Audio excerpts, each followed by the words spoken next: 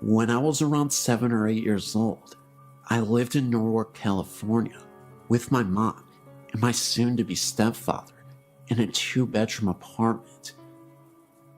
There are 2 things I remember most about living in that apartment. One was the beautiful Princess Kenobi bed I slept in, and the other was the floating woman's head I would see coming into my bedroom from the hallway. I have and will never forget that image. It looked like an older woman with long, coarse gray messed up hair with some kind of hat. The first thing I think of when I remember her face was she looked like a witch. Pointy nose, moles on her face. From the moment I started seeing her float in, she just stared directly at me, went around the poles of my bed, and coming right at me. I would always put the covers over my head knowing she was right on top of me, and shut my eyes hard, and pull my fingers in my ears until I felt ready to look again. I've always believed and been interested in paranormal and ghost stories. After my grandmother died, I felt her hand on my shoulder in my then boyfriend's house. I turned around. Nobody was there, but for some reason, I knew it was her, and I didn't feel scared. I felt she was letting me know she's okay and with me. Lately, my sister and I have been looking at paranormal sites and researching videos and pictures of ghosts, paranormal stories. Your site is my favorite right now.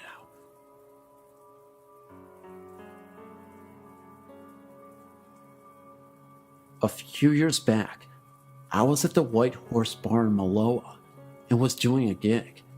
When I was done, I left the back room and walked through the kitchen area, passed by a guy in a white outfit who was preparing food, or so I thought.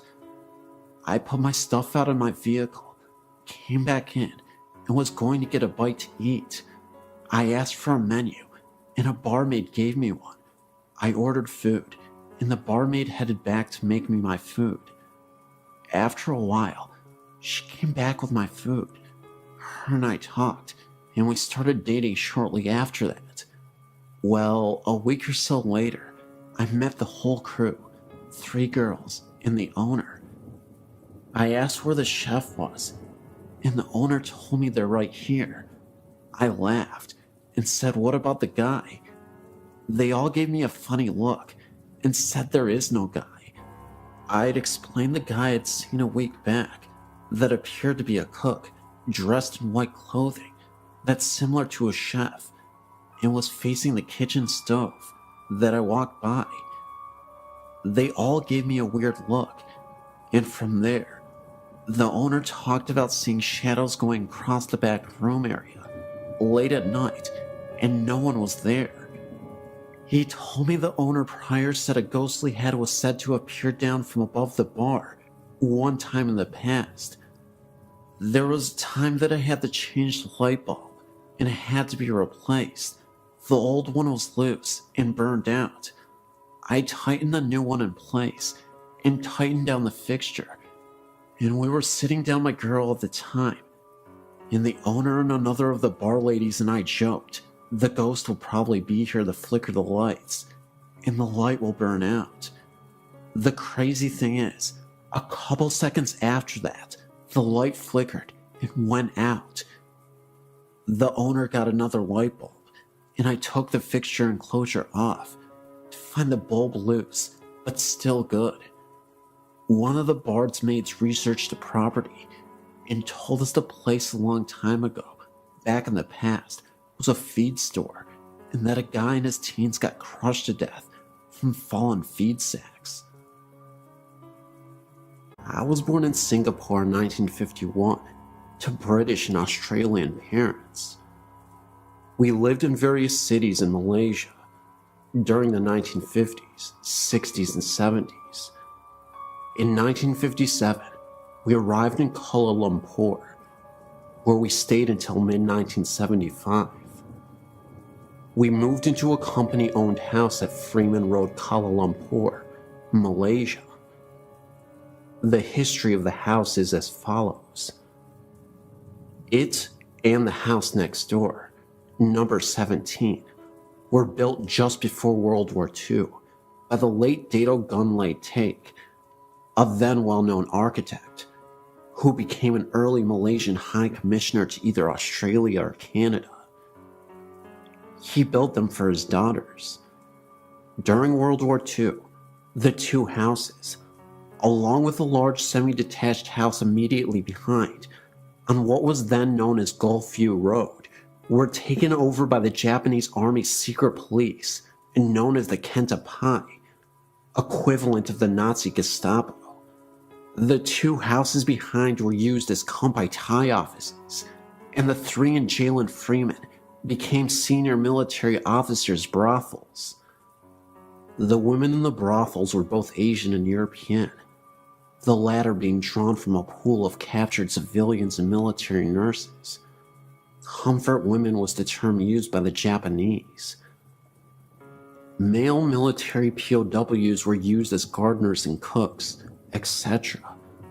These staff, if they fell from favor, were executed, and some were obviously buried in the ground surrounding the houses, as some years later, we did find scattered human remains when excavating the gardens for our new orchid beds.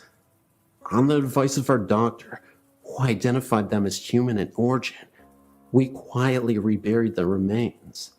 He said that if word got out as to what we had found, we would never get any Malay or Chinese domestic staff to work for us. After the war, the houses were returned to their owners who, knowing what the Japanese had used them for, promptly put them up for sale. They were all bought by large companies at bargain prices, who used them to house senior expatriate staff. Gunlay Take was no different, and in 1947, sold his two houses to the company my father worked for. The two company houses were 3-bedroom houses of 2 stories, double brick construction. There was also a long narrow room, forming a roof over the carport at the front door. This room was to play a significant role in what we were to experience over the following 10 years. In our house, this room was turned into a large walk-in linen press and storage area. To enter it, one would take one step down. When we moved into the house in early 1957, the first thing my mother noticed was that this room was extremely cold, as if it was air-conditioned. In tropical Malaysia, a non-air-conditioned room this cold is not even practical. Our dogs would never go into this room, and when passing the entrance to that room, always hurried past with tails between their legs. Nobody would really stay in that room for very long. It had a very uncomfortable atmosphere. However, sometimes after running around and playing and getting very hot, I would go and sit on the step at the entrance to the room to cool off. I was 5 years old and knew nothing about ghosts at this time.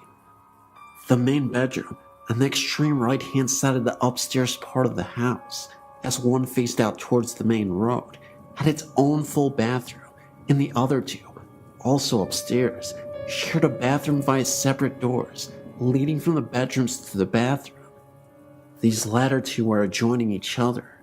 One was on the extreme left-hand side of the house, and the other at the back, with windows looking out over the back lawn. This eventually became my room.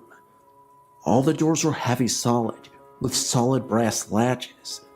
Windows were hinged teak framed and had a bamboo awning type blind that rolled down over the window to give shade from the sun. Downstairs was a separate formal dining room, lounge room, kitchen, toilet, and downstairs storage room, as well as a storage area under the staircase. The lounge room opened up onto a rear veranda area. Remember, the temperature was over 85 degrees Fahrenheit plus all year round. As per usual, European expatriate practices of the times in India, Malaysia, Indonesia, Hong Kong expats had domestic servants to look after the household chores. All expat houses built prior to the early 1960s had separate servants' quarters on the property. This house had a 3-roomed building with shared kitchen and bathroom, and it had a car garage building sited at the rear of the property, about 20 meters from the main house. About 3 months after we moved in, funny things started to happen. The first incident was the appearance of a white cat.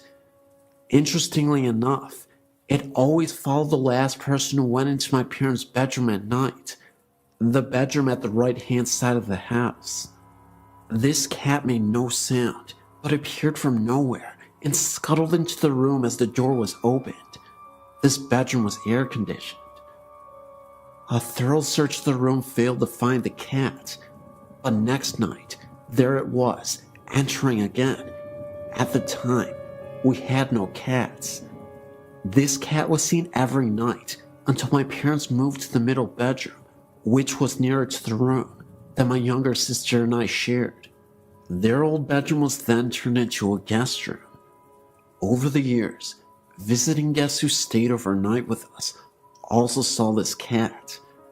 One evening, about dusk, my mother, looking through the lounge window, witnessed a woman with long red hair, wearing a sort of white nightgown, standing near the front gate.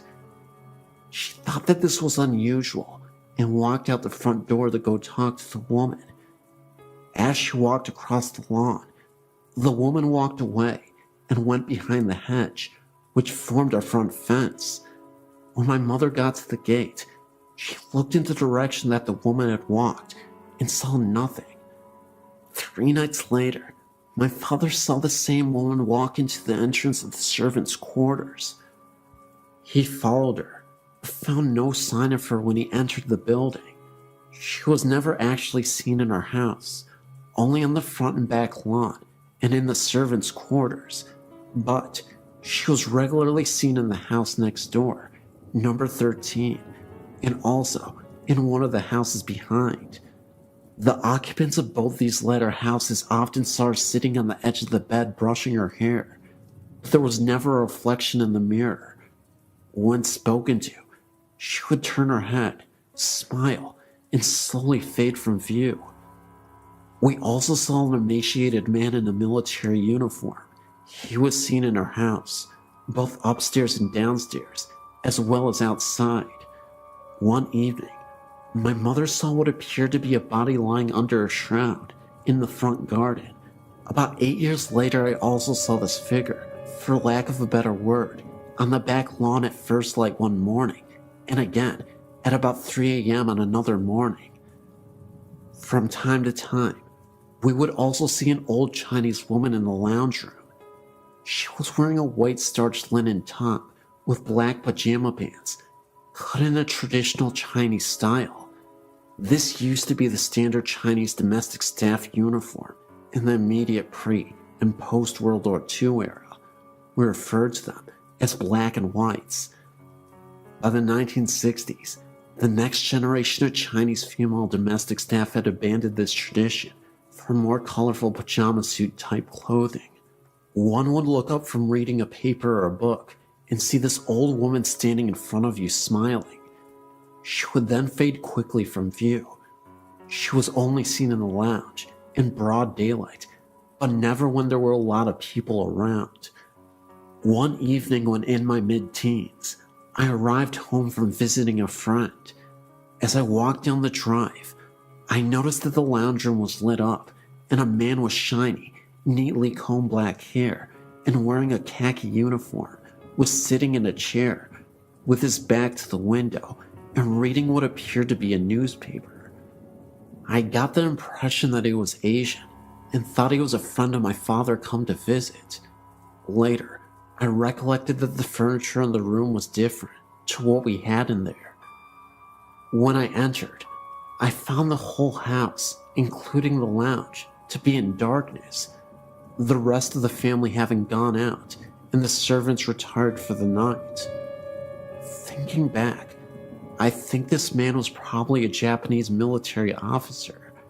I only experienced this once, and my parents never did. Occasionally, we would also hear a woman's voice calling out in terror. We couldn't figure out what she was saying because she was saying it in Japanese. It was then that my parents realized that what we had seen and experienced were most likely the spirits of those who suffered there. After finding this out, we began to suspect that the cold room I described earlier in this narrative may have been used as a place for the ill treatment and execution of prisoners. My father learned that after the war, health authorities advised that the original septic tank was too close to the house and a new one had to be installed. While digging the new pit, workers had dug up human remains.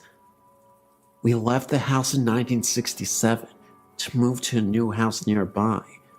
The next occupant, also working for the same company, also experienced funny things, but didn't actually see anything strange. This family's dog on several occasions also dug up human bones from the gardens.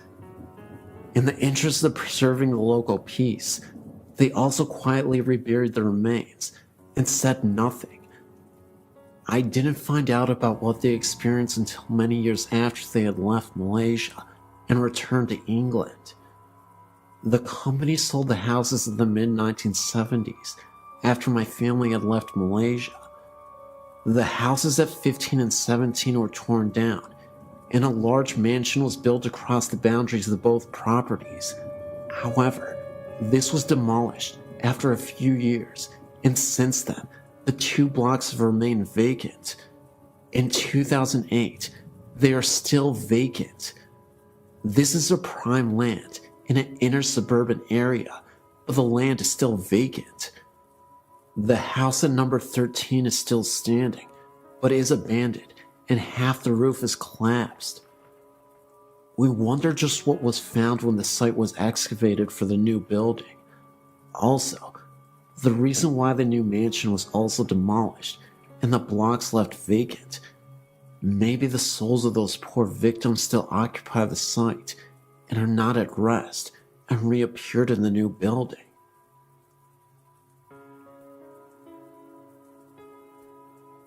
I was shocked to see that in Lovejoy, Georgia, there were apparitions. I too had an experience, but didn't think much about it, especially after everybody looked at us. My mother-in-law also saw it, as if we were crazy. We used to live in a new apartment complex. One day, I was sitting on the counter eating lunch, and my mother-in-law was in the living room. As she came towards me to get to the kitchen, we both saw a man going towards the room at the end of the hall. Our first instinct was that one had broken into the apartment. We did get a chill, but at the same time, we didn't seem it was a big deal. We just figured it was the fact that we had gotten scared. I grabbed the phone, and we walked towards the hallway. When we looked, we saw nobody. We thought they had gone into the bathroom or the laundry room. When we saw nobody, we looked in the closet of the room, but again, didn't see anybody. After we came to our senses, we realized that nobody could have entered because we would have heard the door and the alarm would have went off anyway. 2 guys that slept in that room told us afterwards that they would have trouble sleeping for a long time. On occasion, they would hear the water running, but they thought it was the other one. After sharing these experiences, we have come to the conclusion that this was in fact paranormal. We called the leasing office and asked them if anything had happened in that apartment, or if they knew of anything of this nature in that area. They obviously thought we were crazy and replied that they didn't know anything. Now that I have found this, I feel relieved that now, thanks to this, my family believes us. I'm of course referring to your site. Thank you for letting me share my story.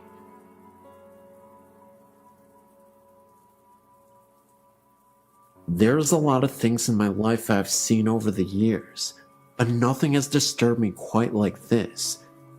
It was the weekend of break for myself and my mom, and we decided to go up to Oklahoma City to see my cousins.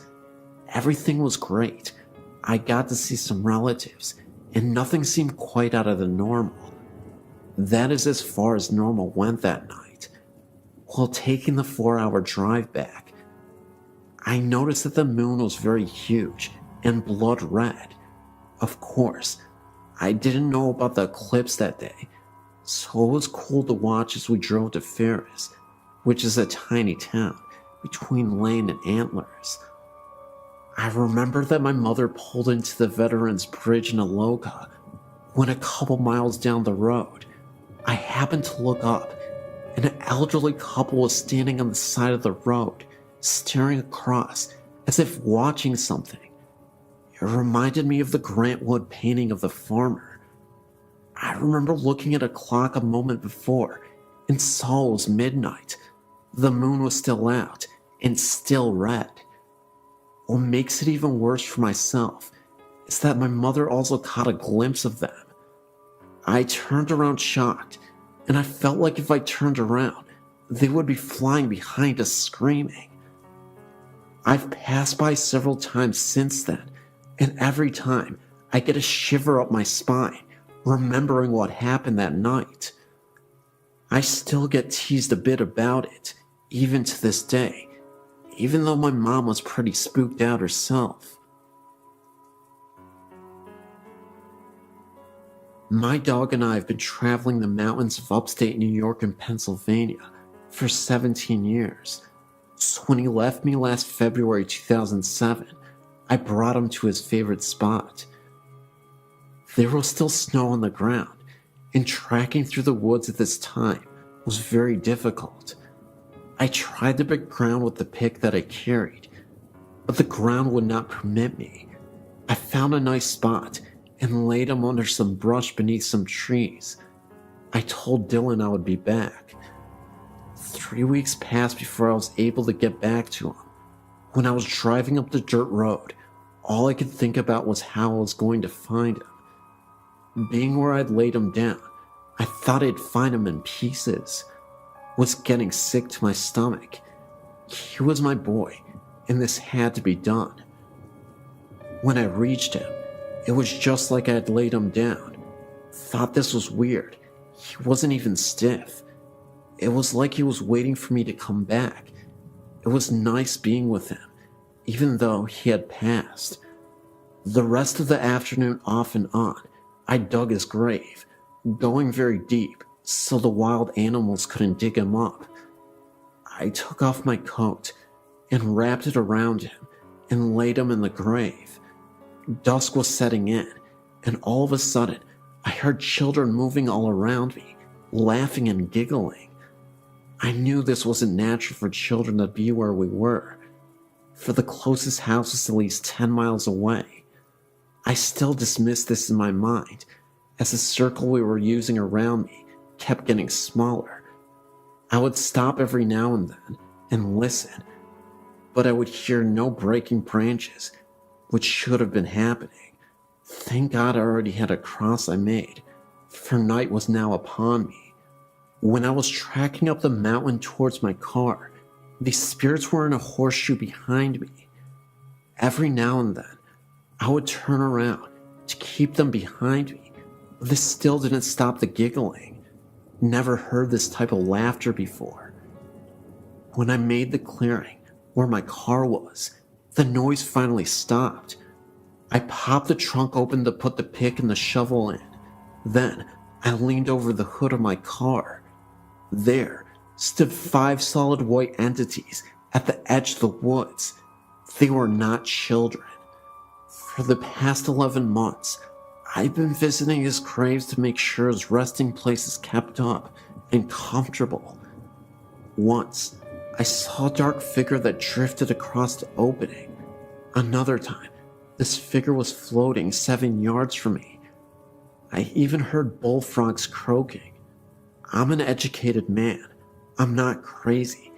Can't talk to anyone about this without people thinking I'm weird or mentally disturbed. Either way, this was a tale that I thought you'd enjoy. It's 100% real. I swear my life on it. I know I may only have my word, but it's the best I can do. I've worked at St. Francis Hospital in Peoria, Illinois for over 20 years. I've seen some of the nun ghosts on the 7th floor, where the laboratory was when I worked there. The morgue was also on that floor. I was working third shift one night. At times, we took the back elevator, the service elevator, to the floors to draw labs when needed. As I was walking down the hall to the elevator, I saw a nun getting onto the elevator. I yelled out to her, "Please hold the elevator, sister." The door started closing. Thinking she did not hear me, I hit the down button as it closed. The door opened, but there was no one on the elevator. There was nowhere else she could have gone, for it was a dead-end hallway. To take the stairs, she would have had to walk past me. This was a strange night, and it took place many years ago. Another moment, it was fairly late, and I was again on my way to the elevator. This time, I made it inside alone, and as the elevator was closing, I saw a man in a white lab coat standing all the way at the end of the hallway. At the time, the hallway was pretty dark, but there was just enough light that you could see down it. I knew for a fact that there was absolutely no one else on the floor at the time. The image of the man in the lab coat, and also the nun, will always be engraved in my mind. This hospital has always had a reputation for having had ghostly visitations from previous employees who used to work there. Some of my coworkers have experienced this as well. When I was describing what I had seen to a current coworker, she was a bit startled from the revelation. That's because one night, she had taken the elevator to the morgue, and when she got down to it, she could have sworn that she saw a figure or dark shadow in a praying position, kneeled over. She said the figure was an outline of a person. No distinct features, almost cloud-like, but could definitely tell it was made to be some sort of person. My theory is that the nun appeared once again to help with the newly deceased transition to the other side. I'd also like to think that the man in the lab coat was a former employee of this hospital. Either way, there's quite a bit of haunted history here, and I'm not sure how to deal with it at times. Since I'm fairly used to creepy happenings, it no longer frightens me like it used to, but there's always a bit of excitement in telling these tales to those who haven't heard them before. I believe there is a portal to the other side that humans have access to, and eventually we'll transport ourselves to this world. As for now, we're just getting a glimpse of the afterlife.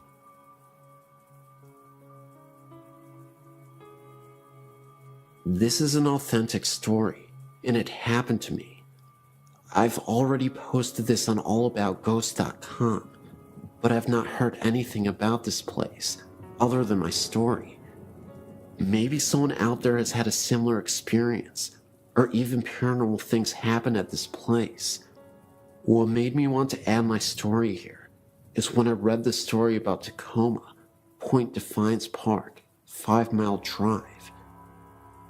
This story grabbed me and was almost disturbing to me because it is so closely related to mine about a little girl. However, this was no ordinary looking girl. She was looking real, of course, except she had no eyes and was smiling, and then all of a sudden she disappeared. I was searching here to see if there was anything from my spot at Eagle Falls. When I went to this favorite swimming hole of mine on Sequoia River. This is a very beautiful swimming hole, almost lagoon-like, where the river flows, with falls into a pool of deep colorful water, and under the water, on the side of the walls, They're huge giant flat rocks that drop off down where you cannot see the bottom. The rocks above have been carved into the star-like settings that have become flat, and then go down into where the river wall is.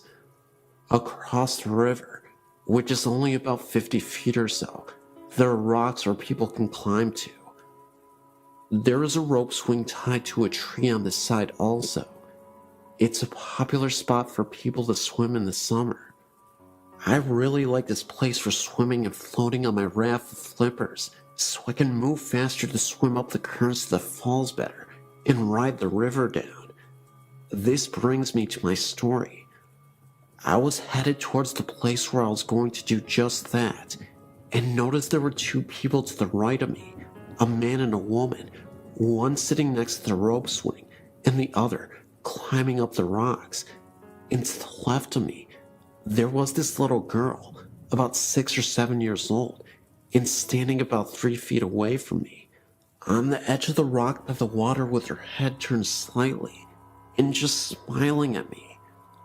I am swimming still almost to passing her, and notice she's still smiling, so I smiled.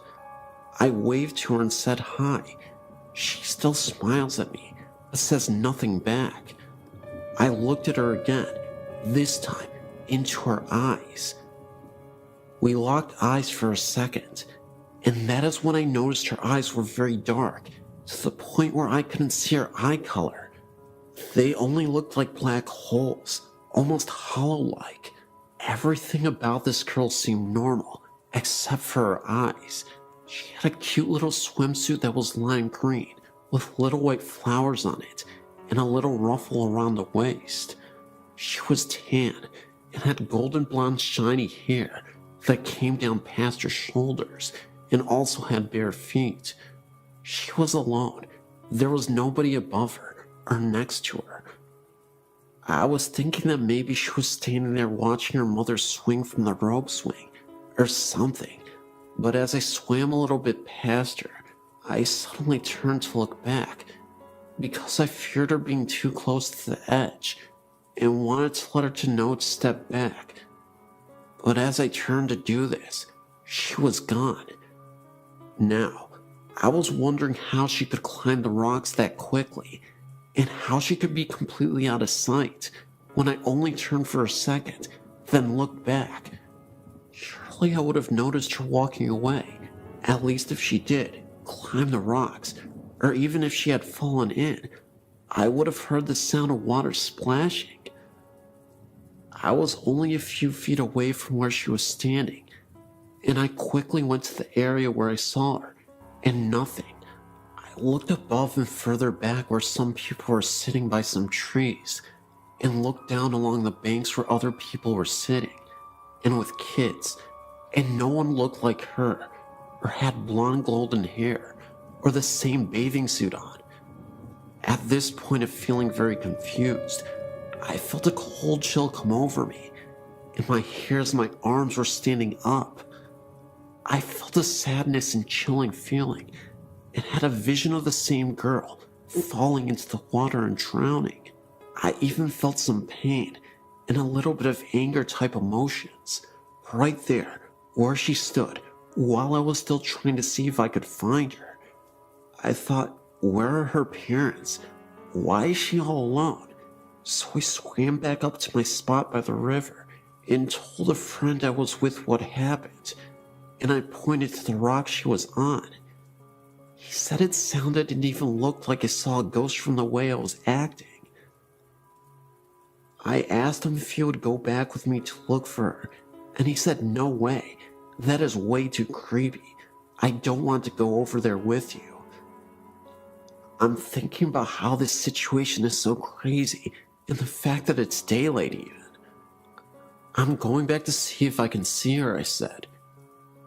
Determined to find her, I swam back to the spot where it happened, and looked all over the area where people were sitting, and still, no little girl in a green bathing suit. I started looking in the water to see if I could see anything from down there. Nothing. And the girl across the river that I thought was her mother was not. she was with the guy on the rock still. Then again, I get the chill, and I'm feeling sad, and start becoming afraid of the spot, and even swam away from it again, thinking this doesn't make any sense, then wondering if I'm the only one who saw her. Did the people across the river even see her? This is a wide visible area where you can see everyone around you. Am I losing it? Then I remember those eyes she had were actually hollow. The smile she made, and just kept smiling at me. How she didn't even move from the time I swam towards her, stopped, made eye contact, and said hi, then kept swimming, only a few feet further, then turned around to say she was close to the edge, or, "Where is your mother? Somebody should be with you." I truly believe what I saw was an entity of some sort, and perhaps this little girl might have fell into the river and drowned, right where she was standing. I've heard some stories from here of people dying at the spot by swinging from the rope swings and jumping from the high cliffs, which happened right across from where she was. I also believe I wouldn't be so disturbed by this if it all seemed normal, but it didn't, and for some reason, she didn't seem to fit in. I wrote to ease my mind, and maybe to just get it out somehow. If anything at all, I will probably never know why she picked me to see her, but I will never forget what she looked like, or how she stared at me and smiled for so long. Maybe she was looking out for some people swimming in the river. Who knows? Well, this is the end of my story.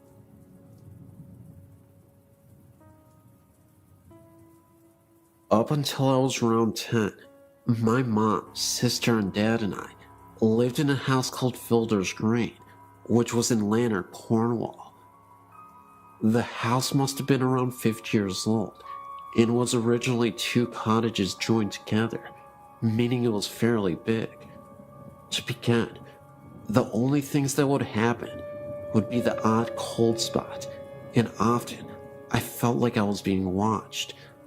Another time, my mom went to use the downstairs bathroom, leaving my dad in the kitchen, when she heard a man cough loudly outside the door.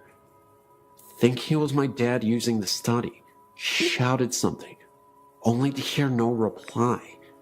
She left the bathroom. There was no one outside, or even in the study. When she went back to the kitchen, my dad was at the same place. She asked him if he had followed her to the bathroom, which incidentally wasn't near the kitchen, and he said he hadn't moved.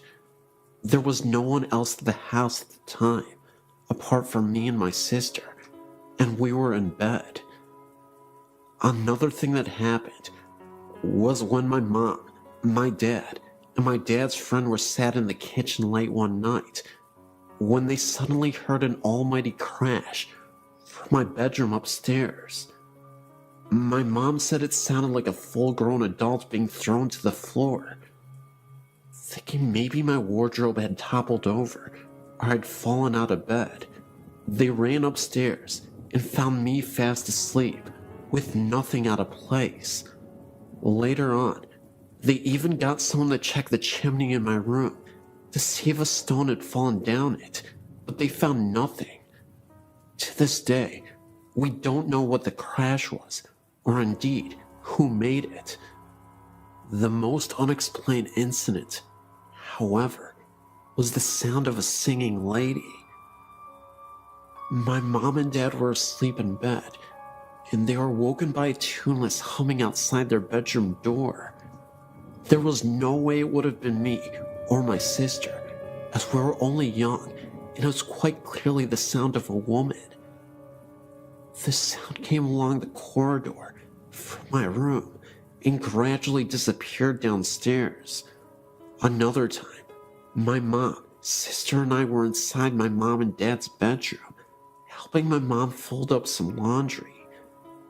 My dad was outside mowing the lawn, and we could see him from the room.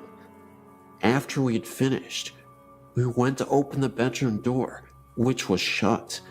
We couldn't get out. The door had no lock on it and wasn't jammed. There was no draft in the room, as it was an airless summer's day. It felt like someone was standing outside, holding onto the handle to prevent us from leaving. My mom, who was obviously stronger than me and my sister, tried the door too, but there was no luck. In the end, we had to shout outside to my dad to come and let us out. He opened the door easily, and there was no sign of it ever being stuck. We left that house when my parents separated, and I found out from someone that knew the current inhabitants that they too were experiencing strange things, such as their child's toys being turned and turned off during that night.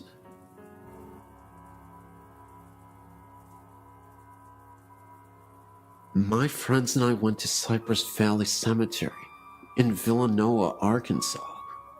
We come to your site and have tried out some of the places and have gotten good responses. We parked our car out front and went into the gates around 3 in the morning. There were 4 of us. There were 2 guys, and then my best friends and I, who are girls. The guys went in first, and we followed them soon after. Immediately entering, we all had a very strange feeling come over us. My best friend and I decided to go back to the car and let the guys walk around and explore some more. We were alone in the car for nearly 20 minutes with the windows rolled down because we were smoking when we started hearing screams from the distance.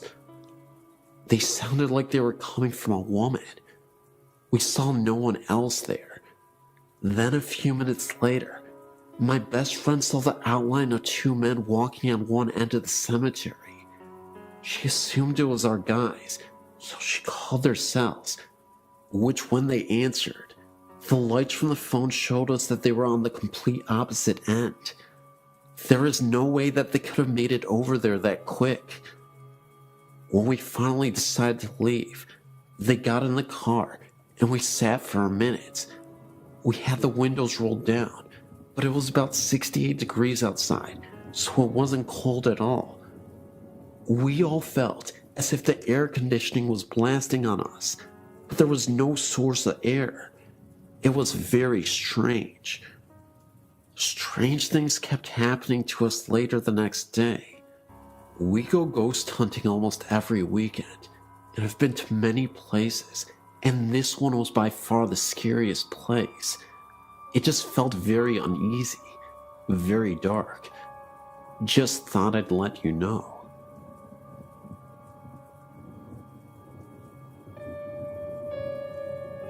Here's one of my stories of paranormal activity. From being very young, my brother and I had always experienced things we knew were not normal, but of course, our grandparents, whom we had lived with since we can remember, brushed it off as childish imagination. As we were growing up, we saw less and less unusual happenings. It all began when I was 15 years old. My brother at the time was 17, and our grandfather passed away. My entire family reported seeing him the night after he passed away.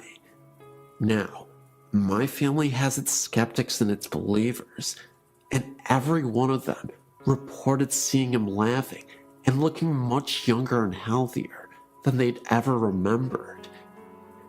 He smiled at them all and said goodbye. Now, my brother and I had not seen this apparition, so we brushed it off as their subconscious projecting an image they all wanted to see. Of course we were believers, but we thought if anyone would have seen him, it would have been us, for we had been there for him when nobody else had ever been.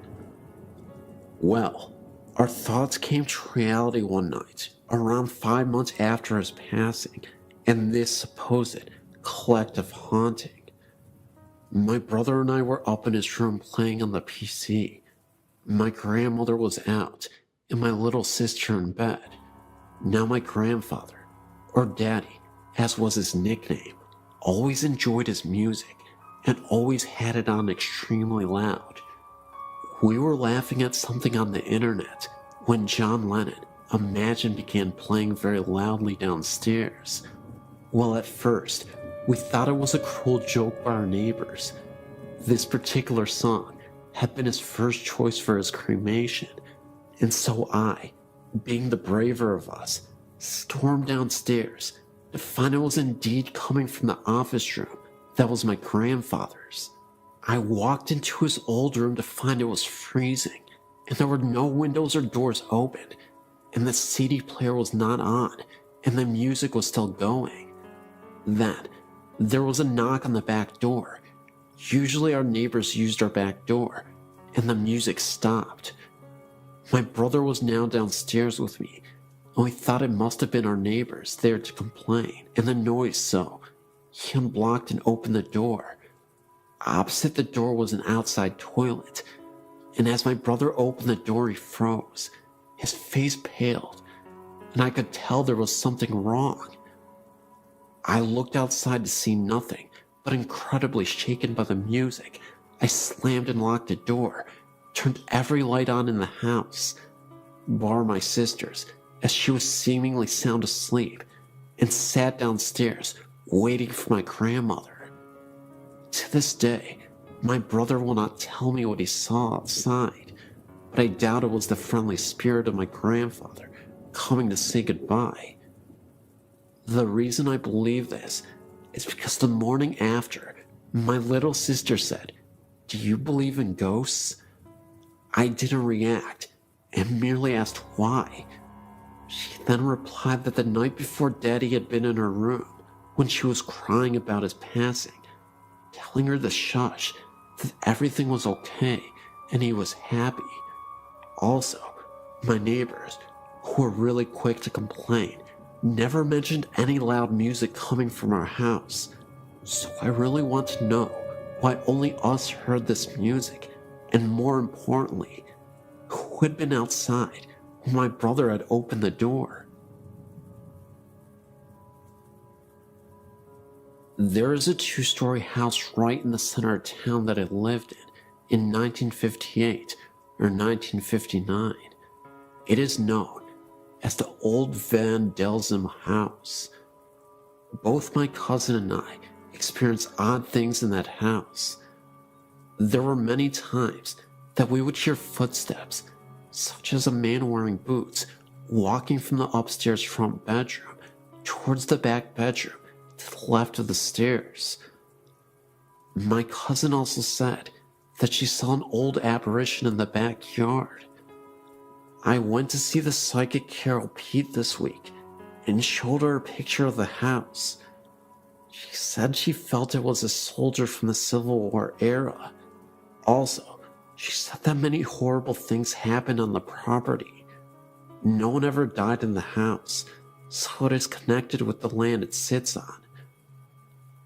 We stayed there only about 2 or 3 months and moved to another location in the same town.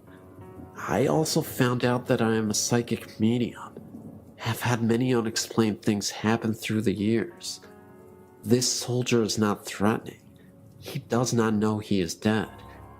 Wish the house was mine so I could try to help him. All this has been burned in my memory for nearly 50 years.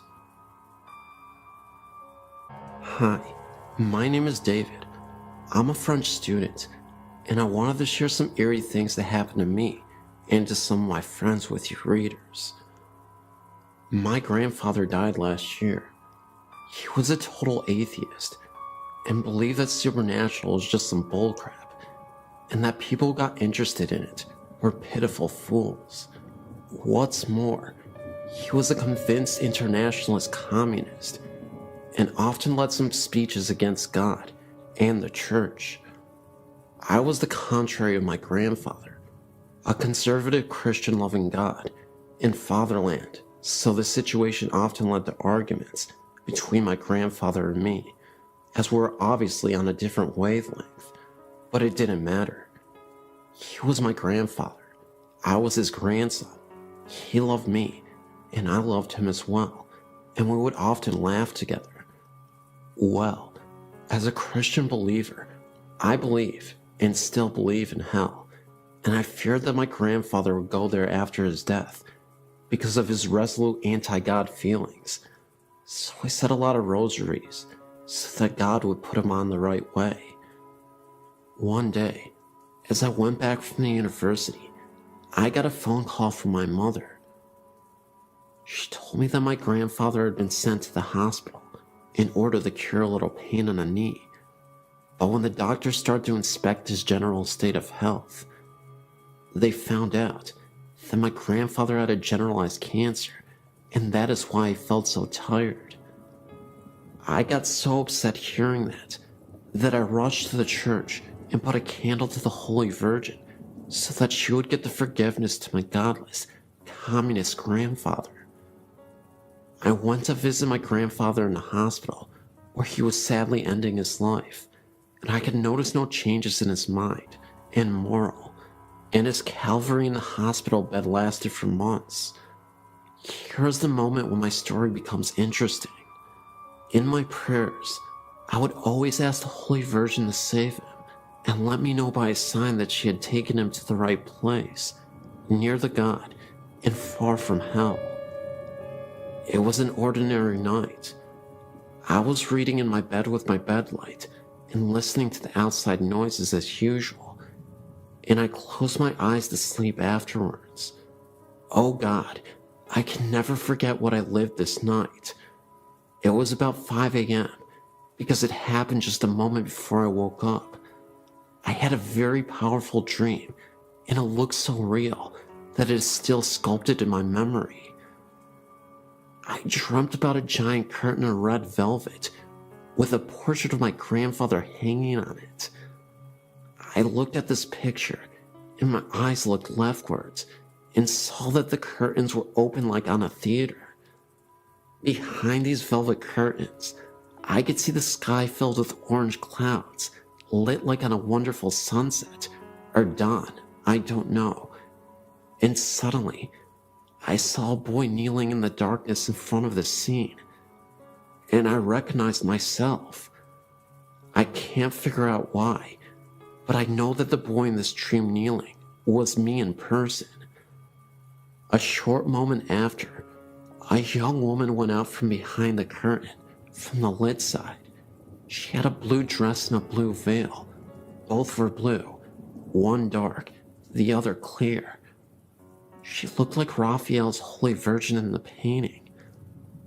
I remember her peaceful face that made me feel peaceful and tranquil. The lady sat in front of the kneeling boy, me, and started talking to him. I would see the lady's lips moving, but no sounds coming from her mouth.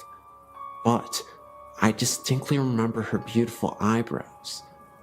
After talking, she showed me something behind her.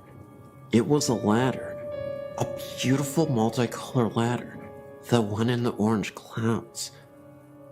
The ladder went through a hole in the clouds, and this hole had incredibly powerful light coming right from it, and it throwed rays of light.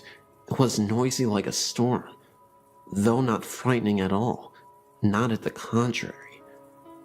My dream stopped with this vision of delight. I'd forgotten the dream on the following morning and went downstairs for the coffee. My mother was standing in the kitchen, and her eyes were painful. As I held my cup, she told me that my sister called from the hospital and that my grandfather passed away. I was waiting for this event with pain, but I got psychologically ready.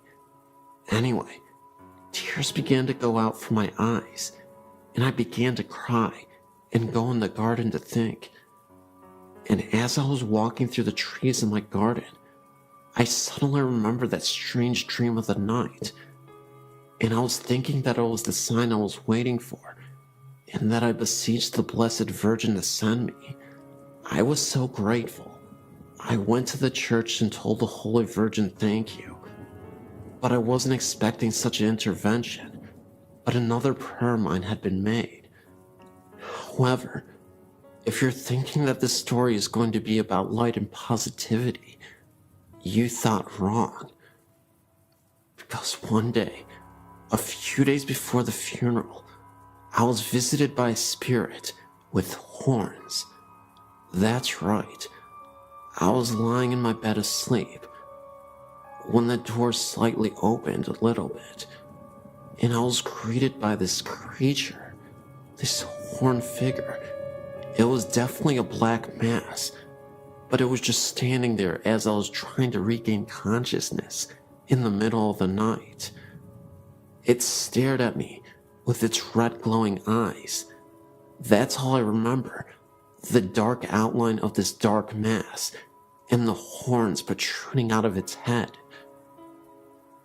It was there for about 40 seconds, and I'll never forget the sight, and it just slowly disappeared.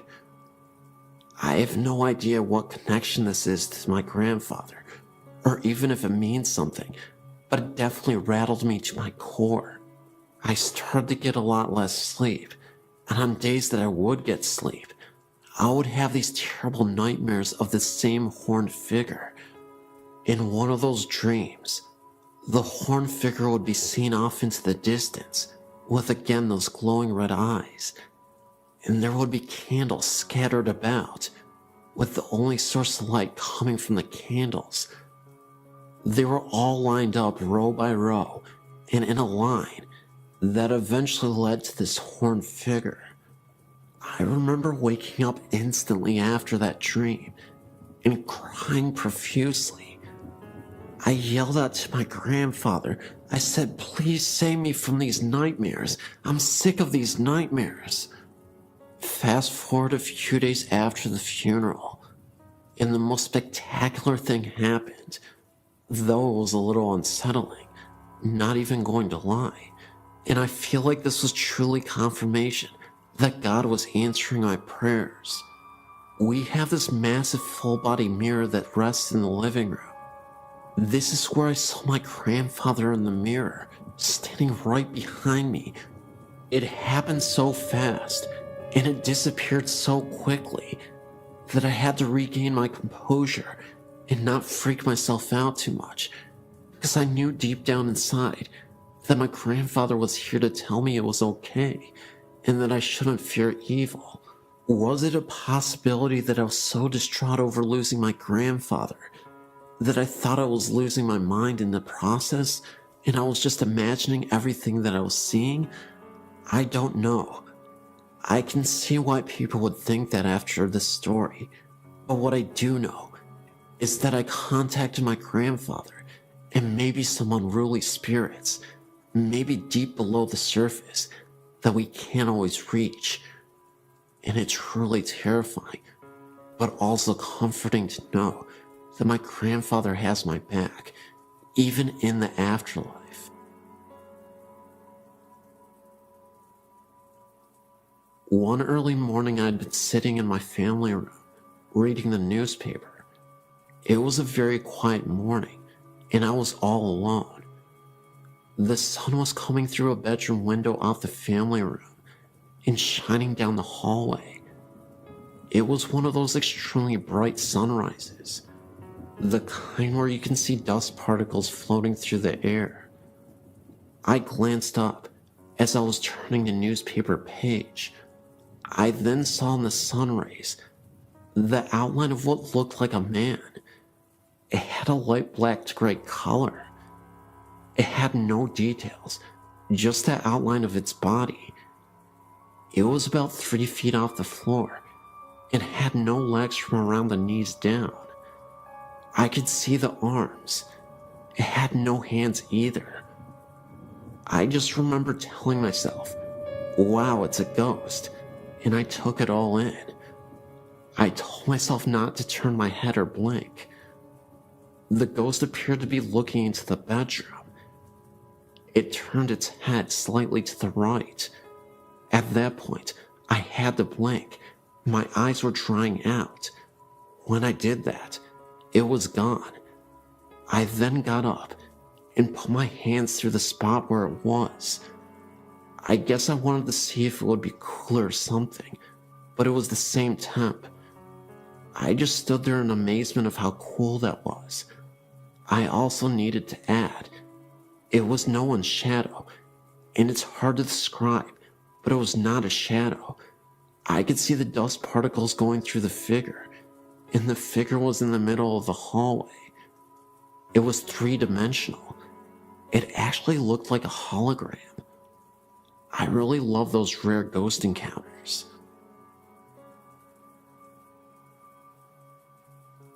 My parents bought a house in Newborn, North Carolina in 1970. It was a brand new home in a new neighborhood. I lived in this house with my parents and younger sister until I went to college in 1994. The house was a 3-bedroom, 2 full bath ranch with a carport. Before I was born, my father enclosed the carport and turned it into a large den. The original steps, carport door frame, and window frame remained and led up into our kitchen. It was an interesting layout because you could look through the open window frame from the kitchen and see into the sunken den, or vice versa. The bedrooms were on a long hallway at the back of the house. The hallway could be reached by 2 doorways, the kitchen and living room, actually one big circle. The first bedroom in the hall faced the street.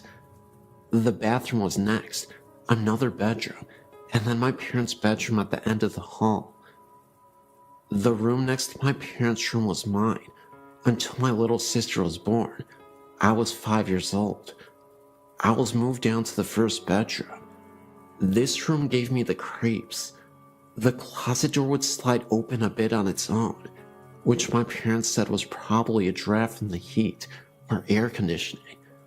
However, after someone broke into my bedroom window while I slept and stole a few things from my room, I never stayed in there again, usually sneaking into my little sister's room and sleeping with her or sleeping on my parents' bedroom floor. I constantly slept with the bathroom light on and a bright night light or lamp. I would wake up in the middle of the night and hear odd noises that made me feel paralyzed and cold all over. One would think these irrational fears would subside with age, but they seemed to intensify over the years. One recurrent incident that still bugs me occurred in the kitchen, den area. Whenever I would be sitting on the couch watching TV, I would see the silhouette of a person walk by the window frame from the old carport. I would assume it was my mom or dad because the shape was tall. What would scare me to death was the fact that no one would appear at the door leading to the steps after I would see the shape walk by.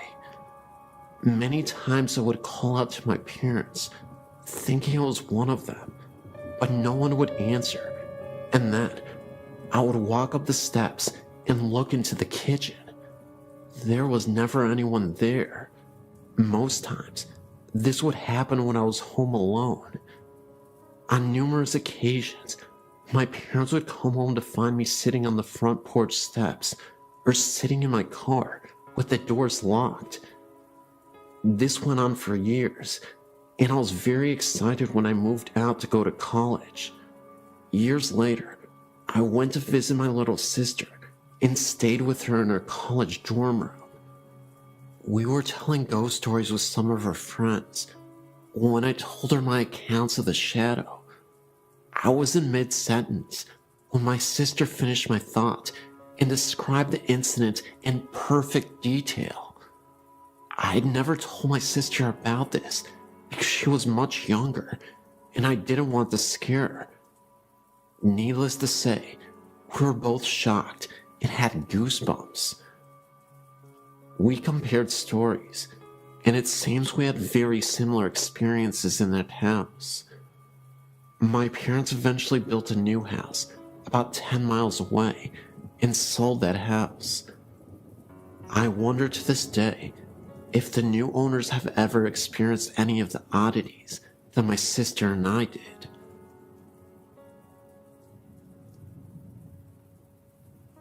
I'm 28 years old now.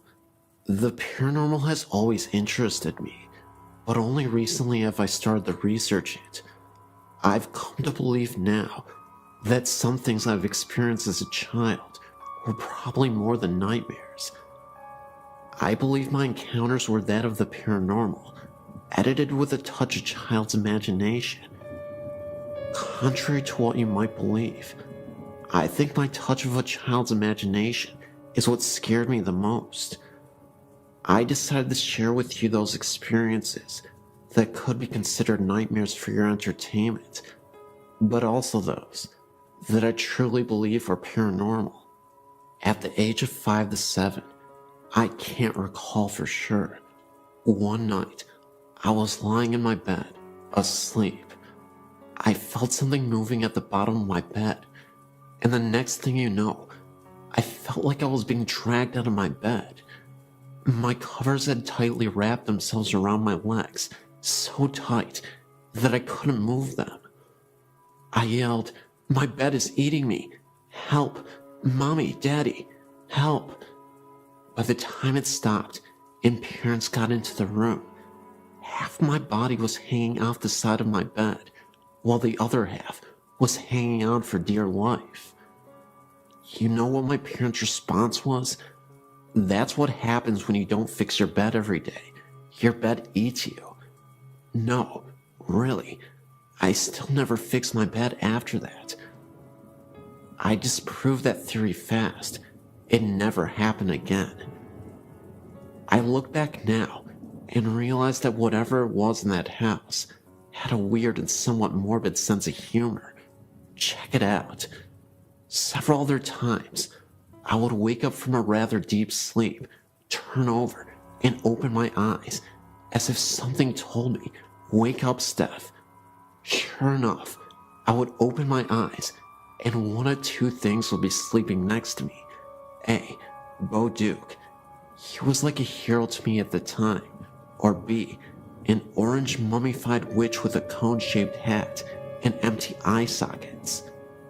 Now, you would think waking up next to Bo Duke saying "Hi, Steph" would be cool as all heck, but no. I would freak out, jump so high I would fall off my bed, and thump and run to my mom's room screaming, "Bo Duke is in my bed, help." It was way more dramatic when I saw the witch. Now, here's what really makes me think it was actually a spirit playing games with me. As I got older, about 10 years old I would say, the occurrences were not so graphical.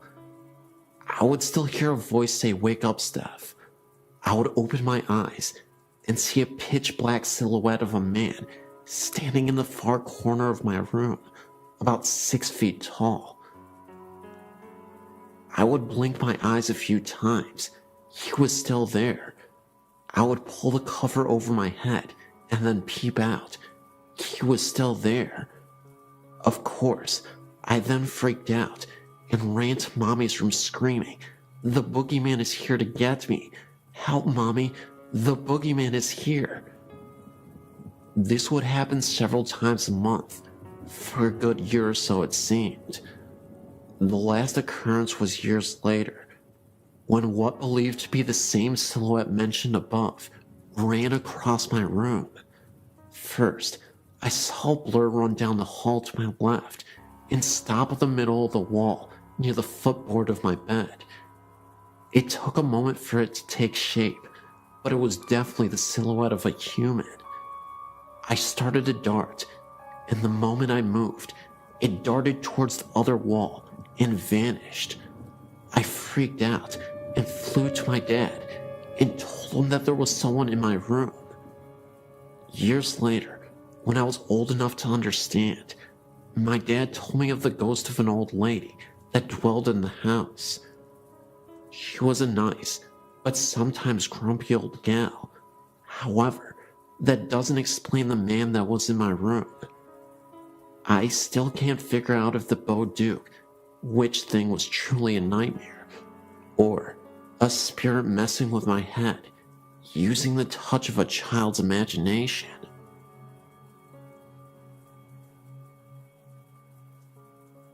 I've been to Gibbs Bridge twice, and we have seen something every time. The first time the signs kept changing. There would be a lot of writing on the signs, or none, every time we came around. I looked back and thought that someone was messing around with us, and I saw a figure standing alongside of the road, ran by the guardrail, and disappeared. Then, I kept seeing something black out of the corner of my eye. My cousin was with me, and she started to scream, and me and her both heard moaning over her screaming. Then, it was me and my sister and her friend. The signs again kept changing, but only a few, not at all like last time. We took pictures and got orbs. Then, we saw a figure again by the sign and disappeared. We went all the way down the street and turned around and saw a big bright light. I told my sister it was probably a car, so flash your lights to let them know that you're coming. She did that, and the light was gone. It kind of looked like a motorcycle light with handlebars. I know the whole story about it. Then, we turned around again and saw it again. It was not the street light at all, because we turned around going back to the bridge about 10 to 15 times. It only showed up about 3 times. The weirdest part of that night was we left, and my sister's phone was in the center console. Nobody was touching it. Somebody that we know called us and wondered why we called. Nobody did it. It was in the center console the whole time. My sister looked down and saw her phone hanging up, and they said we left a message. It was all 3 of us talking, and it was muffled. Tell me what you think, and go out there sometime again. Thanks for reading my story.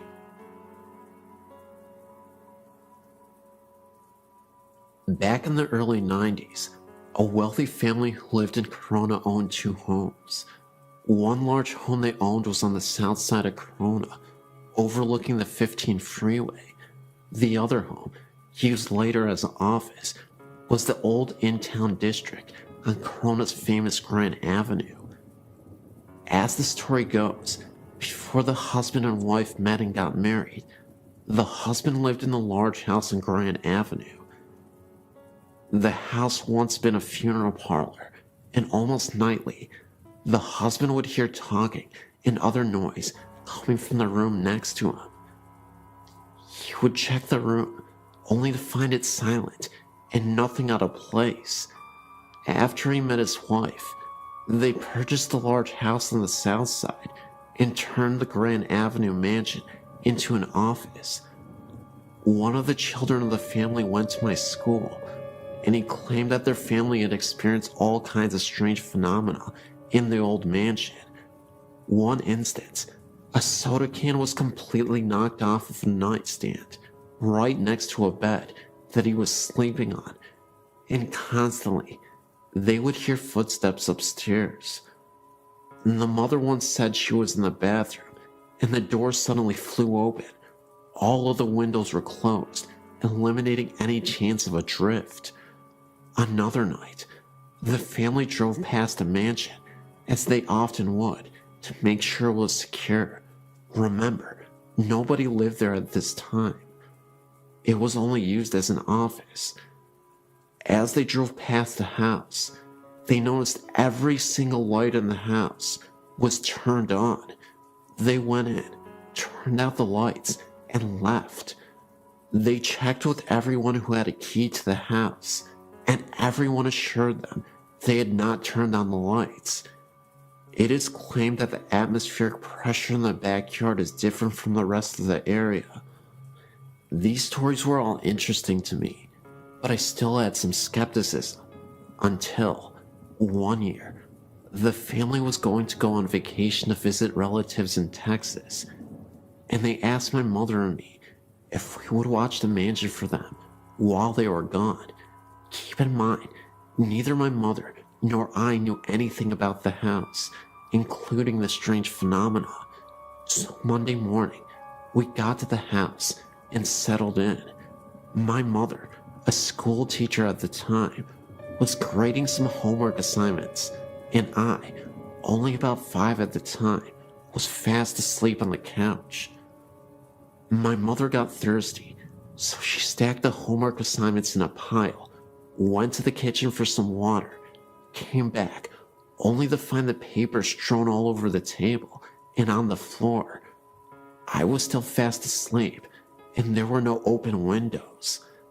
Later on that day, she was in the kitchen again, and she heard me crying in the other room. She ran in to see what was wrong, but again, I was fast asleep. I did not appear to be restless, as if crying in my sleep. Later on that week, we both occasionally would hear footsteps walking around upstairs.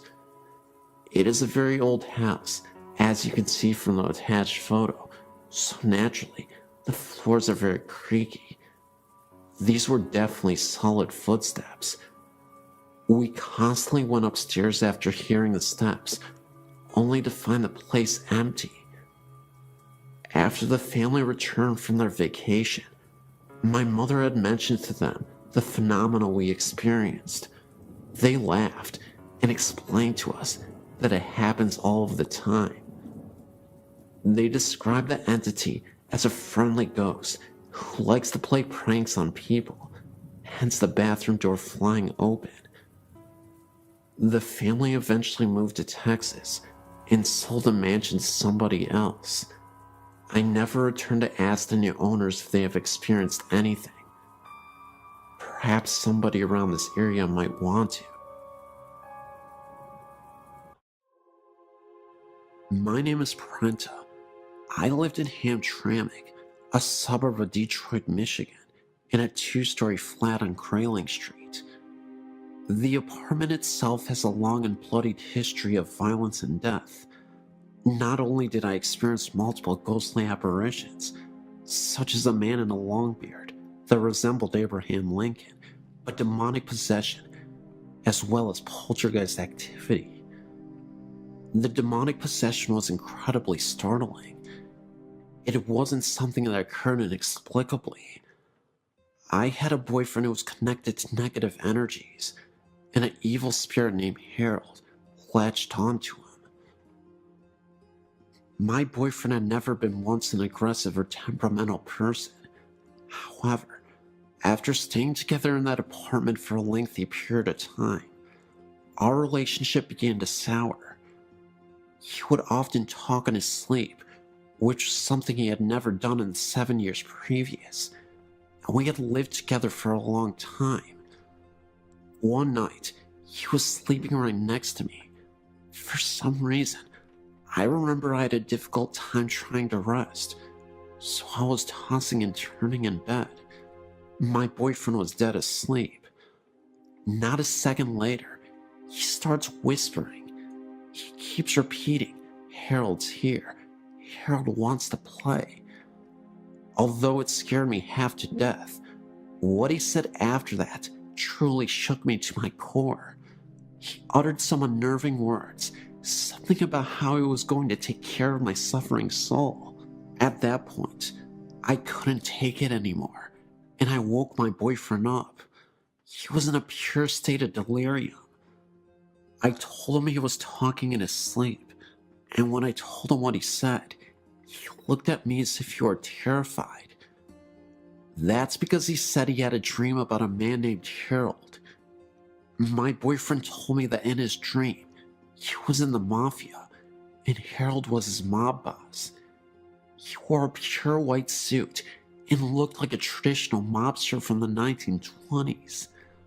Well, a couple days later, I was cleaning my apartment when I discovered a secret room that I never noticed before. It was basically a walk-in closet. The room was empty except for a small cabinet with a drawer. I opened the drawer, and in it was an old newspaper from the 1930s. I kid you not. In this newspaper was an obituary about a man named Harold.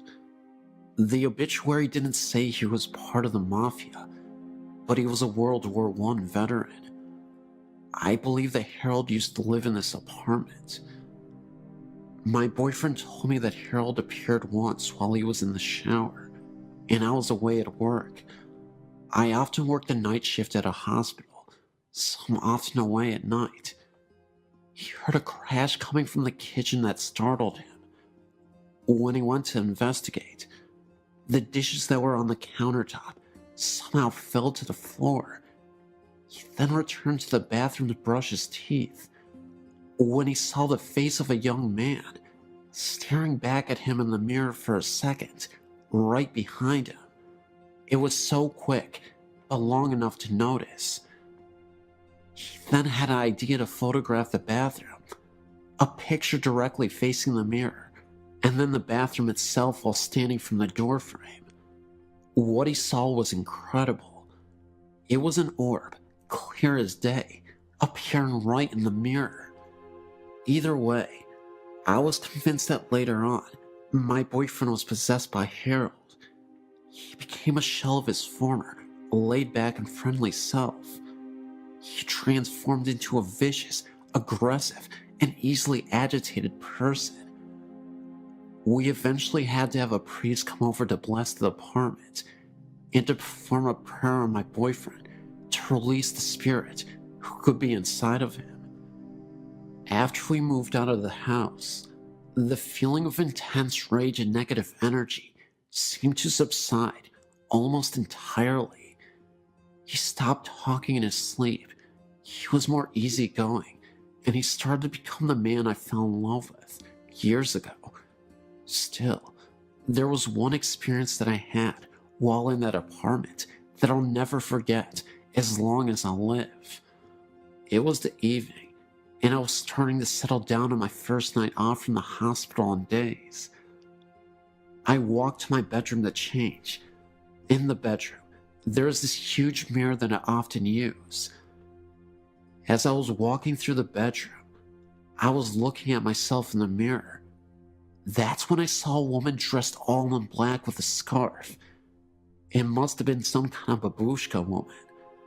I instantly closed my eyes out of pure fright, and as I opened them back up again, I returned to look back at the mirror, only to see that this woman had disappeared. I only saw myself. All of these events are 100% true.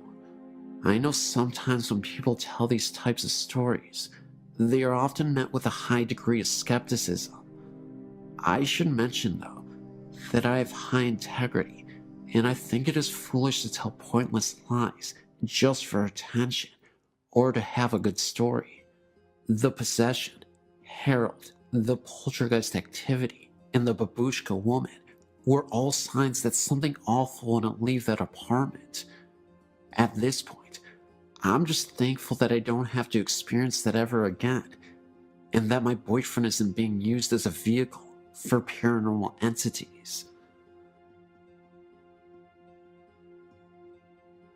I would say this is a story of a haunted house, but it isn't.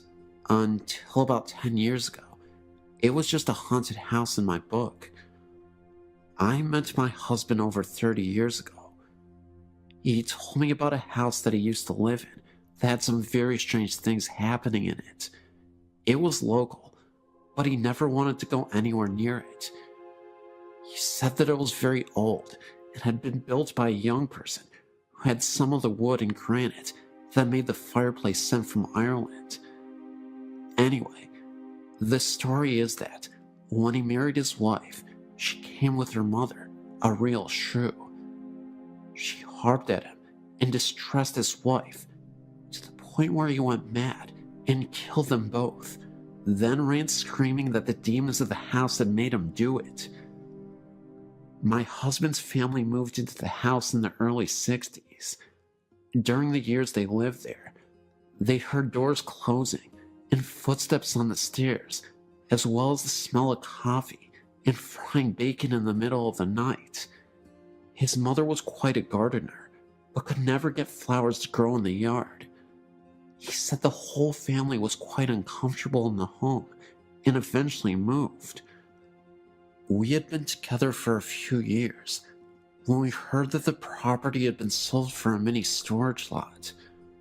We were talking about it with my sister and some friends when my husband told the story.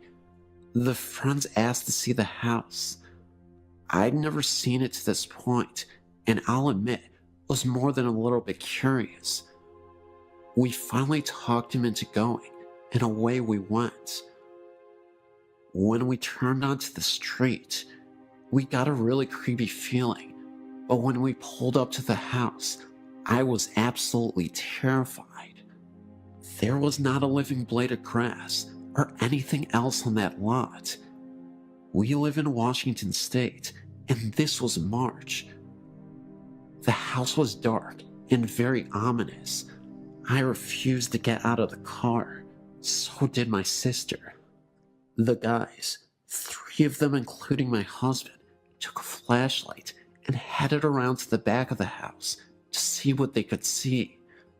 After a few minutes, we saw a flash of light on the 2nd floor.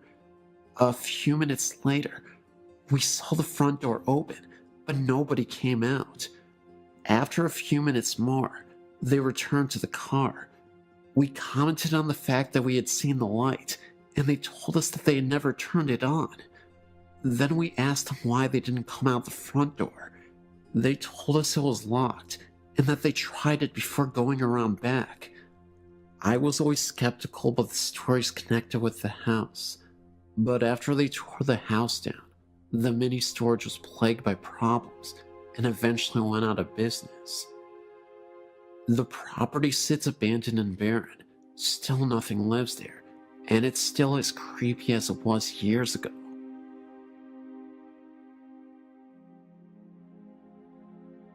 I've got a story to add to your website. I've gone back and forth about someone having come check it out. Just not sure I'm ready for it. But here goes my story. My husband and I moved into a new house built on a minor Civil War battlefield.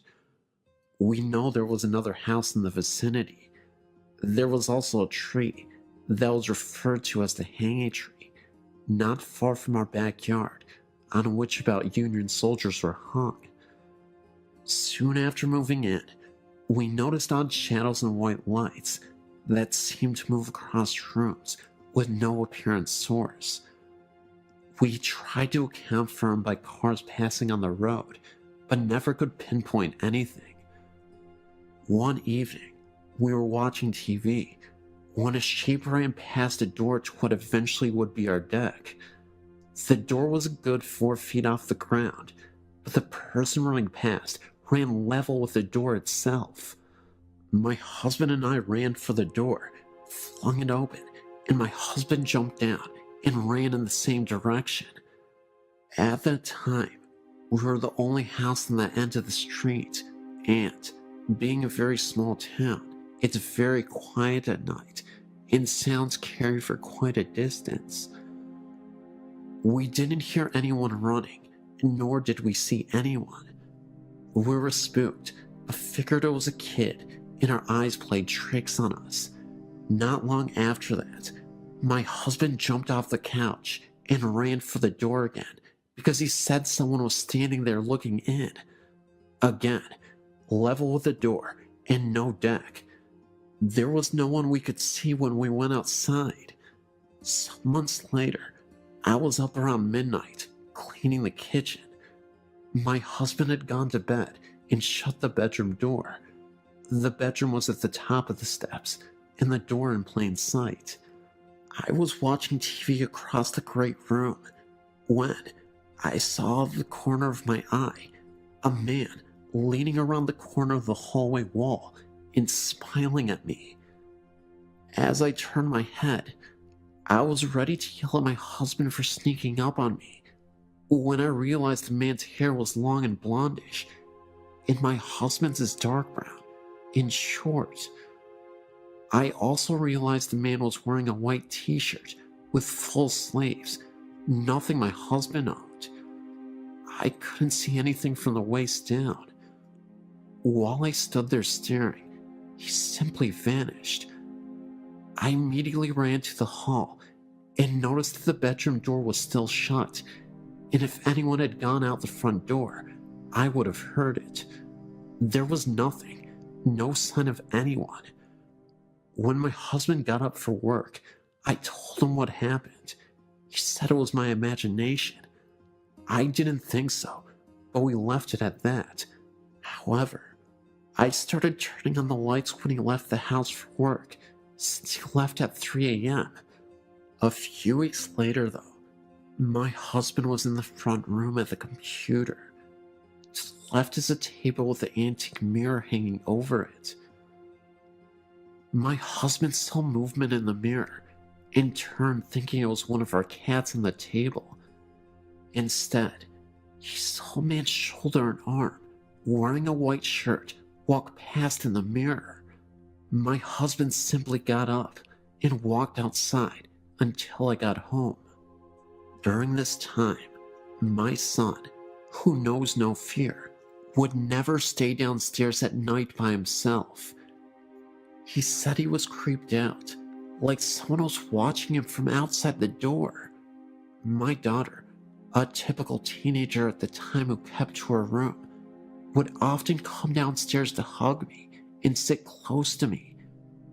When I'd ask her if something was wrong, she told me that sometimes she felt someone was sitting on her bed, and that she saw things move out of the corner of her eye. The strange thing is that my husband and I never told the kids what we saw until they were 18 and 19. There was a time when activity seemed to stop after my husband, getting the idea from my friends, stood in the center of the house and asked whoever was there to not show themselves to him. He was left alone after that. However, recently, we've been experiencing marital problems, and my husband moved into another bedroom. I'm now hearing footsteps in my room, and I'm constantly woken up by what feels like someone sitting on my bed.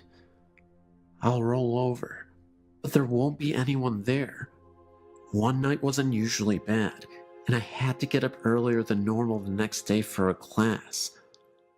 Around 10 p.m., I said out loud that I needed to sleep, and he wasn't letting me.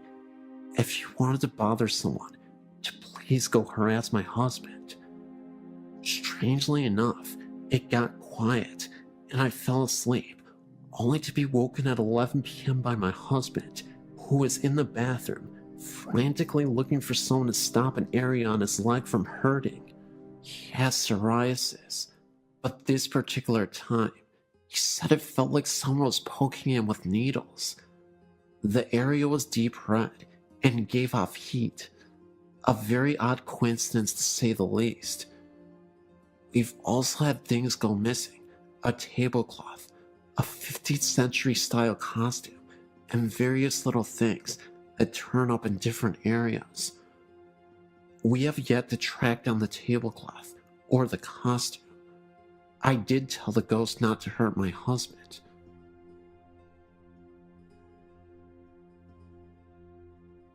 My uncle and aunt now live in a house near the bank in Auburntown.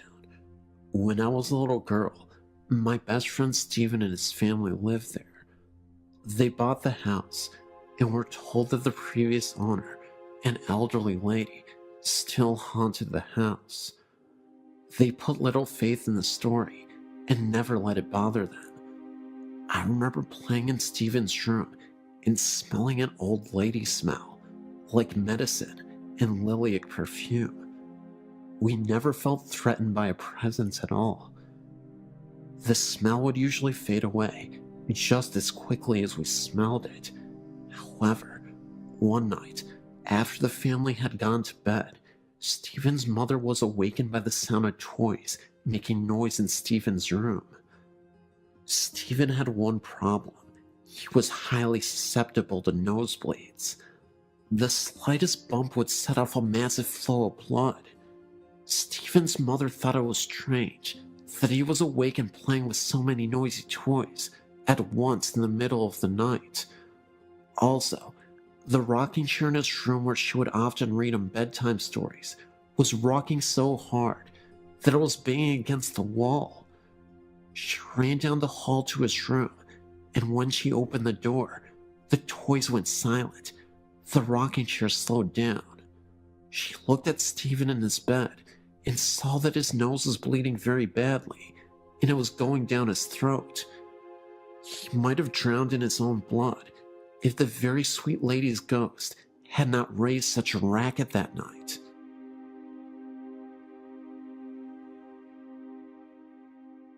My grandmother Emily was a hard-working wife and mother, and during the Great Depression, she held her family together even when her husband, Grandma William, died suddenly. He left her widowed with several children to raise. She was a down-to-earth person and a practicing Catholic, so was not given to superstitions, but nevertheless had some encounters with the otherworldly. One time, for example, she was on her way to visit one of her brothers, an elevator repairman. On the way there, getting off the train, she had a sudden premonition of his death. She got a hold of herself and rushed to where she was supposed to meet him. It didn't take long for her to arrive at his workplace, an elevator station, where he had to do a repair job. She saw a noisy crowd assembled there, and she inquired what was happening. She was told that a repairman had been killed in an accident. It was her brother, the very one whom she had gone to meet, and about whom she recently had a deathly premonition about. I explained this as a prelude to her ghost story. Among her other siblings, she had a brother who was a decent man and a barber by profession. Unfortunately, they had a disagreement, which escalated into a parting of ways. He uncharitably held a grudge against her all the while. Time passed, and one night, while she was asleep and her husband were asleep in bed, she was suddenly awakened out of a sound sleep and noticed a person kneeling near the side of the bed. It was her estranged brother, garbed in his brother's smock and weeping bitterly. He was apparently suffering. She was startled and confused and didn't know how he got in her house and bedroom in the middle of the night and why he suddenly showed up after choosing to cut himself off because of a silly grudge against her. She began to speak to him and ask him what was wrong, but he interrupted his sobs to say, "I'm sorry, please forgive me." And with that, he completely vanished. She was amazed and woke up her husband, relaying to him what had just occurred. As they lay there discussing it, the telephone rang. Her husband answered, and it was for her. When she got on the phone, she was informed that sadly, there had been a death in the family that very night. It was her estranged brother, the barber. They understood this ethereal visit from beyond the grave to be the soul of the departed brother, and that he was given the grace to appear from his purgatory to his sister in order to make up for his uncharitable bearing of a grudge. A requiem mass was offered for him, and they prayed for his soul. He never appeared again.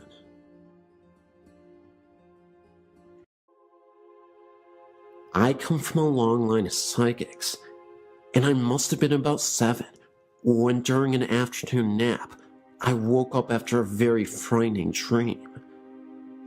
At the time, we were living in Mount Butler in Hong Kong Island, and Mom's family lived in Capiz in the Philippines. I ran out of my bedroom into a room full of family and friends to tell my mom about it. I saw this Filipino man in a wooden box, dressed in a cream shirt and brown trousers, and lots of our family were around him crying. As a young child, I'd never seen a dead person before and was distraught by the experience. My family consoled me and told me not to worry, but it brought to their attention that I too had the gift. It was only a few years later that I was told The person I saw was my uncle, who had been shot by the local militia in my mom's village in the Philippines, and it surmises that the clothes I saw him in were the clothes he was buried in. So it turns out that I had a psychic snapshot of the actual Filipino funeral rites, whereby the body is kept in the family house for a period of weeks so grieving people can pay their respects to him. This brother of my mom's, she had been having prophetic dreams around the time, warning him to leave town because something bad was going to happen to him. He didn't believe her and was shot by the local militia after a dispute. It is Filipino superstition that during this period that the body was stored in the family house, the spirit visits the family on the third, fifth, and seventh day after their death. This, as it turns out, was during this time that we both had these visitations. Mom was in the kitchen washing dishes when she heard who she thought was Daddy coming back from work. That's when she saw a man from the corner of her eye, standing in the doorway, wearing a light shirt and brown trousers. So she chatted to Daddy for about 5 minutes about his day and what he had been up to, when it occurred to her that he didn't answer her back once. She turned around to ask him a question, and then she realized that there was no one in the doorway at all. It was at this point she was a little bit spooked, as she remembered my description of Uncle Fred in his coffin, and hurriedly went to check on Daddy. He had come in when she had heard him come in, but had just fallen asleep on the bed, fully clothed, in knit-wearing brown trousers and a light shirt. So it was her brother's way of saying goodbye, and I guess to say sorry for not having listened to her when she warned him. A few years later, it was 1987, around about the time that Edward Yule, Hong Kong's governor at the time, passed away. We were still living in the same flat in Mount Butler, but my sister and I had moved from the room we were in, as that had been converted into Mom's nursery, where she looked after preschool children during the daytime. We were now in the room where I would have my bedroom, until we moved over to the new territories. I must have been about 9, so my sister would have been 4. We shared a bunk bed, and her being smaller stayed on the lower bunk. I awoke to pitch black and the sound of flip-flops walking up and down our corridor. I thought, this is strange, as it is custom to remove your shoes at the front door and to wear slippers around the house. As I heard these flip-flops getting closer and closer to my door, sheer terror took over. I whispered to my sister, "Chris, can you hear that?" No one answered back, so I was trapped on the top bunk with nowhere to go, with this noise coming closer and closer. I hid my head under my blanket, like most kids do, wishing it to go away. I said this time, more incessantly, "Chris, can you hear that?" And something hissed back at me, "Yes." That did not sound like my sister at all. At this point, I was terrified. I tried to gather all my strength to get out of the bed, but I was too scared. After what felt like a millennia, I eventually gathered enough courage to jump off the top of my bed, ensuring by no means that I touched the lower bunk, and charged into my parents' room across the corridor from our room. I was so embarrassed being so old and being scared, I didn't actually get into their bed, but spent the rest of the night curled up in a ball at the foot of their bed. It turns out that my sister wasn't in our room at all that night. My question was, What was that in the corridor and in the bunk bed with me? The strange pink light. Around this time of the strange occurrences with the flip-flops, we were still living in flats in Mount Butler. My daddy, a complete atheist, had an experience of his own. Daddy does not believe in the supernatural, and if God actually spoke to him, he still wouldn't believe it. He was lying in bed one night when he woke up for no reason to this pink sphere to appear on the wall opposite their bed. It seemed to come out of the wall and sit there and go back into the wall again. He was puzzled by this and went to investigate. He checked out where the possible light source could be coming from. The curtains. No, we were on 3rd floor, so it couldn't have been vehicle lights. He went into the bathroom. All lights were off and couldn't have come from there either.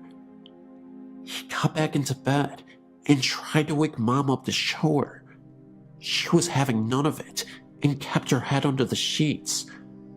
Well, the sphere appeared again and came out of the wall, suspended somehow, then sunk back in and disappeared.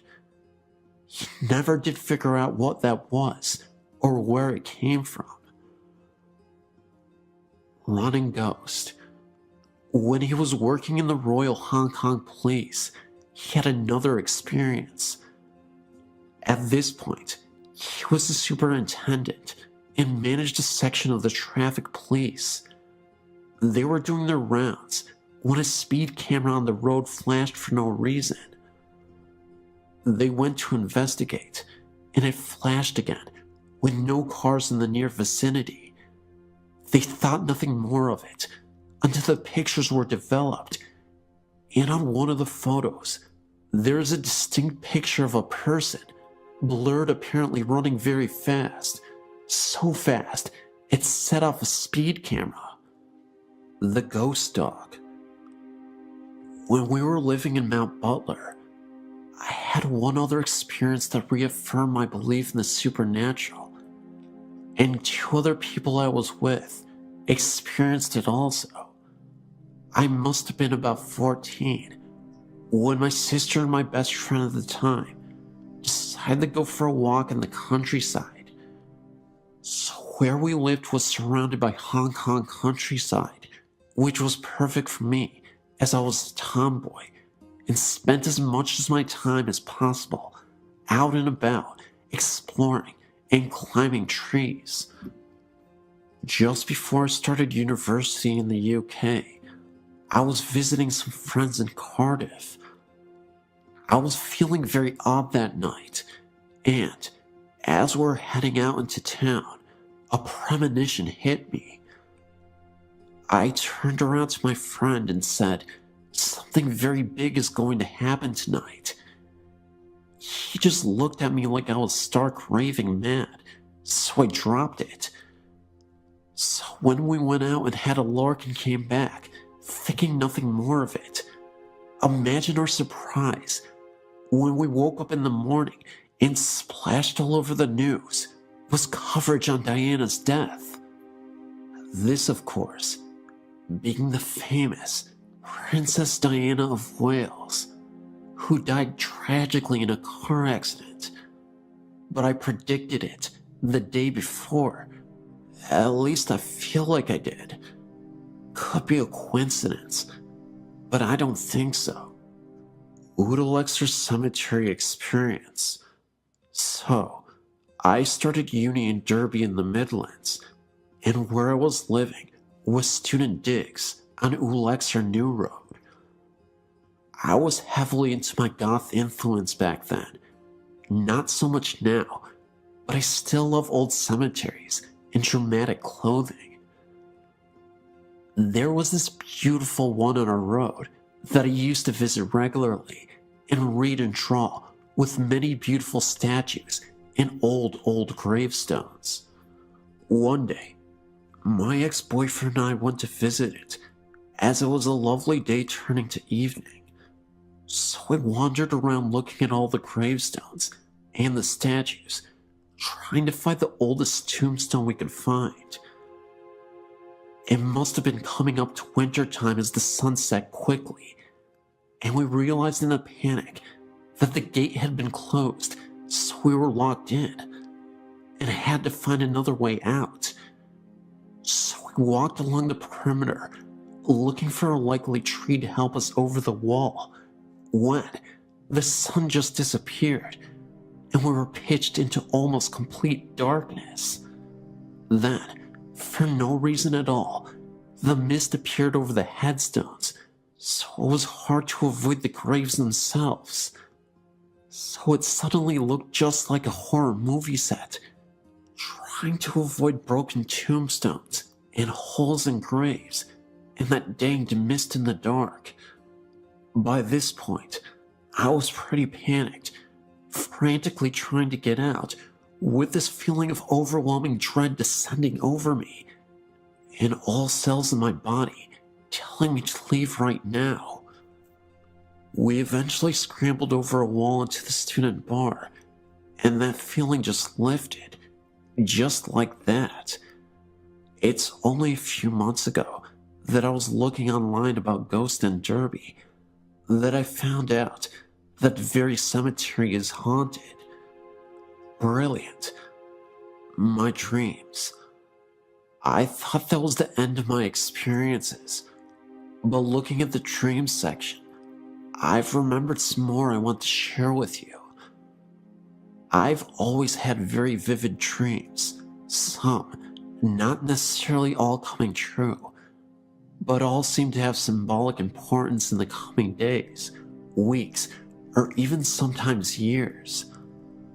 I more often than not have deja vu experiences, even if I haven't ever A, done this before, or B, seen places or people before, or C, really ever thought about these things when I am conscious. I haven't really wanted to tell people about them, as most people. I worry that most people think I'm quite mad. Haunted house. So this also happened just before I finished university in Derby, I think. It was just before my ex-boyfriend and I broke up. The importance of this dream is one that I've been able to break it down and understand it in its composite parts.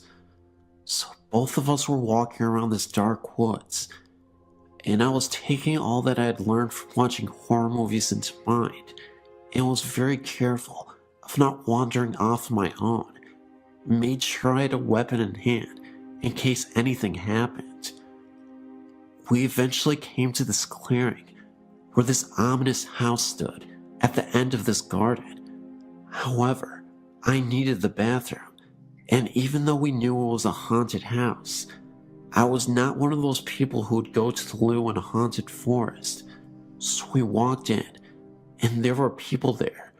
Thankfully, none looking like psychopaths or zombies. Strangely enough, they were people we knew too. There was a feeling of dreaded sadness throughout the house though, and I refused to go anywhere by myself. We are directed to the bathroom, which was at the end of this corridor. He decided to sit and chat with people whilst I did my business. So, I started walking, but the corridor was like the one from the poltergeist.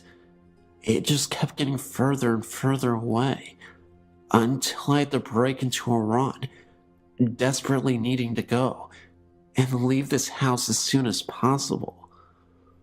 I eventually made it, and threw the door open, and did what I needed to do. Then I woke up, and realized that I still needed to go, so I ran for the loo. Luckily, I had the foresight to write this dream down once I had gotten back to bed, and knew that we were doomed. The haunted house was a reflection of our relationship, being hounded by our mutual bad doings, and that the end was near. It was just a matter of time, and so it was. Finally, before I finish another of my epic storytelling sessions, I have one more prophetic experience to share with you, but not one from my dreams. It has to do with my pet dog, Sophie. Her name was Sophie. She was lovely, with her white and black patch over her eye and black patch in her back. She was only 6 months older than me and had been with her family for 16 years. She was the loveliest, sweetest dog in the world, apart from having a penchant for biting socks, eating tissues and rubber bands, and attacking the Hoover. She was suffering from basically her insides giving in. She had serious kidney problems, and she couldn't walk very well because of arthritis in her back legs. And because she couldn't help herself anymore, she was kept outside. So one evening, when her parents were out, my sister and I were playing with her in the garden, and I had this weird feeling come over me.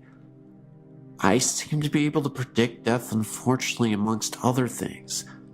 I turned to my sister when I saw this shadow fall on her Sophie that looked like a cross. It was like it was a sign saying she was going to die tomorrow. So that's what I told my sister, and she kind of brushed it off. She didn't believe me, being much younger than me. But sure enough, after a hard day at school, I was only 14 or so at the time, we came back, and our parents were in pieces.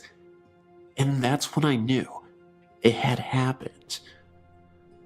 They had to take her down to the vet and have her put down, as it was too cruel to keep her suffering like that. I've never seen my daddy in pieces like that, but because I was strengthened by my foreknowledge, I supported him in his time of need. My poor cat was distraught, as she basically brought him up from when we adopted him as a very small kitten. On a happier note, I had a dream after this terrible day.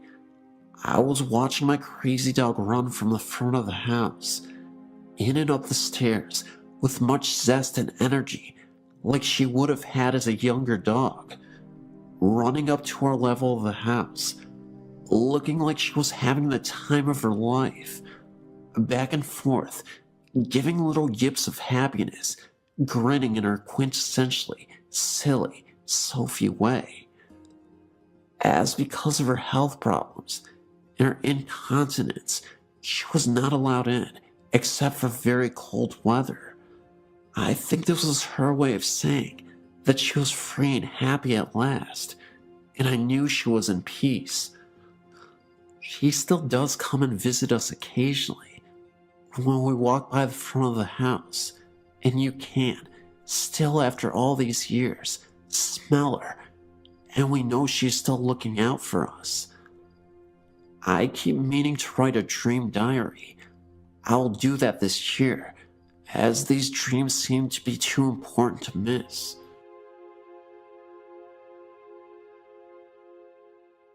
My husband and myself and my brother were all watching our mother's house while she was out of town on vacation. We had been there for a few days, and all happened to be on this particular evening and night. Well, we had finished dinner, and we were all just hanging out in the living room watching TV. My brother said he was just going to sleep on the couch, and my husband and I said goodnight and went to bed in my mother's bedroom, because that's where we had been sleeping. We kissed goodnight like usual, and turned off the bedside lamp. I myself just can't close my eyes and go right off to sleep, so I was just laying there, looking off into the darkness and trying to wind down. Suddenly, I noticed a very dark black mass right by the bedroom door. I blinked my eyes a few times, trying to make them adjust to the dark better, but realized they already had, because I could make out the mass that was so much darker than the dark.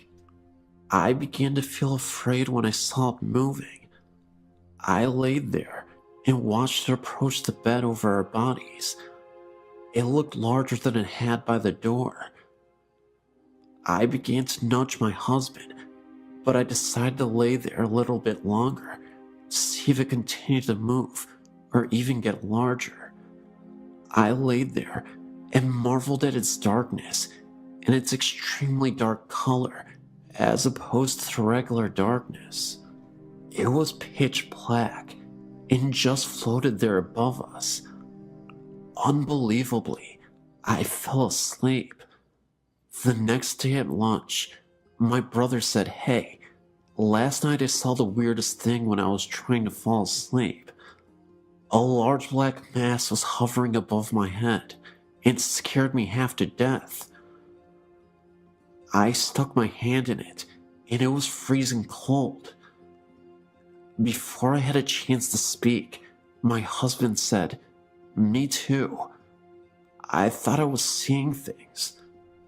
I spoke up and I said I saw it as well and was frightened by it.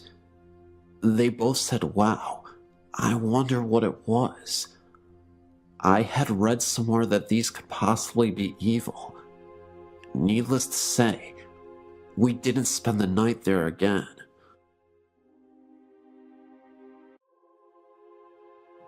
I'm a nurse and run our family's assisted living, and recently we had some strange things happen in our care home. I understand with caring for the elderly that sometimes strange things occur, and doing this for almost a decade.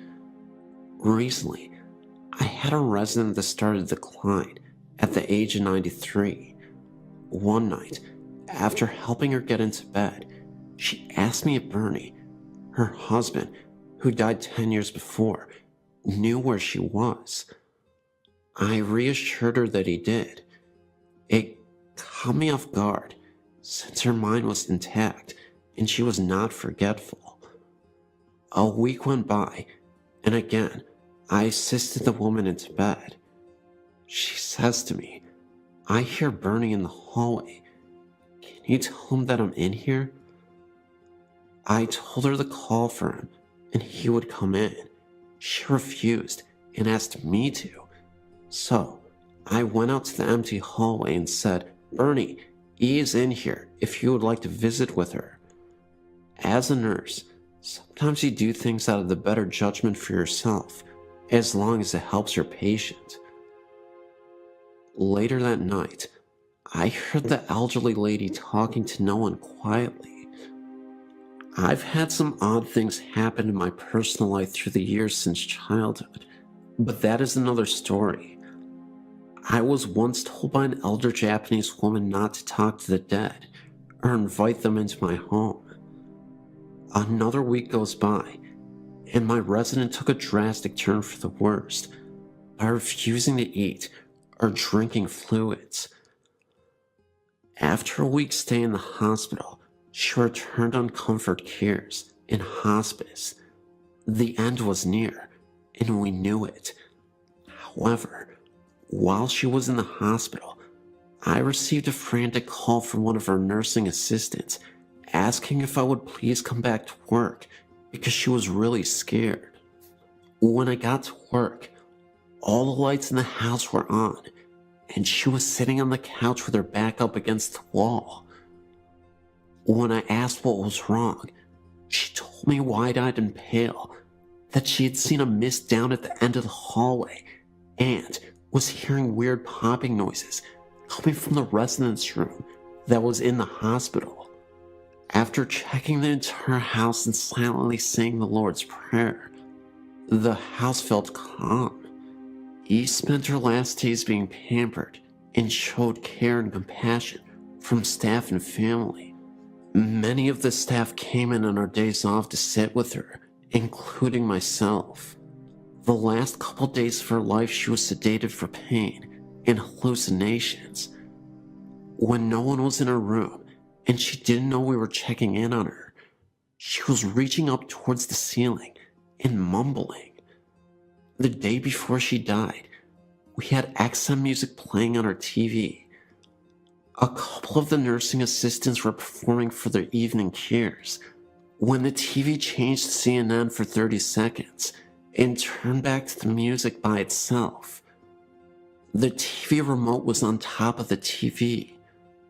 Since our favorite lady passed away, things have stopped for the most part.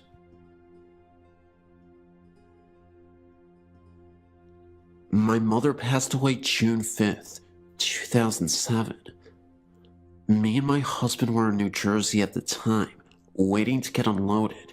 We drove an 18-wheeler for a living. My sister had called me the day before and told me that my mom was in a coma, and the home healthcare people said she only had about 24 hours to live and that I needed to come home. So I called our dispatcher and said we needed to be routed back to the Chattanooga terminal so that I could see my mom before she passed. He said no problem. After you and your husband have put tires on, go pick up that load and head for Chattanooga. Well, while they were putting tires on our trailer, we decided to get some sleep. The cell phone rang, and it was my sister. She told me that Mom had come out of it. It was sitting up and laughing and talking to everybody, and that she was okay. So I called my dispatcher and said we don't have to go home. We can do one more load out here. So it was late that night when they finally got the tires on the trailer, and we decided to just stay there in the parking lot till morning so we could get some much needed sleep. We get up that morning and pull out. As we're heading down the highway, my cell rings, and it's my sister. She's crying. She tells me that Mom passed away that morning early. So to make it a little shorter, our dispatcher gets us home 36 hours later. Now at this time, we are at my mother's house, and she has already been picked up by the funeral home before we got there. Later that day, my husband's cell phone rings while we are nowhere near it to answer it. So when we do pick it up to see if our dispatcher is called, it shows we have one voicemail and no number. So my husband listens to the voicemail, and it's my mother, the day after she died. The message said, "Connie, this is your mother. Call me." We decided to check if it was a delayed message, but it wasn't. I even took it to the cell phone company, and they said it was June 6th at 1:25 in the afternoon.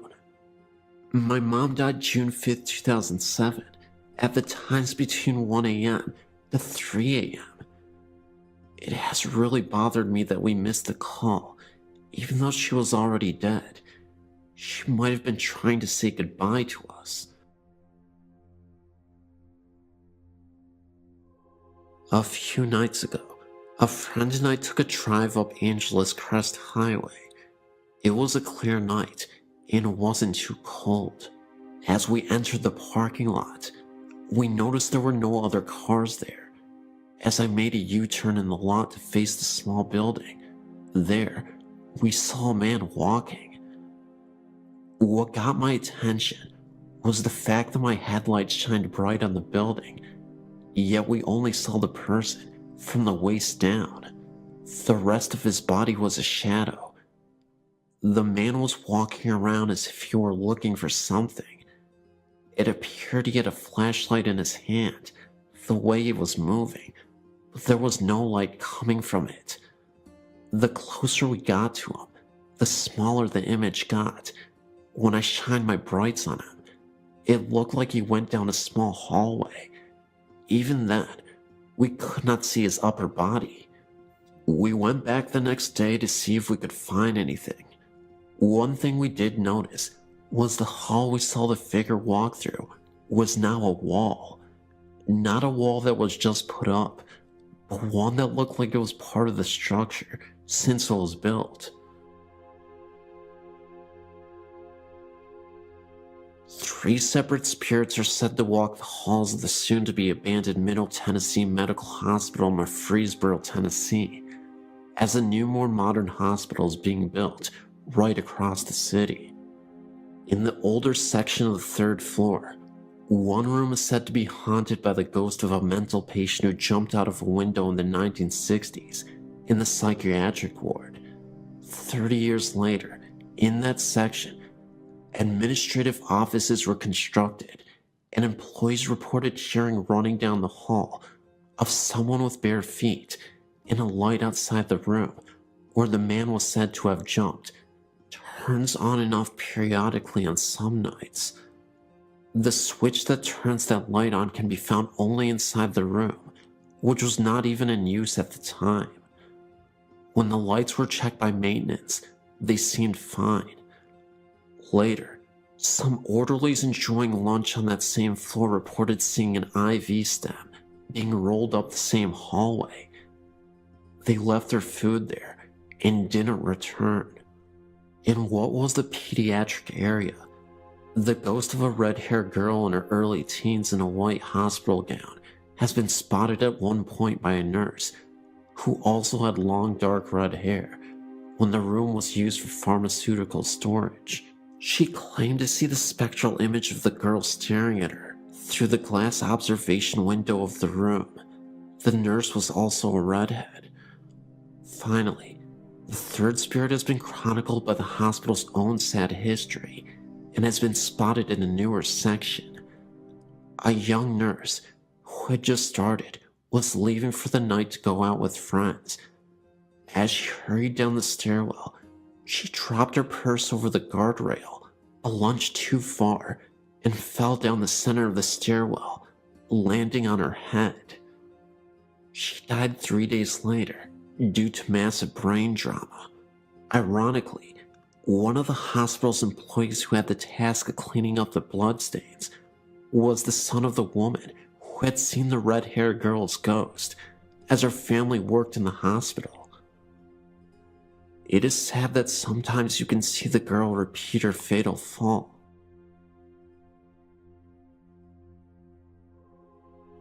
I have many stories to share with you, but I'm going to start at the beginning. I grew up in Lawrence Harbor, New Jersey. From the time I was a very young child, I knew that something was not right in our house. Our house was the last house in a dead-end street that faced the marsh. In the winter, you could see Highway 35. The surrounding woods were equally as disturbing. I was the only girl in our neighborhood. All my friends were guys. They were like brothers to me. I was a tough kid, and I did not scare easily. However, being alone in our house and going to sleep at night frightened me to death. My father died when I was a baby, and it was just my mother, brother, and myself. There was quite a difference in age between my brother and I. For years, I kept my experiences to myself because I thought it was my imagination, and I also thought that if I told my mother and brother, that they would think I was crazy too. It took me a long time to realize that I wasn't crazy. It was not my imagination, and the hard part was that I was a gifted child whose family could not relate to me on that particular level. These are my experiences while I lived there. My mother and father bought the house in 1962, and I was born in 1963.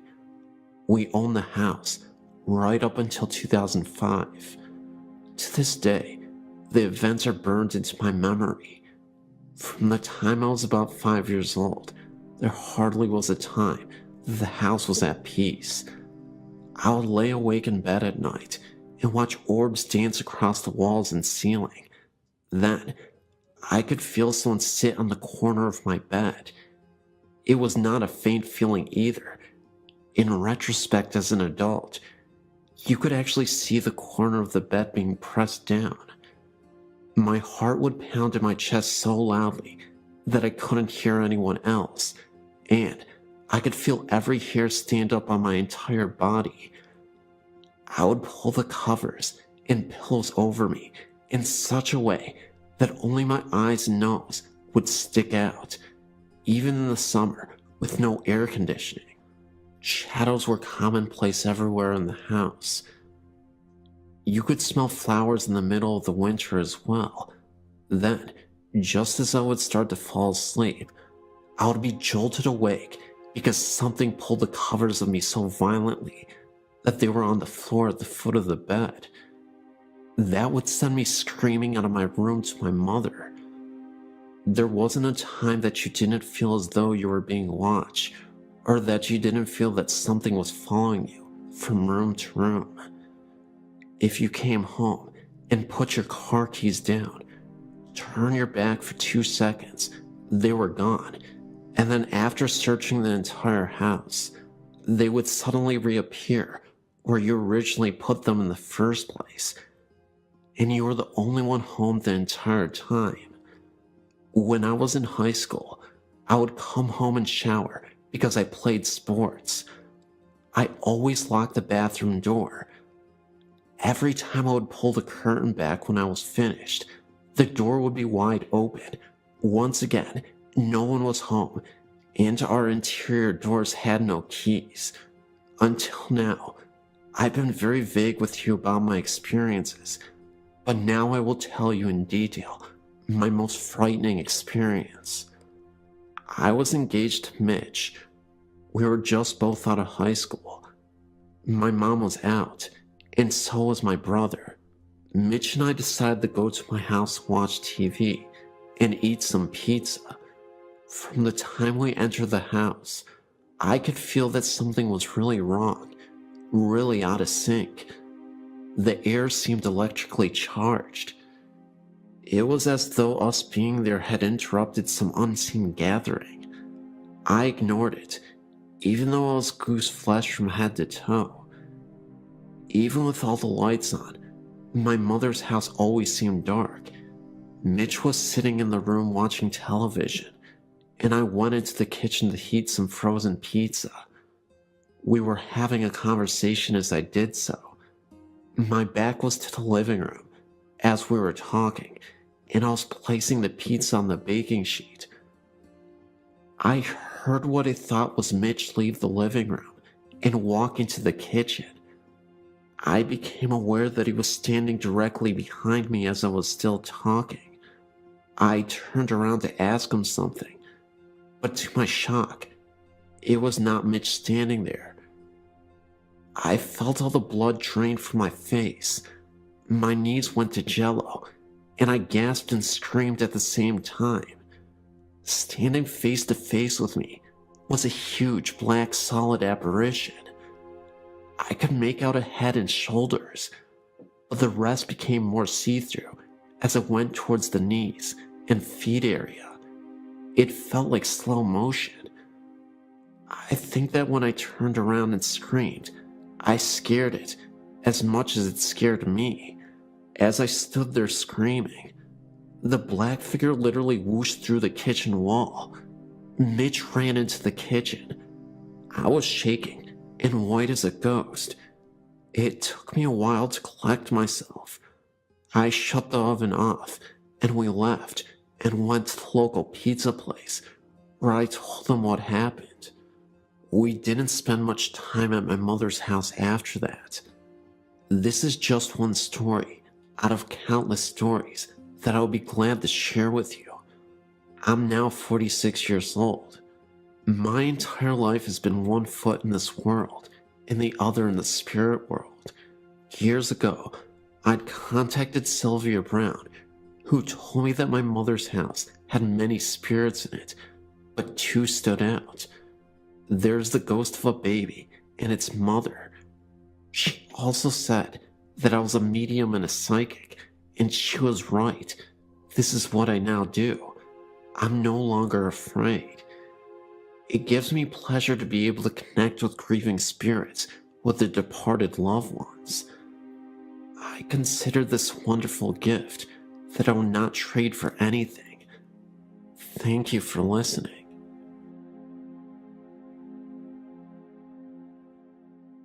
All of my life I had reoccurring experiences of the paranormal, starting at age 7, as far as I can remember when my father died.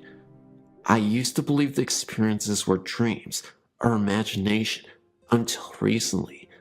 I was telling my fiance of my experiences, voices, mists, noises, marks on my body, being touched, shirt tugged on, hair pulled, etc.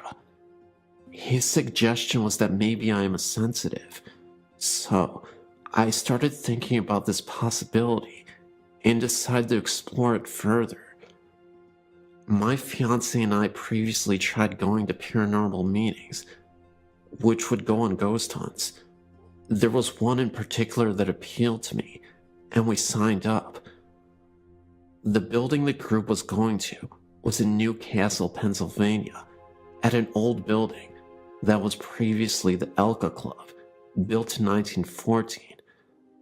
This information was given to us by the leader of the hunt. When we arrived, we went into a room to get the speech about which rooms to be careful of. They would be marked by the yellow tape. Nothing else was told to us about the history of this building. But as I stood there, a name entered my mind, and it kept repeating itself. Sarah, Sarah, Sarah, over and over again. Well, as the group entered the basement, we divided into small groups of 2 or 3. My fiance and I were in a small room, in the back, and I felt nothing, so we decided to head out into the main part of the basement. And just as we stepped out of the room, a man that was on tour with us, who has been there before, said, "Sarah, if you are here with us, give us a sign." I was flabbergasted. I looked at my fiance and explained the utter shock on my face, and we continued in to other parts of the area. I had entered a room just off the entrance of the basement and instantly was bombarded with intense sadness, so much so that I got tears in my eyes.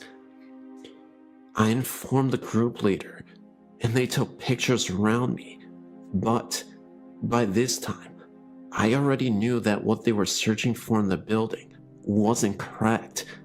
I knew that what I was feeling was the past, and the child Sarah intended on proving just that to me. She, in what I would call it, attached herself to me. She started flashing images in my mind about what the building was before the Elks had been built there. It was her home.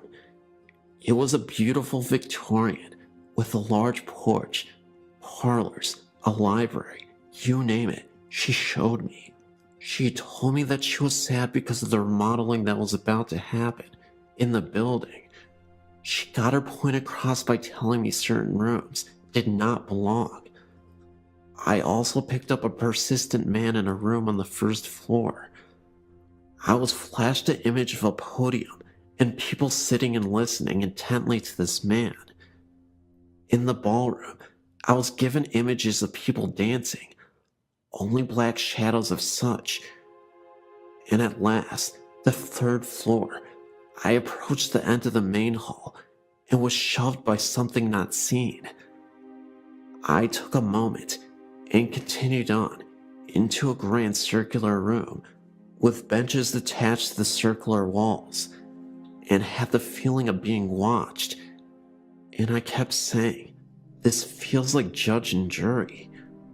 It was like you were being persecuted, watched, and the spirits were getting angry.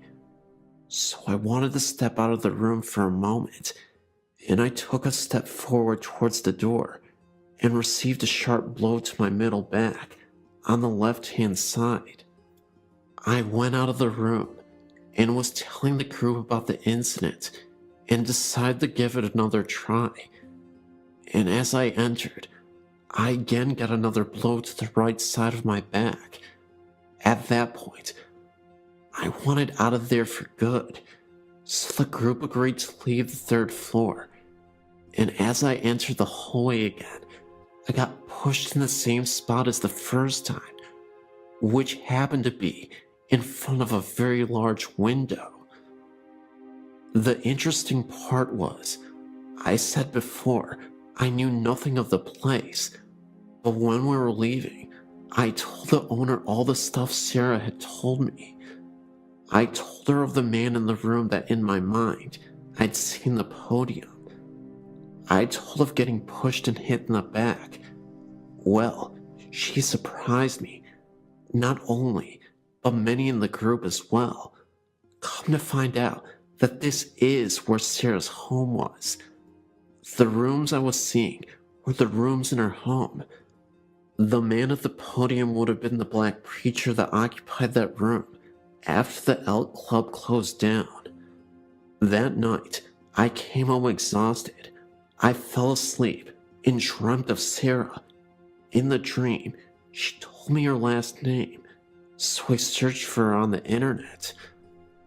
I then found something more shocking. Not only did I find her, the year she was born, but I also found the names of her parents.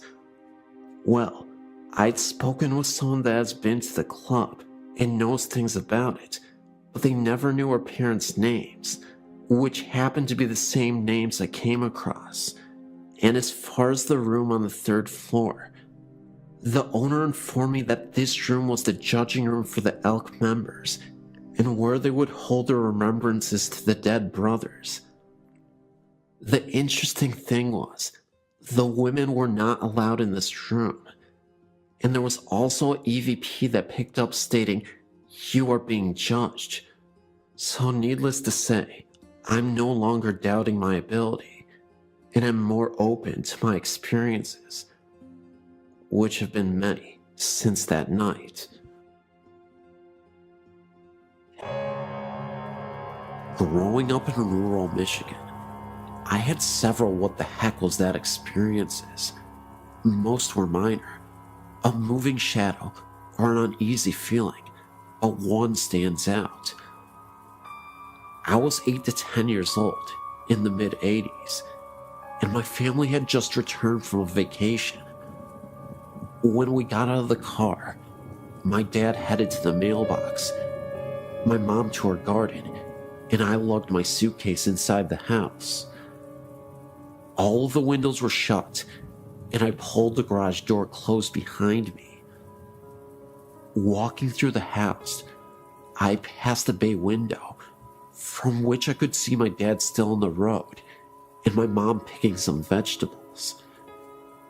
The house was silent, except for my footsteps on the carpet. I walked into my room and put my suitcase down in the corner. I heard a male voice laughing behind me, maybe in the doorway 8 feet away. It was a hearty laugh, loud and clear. I spun around, and there wasn't anyone in the doorway. I ran back to the garage, through the door, and outside. My father was just grabbing his suitcase from the car, and my mother was pulling weeds. I wasn't scared when I heard the voice, but not having a tangible body to put it with did unnerve me a bit. Following the event, I was able to forget and had no issues in the rest of the house. It was only after I got older and interested in the paranormal did I realize that I must have had a run-in with something. About 2 years ago, I bought a 126-year-old, 8,000 square foot mansion in Missouri, just outside of Kansas City where I grew up. My mother had owned and lived in the house for the previous 15 years, slowly maintaining it. She had done a great job maintaining its mid-1800s character, slowly bringing the woodwork back to life, adding insulation, and replacing all of the plumbing and wiring. I mention this because I've heard that a disturbance in the environment can cause spectral activity to begin. I'd seen the house only once, as I live over 2,000 miles away, but I fell in love with it immediately. The first night I stayed over, I woke in the middle of the night to huge blobs, about a dozen, from golf ball to basketball size, floating around the room I was sleeping in. This is the one and only time I've ever experienced anything like that. I closed my eyes, said a prayer, and fell back to sleep in time. I said nothing to my mother the next day until she asked me, "Well, did you see the blobs?" One of the workers stayed down there the other night and said he wouldn't stay in the house after dark because of the blobs floating around him. She had not seen them and still hasn't. However, the previous owner told my mother a few years later that he loved what she had done to the front room, but he could never stay in there while the house was his because of the blobs. During the summer of 2007, I went back to see my family. I stayed downstairs again and had several things happen. It is important to note that I've never felt in danger, only uncomfortable. My mom and her boyfriend went upstairs to go to bed. I stayed downstairs in the first floor master suite. For the next 45 minutes, the heavy footsteps above my head were attributed to the two of them settling in for the night. Finally, I decided I would go up and find out what was going on. The entire upstairs was dark and still. They were both lying in bed. I returned to my bedroom to hear the continued walking above me. So, I went out on the living room to sleep on the couch. The walking continued above me, although there is only one attic above that living room. I could also hear a distant, quiet talk between a man and a woman, but I couldn't make out what they were saying, and it seemed to always be somewhere else from where I was. The next morning, I decided maybe I would have a chat with myself out loud, and if anyone else heard it, then maybe it would be for the better. I sat on the end of the bed. It was now daylight, so I felt comfortable to be in the bedroom again, and said that I was the new owner and the son of the woman they probably knew very well by now. I really liked the house and hoped to continue my mother's good work, but for now, I lived elsewhere. I also mentioned something that I don't suggest, but in this situation, I felt comfortable in doing so. I told them that they seemed to have been there a long time, and so long as they agreed to stay out of the bathroom while I was in there, we could get along just fine together. The following night was as quiet as it could be. I think their interest in me was satisfied. This past summer, 2008, was my third visit back. Absolutely nothing happened. I was ready, and nothing. Hey, that's fine with me. But one side note, my mother sat down to look at an album she had kept for all these years she had been doing the refurbishing. She was showing me the huge change in the house, from walls being ripped out and then rebuilt, and so on. In well over half of the pictures, there were huge light anomalies. There were smears, blobs, and strange twists of the image. I mentioned this to my mother, who looked right at me and said, "You know, I haven't taken a decent picture since I've lived in this house. I've owned one crappy camera after another. All the pictures look like this. I have to throw most of them away because they are no good." I just smiled. Right, Mom. Every digital and disposable camera she has ever had in the past 15 years has had the same problem.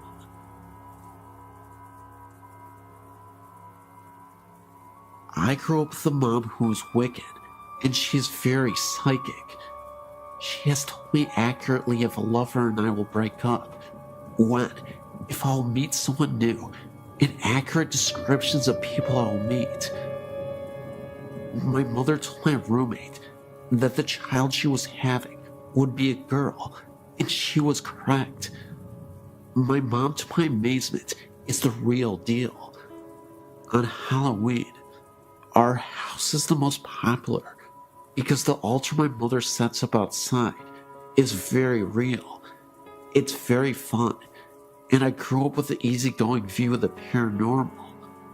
I do tend to be very logical, and I believe in a paranormal experience if it does not seem like someone is BSing me.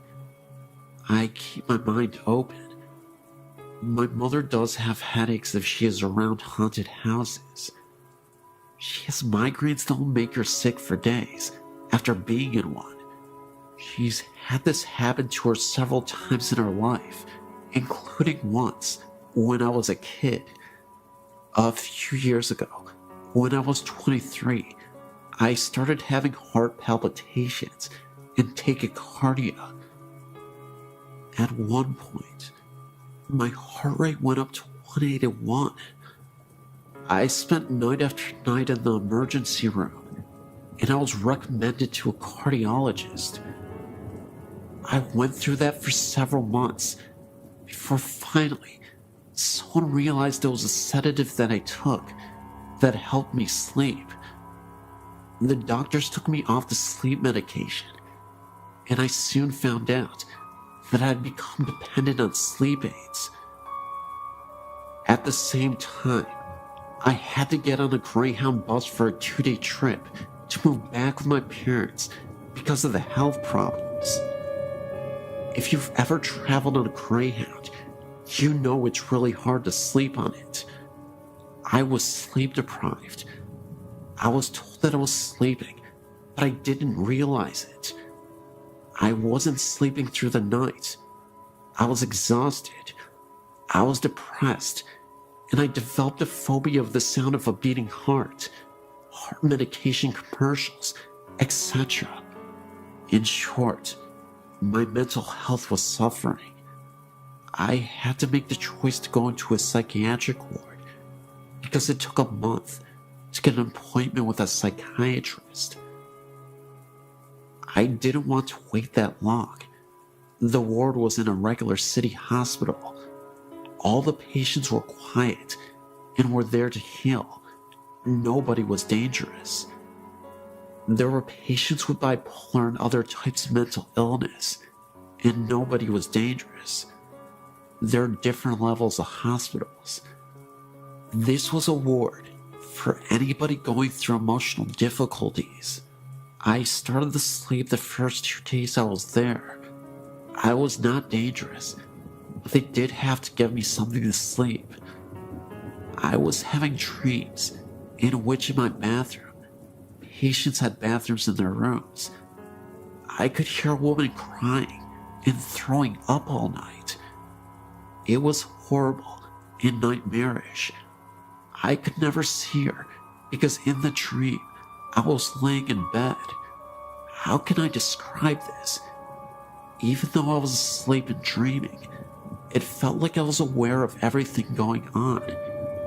It never sounded quiet.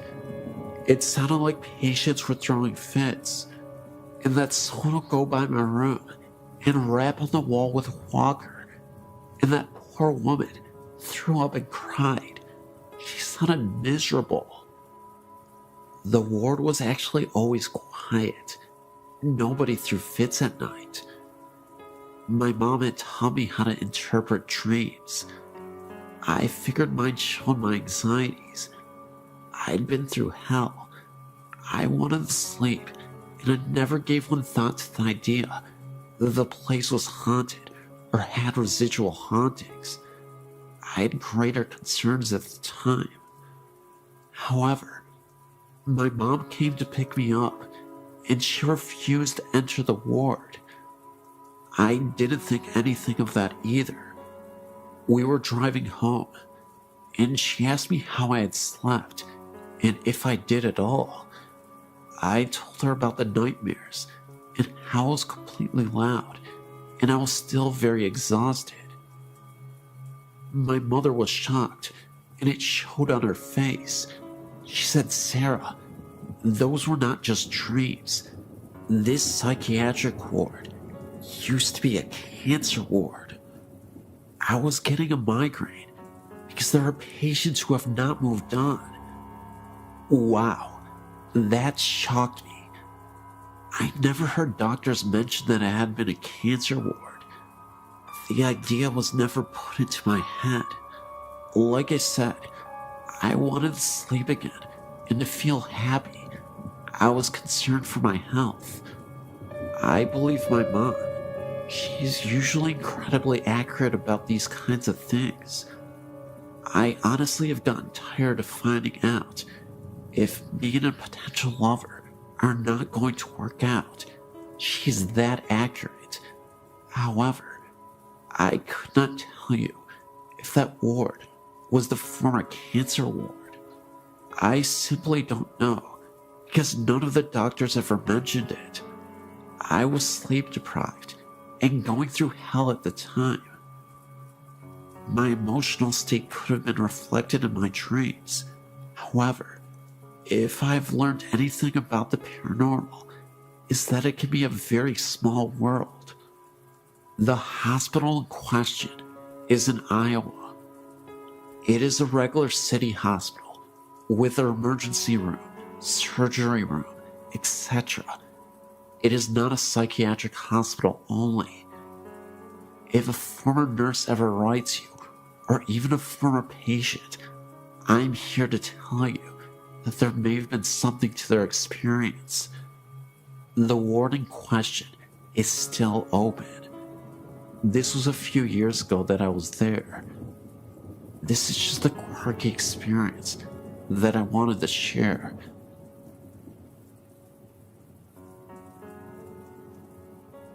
My story has been going on for a couple of years now. When I was 9, we moved into our house. It's a nice little place, backed by a large ditch. Behind the ditch is a large forest that I used to play in. The house itself is unremarkable. It's 3 bedrooms. The master bedroom is the first room you come to when you open the front door, straight in. To the right, there's a door to the garage, and to the left is the room we use as our living room. To the right of that is the dining room, with the entry into the kitchen. From the left of the living room is the hallway, with the bedrooms and the bathroom. From the time when I first moved in, I've never liked the bedroom at the end of the hall. It has a window that looks out into the front yard.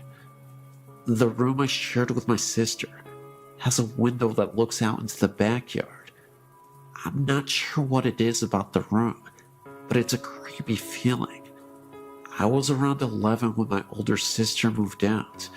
By that time, it had been a while since I'd gotten any creepy feelings in the second bedroom. I was pleased with the idea of having my own room. I moved my bed in there, got everything set up, and prepared for the grown-up life that I wanted. The first couple days were okay. I had strange nightmares about something coming in from the ditch, something I couldn't explain. Finally, after about a month after I'd been sleeping in the room, I woke up suddenly from one of those dreams.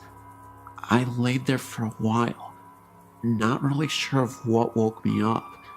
Then, I realized that the music box my grandma had given me a year ago, it was on. The music box was shaped like a carousel horse, and had a switch on the bottom of it that turned the music on. I sat up and took it down from the shelf above my head and turned the switch off. I figured that maybe my cat went up on the shelf and brushed against it. I laid back down to go to sleep. It was lying there that I first saw him. I don't know what made me look up into the doorway of my bedroom. At the time, I slept with the door open, but I did, and standing there was a man, clear as day. For a moment, I was sure that someone must have broken into the house. The light coming off the nightlight near the door, I saw that his mouth was moving quickly, and no sound was coming out. It was almost like he was screaming at me. He took a step forward and vanished. I slept in the living room that night. I finally got the nerve to sleep in my room again, after about a week of sleeping on the sofa. And that night, I had the same creepy nightmares and woke up to find a child's shape sitting on the end of my bed, staring at me. It vanished when I turned the light on. I ended up spending the next year sleeping on the floor in my sister's room because my mom wouldn't let me move my stuff in with her. I also couldn't change my room without getting the feeling of being watched. I would glance at the mirror. It's the type that sits on the dresser, and see a face staring at me, one that wasn't my own.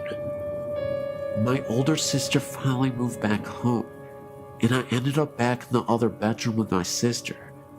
I thought that would make it go away, but I would sometimes see the man standing in the doorway late at night. He'd stand there staring at me, mouth moving, forming words I didn't understand. 3 years ago, some major changes happened. My oldest sister broke up with her husband, lost her house, and had to move in with my mom and dad, along with her 2 kids. My oldest sister had her boyfriend living in the house with her.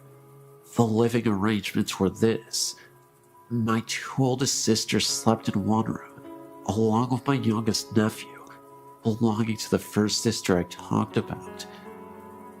My oldest sister's kids slept in the second bedroom with me, and my sister and her boyfriend had the living room. It was weird at first, but we all got used to it. The weird things had calmed down since I'd moved to the other bedroom, but it picked up again when my sister moved in. I was trying to get some sleep. It was around 1 in the morning, and I saw the child's shape again, but this time, it was sitting at the end of my niece's bed. I sat up, but before I could say anything, my niece woke up screaming. She said it was a nightmare, and I had a feeling it was probably the same one I had when I was younger. They moved out last year, and things calmed down for the most part, until my oldest sister moved away. I now had a bedroom all to myself. I was trying once again to get some sleep. I've always had trouble sleeping in this house, and I looked at my doorway, and the man was standing there, but this time I could hear him whispering. It was gibberish. I turned over and pulled the pillow over my head, but the room got so cold, I ended up turning my TV on and closing my bedroom door. Another time, I was messing around with a couple of the other teenagers in the area. We were crossing the ditch and going over to the woods behind the houses. The way we cross is there's an area with 2 large pipes that stick out in the water. Surrounding the pipes are these rocky things that you can slide down, but also grip with your hands. They're kind of smooth and hard to hold when wet. We were coming back. The others had crossed just fine. I was the last one over. The first thing that happened that was really odd was my hand slipped and I started sliding down. I felt as if someone had grabbed my arm and stopped me before I reached the water. I was about to step down into the water to get across when I heard someone yell my name and say very loudly in my ear to stop. I looked down and there was a snake in the water, right where I was about to put my foot. My friend came back across and got rid of the snake. I got home okay. When I went to take a shower later that night, I looked at my arm, and I had a hard handprint bruise on my arm. I don't know if it was one of the ghosts from the house, but something stopped me from falling and from getting bitten by the snake. So, I guess even if the ghosts scare me, they're looking out for me too. Bonito City, a rather grand name for the cluster of log buildings that house the saloon, post office, schoolhouse, church, general store, a hotel called the Mayberry House, and a number of comfortable residences. Set amid lofty peaks 12 miles northwest of Rizzuto, apple orchards and livestock of the Bonito settlers flourished in the 7,000-foot meadows at the edge of the forests. Trout fishing was excellent in the Bonito River. God was in his heaven, and all was right with the world, or so it seemed, when two events took place that would cause the serene and pleasant community to literally disappear. The centerpiece of Bonito City was the 2-story log hotel called the Mayberry House, operated by Mr. and Mrs. John Mayberry. They had 3 children, John, Eddie, and Nellie.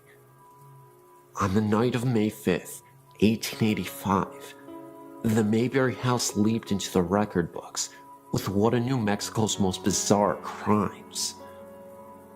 Earlier that evening, a number of miners ate supper there and left. Only 2 guests had rooms, Dr. R. E. Flynn from Ohio, and a youth named Martin Nelson seemed to be pleasant and inoffensive roomers. All were in bed by 10 o'clock. About 1 o'clock in the morning, Nelson arose and knocked on the bedroom door of the 2 Mayberry boys. John awakened and opened the door, at which point Nelson fired 2 rifle shots, killing him instantly. He then turned on the 7-year-old boy Eddie, who was screaming in bed. Nelson killed him with a single blast. Dr. Flynn, hearing the shooting, rushed from his room and was shot through the head. John Mayberry, after hearing the screams, was making his way up the dark stairs from the first floor when a shot through the heart dropped him on the landing. Blood was everywhere. Mayberry's daughter, Nellie, appeared and was shot through the side and left for dead. She later recovered. Miss Mayberry ran upstairs where Nelson shot her in the chest, but failed to kill her. She stumbled downstairs with blood streaming all the way to her feet, leaving bloody footprints visible on the stairs, even years later. She fled to the nearest cabin for help, but Nelson followed, executed her, and threw her body into an irrigation ditch.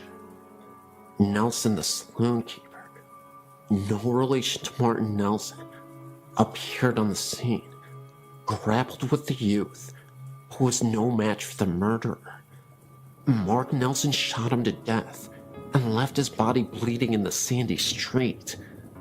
The next victim was a storekeeper, Herman Beck, who came out to learn the cause of the gunshots. Nelson killed him with 1 bullet. Bonito's terrified citizens locked themselves in their homes until morning, while Nelson roamed at large, finally climbing up a nearby mountain. Next morning, as Charlie Berry, Rudolph Schultz, and Don Campbell were standing in the street discussing the murders, they sighted Nelson returning down the mountain. He saw the man, brought up his rifle to fire, but was an instant too late. Berry failed him with a bullet through the heart. Nelson's last shot went harmlessly into the air as he fell. Total fatalities were 8 killed, including the murderer, and 1 wounded. It was years before the people of Bonito City recovered from the shock, and for 15 years, nobody set foot in the log hotel. Folks said it was haunted, told stories of shrieks and groans in the dead of night, of seeing lights flicker from room to room, or hearing muffled shots. Those who peeped through the dusty windows could see the bloody footprints left by Miss Mayberry's feet. The murderer was buried at Bonito, with his head pointed down. Folklore say that this custom was to prevent the buried persons from walking as a ghost. The victims were also buried in Bonito, side by side of each other, and a reasonable distance away from the murderer Martin Nelson. Gradually, Bonito City died. The final blow came when the railroad arrived in the desert below and took a business-like approach to acquiring water rights in the Bonito Valley, and later on, buying out the land in which the remaining residents of Bonito City lived. In 1930, Bonito Dam was built by the Southern Pacific Railroad. The remains of the victims were moved to Angus Cemetery.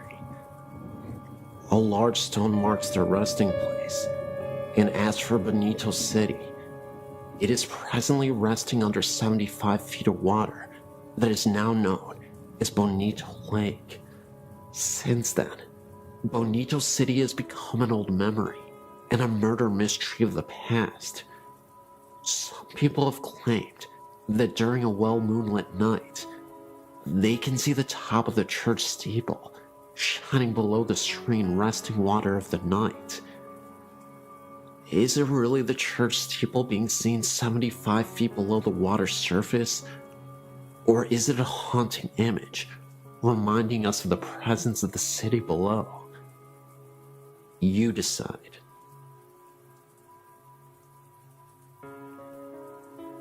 In early November 2006, I went over to visit my grandparents' house and my grandpa wasn't feeling well. He eventually went to visit the hospital. I thought he would just get out in a day or so, because he survived a heart attack before. For the first few days I wasn't worried at all. But after a week in the hospital, I was getting a little worried.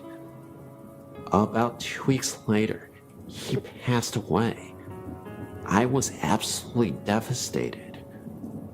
Before his funeral, his brother and sister came down to visit.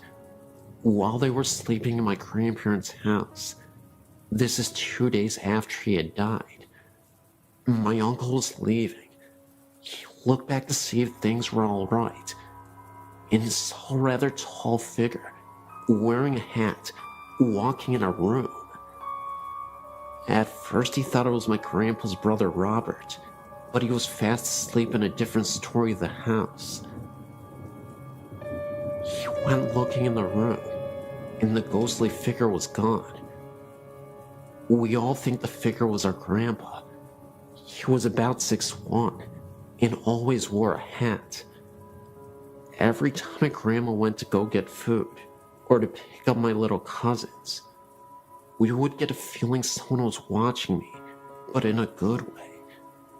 In early December, I was decorating the Christmas tree, and I saw a face peek out at the top of the stairs at me. It looked exactly like my grandpa, a few years before he died. It kind of feels like a little bit of him follows every one of us.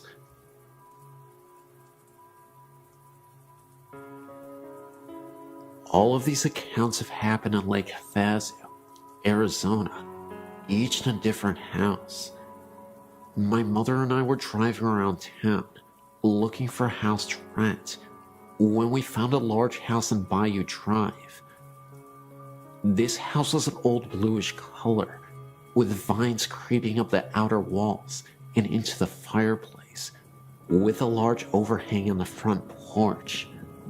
As soon as we started walking up the driveway, A very strong feeling of dread started to creep through my body. I really liked the house, so I ignored the feeling and continued into the backyard. As I entered the backyard, I remembered a dream many months before. The exact backyard was in my dream, and the images of death and demons filled my mind. My mother had the same feeling, so we left without another word, deciding that a door had opened and a demon was dwelling inside the house. We moved into a different house where everything felt normal at first. We lived there for 7 years.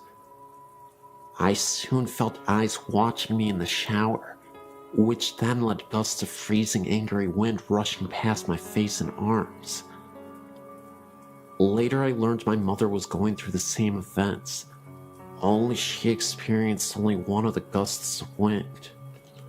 When we started talking about moving out of the house, things got worse. My mom once felt a figure sit down on the bed beside her and saw the indentation of a person on the bed. There were no dogs in the room, and the entire house was asleep.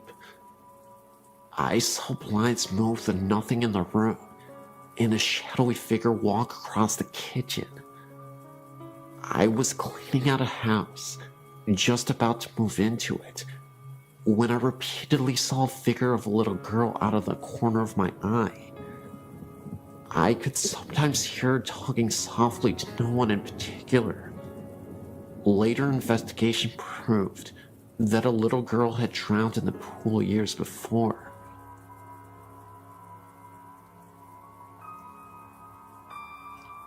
I've had a lot of things happen to me in my life, from seeing eyes in the corner of my room to being slapped by something I couldn't see. So I'm very open to anything and everything that someone would think was weird or crazy. My mom, however, is not. So for her to tell me about what happened to her, I know it's true. I'm 28 now, and this happened a few years before I was born. My mom was an FHA teacher for 15 years, so she went to FHA meetings a lot. One night she was at a get-together for school, and it was getting late, and as she was getting ready to go, one of her friend's cars wouldn't start, so my mom said she would take her home. As they were driving, her friend and her were talking, not even thinking about how far out in the middle of nowhere they were. Finally, they got to her house, and my mom dropped her off and started home. It was a very calm night, and very dark, almost eerily calm. As she was driving down the road, she started to feel uneasy, so she tried to blow it off, until she turned down back road to the highway. I can't think of the name of the road right now, but I do know there was quite a few fatal accidents on that road because of how windy it is. So, as she was driving, she looked over and saw this thing running right beside her. It was as big as a cow, and its eyes glowed green. She got so scared, she stepped on the gas and was going 85 miles per hour. And the thing then disappeared. It was almost as if it was there like a flash, and it was gone. She never found out what it was, nor did she ever go down that road again. But she figured it might have been a banshee or something, after a long look at things. She has only had 2 things ever happen to her in her life that she definitely couldn't explain, and that was certainly one of them. The other was when she went to bed one night, when she was a teen. She just got into bed and looked over at her closet, and there was something that looked like a man floating with a glow around it coming at her. She ran and told her mom, and her mom told her it was nothing. So she went back to bed, and she saw it again, and ran out and slept on the couch for the rest of the night.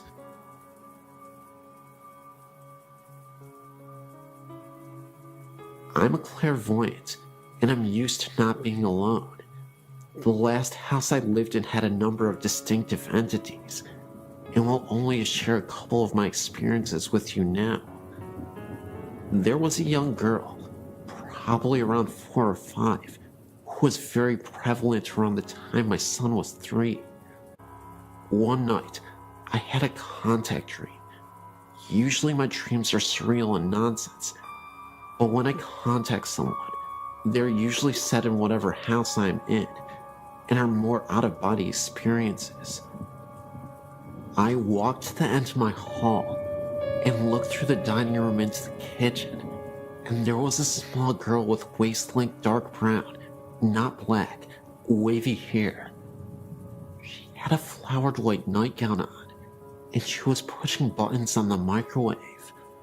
When I asked her why she was here, she quickly, and I mean quickly, like Japanese horror across the room in a blink quickly, came up to me. I crouched down, but I couldn't see her face, and somehow I knew she had been badly injured. Think gunshot wounds to the eyes and cheek, so I didn't want to see her face. I explained to her that she needed to move on and go into the light where her family was waiting, and then I walked back to my room with her following behind me.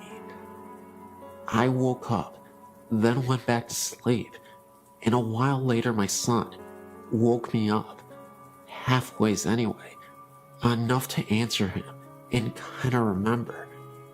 And he asked me to tell the girl that she was not his sister and to leave him alone. I told him to lay down in my bed and explained to her she was about 3 feet away, that I'm not her mother, and that she needed to move on, that it wasn't her house anymore. I thought that part was a dream when I woke up, until I realized my son was asleep beside me. The other very noticeable energy in my house was that of a woman who was very straight-laced and controlling. She would often sit on a window seat in my bedroom at night. My husband, who is a very skeptical man, would sit up in his sleep staring with closed eyes towards her and ask over and over, "Who is that? Who the heck is that?" Until I would tell him it's okay. Then he would lay back down. Well, this house was in Oklahoma, and every time there was a tornado weather outside, she would panic and really become agitated and very distracting to those who could sense her. So I'd have to calm her down and watch the storm. When my alarm clock didn't go off, she would bang loudly on the window in time for you to get to work, the only nice thing she would do. But when we were moving out, she really flipped, stirring up whatever else was there, so in the middle of the night, I would hear floor shakings and bangs from completely empty rooms. Tape would be peeled off boxes and placed across the room. Things would be removed from boxes overnight and put in different rooms, like books stacked in the middle of the kitchen after they were packed, and sounds of the TV coming on after it had been unplugged and wrapped in protective sheeting. All in all, it was not a very fun move, especially when I was alone the last 4 weeks of packing, and she kept opening the valve on my air mattress at 2 a.m. My new house is nice, but I keep hearing a little boy talk to me from a corner of my bedroom. Oh well, I guess.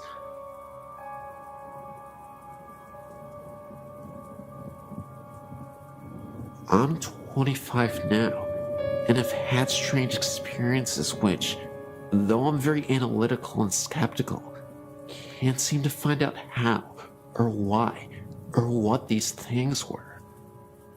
I will tell each encounter as simply and as accurately as I can. I used to live in Stockton, and my house was built around 1910 to 1912. I was an only child, and my parents were very busy doing their own things. I may have had an overactive imagination, but I don't believe so, because what I saw was too clear and not fake and reinterpreted by my brain. The sliding redwood doors that separated our living room from the dining room began to shake before my eyes, as if it was locked and someone wanted in. I got up and walked around to the other side, thinking it was my cat, but I didn't see her paw, and she never shook the doors, just nudged them apart. I walked around to the other side of the doors to the kitchen. All the lights were off, and I saw no one. I felt very scared suddenly, and went to bed, closing my door. Another time I was laying in bed, and my mother was on her hands and knees sniffing the floor. A bathroom connected our rooms, and I assumed she had begun sniffing in the bathroom. I asked her what she was doing, and she replied, "Your father and I smelled rotten blood." I can't remember what happened first, but I saw a clear apparition in my living room as I tied my shoes. A man dressed in black with a top hat and coattails, had a cane with a black long beard, walked briskly through the living room, and disappeared. I had a dream that I pulled the back out of the carpets in my parents' bedroom and saw blood stains. I don't know if she was moving them. She denies it still to this day, but I know I wasn't moving them because I was determined to find the truth. The board told this story.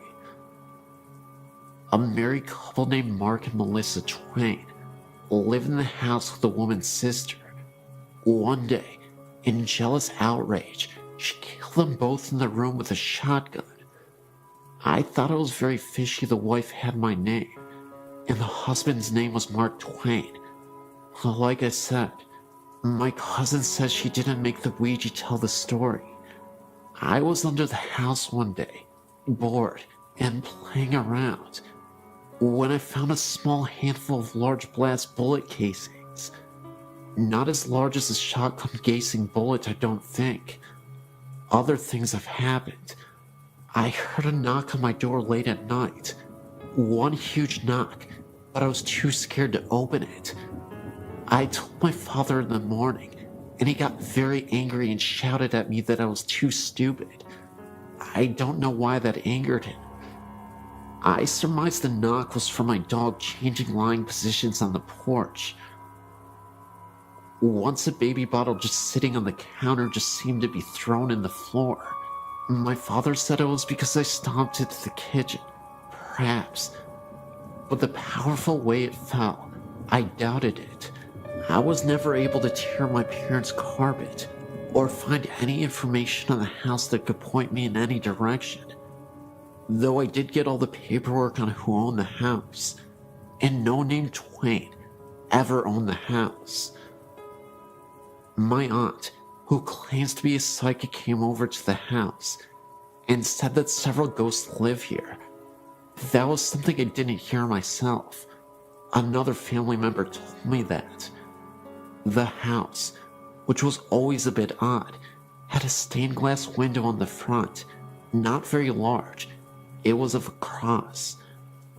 Later in life, I was in high school, living with a friend.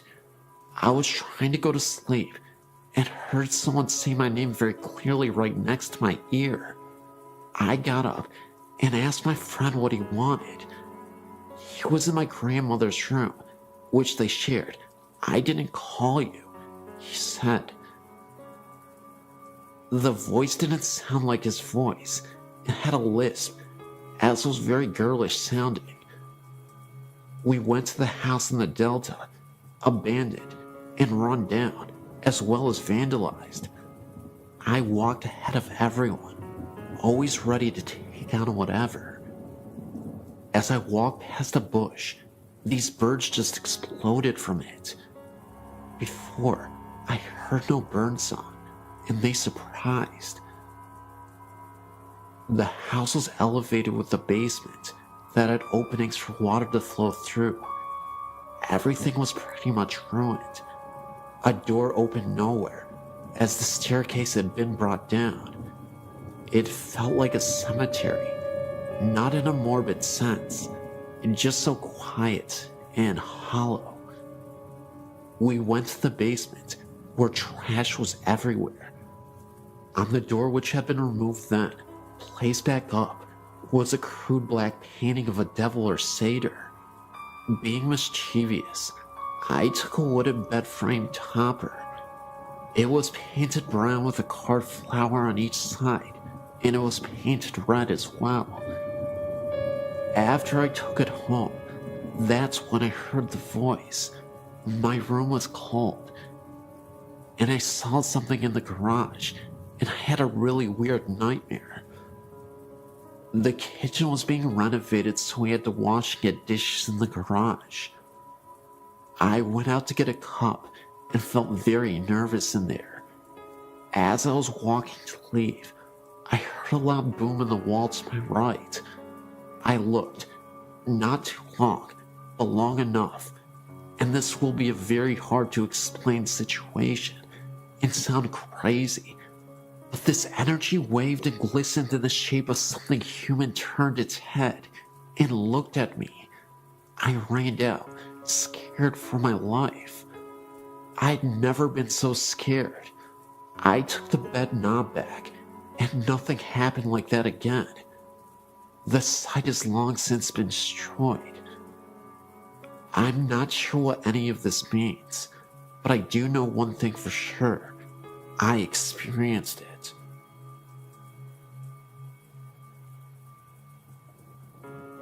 Both of these accounts took place within the same week of each other, happening to my brother and I when we were on vacation in London. The Hyde Park Ghost. I was on vacation with my family in London for Thanksgiving, 2001. About 10 in the morning on Thanksgiving Day, we decided to go for a walk around London, starting with Hyde Park, which was about 3 blocks from the hotel. The park was beautiful against the autumn sky, and both my brother and I found it strange how time seemed to skip, as the park just lay kitty corner from a highly modernized tourist strip. As we waited on the corner for our parents to catch up, I turned to see a great black carriage standing behind us, pulled by a glamorous-looking brown and white Clydesdale. I tugged on my older brother's jacket and pointed, and we watched it for a while, thinking it was the coolest thing we'd ever seen. Others in the park didn't take much notice of them at all, walking by in a hurry to get wherever they were going, or that's what we figured. My brother, having his camera with him, took a picture of the carriage and the driver, a slightly portly man with a contented smile and a formal air. He looked at us as my brother snapped a picture, and I felt an unexplainable tingling. Shrugging it off as the autumn weather, I continued to watch the driver. Our parents called our names, and we turned back to look at them, agreeing that we should all go for a ride in the carriage. My mom asked what we were looking at, and I turned back and pointed. What happened next is the strangest thing I've ever experienced. There was no carriage standing on the corner with us. My brother just looked as puzzled, and we continued to search about the corner, thinking it must have driven off after we turned to look at my parents. But the carriage, driver, and horse were nowhere in sight.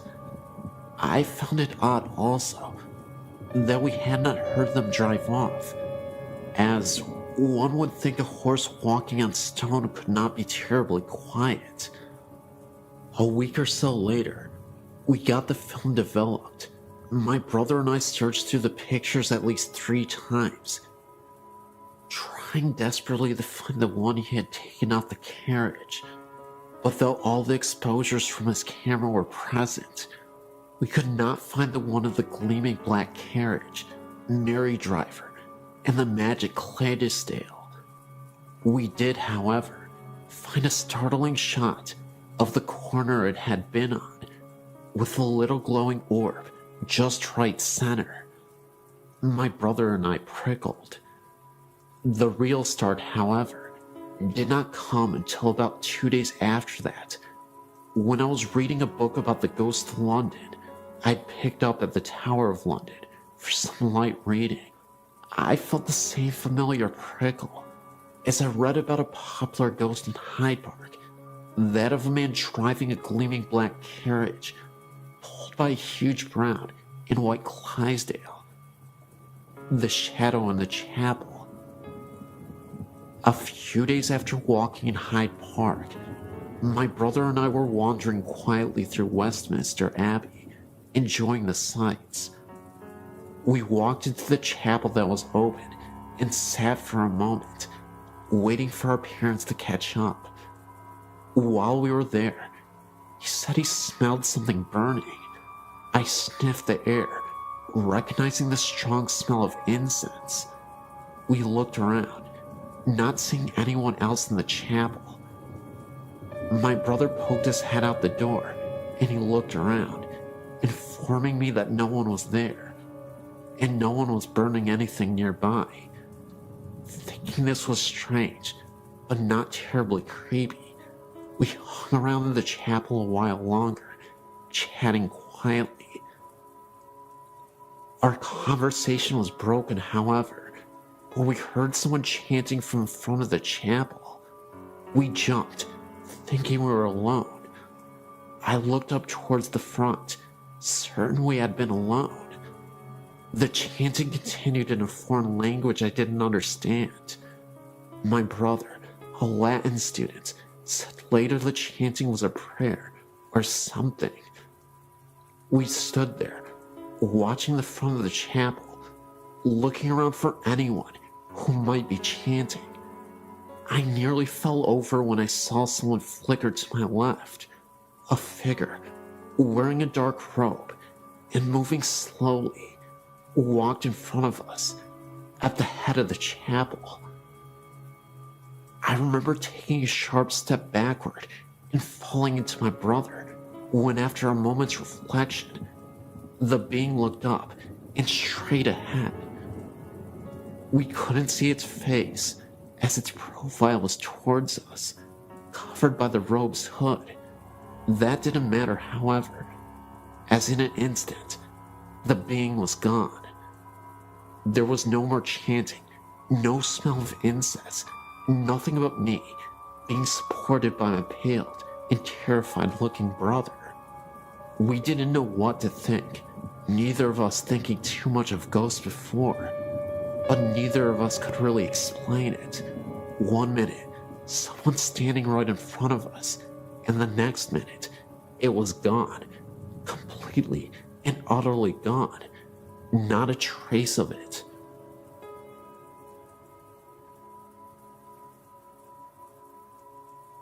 First story.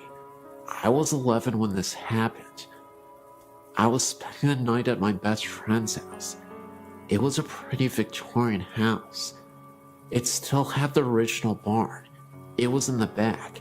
But anyway, one night we were staying up well past our bedtime, down in the living room, watching TV and talking. Well, our room, which we were supposed to be in, was directly over the living room. Well, we were sitting there, and all of a sudden, we heard what sounded like something being dragged the length of our bedroom. It was something heavy. We were so scared, so we stopped talking and muted the TV to listen. It sounded almost like a dead body. All you could hear was thump, thump, slide, thump. It was freaky. We checked on everyone, and everyone was asleep. And my second story. This is my fiance's story. He's in Germany right now. He would probably be mad at me for telling this, but I have to, because it scared me. Anyway, he's not the type of guy to get scared very easily. He doesn't believe in ghosts. We live in a town called Tacoma. It's south of Seattle. Anyway, a poor town of Tacoma is Lakewood. In this town is an old insane asylum that was torn down about, guessing, 30 years ago, and then rebuilt across the street. Go figure. It's called Western State. My fiance and a couple of his friends went to the hospital for the fun of it. The ruins are still there. They were down in the basement, which also happens to be the boiler room. They were walking down there and came around a corner and saw a bunch of bugs and such. They figured a bum was staying down there. As they turned to leave, Dave is a pretty small guy, so he got pushed to the back. As he was about to leave himself out of the window, he felt someone tap him on his shoulder and heard someone whisper something to him. He figured it was the bum, so he turned around, but there was nothing there. He freaked out because it was a split second that he'd heard something and felt the tap. So he started screaming for his friends to come and get him. His friends had to pull him out of the window because he was freaking out the whole time. A third story. I was sleeping one time in my bedroom, and it was like 3 o'clock in the morning, and I suddenly woke up because I had the feeling that someone was in the room with me. I had my own room at the time, and it was pitch black in my room, but I looked in the corner where my door was, and I could just barely make out the outline of a man. He was just standing there and watching me. I couldn't breathe or think. I just stayed there for about 2 minutes, trying to figure out what to do. I finally got the balls to reach over and yank on the lamp. When I did, nothing was there. Fourth story. Me and my sister were at my grandma's visiting, and recently, my uncle had passed away in the house. He had gone missing for about 2 weeks. My grandma didn't think anything of it, because he did that sometimes. She went in his room looking for something, and there he was, lying on his bed, half decomposed. She said it took forever to get the smell out. On my grandma's TV was a plastic face with a flake flower in it. The TV was off, and my grandma was at work, so me and my 2 sisters was sitting around and talking.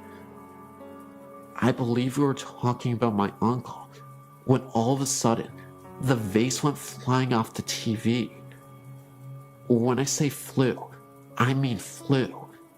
It flew like 5 feet. We all stopped and decided to go to bed. Fifth story. I was spending the night at my best friend's house. I was like 15 or something. My godmother had just told us to go to bed. We were just getting ready for bed when I hear my godmother yelling at me to get my butt in bed. I came out of my best friend's room and said we were. She then proceeded to tell me that she had seen me in the reflection in the window walk by from the stairs to the kitchen, but the room we were in was right next to where she was. Freaky. The sixth and final story. I was babysitting my nephew one night. I was sitting on, listening to music and relaxing, when I heard my sister laugh. Thinking that was weird, because I hadn't heard them come home, I got up to check. There was no one there. I know my sister's laugh. About 30 minutes later, I heard my sister cough. Again, I got up to check. Nothing. I don't know much about this house. I've only been here about 8 months. It's my brother-in-law's house. This house is kind of weird though. When all sounds have died down, you can hear clicking, and sometimes even what kind of sounds like walking sounds. I sleep with my door open, so I'd hear if my sister had opened her door. But they're like soft walking sounds. Odd. Anyway, I have tons more stories. I'm a very strong believer in ghosts. So if you want to hear more stories, just email me and let me know. I was reading your site around Halloween and noticed Green Man and instantly knew what the reference was. I had heard this story dozens of times by my dad who visited Raymond. Then, I realized the legend was not correct. The legend states that late at night, you could witness a ghost wandering around the tunnels and bridges around town. There have been numerous reports over the years of a man with a green face walking after hours. He is known as the Green Man. This is because when people have seen this figure, the apparition has a terrifying green face as he floats by the local tunnels and bridges of the area. The real version is extremely depressing, but the real version in the least. The horrible accident occurred in Evans City. Raymond, unsure of the last name, and his older brother were flying a kite near some electrical wires next to a tree. The kite got stuck, and Raymond followed his brother up the tree to retrieve it. When Raymond's brother grabbed the kite, both brothers got electrocuted. Raymond's brother was killed, and Raymond was severely burned. He was extremely disfigured, and it was extremely hard for him to walk because of the accident.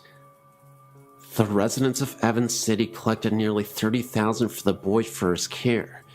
His older sister and her boyfriend ran off with the money, leaving Raymond without the money he needed to get well. From then on, the townspeople took him under their wing and took care of him the best they could, but without the funds to do it.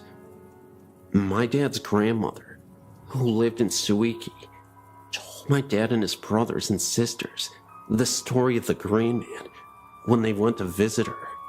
Raymond, now an adult, walks down the road to and from the tunnel every night. The sun would hurt his eyes, since it only had a thin sheath of skin to cover them, so he did not go out in the daylight. He could barely walk, but did so every night regardless. People from all over came to bring him money, gum, and cigarettes, even while he was on his nightly walks to the tunnel and back home. The Green Man came from the color his skin looked when the headlights would hit him. He had been charred so badly, he was gray, so the headlights actually made him look a greenish-gray color. Unfortunately, my dad couldn't confirm this because he is colorblind. Raymond had a hole for a mouth, no nose except for a hole, and holes for ears. My great-grandpa and my Uncle Carl, then a teen, got out and handed Raymond a pack of Lucky Strikes and a pack of gum. Raymond talked to them for a bit, though you could barely understand what Raymond was saying. Behind my great-grandma's car were many more cars, waiting to see Raymond, as there were more every night. At this point, Raymond was a bit of a celebrity. Raymond was watched by the town and the police, and he never had any trouble with the visitors. My family left, and the next car pulled up to visit. My dad recalls hearing of Raymond's passing some years later. Must have been about 1985. The interesting aspect of the story is that years after Raymond's demise, I've had friends who have passed by the tunnels and have noticed gray mists, orbs, and other strange phenomena, where that they witnessed phenomena near the very same tunnels that Raymond used to frequent. One of my friends is a non-believer and a true skeptic of the paranormal, and he had experience where he saw the Green Man years after his death. Just like the story, he shined his headlights as he was driving through the tunnel and nearly wrecked his car. He thought that he had saw a man wandering around who appeared to have a green face.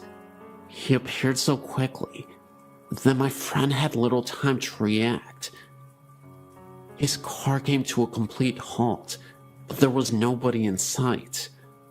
Whether Raymond haunts the road and tunnel, I don't know. However, I'd like to believe that the legend is now true after the experiences that my friends have had. A little ironic, but fascinating, nevertheless. These experiences all occurred at my grandmother's house, which is called Gwynmick Manor. Although the house isn't very big, it's around 200 years old. All my dad's family have lived there, and my grandmother now lives there alone. There have been many different events, things such as footsteps, dogs barking at something unseen, and the shower being turned on and off, or just a few minor things. One time, my uncle fell asleep in the kitchen at night, and the door he was sleeping next to was flung open, waking him up, even though there was no draft, and it was an airless night. The same uncle also had experiences as a young child. When he was younger, he would hear footsteps from outside his window late at night, as though someone was walking hurriedly over gravel. At the same time, he would see two big black dogs sitting by his bed. Another time, my grandma was walking upstairs with some laundry when she dropped something and bent down to pick it up. As she was retrieving it, she saw a pair of shoes on the steps in front of her, as real as a human's. She looked up and saw a long skirt and the start of a shirt, and then the figure disappeared.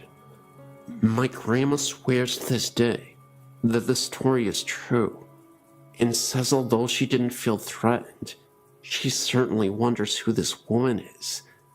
There was no one else in the house at the time, and the stairs are curved, so if someone had walked down them, you would have seen.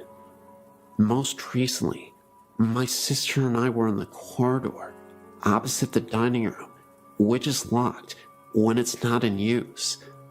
There is a key on the outside of the door. We were standing there talking when the key started to move, as if someone was trying to get out from inside. We thought maybe someone was in there at first, but then we remembered that the key had been moving from our side of the door. Most recently, we were sitting on the lawn whilst my dad and uncle played badminton on the court behind us. The garden is raised almost on a hilltop, with steps leading up to it, so the grass we were sitting on was in line with the upstairs bedroom window, if that makes sense. We were facing the window, talking, and looking in at my grandmother's two dogs, who could have been sitting on her bed. My grandma had gone out shopping and had left her dogs shut in her bedroom. First, we saw one of the dogs start barking urgently at something in the far corner, which was out of sight from us. This continued, and the dog then jumped onto the bed again and started barking directly at us. We thought this was strange, but what happened next couldn't be explained. A white mist, almost in the form of a hand, passed over the dog's head, as though it were stroking her. She then stopped barking. We both looked at each other in horror, knowing that we both had seen the same thing. There was no sunlight that could have reflected through the windows, and I honestly can't think of another explanation for the hand we had seen. I still feel scared when I go into the house.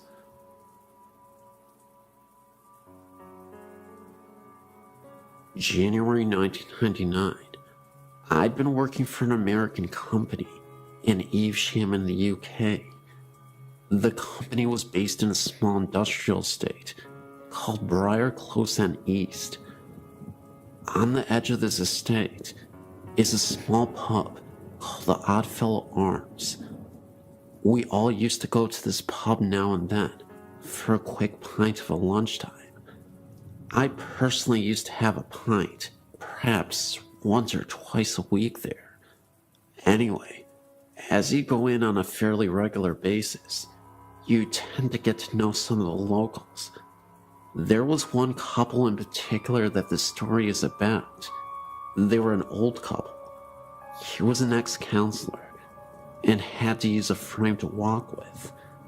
He was always with his wife. She used to drive him everywhere. Obviously, he couldn't get anywhere without her assistance. It was just after the Christmas break, first week back at work in January. I decided to go for a sandwich and a drink at the pub. Funny thing was, I noticed that this chap was on his own, sat in the corner. He tipped his glass to me as usual, to acknowledge me. I thought no more about it. Later that day, I spoke to my warehouse manager. He frequented the pub on a more frequent basis and knew all the regulars by name. So, I mentioned to him how odd it was that the old guy was on his own. Astonished, he replied, "That's impossible. The old guy had died over Christmas." I have never forgotten this, and some people, including my wife, have told me I must be mistaken, but I know what I saw, and I know when I saw him. For all those people who know the Oddfellows Arms Evesham, perhaps some of you may remember this chap and his wife that frequented the pub, or maybe someone else had seen him too. I'm recently going to a neighboring school by this house, and have visited it frequently. I never get a safe feeling while in there, and recently, we found a mutilated animal, not like it was feasted on, but just torn apart, and left in front of the house, maybe for some sort of omen, or a warning. The body was ripped to shreds, and its skin on the hands were ripped off, just showing its appendages. Later, we found the skull of the animal adjacent to it, and we noticed the jaw was removed, but the skull itself was in a very clean fashion. No blood, or guts, or any kind of fluids, not even dirt marks. The skull almost looked like it had been washed. That not being the strangest thing, I have a friend of mine who is a female who is as well as extremely interested in the paranormal, and she has recently gone to the house, and the first encounter dealt with her and her best friend going into the house and just walking around. The problem was that they did not even get to enter into the house. Right before stepping on the yard, the house is surrounded by large bushes. They heard a sound coming from one. Other times that I've been with her, we swore we heard footsteps beside us in the bushes, as if being watched. Her best friend saw a shadow and became very frightened and began to flee. My friend was not as scared and refused, and her being the determined person that she is, continued to go forth. The sound was continuing this whole time. Her friend left sprinting, and so just to be a good friend, she decided to go catch up. She was not running so fast, and in her light jog, she turned around and noticed a woman with bright blonde hair, this being the only thing sticking out, chasing after them, and even got off the yard and continued in the pursuit.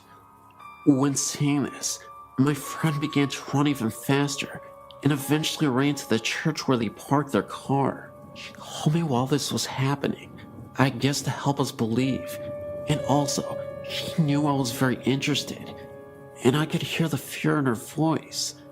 When she returned, she told us the story, and one of the girls who was a local asked about what she had saw, and when she said the thing chasing them had long blonde hair, the local freaked and admitted that the woman who was murdered did in fact have long blonde hair.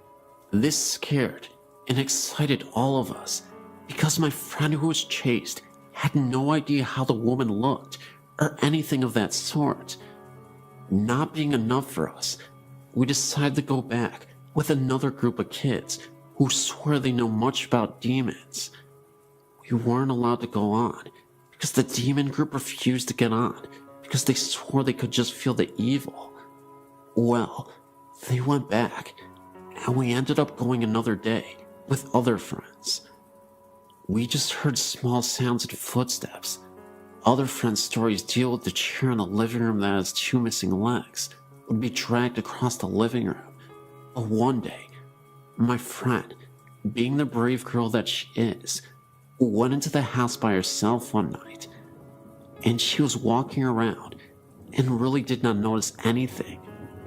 She made a comment expressing how upset she was that nothing was happening, and a few minutes later, she heard a high-pitched shriek, and right then she was pushed, what she guessed to be about 4 feet, and pinned to the wall. She stumbled out of the house, and when she got home, her best friend noticed the scratches on her forehead. She still has them right now. This incident is very recent.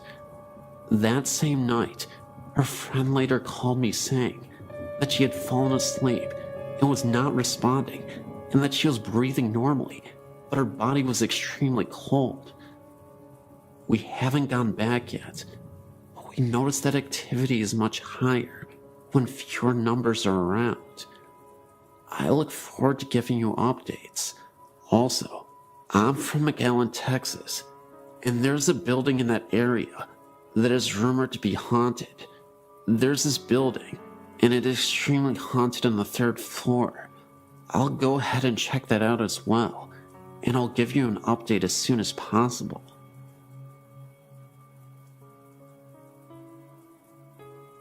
My name is Andrew Pierce, and I'm a local ghost hunter here in Warwick, Rhode Island. Having experience in paranormal investigation helps every time I tell my story, because living with ghosts and experiencing ghosts are two different things for me. I moved into my home 15 years ago, at the age of 6.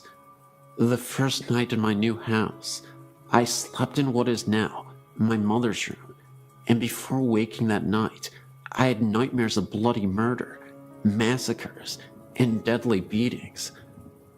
At the time I was just scared, but now, after researching, I've come to the conclusion that this was a ghostly encounter. Between the ages of 7 and 10, I suffered 4 experiences in my dreams where strange people would walk around in my house. The only problem is that they weren't living, and in each of these dreams, they were foreshadowings of what are now actual hauntings. The area with the most activity is my basement, which has been finished and where several phenomena have occurred. The first came when I was 12. I was headed upstairs from my computer room when I saw a figure out of the corner of my eye. When I turned around, it was a little girl huddled in the corner and looking at me. She was dressed in 18th century garb and looked like she had just left church or some sort of social gathering. She has never been seen again, but she has been felt throughout the house, and even experienced once by someone who had never been in my house before. This occurred when a friend of mine was sleeping downstairs, waiting for us to get back from a run to CVS. She was asleep on the couch when a ghostly arm or hand touched her arm, and then proceeded to knock over a couple of items on the table. When she had informed me of this, I knew it was the girl. Another haunting would be in my mother's room, where, if you are alone upstairs and my dog is not around, a growling sound comes from her room.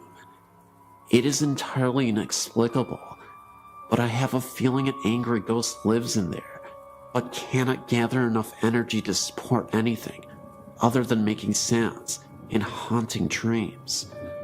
Shortly after my neighbor died, He built the house for his children and loved my family very much. Most of the hauntings disappeared, and a sense of comfortability ran through the house. Everything was at normal temperature, and there was no more dreaded sense of being followed or even watched. This has comforted me greatly, but it only lasted for a short time. Since that time, several newer and less aggressive ghosts have entered the house, and they are seemingly very friendly with my dog. Where he used to bark at them, he is now okay with them and can even be seen playing with them. This was witnessed when I saw him playing with his ball alone, but then noticed that the ball was rolling to him on its own. He would bring it back, and it would only roll once more. Also, this same ghost apparently hates breakfast because it disturbed us one time by knocking over a bunch of papers on the counter and spinning the trash can lid violently. No explainable cause was determined, as it was the middle of winter and no windows were open, and we don't have a fan in our kitchen area. Another ghost prefers to walk around the foyer and up and down the stairs, but never seems to go past the hallways. That's really all that happens, but I wanted to report these since they are the only real, vivid ghost experiences I could ever recall. Thank you.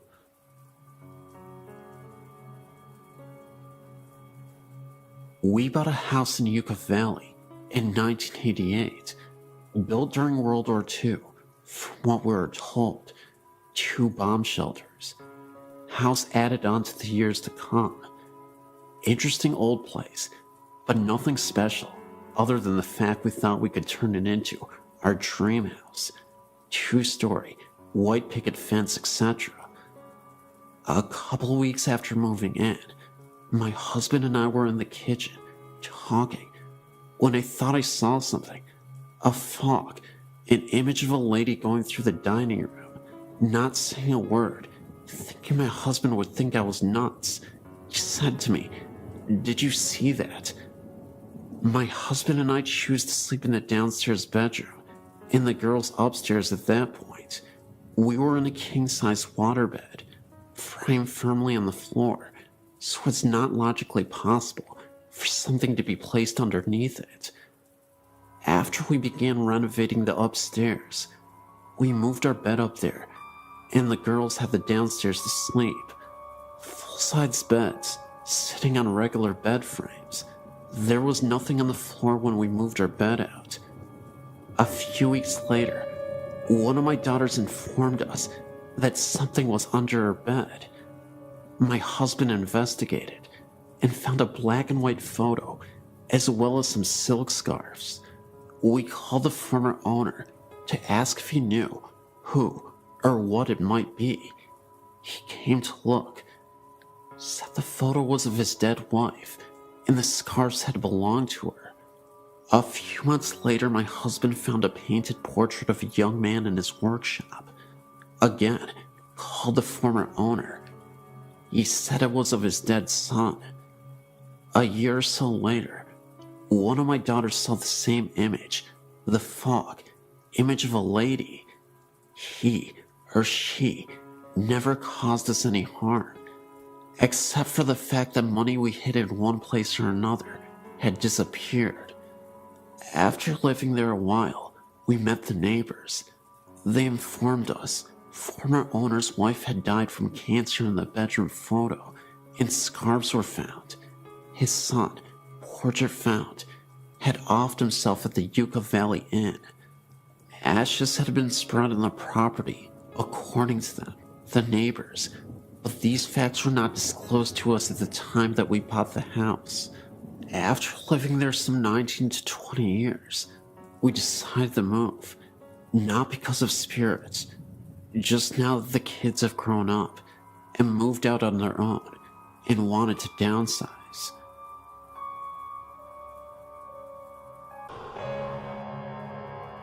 I used to live at the House of 1,000 Stairs in Redlands, California. I lived there for about 10 years off and on with my godparents. They live there full time. I came on the weekends and during the summer. This place is very active at night. My god sister and I would see the spirits of ghostly nuns walking down the stairs. They would stop to ring the bells in the bell towers and then evaporate into a mist. After a while, we removed the bell that connected to the stairs. There were other spirits as well. Some were pleasant, while other spirits we believed were demons. I think the scariest experience we had was one night when I was sleeping in one of the rooms. I woke up to seeing multiple green lights floating aimlessly around me before disappearing. They had to have been orbs. I remember there was a closet which was slightly open. When I looked at the closet, I noticed the head of a figure peeking out with red eyes. If you've seen the famous Amityville horror picture, that's how it looked to me, except with red eyes, of course. There are tunnels that run under the property, and rooms as well, all made out of dirt. Some of the rooms' doors have been covered over with dirt and rocks, so that you cannot get in. If you stay down there at night, you will see nuns going in and out of these rooms that have been covered over. I'm not sure what the nuns did in this house, but there are many restless spirits here. I also believe this place draws mentally unstable people to it. While we lived there, on multiple occasions, we had to call the police because people would break into the property, knocking at our door, telling us the spirits told them to come here. There are so many stories I could tell you, but it's a very unusual place after a while. My godsister and I would sleep in the game room next to our parents' room because we were too scared to stay in our room. That's about all I'm willing to share for now, but I hope you enjoyed these stories.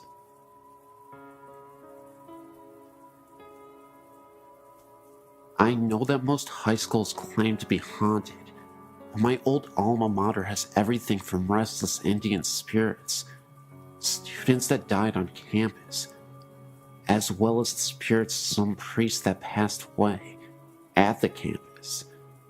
Its name is Bishop Olney High School. It's located immediately next to the San Fernando Mission Cemetery, and is directly across the street from Eden Memorial Park, a cemetery for Jewish believers. To make this easier, I will list the different stories I've heard and my own limited encounters. 1. Our school's built on what used to be an old orange grove. It was also used as a burial ground for Native Americans who built the mission. Several different faculty members have heard the sounds of an old woman crying right inside our alumni hall, and one claiming to have seen her pacing back and forth. I myself went there late with 3 friends one night in an attempt to see if we could prove anything for ourselves.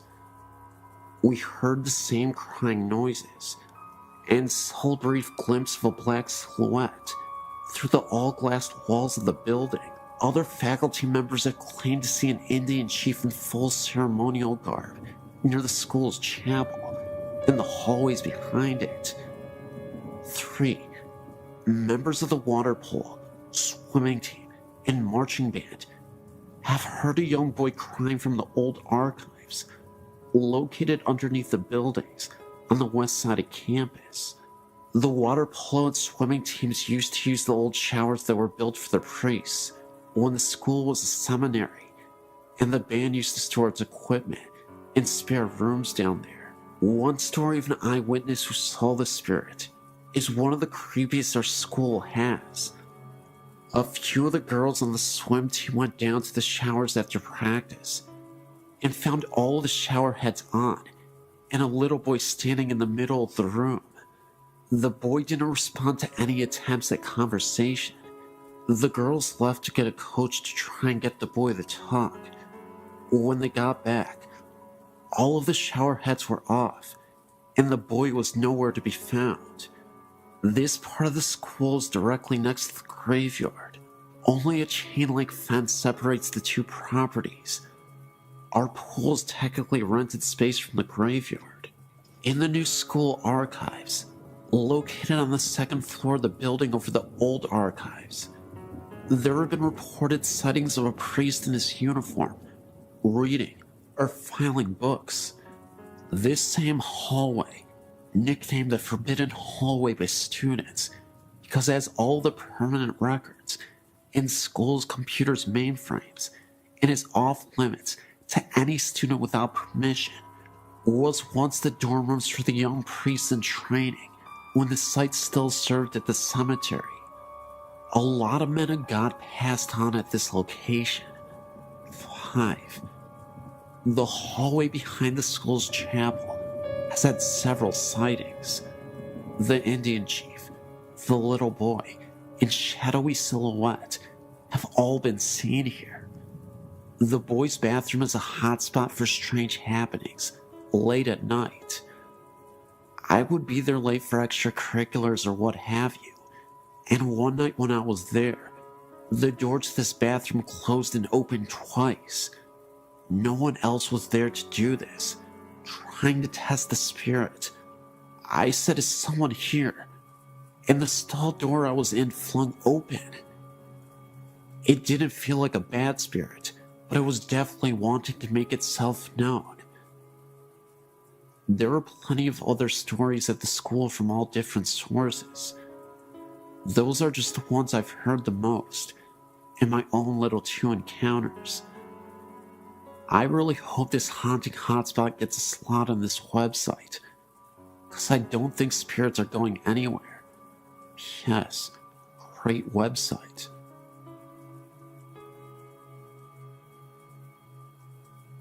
When I was a little girl, about 4 or 5 years old, I remember this clearly as if it happened yesterday. I did something bad to be sent to my room as a punishment. I was laying in bed, not sleeping, mind you, just laying there, looking up at the ceiling. As you may have guessed, I was bored out of my skull. Anyway, a few moments later, I looked at the head of my bed and saw 2 white heads, round-shaped, with red eyes. No teeth, or any body for that matter. They just kept staring at me. I screamed as loud as I could, and my mother came running into the room. As soon as she did, the image or ghostly figure, or whatever it was, had vanished. This house that this happened in was known to be haunted. I'm not sure by what. I asked my mother years afterwards if she had any odd experience in that house. After I told her what happened, she said yeah. When she was down in the basement doing laundry, she heard someone call her name. No one was in the house at the time. I'm not sure where I was, or my brother were at the time, but I know we didn't call her. We call her Mommy, not by her first name, as this thing did. She answered it. Now, as I recall, if something unknown calls out your name and you answer it, isn't that an invite? This house is located in Vermont on West Road in Burlington. I forget the number of the house. My mother said I was a gifted child. Gifted, meaning able to sense things, as well as sometimes able to predict the future, which I've had in the past. It's not something that happens to me all of the time. Just once in a blue moon, I'd get visions in my dreams that had come as warning signs. For example, my brother was going on spring break during the days of his high school years, driving his Jeep over to coastal beaches in Florida. I recall having a dream of him doing this, and his Jeep caught fire while he was driving down the road. Odd how this dream came about. I told my brother not to go. He thought I was crazy, of course, and he didn't believe in that sort of thing, nor does my husband. Anyway, my brother called me up one day and said that his Jeep caught fire. He had a flat tire and parked on the side of the road. He wasn't going to spring break. He was just heading over to a friend's house when this happened. Come to find out, some punk started the fire to his Jeep.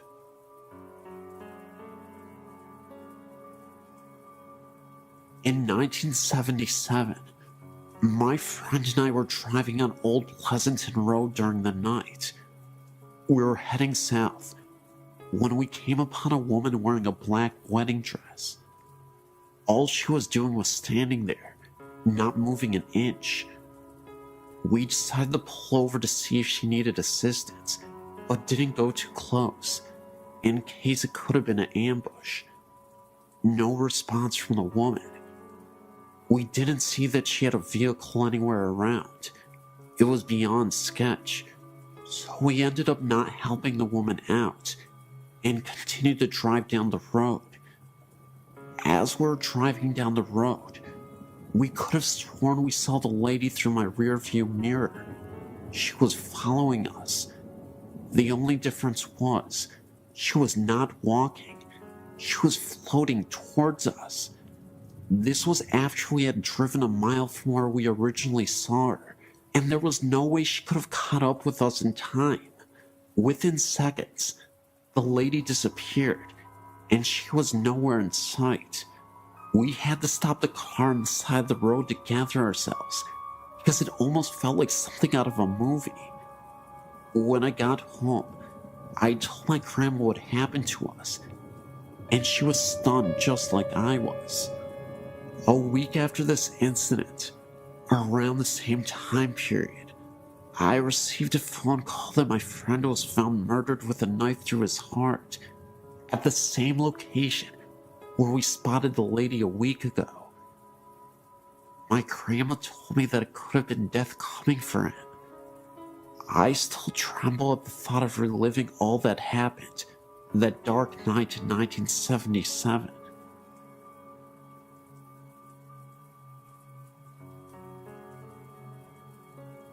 Great Aunt Amy.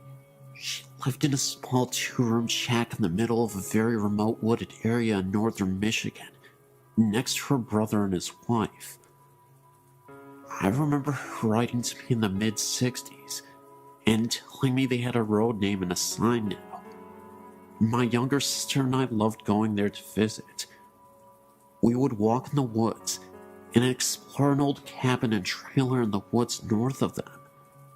They lived very primitively, an outhouse with magazines for toilet paper, and slaughtered their own pigs and cows. There was a great green apple tree down the road, and we always stopped to get our pickings before heading home. One time, we heard a weird noise, and my mother told us to hurry up and get in the car. We had to get going. It was a bear calling for her cub, and we were downwind. Mom feared we may have been between the mother bear and her cub. Whenever we went to visit, we went to see the uncle and his wife first, then Great Aunt Amy. Although we would see her peering over the tiered kitchen curtain when we arrived, Great Aunt Amy was very short and stout, and you could just see the top of her head from the eyes up, over the lower curtain, and I'm sure she was on her tiptoes at that. But she was always so surprised to see us, and just happened to have cookies or rolls just out of the oven. The day of her funeral, the late 1970s, my sister Kathy and I got out of the back seat of the car on opposite sides. I looked at Great Aunt Amy's cabin, and then looked over the top of the car at my sister. I knew she saw her too. Great Aunt Amy's little head, eyes peering up over the curtain, as she always did when we came to visit. I could almost smell those rolls baking that she just happened to be making. Recently, my sister and I took a random trip to the area and went by to see the little old cabin again. But this time, it was gone. A new home stood just to the east of its location. I was very disappointed. My sister turned to me and said that's alright. She's still there. Can you feel her? I could.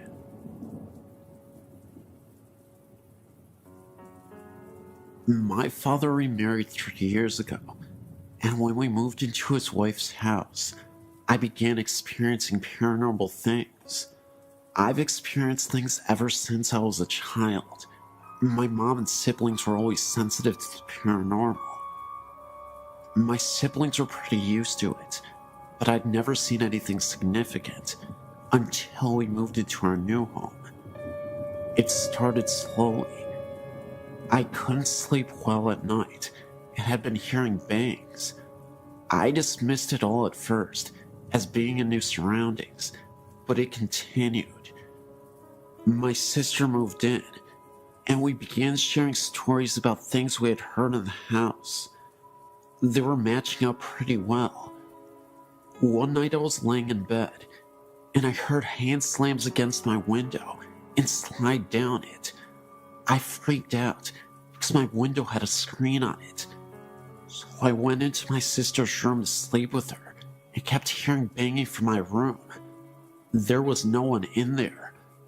I slept in my sister's room a couple of times before I could sleep in my room again. I began seeing black masses for brief moments after a while, and my sister had one in her room that was about 8 feet tall and human-shaped. We began doing all that we knew, which was praying. After a few years of this, I got a little used to it, but couldn't wander the halls at night without being terrified. One night, I was playing on the computer and heard a very loud bang like a door slamming, so I went to my room. I shut my door and leaned against it and heard running up and down the hallway.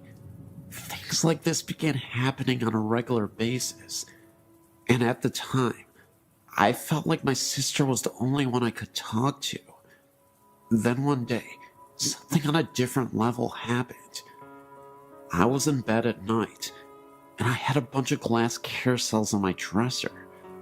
I'm a firm believer in 3 a.m. being the witching hour, and at that time, all my carousels went off playing music, and a couple fell off the dresser. Once again, I played and slept with the lights on. I had one final major experience before I moved out.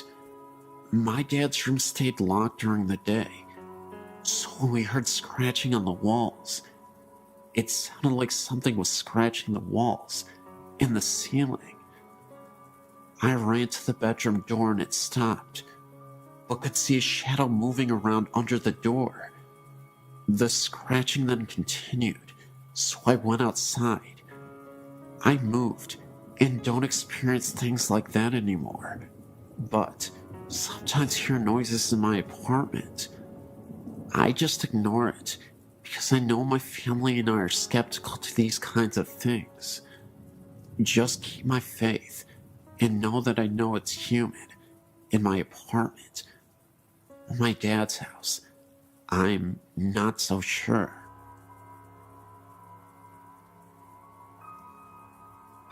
This happened to my mother's uncle in the 50s.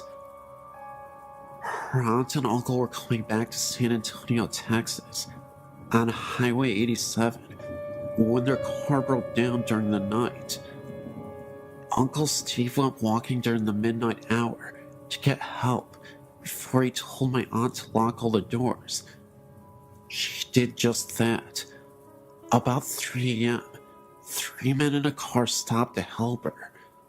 They told her that they would help her, but she told them that her husband had gone to get help, and he might be coming back. So, the men told her that they will leave, and they were going to leave her some food in a brown paper bag, which they left on the hood of her car. hours after she thought about the food in the bag, but she was too scared to get out of the car. Soon, a highway trooper arrived. She told him that her car broke and her husband had gone and never returned. The trooper asked her if she had seen a few gentlemen in a '57 Chevy. She told him about the 3 men that stopped, and before he left, he asked her about the bag on the hood of the car. She told him that the men left her some food in case she would get hungry. The officer grabbed the bag and peeked in it, and out of the bag, her husband's head came out. She has not been the same ever since then. I live in a small town in Kansas. I've lived in several houses in this town, and in just about each house have had strange experiences. The first I can recall was in a small farmhouse in the country. My sister and I shared a room and had bunk beds. The head of the bed was the opposite of how most people would set a room up. The head of the bed was by the window, and the foot of the bed was flush to the wall. I was in the bottom bunk, and my sister in the top bunk. I recall waking up one night and looking out the window to the shed that was across from me. In the top window, the second floor, I noticed a black human figure. No discernible facial features. It had a pale yellow light glowing around it, just purely out of fear and not wanting to experience this alone. I asked my sister, who was supposedly asleep on the top bunk, if she was seeing what I was seeing, not expecting to hear her to really answer me, and she said yes. We still joke about our psychic connection. When I was in high school and living in a small town as I do, my friends and I would drive around the countryside, mostly because we heard that there was some scary haunted place outside of town, and we always liked to investigate.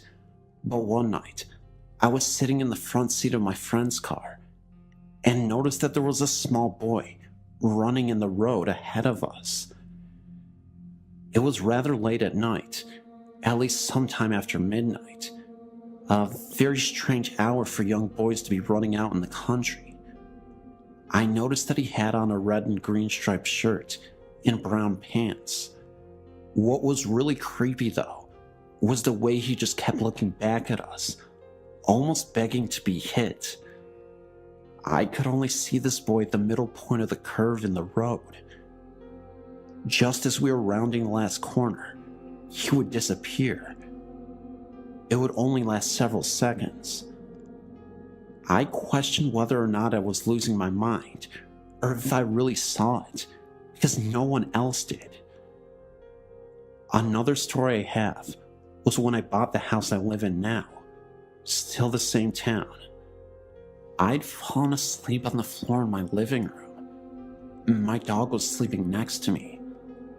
I'm not even sure what exactly woke me up, but when I looked towards my bedroom, I could see a small girl in a white nightgown. She had blonde hair, and next to her was a white cat. I could see through them. They had a mist around them. And again, just as it registered what I was seeing, they vanished. A few months later, I was in my room, standing on the edge of my bed, which is right next to the bedroom door.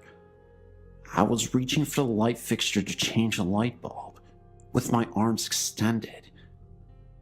I noticed a man, dark short hair, and in his 30s. He had dark-rimmed glasses, and he walked past me through the living room, into my room. As soon as he got past my arm, so he would be standing right in front of me, he disappeared. I've also noticed small dark figures, a possible dog, like roaming around me when I was walking in my house at night. I always try to jump over them, thinking that it was my dog, but she was in another room when this happened. In 1978, my parents purchased a relatively new house in Niceville, Florida. The land the house had been built on had previously been a swamp that was drained to make way for the housing subdivision. Nothing bad had ever happened in the house, yet, after living in the house for a short time, we all began to notice odd things. It started the night I broke up with my fiance. My parents had got out for the evening, and I was in my bedroom crying. Suddenly, I realized I was not alone. I looked up, and I saw a woman dressed in the turn-of-the-century clothing. She had a look of extreme empathy on her face. I did a double take. Never take your eyes off of them, I've learned. And my visitor was gone. My brother brought her engagement ring into my room so that I could take it to work the next day and have it sized. When I woke up from my nap, I got the ring off the dresser and noticed that it wasn't quite right. I got on my loupe and discovered that the ring had been squashed. I took the ring to my parents and showed it to them. Dad examined the ring. As a scientist, he was a little more observant than I was. He pointed out that the ring appeared to have been squashed from the right, beside the head that held the diamond, as if it had been sitting on the rear shank of the ring, and an incredible force put on it that literally broke the head from the shank, without leaving a single scratch or gouge mark. That kind of spooked me, since I had been sleeping with the ring on the nightstand next to my head, and it had been fine prior to being placed by my bed. However, events would soon unfold that made us all realize that the house was indeed haunted by the lady, but she was a friendly ghost, provided you were nice to her family. After having moved to the house, my mom was in a terrible car accident, which almost killed her. She was in the hospital for over 6 weeks, and even after she got out, she was in and out of the hospital repeatedly. By this time I was married and out of the house, but my middle sister's kids would stay over while my sister worked nights. My niece slept in my old room, which seemed to soon become the epicenter for activity, perhaps because of the pre-adolescent age. It started with her being awakened by the feeling that someone was sitting on the bed. She turned on the light and saw depression in the bed, as if someone were sitting there. As she watched, the depression slowly lifted out, as if the person sitting there had stood up. She was too frightened to sleep in the room after that, so her brother slept there for her. He was awakened every night by the sound of a dresser drawer being pulled out and rattled. At first he thought it was Granny, but then he turned the light on and there was no one there. The final straw for my sister's kids came when they were sleeping over one night. Mom had just been released from the hospital, yet again, and was sitting up in the den. Dad had gone to bed. Suddenly, Dad was awakened by the sound of the smoke alarms going off. He ran into the den and found Mom passed out. She had been in incredible pain since her accident and had begun stashing pills for a grand escape. That night, she had gotten so depressed that she ended up taking all the pills that she had been hoarding. There was no evidence of smoke in the house, not even Mom's usual cigarette smoke.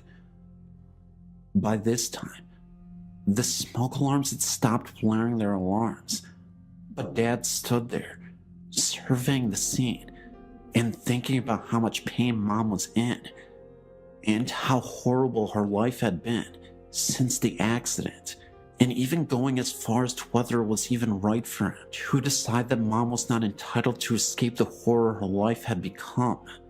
Then the smoke alarms went off again. Dad figured somebody was trying to tell him something, and he called 911. The next day, after we had all been to the hospital to make sure that Mom was going to be okay, we all gathered at my parents' house. I asked Dad why he had called the paramedics. I felt like the doctors who had saved my mom's life after the accident had not taken into consideration the lack of quality of life she would have, and I felt like Mom was entitled to a reprieve from the constant torment she was in. Dad looked at me kind of funny and explained about the smoke detectors. Then he said that when he had gotten home later that night, he had torn each of the smoke detectors apart, and there was nothing wrong with any of them, nor was there any reason they should have gone off in the first place. Once Dad told us this, we all sat there with odd looks on our faces and started talking about the lady. By this time, I'd seen her twice. My older sister had seen her once, and my skeptical scientist dad even admitted to having seen her. We began comparing notes and found us finishing each other's stories and descriptions. We had all seen the same lady dressed in the same clothing, and none of us had mentioned it to the others for fear of being ridiculed. As time went by, the lady continued to watch over her family. After my dad's death in 1998, my then husband and I were in the den of the house after we had cleaned out the possessions and cleaned the house up. I'd left a book on the counter, and X went back to get it. Our marriage was on the rocks, and he was becoming increasingly abusive to me. Something that the lady didn't seem to care for. He had always laughed at our family ghost stories, up till the day. But when he went back in the house to get my book, he came out of the house shaking and white. He had felt a cold hand brush across his face. Then, when he didn't leave fast enough, he felt the same cold hand pushing him in the back, propelling him to the door. The lady was trying to tell him that she did not appreciate the way she was treating one of her kids, nor was he welcome in her home. After that, the lady began dropping by my house. I always knew she was around because the stove timer would go off for no reason and the dresser drawers would rattle. After I left the abusive hubby and moved to the Midwest, the lady would come by and visit me there from time to time, always setting off the timer on the stove, rattling drawers, playing tricks with the blinds, anything she could do to let me know she was keeping an eye out for me. I realized that this is unusual for ghosts to leave their primary residence and to actually follow people from home to home, but I talked to some friends who all felt like the lady was probably a female ancestor who had died in childbirth, so she felt responsible for looking out for her family. After going through the family archives, we found a photo of my great-grandmother. She had died of appendicitis when she was pregnant. The baby also died. The woman in the photo looked like the lady. My sister is now living in the house. When she first moved in, she put some pots in the cabinet, then went to the bathroom for a minute. When she came back out, the pots were sitting on the floor. Earrings and rings that had been lost for years, some in different houses that we lived in, suddenly appeared on the cabinets or in my sister's jewelry box. Unseen hands frequently pulled back the curtains to look outside, and my sister's dog loves to rob and play with the unseen visitor. I could go on and on about all the poltergeist activity. Some that seemed to be coming from the lady, others that seemed to be coming from my deceased dad. From fax machines that go off when they aren't plugged in, my deceased dad's voice calling me to wake me up when the gas fireplace developed a leak, even luggage being set on its end. Weird stuff just follows my sister and I around. Just 2 nights ago, while laying in bed, I was awakened by the bed shaking. I sat up and looked around and found my husband sound asleep and the door securely closed against kitty visitors. I laid back down and snuggled up to my hubby, thinking that he just had a chronic jerk that shook the bed when it suddenly hit again. The whole bed kind of went womp, as if a 20-pound weight had been dropped on it. This time, I knew that there were no cats in the room, and since I had been snuggled up to my hubby, I knew he had not jerked in his sleep. It's nice having your own guardian spirit to watch over you, but it can really interfere with your sleeping. I know that some people think that we're all nuts, or engaging in what shrinks call magical thinking, but every time I start to question my own sanity, I get another visit. It should be interesting when we move to my dad's hometown this spring. I imagine the visits will become a regular thing.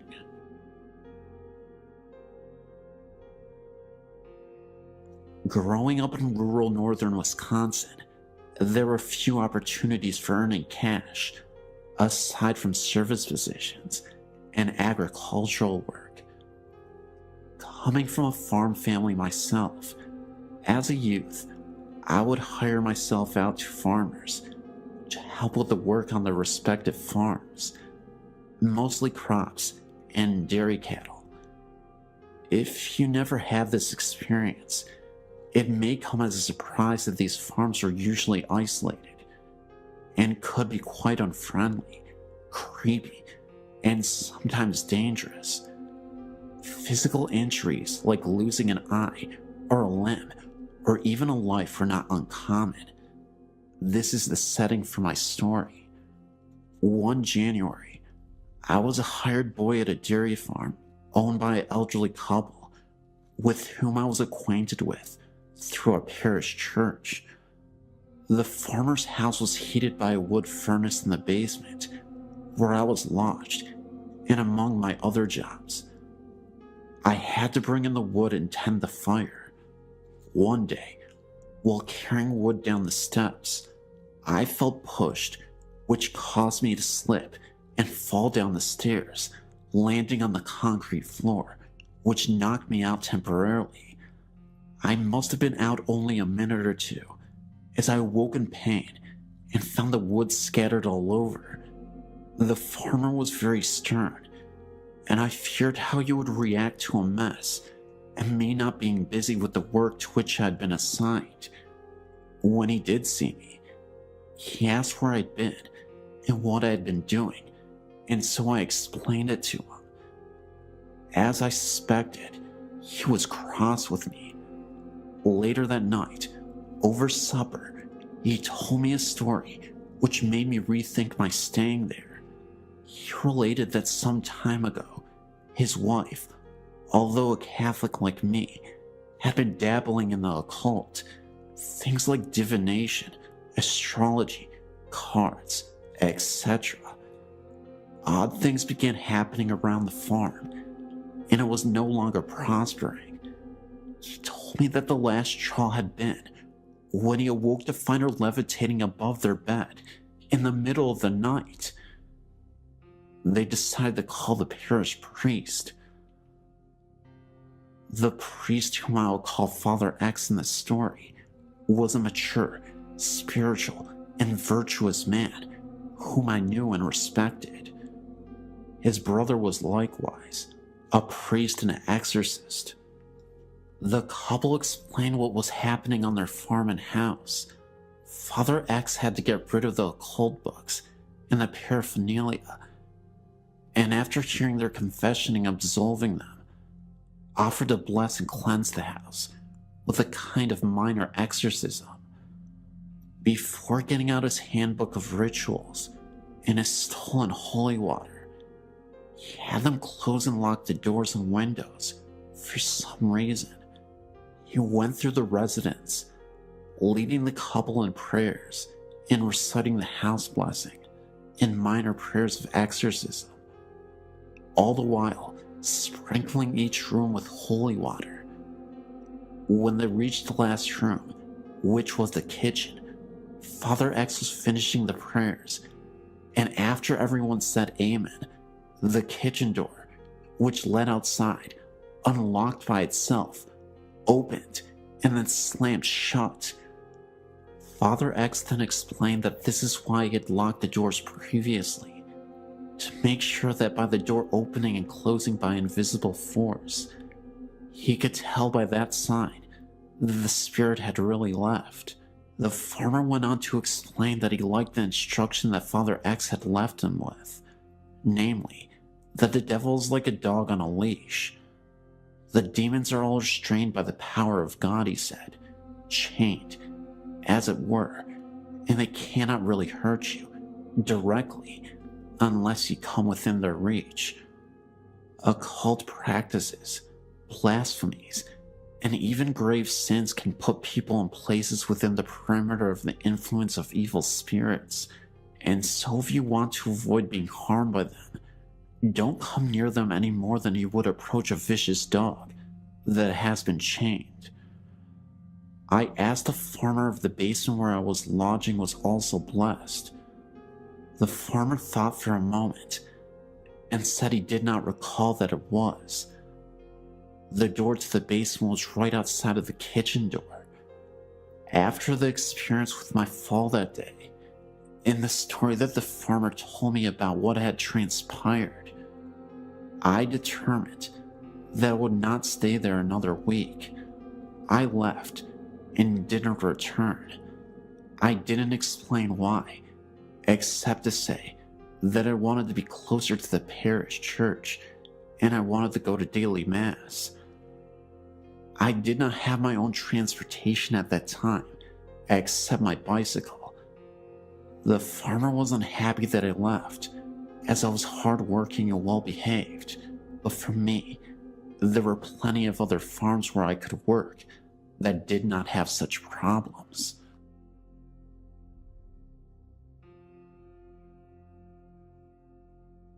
Throughout my life, I'd seen and experienced a few things that I can only describe as supernatural. Everything I'm about to tell you about actually happened, and I will describe each experience as I remember them. The first thing I can remember happened whenever I was only a young boy, growing up outside a village in Northern Ireland called Besbrook. It was during the winter, because we had a heavy snowfall the previous night, and I was outside playing with my two brothers. After a while, I went inside to warm up because my hands were frozen. My mother told me to take off my boots so that I wouldn't tramp snow all over the house. I sat down at the table with a bowl of soup in front of me, and it was then that I noticed something out of the corner of my eye in the hall leading from the kitchen to the living room. I turned to see what it was, and what I saw absolutely terrified me. I saw the figure of a woman walking down the hall towards the kitchen. I just got up and ran out the door without putting on my boots and jacket into the snow, and refused to come back inside, even though my mother insisted that there was no woman in the house. Over the next number of years, nothing happened except what sounded like somebody walking around the house, even when the rest of the household was in bed or away. Everyone heard the noises, but chose to ignore them. Then one Saturday morning while I was still in bed, I was shooken awake and told to get up and come down to breakfast. Whenever I opened my eyes, there was no one in the room, so I assumed that they had already gone downstairs. While I was getting dressed, a voice was calling from downstairs for me to hurry up. When I did get down to the kitchen, there was no one around. Everyone else was still in bed. A few days after, my youngest brother claims to have saw a young boy standing in my parents' bedroom who just stood there looking at him. Shortly after this, someone unknown attacked my brother in his bed, leaving him with a black eye. The next few years were quiet, except for the noises. Nothing else that I know of has happened in that house, except for the noises. But I did tell you that I lived outside a village. The best way to get to the village is through a wooded area, and this place is a very strange place.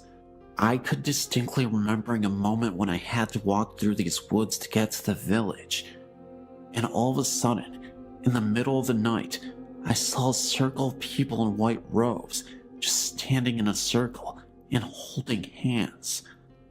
I was so scared about what was happening that I ran the other direction and no longer wanted to run through those woods ever again. I actually had a friend of mine who was walking through the woods, and he swears to this day that he saw a woman just flying from the distance from one side to the other.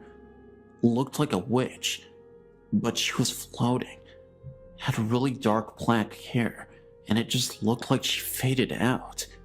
These are the only things I've seen in my life, and with that last story, my friend has seen, but I've heard other stories by people I know. The shop at the bottom of the road is said to be haunted by the ghosts of the 7 British people killed there in the 80s, whenever the original patrol station was blown up. I mentioned earlier, I'm from Northern Ireland. There is a high viaduct in the area, which is used as a railway line. 18 people died constructing it, 1 for each arch, and numerous others have offed themselves off of it. The stories are that at times, you can see these people, and they all look sad. There's also the blood on one wall in a friend's house, and no matter how many times it is painted over, the blood still comes through. All this is true, and has happened within a square mile of where I live.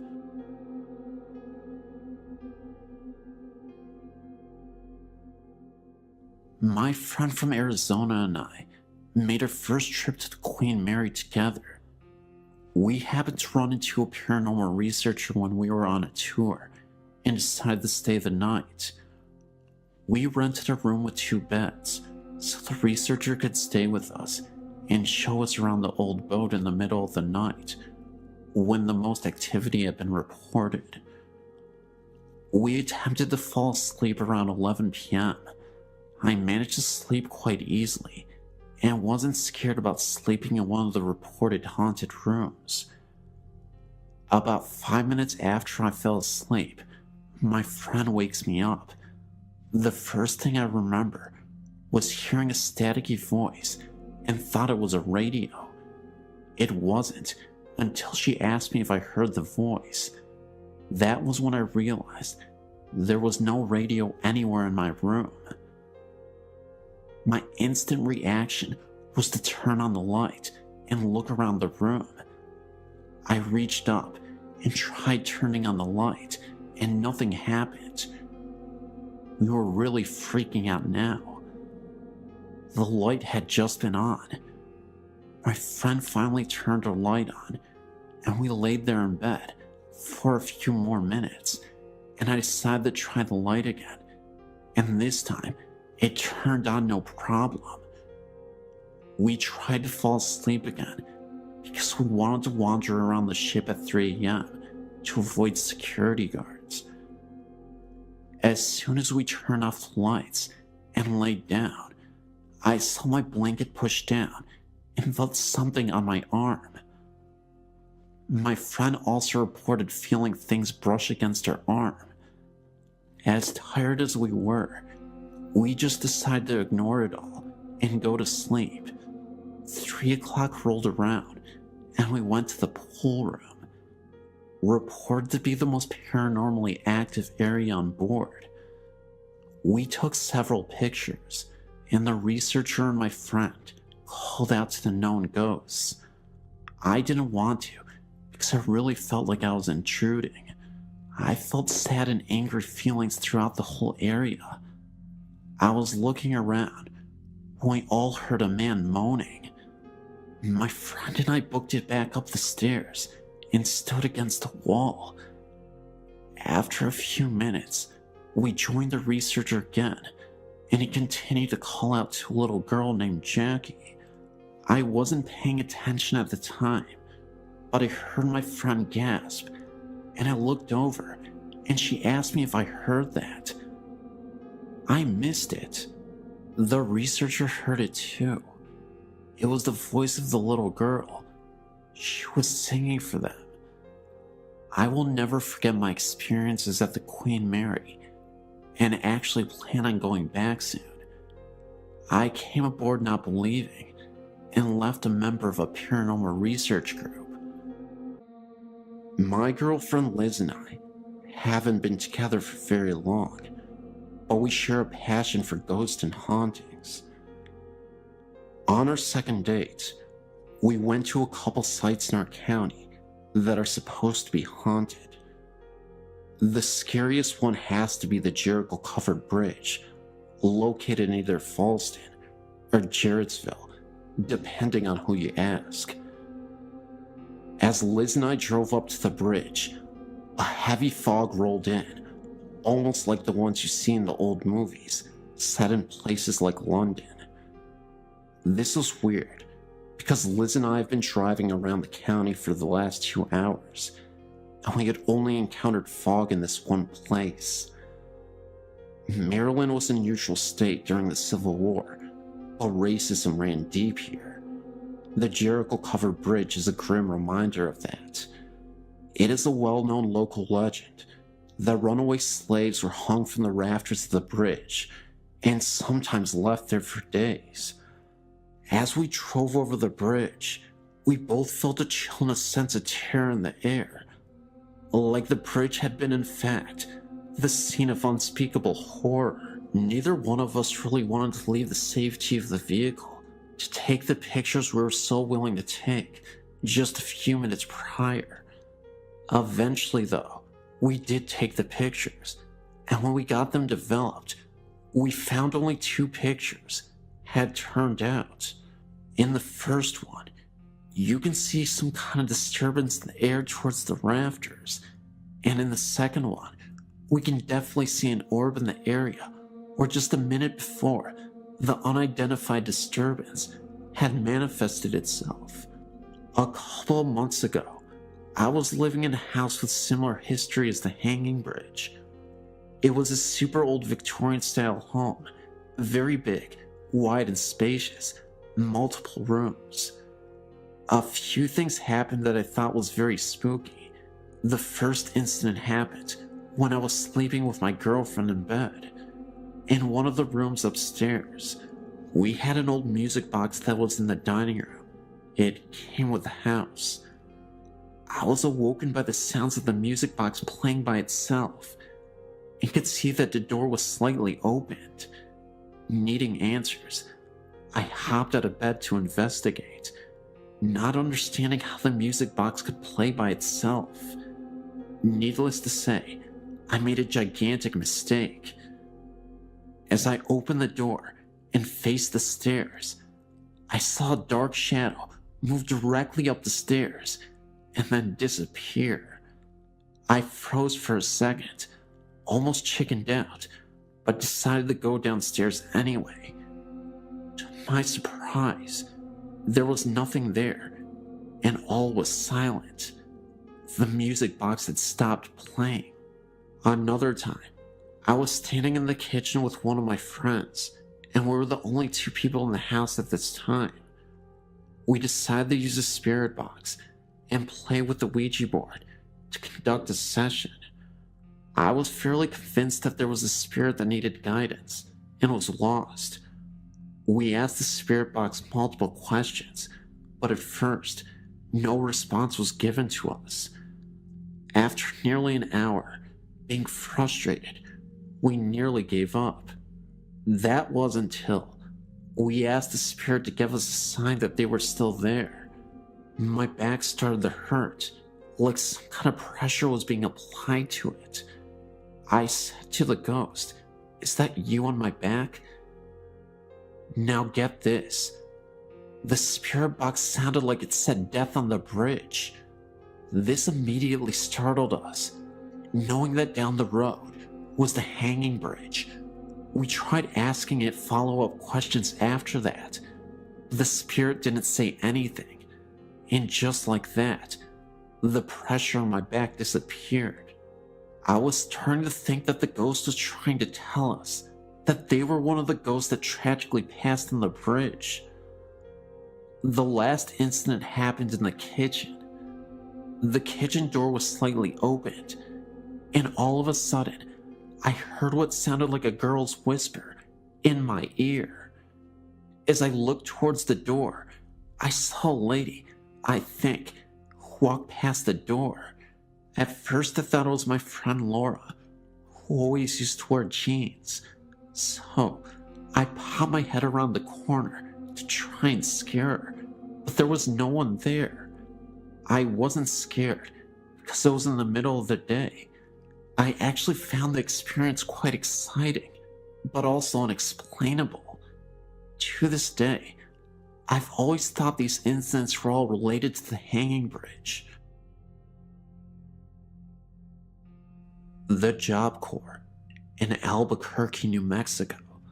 I was a student there in 1973. Since then, there has been a lot of renovation on the buildings, but when I was attending the Job Corps, it was pretty much the same as it was when it was an orphanage. One night, actually at 2 a.m. in the morning, when I came back to the dorms after babysitting, I had to walk across the campus to get to my room at the far end of the campus. While walking down to my room, all was very quiet in the dorms. Out of nowhere, I hear what sounded like children laughter in the distance. It was very faint, but I could definitely hear something. Yet, through the faintness of the sound, you could still hear shouts of glee and anger, as little children would do on a playground, if that makes sense. This happened behind the little chapel that was there, but the sounds came right there from behind the old chapel, and while I looked and squinted, I didn't see anybody there. I thought to myself at the time, why would parents allow their children to play so late outside? It was cold, and it was dark. Meanwhile, my hair was standing on end, and I tested the wind to see if the noise was carried from another place. Noises can carry long distances. There was no wind at all.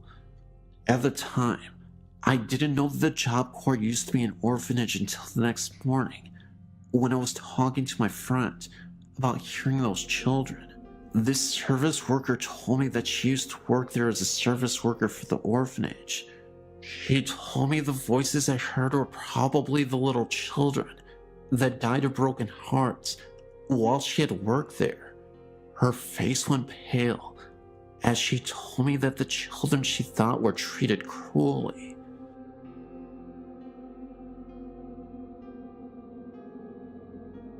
There are two versions of this legend that I know. It's called the Devil's Footprint. The first is about a construction worker that was aggravated with a boulder that would not budge. The man stepped on the boulder and said, "I will give my soul to the devil, this boulder will move." By the next day, the boulder had moved, and there was an imprint of a human foot and a hoof print of the devil. The man was never seen again. The other version is about a farmer that was having a terrible harvest. He then said, "I will give my soul to the devil if I had a bountiful harvest." Indeed, the farmer's harvest was bountiful, and he made plenty of money. The farmer was quite pleased with himself until the day the devil came to collect. The farmer refused to give the devil what he wanted, and a chase ensued. They ran all around the farmer's land, and the chase ended when they reached a cliff. I believe the footprints happened when they had their final fight at that cliff edge. I've heard many stories about the devil's footprint being haunted. My fiance told me about an occurrence that happened when he was there with his brothers when he was about 13. He said that his brother was contacted by a ghost, according to him, and his brother swears to this very day he was standing in front of the church doors, and being a rebellious young man that he was, he attempted to kick the doors open. At the moment his foot hit the door, it swung open and knocked him off the steps. Now, you may be thinking that there was probably someone on the other side of the door playing a prank, but keep this in mind, the doors open inward, not outward. I also know someone that was there very late at night, and she swears that she saw hooded men walking the edge of the woods. I myself had an experience of sorts. One night, a friend and I decided to go find the place. We drove and drove, and we couldn't find it. When my friend was so sure she had driven too far, she turned back. We figured we better wait until daylight to look for it, so we turned on the road that we thought would take us home. And what did we see? The old cemetery and that unmistakable white church. Of course, we freaked out. My friend swerved and barely escaped going off the road. By this time, we were both feeling a little unsettling feeling in our chests. Now, whether this was due to some unwelcome presence or fear, I'm not certain. I'm assuming the latter. However, needless to say, we didn't stop there that night.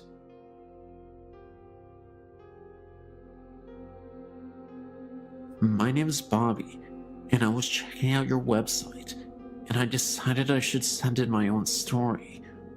We live in Grosse Pointe Shores, Michigan.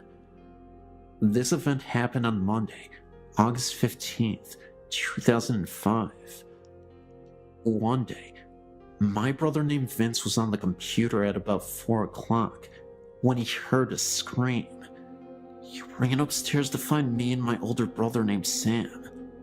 Vince asked what was wrong, and we asked him what he was talking about, and he said he heard a woman scream, and we said nobody screamed. We were also the only ones in the house. We got scared, but eventually thought that Vince was probably hearing things and forgot about it. But a week later, me and Sam saw this website and decided to check if something was haunting our house. We checked everywhere, but found nothing. But just as we were about to give up, Sam said to me that we never checked the attic. This was the first time that anyone was up there in the attic in a very long time. We got to the attic door and opened up the hatch, and a ladder came unfolded from the top of the door. We started climbing up the ladder and got to the attic, and it was all dark. I felt the wall right behind me and found a light switch. I flipped the switch and a dim light turned on. There was this old rocking chair rocking back and forth, the one that my grandmother used to have before she died. We totally forgot that we had gotten it and threw it up in the attic. Either way, we were freaked out. After about 2 seconds, we heard a scream so loud that it knocked me backward against Sam. We climbed as fast as we could down the ladder and shut the attic door. We were so scared that we didn't tell anyone except Vince about what happened. We checked the time, and it was exactly 4:06. We now know that Vince heard the scream from the attic a week earlier. All we know about the people that lived here before us is that they were the Andersons, and that they were an old couple that lived here and raised their kids here. I don't think it was my grandma's spirit, because she was always a gentle soul and wouldn't scare us like that. Anyway, after all the kids moved out and Miss Anderson died, a short while after that, he sold his house to us about 4 years ago. I believe Miss Anderson was the one who screamed. I guess she was mad that we stole her house from her.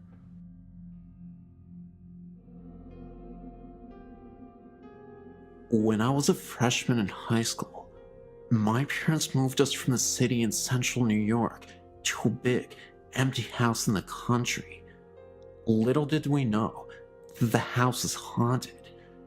So many things happened there that even my skeptical dad began to believe that we were sharing the house with someone or something else.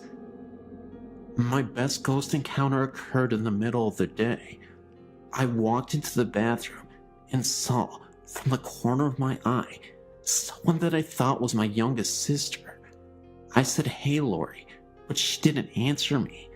Annoyed, I turned to find out what her problem was, only to realize that it wasn't her at the sink. An old woman with gray hair up in a bun, a pink flower dress, and a white apron was drying her hands. She turned to look at me, and then she disappeared. We weren't often frightened of the ghosts, and missed them when things seemed to be quiet for too long. We would lament that they didn't like us anymore. One day, I was in the house, and I went into the shower. All of a sudden, there was a huge noise. I thought a plane hit the house, or at least there was a terrible car accident outside. I jumped out, grabbed my robe, and went to investigate. I found nothing out of order at all, so I got back into the shower.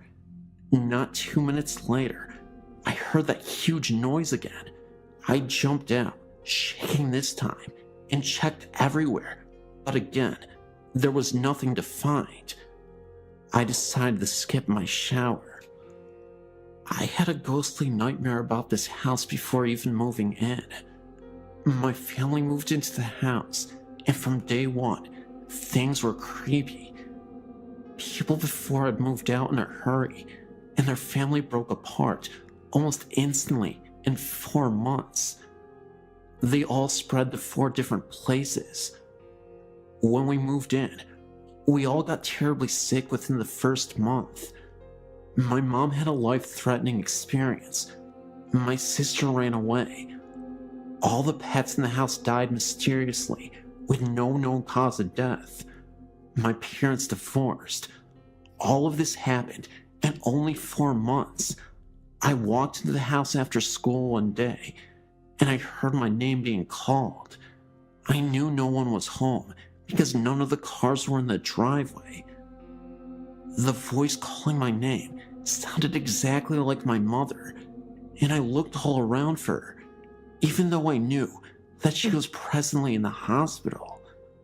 Within the next few days, and a few more creepy paranormal events, all 4 of us left in just as much of a hurry as the one before us, leaving most of our personal belongings. We all split, each of us in a different car, to different places away from each other and away from the house.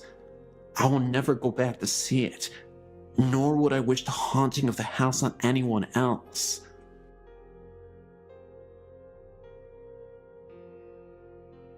Hello. I lived at this house from 97 to 99. It was in Atlanta. My family and many of my friends were witnesses to the occurrences. Voices, electronics malfunctioning, dark figures. It happened day and night, but mostly at night. It is an older white home. near the river, and for a while, we had a rat problem. The plumbers had left a hole under the bathroom sink. The rats, who were fond of shiny objects, left 2 human molars, complete with silver fillings, on the bathroom floor on 2 separate occasions. The back of the home had a foul odor, off and on, and the crawl space had been cemented over. I'm an investigator for the state, not a hysteric. But the place made a believer out of me, my family, and half a dozen friends. My then 4-year-old son complained of the man in the mirror with a string around his neck. Voices were male and female, also a small child. I've often felt the crawl space needed to be examined, just never could figure out a way to ask the officials to do such. I truly think that there is a body or bodies under that house. Myself and a girlfriend watched as a man-shaped shadow moved across the dining room wall into the kitchen where the light turned on. Well, we're checking out, if you can get the new owner's permission.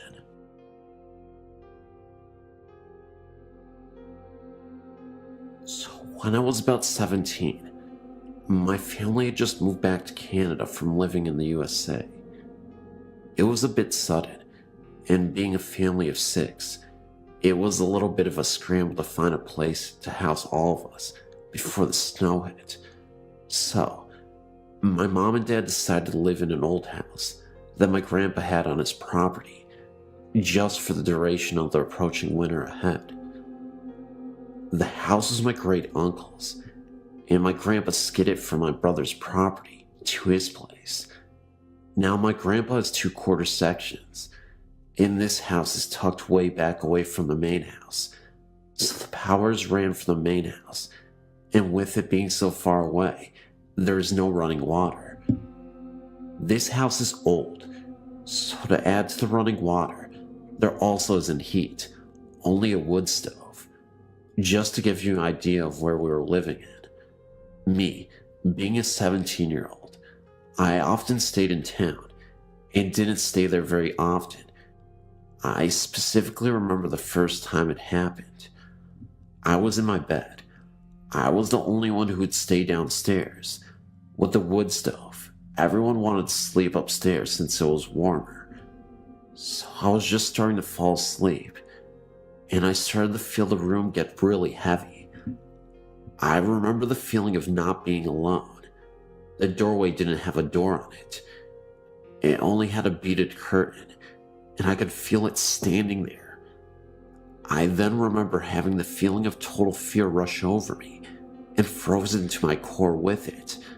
Then, it moved closer, and I felt the bed move and someone crawl right beside me, not in a way that was super noticeable, but in a sneaky, slow, sloth-moving type of way. I specifically remember wanting to vomit with fear. Then, I felt it, the feeling of an unshaven face rub against mine. I scrambled out of bed, holding my blanket, and ran up the stairs to my parents' room. I was so out of my mind with fear that I couldn't even scream. I slept on the floor with my dad's side of the bed. The next morning, Mom was wondering why her 17-year-old daughter was curled up at the foot of her bed, and I told her what happened. Later that morning, we walked over to my grandpa's house to have breakfast and go chat. My mom brought up my wild story. My grandpa and grandma silently listened, as my mom was laughing at the last bit of the story. My grandparents got really serious and turned to each other. Apparently, this has been an issue in the old house, and they didn't want to tell us, hoping we didn't acknowledge it, then it wouldn't bother us. I can honestly say it didn't feel angry or upset. It just wanted to cuddle. I didn't stay there much after that. I moved in with a cousin in town. Ghost stories are the most popular types of stories to talk about in the curious world that we live in. Some of us are skeptics, while others truly believe that the supernatural world is real. I truly believe that entities are real, and this is a true story involving my cousin. He didn't see a ghost, but he felt our presence, and is now fully convinced that we are visited by spirits, even though this event happened years ago, and at the time, he was truly skeptical. My cousin is a doctor, and he lives in the USA. A few years ago, he went out of the United States to Vietnam on business. He ended up visiting Hanoi, Vietnam, which is Vietnam's capital city, and stayed in a hotel with his wife at the time. Immediately after entering the hotel, they were both surprised to see a woman sprinting out of her hotel room and screaming bloody murder.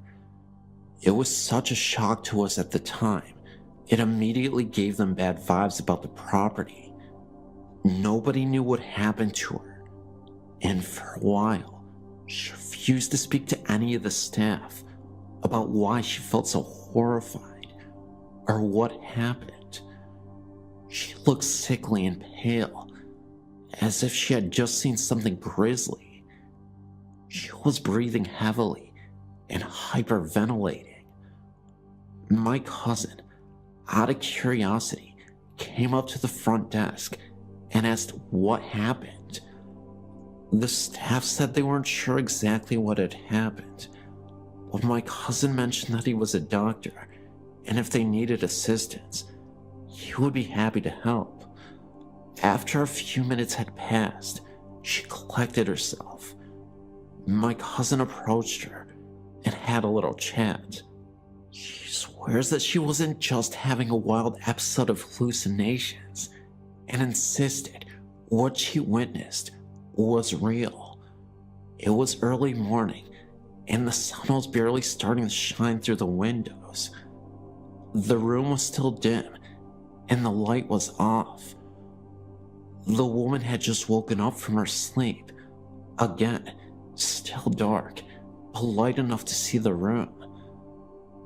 The hotel room she was staying in was massive, and she was in the kitchen making tea. From the kitchen, you can see into the living room. That's when she saw a man standing right next to the bed. It was the ghost of former president Nguyen Dim Dam. He was president of South Vietnam in the early 1960s, who passed away in a very terrible way. She also said that the night before, she saw a former Vietnam soldier staring at her from the window during the evening. My cousin, being a practical person, kinda dismissed it and advised her to just go home, take some medicine, and relax the rest of the night. Even after she had just calmed down a little, it was obvious she was still visibly shaken by this whole ordeal. My cousin and wife didn't take the room, but there was another couple that checked into the same room. When my cousin woke, he went down to the hotel lobby and noticed just outside the main entrance was an ambulance and a stretcher pulling two bodies into it. He asked the front desk attendant what happened. They said that the couple that checked in mysteriously passed away in their sleep, and nobody knew the cause. They suspected it was a heart attack. At this point, my cousin was starting to act a little apprehensive about staying the rest of the week there, but he continued to sleep at this hotel. His mind never let him believe that it was related to the last incident with the previous lady or tied to the paranormal. Until a couple nights later, all was silent. My cousin was a few doors down from the cursed room at the hotel. This is where it gets freaky. It was late at night, and my cousin was reading a Vietnamese book when the power started to go off and on. He looked out into the hallway to see if there was anything going on, and all seemed okay. He thought that maybe there was a problem with the electricity, so he called the front desk from his room. What he heard over the phone started to finally freak him out. He said that when he picked up the phone, all he could hear was heavy breathing, and someone hung up. Concerned, my cousin rushed to the desk. A woman was standing right there. He asked her why she didn't say anything over the phone after he had called. The woman said that he didn't make a call. My cousin insisted that he did, that he heard heavy breathing, and that someone else was on the other line, but the woman refused to accept his story. He also said that the lights flickered, and the woman began to grow pale. She urged him to bless his room, because there is something evil and it's disturbing the room. My cousin refused, saying that it was just a coincidence. Finally, a few minutes later, his wife screams. My cousin rushes to the room and asks her what happened. She tells him that she was walking out of her room when she heard voices talking, as if the chatter were coming from inside the hotel room where the couple had passed away. The doctor then demanded the staff open the room, but to their surprise, nobody was there. The staff even claimed that when they went into the room, the bathroom door was open and a dark shadow moved out of the bathroom and then disappeared. My cousin still dismissed everything. He said that things were just chaotic because of the first lady that stayed in the room, and everyone was on edge because of the death of the couple in the same room. He admitted it still creeped him out, but chalked it up to merely a very scary coincidence. However, if it were a coincidence, then how can anyone explain what happened in that room? It seemed to be the only room having issues, aside from the one my cousin was staying in, where he heard the voice over the phone. Either way, this was a pretty insane experience, and I don't know how I would have reacted if I was the one who was there instead of my cousin.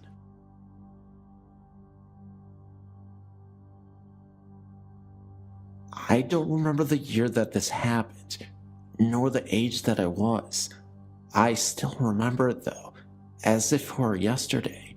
So, my aunt just got a new computer. She was never a technology ace or anything, so she had no idea how to get it started. When all else fails, call my mother. My mom was a whiz at computers, so my aunt asked her to come over and hook up the darn thing. My mother, being the lovely lady that she is, agreed to do it within the week. It was actually that weekend that she decided to do it.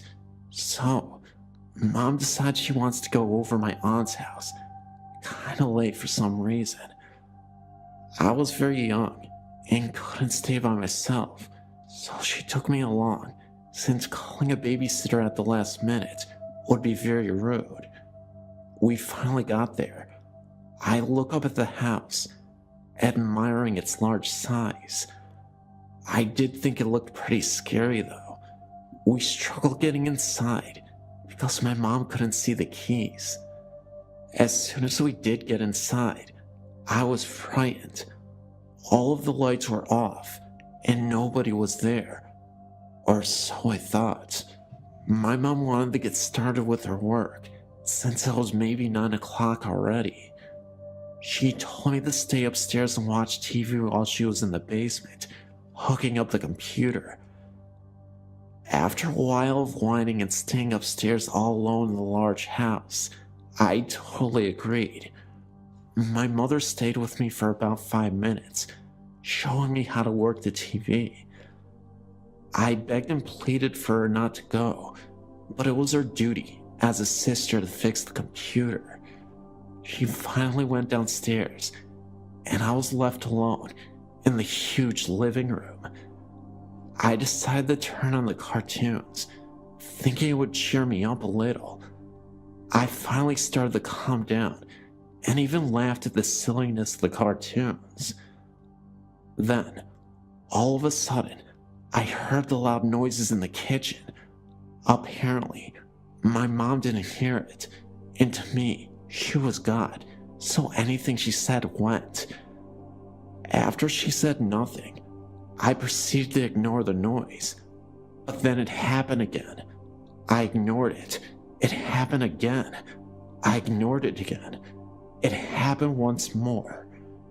By that time, I was so annoyed at the noise because it was disturbing my cartoons. I was so mad, I forgot my rule about my mom, and I jumped up from the couch, turned around, and almost yelled, "Shut up!" when I saw this mist in the kitchen. It seemed like it was in the shape of an elderly woman with a long white dress and long white hair. I was so shocked, I couldn't scream. So I ran as fast as my little legs could carry me, downstairs into the basement and into my precious mother's arms. I didn't tell her what happened, as I was still in shock, awe, and amazement at the creature that had stood before me. I only explained about the noises. She said she was hearing little noises, not loud noises, around where she was. I stayed down there with her because she said I could, especially when she saw my little white face. As I was sitting on the couch, playing with numerous toys that were scattered about, I heard a soft bark. Then I heard a whimper, and then another soft bark. I knew it was coming from the room that held the water tank and such. I thought about the dog, Oreo. It must have been him. But then I remembered he died about a couple months before. My aunt and uncle at the time owned no animals, not even a bird, and it was way too late for someone to let their dog out. Besides, I don't think I would have hurt a dog, as I don't believe anyone in the community even owned one.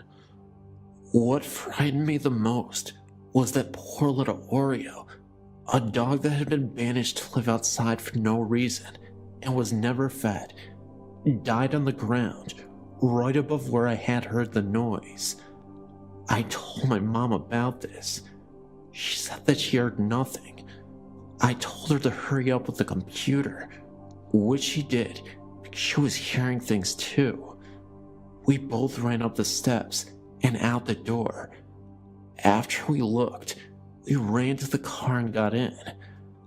I was scared because the car was not starting up. Then all of a sudden, it did. I was so happy to be out of there. My cousin had heard noises such as the one I had heard in the kitchen, except they were outside of the room. Also, my other cousin claims that he heard a noise in the oven, like something was in it. He opened the oven, and nothing was there, but he swears to this day he did hear something. Now, I mentioned in the title of this story that this was a traveling ghost. I say this because most, if not all, of that family's houses have had some sort of scariness to them.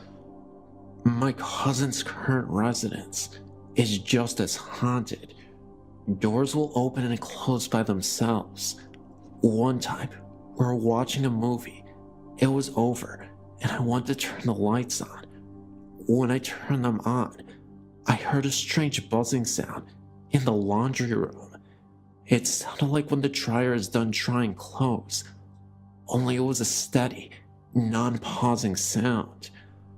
I walked over to the doors and started to put my ear up to make sure the sound was coming from that room.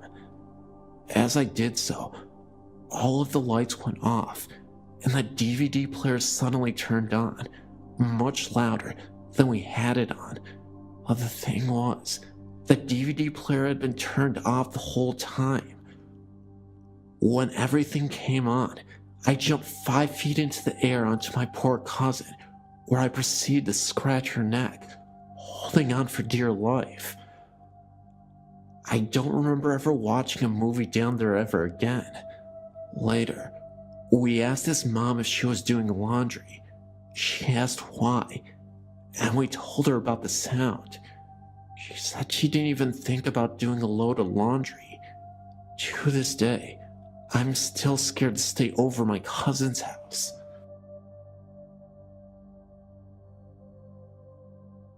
When my sister and I were young, we lived in a newer duplex in California. It was a small place with only 2 bedrooms, so my sister and I had to share a room. We had our beds on opposite walls, but they both faced the hall.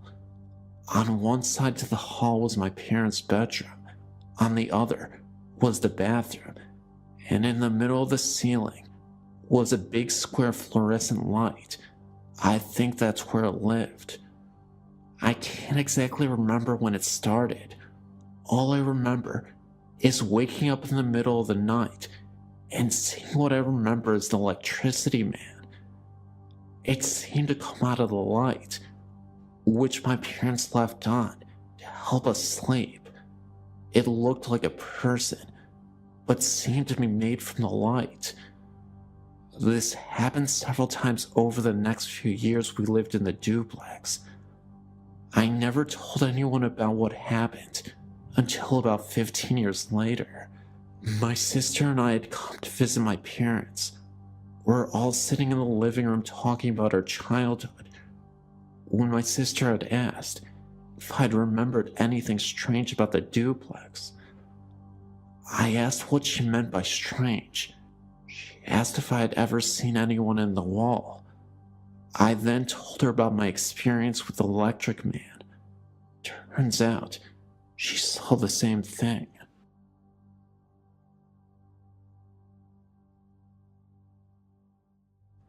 This is an old story, pushed out of my mind for years and years.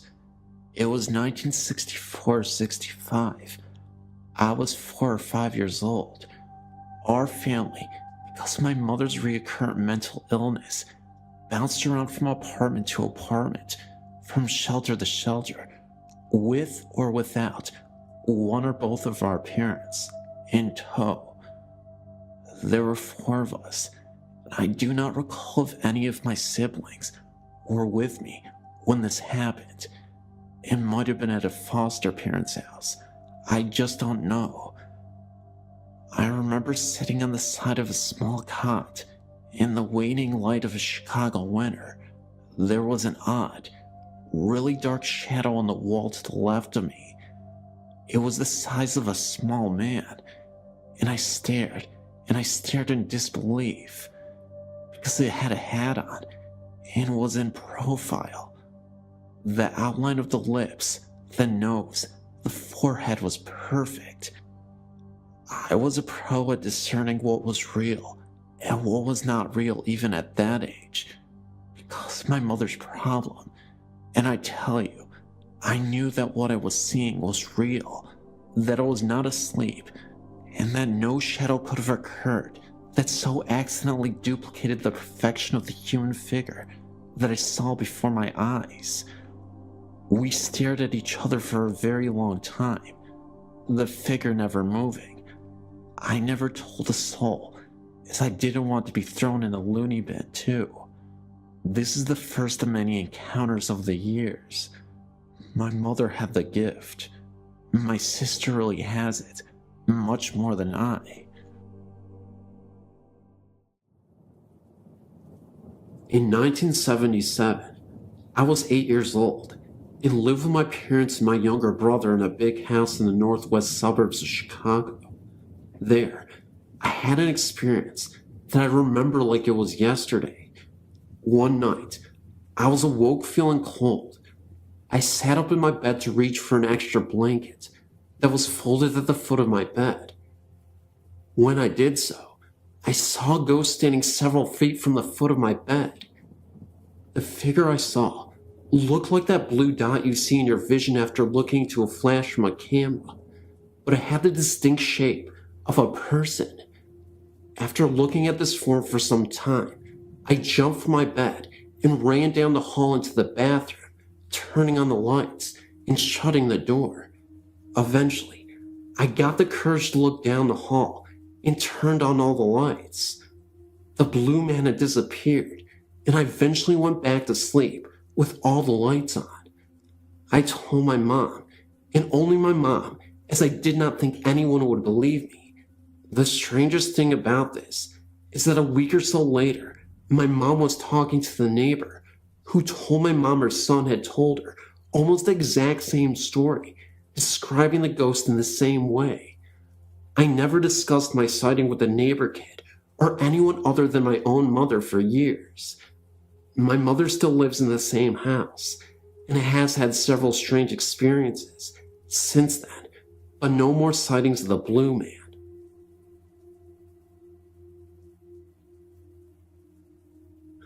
Just wanted to share this experience my mother had while she was in Mercy General Hospital in Sacramento, California, recovering from a hysterectomy. One night Mom woke up, and out of the corner of her eye, she saw a dark mass floating in the hallway. It floated between her door and the doorway across the hall, where a very sick woman was a patient. It never entered the rooms, it just hovered there. When she tried to look straight at it, it disappeared. For 3 nights, she saw this black mass floating in the hallway. Then, on the 4th day, Mom heard code blue on the intercom, and heard a loud commotion in the hallway as doctors and nurses hurried into the room across the hall, pulling their equipment behind them. The woman in that room died. Mom didn't see the dark mass that night, or any night after that, during the remainder of her stay.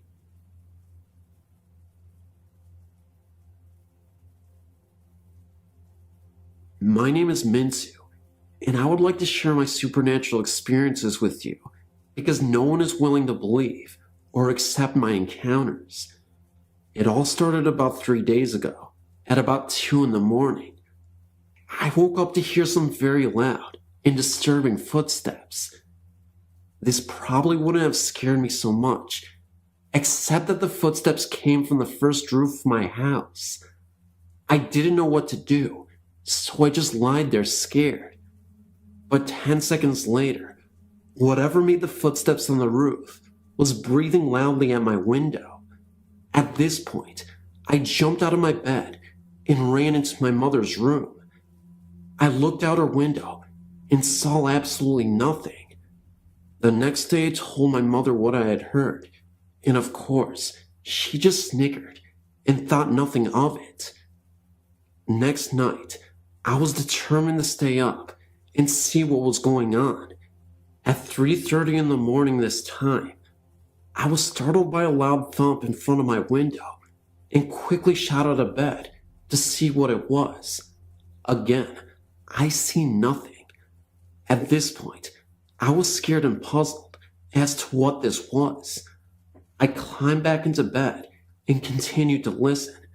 The thumping went on, but as it did, I began to hear something different, something in the background of all the noise.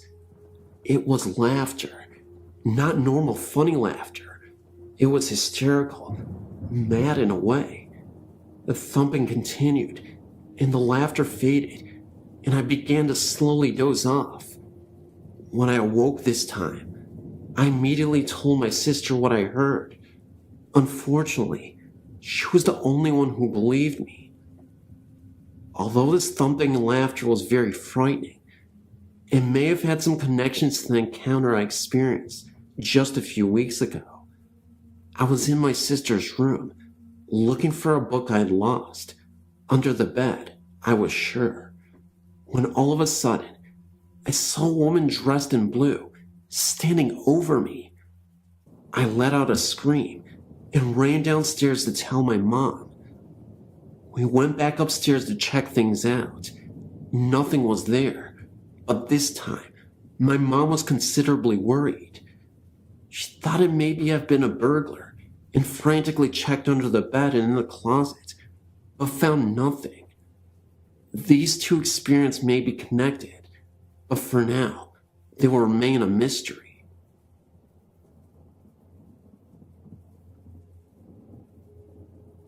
I was raised in Missouri City, Texas, which is a suburb of Houston. If you head south of Murphy Road, past Cartwright Road, on the left, you will come to El Dorado Drive. Travel down El Dorado until you cross the bridge and turn right at the first street. Drive down the street until you come to Hampton. There, you will see a very large fence covered in overgrowth. Through the fence, you can see a large home that backs itself to the golf course. This home is known by all who live in its vicinity as the Hampton House or the Cartwright House. The story begins about 40 years ago. Mr. Cartwright and his wife lived in the house and owned all of the property which Quail Valley is built upon today. Cartwright Road was actually named after him. All was well until Mrs. Cartwright came down with a terminal illness of some sort. When Mr. Cartwright was no longer able to give his wife the care she demanded, he hired a live-in nurse. As his wife's condition worsened, Mr. Cartwright began fraternizing with the nurse. One day, when Mrs. Cartwright's calls went unanswered, she made her way into her wheelchair and into the living room, catching her husband and the nurse in a moment of passion. Miss Cartwright died the next day. Mr. Cartwright and the nurse soon after moved away together and were married. He left all the furniture and some of his possessions in the house when he left. After his death, the property was left to his son, which would not live at the house, but hired security guards to keep looters out. My father was a Fort Bend County Sheriff deputy for many years, and has had friends work security at the house in the evening. He said that the guards were paid very well, and were given a large cooler of food to take with them into the house. There's never been a security guard that has stayed in the house for more than 3 hours. They've reported the elevator going up and down on its own, sounds of a woman crying, an invisible wheelchair that travels up and down the hallway, leaving tracks in the carpet, and even books flying off the shelves at them. One of my father's good friends is from Ireland, and he says he had encounters with ghosts before and is unafraid. He worked in the house and left after 2 hours. He said he has never seen anything like it. Well, the security guards have since stopped in the past 10 years. The house has never been lived in since the Cartwrights. I've always wanted to sneak into it some Halloween night and see for myself, but since it would be breaking and entering, and hence illegal, I will not. I have never seen anything about the house listed anywhere, yet everyone in the area seems to know about it.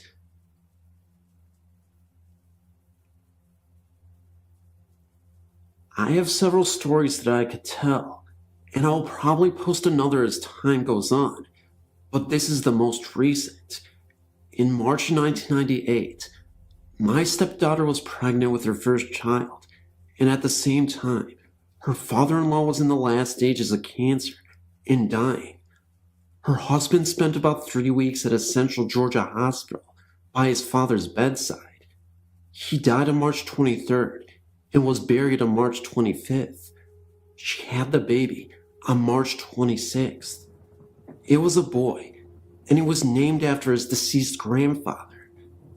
They kept a picture of the man that had died in the refrigerator and had told their son that this was Granddaddy Kenneth. When the child was about 2.5 and talking, there were several times when they heard him talking to someone when no one was in the room with him. Each time, they would ask him who he was talking to, and he would respond with, "Granddaddy Kenneth." When they asked him who that was, he would say, "That man on the refrigerator." When they asked him what they had talked about, his answers were always about things that the child would have no way of knowing, had someone not told him of them, and his parents never had. It has been a couple of months now since he's had conversations with his grandfather that they know of.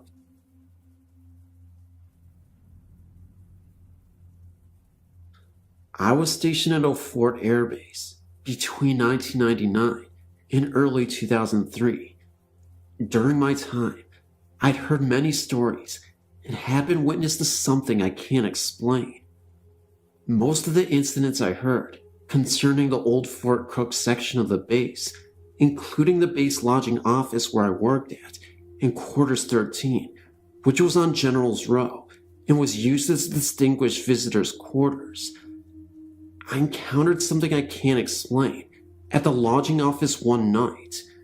Me and the sergeant I was working with that night heard someone typing and moving around in the back offices, which were locked about 6 hours earlier. We both went in there, and there was no one there.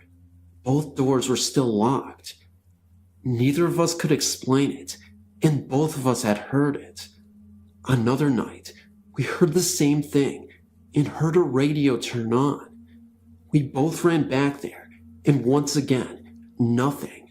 We even looked at the clock that had turned on by itself, thinking maybe the alarm was timed to go off at that time. But the alarm was turned off, and it was not even set up when we pressed the button. And it still flashed at 12 a.m., and it was about 2:30 in the morning, which didn't make sense. Quarters 13, which was our responsibility, since it was the DV suite, was even more troublesome. The people who stayed there were usually colonels, and above, transiting through the base, very high-ranking people. People you normally wouldn't expect to hear anything about weird noises. One stands out quite a bit in my mind. A colonel kept calling the front desk, complaining of people walking around in the attic and making a lot of noise. I went over there to check it out, which is about a 5-minute walk from the lodging office. The colonel was waiting on the porch, and we both went up to the attic to check it out. The door was locked, and after unlocking it, we both went inside. No one was in there, just some boxes. I got a weird feeling while we were up there that someone was watching me, but there was no one in there. I explained to the colonel that maybe it was a rat or something in a box or something that made those noises. He shrugged and went back to bed, and I'm sure he was as unconvinced as I was. I went back to the lodging office, and talking to my coworker, she told me about the building and the stories about it. Apparently, whatever was in there had manifested itself to the housekeeping staff, as several of them refused to go in the attic. They would never say why, but they refused to go up there. And one of the rooms is also supposedly haunted. I heard this in the early part of 2000. In late 2002, a 1-star colonel died of a heart attack in that same room. I don't know whether to believe what I heard or not, but I heard from several people that were in the room that he had died with his eyes open and a horrified look on his face. I've remained skeptical of hearing this. I figure even if this was true, it may have just been from the shock and realization he was dying. But then again, who knows? Other buildings on the base that I've heard that were haunted were the base gym and the old Martin Bomber building on the base, where B-29s were built during the Second World Conflict. I worked at the gym for about 2 years while at OFET, and I saw something odd one day with my supervisor when we were doing our final checks of the building. The gym is an old aircraft hangar and is nearly 1/4 of a mile long. We rode around in a golf cart for our checks. This is a 1/4 mile track inside the gym, and all the state flags hang from the ceiling around the track. While we were doing our checks, the flags began moving in front of us, like someone had been running by and jumped and hit it. Except the flags hang nearly 40 feet up in the air, and there was no wind inside. Neither one of us could explain this, but I do know that someone had died of a heart attack while jogging a couple of years earlier. Could it have been him out for a run? I'm curious if you have heard any other stories about a Foot Air Base. I'm working on some research on the base, and I'm wondering if anyone else has experienced something here.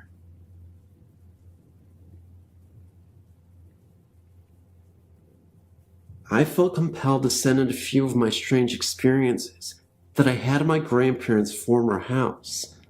One evening, I was talking on the phone to a friend in the master bedroom. It was nearly 2 in the morning, and the room was pitch black, as I was going to get some sleep directly. As I chatted to my friend, suddenly, I saw what is best described as a black cloud about the shape, size, and position of where a person's head should be. It bobbed as if someone were walking by the foot of the bed for about 3 seconds, and then it was gone. I was doing some homework at the kitchen table one evening when out of the corner of my eye, I again saw a black flash that looked to be the size of a small dog run across the hallway floor. When I commented on this, my grandfather, who was living in the room at the time, claimed to experience the same thing all the time. My grandparents' house is set up so that you walk in the front door and all the rooms are connected by a hallway that at one end leads to the kitchen and the dining room, living room, master bedroom, staircase to the second floor, bathroom, and back to the door. It was summertime, and my mother and I were arguing. I was standing at the foot of the stairs and looking at her in the living room. I was making a fuss, saying that I wanted to sleep upstairs, which I had only recently conquered my fear of, and she was telling me that it was too hot up there to do so. Mid-sentence, I glanced up the staircase, and what I saw horrified me.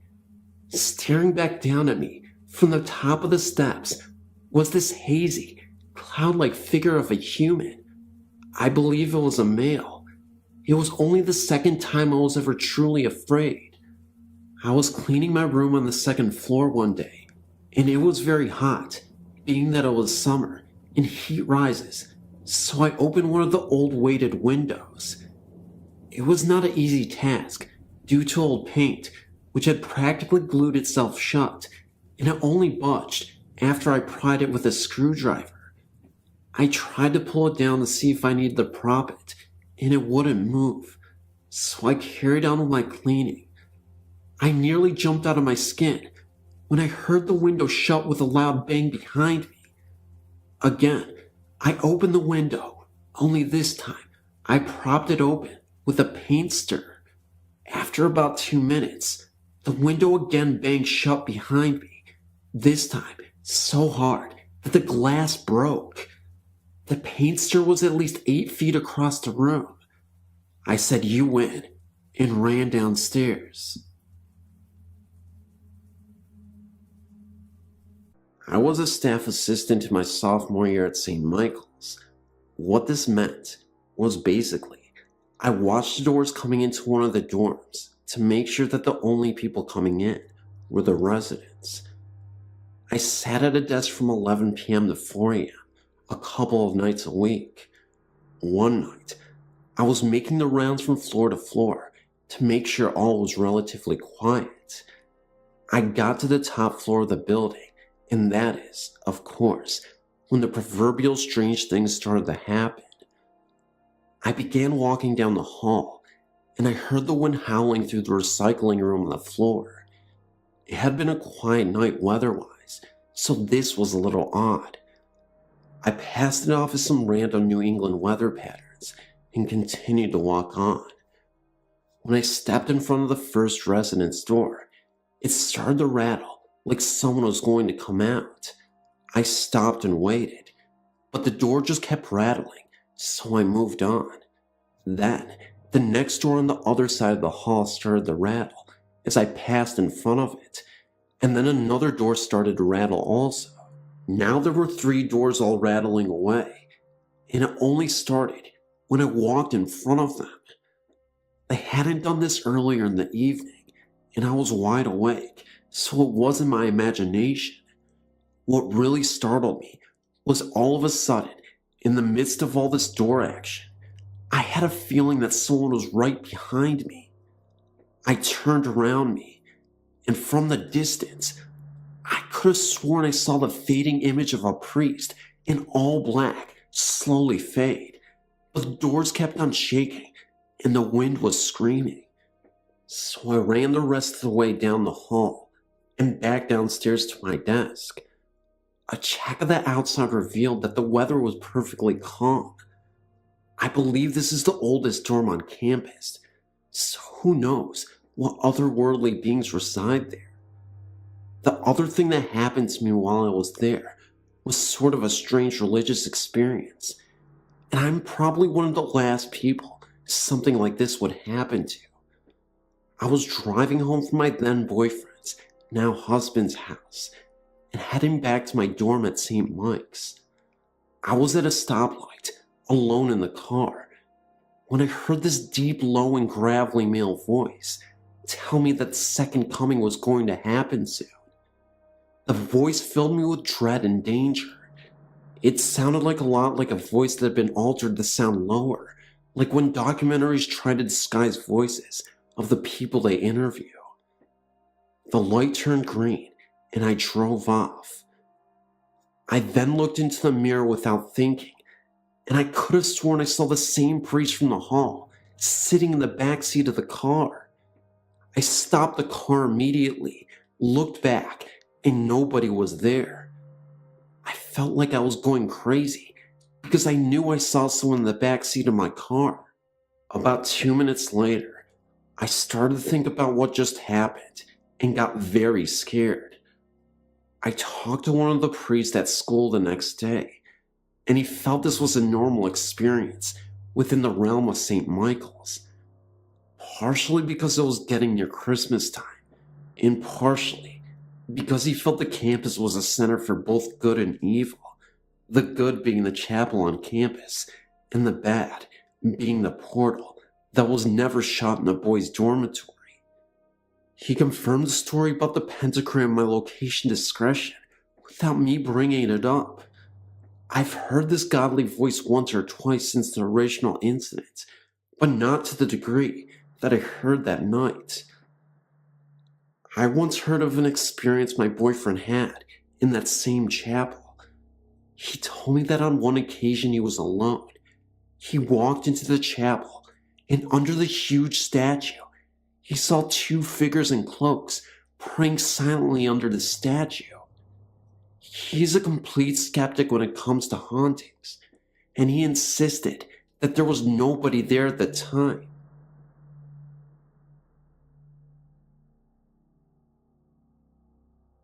When I was 7 years old, my parents, my sister, and I lived in a home that was 1-story house that sat way back from the street. My aunt used to babysit us when my parents were away at work. Anytime I got into trouble, my aunt would make me go into a little bedroom in the back of our house, and she would make me stay in there for hours at a time. I never knew why, but I was deathly afraid of that room, and the whole time I was in there, I would hide under the blankets too afraid to move until she came to let me out. One day, while I was playing in the yard, I found out why I was so afraid of that room. While I was outside playing with my toys, I suddenly got the feeling that I was being watched. I looked around me, but I didn't see anybody. I went back to playing, but I just couldn't shake that watched feeling. I turned to look at the house to see if maybe my aunt or sister was around, and I saw a woman in the bathroom window watching me. I know it wasn't my aunt or sister because they both have very dark hair, and the woman in the window had very light-colored hair. I don't know what to do. I was afraid to move. I stayed outside for the rest of the afternoon because I didn't want to go into the house. When my mom came home that day, I finally went inside. I didn't say anything to my mom or anyone about what I had seen. I was worried that they wouldn't believe me, so I kept quiet. My sister and I shared a bedroom, and that night, I woke up to the sounds of cupboards opening and closing, like someone was looking for something, and I heard glasses being moved around and the water being turned off and on.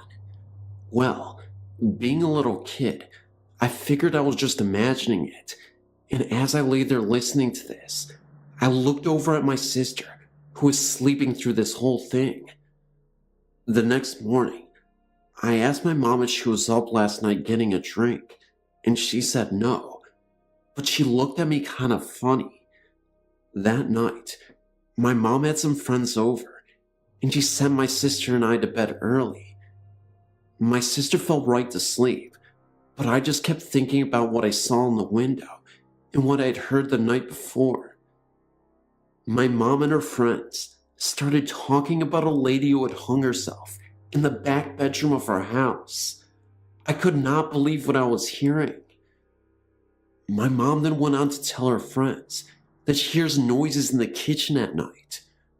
The next day, as I was playing in the yard, I saw the woman in the bathroom window again. I started to cry, and my aunt got mad at me, so she tried to lock me in the back room again.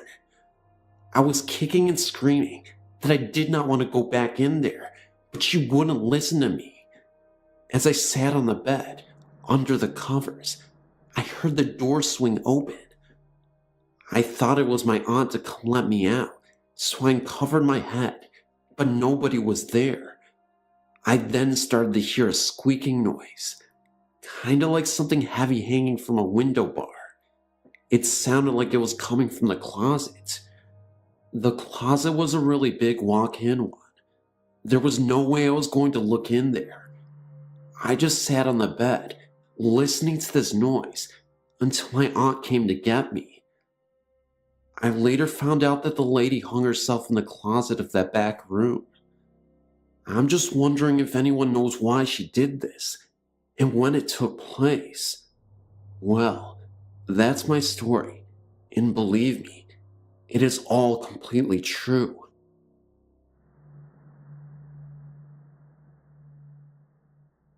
I'm an identical twin, and often because of this, most people ask us if we share experiences. You know, they say, like on television. My answer is always the same. Sometimes. It's true that twins, on occasion, may share certain emotions, even though they may be miles apart. This is what my brother and I have known for years. But everything changed when my brother and his wife and 2 children moved into my late grandfather's home in Norristown, Pennsylvania. The history of the house is nothing spectacular. The only event of any importance occurred when my grandfather, who had been diagnosed with colon cancer in 1987, decided to spend his final days at home before the cancer took him. He died in a hospital bed, which had been set up in the living room of his house later that year, and from that point forward, various members have lived in the house without any strange occurrences or bump in the night, until my brother Peter and his family moved in. The first week in their new home, my brother was excited as ever about living in such a large home compared to the meager apartment he and his family had been sharing for the past 2 years. Given the history of the house, i.e., my grandfather dying there, didn't bother him one bit, since he was the last person who believed in such tales. Then, about 2 months after moving in, he decided to clean out the basement to make room for his music equipment. He is a part-time musician, and a new washer and dryer my father had bought them as a Christmas present. While digging through the accumulated junk of a half a century, he happened upon a small Bible. Inside the front cover was an inscription denoting the Bible as a gift to my grandfather from my great-grandmother in 1906. He took it upstairs and laid it out on one of the coffee tables so that other family members visiting could see it when they visited. Remember that I had yet to hear of this find, since it only had occurred that day, but that night I had one of the most terrifying nightmares I could ever remember. I dreamt I was standing on the landing, overlooking the living room of my brother's house in Norristown, Pennsylvania, but something was wrong. Having visited the house many times in the past, I vividly remember the layout of how it used to look when I was a child, but in my dream, I remember seeing an end table, which was never there before, on which a book was placed. I was drawn to it for some reason. I slowly descended the stairs, even now, recalling how hollow my footsteps sounded on the hardwood floor as I made my way towards the table. As I got there, I looked down and saw that it was, surprise, a small Bible. Upon opening it, I saw there was an inscription made out to my brother from our father. This is where things got really spooky. I remember hearing my brother's voice behind me say, "This is mine, which Dad gave me. Please give it back." I was too terrified to look around, because even though it sounded like my brother, there was something otherworldly about the whole thing. I finally succumbed to curiosity and turned around. This was, of course, when I woke up screaming something. I don't remember what. I startled my wife, who was then yelling at me to keep it down. The neighbors will think we're fighting or something. Later that morning, I spoke to Peter to tell him the strange dream I had, and that's when he told me about what he had found and who it really belonged to. I was startled beyond words. I told him I would be down in an hour. I live in Parksea, Pennsylvania, approximately an hour north of Norristown, to see the book. "Too late," he said. "Why?" I asked. "It's gone," he replied. The conversation went on from there about how he had placed it on the end table, an end table that he just picked up at a yard sale that day, but when he woke up, it was gone. I asked if his wife had taken it, but he said that it was impossible. They had flown back to Texas 2 days earlier to visit her folks and took the kids with her for the short vacation. After going around and around about what could have happened to it, as well as the strange dream I had and what the voice had said to me, in the end, we just didn't know what to say. I guess it was one of those things that will never really be explained. 2 weeks later, his wife and 2 children arrived back home and were in the process of unpacking when she went down to the basement to see how the cleanup had gone. That's when she asked him about the small Bible. "What Bible?" he asked his wife. "Oh, the one in the basement near the keyboard you put there." Looking confused, I'm sure, my brother ran down to the basement, and sure enough, there it was on the door, right where he had originally found it. Picking it up, he read the inside cover again, only this time, there was no inscription at all. Did he imagine the writing to begin with? Did my weird dream that night have anything to do with it disappearing again? I don't know. Neither does Peter, but there's definitely activity in that basement, because what I saw next in the basement a few days later almost explains some things, although it was incredibly scary. I had another bizarre dream. I ended up going back to the basement to retrieve the Bible, only this time there was a red humanoid looking creature sitting on a chair reading a book. He had horns protruding from his head, and he looked like an ape crossed with Bigfoot. His face very human looking at the same time. Frozen in shock, I approached him. He pointed to the book, and there was an image of a car on fire. I woke up in a cold sweat and screamed. A few days later, I got a call from a guy who sounded like my grandfather. I kid you not, it sounded identical to him. All this man said to me on the phone was, "Check on your father, something's wrong with him." I later found out that my dad had been in a car wreck. The car caught on fire. He managed to escape alive.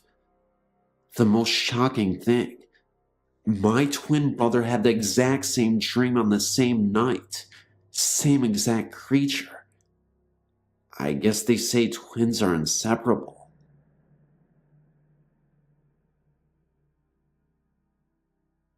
When I was younger, I had a terrifying experience with a ghost.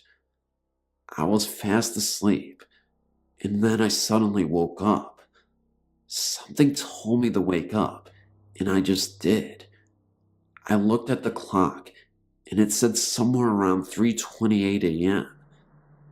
I turned my head slightly to the left, and I saw this girl. I would say that she was in her early teens. She looked very blurry, but she had a blue hue, and it clear at the same time. She was moving in slow motion. It seemed like she was underwater, or something. She had a long nightgown, and it was blowing very slowly. She was holding a short candlestick, and her hair was long reddish brown color. She looked at me, and then I looked back at her. I was surprisingly calm. I got up to tell my mom what I had seen. The next morning, I woke up and I asked my mom if she saw the lady, and she said, "What lady?" Could this have all been a dream? I'm not entirely sure. I've been deeply confused about this ever since.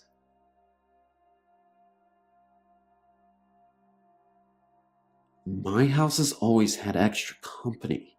It's been 13 years since we moved in here, and for a while, there were some really odd things happening.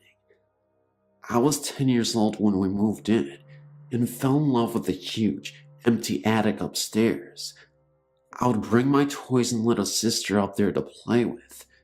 She was around 8 at the time, so we had a lot of fun together. We brought our dollhouse up there and would spend hours making up stories and having fun.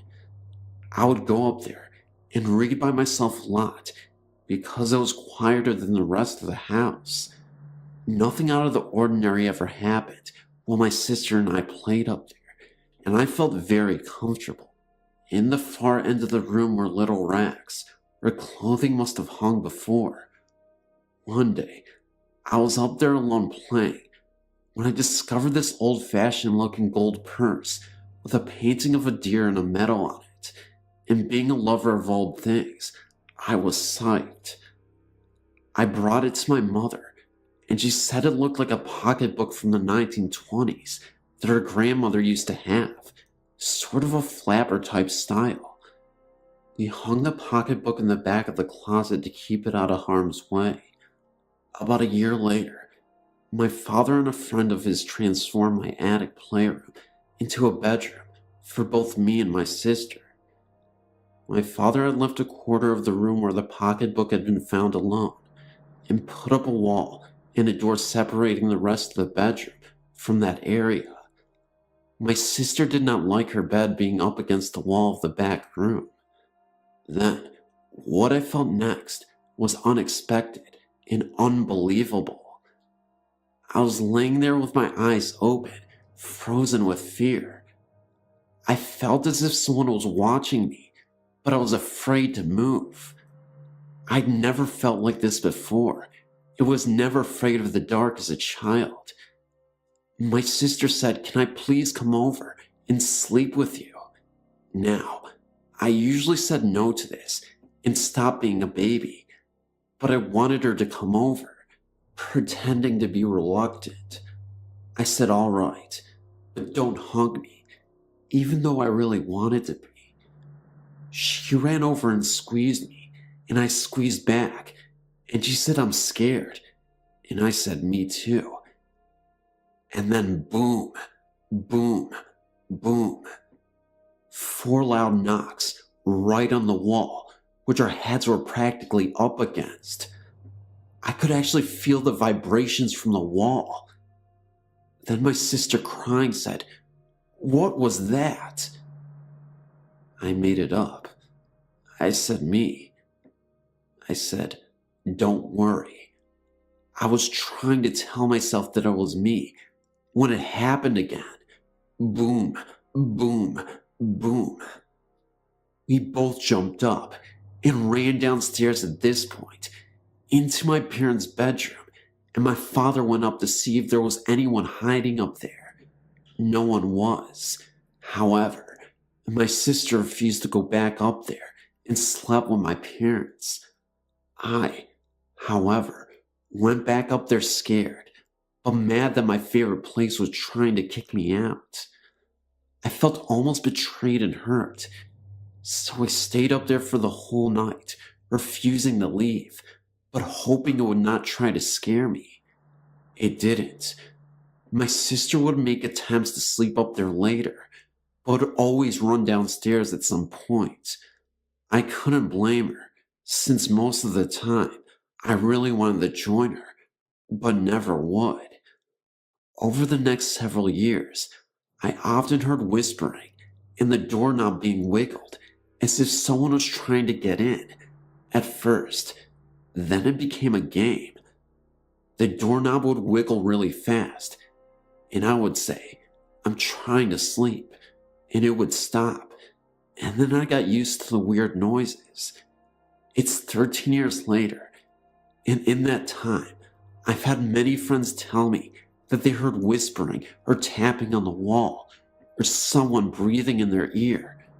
To which I say, I told you there was a ghost in my house. But it sparked my interest in the paranormal, in which I'm an avid believer because of my ghost buddy. I don't know if the purse actually belonged to the ghost, but the house was built in 1940, after the Flapper times. But my mother did tell me that the old man who used to occupy the house had 2 wives who both passed on. Whether or not either of them died in this house, I don't know. The purse may have belonged to one of them. Hello, my name is Kirk. I'm about to turn 18, and I live in New York State. I apologize in advance for the length of my story, but I never get to talk to anyone about these things that happen. I'm looking for answers as to whether or not the house I live in is haunted. I don't talk to my friends about them because I always get the weirdest reactions when I mention them. You know, the kind of look someone makes when they think you're insane. Since I was a little kid, I'd always found the paranormal amusing. My mom believes in ghosts based on her own experiences, which I might say are quite frightening. I have 2 older sisters, and both have related their own personal experiences to me. So, in a way, I suppose I was influenced into finding the supernatural interesting. I live in a 2-family house that my family owns. We used to rent the bottom apartment out to people back in the late 80s to early 90s. The tenants have said that the downstairs apartment is haunted, and a psychic my mom brought over one time said that the apartment was indeed haunted. In one of the rooms downstairs, my great-grandfather passed away. The house has been in our family for a while. Also, my mom's nephew who came over from Ecuador was living with us when I was about 7 or 8. Hard to remember. He died while living here in a car accident in Lake George. Is it possible he has unfinished business because his wife and daughter live in another country? Also, my mom's boyfriend of a long time ago. This is back in Ecuador, which was probably in the 60s, died on a hiking trip. My mom loved him and always insists that he watches over her. That's just some background information, because they could all be possible haunts. The experiences I'm remembering are all recent ones. We moved from our old house in the early 90s and moved to Salem, Massachusetts. After 3 years, we moved back to our house in New York, and after that time, it's the only experiences I remember. My older sister slept in our redone attic when they were teenagers. I was envious, because they were on a whole different floor of the house.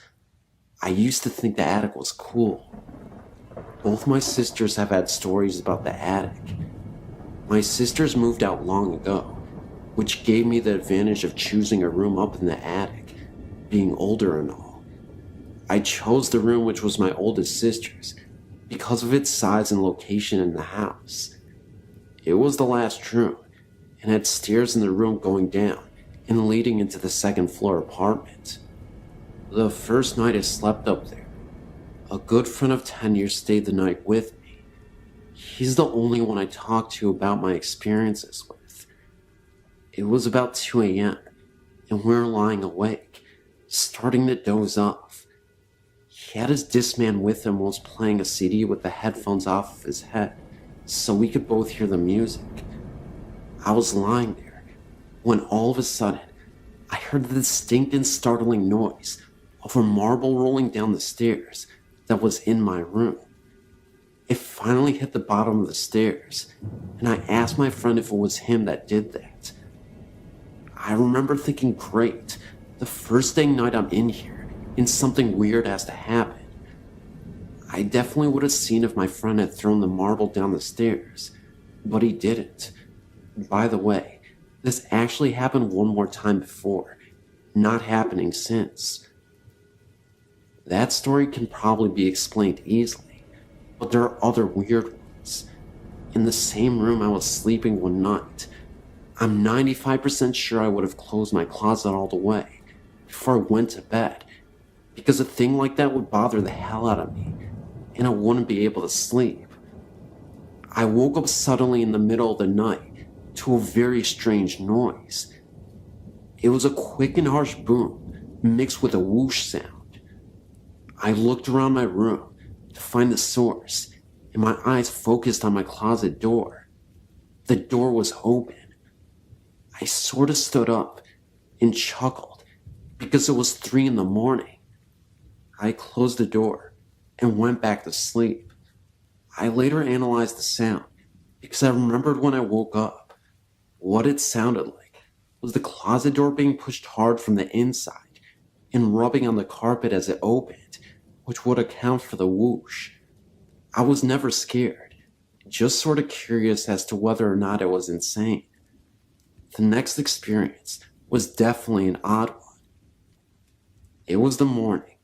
Morning is like 12 noon to me, especially in the summer, and I'd woken up and was getting ready to take a shower. I made my way downstairs and was heading to my mom's room to get a towel. No one else was in the house at this time. My mom was working, and so was her boyfriend. As I was passing through our dining room, I felt something cold hit my right earlobe. Within a couple seconds, my fingers were up to my ear to pinch whatever was on my ear, because I thought it was a bug. I took my fingers away and realized that what hit my ear was a drop of some liquid. It didn't feel like water. It almost felt like oil. It had a strange smell to it, almost like a perfume oil smell. Very confused, I rubbed it in my fingers and looked around the ceiling for the source. But if you think about it, an earlobe is an awkward place for something like that to land on. If it was coming from above, it would have hit the top of my ear, right? But that's not the end. I shrugged it off, got my towel, and went into the bathroom. I took my shirt off, and splot, I felt a drop hit my chest. Now this was weird, because I was totally in a different part of my house. And again, The chest is an odd place if the drop is falling from above. Before touching the spot, I looked at it. It definitely splattered with some force because it was spread out a little. I touched it and smelled it, and it was the same dang substance. Why is this relevant? One night, I awoke to hear a very disturbing noise coming from the bathroom. Nobody was up at the time, and I heard a very distinct gurgling noise. I walked towards the bathroom to see what it was, when the lights turned on by themselves, and the shower curtain was moving. Remember, nobody was up, the lights were off, and they somehow managed to turn themselves on. Curiosity got the better of me, and I decided to inch closer to the shower curtain. I had to know if something was behind it. I moved the curtain, and to my relief, there was nobody there. But then the lights turned off once again. I start to get really freaked out and rush to turn on the light. I look across the hallway and I see what looks like an elderly man in a wheelchair with an oxygen mask on his face. He looked about as real as any living person would. Now, it wasn't like I saw this figure for a long time. I wasn't on meds, and I'm a sober person. I wouldn't even say I was tired. The encounter lasted about 10 to 15 seconds. It was fast, but it was long enough that I could see this man. I honestly felt like the liquid that I felt came from this gurgly elderly man. I found that very interesting, and later, I told my mom about it.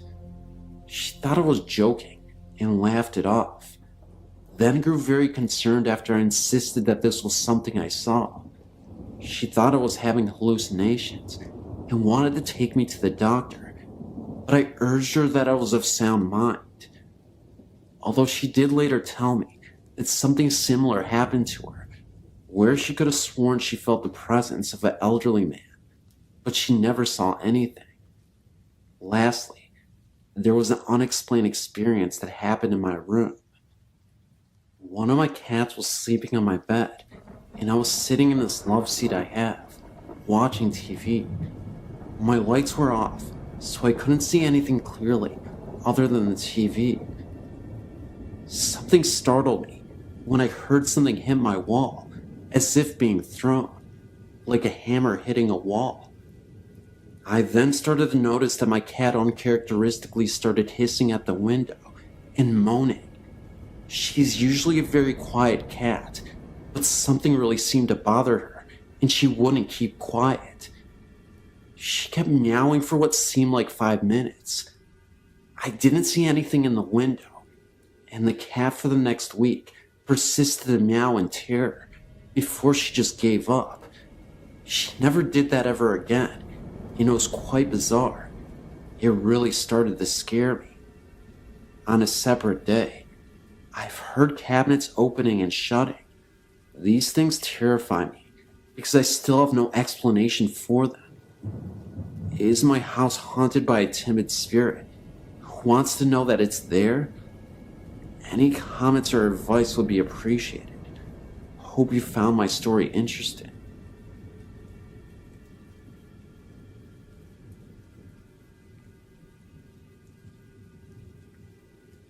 During the summer of 1976, my mom, older brother, and I decided to accompany my aunt and her family to West Virginia and North Carolina to work in the tobacco fields. I was about 11 years old at the time. After a 2-day trip from Texas to West Virginia, we were assigned a house to stay in while we were settled into work. There were several of us, 10 in all, and we were tired from the trip, so everyone just basically picked a spot in a place and readied ourselves for bed for that first night. It was not a restful night. At about 3 a.m., we were awakened by the sounds of a woman crying and wailing in the room with us. Looking around the room, we could see that everyone was accounted for and no one was crying. The sounds increased in intensity and lasted for about 10 minutes. When I say wailing, I mean just that. A horrible, low sound. Very similar to some of the sound effects heard in the old Scooby-Doo cartoons. I realize that sounds somewhat funny, but I swear it's true. I'm not sure if my eyes were just playing tricks on me, but in the darkness of the room, it really looked like there was a figure kneeling down. You could see it well enough in the dark to know that it was a gray outline of some figure. Interestingly enough, after the 10 minutes of sobbing, I noticed that this gray cloud ended up disappearing as well. Thankfully, we weren't to stay in that house for very long. Another house, with more room for 10 people, was assigned to us. That was not an improvement. The next house was a 2-story one, located somewhere between Hendersonville, North Carolina, in a small town known as Soul City. It was situated about 200 yards off a road, with a long driveway and a set of railroad tracks that ran along the other side of the road. There was a large white house off to the north of our house, about another 300 yards away. The house had a large open field in front, and was surrounded by woods on the other 3 sides, and a shed and an old open water well in back. Spooky enough setting during the day. At night, things would happen, such as lights turning on by themselves, footsteps heard upstairs, when everyone was in plain sight downstairs, the sounds of something heavy being all dragged through the house late at night, after everyone had gone to bed, knocking on the walls, and my brother swears he's seen what appeared to be a black hooded figure at the foot of his bed. I remember I had my window open once while asleep at night, and I could have sworn I heard the sounds of a horse running across the field outside. Nobody in our area owns any horses at all, and you could hear the sounds of neighs. I ended up looking outside and saw absolutely nothing, but there was definitely a horse that I heard. I swear to anyone reading this, these events really happened. I know people often make claims like that, which make it seem like it's fabricated, but I really want to put an emphasis on the validity of these stories. All I have is my word, but I'm telling you, these events are so real. I'm 36 now, an Army veteran, college educated, and I have an interest in ghosts and the supernatural. If anyone has any clues about the house, the one near Soul City, North Carolina, its owners, or perhaps even its history, please email me.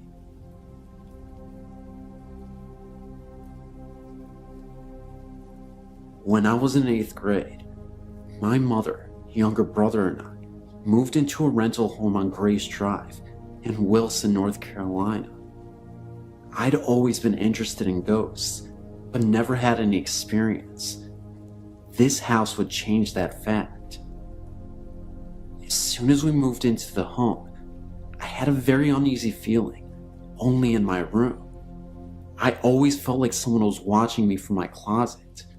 Also, feeling uneasy, I could not sleep with my door closed and forbid my mother to close her door while we were sleeping.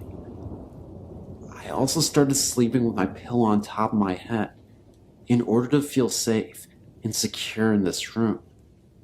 On several occasions, I felt someone pushing the pillow down hard on my head as I was trying to go to sleep.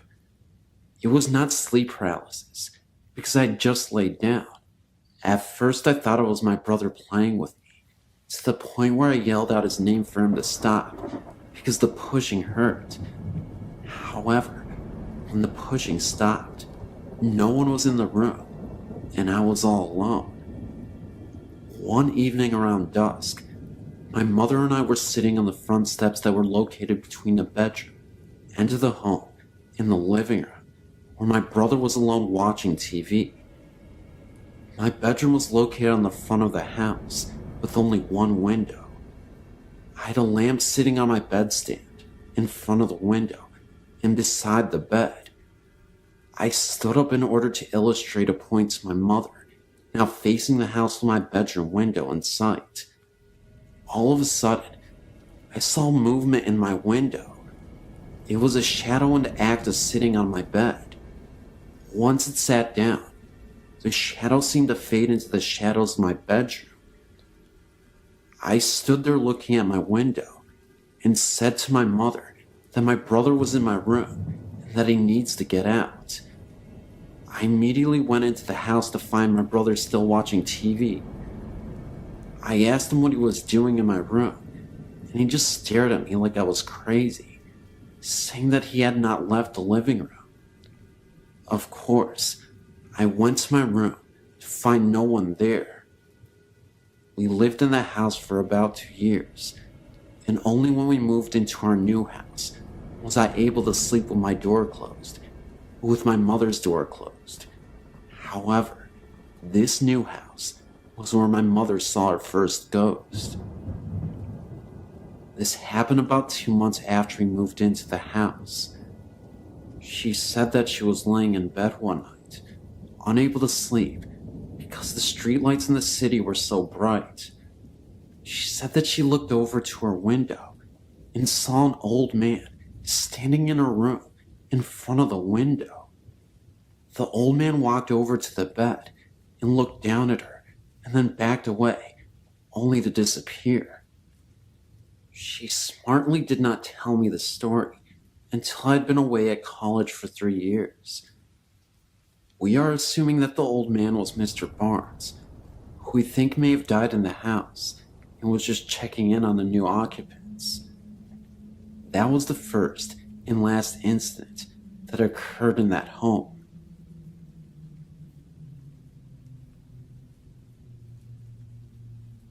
I'm 16 years old and live in a small town in Texas.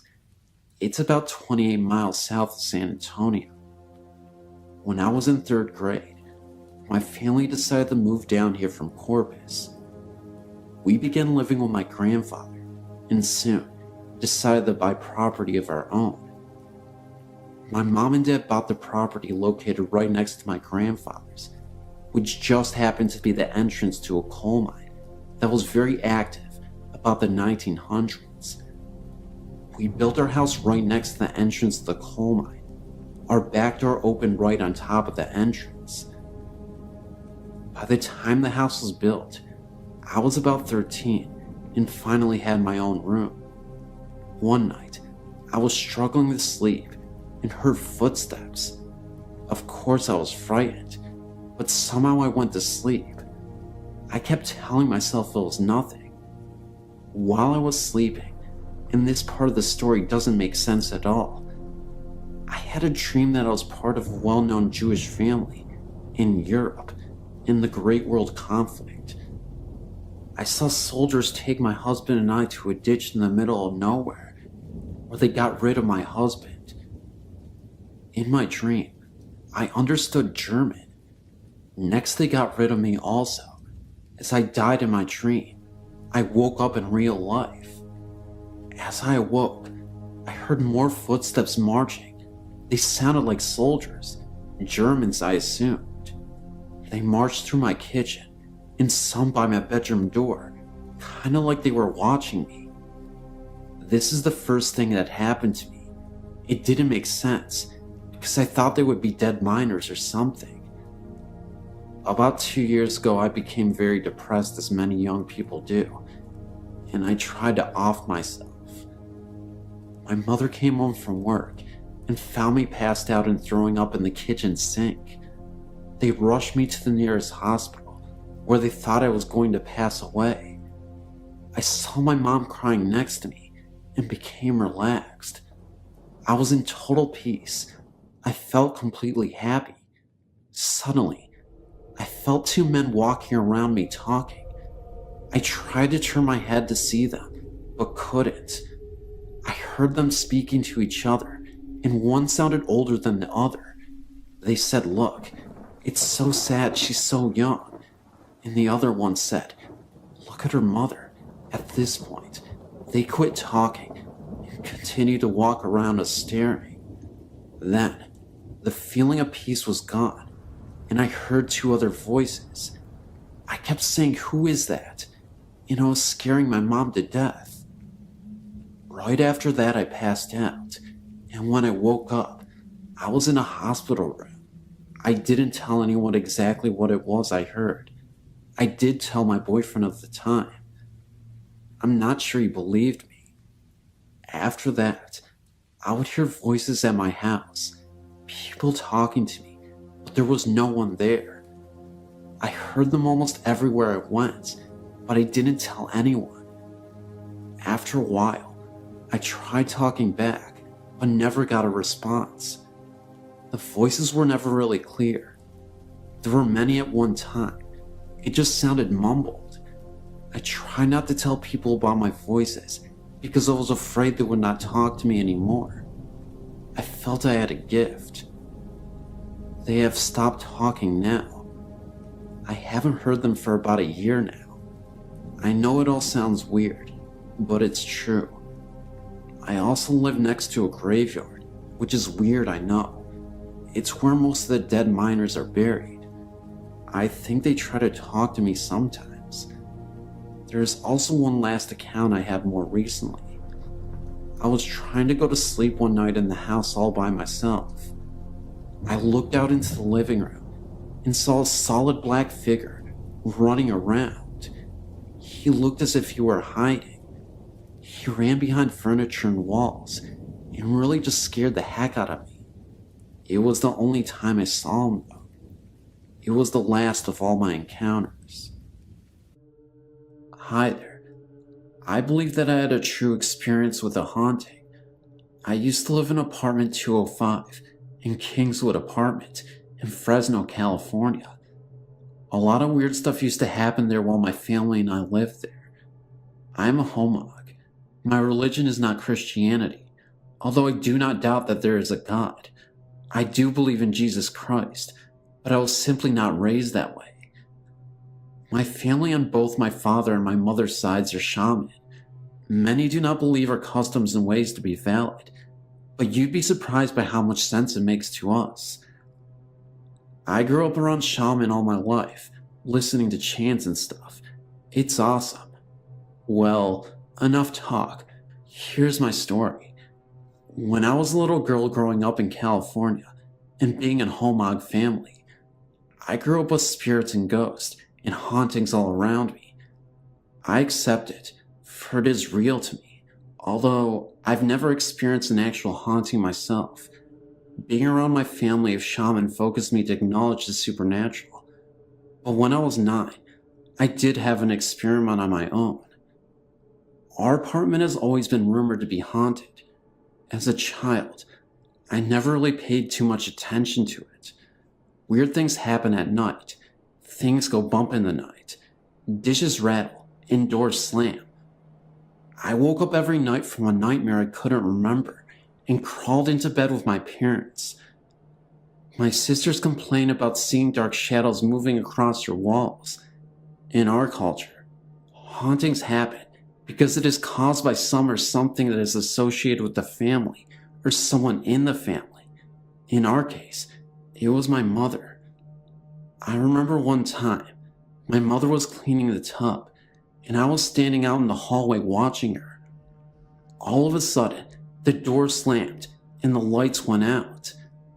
I heard the lock on the door click in place, and my mother screamed.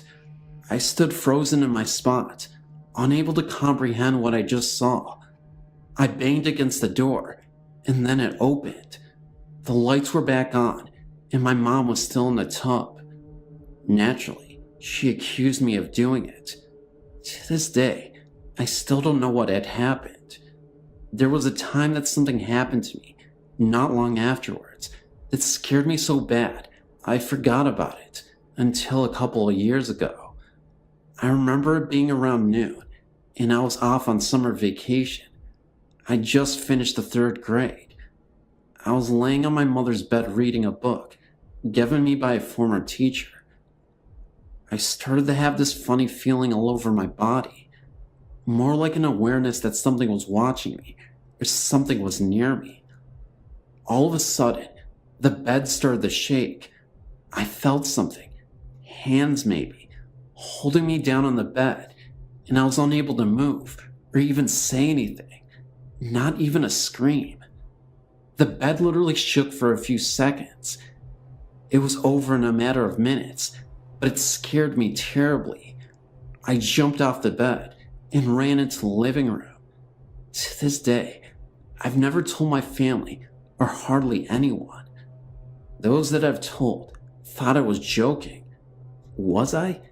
Yet the memory is so vivid, and I remember that feeling of helplessness and fright. It was weird. I sort of forced myself to forget about it until a couple years later, when my class was asked to write about an actual haunting that we know about. I don't know, but things are weird. My shaman grandfathers, both maternal and paternal, came to our house to bless our room. They performed their ritual in our room, on my mother's bed. I remember something about someone dying or committing suicide in our closet, but it was so long ago, I can't remember much about it. My mom has been having dreams about a little girl carrying a knife, chasing her through a rice field in Thailand. My grandfathers did this chant thing, and all this stuff, too much to explain, to capture this thing. They've locked her up in 2 bowls that have sealed and chained together. Part of the chain that was used to seal it was made into an anklet brace that my mother wears around her ankle at all times. The trap used to capture it was something that my grandfathers did. To this day, my mother is doing better. No more Chucky-like girls chasing her. The bowls were taken to my mom's father's altar and locked up. When he passed on, it was given to my mother to keep safe. So now, it's in our bathroom closet on the top shelf. Every time we open the door, there it is. Scary. I get the creepiest feelings when I look at it. So, you wonder, what exactly is going on? And what happened? I couldn't tell you, but something did happen, and I've never been able to forget it. Could it be some evil spirit or poltergeist? Who knows? Maybe one day I'll find out eventually.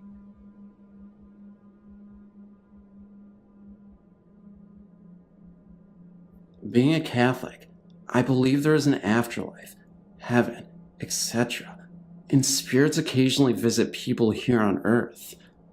One winter, my family and I, mom, dad, and 2 younger sisters, went to visit and help out my grandparents, who had recently cleared some land they owned on the Tennessee River, move into their new home. The land they bought had many legends accompanying it, including stories of gold and ghosts. My sisters and I were very interested in exploring the 25 acres of wooded land that had an old Civil War home place on it. An old country store was located about a mile away, and this was the only neighbors my grandparents had. When we arrived, there was a 15-foot long, 15-foot high pile of cut-down trees that had been piled up to make room for the new house. This was a great jungle gym for my sisters and I to play and hide on, being as it was a long way from the house.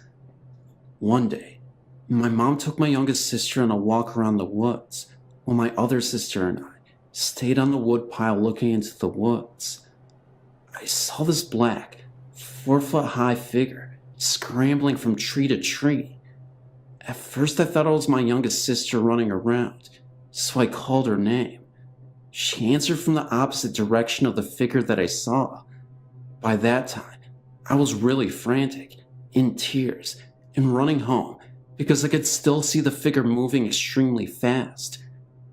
It was so fast, I would only see it for about 2 seconds at a time before it went behind another tree. When everyone was in the house, I told them, but my grandpa brushed it off as a bear, even though there aren't any bears in the area. So I felt better. About a week later, after my family and I left, more people were beginning to have experiences, I guess you could say. My grandpa had taken his dog out one night when he had heard a woman's voice faintly yell, "Help me." The dog began to bark So my grandpa got in his truck and began to circle his property, looking in the ditches for an injured woman. He found no one and went home. About 3 months later, a lady was changing a sign outside the country store around closing time. Extremely scared and shook up, she quit her job because she had seen a quick, black, shadowy figure coming from my grandparents' woods. We still don't know what is living in my grandparents' woods, but other people have seen it, so I know it's not a figure of my imagination. Thanks for reading.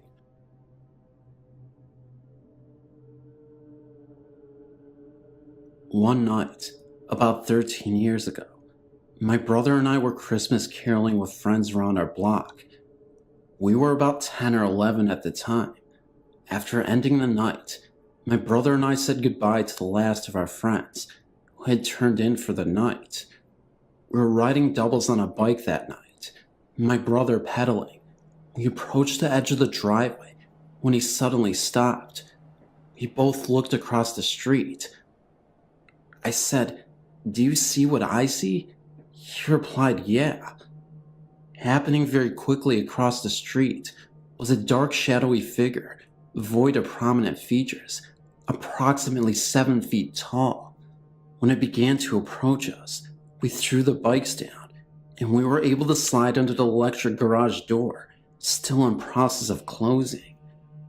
We were able to summon our friend's dad to investigate, but nothing. That night, we rode our fannies home, about 8 houses down. Amazingly, we never mentioned it to our parents, who were waiting in the driveway to take us to the town's candy cane lane.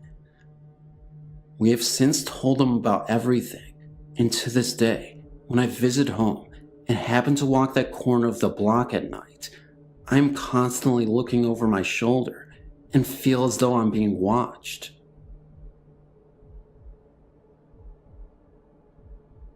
Akenesi East Pine Log Road now houses Riley's Whitby Bull Restaurant. This house was in my wife's family from the late 1960s until it was sold to the present owners, operators of the named restaurant. My family and I moved there in 1993 and lived in the house for 2 years after we moved back here from Atlanta.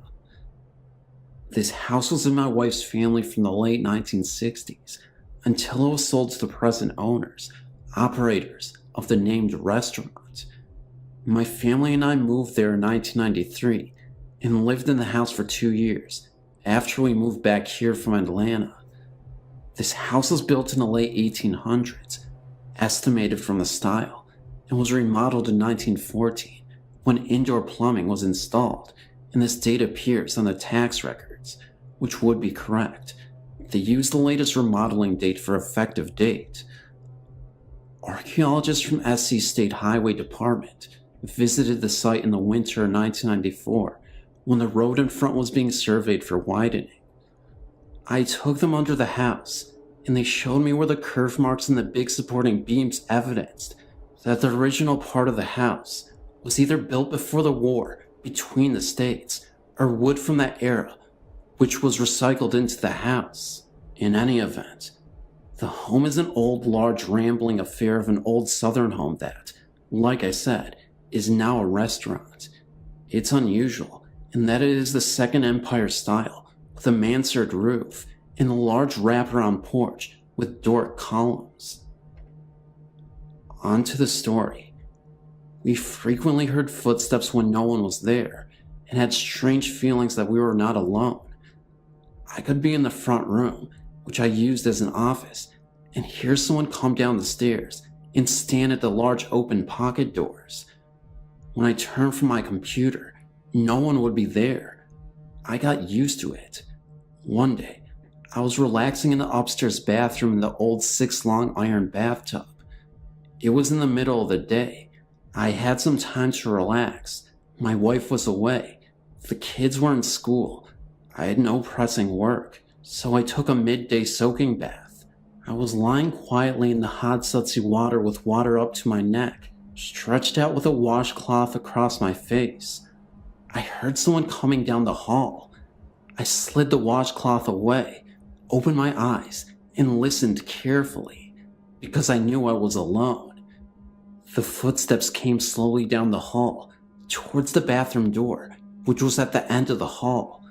The footfall stopped at the door, and the old porcelain doorknob moved slightly like someone had it in their grip, then started to turn slowly in its big square lock housing. It was right near me because the head of the tub was by the door. I watched over my left shoulder and then spoke. "Mary Ann?" The turning stopped.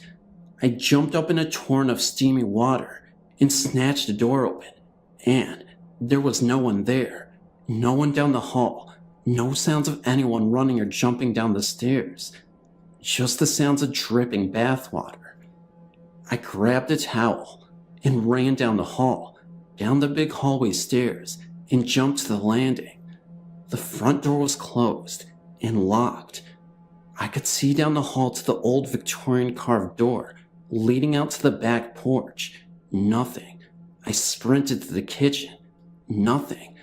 I looked out into the side drive, in the circular drive out front. No car. Nothing. Doors were locked. There was no sign of anything out of the ordinary. I searched from room to room and found nothing. I never said anything that might spook the family, but nobody likes to be in the house alone anyway. Funny thing is, now that we live in a modern house, built in 1973, across the cotton field from 801 East Pine Lock, we still hear noises and footfalls when no one else is in the house. I've sensed a presence more than once, and a teenage friend of a family told us that he saw a kind-looking old man one night, dressed in white, standing in our foyer. It was late at night, and Tyler was in the library, and from where he was sitting, he could see out into the foyer. The man in white looked at him, smiled and nodded, and turning, went down the hall. He said it was really interesting, but not too scary. My grandparents died when I was 4, and we moved into their house. They were the only people who ever lived in it. I ended up getting their room. When I was in 5th grade, I started experiencing things in my room. My TV would go on and off whenever I would think that I need to turn it on or off. I had to sleep with the hall light on. One night, I thought I saw my mom in my room standing by my closet. When I turned my light on, she wasn't there. Then I thought I saw my dad standing in the same spot, but that time I kept looking at him as I went into the hallway to see if he was still sleeping on the couch, and he was. I was looking at him in the living room, in my room, and when I turned my light on, he wasn't there, but still on the couch. It always felt like someone was watching me. Then, my last experience of seeing something was in the same spot, but just a head looking at me. He looked like he was from the 1700s. When I tried to tell my mom, she wouldn't believe me. I'd wake up at night not being able to breathe, and my sister would run in. Then my mom started to believe me when she'd hear heavy breathing in her room when it was just her in there. I'd be walking, and it would feel like someone was trying to trip me. So I told my mom's mom, and she gave me a cross to hang in my room. When I put it up, I didn't see anything after that, but it always felt like I wasn't alone in my room. Now, years later, I found out that the guy staring at me from the 1700s looked just like a picture in our living room. He was an old relative. When I still go by the house, it still feels like something evil there, but at our new house, it feels like a household. Now that I'm 21, I think that it was my parents' dad still in the room that I had. That's the only reason.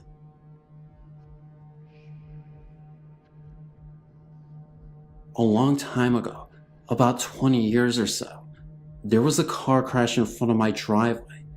At the time, I did not live there. At that matter, nobody did. In the car, there were 6 young boys, ranging from 6 to 20. They crashed because there were a couple of drunk drivers who hit them head on. All the young men died in the car. About 10 years later, me and my family moved in a double wide on the lot in front of where the men died. About 1 year later, there was an awful car crash at the exact same spot of where the young men died. The woman was not killed, but she was seriously injured. After a couple of years, I went down to get the mail when I heard a strange noise, like a young boy crying. I was the only one at home at the time. I looked around and seen nobody. The crying became fainter and fainter until I could hear no more. The next day, I went back down to check the mail, and I heard talking. 2 men, about 18 years of age. I looked around and saw nobody once again. I listened to the conversation, and I couldn't make out anything they were saying, but I could hear the voices as clear as day. Soon after, the voices began to fade away. I talked to my grandmother, who lives just up the road. She told me that the accident happened about 20 years ago, and everyone in the car were killed. I asked her what time it was that they wrecked. She said it was about 5 to 10 p.m. Around 7 p.m. is when the young woman wrecked her car. A few years after the woman wrecked her car, another woman broke down on the bridge, several feet away from where the young man crashed. Another time, a couple were driving with a full tank of gas when all of a sudden, their gas tank just went empty, right where everything was happening. There were several more breakdowns and accidents that happened over the years where the young man crashed, and more of my family members have heard strange talking and crying below our driveway. After time we have moved, and still, there have been breakdowns and accidents at that same location. We think that the bridge and the area around it is haunted by the ghost of the 6 young men.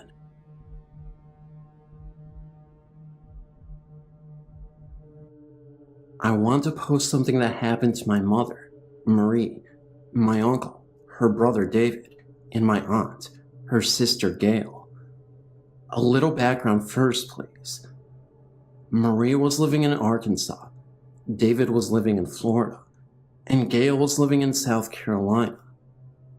Many miles apart, these 3 siblings shared the same dream on the same night and called their mother within 24 hours of the dream to tell her of it. This dream occurred in 1989. The dream starts with the 3 siblings visiting an old farmhouse they lived in as children 30 years ago with their other siblings and parents. The house was empty.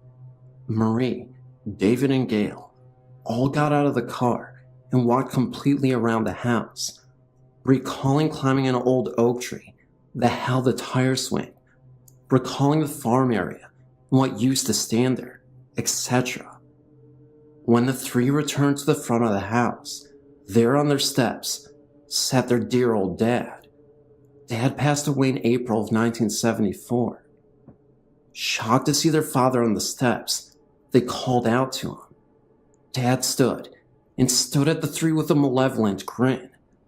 He motioned for his kids to follow him into the house. They followed through the living room, past the kitchen, down the hall, until they reached their parents' old room. He turned and looked each one in the eye and put his fingers to his lips, as if to say shh. He then motioned with his hands for them to follow. He opened the bedroom door, and they followed him inside. He walked to the closet and walked through the closet door. Now in each person's dream, they were the ones about to open the door. As each reached for the doorknob and slowly started turning the knob, their mother appeared from nowhere, screaming at them to not open that door. They instantly woke up from the dream. I was a teenager at the time this occurred, and I did not see the big deal about following their dad into the closet until we visited my grandmother. My grandmother was telling my mother of how David and Gail both called her after Marie did, saying they had the same exact dream as she had. My mother looked scared, and my grandmother told her they all needed to get into church because Satan himself was using their father's image to lure them into something evil. I asked dear old Granny how she got that from a dream, and Grandpa going into a closet. She told me because her husband, their father, my granddad, was scared of closets.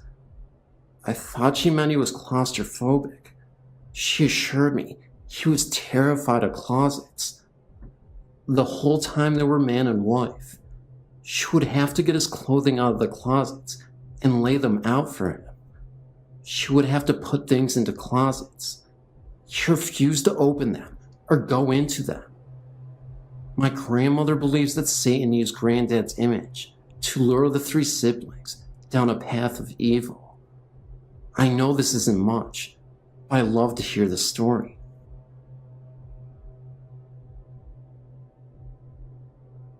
Within my years, I've had many ghostly experiences, but the most recent experience seemed to scare me the most. Almost every night sitting in the downstairs of my home, I feel a strong presence, each time at a different location within the dining room and the living room.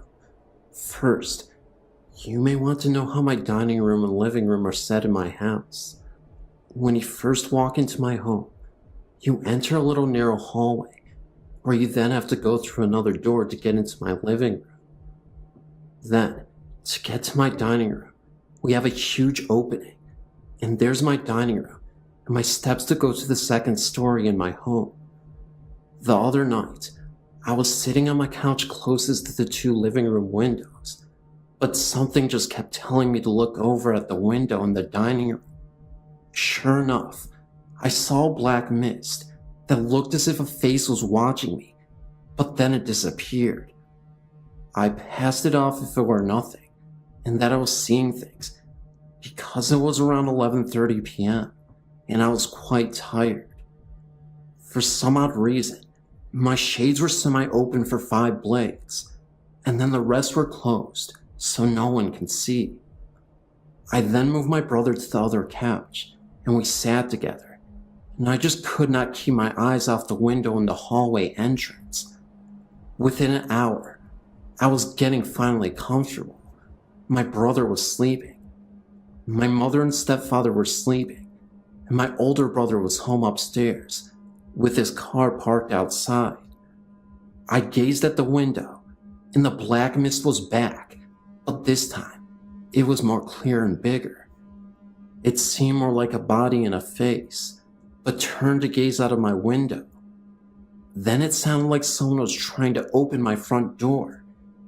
It's a big steel door, and when it's locked and somebody tries to open it, it sounds as if someone is pushing against it. It happened at least 6 times before it stopped. I held my little brother close to me. Within the next 15 minutes, it sounded like someone was walking in the hallway and jiggling keys. Well, that was enough for me. I woke my brother up and sent him into my room because I had my air conditioner on in my room. But the jingling sound seemed to follow us to right outside my bedroom door, then stop for the night. My mother recently saw the mist and told it to go back to wherever it came from. It then seemed to glide to my basement door and disappear. My home is about 150 years old, and back then, people couldn't afford to have a proper funeral, so they buried people in the walls in the basement or in the floor. We recently had a dirt basement floor and a cobblestone wall, but we had the floor cemented over. My grandfather, whom I can safely say is a ghost expert, senses something in the walls in my basement. Around my house, but mainly in my room, I know for a fact there is a ghost in my room, but she's a sweet woman, and she just seems to watch me until I fall asleep. There are several ghosts in my home, but recently, I feel as if more are residing here.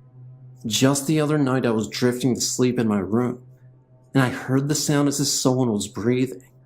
I held my breath, and the sound was still there, so I turned the TV on. It seemed to just go away. I was scared and looked towards the mirror and saw a flash and then nothing happened. But I saw the woman and felt comfort. I feel as if she scared the other spirit away. In my grandmother's house, there is an attic, but it's hidden in the ceiling, and you have to pull the straps down. During the war at her home, soldiers were hid in the attic, and rumor has it, one night, the other people found them and killed everyone in the room. But the one young nurse was beaten and then murdered. I had a dream once about a place where there's a dangling light, and you have to walk on beams and then open a door, and there's a little room with bloodstains. I told my grandmother, and she said I described her attic exactly, even though I'd never been in the attic. The woman who was murdered was a beautiful woman, and she is often spotted around my grandmother's house, scrubbing floors and walking. My grandmother's house was remodeled after the war, and the woman comes down the steps and walks, straight turns, and goes out a door, which is now a window. But before there was a wall separating the rooms and a separate door. Recently, my grandma had seen a little boy petting her dogs, saying, "Come on, doggy, come with me." She thought it was my little brother because he had spent the night, but he was downstairs sleeping, and no one else in the house was awake. She knows he's a ghost, and she is comfortable with him. Although I am severely frightened of her basement, which in 1947, a man was found hanging with a grin on his face, and a woman shot in the head underneath him. There were people found suffocated in their beds, random strangers. My grandma says the boy was one of the children found, and the man is evil. She feels that he may harm me. She doesn't like anyone, except for her in her basement. I have many more stories to tell you, but I'm sorry, I'm out of time. I'll contact you later with many more stories. Thank you. Feel free to email me, or if you just want to exchange experiences, thank you.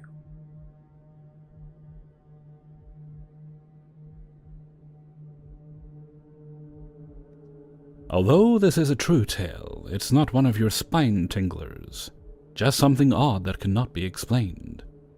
It was told to me several years ago by a colleague and happened to her mum Jean and some friends. Although Jean lived in Romford, Essex, she regularly went to a Keep Fit class in a small school hall in Upminster. The class had finished and her friends had piled into her car and drove around the corner, parking near the chip shop, and they all ordered fish and chips, like you do when you've just had a good workout. They were all sitting in the car quietly eating, when one person noticed something odd and nudged the person next to them. Eventually, they were all mesmerized, mouths agape, chips forgotten as their attention was focused on the activities in the churchyard over the road. Quite clearly, they could see a silent nighttime funeral procession of a coffin being carried on the shoulders by 6 pallbearers, all decked out in long black-tailed coats. They silently watched the procession walk from one side of the church and disappear around the other side. St. Mary's Lane for anyone who lives nearby. Of course, they all asked the other, "Did you see what I saw?" Knowing full well they did. The next day, Jean decided to visit the church as she just had to know what happened. Maybe someone was buried late last night. However, she got to the church and found the vicar. She worded the question carefully so as not to look like a complete idiot, and was obviously stunned when the vicar told her that no funeral took place last night. She said that from the look on his face it was fairly obvious that he knew why she was asking. But being a vicar, he simply smiled and walked away. Spooky. I've been past the churchyard as my grandparents used to live just down the road, and it is quite a creepy-looking place. All the stones are really old and crumbly and covered in moss. None of the names or dates are readable. It's one of those graveyards where you can look at it for a little while, and then you kind of shudder and have to look away. I used to think it was my childish imagination, but even these days the place still gives me the creeps, even in the middle of summer.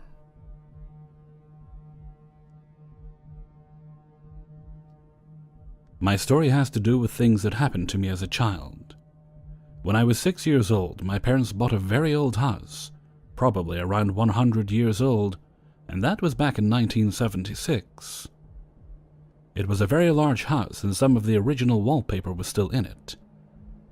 I have always been kind of in tune with the supernatural, and I also have a psychic sense. I'm not saying I am psychic, but I just know things and I can't explain it. Well, anyway, I know that my sister was very afraid of this house. She is 3 years younger than me. She would either sleep with my parents or with me, and she would never cross the long hall that ran through the center of the house by herself. I know that one day I was sitting in the living room and I got this really weird feeling, like I wasn't the only one in the room. I felt like someone was staring at me. Now keep in mind that my mother and sister had gone to the store, so I was in the house alone. At this time, I was about 9 years old. I was sitting on the floor and I just happened to look up. If you are familiar with old houses, you know that some have these glass windows at the top of each door that I guess people used for ventilation before air conditioning was invented. Well, the upstairs of this house had been added years after the original one-story had been built, and the steps that led upstairs went even with the glass window above the door in the room I was in. There was also a small triangle of wood that was missing from the step, and that is where my eyes shifted to. There was something looking at me through that space. I was so scared that I grabbed my dog and ran to the front porch, just hoping my mother would drive up. I don't know what it was, but there was something there.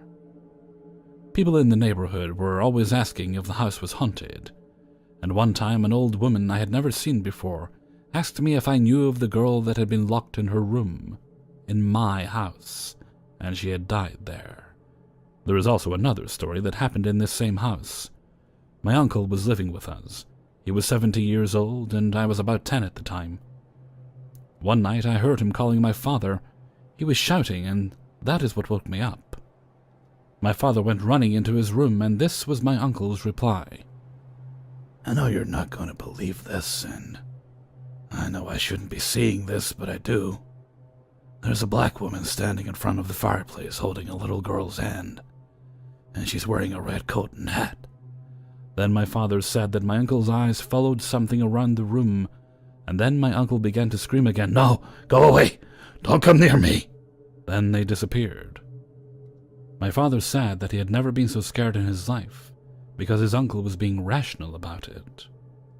Like he knew he shouldn't be seeing something like that, but he did.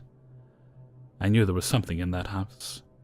Although we moved out when I was 14, I still drive by it to look, and I still get a creepy feeling about it, just from driving by. I feel it in my bones. What do you think? I would really appreciate your opinion. Thank you so much.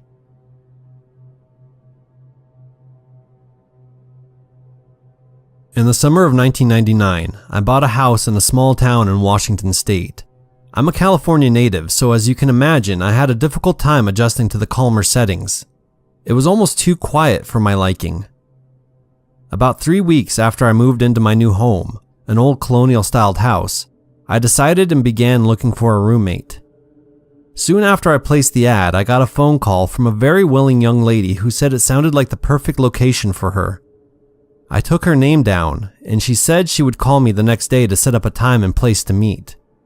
I waited all day for her phone call, but it never came. I figured she must have found some other place to stay, but I kept the spot vacant in case she called back. A few weeks later, she did call again, and as before, she told me she would call back the next day to set up a time and place to meet. I faithfully awaited her return call, but same as the first time, it never came.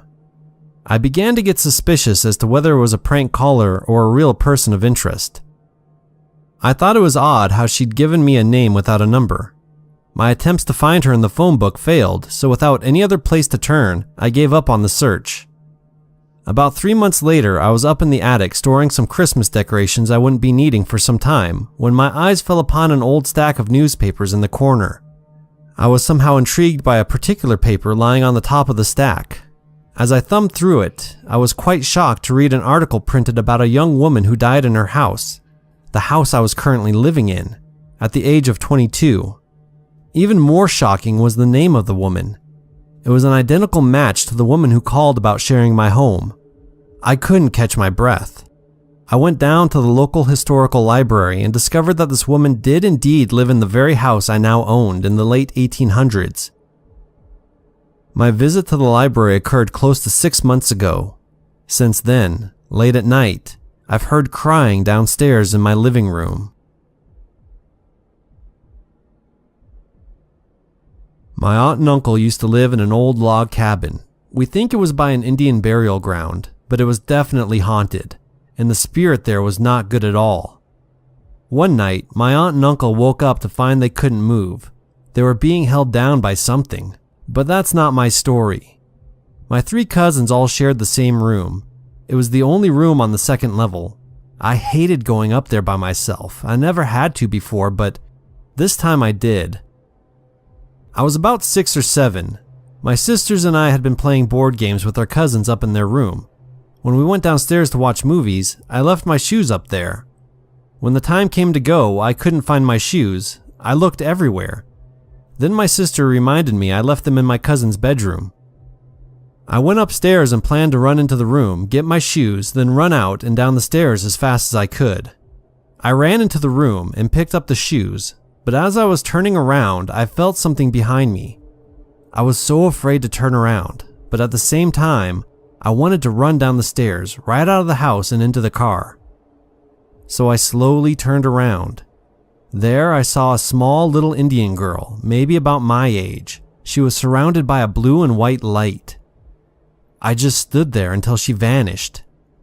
I ran out to the car where my parents were waiting, and until now I have never told anyone my story except for my aunt, who also sees things. Later I found out that my aunt and uncle would pray to the Indians to watch over them, to protect them from whatever was in that house. Maybe the little Indian girl was just watching over my cousins.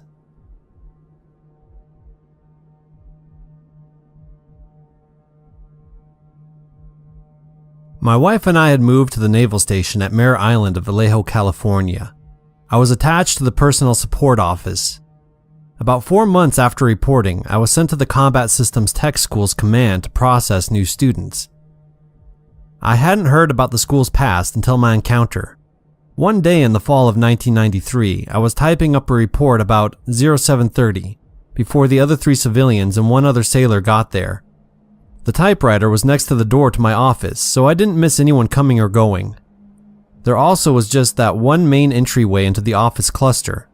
No other exits except for a fire door with the alarm connected.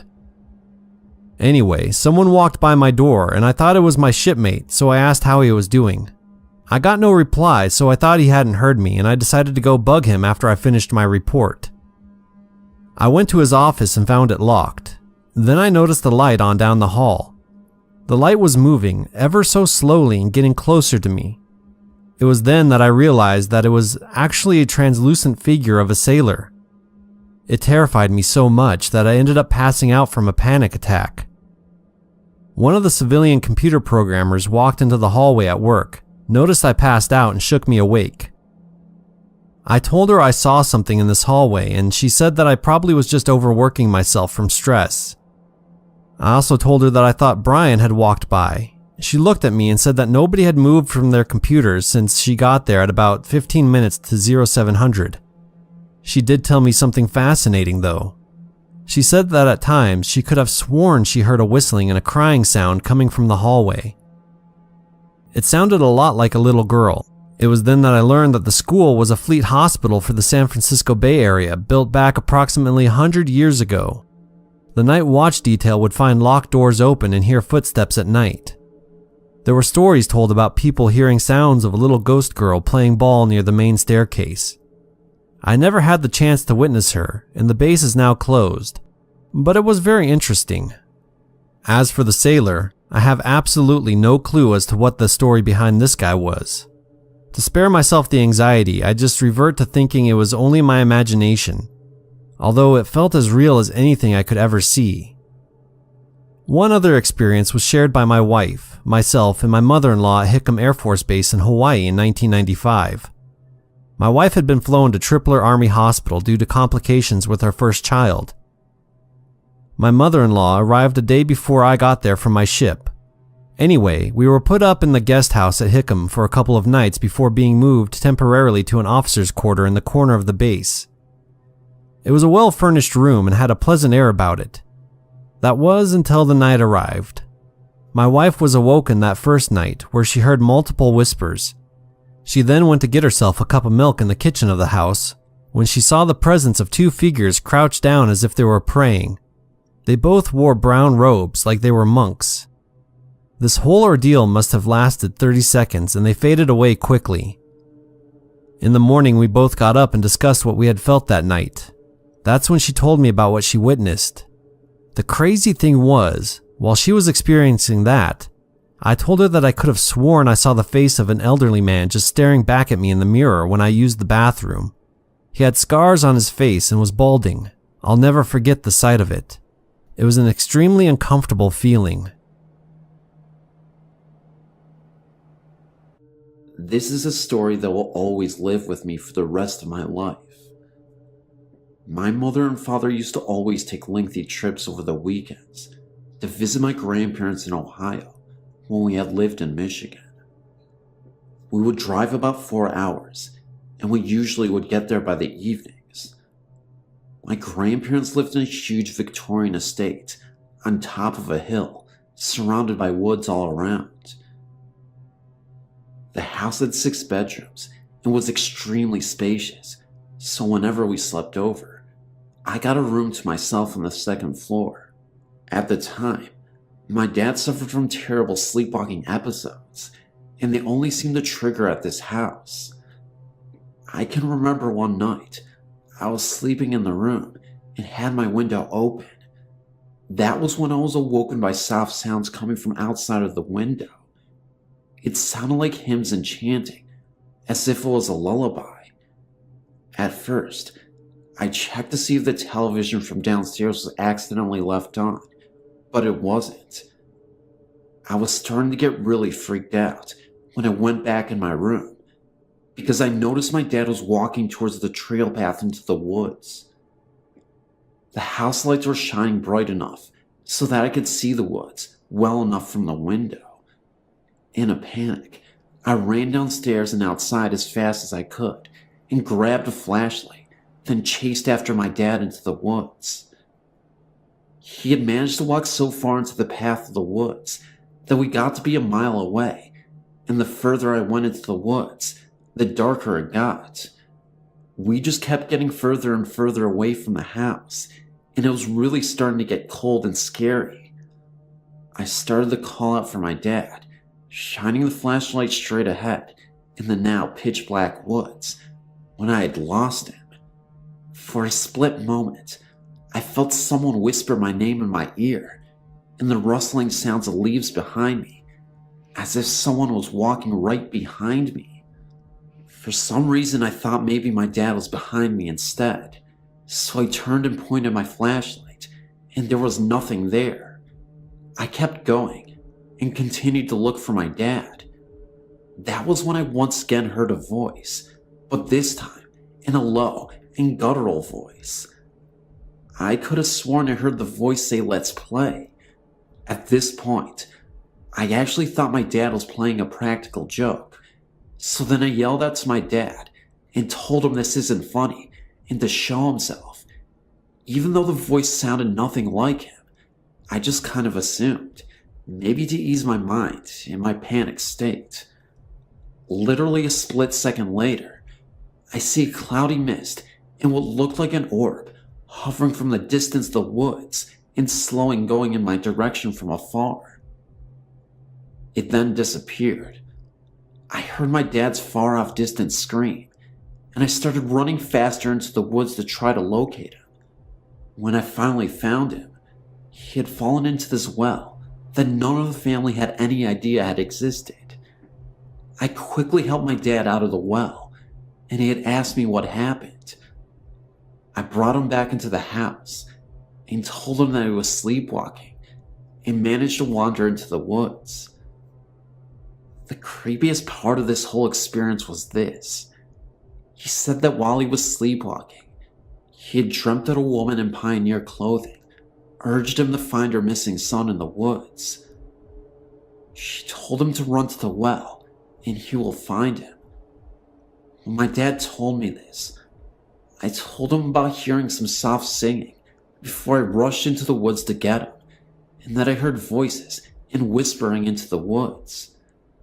A couple days later, fascinated by the well that existed in the woods, we went to go see it in daylight. To my utter shock, we had made a gruesome discovery. We found what looked like human bones at the bottom of the well. We immediately called the police. They examined these bones, and we were able to confirm weeks later that they weren't animal remains, but human remains. We had the bones examined by a professional, and they believe that the bones belonged to a young boy who may have perished hundreds of years ago. My guess is in the early 1800s. I would like to state wholeheartedly that these events are in fact true, from my father sleepwalking to the dream he had and the bones uncovered. It may sound a bit far-fetched, but I guess you'll have to take my word for it. This event happened in the 1970s, and I'm 70 years old now. This all happened when I was 17.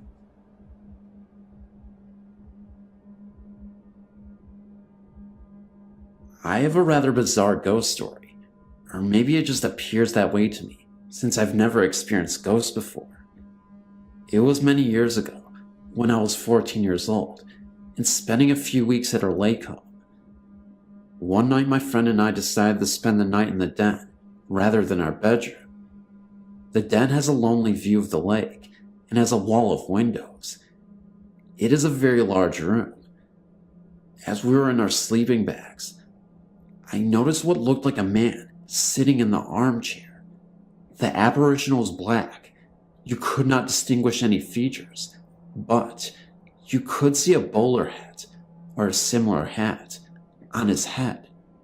He just sat there and didn't move, his arms resting on the chair. I was paralyzed with fear. I eventually mentioned this to my friend, or maybe she mentioned it to me first. I just remember that after a long time, we started talking about our late night visitor. We compared notes on what we were seeing, and it became apparent that we were both seeing the same thing. A shadow? I think not, and if you read on, you will know why I'm so sure. My friend and I became so scared that we buried ourselves in our sleeping bags and held on to each other for dear life. We knew we had to get out of there, but we were too scared to move. Eventually we got up our nerve and made a mad dash to the bathroom. Keep in mind, our lake house is quite large and the bathroom was not nearby. We huddled in the bathroom for some time and got up our nerve to make it to our bedroom. This time, for some reason, we didn't run. As we were making our way to the bedroom, we saw another apparition on the living room sofa. This was definitely no shadow. There were no windows in this room, therefore no light except the bathroom light. This apparition was easier to see. It was a woman from the turn of the century. She was dressed in a white dress, possibly a Victorian wedding gown, and lying in the pose of a deceased person. As you could imagine, we hightailed it to our bedroom. When in the bedroom, we sat up with the light on. I'm not sure how much time passed, but eventually, we heard what appeared to be a marching band playing. We looked at the clock and saw that it was after 3 a.m., and therefore highly unlikely that a marching band would be performing in this rather sleepy-like community. Had it not been for this, we would have considered it as teenage imaginations going wild. You can see things, but hearing them is an entirely different story. In the morning, we checked out the house to see if there was any way music could be played by itself in the house. We found an old radio down in the basement, but it wasn't plugged in. We then plugged in the radio, and it did not even work. We asked my grandparents if they had heard anything, and they said they hadn't. When we told them our stories, they just laughed, and almost everybody else we had told this to laughs also.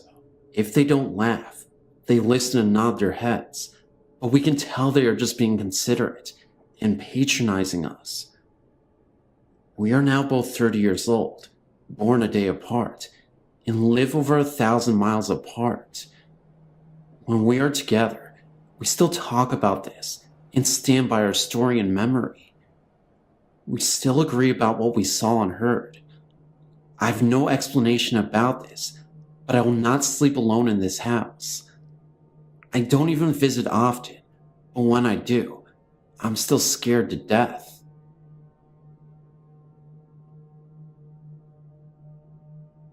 Seabrook, Toddville Road, the former Toddville Mansion, which has recently been torn down.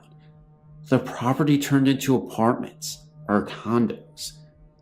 Reports of a strange creature roaming the grounds, noises, feelings of being watched, shadowy figures. Actually, this mansion was the List Mansion. The story of this place was well known to the people of Seabrook who lived there at the time. I lived near the List Mansion for many years. Several acres of land were bought by a Houston business owner in the late 70s to early 80s, right on Galveston Bay, near the intersection of Toddsville Road and East Meyer Road. Bill List was his name, and for the most part at first, no one knew who he was, only that there was a major construction project going up near the bay. Bill List owned a trailer manufacturing business, and with the success of his business came great wealth. The mansion was a massive undertaking. Built up on several feet of soil, the 3-story brick structure dwarfed the modest home surrounding the property. The brick foundry, where Bill was buying the bricks for his mansion, was unable to keep up production of bricks for the mansion and bricks for other products, so Bill just bought the brick foundry so all the bricks made could go into his construction for project. Month by month, the mansion began to take shape. The stark brick structure was 3 stories tall, 4 if you count the massive garage on the ground level. All the windows on every floor featured wrought iron bars. It was divided into 2 separate sections, with a large glassed-in garden and pool. Catwalks on the second floor crossed from the front of the house to the back part. The rooms were arranged into 2 separate apartments, with kitchens, bathrooms, and living areas. The entire property was surrounded by a brick wall from Toddville Road. The List Mansion, as it was called, resembled a prison, which was not far from true. When construction was completed, me and some friends were in the Kroger parking lot in Seabrook when 2 guys a little older than us invited us to a big party to celebrate the opening of the List Mansion. We talked to them for a few minutes, and then they left. We did not go to the party. For years after that, you rarely saw anyone coming or going from the mansion, even though several families could live there at the same time and never see each other. The guys we saw at Kroger that day never showed up anywhere in town. Then one day, Bill List was dead, murdered, and the whole story came out in the Daily Citizen, the Bay Area newspaper. The List Mansion was built like a prison, not to keep people out, but to keep people in. As it turns out, Bill List had a preference for younger men and would cruise the alleyways in parts of Houston where runaways would frequent. He would offer them a place to stay and drugs in return for his indulgence for the young men. Bill would keep them drugged and locked in the mansion, providing everything for them but freedom. Some would stay, and others would eventually be let go, but it was the final group of guys who figured it all out. They decided that Bill List must die, so one day, they got a hold of a shotgun and waited for Bill to come home from work. Bill never made it up the stairs from the garage before he was shot and killed. The guys who killed him ransacked the mansion, stole Bill's credit cards, and left. Some were picked up on their way to Canada. Others were caught in the Houston area. For years after the death of Bill List, the mansion was up for sale, and yet no one would buy it. Caretakers were brought in to maintain the property, and eventually, a bunch of people at a rock and roll band rented it for a while. I moved from Seabrook in the early 90s. Eventually, the List mansion was bought by a real estate land developer, and he tore down the List mansion. In its place was built Suco condos with clay tile roofs. There is nothing left of the List mansion, except the sordid stories of the long residents of Seabrook. These are my memories of the List mansion.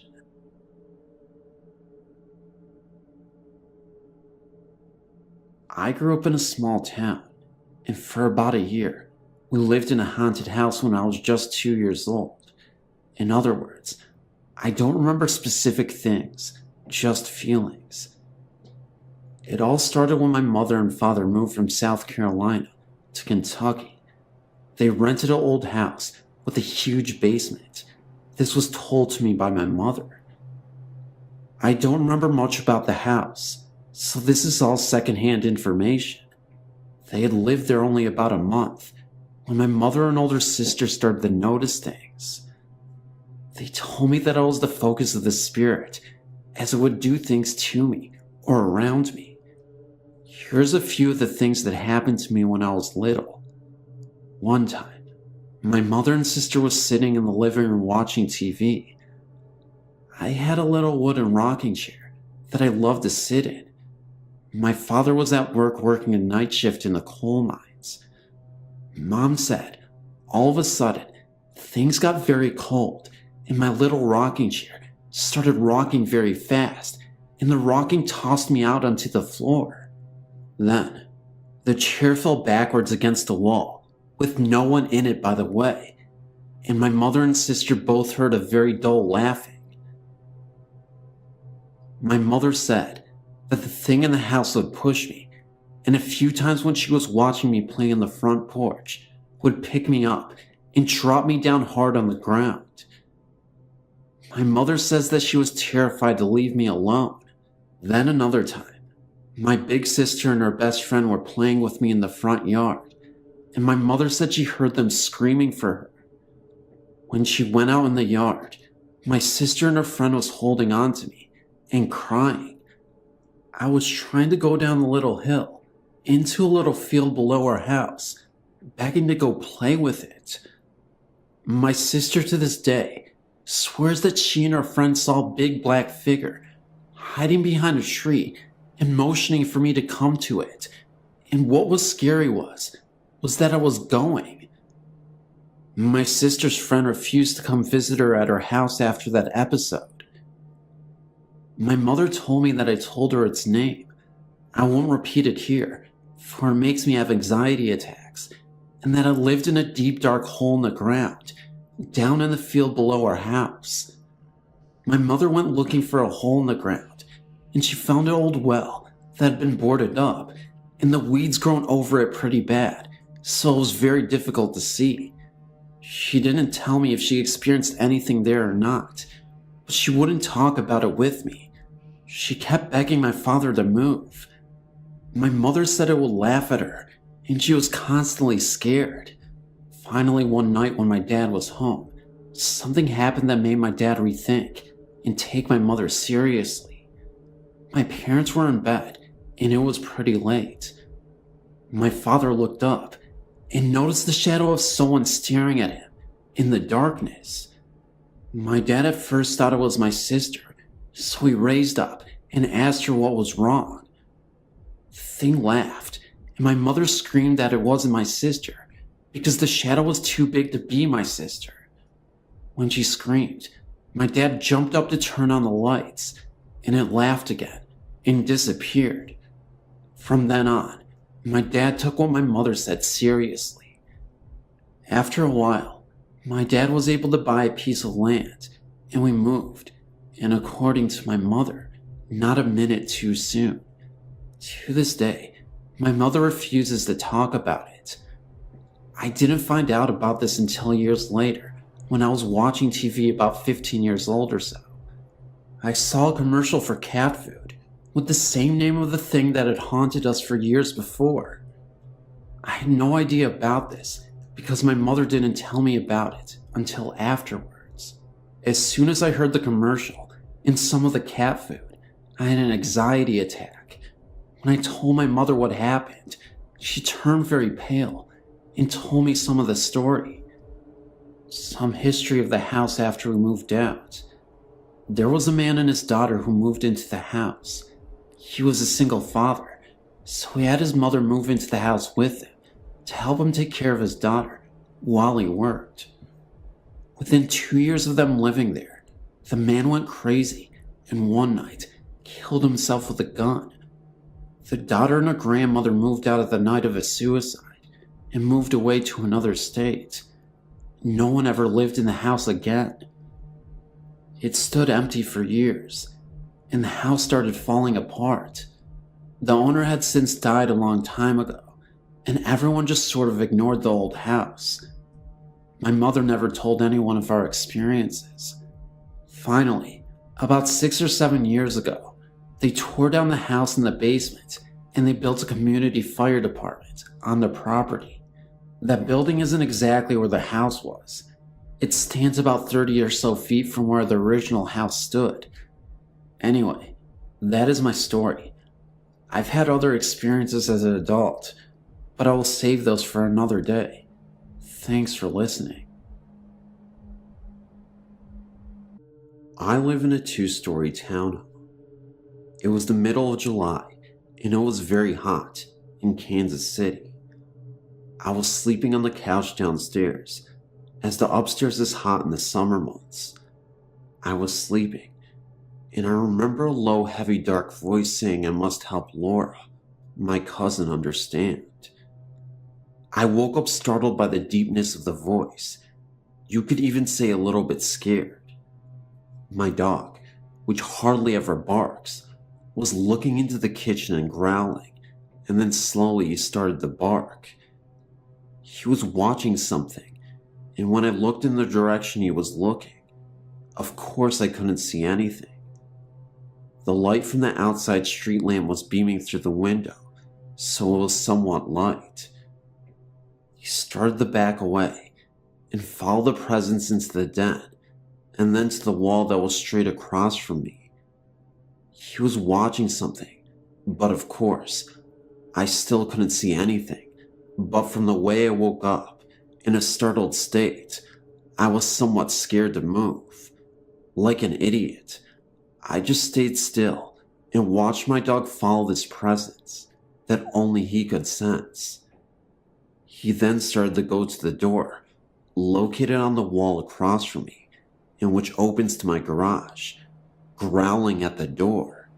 He would back up and then move closer, and then he started to smell under the door. Still, I was too afraid to move. I just stayed there and watched. Within 5 to 10 minutes of this, the presence seemed to have left. My dog stopped growling and was going from the kitchen to the wall, into the door again, and again, as if to look for something. Finally, he gave up and just curled up at my feet, which have not moved an inch this whole time, and fell asleep. Feeling now that the presence had left the room, I went to the door, which led to my garage, and pushed on it to make sure the door was closed. Once again stating what an idiot I am, I did not dare to open the door. However, I didn't really have a choice, because that was when the door cracked open just enough that I could see the face and a body of a bloodied lady in a black robe. It appeared for 40 seconds, and I saw her long enough to make out that she had to be a nun. I just remember her face looking so badly bruised and beaten, as if she was hit with a bat or something damaging enough to give her a black eye. I turned away in fright, then opened the door completely to see that nobody was there anymore. It was like it appeared in a flash of lightning, then was gone. Just to give you some background on my house, the door that goes to my garage does not have a lock on it. Yes, this is dangerous, for if my garage door is open, anybody could just walk in, right into my house. Maybe this nun I saw was really a homeless person. Maybe it was someone who was trying to rob the house, but since they saw me, they fled. Nothing was stolen. Everything was in one piece.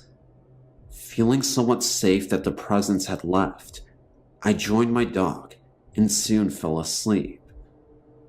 In the morning I awoke, went upstairs to take a shower, and dressed for work. When I came downstairs, I gathered up all my things and opened the door, which leads to my garage, and stood there in total amazement. My garage door was wide open. I left the door open all night and morning. I truly feel my spirit guide was trying to warn me, and I was too stupid and too afraid to listen to him. As I drove to work, I thanked him for trying to warn me, and I promised to try and listen more carefully next time. The reality sank in that I could have been robbed or beaten. Yes, today I'm buying a chain lock for that door and installing it right away. In hindsight, I wish I would have been more accepting of the events that were happening to me. If this has taught me anything, it's to stop, slow down, and listen to the ones who are trying to help me.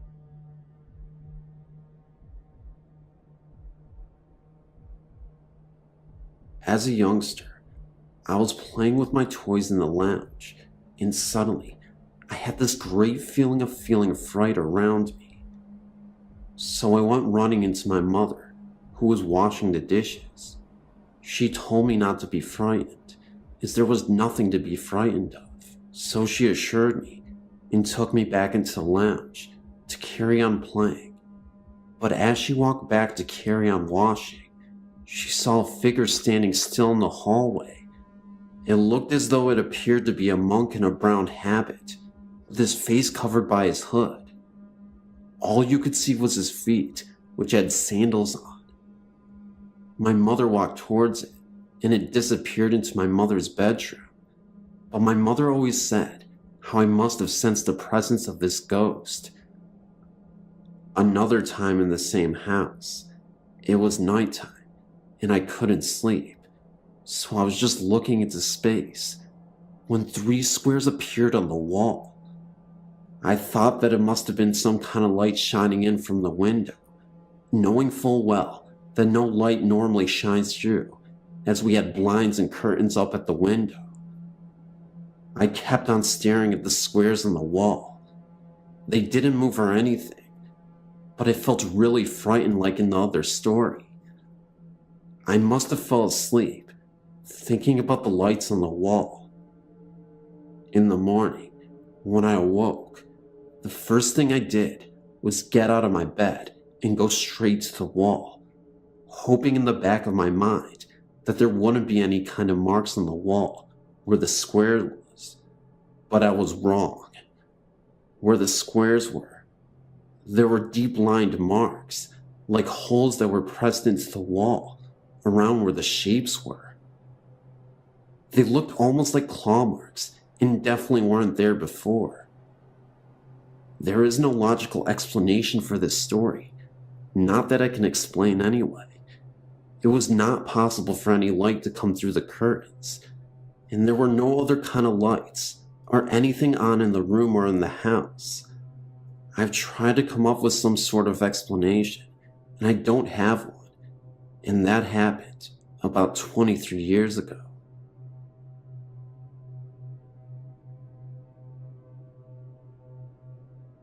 I've had some strange and incredible experiences over the years. Just posted one in the last batch. Some of them I haven't sorted out how to share yet, but the following experiences are pretty strange. My roommate and I were living in a Seattle neighborhood called Capitol Hill. Our apartment building, the Ben Lamont, was built in 1910, and my apartment overlooked a little park area with a long retaining wall in the back. One night, I must have fallen into a deep sleep as soon as I went to bed.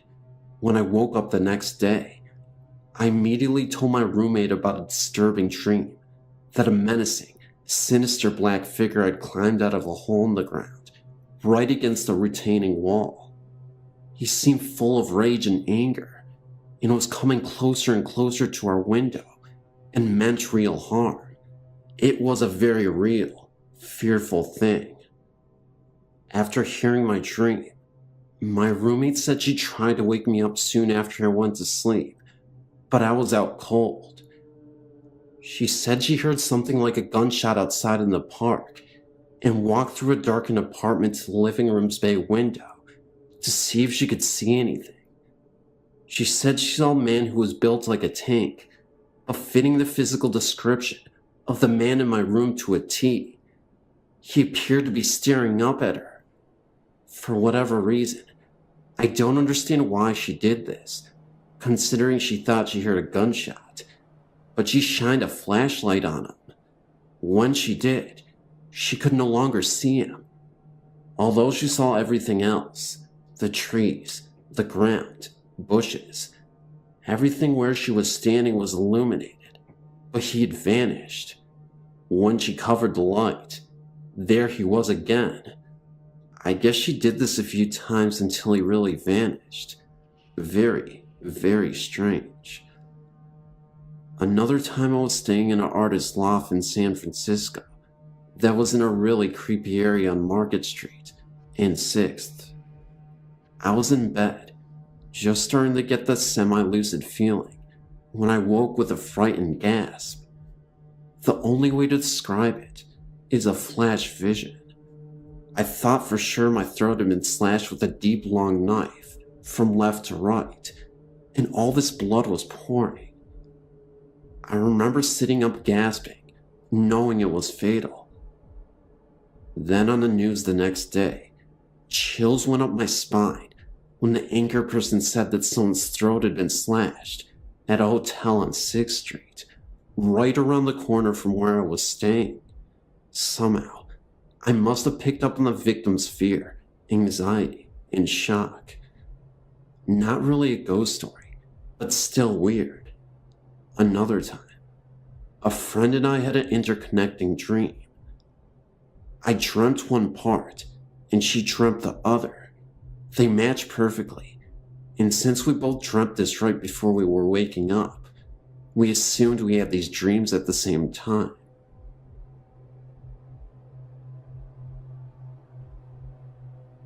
I think I was about 7 when I first started seeing things in my house and around my neighborhood. The first time I saw something was when my sister and I were sharing a room. I knew that I always felt something in the room, but I never saw anything, so I really paid no mind. Then one day, while I was sitting in my room, I looked up and saw an image by my door. I don't know exactly what it was, but I know that I was scared. Over the next couple of days, I would hear things in my room, like people walking, the doorknob would jiggle, and things would just tip over. When I talked to my mom about these things, she told me not to be scared of them, just tell them to go away. The next night, I was sitting on my bed, and I heard somebody walking around. I did what my mom told me, and told it to go away. It didn't work. The sound became closer, and an image began to appear. At first I was kind of scared, but when I saw what the image was, I wasn't so scared anymore. It was a little girl, about 5 years old, who was lost. She was just staring at me for a while, and then she just sat down on the bed next to me. She was sitting next to me for about 2 minutes, and then she was just gone. For a few years, I wouldn't see anything, just hear things. When my older sister moved out, my sister and I finally had our own rooms. I stayed in her original room, and my sister moved to my other sister's old room. For a couple of months, things were cool. And then my sister woke up in the middle of the night and asked if she could sleep with me. The next morning, when I asked her why she slept with me, she told me it was because she was hearing people talking from the closet.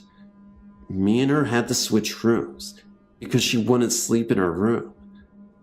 The first night, nothing happened, but the second night was completely different. I was hearing whispering and footsteps.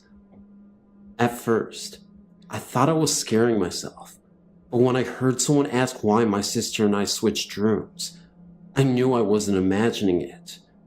At first, everyone thought I was making it up, but when I told my grandma about it, she looked at me as if she were surprised. She told me that I wasn't the only one in the family to be able to hear and see things.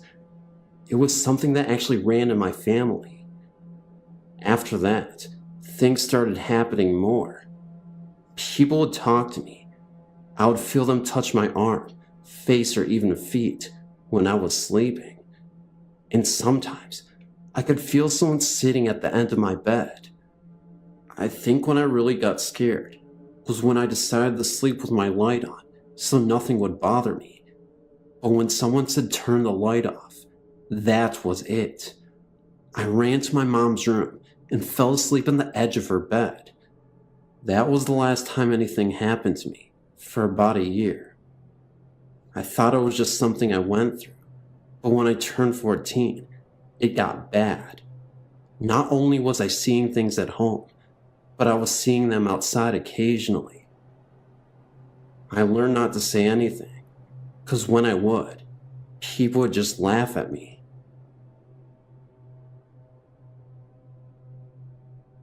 My family and I became aware of a particular area of a supposed haunting in the Jamestown, North Carolina area.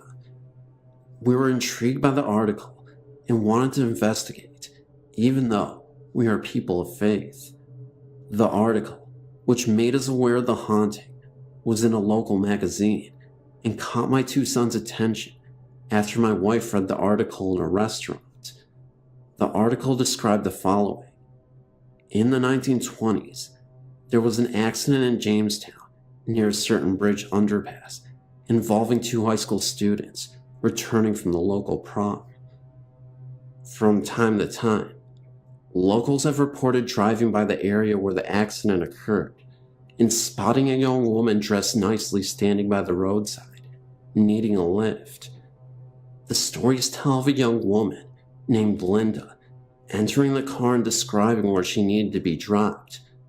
Upon nearing the destination, she vanishes.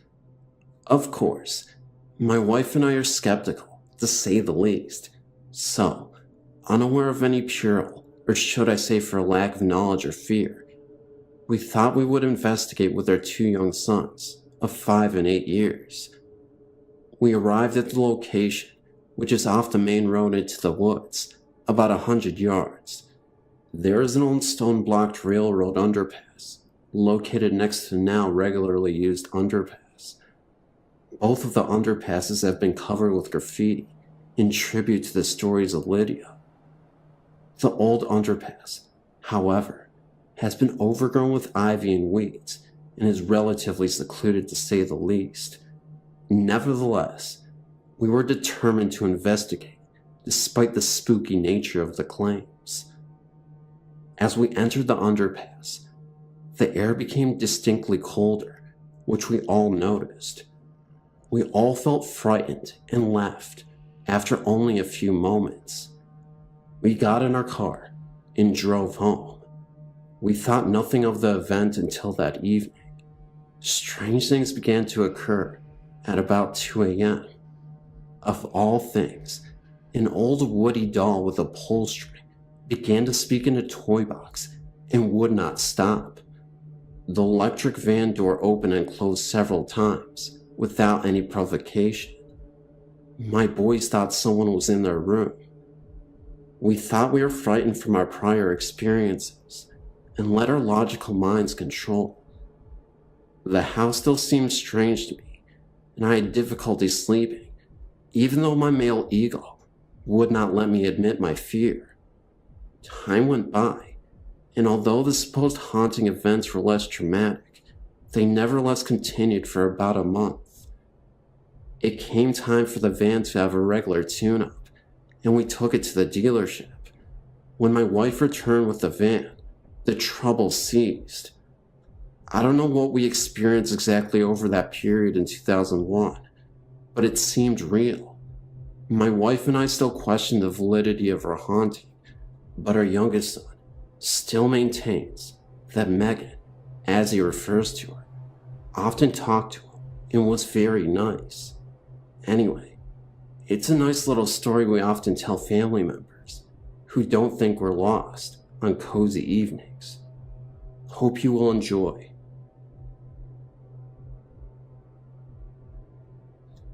I used to work at this daycare center that only stayed in business for 2 years.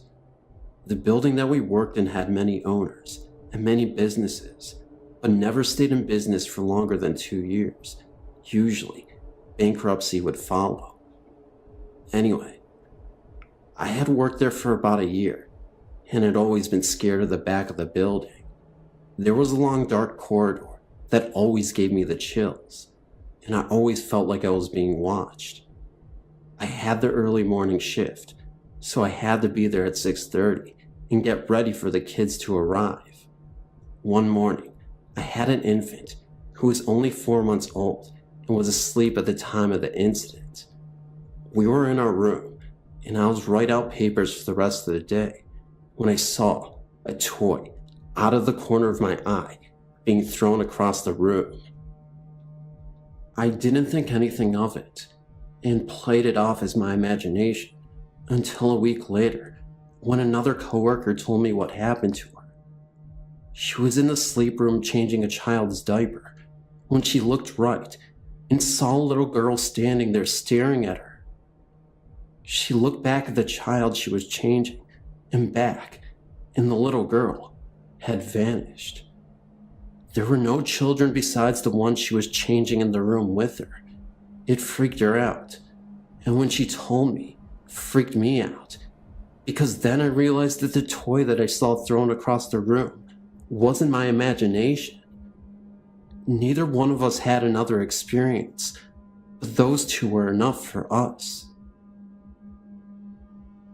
The first time I had a supernatural experience, I was asleep in my room at my parents' house. Now, I knew this house was haunted because in the middle of the night, I would hear something banging on my walls or my doors, and our dog, who slept inside, would bark on and off during one night, and the next night be completely quiet. But on this particular night, I saw an angel. I later found out that there is an old refrigerator under our house. Ask me why, and I couldn't tell you. Anyway, about a month after we moved in, we bought a 6-year-old Shih Tzu puppy. About 2 days after we bought her, my fiance and I were sleeping when he woke me up and told me the dog was on the bed. This, of course, was impossible since she was only 6 weeks old, had short legs, and our bed was tall with nothing around it for her to jump on. He told me that he felt something tugging at the covers around his neck and growling, and when he rolled over it, ran and jumped off the bed. I just passed it off as him dreaming. But about a week later, while he was at work, he works night shift. I was asleep, and I woke up because it felt like something was running from one end of the bed to the other, and back and forth. When I rolled over, it stopped. That kind of freaked me out. Then about 3 months later, I woke up and saw a hand coming out of our closet door with what seemed to be a letter or a piece of paper in its fingers. The hand was small and white. When I gasped, it disappeared. Then, about a week after that, the bed would periodically shake while I was asleep. I later asked my fiance if he ever felt the bed shake, and he told me he did. And when he described how it felt, I knew we were both feeling the same thing. It's a subtle shaking as if we're an earthquake, except we live in Virginia, where we don't have earthquakes. At least, not the kind you can feel. It was almost as if there was a big dog on the bed, scratching furiously at a flea, and he also described it the way I would have, which is when you wake up, your first thought is, man, my heart beating that hard? And then you realize that it isn't your heart at all. And just last week, I saw a young woman with brown curly hair and brown eyes peering at me from a crack in the closet door. And last night, the downstairs bathroom door slammed by itself and the bed shook with both of us on it. Usually, it only shakes with one of us on it. Anywho, that's my story. If you have any insight, please give it to me, and you can put the stories on your site.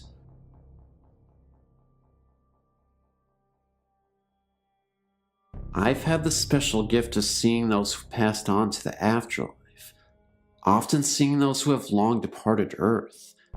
It happens periodically, but when it happens, I have some pretty vivid and memorable experiences.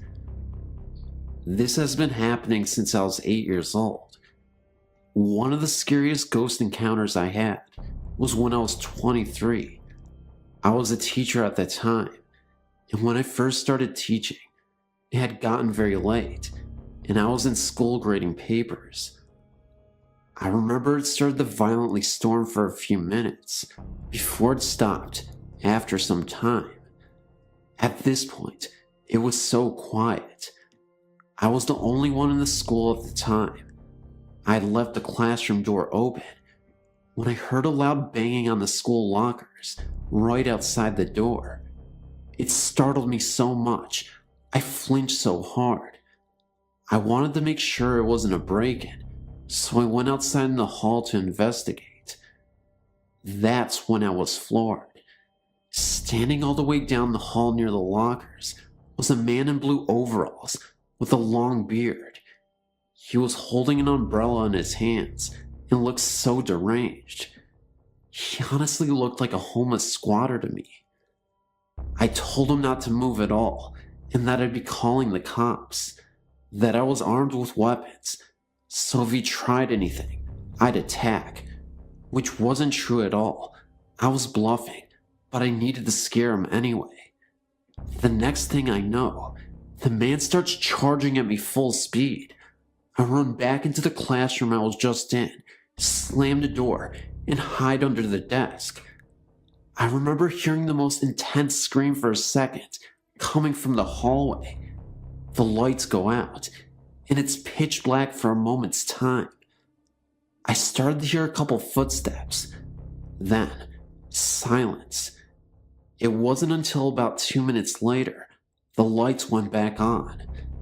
I screamed out loud, "I'm armed. You need to leave. You are trespassing. You don't belong here," etc. I waited a minute or so under the desk and eventually got out. Still quiet enough to hear mice. I opened the door and head out into the hallway. There was no sign of life. Nobody was there. No deranged, homeless man. Just nothing. The school is pretty small. It's 1 floor and about 10 classrooms. There are, of course, 2 entryways to get into the school, the front and back. I went to check the doors, and to my utter surprise, they had been both locked the entire time. I thought to myself, how could anyone break in? The doors are locked, no windows are open, and all of them are locked as well. Was I hallucinating? No, not at all, because the man looked as real as any person I could see. So, I made sure to check all the classrooms, even open the lockers, to make sure this man wasn't hiding in there. But there was no sight of this guy. I did end up calling the police. They checked out the school as well, and saw absolutely nothing. By morning, everyone was aware of what happened. I think they actually canceled school for the kids that day because they were worried that a maniac was on the loose. I think they made the right decision. To this day, I have no idea what it was exactly. Of course, since I'm gifted, I lean towards the idea that this was a ghost. If it wasn't, then I'm really lucky I was unharmed. It could have been a lot worse, and I'm honestly thankful that it was just me that evening. I should mention that the school does have a history of oddities and ghostly phenomena. Supposedly there was a rumor that years ago, in the indoor pool at the school, a teacher went mad and drowned a student right in front of everybody. Legend has it that you could hear the moans and cries of a young person in the pool from time to time. One of the school janitors once swore that they saw a blue figure hovering right above the pool. Unfortunately, nobody took him seriously. He actually lost his job and was put into a mental asylum because he had a mental breakdown after seeing that. Anywho, that's my story and the surrounding rumors of this haunted school. I hope this was thoroughly entertaining. I don't work there anymore. I moved to a different state and work as a teacher currently. After what happened to me, I honestly couldn't stay. Thanks for reading.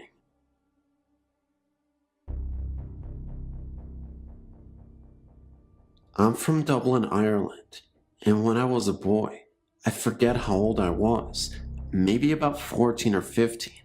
I was staying with my parents with my old aunt and my family's ancestral home. There's a very old church just up the road from the house. It's so close that you can take a shortcut across just one field, and you're there. It used to be part of an old Franciscan monastery. Anyway, I was in that church on my own one summer's afternoon. It was a hot day, and though the church was naturally cooler, it was only a degree or so cooler. I remember feeling a little uneasy. All of a sudden, the hackles on my neck rose. I thought my little sister had followed me in, but then the temperature literally nosedived from somewhere in the high 90s to the mid 40s in a matter of seconds. I sensed that someone, or something, was watching me from the choir balcony, above and behind me. Something told me that it sure as hell wasn't human. I don't know how, but I knew. I slowly turned and looked up. 3 seconds later, I was tearing down the road as fast as my legs could carry me. What I saw was the semi-transparent, cowled figure of a Franciscan monk regarding me from the balcony. He was barely there, yet details, the folds of his robe, the heavy cross about his neck, and the shaded outline of a face was visible, yet weirdly see-through. I'm now 20, and still refuse to enter that church alone. I've since asked the parish priest about it. He explained that he had seen an apparition a couple of times when he was alone in the church, but refused to comment or speculate further.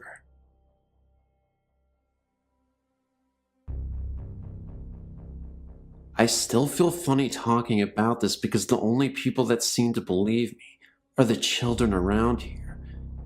You described some of the things that have happened in your number 2 list of types of ghosts, so maybe I'm not crazy. We moved to this 120-year-old farmhouse about 4 years ago. When we first moved here, my youngest son was 3. He would ride his tricycle back and forth from the living room to the kitchen, which at the end was the basement door. He would ride his tricycle back and forth from the living room to the kitchen, which at the end was the basement door. I was doing the dishes when he turned to me and asked me to stop laughing at him. I told him I didn't say anything, so he proceeded to go to the living room and back again. When he reached the basement door, he turned to me and said, "Can you hear them, Mommy? They're laughing at me." I left it alone, but I never forgot it. As time went on, little things would happen that really got my attention, like the smell of perspiration when nobody was around. would only last a minute or two, and it would only be in one spot of the room. I would go to other parts of the room, but could smell nothing until I went back to the original spot, and it would still be there. I would also smell it as if it were just passing by, in front of me, and then be gone. This continued for the next year, and then one day, I laid down with my son for a nap. It was about 1 in the afternoon. I would wait until he fell asleep, and then I would get up. But before I could move, our bed started shaking for no reason. It only lasted a couple minutes. After that, things happened a lot. My 8-year-old started to get smacked in the leg when he was asleep. He would always come downstairs afraid after it would happen. I started getting nudged on my leg at night, like someone was trying to wake me up. I am a very light sleeper, so I'd wake up immediately and look all around my bed in my room, but nobody was there. One night, when I was sleeping, I felt something lay across my legs. I tried to move, but it was so heavy, so I started to kick real hard and crazy, and it went away. Again, nothing was there. My son was 5 when he asked me if I could see the man's work boots standing in my dining room. He would see black things floating by and asked if I saw them. He would describe them like shadows. But the clincher was, when we were all sleeping at 4 in the morning, and my dresser started shaking so hard, I thought it was going to fall over. I spoke to my pastor's wife about it, and she said they say a prayer every night that asks the Lord to protect them from any harm or evil. My children and I started including that in our prayers, but we added spirits also. We have never had another problem since, except I do still smell them from time to time. I do still hear footsteps across the ceiling when nobody is upstairs, but that's no problem. I don't mind.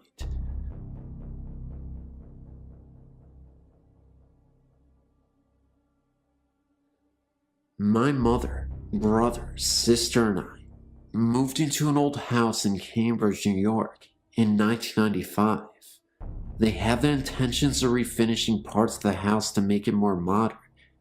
To give you an idea of the house, it was built in 1884, had 4 floors, which consisted of a basement, first floor, second floor, and a full attic. Above the attic there was a window's peak, and access was through the attic by a flight of stairs. Strange things started happening that everyone just brushed off the first week. Every night at 7 p.m. on the dot, the house would fill with the smell of cigar smoke.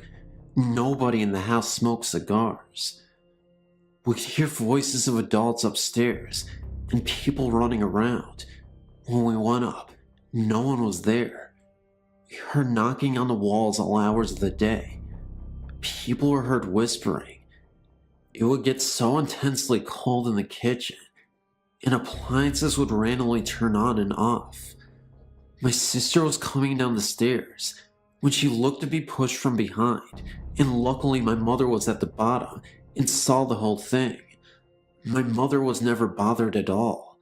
It seemed to target only the children, which were my sister, 11, my brother, 13, and me, who was 15.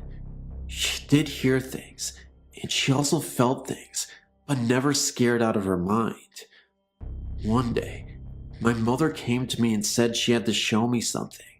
She took me to the basement door and said, "Watch." She opened the door and turned a light switch off.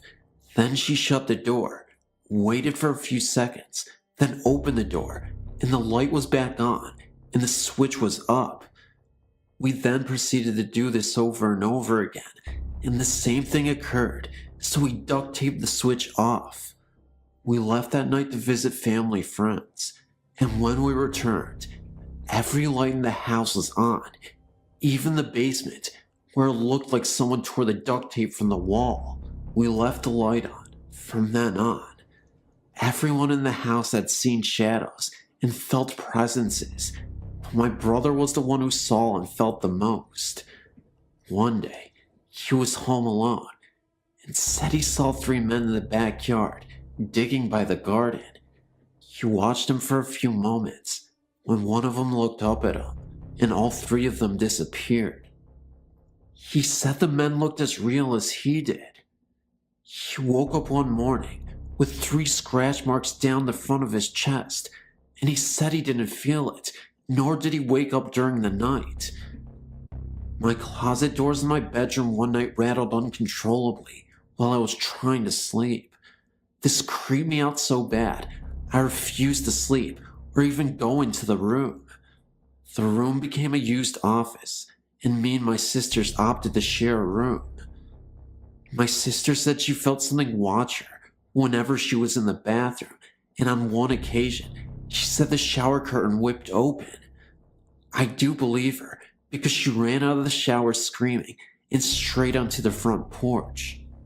We found out that the house was part of the Underground Railroad. When research was done on the house, it was found that it was also an underground bar during Prohibition. Many people lived in that house and also passed away in the house. A woman by the name of Ann Douglas hung herself in what was my bedroom. And we also know that there was also a shooting outside of the house, around where my brother saw the 3 men. There were so many incidences, but too long to tell all of them. We lived in the house for 5 months before selling it and moving out. We have heard that people have lived there and stayed a short time before moving out. The house is currently vacant. I wonder why.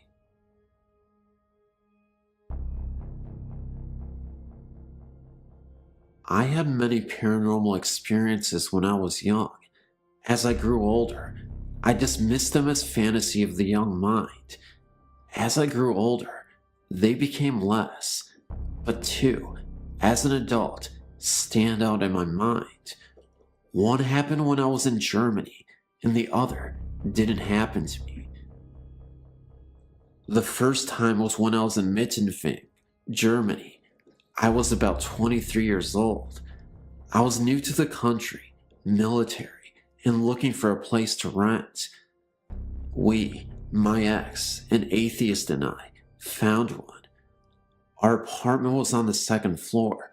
The landlord lived on the 1st, and there was an attic.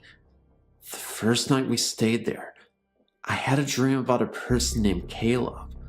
I could not see his face.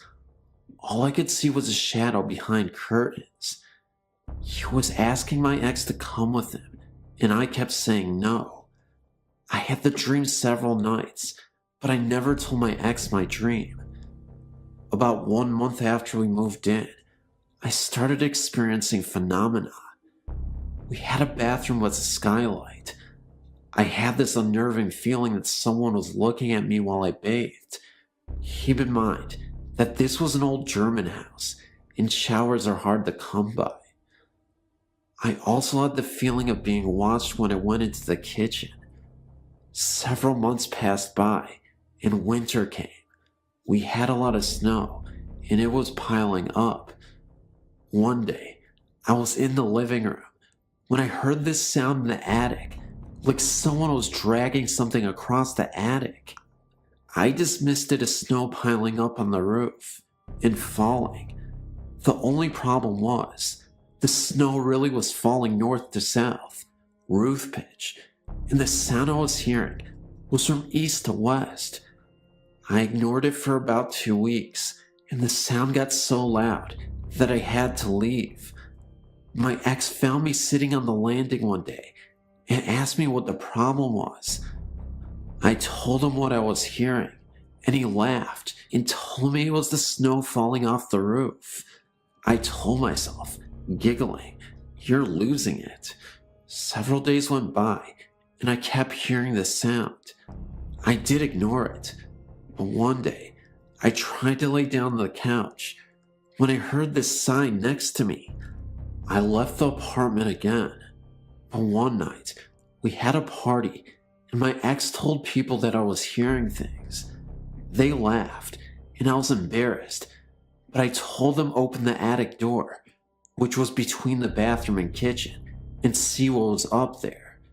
They did, and everyone stopped laughing. I didn't really want to see what was up there, but then again, I did. My ex told me there was nothing up there but old rags. He tried to persuade me from looking, but I wanted to see for myself, so I climbed up the stairs and looked in the attic. What I saw took my breath away. There was an old black German baby buggy sitting up there. It was full of cobwebs, and someone pushed it, and I knew what that dragging sound was. It made a distinct sound that could be heard by everyone. I actually felt sick to my stomach. We stayed there for about another month, and nothing happened. Then one night, we laid down to go to sleep when I heard this knocking on the wall above us. 3 knocks. I asked my ex if we had heard that, and this is what he said. I'm going to tell you I didn't, but I did. Well, it was about 2 weeks after that when my ex told me we were moving. I didn't know it, but he was looking for another place. No explanations. We were just moving. As we were moving, I asked him why, and all he said was, "Let's leave this place." I asked him why, and he got really mad and told me we were just moving. Well, we moved, and about 6 months later I asked him why we moved, and he told me that he looked up to the kitchen window, and there was a man looking down at us. I know there was nobody left in there, because I was the last person to leave.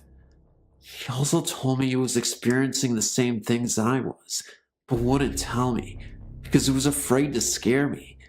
Keep in mind, my ex was an atheist. I felt chills go down my body. The next one didn't happen to me. It happened to my husband. Keep in mind that he is a Gulf War vet with over 20 years active duty military. Brooke Army Medical Hospital in San Antonio, Texas. Where it stands now is not where it used to be. You actually have to go on post to see the real hospital. It was abandoned many years ago. It is barricaded off, but I would like to hear more about this building. My husband went for training last year. He's a reservist now. He stayed in a hotel across from the abandoned building. After a few days he was there, he called me and told me he couldn't sleep in this haunted hotel.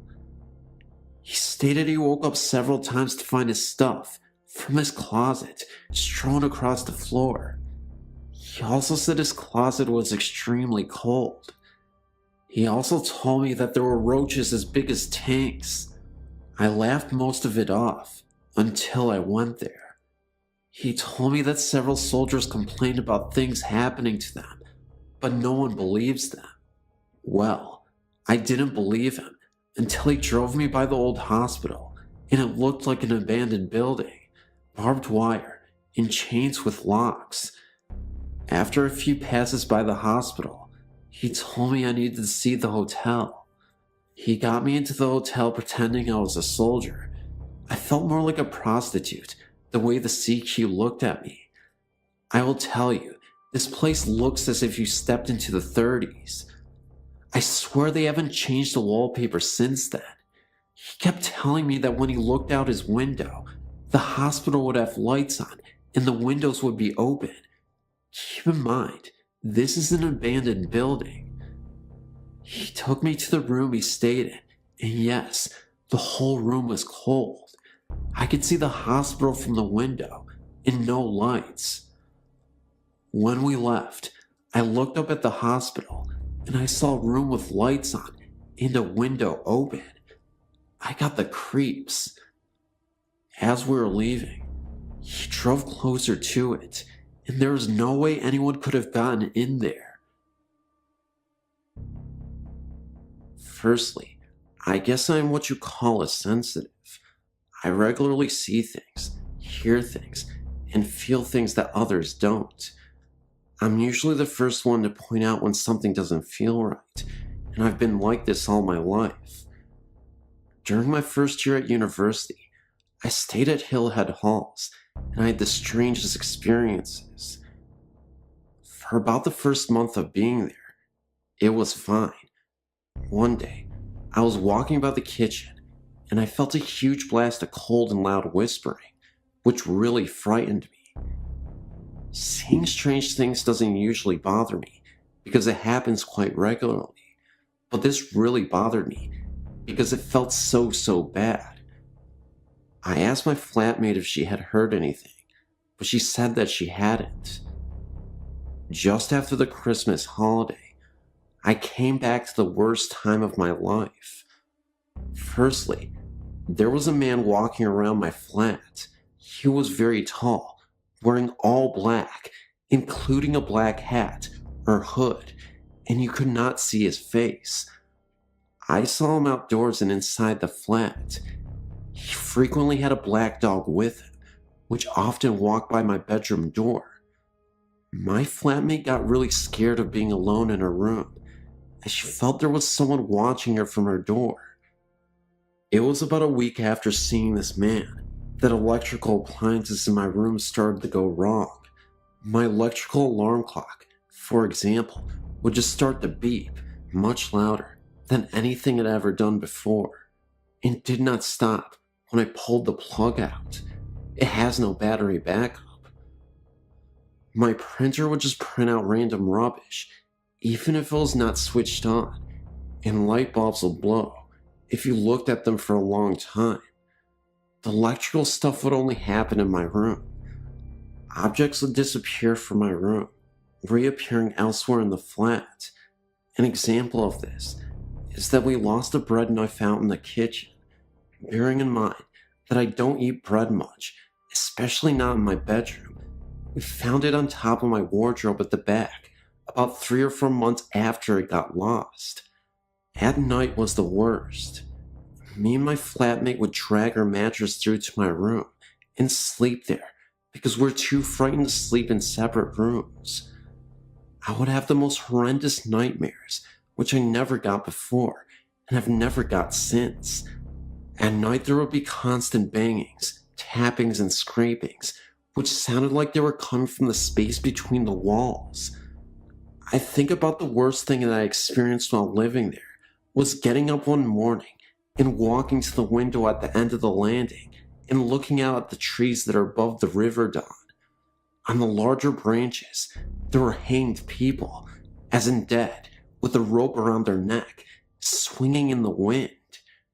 They weren't dressed in modern clothing. I wanted to run away and stop seeing it, but maybe I was too frightened because my feet wouldn't move and I found it really difficult to breathe. After this, my flatmate found staying in her room, which overlooked the river Don, unbearable, and moved into the room next to mine. As soon as that room was locked, everything was fine until it came to the end of the year and she moved out. She moved out about a fortnight earlier than me, but I was spending most of my time in the flat above mine. After her moving out, I came downstairs from upstairs to find her door open and light shining through onto the landing carpet. Very bravely, I went to shut the door and switch the lights off, but just as I got there, the door slammed in my face and locked, and I heard the light switch off. I phoned my flatmate to make sure she was home, which she was. I then phoned the people from upstairs and asked them to come down, and when they got to my flat, the room wasn't locked again, but was totally empty and freezing cold. It was the summer, but you could see her breath was white. The next day when I got out of the shower, I found that the bathroom door was wide open, despite the fact that I'd locked the door and there is no way that the lock could open itself. Also, the bathroom door was very creaky, and I hadn't heard a creak. I went to my room and got dressed as quickly as possible, but I couldn't find the key to my room so I could lock up and leave. I'd left the key in the lock on the outside of the door, but it was gone. I found it in the bathroom sink. Finally, one night, I gave my key to one of the people living upstairs to go and get me a sweater for my flat, as I was too frightened to go down. This person, who was a complete skeptic, came back upstairs completely pale, sweating cold sweats, shaking, and totally out of breath. I don't know what happened, because this person won't talk about it and has made us all promise never to bring it up in conversation. These all sound like really weird events, but I don't smoke, drink, or do any kind of drugs, and I didn't then, but I swear they are all true. I don't want to experience anything like that again as long as I live. Thanks for letting me share this with you.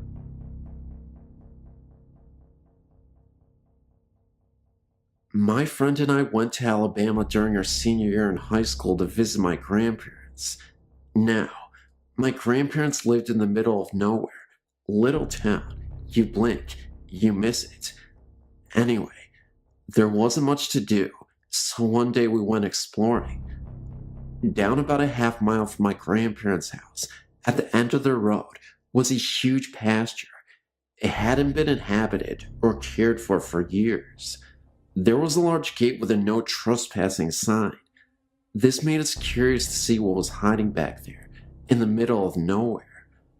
We crawled under the gate and started walking. There was a gravel path and nothing else but trees, grass, and insects.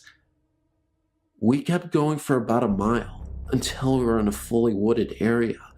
This is where the strangeness happened. First off, we stumbled across an old graveyard with only about 3 graves in it. Looked like a family. The tombstones were dated back to the early 1800s. I took photos that I can send at a later date if you'd like. Across from the graves was a waterfall. We decided to sit and take in the sight. While sitting there, we heard horse hooves galloping closely. We turned and saw nothing.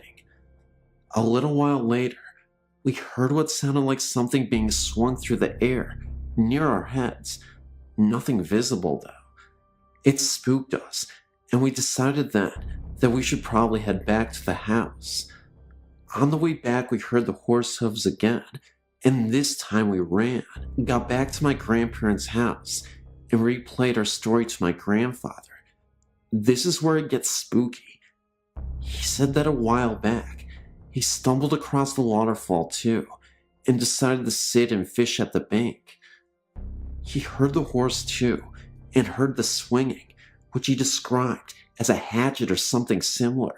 Only he said that he turned and he saw a man on a white horse, carrying a machete, and appeared to be clearing the fields, but it wasn't really there, like he and the horse were transparent. He said that's when he took off running too.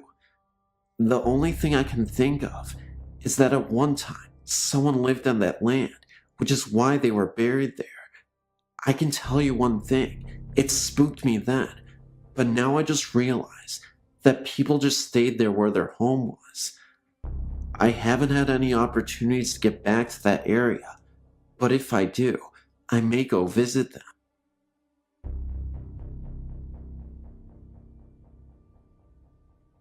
I moved to Indiana in 1986. I befriended a woman who sold real estate and said she knew of this huge house that was for rent in a small town called Lamb, Indiana. It sits directly across the river from Carrollton, Kentucky, and is halfway between Vevey and Madison, Indiana. The house was absolutely fabulous, made of stone and built circa 1800. It is told that the Native Americans taught a white man how to build the house. It became part of the Underground Railroad during the Civil War. There was a tunnel built from the Ohio River up to the basement wall, where they had knocked a hole in the wall for slaves to enter. My story starts in the fall of 1987, when my mother, my dog, and I were on the first floor in the living room, watching television. My little dog ran upstairs and was running around in circles. I could hear little toenails on the wooden planks. I felt a cold chill, like a burst of cold air, and became puzzled by it. There were no doors or windows open in the house. It was cold out, and we had built a fire in the wood stove. I went up to check on my little dog to see what she was doing, And there it was. My room had a door that led out to nothing. I assumed there was a balcony at one time, but at this time, there was no evidence of one, so the door stayed shut and locked. When I had gone upstairs, I noticed the air was more frigid and it seemed windy. I went to my room and the door was standing open, and it looked as though a small child had breathed on the window of the door and wrote Amy's room on the window. I think the most interesting experience in this house also happened to be the most terrifying. One night, I'd been sleeping in bed with the door open when I was awakened by what I thought was my dad. I remember the door squeaked open slowly, and I heard a whisper. I couldn't hear it too clearly. All I knew was that it was some sort of talking. That's when I started to open my eyes slowly and saw what appeared to be a nun with an axe on her head, kneeling down and praying in front of my bed. I screamed. My parents rushed into the room, and I told them I saw something. My dad did his best to reassure me that everything was okay, and after I explained what had happened to me, I feel like he was just as creeped out as I was, even though he tried not to show it. Well, that even frightened my dad, to the point at which he told me he couldn't sleep the rest of the night. I ended up falling asleep, and my dad stayed up. He told me he went to the bathroom and turned on the light, when all of a sudden it went out. Needing to use the bathroom, he grabbed one of the flashlights we had. When he shined the flashlights towards the mirror to wash his hands, he looked at the mirror for a second, only to notice an old man's face right behind him. He only saw this for a few seconds, but he couldn't forget the man's face. He had 3 large gashes on the side of his face, like he had been mauled by a tiger. Claw marks. He was a balding man, with gray hair only on the side of his face, and he looked about 70s. Of course, when the bathroom light came on, there was nothing there anymore. The basement had some creepy occurrences as well. You would hear a very young voice, often singing softly, not super loud. In fact, very faint, but a voice was there. When you'd get downstairs and into the basement, you wouldn't hear it anymore, but it was always something you heard whenever you were in other parts of the house. About a year or so later, we had some family staying with us for the weekend, and my cousin set up a large tape recorder in the basement to see if there were any noises. My little nieces and 3 friends bedded down in the living room by the wood stove to stay warm, and we all went to bed. The next morning, one of the little girls thanked my dad for stocking the fire that night because it was getting kind of chilly. My dad hadn't been downstairs all night. My cousin went down to the basement to get the tape recorder, reel to reel by the way, brought it back upstairs, and played it back to us. You could vividly hear a little girl say "Mommy."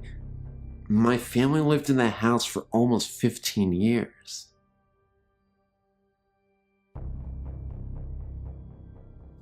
This is a wonderfully chilling and rather classic, if that can be said, Scottish tale ghost experience.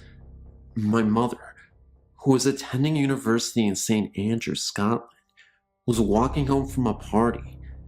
It was about 11 o'clock on a chilly November night. It should be noted beforehand that St. Andrews was, centuries ago, the religious capital of Scotland, and the ruins of the great cathedral still stand in the middle of the town. Anyhow, she decided to take a shortcut to the dorms. Instead of taking the road, she began to make her way through the soccer pitches. These were surrounded by spinneys of trees. As she crossed the fields, she noticed what appeared to be 3 policemen at the road at the end of the pitch, where she was heading. Though not that close, she could see that they wore heavy clothes, like the Scottish policemen's coats traditionally worn in the winter. She didn't want to be found by them at that late hour, and went to the nearby trees to hide. To her chagrin, They began to move towards the center of the field, though not directly at her. She stayed put. As they came closer, she realized that they were walking on the air, about 3 feet above the ground. Furthermore, they were not policemen, but monks in clerical robes. 2 of them were supporting a third in the middle, who seemed to be wounded. They passed only a few yards away from her, so that she saw them very clearly. Oddly, their feet moved very slowly, but they were moving through the air very quickly.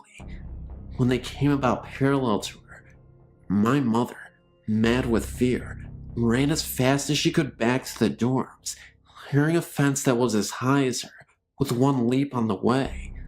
A violent wind kicked up against her as she ran, as if trying to blow her back. The next day, she went back to where it happened. At the very spot where the 3 monks had passed near to her, she found 3 black cats eating the carcass of a rabbit that they had just killed.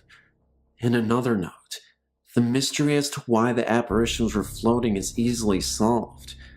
The ground was leveled in order to make a proper playing field. The monks were simply walking on their own terrain, as it would have been in medieval times, 3 feet higher than the leveled field.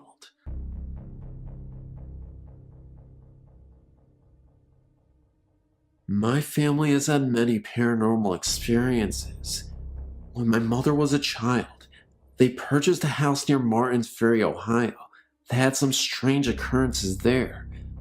My uncle was in his room asleep and woke up in the middle of the night to find an old woman in a rocking chair sitting in the corner of his room. He said she told him to get out of her house. My uncle was so frightened, he literally dragged his mattress into my mother's room and refused to ever sleep in his room again. My mother-in-law also saw the woman and can vouch that she was real.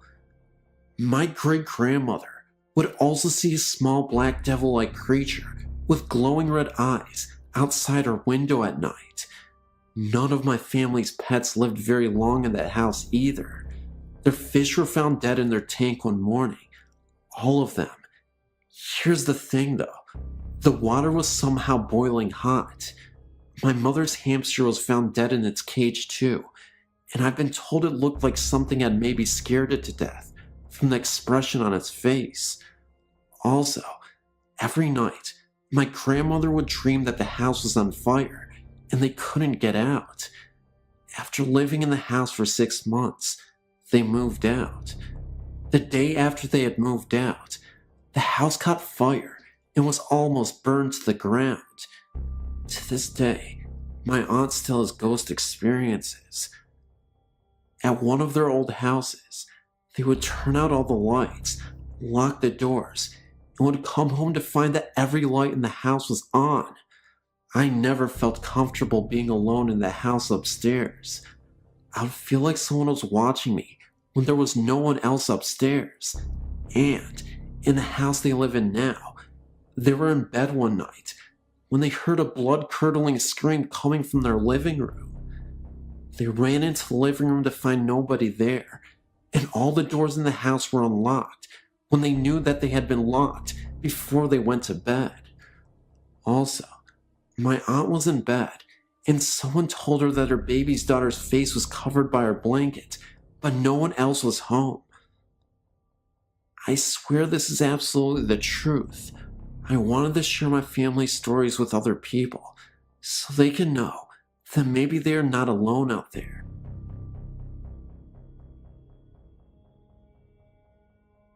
Hello, my name is Naomi, and I've had several paranormal stories to share. Ever since I was young, I've always been terrified of the paranormal, and I have had terrifying, vivid dreams. As a child, I would frequently awake to see a dark, shadowy figure standing by the doorframe of my bedroom. I would feel a presence behind me when I would walk upstairs at night. At a slightly older age, I dismissed the possibility of ghosts because I figured it was impossible, but later I had a change of heart when I went to this haunted yard. I'd heard many stories about a small yard where strange things had occurred. One night, I thought it might be interesting to go take a look at it and see what all the fuss was about. The yard is almost impossible to find, totally surrounded by trees. If you are able to find it, go there in winter.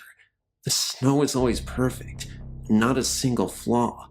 If it's a windy night, there will be no wind within the yard. The freaky part about it is that there is an old building which used to be an insane asylum, now abandoned. It's boarded up, but one night we opened it up, and we heard a faint barking of dogs from within, but there were no dogs anywhere nearby. Next to it, there is a small trailer. No one lives in the trailer, but a light and the TV are always on. There is an old swing on the yard. If you watch it for long enough, it will begin to swing slightly. The strangest part is that there are 2 old Native American tombstones. Every time you go back, they've been redug and moved to another location on the yard. I'm not sure if any of this is ghost related, but it certainly is freaky. An incident happened to me this evening as well. I was walking with some of my friends along the railroad tracks in my town. On the street next to the tracks, 100 years ago, there was a man who went insane, killed his family, and was hanged in the courtyard. Anyway, tonight, as we were walking, we all of a sudden simultaneously stopped and looked at each other terrified. We all felt a strange presence brushing against our backs. Later, we were sharing stories about screams people frequently hear coming back from the park. We decided to sit out on the deck of my friend's house, who lives right by the park. We were just sitting around, talking, when we hear the scream of a little girl, as if she was being murdered, coming from across the park. We randomly ran inside. Once inside, we began to share ghost stories. One of my friends believes his house is haunted.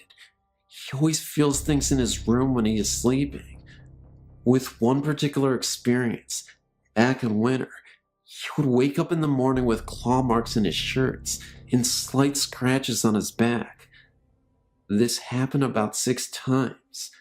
Another time, he woke up and all of his blankets were totally flipped upside down, but looked as though they had been untouched. He talked to his grandmother about it because she is able to communicate with the dead, and she visited their house and told the spirits to leave. Since then, there have been no strange occurrences.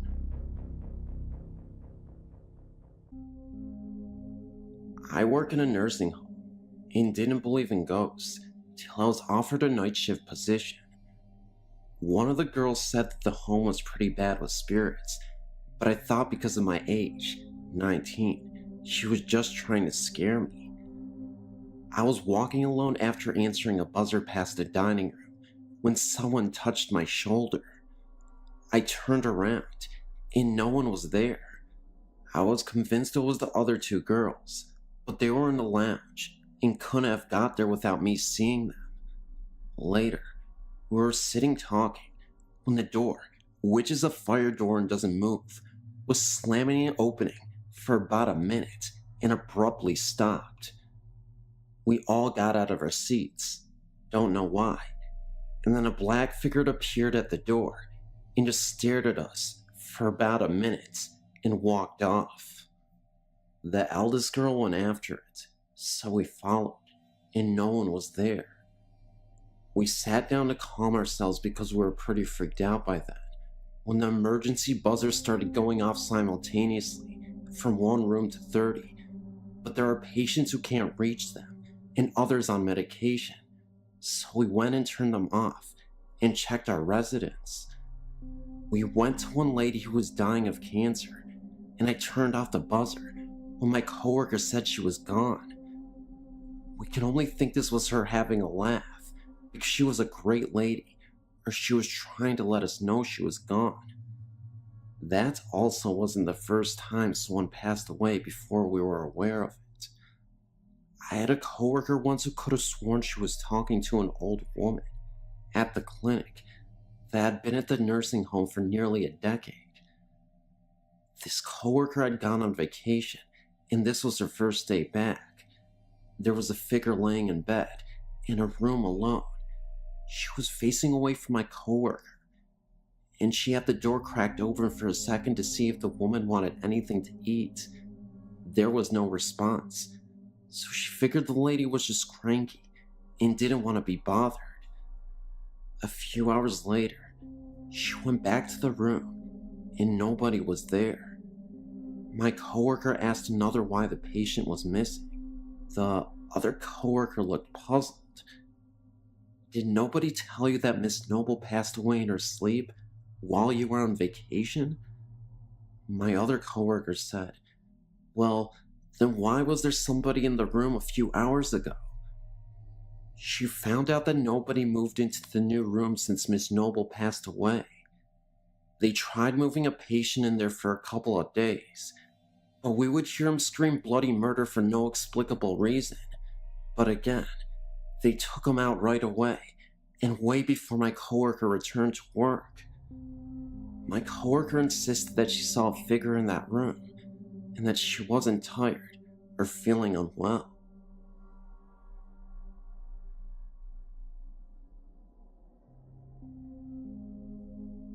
This might end up kind of being long, since I'm going to try to cover a lot of what I experienced in my life.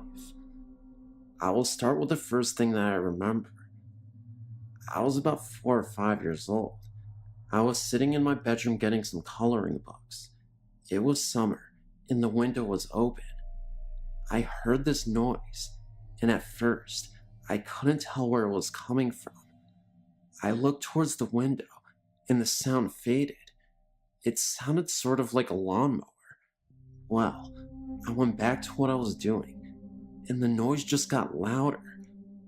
I realized the noise wasn't coming from my window, but from the other side of my room, where the closet was. I looked over and saw this black orb hovering over the molding of the closet. It was moving in this swaying motion, and the noise I was hearing came from the black orb. I screamed and curled up into a ball. I continued to scream until my mom reached my bedroom. She looked terrified and kept asking me what was wrong. Well, my little brain could only assume it was a black bee, which she didn't find amusing. She said she thought someone was trying to kill me because of how I was screaming. From that point on, I read everything I could get my hands on about ghosts. Nothing happened for many years after the first incident. My father was in the military, and we moved from Atlanta to Minot, North Dakota, my sophomore year of high school. I'm not going to get into everything that happened down there, since it was a daily occurrence down there, no matter where in town I was. In brief, let's just say the blacker than black negative things. Everywhere. Luckily, the people that I normally hang out with saw them too, so I didn't feel like I was going crazy. They ranged in height from being 1 foot to over 7 feet. There was one we nicknamed Split Toes. Keep in mind, there were more than one of them. I lived in Minot for just under 1 year, and I'll never step foot there again. On top of the shadows, there were many other things that happened, ranging from smells to noises to the absolute feel of being chased, the fear. My sister even saw them. Though it traumatized her so badly, she shut down and now says she didn't. Now I know this sounds crazy, but I know there are other people out there that have experienced these things. I know that what happened down there was not an overactive imagination. We all from time to time will wake up with cuts we couldn't explain, or have them appear out of nowhere, sometimes singular, sometimes looking like a tiny clawed hand had hit us, and rarely bite marks. We were told by a friend's mother to wear sage and little leather bags for protection. I still wear one, even though I'm back in Alaska. After Minot, things slowed down a lot. I had a few more experiences with the shadows. After a while, I had enough, though. I yelled at them and told them if they agreed to leave me alone, I would pretend they didn't exist, and it has been pretty much quiet ever since. The last time I had an experience like that was out in Cooper Landing, Alaska, just a few years ago. I left Minot almost 8 years ago. My friend invited me and a few other people to her parents' cabin for the night. We drove out there from Anchorage at around 8 p.m. in the winter. I don't know if you're familiar with Alaska seasons and such, but in the winter, it's hardly ever light out. Maybe a couple hours a day during the time period we went out there. So anyways, we drive out to Cooper Landing in the dark on really icy roads. We finally get out there, and at first sight, this place made me nervous. I was determined to have a good time, so I forgot my initial feeling on the cabin. The night went well. The cabin was set up in a very open layout. There was a wall that went halfway across in the middle of the cabin, with the living room on one side and 3 sets of bunk beds on the other. Come to find out, it used to be her grandmother's cabin before she died. Well, we all decided to go to sleep. My friend and her boyfriend pulled out the futon in the living room and went to sleep. Me and my boyfriend were lying on the bunk bed, where we could look into the side of the cabin where the living room was. We were just talking, and then all of a sudden, we started to hear this noise. It started by the living room, but outside, and worked its way around the cabin. But the noise would continue to come from everywhere it had already been. It was sort of like wailing. It reminded me of what a banshee might sound like. I was really freaking out and asking my boyfriend what the hell that was. He said it was a ghost crying. I looked out to where the living room was, and this thing started to appear, starting at the top and kind of whirlwinding down.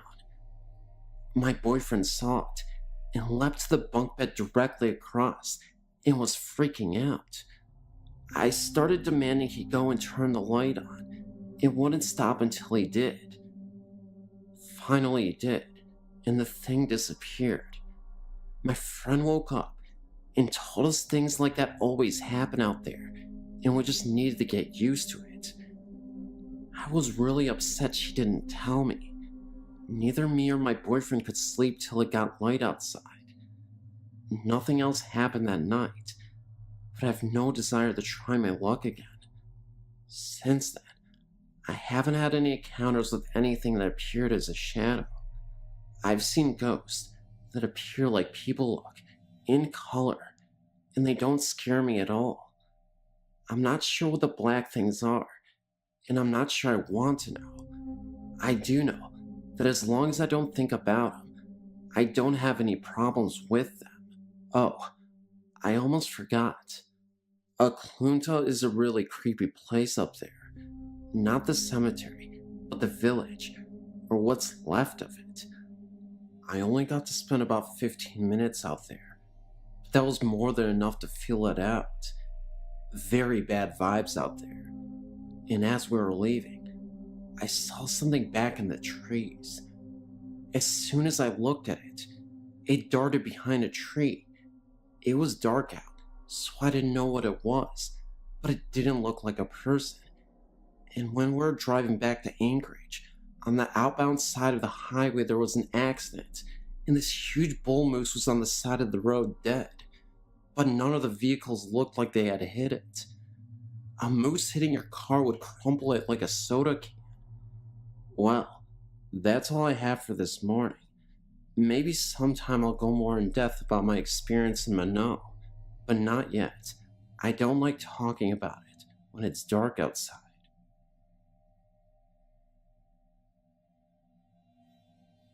It all started when I was about 5. There was a thunderstorm, and I hate storms, so I went to my parents' room across the hall. After the storm was over, I decided to go back to my room. When I got to the doorway, I saw two figures sitting in two of my chairs. I had a little table and tea set in the middle of my room, and they were just sitting there. One of them was facing me, and it looked like a pitch black shadow. The other had its back to me.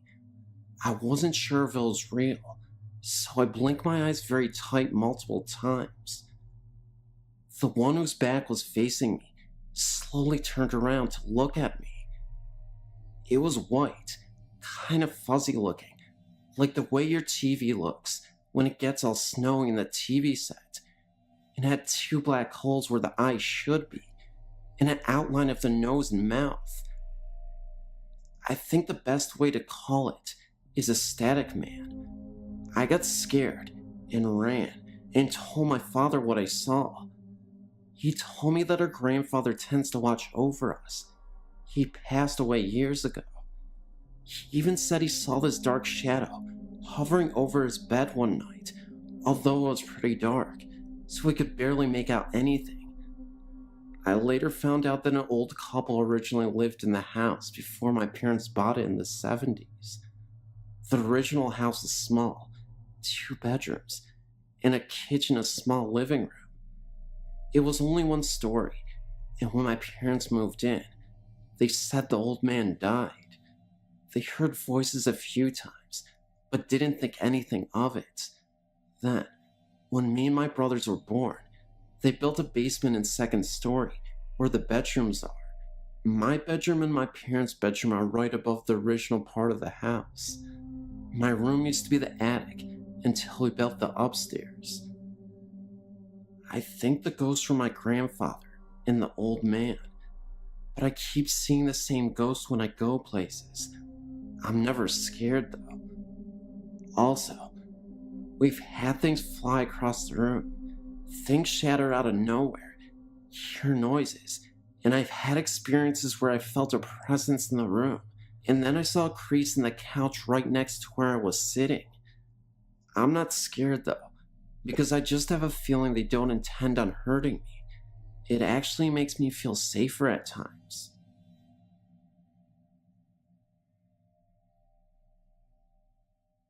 Hi, I've enjoyed your website and wish to share one of my experiences.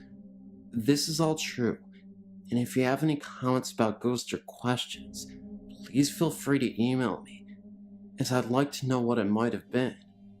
When I was 12 or so, I had a strange experience. I was playing with my friend in the woods near the Quibbin Aqueduct. This is in Wayland, Massachusetts. We had to take our neighbor's police dog on our adventure, looking for the Indian artifacts. On a hill that was gravelly, I found what I believed to be an arrowhead. After showing it to my friend, I stuffed it into my pants pocket and moved to a new spot with the dog. He began to whine towards some bushes about 20 feet away. I looked in the direction the dog was looking and saw nothing. Figuring it was a rabbit or squirrel, I let the dog off his leash. He began barking and ran into the bushes. My friend joined me, and we called the dog back. He came right away, being well trained. He sat looking from us to the woods and panting. We put his leash back on, and both my friend and I had the feeling of being watched. I reached into my pants to see the arrowhead, but it was gone. I checked the other pockets. Nothing. Then we decided to go home. Both of us creeped out. On our way back, the dog stopped at a tree and looked up, and at least 30 feet up, we saw a piece of bloody fur stuck to the tree. We ran back to the neighbors and returned the dog, not wanting to get laughed at. We didn't tell them about the fur. My friend got her bike and went halfway to me to my house. When I got in the door, the phone rang. It was my friend. She asked if I was okay. I was fine. I told her. Then she'd explained she'd seen someone lurking in the bushes of the only empty house in my neighborhood, and they seemed to be following me. I dismissed it and ate dinner. That night, a storm came. The thunder and lightning woke me up. During a flash of light, I saw a tall, thin figure at the foot of my bed. I think it was a man. He wore all black, a long, odd jacket, and had very long arms. They reached his knees. On his head was a stovepipe hat that was too high and had a wide brim, so his face was shadowed. As I looked at him, too terrified to scream, he raised his arms and pointed at me with the long finger. Another flash of light, and he was gone. In the morning at school before homeroom, I asked my friend to describe the person she had seen the day before in the bushes. She said he was thin and had a weird hat like Lincoln wore. Of course, I was freaked out. I don't know how much later, maybe a month or more, I was doing homework on my bed and heard scuffling in my closet. Thinking it was the cat, I opened the door to scoot him out. The cat was not there, but the clothes were swaying side by side. I closed the door and left my room. The next and last time I saw the ghost was at summer camp. I had been put into a room alone, having had a panic attack over an incident in which I had a dream come true. I dreamt a kid got run over by a van, and a storm came and a cabin was hit by lightning, and kids burnt up. That day, we were teamed up and competing for ribbons. One event was the van pull. A team of kids were pulling a van. A kid fell under, and the van went over him. He was unhurt, but the license plate made a dirty mark on his back. I got scared, and then it began raining very hard. Everyone headed to their cabins. It began to lightning, and I lost my mind. I'd confided my dream to my friend that morning, and as she tried to tell the counselor, I was crying and trying to warn the people about the fire I believed to be about to happen. The counselor locked me in a room, alone. A blast of thunder and lightning hit and blew the outside door open. Rain poured in, and in the storm stood my ghost looking in at me. I screamed and slammed the door shut. Luckily, fire never happened. I never saw the ghost again. I often wonder about it, and as scary as it was, it never hurt me. Please note, I know the story sounds far-fetched, but it isn't. This really happened.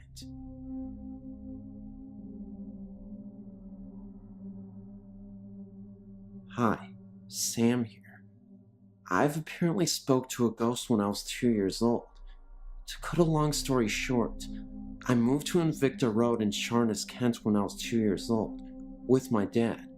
A year or so before we moved in, a lonely pregnant woman lived there and offed herself by hanging. Because of the pregnancy in the back room, no one lived there till my dad and I. I slept in the back bedroom. My dad told me that he would often hear me talking to someone at nights in my room. My dad asked me who I was talking to. I said it was the gray lady who sits at the end of my bed. My dad then met my stepmom, and she moved in with us. At nights, sometimes my stepmom and I would sit alone, and she'd hear walking around upstairs and things being moved about. It was so bad, one night, that she went over to her parents' house to get them. They brought their dog over.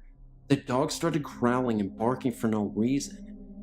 My dad moved me out of the back bedroom to another bedroom when I started to get upset and not sleepiness. Dreams and anxiety are my main feelings I get. I can't walk through a graveyard without getting anxiety, and I also smell a really musty smell that no one else seems to notice. It's so intoxicating that it makes me feel like I'm suffocating, and it makes me feel sick. Sometimes it makes me wonder whether I still have this woman following me.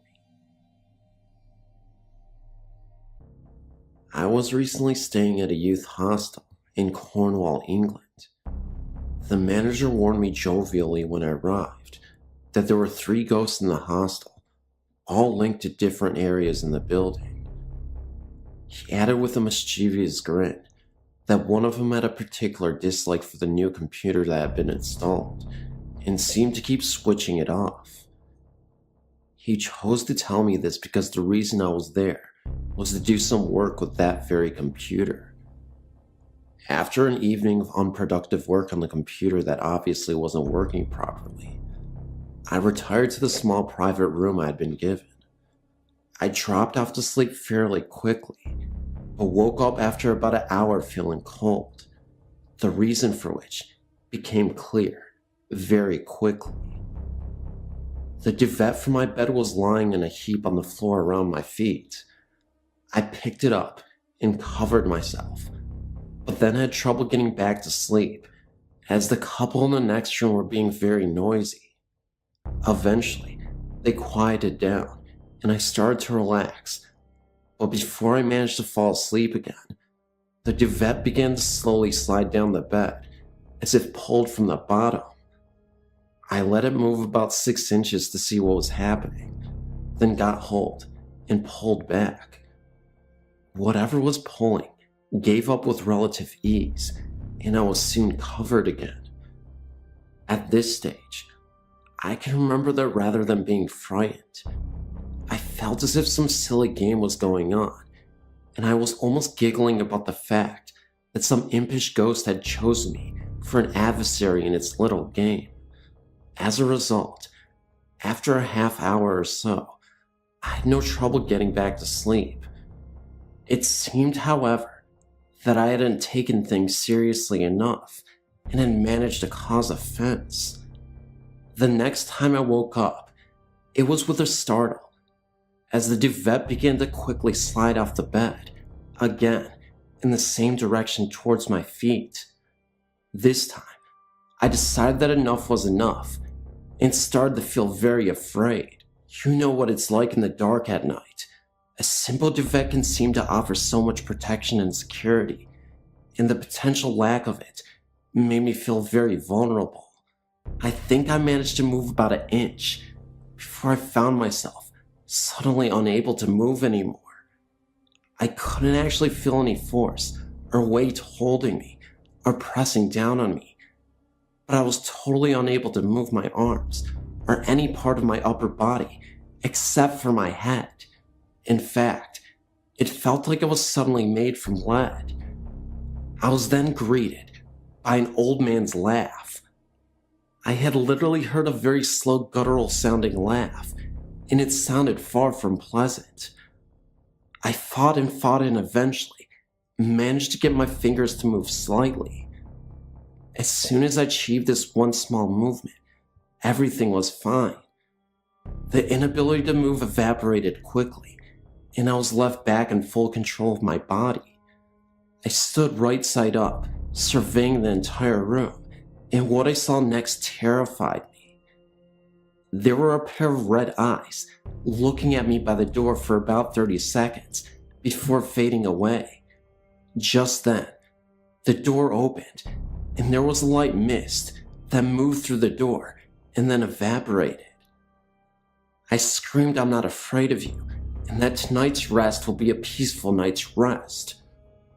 I pulled the duvet back over myself, and surprisingly, only felt any kind of fear for a few minutes, and was soon relaxing again. Whatever the game was about, it seems that I had won, and that my adversary had admitted defeat fairly gracefully. I slept peacefully well for the remaining few hours of the night, and woke up perfectly refreshed in the morning.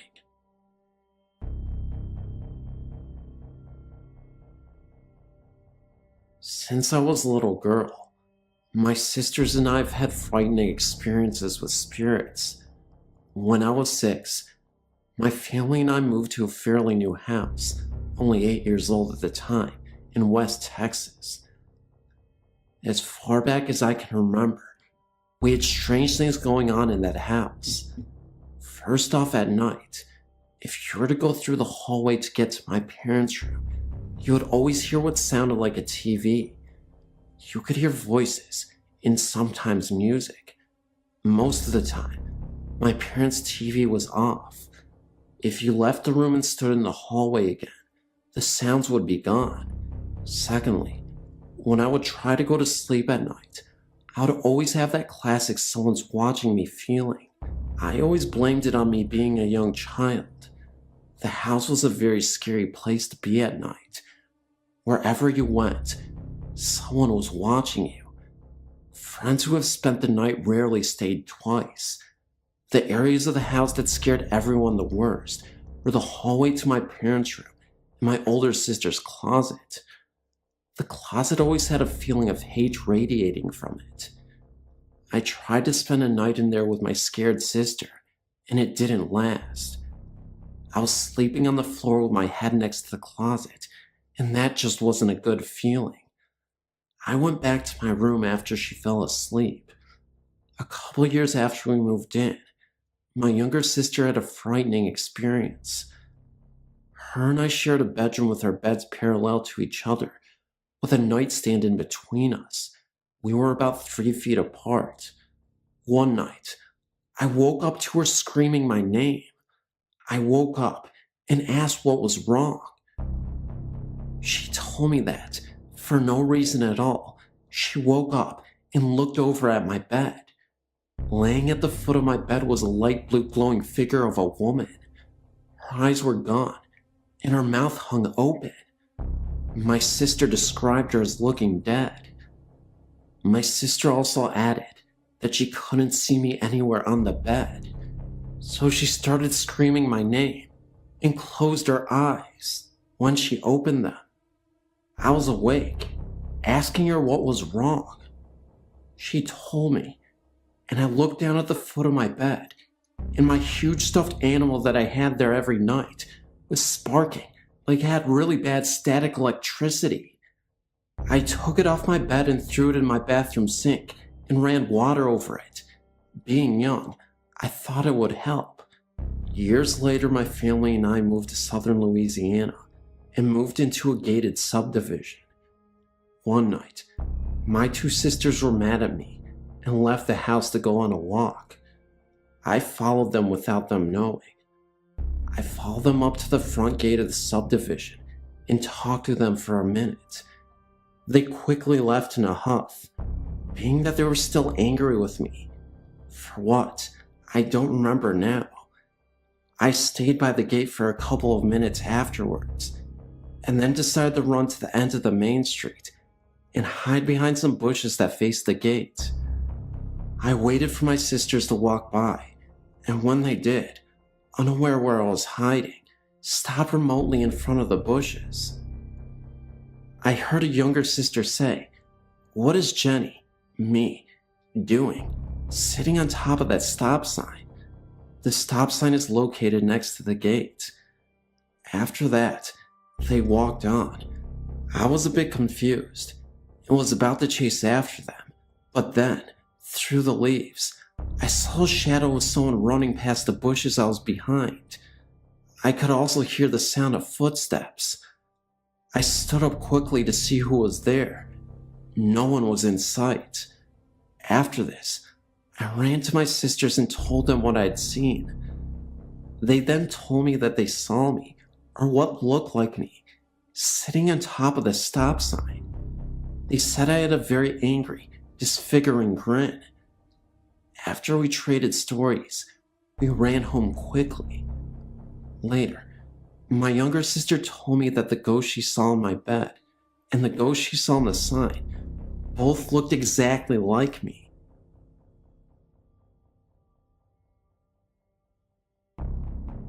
It all began around the 1st of June this very year.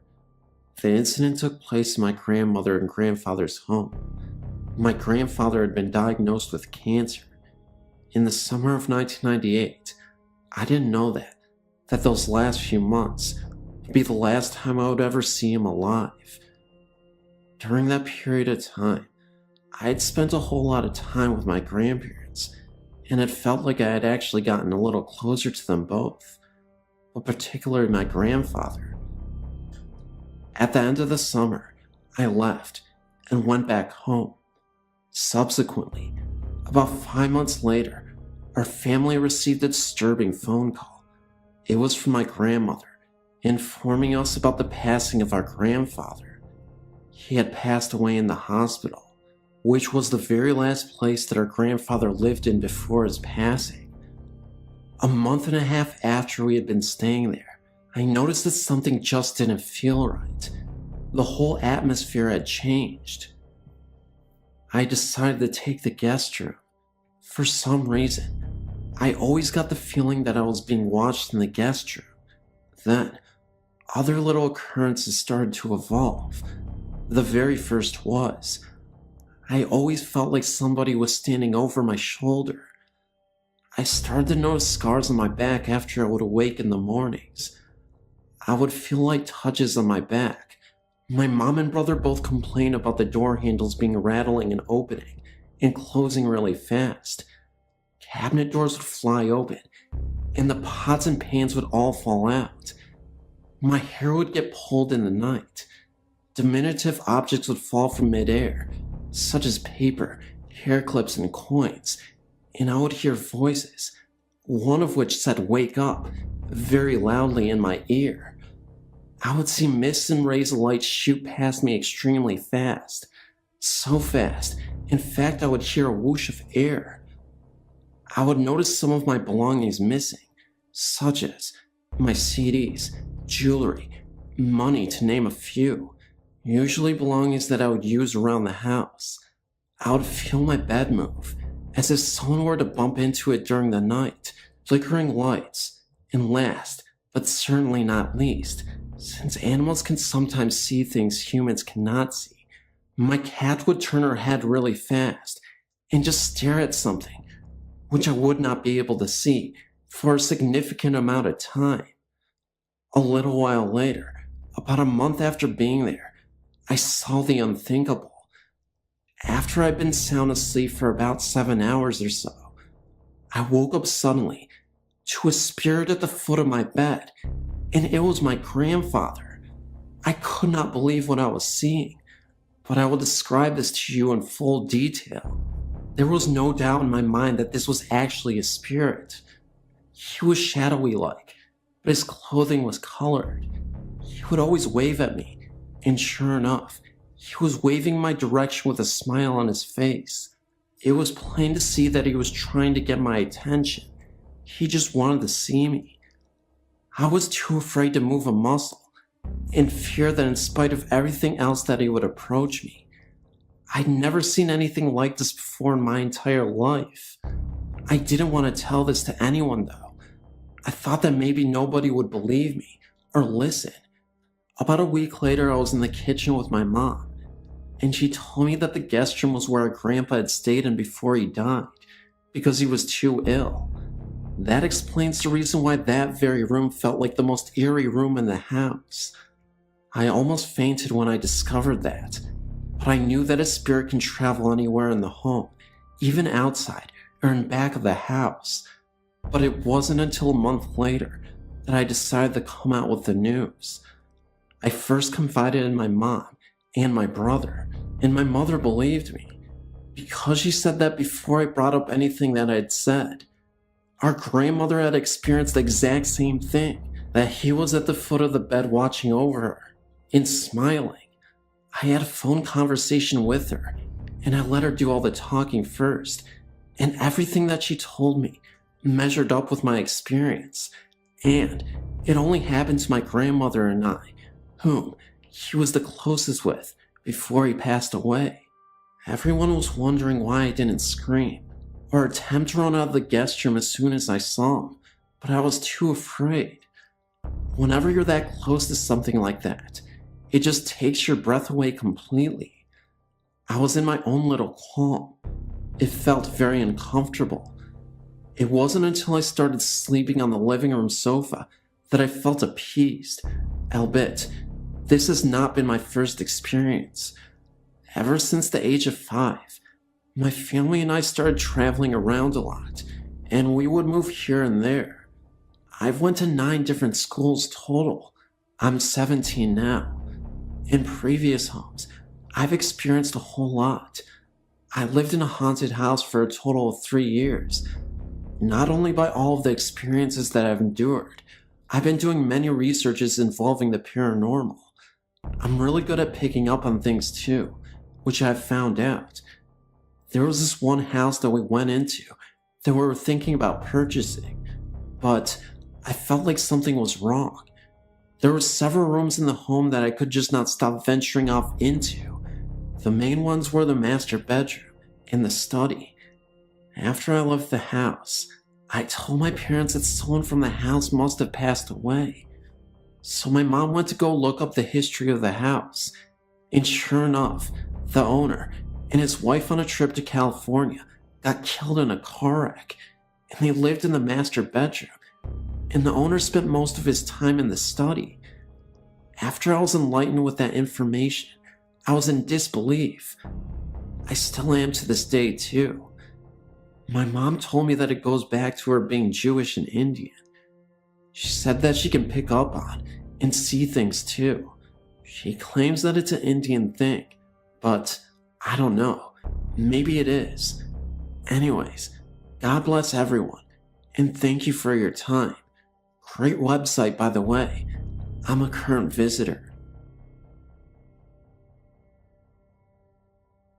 When I was in high school, my family lived in a rented farmhouse in the country. I was 17 and dating a very nice gentleman who had come to visit me for the evening. My mother worked nights and usually got home around 11 p.m. or so. My boyfriend and I were sitting on the floor in the living room, leaned up against the couch watching TV, when the kitchen door opened and the light came on. We both heard a thump like my mother had put her purse on the table, and then the bathroom door opened and closed. We both thought that was odd, because usually my mother would not have turned on the light, because my dad is a light sleeper, and the light would have woke him up, and my mother would have at least said hi to us anyway. My boyfriend noticed that it was getting late, and he needed to get home. We had expected snow, and he didn't want to be caught in a storm. I got his coat, and we walked to the door together, and stood on the back porch watching the snowfall. As my mother pulled in, my boyfriend made us both wait on the porch as he searched the house from one end to the other. No one was in there other than my sister, upstairs asleep, and my dad, who was sound asleep in the back bedroom. Many other things happened there. One night, me and my boyfriend decided to play the Ouija board to summon the spirit that was residing in the house. I remember it was a blizzard that day, and my entire family except for me were in another state visiting my extended family. We were asking questions about the spirit. At first we asked its name. Nothing happened. Then we asked if we were bothering him. Still nothing. After nearly 20 minutes of continuously trying to get in touch with someone, my boyfriend angrily grabbed the planchette and Ouija board and threw it out of the window. He said he had enough of this make-believe and that he was really starting to get tested. I told him he shouldn't have done that he could really upset whatever was living in the house. My boyfriend mockingly says, "Sure. Why doesn't this stupid spirit just possess me if it even exists? Make some real noise." My boyfriend gets frustrated and ends up sleeping on the couch because he was tired of playing games. Later that night, around 3 a.m., I was awakened in the middle of the night to hear my telephone landline ringing. The only problem was, there was no landline telephone here. We all had our cell phones, and they were on silent. Seconds later, I hear loud pounding on the door to my bedroom, and it's slightly opened. I yell out to my boyfriend, but there was no answer. I hear the phone ringing again, but I couldn't locate the sound. Then, everything fell silent. Not a second later, I hear a gargling noise coming from the living room, mixed with prayer. It was coming from my boyfriend's mouth. He was violently whispering in his sleep. What really got me, though, is I went to see my boyfriend on the couch. There was this very dark cloud floating above him for a few seconds. It disappeared, and then I heard my boyfriend choking, so I ran towards him. He was literally pale in the face, almost as if he stopped breathing. That's when I realized he did seem to stop breathing. I frantically shaked him, yelling at him to wake up. I started getting scared, and I cried. This time, my phone went off, and someone was on the other line. All I heard was what sounded like a low voice saying call, and the phone call disconnected. This was on my cell phone. I then called the paramedics. They arrived. Paramedics were in my house, checking my boyfriend's pulse. That's when he wakes up, delirious, but confused. He asked me what's going on. After talking with the paramedics and my boyfriend, they were convinced that he had a panic attack in his sleep, and they ended up leaving. But he told me something very scary. He said that while he was asleep, he had this odd dream that someone was trying to get him to go to the afterlife with them. There was this hooded figure who said nothing to him. He was just motioning towards the sky, and then all of a sudden, he was in a cemetery and saw himself in a coffin dead. I told him, this all makes sense because you threaten the spirits. This is 100% true, and all I have is my word. But believe me, these events happened. I can't explain the mysterious phone call. I'm sure that my boyfriend challenged the spirits to make some noise, because it certainly made some noise.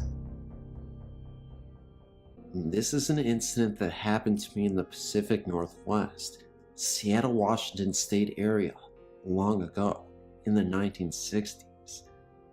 As a young teenager, I was very impressionable. My parents were never active in my life, and I always wanted to feel like I belonged to a group.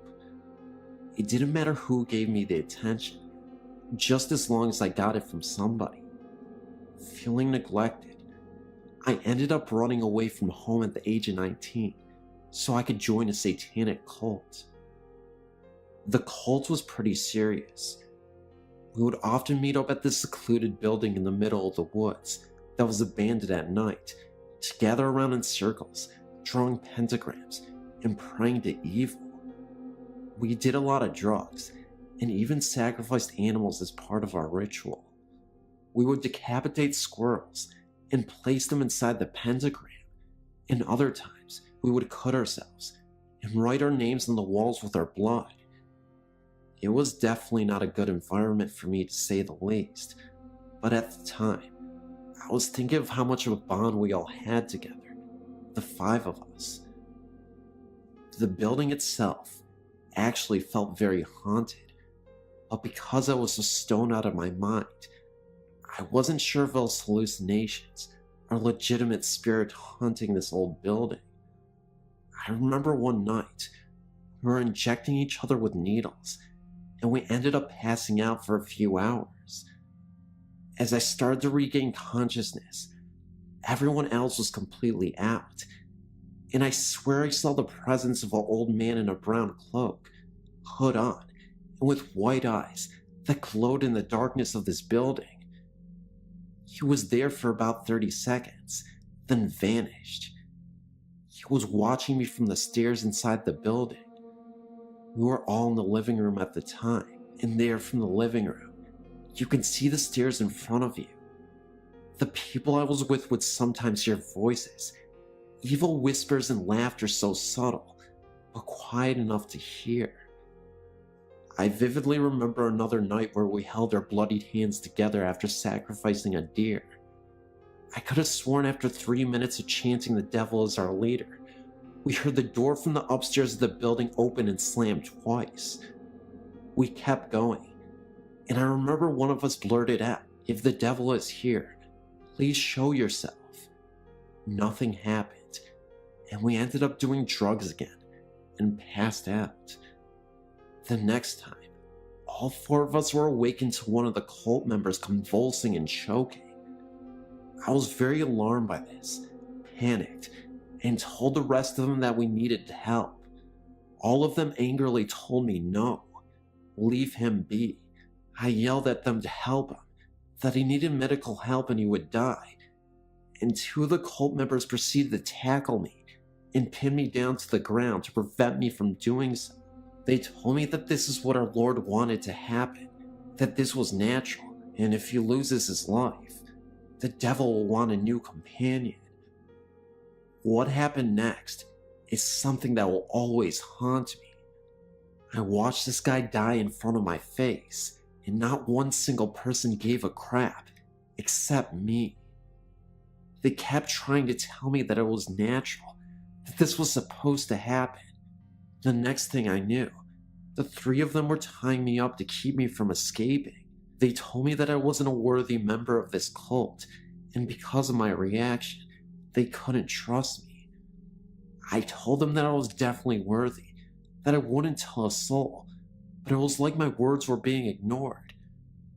One of the members turns to the other and tells them, "We'll keep him here for the entire night and figure out what to do with him in the morning."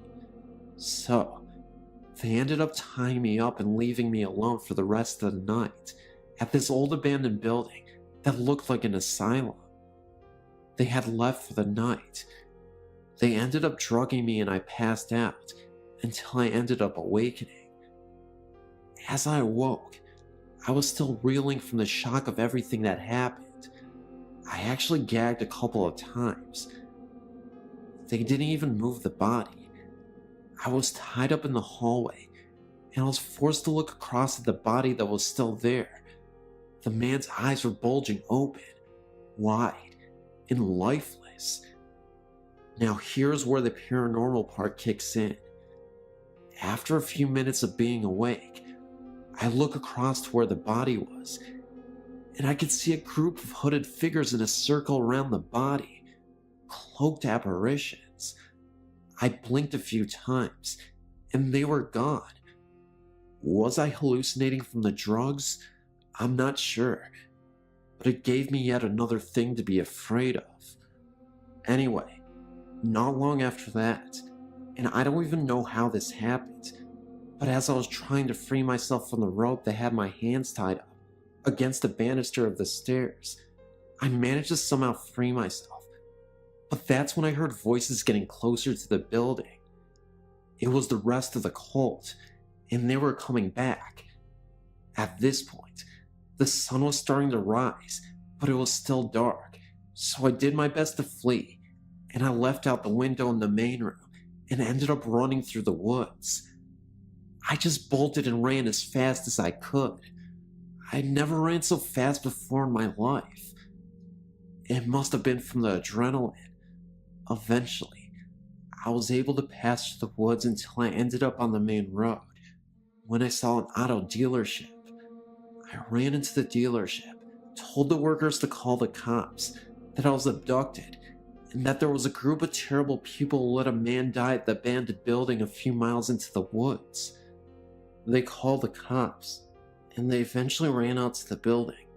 The body was still there, and the group was arrested. They ended up going to jail for 15 years. The building itself was torn down not too long after, and I've never actually been back to the spot. I don't know why I would anyway. I ended up having PTSD for years after this incident, terrible trust issues, but after years of therapy, I ended up rehabilitating myself. This happened in the 1960s. I guess the reason why I wanted to write this story was to warn you that you should never be desperate enough to join a group of people who do terrible things. Never openly trust people without evidence that they are worth it. And of course, never join a satanic worshipping cult. I made my mistake and almost paid for it with my life. Nowadays, I have 2 kids, and I tell them this story to remind them that there are bad people out there, but also that there are spirits that can be summoned, and they can be very evil. Stay away from all of that, It's not a good lifestyle.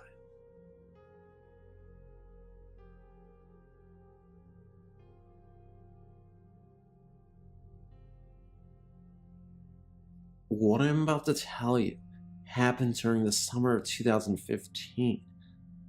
The incident was at a Mayan jungle, 2 hours away from Cancun, Mexico. My friend John was moving for work and decided to drive 1,000 miles from his home in Mexico City to Cancun.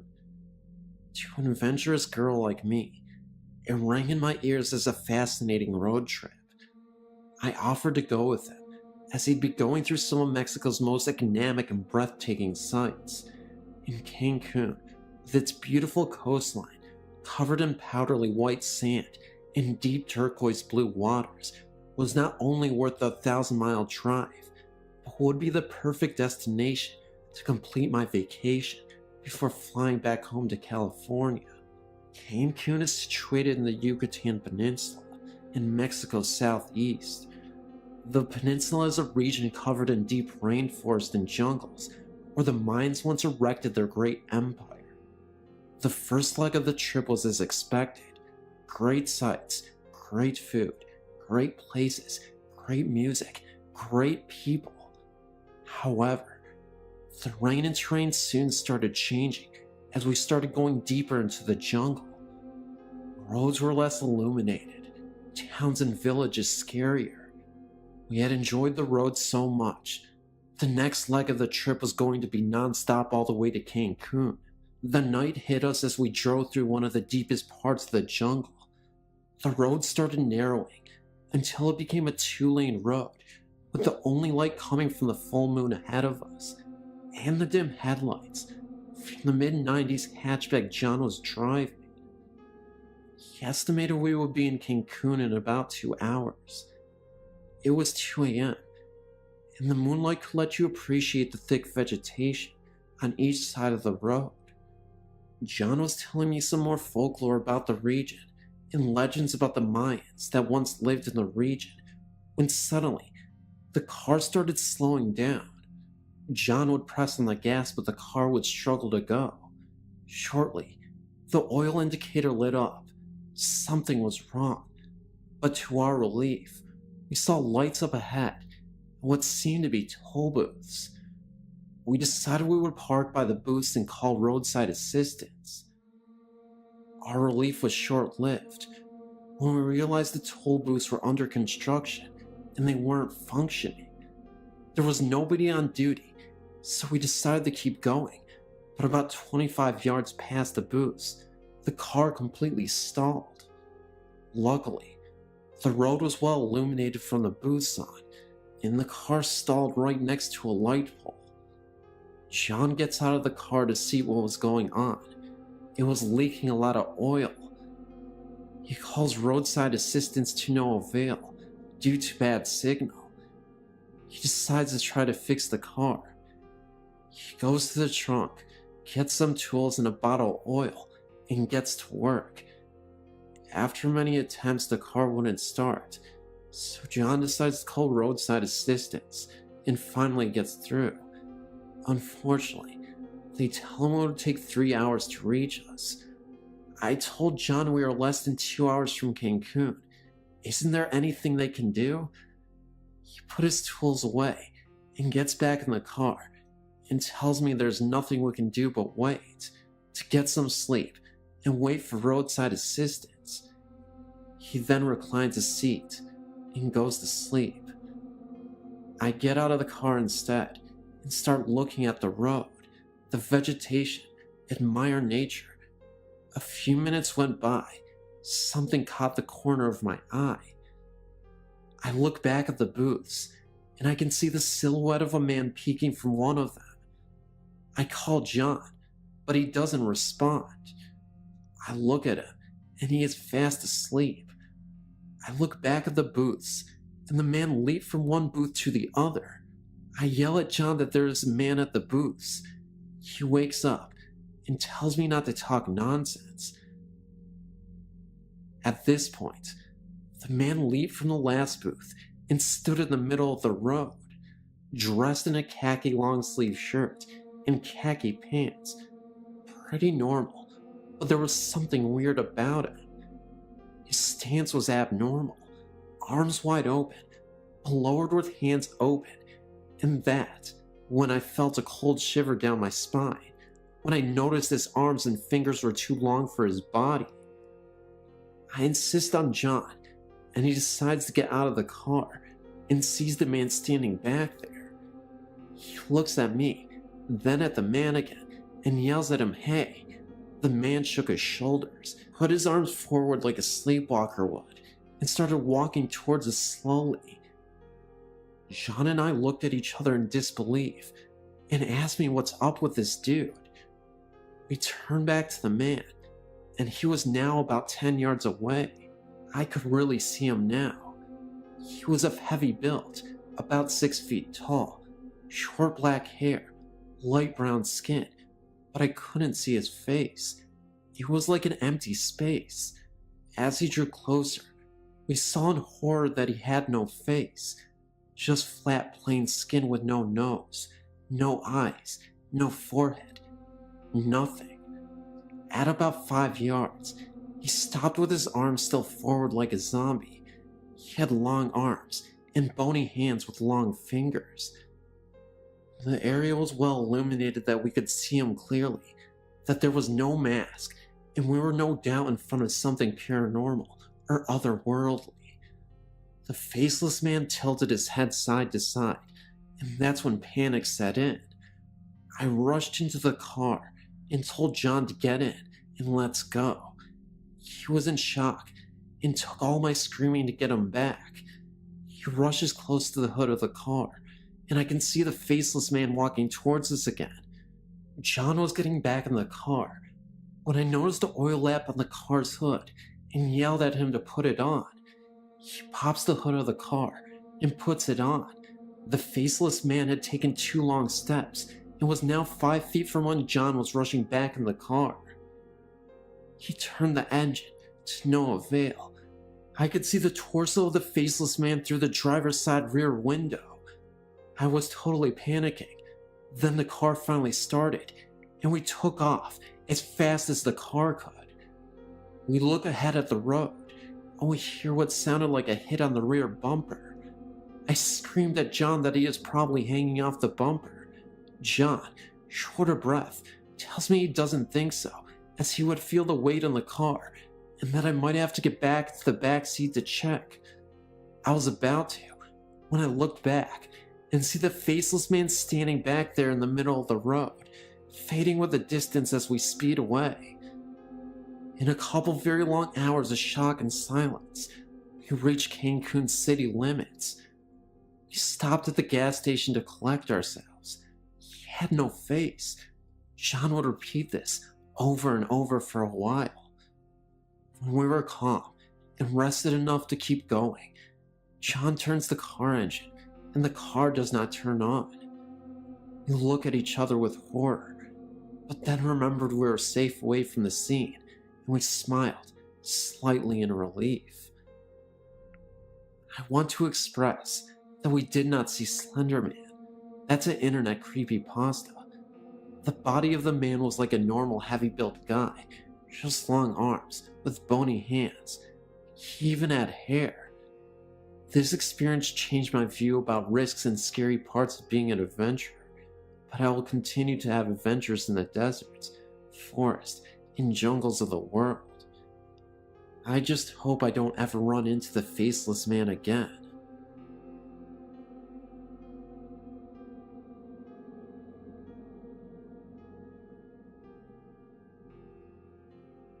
I was reading through several stories today on your website, and one in particular sparked a memory of an experience I had when I was 8 months pregnant with my daughter. I may not have shared this story with you once before, but I don't remember. I remember that night just like it was yesterday. An evening in early 1994, my husband and I were watching TV on the couch when I decided to go to bed. I blew out a candle I had burning on the kitchen table and then headed to the bedroom. It wasn't too long after I crawled into bed that I was abruptly taken over by this unseen force sitting on my belly. My daughter began to move very violently, and I felt like I couldn't breathe. I looked out my bedroom door and could see this flickering light coming from the living room. I figured my husband fell asleep on the couch and forgot to turn off the halogen floor lamp we had sitting behind it. I began to scream as loud as I could for him, but nothing came out of my mouth. The harder I tried to scream for help, the harder the unseen force seemed to push down on me. I began to pray. I prayed like crazy, asking Jesus to protect me and my unborn child. I kept looking out the bedroom door, seeing that flickering light, and hoping to see my husband come running in, but he never came. The whole incident lasted for what seemed like forever. But when it was over, just like that. There was no more pain. I could breathe, and my daughter was at peace. That's not the end of the story, though. I got up from the bed and headed to the living room to tell my husband what had happened. No sooner than I left the bedroom, of course, I found him sleeping soundly on the couch. But the halogen light behind it wasn't on. The flickering light I kept seeing throughout the ordeal was the candle on the kitchen table. As I explained in the beginning, I blew this candle out before I went to bed. And I know I did, because I have always been very cautious about burning candles. The candle had somehow rekindled itself and burned all the way down to the wick. Apparently, the glass votive had gotten so hot that it broke and sent flames from the wick onto the table and placemats. The entire top of the table was on fire, placemats and all. I started screaming at my husband to wake up. He jumped off the couch to find me trying to smother the flames out with a kitchen towel. The apartment started to quickly fill up with black smoke. He grabbed the fire extinguisher and put the fire out. After it was all said and done, we talked about what had just happened, trying to make some sense of it all. I was certain the unseen force was trying to kill me and my baby. I thought it was holding me down so that when the fire spread through the apartment, I would die from smoke inhalation, or worse, burn to death. My husband thought that whatever it was trying to warn me, that it was trying to wake me up so that I would discover the fire. But I swear I was not asleep. At some point I thought maybe it was all just a bad dream. But then it dawned on me. If it was just a dream, how was I able to see the flickering lights coming from the living room, which turned to be flames? What I do know is, had I not gotten up when I did, it wouldn't have been long before the whole apartment would have been filled with smoke and fire, and we all would have perished. Guardian angel or evil spirit? I guess I will never know.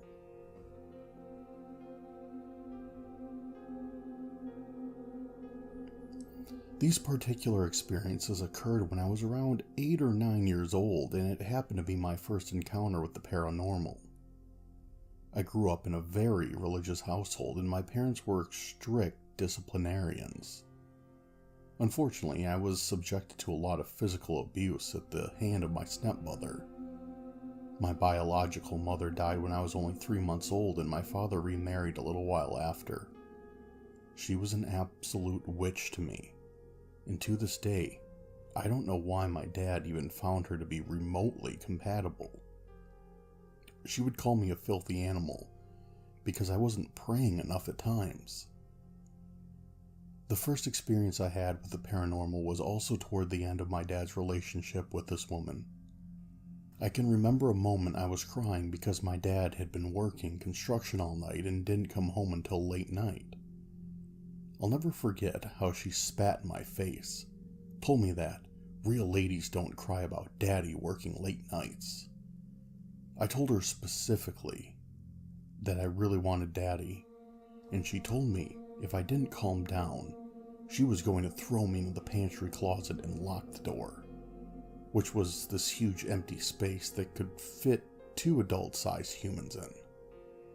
Naturally, as an 8-year-old kid, I revolted.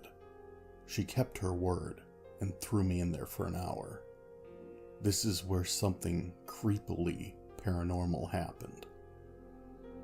After about 20 minutes in, I could hear a faint whispering of a female lady in my ear. I couldn't make it out, but I'll never forget what it sounded like. It was very soothing, and I felt very comforted. I then felt a breath on the back of my neck, and 2 cold hands touched my shoulder. The pantry closet got a lot cooler all of a sudden, and in my mind, all I was thinking about was the sound I heard from this voice. I ended up curling up on the floor of the pantry and started drifting off to sleep. As my eyes began to feel heavy, I squinted with limited visibility. I turned my head to the opposite side of the dark pantry when I saw a pair of glowing green eyes in the mouth of someone. The crazy thing was, whatever this thing was, it had razor-sharp teeth, as if they were fangs. I could only see their eyes, and it almost looked like it was slowly opening its mouth, as if it were going to devour me whole. I closed my eyes completely for a few seconds, opened them up again, and it was gone. I'm not sure what the second presence was, but it didn't seem very friendly at all. As for the female voice and the touching, I truly believe that it was my biological mother comforting me through tough times. Well, anyway, I remember I ended up staying in the closet for longer than I was supposed to, and when my dad came home, he had a talk with my stepmother. Thankfully, my dad saw through her lies, and he broke up with her not too long after this incident happened. From that day on, the pantry closet had a reputation for creepy, ghostly activity. The door would randomly open slowly and shut at times. If there were items on the shelves, such as cans, they would sometimes fall on the ground. My dad told me one of the scariest things happened to him after he got home from work. It was another late night working. My sister, my brother, and my grandmother were all asleep at the time. My grandma had moved in shortly after my dad broke up with my stepmother to help take care of us. Right across from the pantry closet was the kitchen. My dad comes home and he ends up going into the kitchen to decompress for a moment after a hard day's work. Right then, the pantry closet opened slowly, and that's when he saw something. He swears to this day that thing he saw looked 100% real, and he was not hallucinating. Standing in the pantry was a faceless man in a red tuxedo with horns on his head. My dad froze with fear, blinked his eyes twice, and the figure was gone. Later that night, he actually fell asleep and had a dream that he went to hell and saw his ex, former stepmother. The creepy thing is, the faceless man that he saw in the pantry was holding hands with my stepmom. My stepmom had cuts all over her face. I remember he woke up screaming and never saw the figure ever again in the pantry, or had a dream about my stepmother either. Another experience. My stepmother, sister, brother, grandma, and I all slept in one room, different beds of course. It was a normal night, and I just fell asleep as usual, hours later. I woke up for no reason and saw a person sitting in my grandmother's bed. I thought it was just my grandma praying, since she would always pray, but then I started to realize that my grandma was sleeping, and this person looked a bit younger. I just stared at whatever that thing was and noticed it was looking right back at me. This wasn't my mom because it looked like an entirely different woman. I've seen pictures of my mom, and she was a ginger and had beautiful thick long hair. This figure I saw was bald-headed and looked very distraught. After she looked at me, she looked back at her hands and covered them with her face. I know for a fact that it was a woman because she had feminine features in her face. You could see it clearly in the body of a woman. Not only was she bald-headed, but her face was burned and disfigured. All I did was stare at her. Then, after all that, she suddenly got up, turned away from me, and disappeared. Eventually, I fell asleep again. I woke up the next morning and asked everybody if they were in the room last night. Then I asked my grandma if she had been praying that night. Everybody, including my grandma, said no. That was the first time I ever saw that lady, but from that day on, almost all my relatives that lived in that house have seen the very same woman I have. Only difference, they have been scared. Me, on the other hand, though I was slightly afraid, I had a curiosity about this whole experience. I attended Harding University in Searcy, Arkansas not too long ago. During my senior year, I stayed a few months in a private dorm in the Patty Cobb Girl dormitories. Many people say that various parts of Harding campus are haunted by the ghost of Gertie, a girl who died by falling from a bell tower on campus back in the early 1900s. She has been known to haunt the old music building, the brick pathway that cuts across campus, and the bell tower, which has since been detached and placed on campus as a landmark. One other thing she is said to haunt happens to be the Patty Cobb dormitories. There is debate as to whether or not it's Gertie or a different ghost entirely. But either way, one thing is for certain. Patty Cobb is haunted. I'd heard about this prior to moving into the Patty Cobb dorms, but I was told a different story about how she only haunted the first floor dorms. I was given a dorm on the third floor.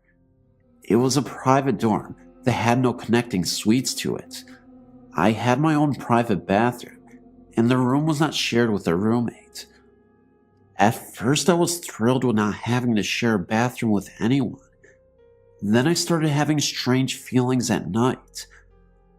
I would find that I would hear noises in the hallway at times. Of course, being a dorm, I passed it off as silly girls wandering the hallways at night.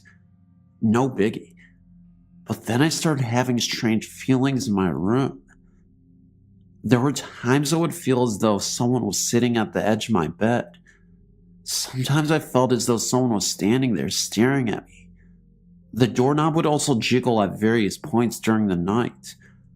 I normally tried to ignore it, thinking maybe it was an RA doing nightly dorm checks. The university has a strict curfew. But there would be times that it would happen at 3 in the morning, when any sane person would already be out of the hallways and in bed. The few times I opened the door upon hearing it jiggling, there would be nobody in the hallway. The most memorable experience I've ever had was in the middle of the night.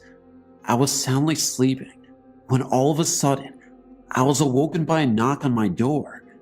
It scared me so much because it was a very authoritative and loud knock, as if someone was trying to break into my room.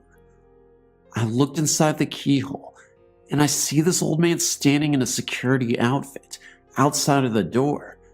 The man looked oddly out of place. The outfit looked Victorian. I wasn't dressed, so I told him just a minute. After about 3 minutes, I opened the door, and the security person was gone. I looked down the hallway at the other end, and see a dark shadow floating down the hallway. I never saw that man again. Eventually, I moved out of that room and moved in with a girl a few doors down. While I still could hear the occasional freaky noises in the hallway at morning hours, the feeling of something being in the room and the doorknob jiggling seized in my new room. I found out later from an older friend of mine, however, that she had lived in the exact same dorm room that I had scary issues in. A few years earlier, She and a friend of hers were sitting around talking. She was sitting at her front desk and felt someone strangle her. She felt a pressure on her neck and even started choking. She turned around to see her friend staring at her with wide eyes. "What happened?" she asked. "I just saw a pair of see-through hands behind you," her friend replied. To this day, she swears up and down that Gertie choked her in her dorm room, the exact dorm room that I had so many freaky encounters in. And people wonder why I get so paranoid being alone in the house at night. Earlier this night, I was rehashing past visits to a cemetery in my hometown in Nukatuk, Connecticut, called Guntown, when I remembered a visit to Iowa when I was 17. So, back in 2000, I went to visit a friend and spent only a few days there. My friend, having been to 13 Stairs, I just recently found out its real name, Pleasant Ridge, many times told me about it, and we decided to make a trip of it. There were 4 of us in total, 3 teens and an adult.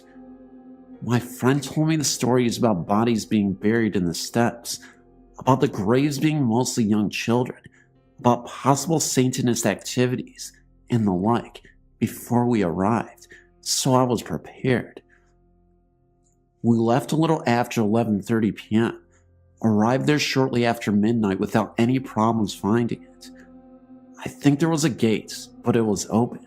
We parked a few feet from the steps with the car facing them.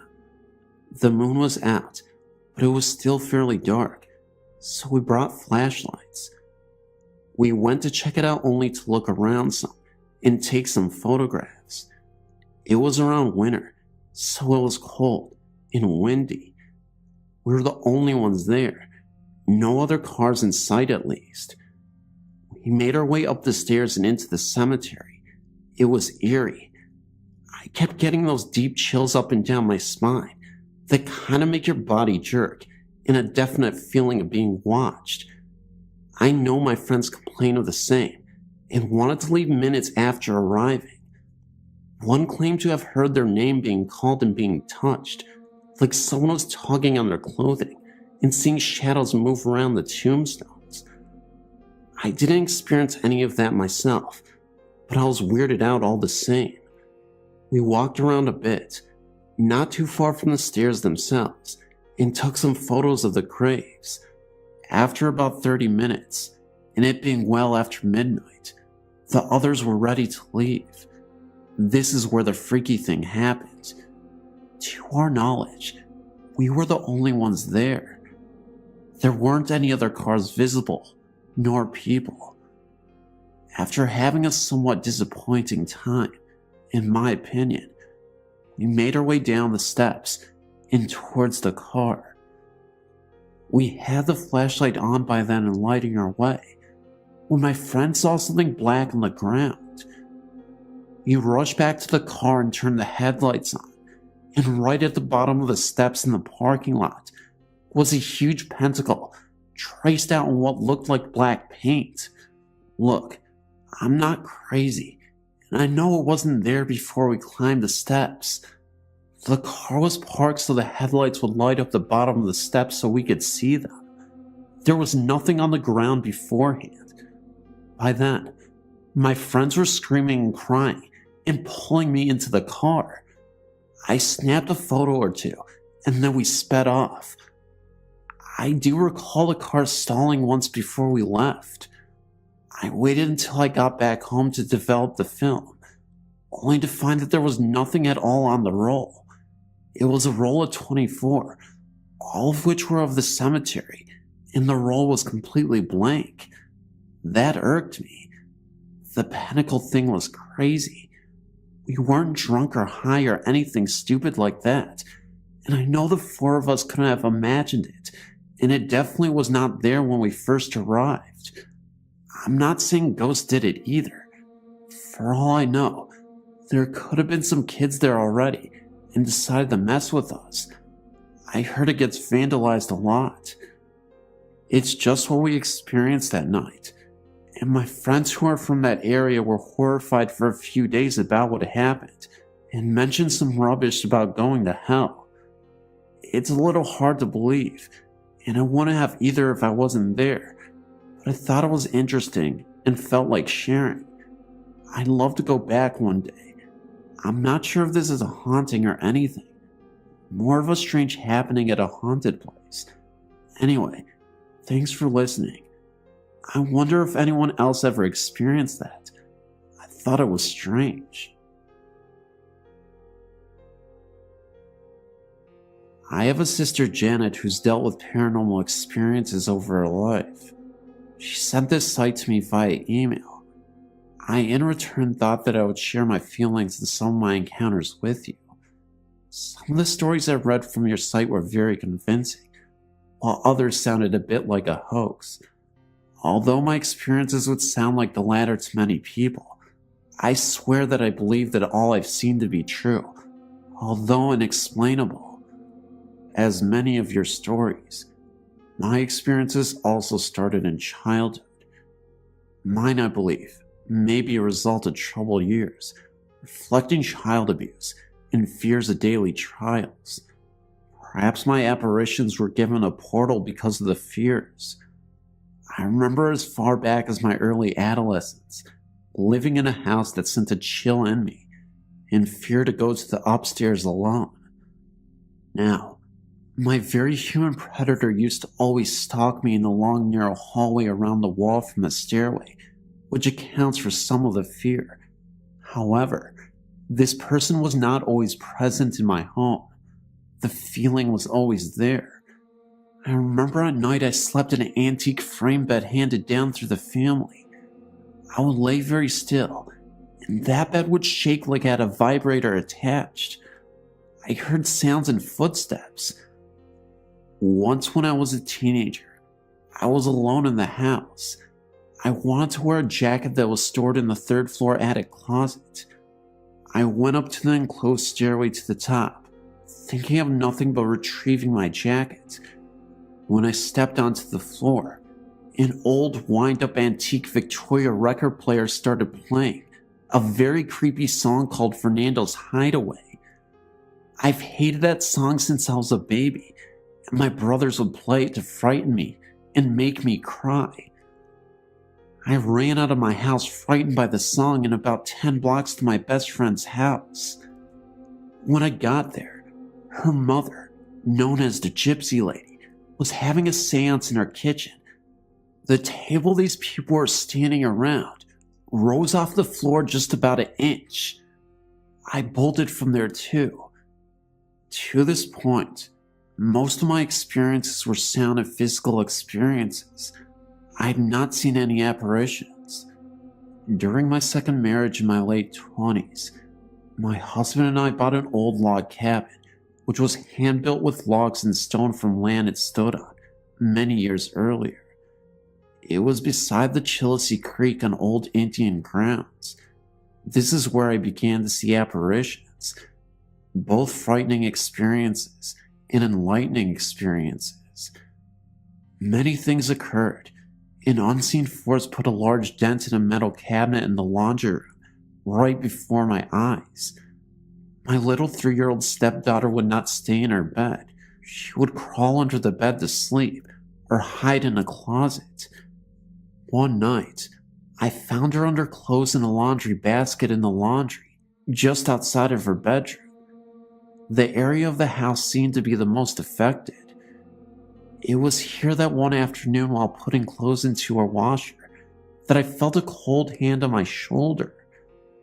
I was alone in the house at the time. When I looked behind me, I saw a black hooded robed figure. I do not remember a face, nor do I remember this figure being much taller than me, at 5'4" height. I do remember getting very scared. I looked away, and then it was gone. A small bathroom was also off this room. I recall once while taking a morning shower, hearing animal growling and scratching at the bathroom door. These sounds disappeared when I began reciting the 23rd Psalm.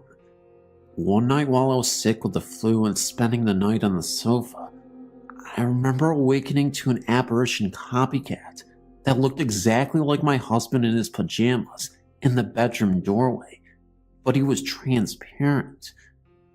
This also disappeared after a brief encounter. Our life together in this house was rocky, and I thought perhaps I was losing my mind. I didn't do drugs and only drank socially.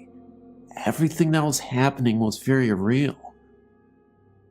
One final memory I believe I have, which was as a result of my depression which I was falling into, I'd come to a point that I did not want to leave the house. I also knew in my heart that my husband was having an affair. One night after contemplating ending my life, I sought God through deep prayer and called the 700 Club to ask for the prayer line to pray for me. The same night while I lay in bed alone in my dark room, a light started to shine in the corner across from my bed. It grew brighter, and it was in the form of a bright light ball that floated across the room and hovered at my bedside. I was not frightened and reached up to investigate. I felt a hand from out of the light take my hand, and I heard a mental message saying that everything would be okay. The light then just went away. I was left feeling cleansed, happy, and pure, as if touched by God Himself. I wanted to tell the world that life goes on. I couldn't utter swear words and put down my cigarettes. The cleansing phenomenon unfortunately was temporary, and I slid back into my old ways after a few weeks. The divorce occurred. We moved out of the house, and my life went on. The okay part came a few years later, when I became a mother of my own child for the first time. I went to school and became a registered nurse. I fell in love with the man that I am now married to. That was the last apparition I've seen, until my nursing career took me into some old nursing homes. I tend to always work the night shift. It fits into my lifestyle. One night, while working in a home in Lewisburg, Pennsylvania, I saw a strange occurrence. A helium birthday balloon floated out of the resident's room, traveled down the center of a long corridor as if being held in the hand of a child. It bounced along, hitting the ceiling at times and floating down, but in a straight line. It moved down that hallway. The balloon took a turn at another resident's room and went inside. This resident started screaming to get that out of her room. By the way, it was her birthday. The same nursing home was the place of violence, murder, and unfortunate dread. I have other stories, but this is enough for now.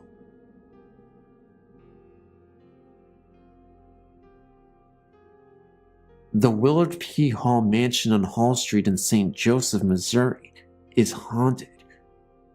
Willard P. Hall was the lieutenant governor of Missouri during the last part of the Civil War. When the governor died, Willard assumed the office of governor.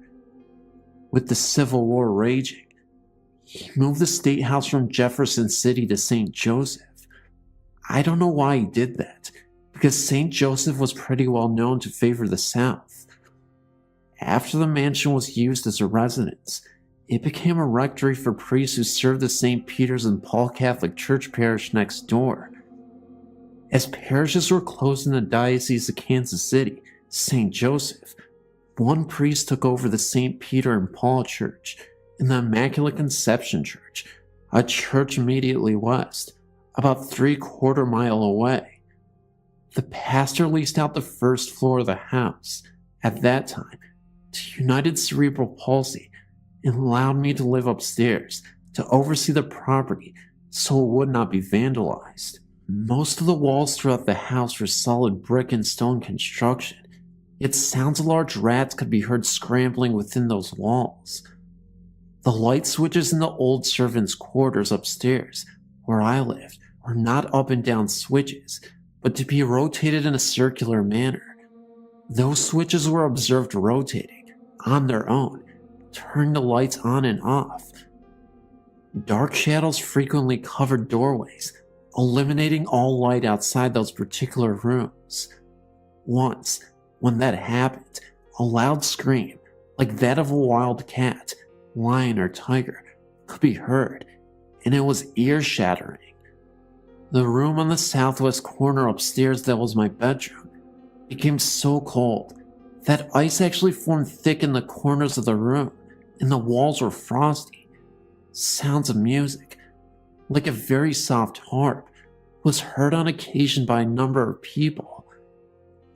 One parish council meeting stopped suddenly when one of the councilwomen, who was wearing a shoulderless summer dress, felt an icy hand placed upon her shoulder, and no one was behind her.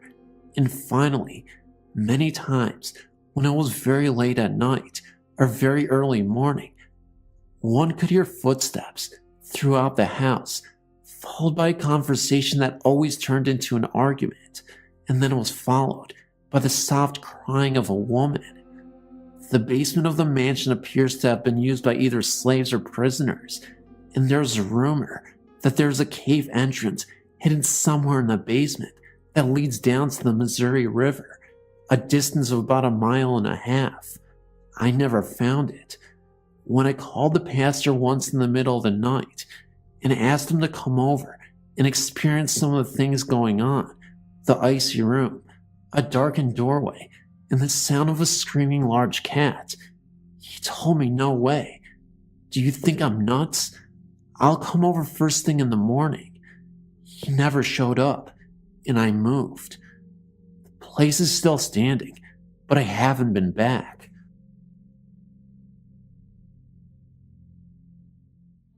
Hello, I live in Newton, North Carolina, and I'm addicted to this site. My story happened about 5 years ago. Me and my sister Melissa lived next door to one another at the time. The house that she lived in had been vacant for about 16 years.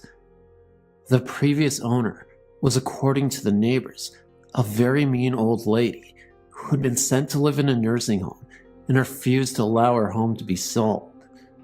It stayed that way until her death. As soon as she died, her children put the house up for sale, and my sister bought it. At first, it was just little things that happened.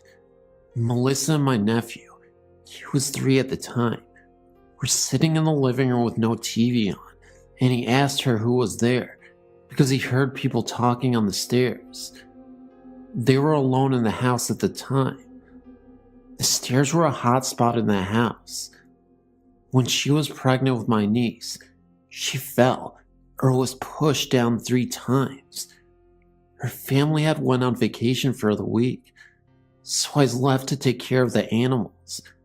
Well, 3 days into their vacation, I went over to feed and water, and I heard a horrible commotion upstairs. It sounded like the house was falling apart, so I freaked out and left and didn't return. When they got home from vacation, I told them what happened, and my brother-in-law went to check, and in their bedroom, which was once the previous owner's, and my sister's entire closet, was dumped out in the middle of the bedroom floor. Everything. My sister even remembers a very vivid encounter she once had when she was all alone. She walked upstairs and then walked back downstairs. There was an old rocking chair that she previously purchased and put into the living room after it was discovered that it was an antique. For whatever reason, she couldn't take her eyes off of it, ended up buying it, and it's a really old rocking chair. As she made her way towards the living room, from the distance, she could see a figure that was sitting in the rocking chair. The rocking chair was slowly moving back and forth, continuously without stop. The outline was light enough to make out, and it looked like a shadow, a gray mist, but it was definitely a figure that she could spot. She turned on the light, and it was like it was gone in an instant. Her eyes were not playing tricks on her. She literally saw something, and the rocking chair was still slowly moving back and forth. It eventually stopped, and that's when she heard a loud crash coming from upstairs. It completely startled her. She begrudgingly went upstairs to investigate, and as she went into the bathroom, she noticed that the mirror completely broke by itself. No logical explanation, just the mirror broken. Even though she was terrified, she ended up going to sleep anyway after she cleaned up the mess in the bathroom. But she couldn't even get to sleep. Mainly because her cat Smokey kept staring at the bathroom in the dark. Nothing but moans and groans. It was something completely uncharacteristic for him to do, as he never actually acted out in any way, shape, or form. But this night was particularly creepy for her, and the cat as well. Once, my sister was sleeping in one of the bedrooms, and woke up to an old woman walking across her bedroom floor to the window. She described her, and my mother went to the library to pull old obituaries, and showed the picture to my sister. She immediately broke down in tears, because she was looking at the woman she had seen in her room.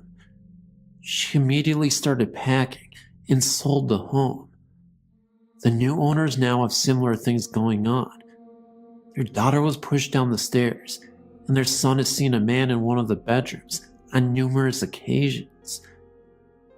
And then he came home one day to find their cat dead at the foot of the stairs.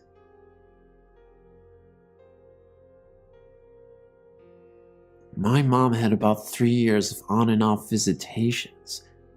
She would wake up around 11 at night with a start to see different shapes of grayish white fog, which every time she would think it was smoke and her house was on fire. Sometimes the fog was in a blue arc by her dresser. Sometimes the whole room was filled up with this misty fog. Other times it was 3 big ovals by her TV. And even sometimes she had a big oval on all 3 sides of her bed.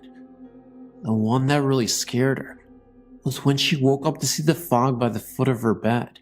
Then it flew over her with such a force and went through a wall above her headboard. Mom even walked through the misty fog one night because, again, she thought her house was on fire, and she jumped up to get her robe.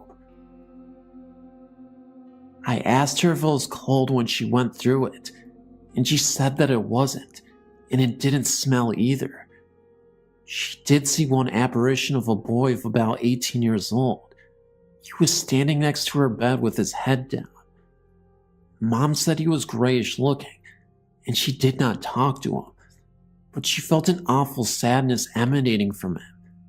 Shortly after that, we had somebody come and clear the house. The woman who cleared the house said that since Mom volunteered at a hospital, she was bringing all sorts of spirits and ghosts back home with her. They sort of attached themselves to her. After that, Mom said the house felt very empty. It's been 2 years since her house has been cleared, and so far, so good.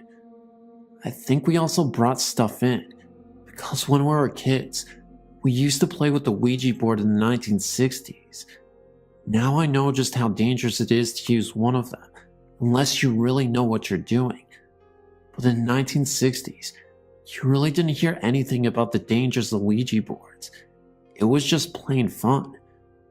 When the person who cleared Mom's home found a ghost of a man under the stairs in the workroom, it kinda explained why my dad and my sister always felt like they were being poked in their backs by an unseen finger. And us kids always had to go into the laundry room to get pop out of a fridge for supper. We would get the pop and run upstairs as fast as we could. All 3 of us kids did the same thing. We couldn't wait to get out of that room. I really think that spirit hung around since we dug him up in the 60s with the Ouija board. He's gone now though, and hopefully at peace.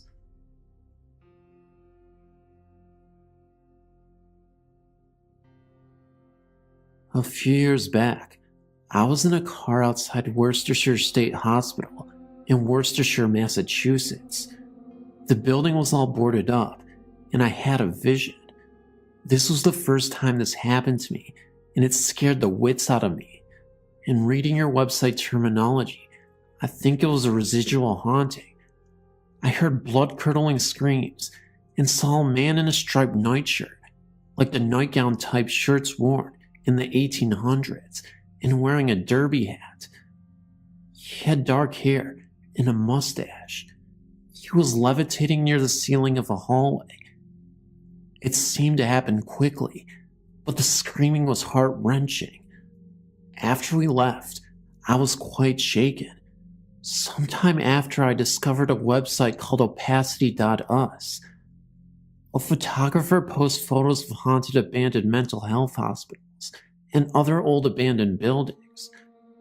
He has pictures of Worcestershire State Hospital, including the boarded up building. I came across a picture of the hallway that I saw in my vision. What do you make of this? Was it a residual haunting? I've always experienced spirits or ghost type experiences, usually a friendly or mischievous spirit. I've also felt or connected with loved ones. Another odd experience involved myself and my 3 children. I woke up to one of my children screaming. I got up to check on him, and it appeared he had screamed in his sleep. I went back to bed, and when I did, I saw this creature that looked like one of the gremlins from the movie of the same name. It ran through the living room where my bed was, and through the front door. A few years later, I mentioned this to a friend. My children said that they remember that night, and also experienced this. While we talked about the experience, my younger son drew a picture of the exact same thing we all saw. I was floored, as I had no idea that they had all seen this. I originally chalked it up to being half asleep, and perhaps I had imagined it. I just wanted to share this with you. In 1957, my family moved to an old farmhouse in Mount Laurel, New Jersey. I was 7 years old at the time, and as I went upstairs to my new bedroom with an armload of things, a terrible wave of fear swept over me when I reached the top of the stairs. From then on, I disliked that small area at the top of the stairs where it met the hallway. Unhappily, there was no way to avoid it. I had to walk through it to get into my bedroom. Other than that, nothing else happened that I know of until 1966. From my bed, I could see it out into the hallway to that small area on top of the stairs that had always frightened me. One night, towards the end of August, I woke up very, very slowly, only to realize that there was a terrible stench in the bedroom. It was like a mix of rotten garlic, human waste, and rotting flesh. Then I noticed the room was icy cold. Remember, it was August, usually the hottest time of the year in New Jersey. I was lying on my side, facing the doorway, and when I opened my eyes, I saw that the bedroom door was wide open, and a figure stood in the doorway, very close to the spot that had always spooked me. Since no lights were on, all I could make out was the silhouette of a tall, dark figure that seemed to be wearing some kind of long robe with a hood. What truly petrified me was seeing this creature's eyes. They glowed red and stared straight at me. But before I could scream, somehow the knowledge came to me from somewhere, my guardian angel, that if I acknowledged this creature's existence, I would be haunted for the rest of my life. So I pretended to be asleep, which was not easy. And after a while, I felt the cold room become warm again, the dreadful smell disappear, and the figure fade away. We moved out in 1967, and the house was torn down in 1972. I, for one, was not the least bit sorry to see it go.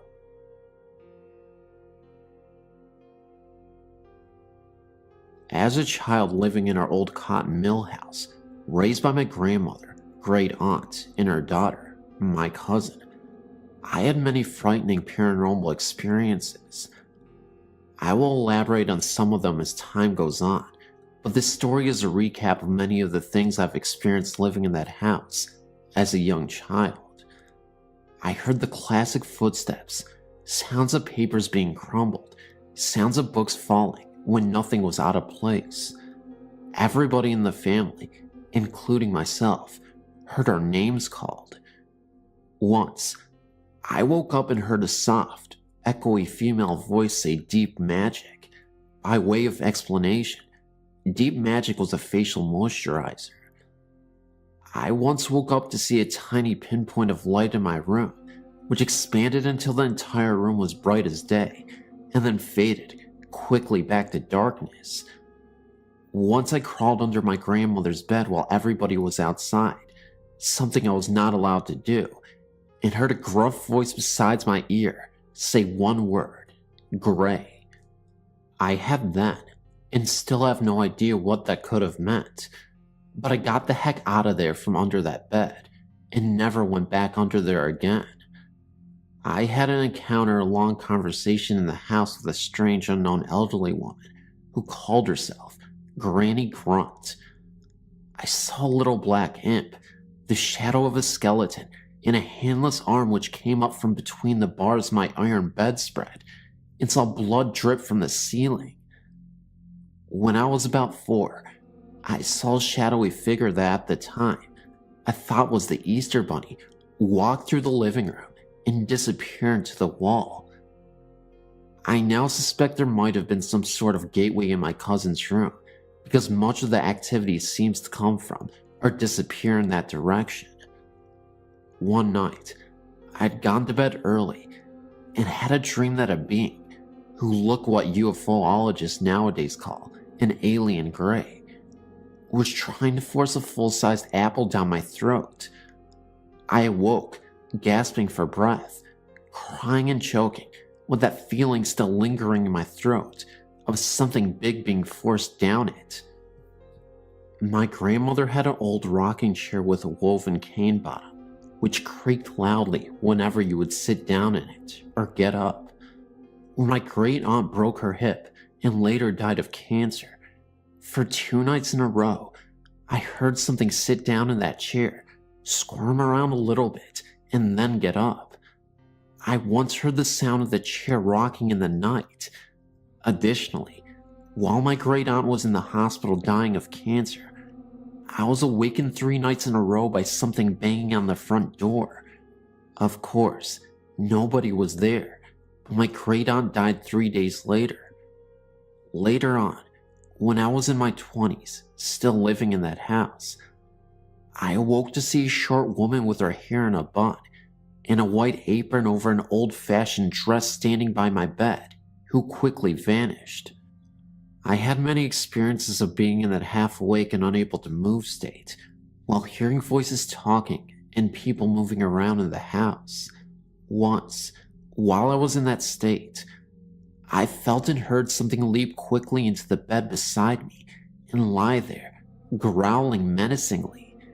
It vanished, of course, when I was able to fully wake up. I finally got married when I was 28 and moved away. After my cousin passed away, I inherited the house, and my husband and I moved back into it. Strangely enough, I never heard or saw anything in those days we lived there together. The house was totally quiet and peaceful.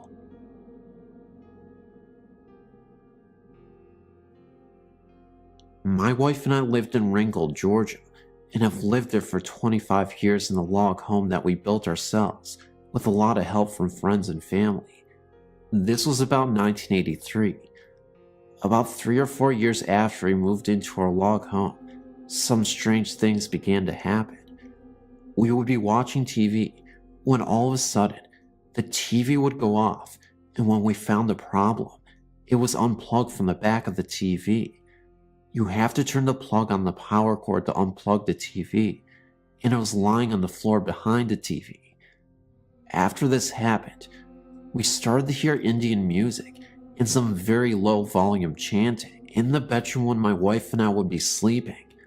I would see the outline of a body on the wall, like a shadow moving, and it looked as if it was a stereotypical Native American. There was a moment where I went into the bathroom.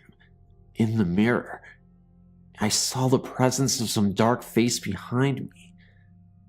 At times it would get very chilly in the house, even when it was warm outside, but only in one bedroom. We have a big wall clock hanging on the great room wall, and has 3 chimes hanging down from it for the doorbells. When you push the doorbell button, the chime plays a short tune. At times, for no reason at all, the chimes would start to move and ring like someone had pushed the doorbell button, but there would be no one there. Our commodes would flush, and there would not be anyone out there to flush them. We have found human bones in Indian pottery, arrowheads, and lead bullets. We do know that a Civil War battle was fought on our land, and we checked with a university in Alabama. They told us that this was an area that had a Cherokee Indian village back in the 1700s to 1800s. We reburied the bones in the pottery shards, and the strange happenings have not been as frequent as they were. We still live here and intend to stay, and the strange happenings have not been a threat or harmed anyone in any way.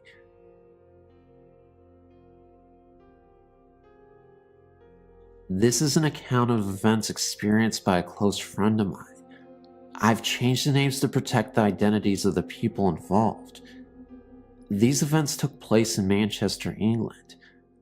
I met Charlotte some 2.5 years ago when we both signed up for a course of ice skating lessons. We got on well from the start and stayed in touch afterwards. Charlotte's father had started to suffer from dementia, and her mother was taking care of him at home.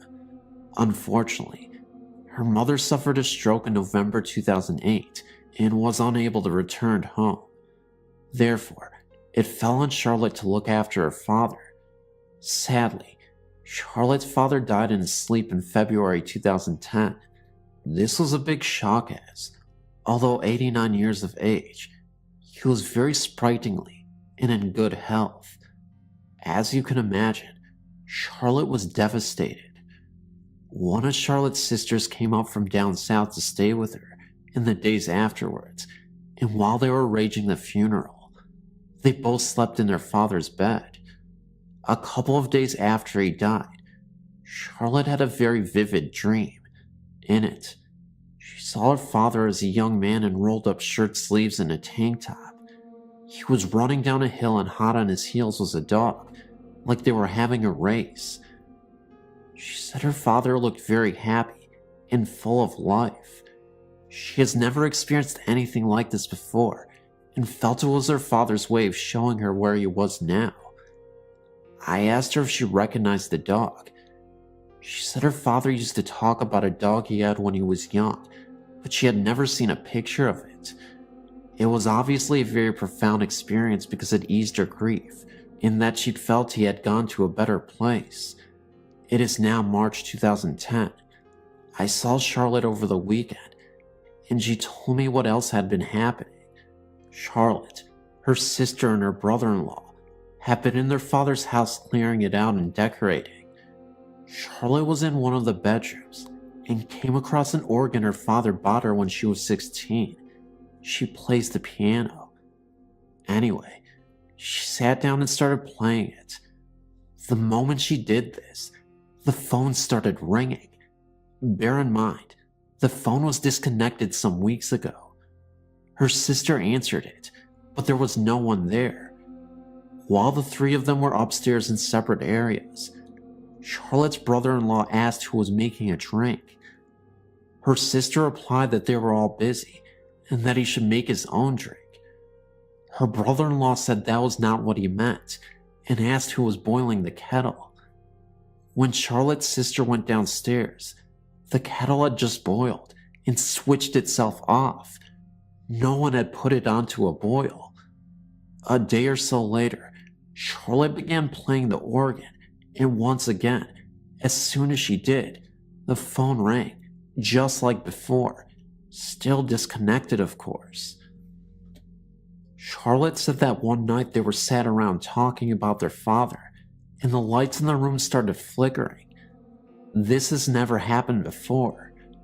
As soon as they stopped talking, the flickering stopped. I told Charlotte that experiences like this are fairly common, and it's her father letting her know that he is still around. The last time I saw her, she was in pieces. After these experiences, although still very upset, she seems very much calmer and accepting. It is wonderful when things like this happen. If only it could be that way for everyone.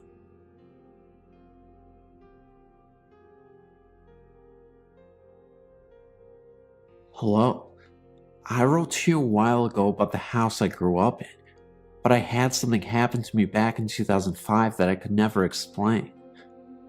My husband and I were going through the immigration process back in 2005, and while our case was being reviewed by the INS, my husband had to stay in Mexico. This was a very stressful time, and we were facing a lot of uncertainties. So we packed up and moved to his family's house down in Samoa, Mishashoan. At the time, my oldest son was only 2 years old, and my mom had driven down with us to help with the INS appointments and to help us get settled into our new home. Well, so when we finally arrived to my husband's family home, we got unpacked and settled in to await our verdict. We would hear from the INS 6 months later. The house is basically two homes together. The building is L-shaped. It has the original house, and then you have to go outside into the courtyard to access the second house. This area had a bathroom and a store, and a supply room for the store, and above this was our apartment. This area had not anyone stay in it for maybe 10 years. This area was like a duplex attached by a door through the living rooms. So we took the left side and closed up the right side. Now, the side we took had an unusual feature. It had a huge bedroom that was divided by a wall and had an open doorway, so it was 2 bedrooms in one. We slept in one bedroom, and my mom slept on the other side. Now, this is a huge home, especially by Mexico standards, but we only shared it with 2 other people. My brother and sister-in-law, because the other family members moved about 10 years before. Nothing about this home seemed scary or creepy, but I did learn that between the 2 houses, 2 of my husband's toddler sisters were buried. I didn't know this until months later, so a few days after we arrived, we were cleaning and unpacking. My husband was down in the store covering for his brother, and my mom and I were upstairs cleaning the bedroom. She got tired and decided to go out on the balcony and sit. She took my son with her so I could continue cleaning. Well, I decided to sit down on the bed, and I was faced towards the window looking out. Well, I could see the door leading to the living room out of the corner of my eye. It was halfway open. While I was sitting there, the door opened up, and someone walked into the little bedroom. I heard the door move across the carpet, and I saw out of the corner of my eye someone in a white shirt. I figured it was my mom and thought nothing of it, but then wondered where my son was, and I started to worry why she had left him on the balcony alone. So I called out, and no one answered. I got up and walked across the room and into the little bedroom. I was certain someone would be there, because I had seen someone go in there. Well, I was completely surprised when I walked in there, and no one was in the room. This really startled me. So I walked out into the balcony, and there was my mom and son. I asked if she had went into the room, and Mom just looked at me and said no. And no one but us and my husband were there that day. Another time, I was walking up our stairs to our apartment, and I had a vision flash in front of my face that completely terrified me. I still don't know what it was or why it happened, but it was at night, and I looked to my right at the wall, and there was this horrible face like a gargoyle, just for a second, and then it was gone. The only place I felt really uncomfortable at was the downstairs storage area. I would run past the place. It had a weird feeling to it. Nothing ever happened around there other than that feeling. The other times involved my son. During this time, he developed an imaginary friend. He would call it the baby, or baby sometimes. He would be in the hallway of the kitchen playing and say, "Oh, come see the babies." Or he would be talking, and I asked him who he was talking to, and he would say the babies. I didn't think anything of it until my husband told me about his sisters. Then I felt some kind of uncomfortable with it. One day, we were sitting in the living room, and he comes in crying and tells me that the babies are hiding under the bed. Well, I didn't want to look under the bed, but I did anyways, and of course, there wasn't anything there, but it still made the hair on the back of my neck rise up. The only other thing was one day, my husband and I were sitting on the couch and my son was playing on the rug, and we were just talking, and my son looks over into the corner and says, "Look at that man with the cowboy hat on." Well, we didn't see anything, so we just said, "Oh, is there?" And he continues playing with his truck, and we keep talking. Well, about 10 minutes later, my son looks up and says, "Oh, he's gone." I don't know. We had left 6 months later, and were able to come back to the US, and have just experienced all these stories that have occurred. It was weird, to say the least. Later, I was talking to my sister-in-law, a different one, who had grown up there, and I told her about her experiences, and she got really defensive and didn't want to talk about it anymore. So who knows? Thanks for letting me share.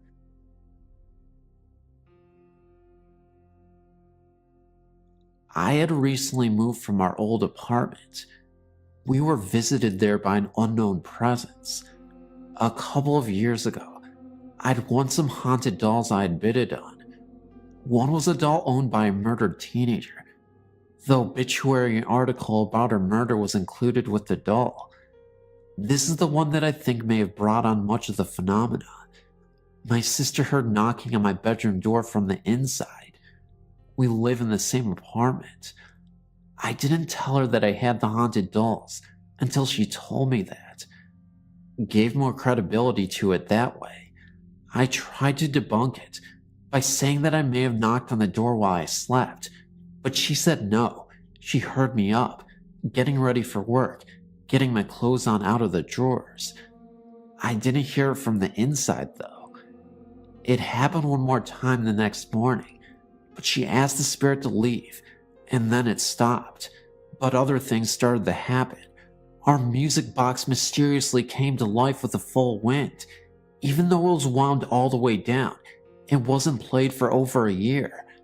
Then again 2 hours later, again at full music without being wound. Kept playing for several minutes. Also, our kitchen faucet moved from the right to the left overnight. It is hard to move it by hand. If that weren't enough, we had to unplug out of the power strip, and neither her or I unplugged it. It isn't easy to unplug. It was kept plugged in for the pump for the inflatable bed, which had a leak in it and had to be pumped up every couple of hours, so we never unplugged it. Our visitor made sure to make itself known. I remember one night I had so much trouble sleeping. I'm an insomniac, so I often wake up many times during the night. I went to fetch myself a snack, so I got up. The living room leads to the kitchen, so I have to walk through there to get to the kitchen. As I'm walking through the living room, I hear a monstrous laugh erupt, A deep voice saying "ha." It creeped me out for a second. Then I brushed it off and proceeded to the kitchen. I'm now sitting down at the kitchen table and can see the living room from where I'm sitting. The only light I had on was the kitchen, but it was dim enough that I was able to see a dark shadow move from one end of the room to the other. It wasn't my sister because she was knocked out from rest, so I'm going back to my bedroom. As I'm heading past the living room, there was a window, and the curtains were moving by themselves. There was no wind or open windows, and no AC unit on. Nothing that could have made the window curtains do this. A second after this, I feel a pain on my arm, and female laughter, once again this time. I check to see if my sister is up, but she is still asleep. I dismiss it and say it's just me and my imagination, so I finally get tired enough to sleep when I'm laying down and staring at the ceiling. That's when I see it. A face that looks like a witch, much like the witch from The Wizard of Oz. It appears only for a few seconds, but it really made me paranoid. For some reason, I was able to sleep. How I did so, I can't even say, but I did. When I awoke in the morning, I looked back at my arm, and there was a red imprint of a hand there, as if someone tried to twist my arm. I know it sounds crazy, but I wasn't too afraid, even after all that. I investigate places now and then for people, and I'm very much used to activity. My meter readings some nights were very high in some areas that are usually in the green area on the meter. Many times, I would ask for a sign that it was there, and then it would spike into the red zone. I sort of missed that activity after moving out, but perhaps someday it will return in the new place I moved into. I wanted to share a story with you about something that happened to somebody I knew when I was a young man in Minnesota that always sends chills down my spine. When I was about 12 years old, which would have been 1977, my brother Royce was working in a town named Worthington, Minnesota, about 30 miles from my hometown of Jackson, Minnesota. He worked at a lumber yard called UBC and had a friend that worked at a local grain elevator. The silos for grain elevators in that part of the country rise hundreds of feet into the air and have the capacity to store tons and tons of grain, whether that be corn or soybeans, whatever the silo is being used for at that time.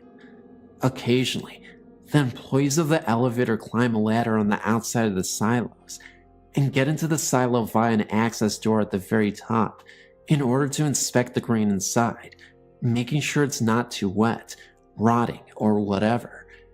Inside the access door, there is a catwalk that circles around the entire circumference of the silo. My brother's friend climbed the outside ladder, opened the access door, and lowered himself onto the catwalk that circled the inside of the silo. After walking halfway around the silo on the catwalk, my brother's friend, I don't even recall his name any longer, observed what he thought was an excessive amount of moisture on the surface of the corn, which was what the silo was being used for at the time. So, being an industrious young man, he jumped over the catwalk rail and walked out onto the surface of the corn to roughly the middle of the silo to take a closer look. After inspecting the corn, he decided to just continue his journey across the surface of the corn to get back to the catwalk on the other side of the silo. As the catwalk was a few feet higher than the level of the corn, he had to grab onto the catwalk rail and bounce to get his foot up to the catwalk platform and swing his leg over the rail. As he swung his foot over the rail, he heard a noise behind him. Balancing with one leg over the catwalk rail and one leg on the catwalk platform on the outside of the rail, he turned around to see what the noise was. Much to his horror, the corn that he had just walked across was falling straight down, hundreds of feet to the bottom of the silo, which was cement floor. It landed with a crash a few seconds later. Instead of walking on solid surface of corn, as he had assumed, he had actually walked across a crust of rotten corn that had formed on top of the silo when corn had previously stored in the silo. The remaining corn had been removed from the silo the previous week. He spent a few months sitting on the catwalk, staring down into the depths of the silo, and then silently got up, went out across the access door, made his way back down the ladder on the outside of the silo, and took the rest of the day off. Oh, and the creepiest part yet, when he was heading back to where he was going, he actually saw in the distance a farmer of some sort, but it definitely looked like an apparition. As he was getting closer and closer to the man who was standing there, almost as if he was lifelessly stoned out of his mind, he disappeared. His face looked so rugged, disfigured, and it looked like he was emanating pure evil. He later awoke in the evening in his own bed to a man choking him out in his sleep. He woke up immediately, and the man was gone. The man, the same guy who he saw, the farmer in the fields. He was described as having the most bulgy red eyes he had ever seen in his life, in the face of evil. Something was going on there, and he couldn't quite place his finger on it, but it was definitely demonic of some sort. That farmer was very protective of the cornfields it seemed that he may have raised himself, although I'm not sure why he even appeared in the first place, in the field, or as a possible sleep paralysis or ghostly encounter at night. Nevertheless, it gave me nightmares for a long time.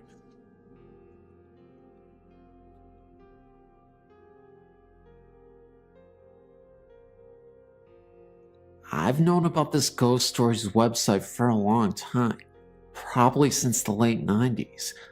I don't visit the site too often, probably 3 or 4 times a year, but when I visit it, I enjoy it. Anyway, I wanted to share a couple of stories that kind of dawned on me while reading the site today. While I was reading your site, I remembered some of the experience I had at Paris Island, specifically in the rifle range area. Well, when I searched on the internet for Paris Island haunting, I came across this story. This same event in regards to fire which happened to a friend of mine. He was so spooked that he woke me up early for fire watch duty because he couldn't take it. He saw a figure in the mirror in the bathroom. The difference between his story and the story from the link is that he saw the figure in the mirror, but to him, it looked as if he was in the bathroom.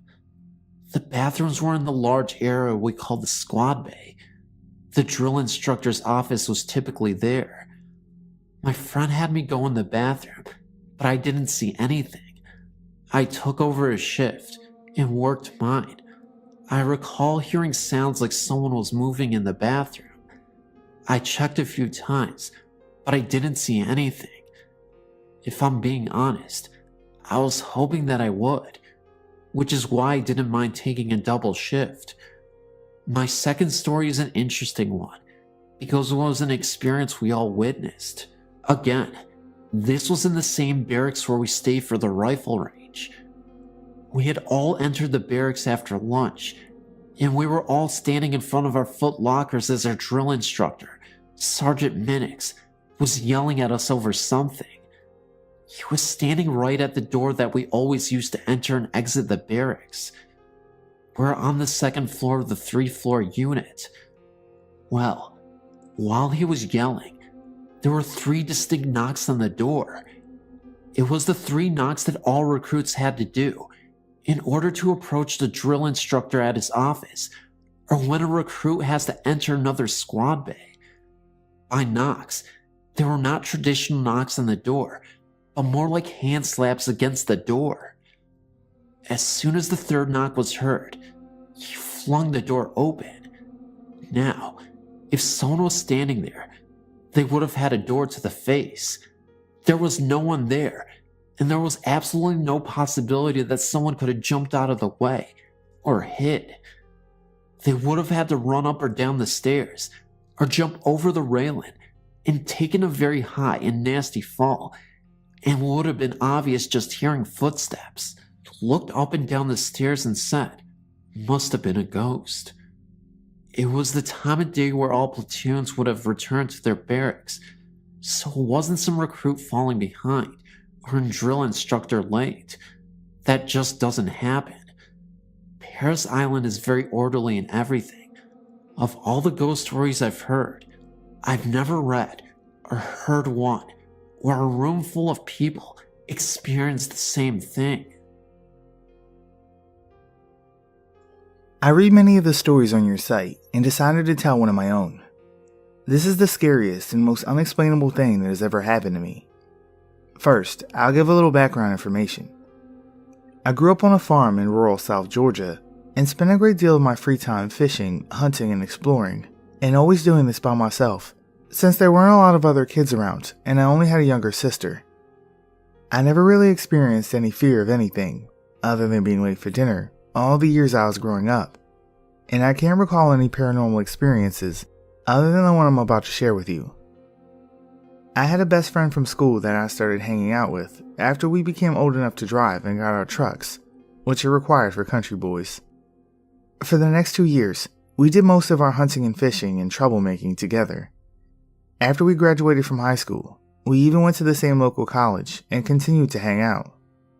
My granddaddy owned a farm in the same county that we lived in, and I would go deer hunting on his land sometimes, but I had never taken my friend there with me. Behind my grandparents' house were several barns, then several large fields, then a large pond with a swampy area, then a large pasture that stretched from one side of their property to the other, property line to property line. This wooded area was immediately behind the pasture and also encompassed the entire backside of the property. The woods were also enclosed on the back and on each side with a 4-foot tall fence, since cows were allowed into the pasture and wooded area at times. You will soon see why all this detail is important. On the 3 sides of the wooded area were large open fields belonging to the neighbors, with each field belonging to a different neighbor. Take note that there are no more trees or woods close by. During the fall of our first year in college, I had scouted these woods and put up 2 deer stands, one on each side of the property on the property lines, but also very close to active deer trails and signs. These stands were no more than 100 yards apart and about 150 yards into the woods from the pasture. I decided one weekend to treat my friend to a little hunting paradise, although I had yet to see anything other than squirrels all season long. We went to the woods about 4 p.m., with it being dark by 6. I took him to his stand and then proceeded across the woods to mine. Just after the sun went down, I heard my friend whistle loudly, obviously trying to get my attention. I whistled back. He whistled again as though he didn't hear me. Again, I whistled back, even louder this time. There was no response. About 5 minutes passed, and then I heard him whistle again. But he was closer to me than he should have been, but still through the woods somewhere. I found this very strange, since we were supposed to sit in our stands until after dark, and then meet up in the pasture to walk back out to the house. He whistled again and was even closer, and I could tell that he was almost running, and he started calling out my name. He sounded panicked and was coming straight toward me, although there is no way he could know where the deer stand was, since he had never been there before, and I didn't respond to him until he called my name. I climbed down from the tree stand as he approached, and when I got on the ground, he ran up and said, "We gotta get out of here. Something big is after me." Instead of joining him in the rush, I stood there looking and listening. Sure enough, in a few seconds, it sounded like a bulldozer was coming through the woods, but without the engine. I could hear trees breaking and large bushes being shaken and trampled, and it was coming right at me with the sound becoming deafening, as though it were right on top of us. I started running down the fence headed for the pasture, and realized that my friend had run ahead of me and stopped. When he saw me running, he took off running again. We ran as fast as we could through the woods with the sound of massive destruction right on our heels. As we broke out into the pasture and got about 50 feet from the edge of the woods, the sound stopped. We continued to run until we were halfway across the pasture and turned to look at each other as we ran, both realizing that either we were no longer being chased or there was just nothing to be torn and crushed in the pasture. We both stopped and turned around, dropping to the ground and shouldering our rifles, aiming to kill whatever was behind us. To our amazement, there was nothing there. The daylight was almost gone, causing the woods to appear as nothing more than a black blob. I told my friend to get up and run for the pond while I guarded the rear. Then he would stop and guard the rear while I ran to him. After meeting up again at the pond, we both walked in silence back to my grandparents' house. We got into our separate trucks and drove to our parents' houses, not mentioning the event until many years later. We still remain close friends then and even today, but we still don't know what happened in the woods that night. I did return to those woods a week later by myself, but in the middle of the day, I walked over the entire wooded area and never even saw one broken branch or bush. I walked in the fields around the wooded area and saw no large or unusual footprints. My friend never returned to those woods with me, even though I returned many times day and night, and never again experienced any strange occurrences or sounds. I know there was nothing physical in the woods that night, but whatever it was, I obviously didn't want my friend there, and he got the point loud and clear. My family and I took a trip to Tennessee in the summer of '08. We went all over the place, such as Jackson and Nashville. On our second to last day before we left to go home, my family decided to go to Franklin because we had picked up a brochure of haunted places in Tennessee, and so we went to humor me because I was interested in hauntings at the time. This city, not known to most people, is actually the site of the bloodiest battle of the Civil War, even worse than Gettysburg. There are two houses that were the main sites. One of them was the Carnton Plantation, which is the setting to my story. The plantation was creepy enough when we drove up to it, without even knowing the history. When I got out of the car, I looked up at the house and noted how beautiful it was. Then my attention was averted to the balcony on the second floor. There, standing on it, was a man.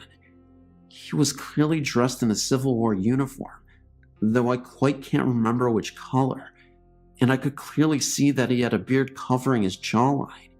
He stood there with his arms behind him, as if he was gazing out, overlooking troops. Of course, at the time, not knowing any of the history, I thought it was just a tour guide taking a break out on the balcony. I even hoped he was going to be my family's guide. Later, once we were on the tour, I noticed that none of the employees were dressed like 19th century citizens.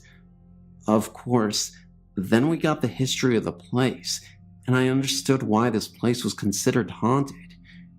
When the battle itself was both going on, and when it was over, injured soldiers were treated inside of the house. So many, in fact, that there are stains of blood inside of the house that will not come out of the floor. Many soldiers obviously died inside of the house. When we continued our tour upstairs, we entered a room with a door to the balcony. This is where I learned that no one was allowed out on the balcony. This confused me since I'd seen that man out there. When the guide took the group into the room across the hall and began talking, I couldn't pay attention. The closet in the other room kept grabbing my attention because it had a piece of black cloth in it. Finally, I tried to keep myself focused, and it was going well until a gentleman in the group got bored and decided to go out into the hall. I watched him leave, thinking that it was very rude and should come back. For some reason, when he left, I noted that the sun was in a position that didn't cast a shadow of the man's head on the hallway wall. Once again, I turned my attention back to the guide, but the man in the hallway began to wander in the hall, and that distracted me. When I turned to watch the man, there was suddenly a very clear and defined silhouette of a man's head and shoulders with a bearded face that traveled across the wall, then just disappeared. It startled me at first, Then I got excited because I thought I must have seen a ghost. Then I thought, no, I have to be practical about this because that man is out in the hallway. Once the tour guide was done talking, I went outside into the hallway way. The first thing I noticed was that any shadow from the tourists on the wall wasn't that dark or defined. Then I noticed that the way the sun was facing caused the shadows to be cast in a completely different wall. The silhouette I saw couldn't have been from anyone on the tour. Then I noticed that there was an upstairs where I thought maybe an employee could be working. That theory was completely dismissed when it appeared no one was up there. There wasn't any logical explanations for the silhouette. It wasn't until my family returned home a few days later that I decided to research what I had seen. After discovering that there was a frequent spirit there that was called the General, I made the connection. The details from past eyewitness accounts were identical to mine. He stands out on the porch, has a Civil War uniform on, and has a beard on his face. I was, and still am convinced, that I saw the General on that day.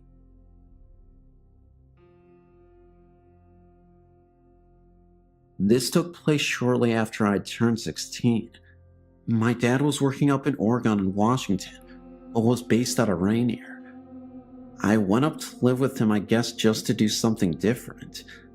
I was used to being around the city type of atmosphere, and it wasn't too long before I grew bored. Not that the Oregon country girls in that area didn't stir my blood. It's just that they mainly wanted to waste their time getting high or drunk, tipping cows, or shooting the passing ships going down the Columbia River, which I don't mind. I just miss the city lights or something. Anywho, I'd been out partying with a friend and drove off the side of a mountain, another story which would take a while to go through, and I thought my dad was probably going to kill me anyway, without benefit of blindfold and a last smoke, so I decided to hitchhike back to Oklahoma. Needless to say, I lacked understanding of just how far I was from Oklahoma. My newfound compadre decided to go along, because he had gotten in recent trouble with his folks and wanted out of town too, so we took off. Somewhere between Portland and the Dells, on I-84, which was only a 2-lane at that spot. We were really tired and looking for a place to sleep. By this time, I'd found out that this hitchhiking thing wasn't for me, and it really should be called a lot of hiking and not enough hitching, or something similar.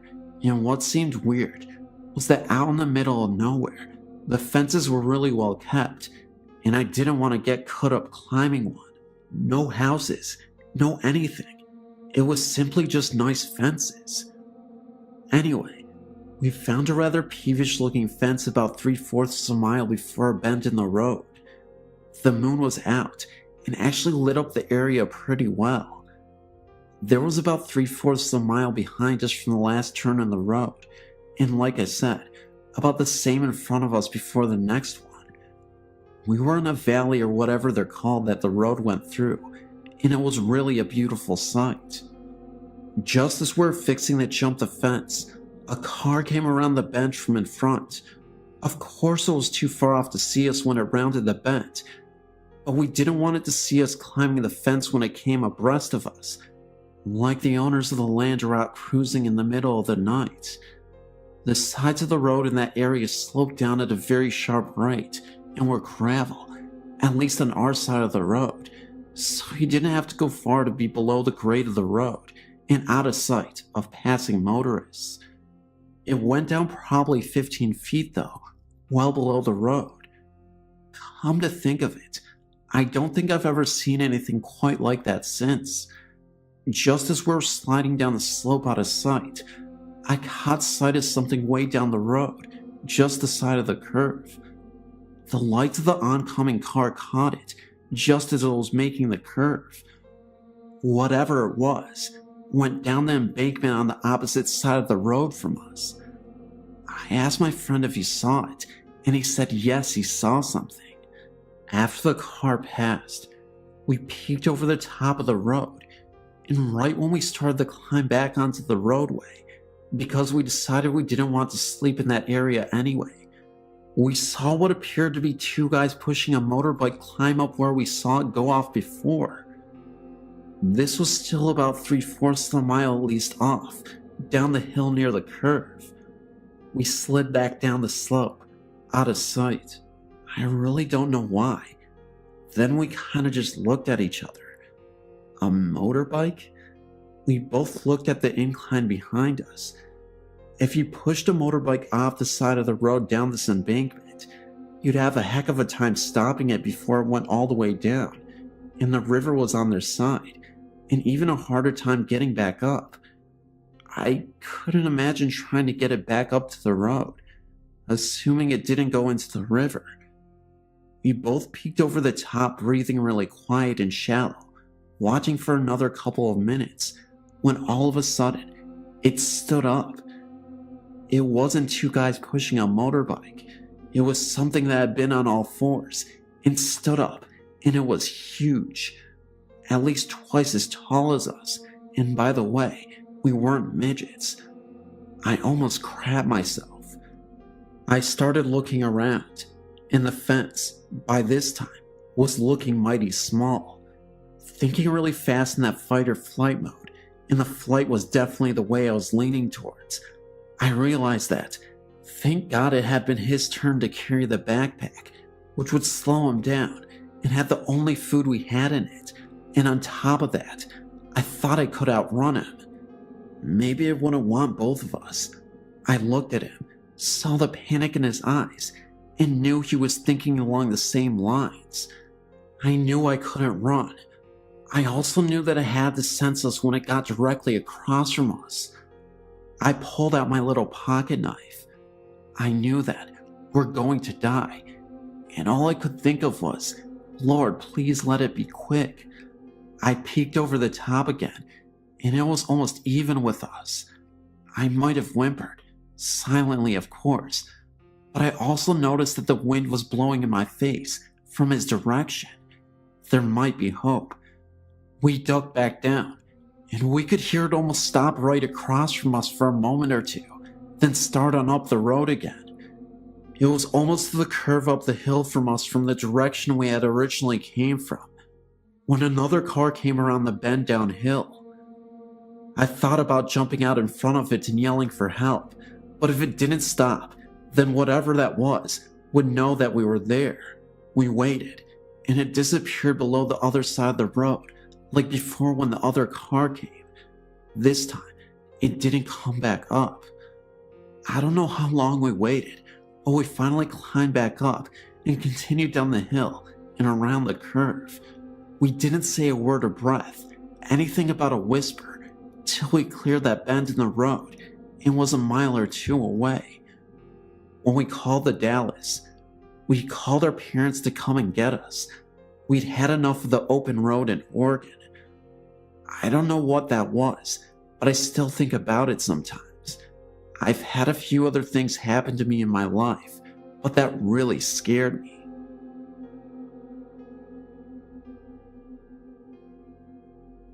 My boyfriend and I saw the state park on our way from Arkansas to Illinois and thought we should check it out. We'd never heard of this place or even seen it before. We parked in the parking area and got out of the car to explore the woods.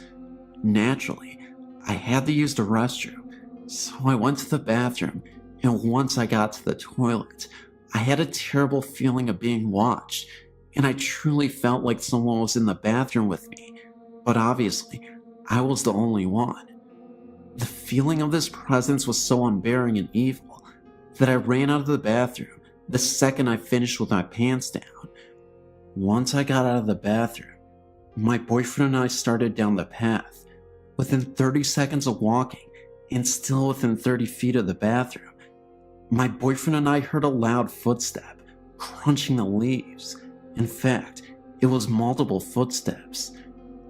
My boyfriend thought it was a bear or something, because of the heftiness of the steps, so he was searching and searching for a bear, or anything, but he couldn't find a thing.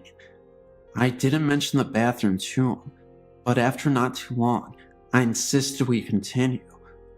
I know there is something terribly evil in that bathroom. For a while, nothing else odd occurred, and we continued on the path which goes down to level ground with a large lake on one side. But soon after we got to this level ground area, the sun started settling, and that's when things got uneasy again. We both started to hear something large walking in the leaves again. Sean, my boyfriend, really wanted to see what it was, and at this point, I felt like we were really in danger, and that something else, unnatural, was there. So we barely started to move farther into the woods when Sean told me he saw a shadow or something farther in. Then, I was done. I told him we had to go, and I cannot be here any longer. So, I ran like hell back to the car, and Sean was close behind me. Once we got to the car, I was at the passenger door, ready for him to unlock it. And of course, he tells me that he hears that thing we've been hearing in the sparsely wooded area, directly in front of the parking lot, which is to the very right near the parking lot, and that he has to see what it is. So, I had him throw me the keys, and I got in the car. He got in within a minute, and I asked him if he saw anything, and he said he just saw that a dark shadow moved behind a tree, but nothing else. Needless to say, we booked it off that mountain, and it really seemed like a car was trying to chase us down the mountain. But we may have just been super spooked from the woods experience we just had. But I will note, we were driving at about 65 miles an hour, and the speed limit was way less. I forget now what it was specifically, but I want to say between 30 and 40 max. Plus, it was a mountain road, and very windy, and frankly, difficult to traverse at 65. Also, during the time I was taking pictures, the whole time we were in the woods, nature shots, that was actually the entire reason we were there in the first place, and the pictures were neat. The day ones didn't have orbs, but the night ones all did, and I thought maybe it was from the lake reflection or something. But I took a picture out of the car window, at the moon, right after we got in the car, and in that photo, there's the moon and like 30 orbs. It's amazing to me. I mean, I've never taken any orb photo ever before, and I took another photo of the moon out my window about 30 minutes after we left the mountain, and only the moon. I did some research to find anything on the area. It seems it was established in an old Indian burial ground, but few findings on much else, and I never found anything on cars chasing you out of this place. Be careful. During the day, the bathroom is really the worst part, and seemingly off the trail, but I just wouldn't go at night. And also, Sean didn't seem to have the feelings as intensely as I did, so if you're the right person, the feeling might not be too overwhelming.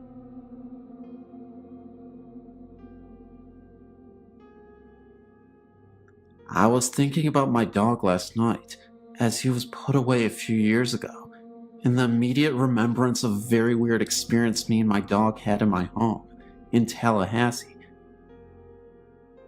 This home, prior to any construction behind us, was all wooded landscape and ran into Lake Jackson. Within this wooded area were several Indian burial mounds. One day, shortly after I moved there for a new job, I took my dog for a walk, unleashed, back in the woods. I saw those mounds, but really did not know that they were Indian burial mounds. My dog and I both walked over these mounds just being adventurers. When I returned from our walk, my neighbor asked me jokingly if I let my dog run loose back there, and my response was yes. He then stated that I would see a black bird perched somewhere soon in a tree close by, and that this bird would be watching me. I laughingly asked why, and he said that if we walked over those mounds, we would have possibly wakened the spirits, and that the bird was their watchful eye on me. Well, of course I thought this man was crazy, but he was actually a very nice and intelligent man, as I learned later. So only about 2 days later, I returned home from work, and I recall thinking about the black bird Betty told me. So I peeked around the left side of the home to look into the wooded area, and lo and behold, there was a blackbird perched on a tree, staring at me. He would not take his eyes off either. Needless to say, that was creepy. So that very night, I was in my office, and my dog was usually laying in the living room by the fireplace.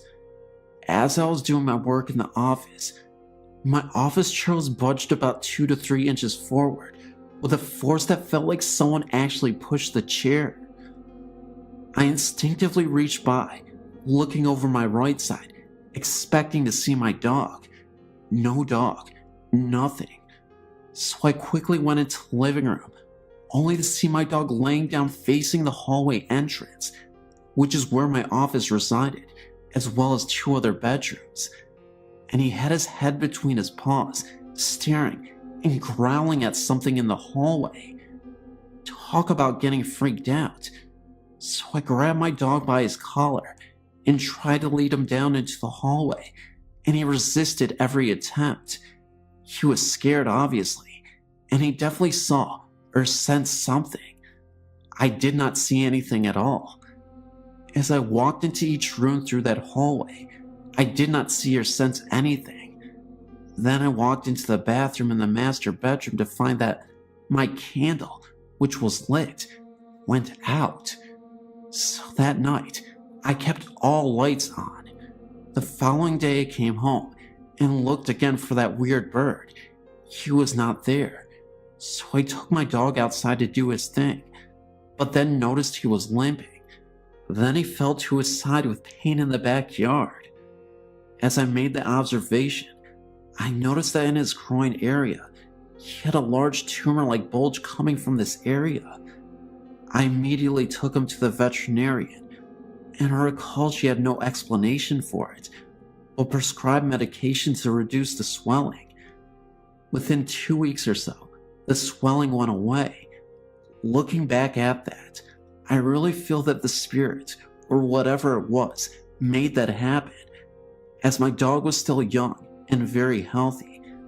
After that week of weird occurrences, I never had anything further happen. I never told my neighbor what had happened, as I did not want to look silly or have rumors flying around.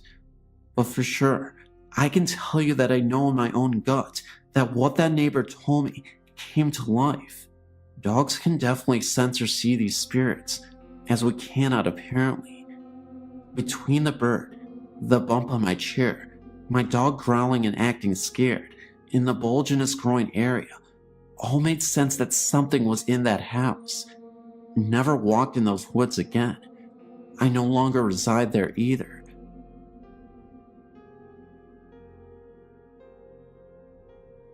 This is a ghost, entity, evil demon, spirit, and whatever else was haunting our home, I can tell you. I will never forget what happened as long as I breathe air. We moved into this big house when I was 15. It had been empty for about 10 years. It had old, creaky wood floors and a ton of doors. Everywhere you turned in the house, there was a door. Don't ask, I still can't figure it out. It was a doctor's house. In the very back of the house is where he saw his patients. Yes, some died in the house in his office. Both my grandparents also died there. The very first thought we had activity, about 3 a.m. in the morning, there was someone banging on our front door. My grandfather would get up, and no one would be there. This happened all the time. We'd drop our car keys in the glass bowl right when we walked in, and they would be in a different part of the house. Things were always showing up all over the house. It likes to play tricks all the time. So many things happened, I can hardly recall them. All but this one I will never forget in my life. I would love to forget it, but it just won't go away. I was 20 years old and just had a baby. I had my daughter in a bassinet beside my bed. I fell asleep watching Michael Jordan play basketball in the Olympics. My bed had a tall headboard that sat up against my bedroom window. I also had floor-to-ceiling curtains, very heavy curtains. The windows were shut. The curtains were shut too. I was sleeping on my back as I fell asleep to the TV. The TV was still on, and the baby was fast asleep. All of a sudden, I felt a strong man's hand covering my whole face. He was trying to suffocate me. I was in panic mode. His grip on my face and nose was so tight that I couldn't breathe or scream. I was looking up at the ceiling thinking I'm gonna die, right there, right now. It seemed like an eternity, and I was losing my breath.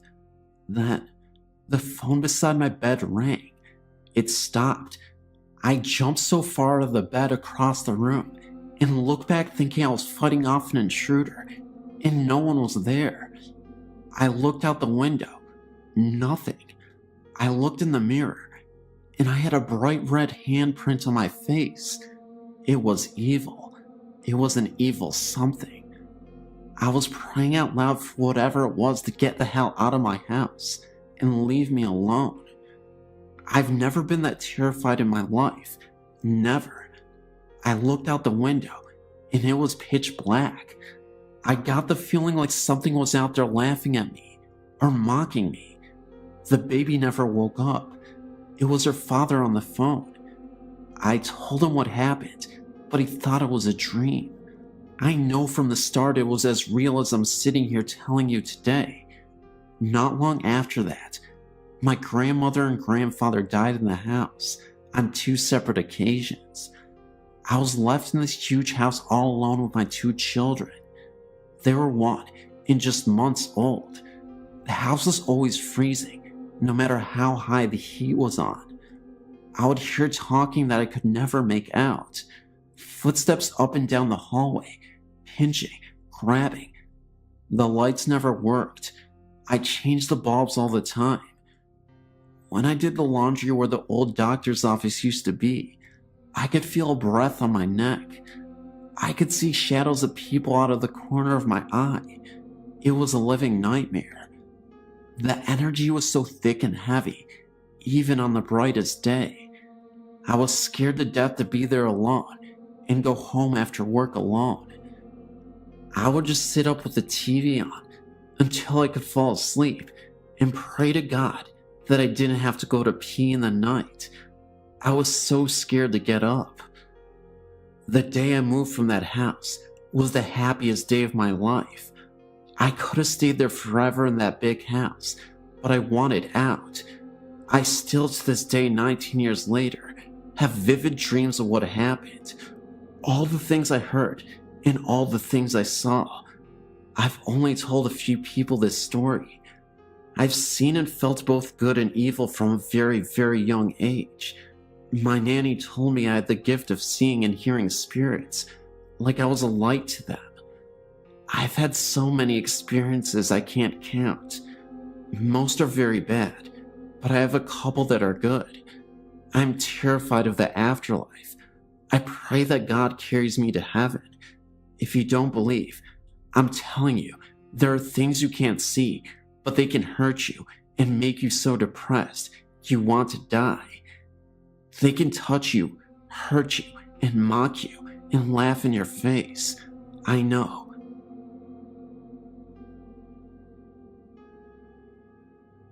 Here's my story. It will be interesting to see what everyone else thinks of all this. I was at a friend's house listening to music tonight, Saturday, April 12th. He's a drinker, so he was feeling pretty good. He was at the computer with his back to me. I was on the couch directly in front of the TV, which was off. The only light on was right above the computer desk. To my right was the entryway, which was dark, pitch black actually, but I could see the reflection of the room in the TV. He was playing "Oh Death" from "Brother Where Art Thou." Song itself gave me the creeps, when suddenly I looked into the TV.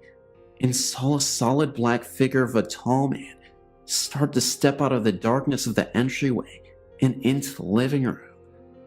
I didn't see anything like clothing or facial features, just tall and solid black. My friend at the same time swiveled his desk chair and pointed towards the entryway where he saw the figure. The figure stepped back into the dark as quickly as it appeared, as though it didn't want him to see it. I looked at him and said, "Did you see that too?" To which he replied, "See what?" He was only being animated during the song, but for sure didn't see anything. I've experienced several things at this house. He has not though, and it upsets him. But what I experienced that evening was the most eerie and frightening thing for sure. I know it wasn't one of his friends or someone goofing off. It isn't easy to walk into his house through the front door and not be heard. The floor is tile. We walked over and turned on the light, and we both looked. There was no one there. I just went home. I couldn't stay there, and I begged him to come with me, but he wouldn't. A few days later when we talked, I asked him if he had ever had any seances or similar things in the house.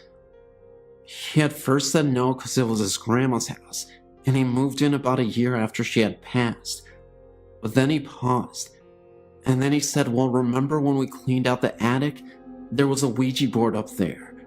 Well, no, I didn't remember, and I told him to get his house cleansed, but he was just laughing at me. I've never been back to his house since that night. About 2 weeks later, he got an unintentional EVP, which is very eerie also. He has a voice-activated recorder and was recording a couple of programs off the computer for a friend at work. He turned off the computer and the TV isn't hooked up anyways, but when he woke up, there were 3 recordings instead of 2 on the recorder. I know he's pretty up on computers, but he didn't make this EVP himself. Actually, it scared him, and he said he wasn't going to listen to it anymore.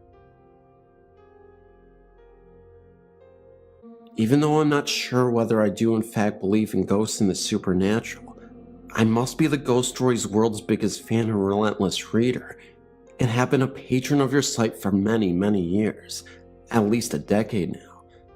Like I said, not being totally sure whether I do actually believe in ghosts, I've never had a story of my own contribute to a website. However, over the past months, possibly years, certain things have happened in our current rented home. Occurrences in this house that made me think twice, maybe even 3 times about what I actually do and don't believe in. My husband Craig and I have been living in our rented home here in Melbourne, Australia for almost 4 years now.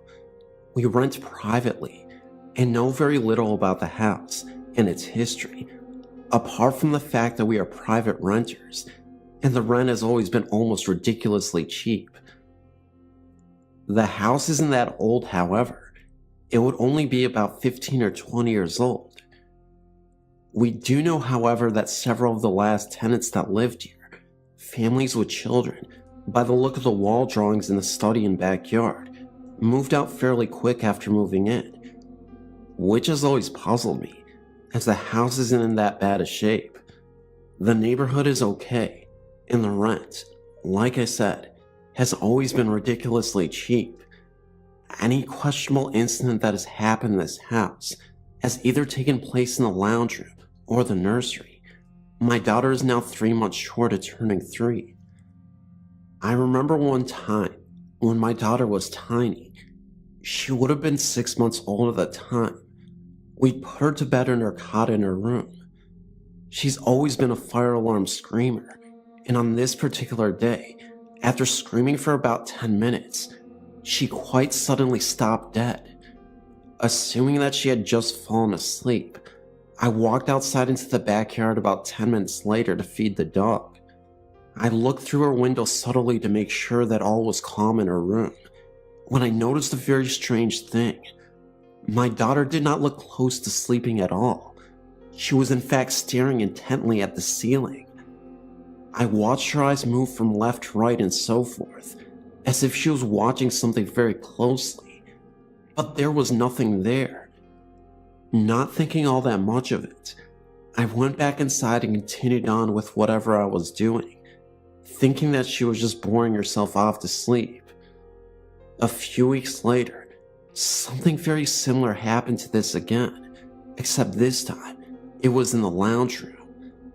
Heidi was sitting with me on the couch. The family dog was also in the room, sitting by my feet, as Heidi all of a sudden started staring at the ceiling again, with much the same intensity as before in her room.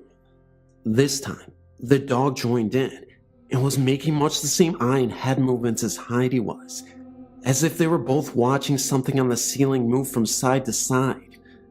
The dog's hair then stood on the back of its neck, and he started growling, which frightened me, as he is one of the friendliest dogs in the world and wouldn't hurt a fly. Then, being a bit of a wimp, he got up and snuck into the next room and didn't come back for about a half an hour. This sort of thing has happened about 3 or 4 times since then, but nothing besides this has ever happened either. No apparitions or noises or banging. I've sometimes had the feeling, though, that we are not alone here. Nothing like this ever happens when my husband is at home, only when I am alone or with Heidi. A couple of days ago, it happened again. Heidi started off by staring at the ceiling, and then her gaze diverted to her toy basket in the corner of the room. She looked at me, smiled, looked back at the toy basket, pointed, and yelled baby. The word baby doesn't necessarily mean baby to Heidi. She calls newborns babies, as well as toddlers up to about her own age. I asked her where, Heidi. Where is the baby? There, she persisted. There, baby. I shrugged and looked away again and hoped to dear God that she would stop pointing and looking at that darn toy basket. She did, thankfully, after only about a minute or so this time. What do you honestly think about this? Fluke? Or something more than just imaginative child playfulness?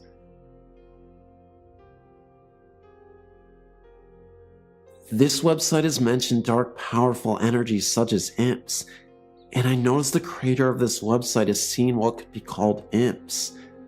Imps are described as devil spirits, who are demons, and small in stature.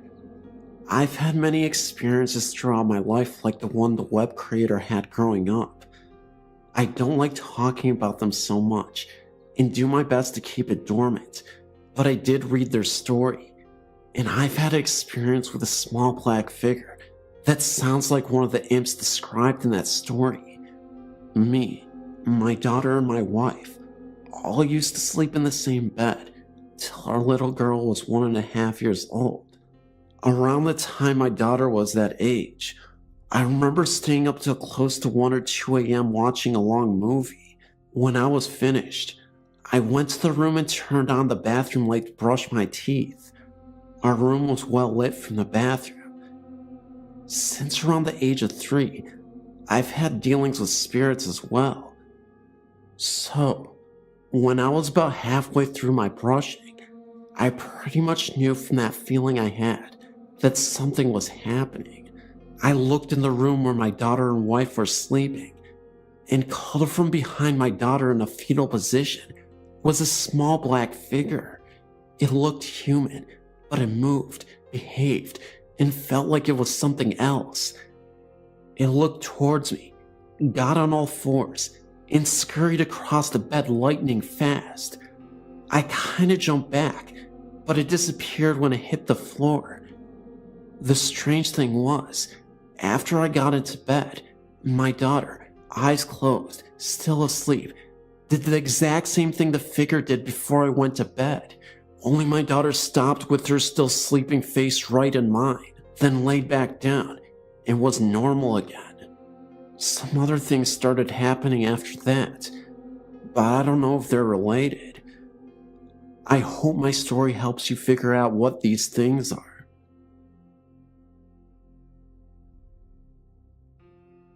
My story begins about 3 years ago. I was 27, and me and my husband were expecting our first child. We had been living with his mother, but since I had become pregnant, we needed a place of our own.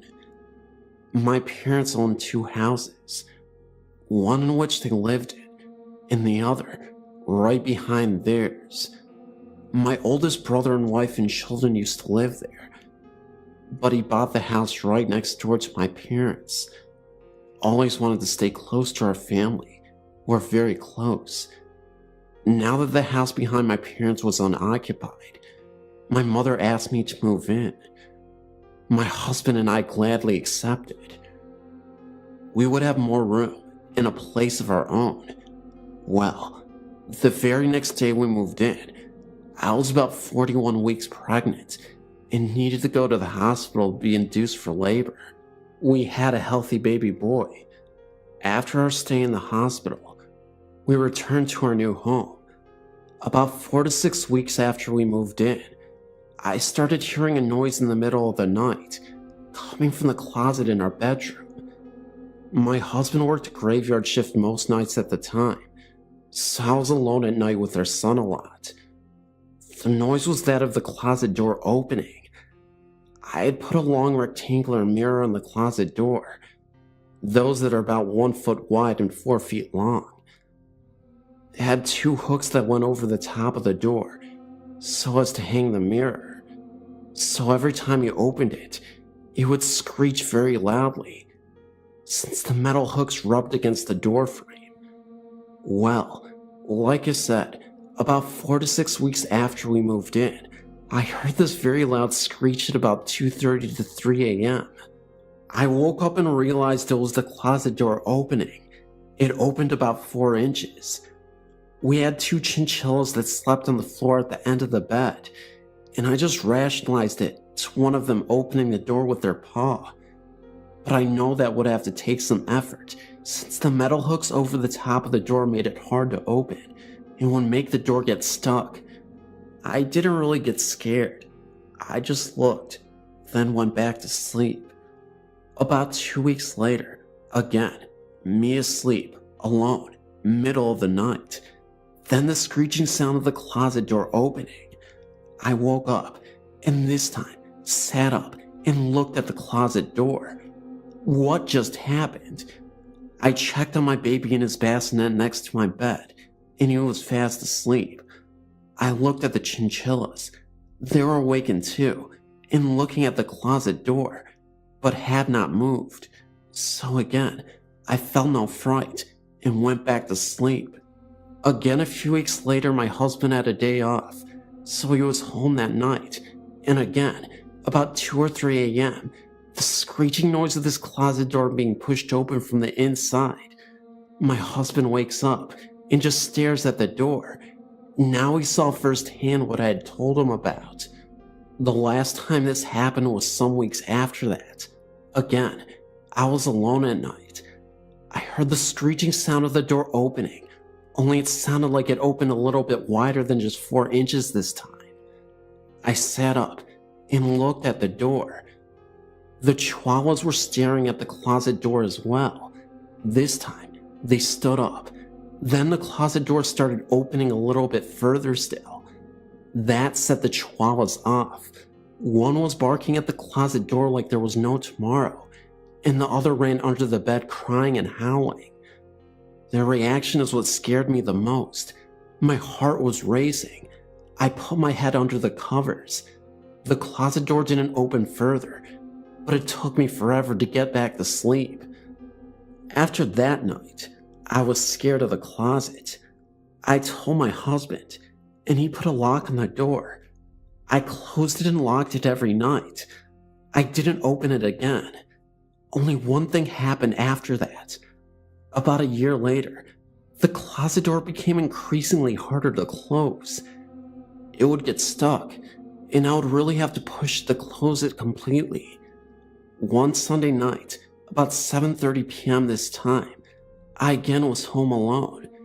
My husband was working, and my son was with my parents in the house in front of ours. I was watching some TV, and I didn't like to leave the closet door open anymore. So I walked over to the closet door to try and close it completely. I was really pushing, and I started banging on the door with my fist to try and close it. It was almost closed. Then, while I was banging with my fist, right on the other side of the door there was a loud bang, as if someone hit it with their fist. It was right on the spot I was hitting it. I could feel the vibration against me. I stepped away from the closet door. I tried to stay calm. I'll try to sit down and watch some TV, I told myself. I sat down, but could not keep my eyes off the closet door.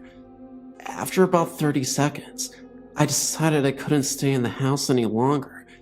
I left my parents' house in front of mine and left the TV on. Why did that scare me so much? I was fine when the closet door would open in the middle of the night.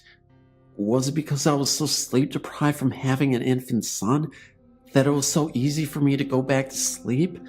The fact that I heard the banging on either side of the closet unnerved me so much. Thinking back, I remembered when I was 14 and my brother first moved in the very same house with my then 4-month pregnant sister-in-law and her 4-month-old daughter from a previous marriage. I remember shortly after they moved in, her telling me she thought the house was haunted. I asked why, and she told me that at night, she would see the closet doorknob rattle and turn. Oh, it's just her imagination, I told her. Even at 14, I would rationalize everything. I guess it wasn't her imagination after all. I later asked my niece, now 21, if she ever saw anything. She told me she did, which I later write about. This is something completely different to my experience, and I think it had something to do with her and not the house. She also used to tell me that the closet door used to open in front of my brother until he confronted it. Then it stopped. Thank you for taking the time to read my story.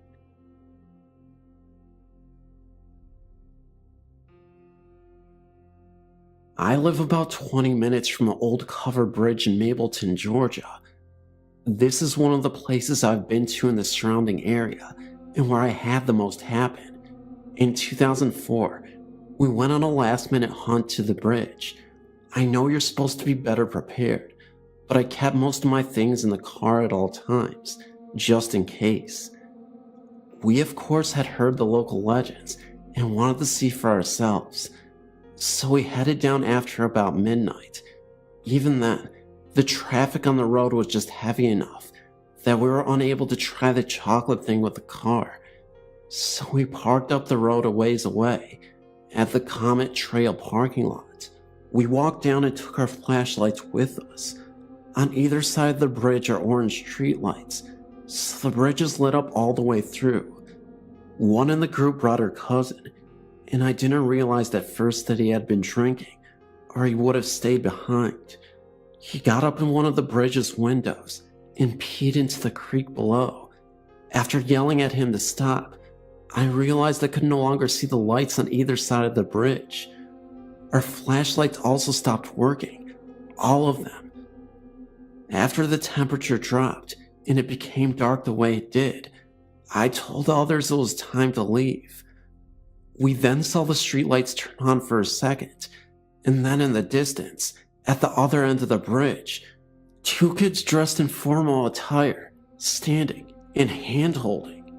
Had to be about 30 seconds, but we saw it. We froze, then started back to the car. As we walked out of the bridge, we heard what sounded like little kids laughing, and they actually touched and poked at our backs as we hurried as fast as we could back up the hill. One of our group reported hearing a voice in his ear telling him to run. I have to say it was unsettling, and though I haven't been back to the bridge yet, it hasn't stopped me from going to other places. I've heard voices and gotten pics, and even had things happen at other sites. This one was one of the best ones. because I don't get physically touched by them often. I also believe nothing would have happened if he had not upset the spirits the way he did. I'm very much more careful about who I bring with now.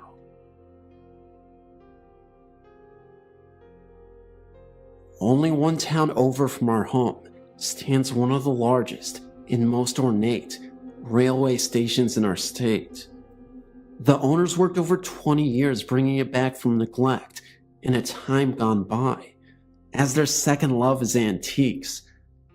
They have decorated it with period pieces throughout, now opened it as an outstanding restaurant. My husband and I often bring friends there to enjoy not only the wonderful food, but for the pleasure of watching them jump as the Amtrak fly by, only feet from the window.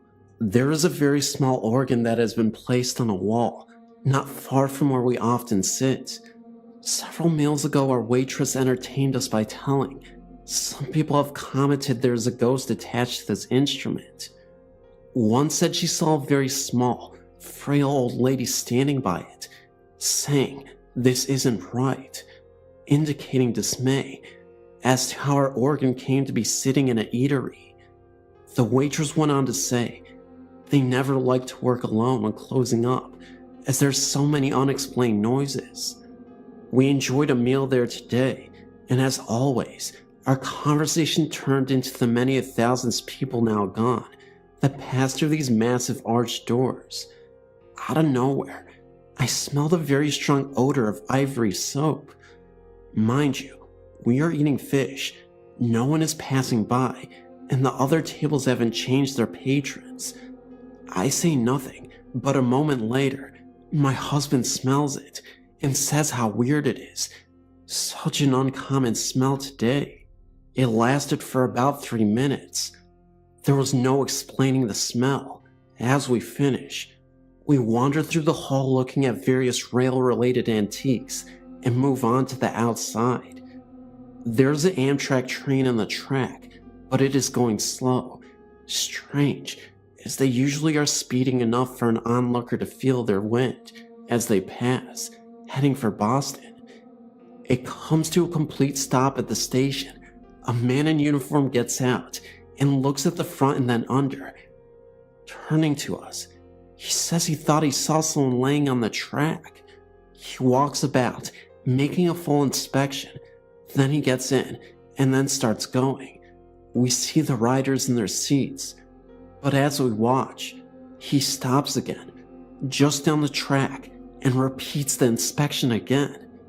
Strange day. This place should be investigated.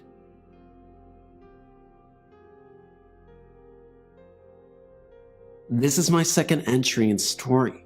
This takes place in Rusk, Texas in the 70s. This story comes from an acquaintance of mine, who is really more of a good friend of mine, of my good friends. Mike and Katie were married and had 2 children.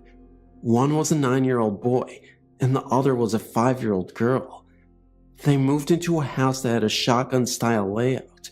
In other words, you entered into the living room, and there was a straight hallway all the way to the back door, with all of the rooms off of this one main hallway. Mike and Katie took the first door on the right as their bedroom, while giving the children the last door on the left to their bedroom.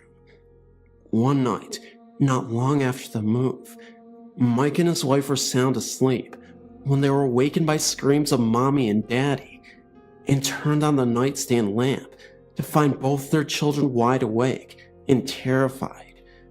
The children claimed to have seen a man with a hat on and a beard peering into their window. Mike immediately got his gun and ran around the back, where he found an empty field and no sign of anyone having been there. At first, they were under the impression that this man had a ladder, because the back of the house stood on a steep grade down, and no one could be peering into one of the back windows without a ladder. But the occurrence repeated itself, and finally, Mommy asked the kids to describe exactly what they had seen.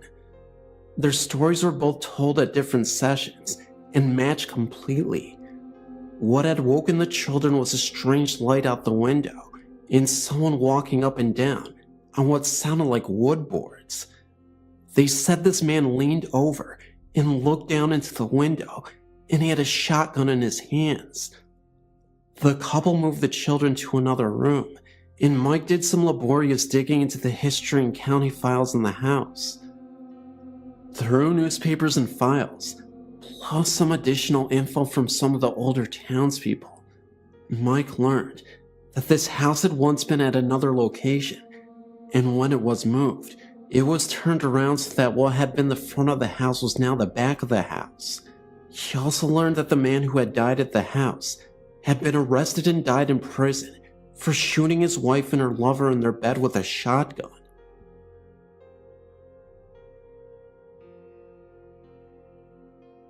I've sent in one other story about my mother's house in Illinois, but I have 2 more stories to share. I was raised by my grandparents. Their house has its share of odd occurrences: knocking sounds from within the walls, an apparition of my great-grandmother, and eerie feelings down the long hallway to the bedrooms. One night, I was around 9 in 1989. I was lying in bed, trying to fall asleep. My bed was facing the doorway, and I could see into my grandparents' bedroom across the hall. The hall is only about 4 feet wide. The only light visible came from a small night light in the outlet at the center of the hall. As I was tossing and turning, trying to fall asleep, I looked out into the hallway and saw a young woman with curly hair, her body glowing faintly. She carried a candle in her cupped hands. She walked slowly and paused for a second and turned to look into my grandparents' room.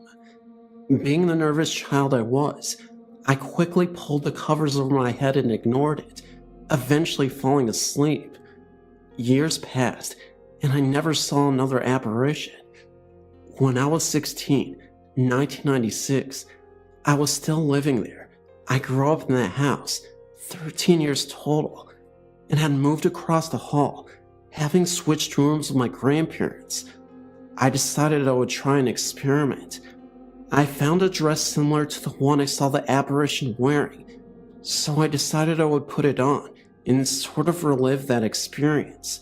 I have very curly hair, and it was the same length as the apparitions. I put on the dress, grabbed a short white candle, turned off the hall light, lit the candle, and took the path that I had witnessed the apparition take.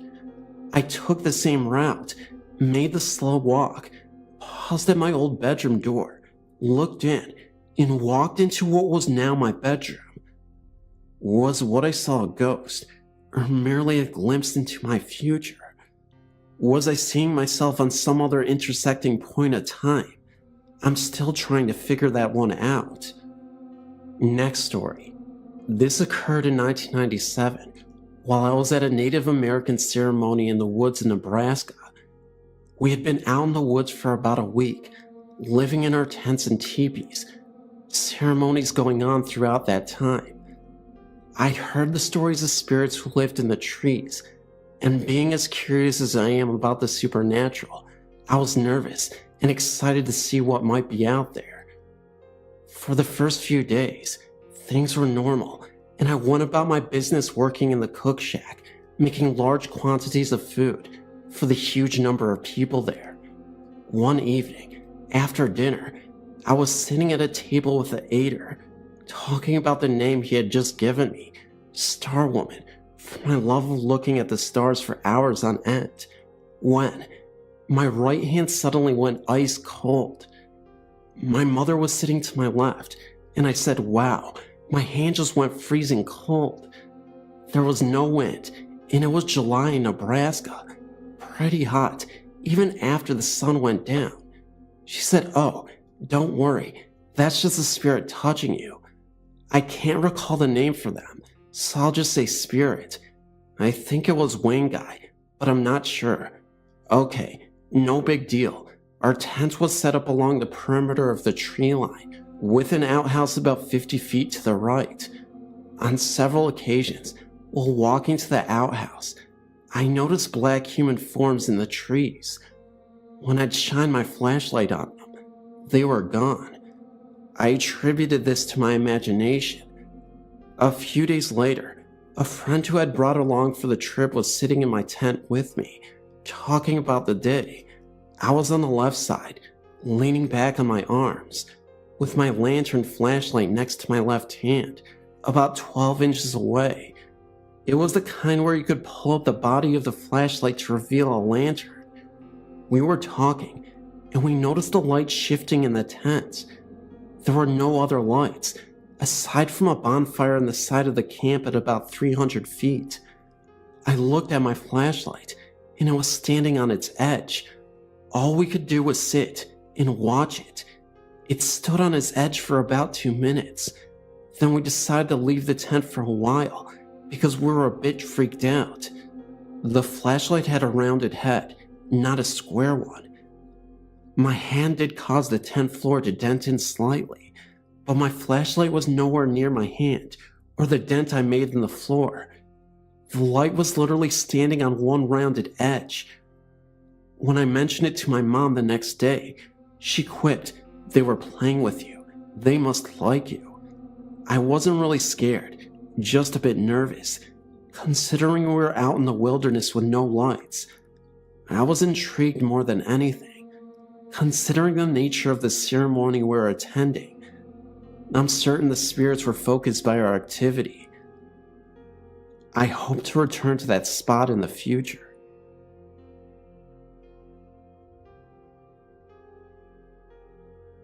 This occurred in Miami, Florida in 1980 when I was 15. I still don't know if this was a paranormal experience, but it was unsettling nevertheless. I was babysitting for the next door neighbors one evening. Their daughter was down for bed, and I was in the family room watching TV. They had a small anchor biter type dog, and it went to the double sliding glass doors that led out into the rear patio and pool area, like it wanted to go to the bathroom. All of the homes in this area had a screened-in patio pool enclosure, and when you opened the sliding glass door to step out into the patio, immediately to your left was a screen door that led into the backyard. Unlike most of the homes in my neighborhood though, the backyard was surrounded by a chain-link fence. So I go and open the sliding glass door, which was completely covered by trays for privacy, to let the dog out. The dog steps out, and I immediately hear the crunching of grass in the yard to my left, as though someone is walking in the backyard. Startled, I look to my left, and there is what appears to be a man, adult size, reaching out as if to open the screen door. I immediately slammed the glass sliding door shut, scared out of my wits. I stood frozen in fear in the living room. Silence. After a few minutes, I cautiously peered through the curtain onto the patio. No one there, just a dog sniffing around. I let the dog in, and he did not appear agitated at the least. I never thought much about it after that, until years later. If there was someone there, why didn't the dog bark? If it was supernatural, animals are known to get agitated, yet nothing. My imagination? Definitely not. Nothing like that ever occurred again in subsequent babysitting for that neighbor. When I was young, my grandmother owned a very old rustic country summer home in a small village about 3 hours away from a large city where I grew up. There was nothing particularly threatening about the outside of the house. To a casual onlooker, it just looked like an old quaint house, much like the majority of the houses in the village. During summer break from school, my parents would send me there, since my grandmother always took her vacations there, far away from the busy life in the big city where we all lived.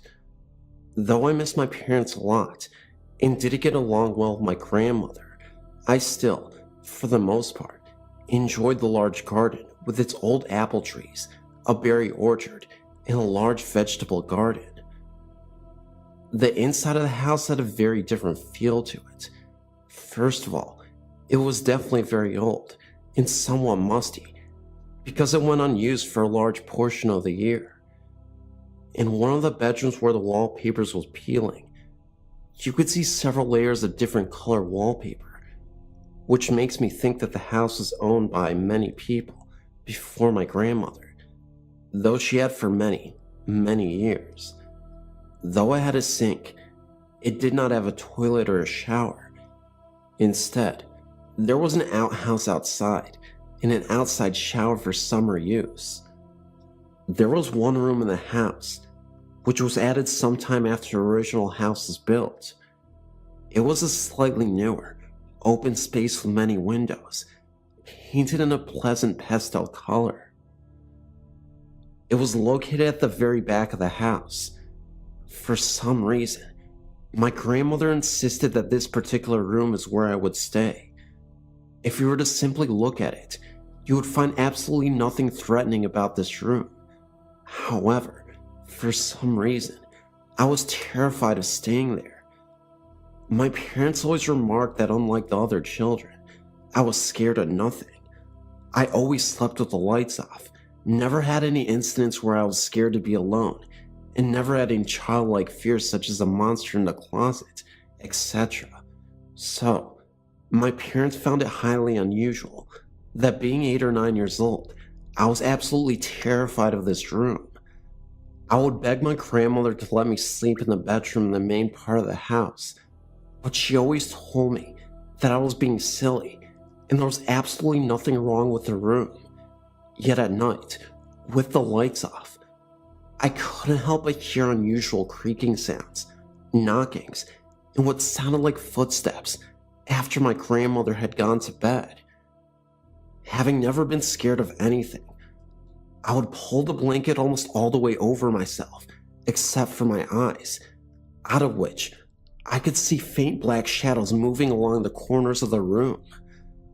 I tried so hard to convince myself that I was just imagining things, but the extreme uneasy feeling never let up. I felt like something in the room could physically hurt me if it chose to.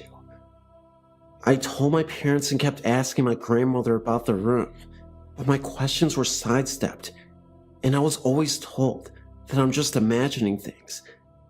And maybe it's because the room is sort of isolated from the rest of the house, and that makes me nervous. And of course, I got the usual explanation of it's just the house settling, etc. Since the house had no hot water, they couldn't blame the water heater. Things would go on like this every summer I was there. On a few occasions when I was allowed to sleep in the bedroom in the main part of the house, I felt much more at ease and was able to fall asleep much easier. In the other room, the uneasy feeling would keep me awake for hours, which was highly unusual for me since I never had trouble sleeping anywhere else. Yet, though significantly weaker, the effects of that negative energy permeated the entire house.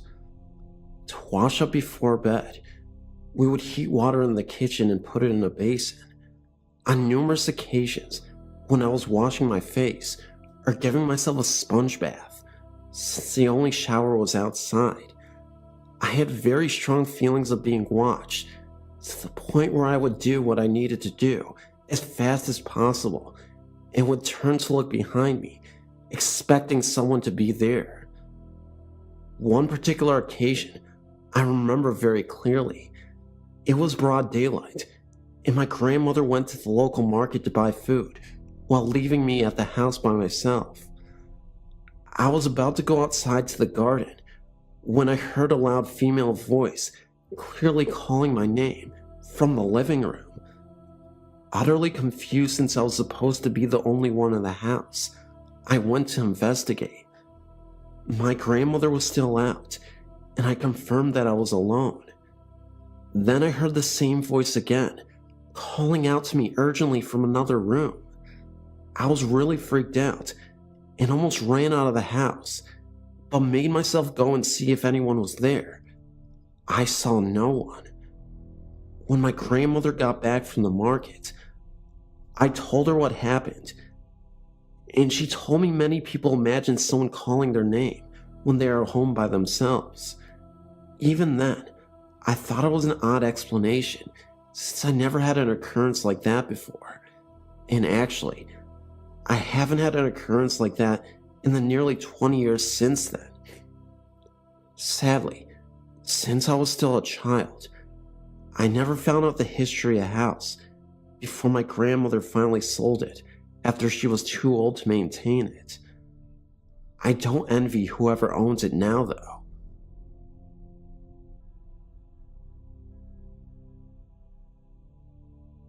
Okay, one of my first experiences with ghosts was when I was about 5 or 6 years old. I was in Texas at my grandmother's house with my brother and cousin. We were sleeping in the living room, and I heard kids playing in the background. Then I heard a man call my name. I thought everyone else was up, and my grandma was waking me up. I stood up and opened my eyes, and there was no one there. It was also silent. I thought it was a dream, but then I heard kids again, and a man's voice started to call my name again. I now knew that this wasn't a dream. I ran to my grandparents' room and told them there was a man calling my name and that there were kids playing. My grandma said I was having a nightmare and to go back to sleep. I got into bed with them and went to sleep. About an hour later, my cousin came into the room saying that a man wouldn't stop calling his name. My grandma thought it was maybe a coincidence and told us to go to sleep. Nothing ever happened to my brother. A few weeks later, we got a call from them telling us that they were moving. My grandpa had gotten up about 1 a.m. to let the dog outside, and when he turned around, all of the dog's squeaky toys started squeaking, and there was a woman standing right in front of him, and it wasn't my grandma. They found a house and started moving as quickly as possible. We came down to help them.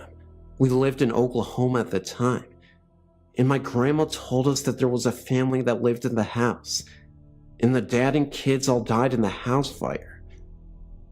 We never found out who the woman was, though. Thank you for letting me submit my story to you. This is one of the scariest, but I have lots of them.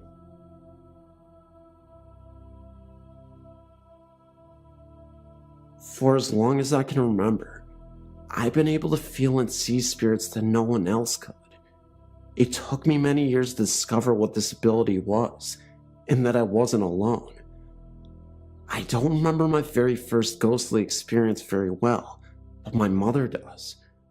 She told me the story many times. I was 3 years old, and we were visiting my grandmother at her home in East Boston.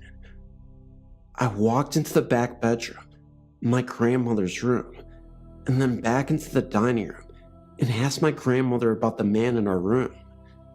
She asked me to describe him, so I did. She turned to my mother and quietly said, "She has a gift." She handed me a photo of her and my deceased grandfather and asked me if that was the man. I said yes, but he was skinnier now. My grandfather died of a brain aneurysm, a complication from a bout of meningitis in 1952, 34 years before my birth year. 1 year later, I was 4. We moved into a new home. Directly behind the house was the cemetery. We lived in that house for the next 14 years. There was a very heavy, eerie feeling that surrounded the stairs. Something watched you from the base of the stairs while you were in the living room, or at the top of the stairs. Every so often, there was footsteps and the sounds of someone falling down them. When you went to investigate, nothing was there. The basement was the worst place. It felt like something like a voice grip was squeezing your chest. I could never go down there. I was apparently the only one that felt it. My sister told me after she moved into her room down there that she never quite felt alone, and she'd get this odd headache, then smell something really awful. My dad made sure everything was perfectly safe before she moved everything down. There was no explainable reason for her experiences. I've had experiences outside the house as well, in cemeteries, in other people's homes. Recently, I began to investigate haunted places in New England with my friends. Since moving into my current residence in 2005, though, I haven't had any experiences at my home.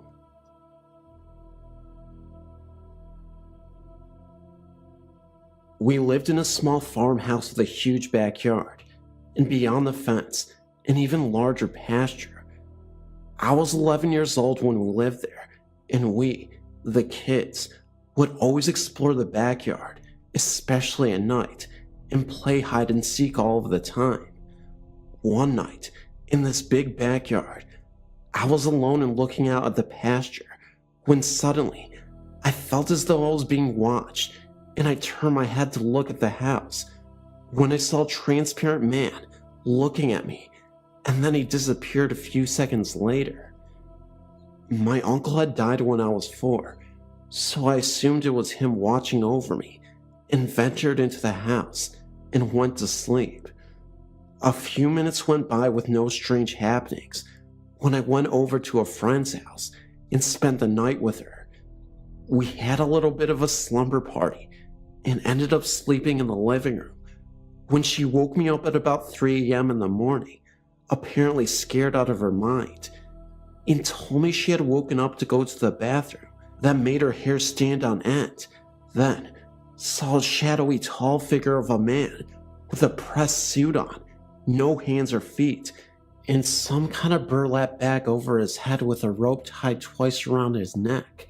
So naturally, I thought she was kidding around, trying to scare me. So I got up and ventured into the direction she was pointing, when I felt this strange sensation, and boom, like magic, he was there. I ran back and told her that I had too seen it, and she ran into her parents' room and got them out of bed, and naturally, they told us there were no such things as ghosts, and told us to go back to sleep. We lay in the living room a long time, just watching this thing pace back and forth, and waiting for dawn so we could finally get some sleep. And about 5 in the morning, the visitor disappeared, and we soon fell asleep. Never in a million years, if someone would have told me this would be the beginning of a 19-year-old haunting, would I have believed them. But that is exactly what happened. Not just to me, but to my friend also. It seemed that this ghost visited us every night at the same time for almost 2 years at first, just pacing the halls, then turning things off and on, changing TV channels and radio stations, swinging things in the walls, just little annoying things that at our age would scare the crap out of you. One of the scariest nights I can remember was one night at my house. We were sitting on the bed eating ice cream when we both got that spooky feeling and fell silent, and we smelled something burning for a second, and then we heard the most guttural scary movie growl I've ever heard in my life. We threw our bowls and ran into the living room, where I felt the need to spoil the beans to my parents. Of course, they told me we were crazy and that our imaginations were great. A few months later, I was still insisting to them that something evil was in the home, and they kept telling me the same thing and began asking me if I needed help like counseling or something, but I kept fighting with them about it. By this point, even my brothers thought I was insane. A few months later, my parents decided to move because I stuck to my story, and they were hoping that if they got me away from my friend, that my imagination wouldn't work overtime. We moved about 65 miles from that town to another farmhouse that was even older than the last one. The same thing was happening, only instead of pacing back and forth, the figure began to float to my bedside, lean its head to the side, and make noises like it wanted something from me. This was a nightly ordeal for a few months, and then it began to start touching me. I could never see its hands, but I could feel the icy cold prickle sensation that came with it, working its way up my bed, to my legs, up my body, and even surrounding my head. Most nights, I was too afraid to move and afraid to cry out, so I laid in my bed, silently weeping. This went on for quite some time too. Then it began to lay in the bed beside me and touch me off and on all night, as though it was testing me to see if I was scared. And trust me, I was terrified. But when 5 a.m. rolled around, proof he would vanish. After a few months of this, in a tunnel of sleep, I finally got the nerve up to throw a pillow at him and yell at him. You know, things like, "What do you want from me?" And he began to put his head to the side, even more, and grunt, as if he was replying, "What?" Remember, the figure always had a pressed-on pinstripe suit and some kind of burlap bag over his head, with a rope that showed to be strung around his neck at least 2 times. So, I never saw a face or even heard him speak, anything other than the grunts it was doing that night. But shortly after my temper tantrum, it left. Finally, a few nights of peaceful sleep, until I was awakened by heavy footsteps in the foyer, going through the kitchen, which was not like him at all, and then the burnt smell again, and I was so afraid that I would hear the growl again, that I remember thinking my parents would surely find me dead in the morning from a heart attack. To make a long story shorter, here's a list of things that happened. After that night, I never saw the burlap ghost again, but strange things and sounds and figures would keep me up all night. It was like an open portal in my bedroom. I would wake up scratched up, heavy breathing in my ears, pressure on my chest, racing black silvery balls across the ceiling, red eyes racing through my room and disappearing, laughter, waking with my arms bruised as if someone had grabbed me, something cold that I always assumed to be a hand, because I felt something like a huge ring hit the bottom of my foot, grabbed me by the ankle, and almost slung me out of bed. A Bible was slung across the room and landed on my bed, as I had taken to the habit of filling my room with religious items. In one night, so much activity in my room that my younger brother was awakened and came in only to turn white and started screaming. And to this day, he will not tell me what he saw. So on to the future. I turned 18, still struggling with this haunting, or whatever you call it, and joined the military, and it still followed me. Even being stationed in Iceland, it was still up to no good, and my best friend, who was also my roommate, would say things like something is not right, and it was doing all of its little tricks again, like turning things on and off. But she seemed fascinated with it, so I told her the entire story, and she didn't seem to mind. She had just wondered what I had done to have this happen to me. Finally, a few years of peace without one thing happening. I'm now 24 and live with my boyfriend in our 3-bedroom, 2-bath house, and nothing. Another year of peace when he tells me one morning that he felt like he was being choked in the middle of the night, and he has some bruises on his arm. I say nothing because I don't want him to think I am crazy, but it keeps happening, and then I wake up, look at the clock, and it's 3 a.m. again, and something is breathing heavy in my ear. I got up and went into our guest bedroom, and nothing, so I fall asleep for what seems like a few hours. But when I wake up, it is only 40 past 3, so I attempt to get up, and I can't move. Something is strangling me and hitting me all over. I struggle to get up, but I can't move. I can't even scream. This went on for about 15 to 20 minutes, and proof the struggle is over. This time, the attack is so severe that I consider calling a team of specialists out to see what it is, but I never did. Shortly after that, my boyfriend and I split up, and I moved to Oklahoma to be with my family, and nothing has happened since. Once in a while, I get a strange sensation, but I don't think about it twice and just keep doing what I'm doing. And it has now been about 2 years since anything out of the ordinary happened. There are many more things that happened during this trying period of my life, but for me to write it on here would take a year at least. For those of you who read this and think I'm crazy, I can only say that maybe someday my little brother will tell me what he saw.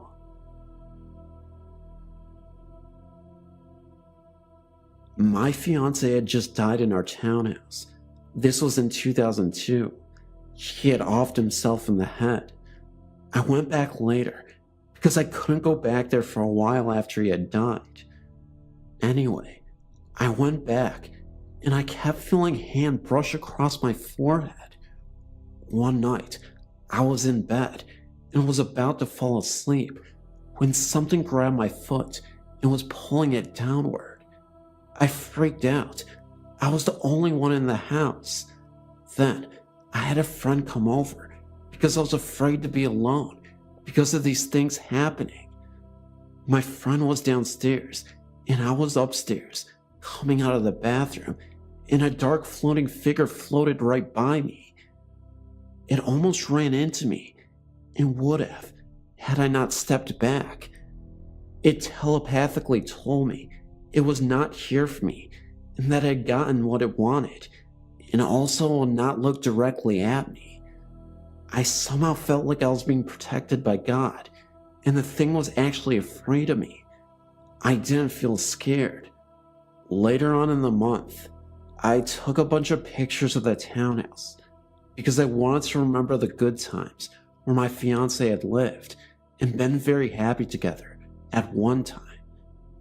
I was planning on moving because the memory of his death was just too much for me, and I always had this creepy feeling there since he had died. After I got the pictures developed, there were 120 photos in all of several different rolls of film of different things, and then the one that I had taken pictures of, the inside of the townhome. Out of all these photos, I had taken 3 of the exact place where he had died, and only those 3 photos were what appeared to be flames right in the place where he had passed. It almost looked like the portal to hell. Seriously. To this day, I cannot explain those pictures. They were taken with a very expensive camera. No other photos I had developed before or after that had ever had those flames in them like that. Just the 3 that were the exact location of his body when he died. My name is Malin, and I've just turned 21. I live in Sweden. In my parents' house, I've experienced some strange things that I really can't explain. My sister and I have always felt that there is a presence other than us. My parents don't believe in that kind of thing and have always told us that it's just our imagination. One of the first things I remember is that my father had gotten this stuffed animal that looked like E.T. He got it from his students as a present. I must have been about 4 years old and had recently seen the movie with my sister, and for some reason, I thought that E.T. was the most scary thing I've ever seen, so I didn't like this doll at all.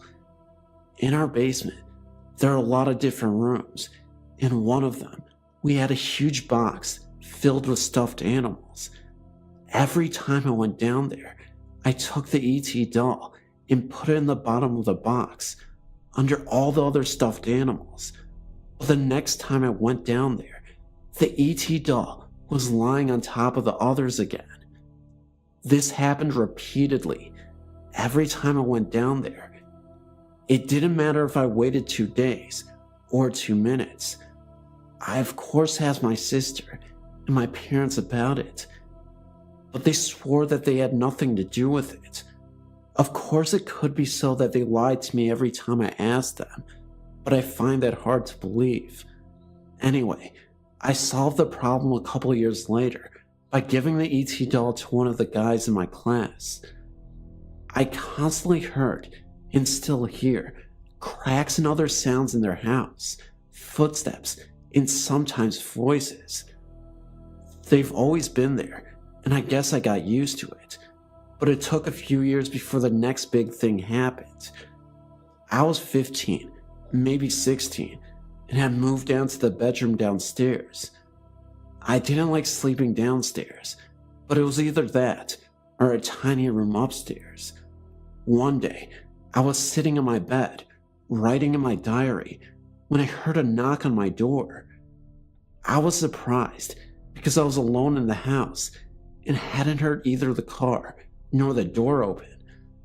I said, "Come in," but when no one entered, I got up and opened the door, but there was no one there. I thought it was strange, but went back to my diary.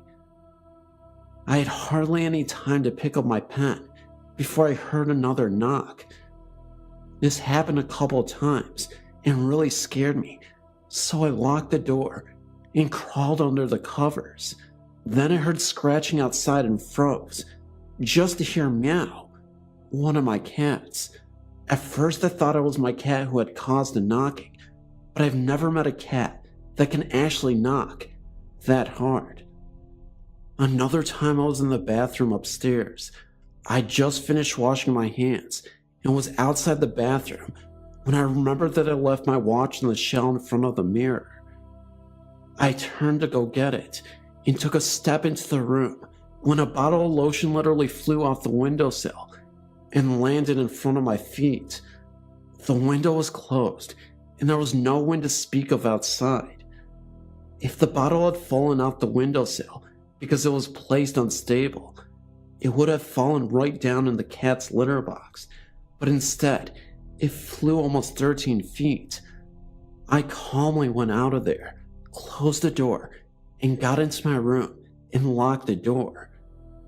I've also seen a boy in the basement, a teenager. He's not transparent at all. He looks as real as you and me. I've only gotten short glimpses of him, but I know he has brown hair and a green shirt. For some reason, I most often see him around Christmas and other holidays. I wonder why. Even though some of these things scare me, I've never felt threatened, so I guess whomever or whatever is present in my parents' house doesn't want to harm us.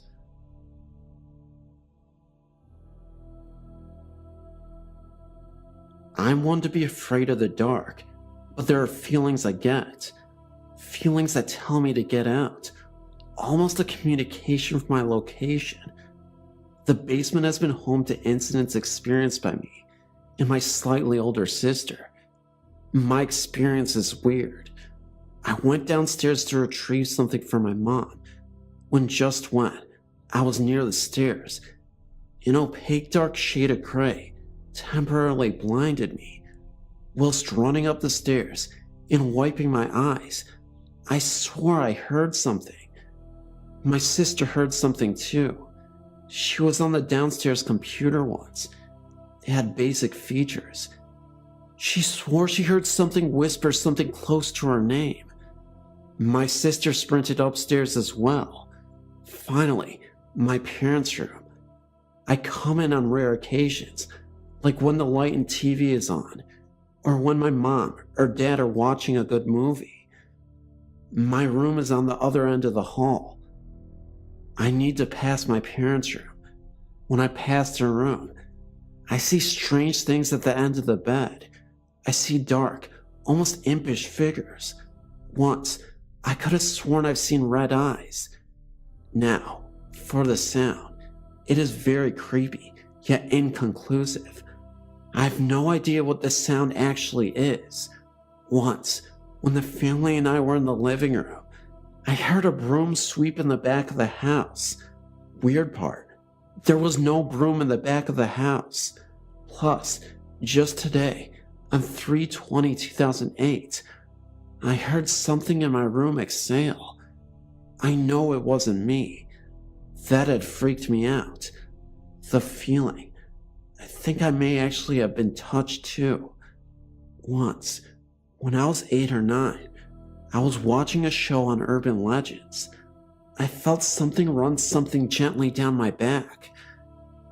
It was around 10 or 11, but I got up anyway, and I went to the living room where I found my mom. I told her what happened, but she just said it was just a curtain.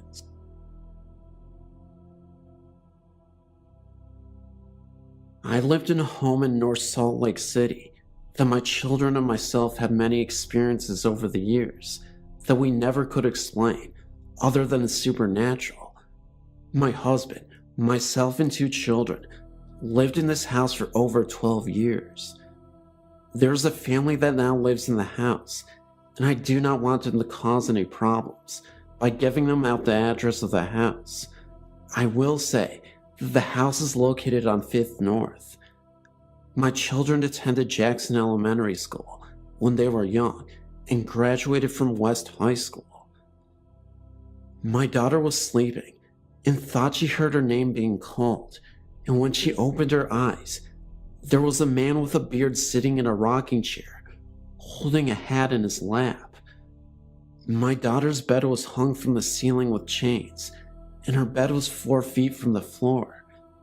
My daughter said the man turned his head towards her and grinned at her. She also said that her rocking chair was even with her bed and was 4 feet off the floor.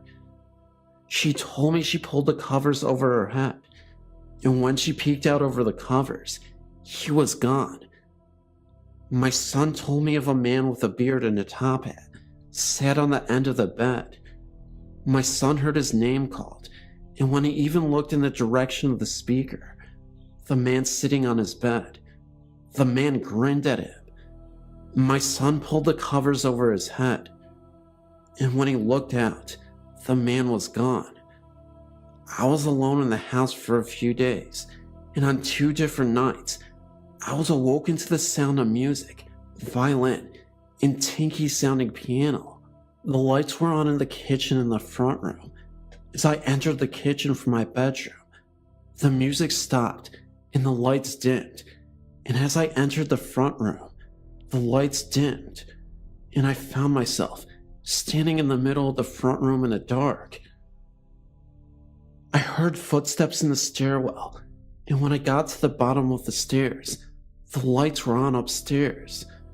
I started walking up the stairs, and with each step, the light got dimmer, and about at the 5th step, it was now dark upstairs.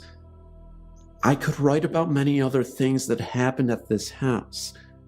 We never felt anything evil with our experiences, and it was always our own fear that scared us.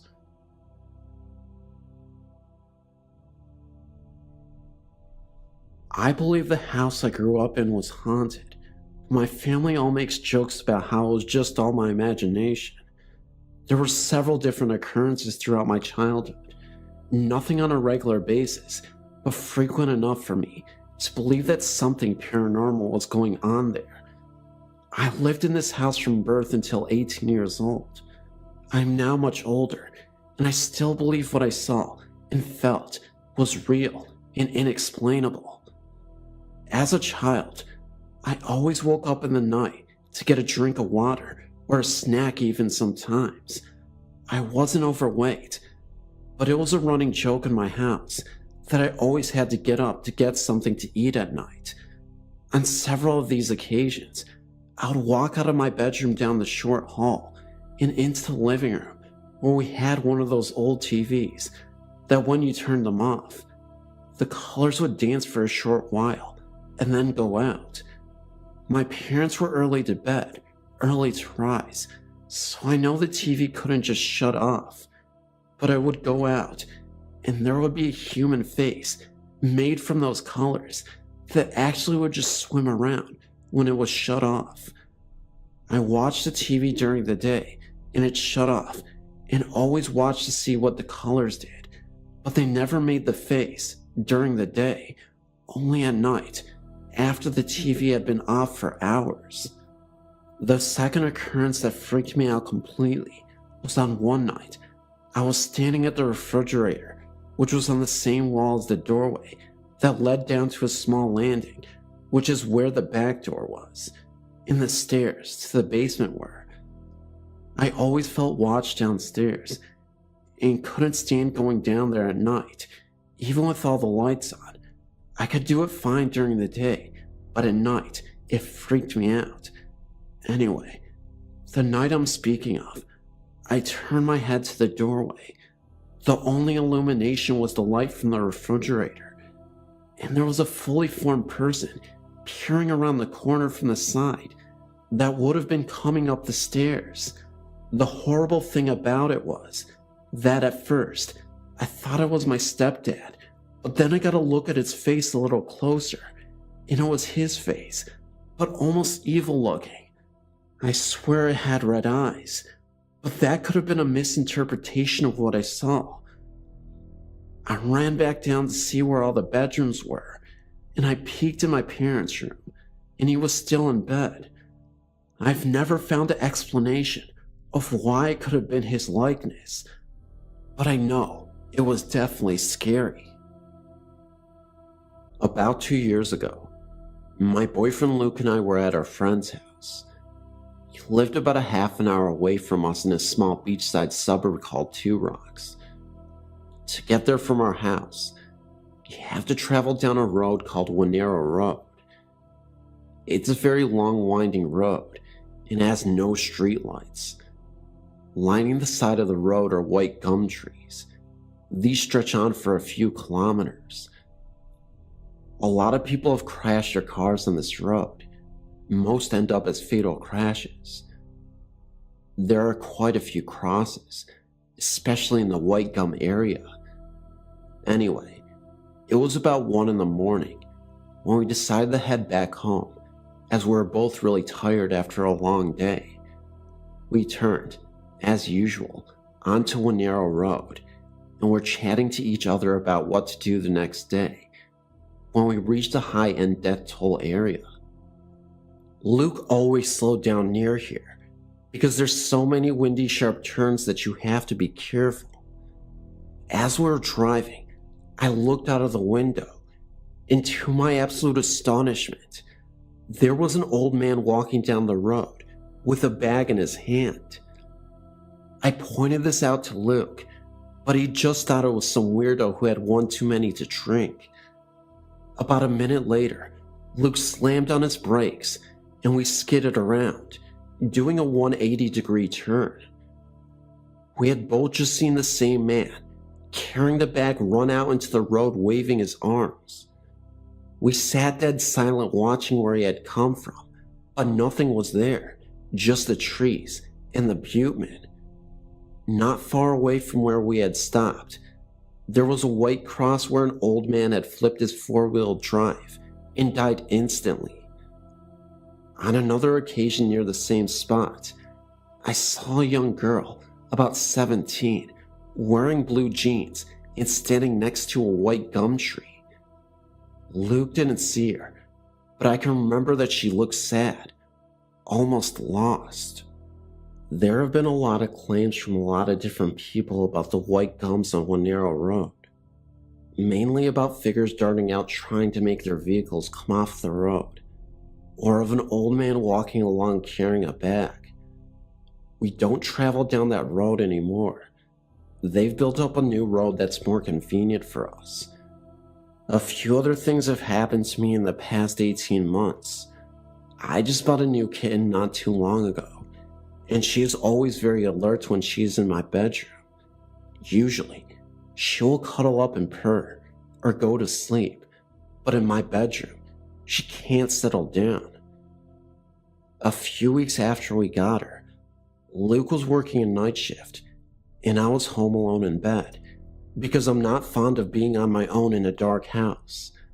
I decided that my kitten would stay with me in my room until Luke got home.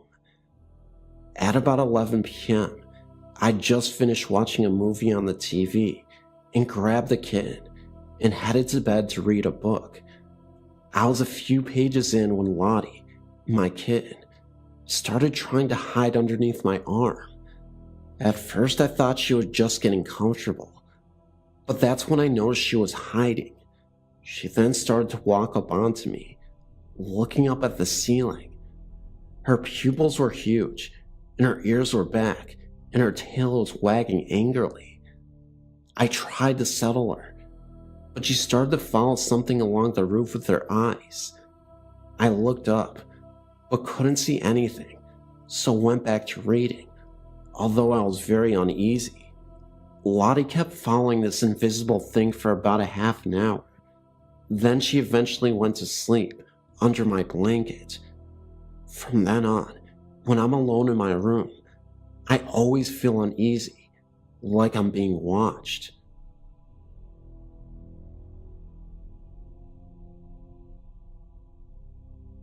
Okay, this isn't the first supernatural type thing that I think I may have experienced, but it is the only one that I know for sure was real.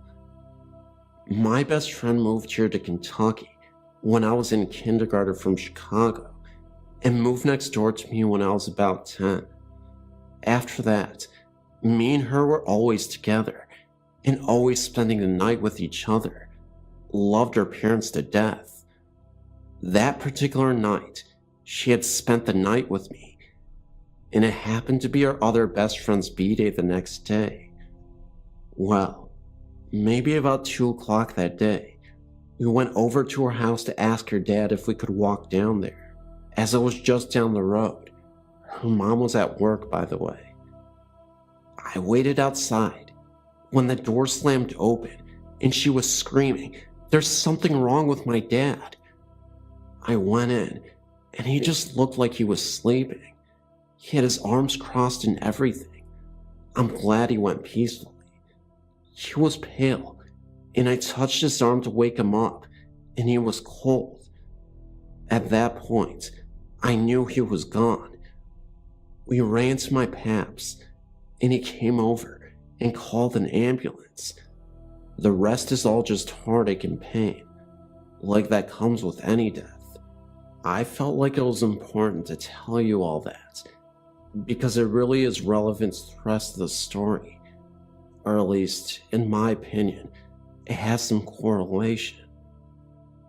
Okay, now on to the creepiest moments. I was spending the night with that same friend, and I asked where the mouthwash was, and this was probably about 3 or so months later. She said her dad had some in his dresser, so I went into his room. I stood there as she looked, and suddenly, we heard this rhythmic knocking all down the side of her house. It was really fast and complicated.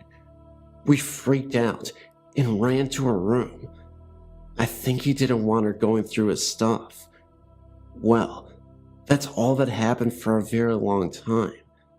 The last experience, her dog is chained up in their fenced-in yard, and it was in heat, and my male dog got in her yard and no one was home, so I rushed over there. They really didn't need any more puppies, and opened her gate to get my dog that somehow got in there. And I heard his voice again, very meanly shout, "Hey," so I freaked out and ran again. The main thing I'm wondering about is that knocking. It's really odd. I think about it sometimes, but I mean it shouldn't bother me anymore, but it does. If you have any ideas as to what this is, please speak up.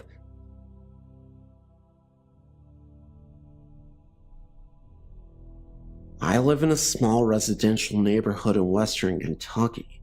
My family has resided in our home for 37 years. We're the first home to ever be built on this property, as the same with several other homes in the area. Since day one upon moving into the house, we have been plagued with numerous experiences that, quite frankly, can't be explained.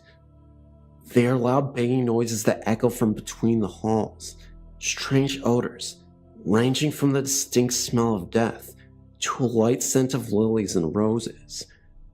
Strange shapes of a blackish-gray smoke clinging to the baseboards. Voices that echo through the entire house, ranging from the intensity of a deafening shriek to the softest of whispers. Shadow people walk the house day and night. Strange bluish-green bars of light extend from room to room, balls of light that chase each other around the ceiling. Full-body apparitions, plain as you and I. Things disappearing, sometimes returning in different parts of the home, sometimes never reappearing.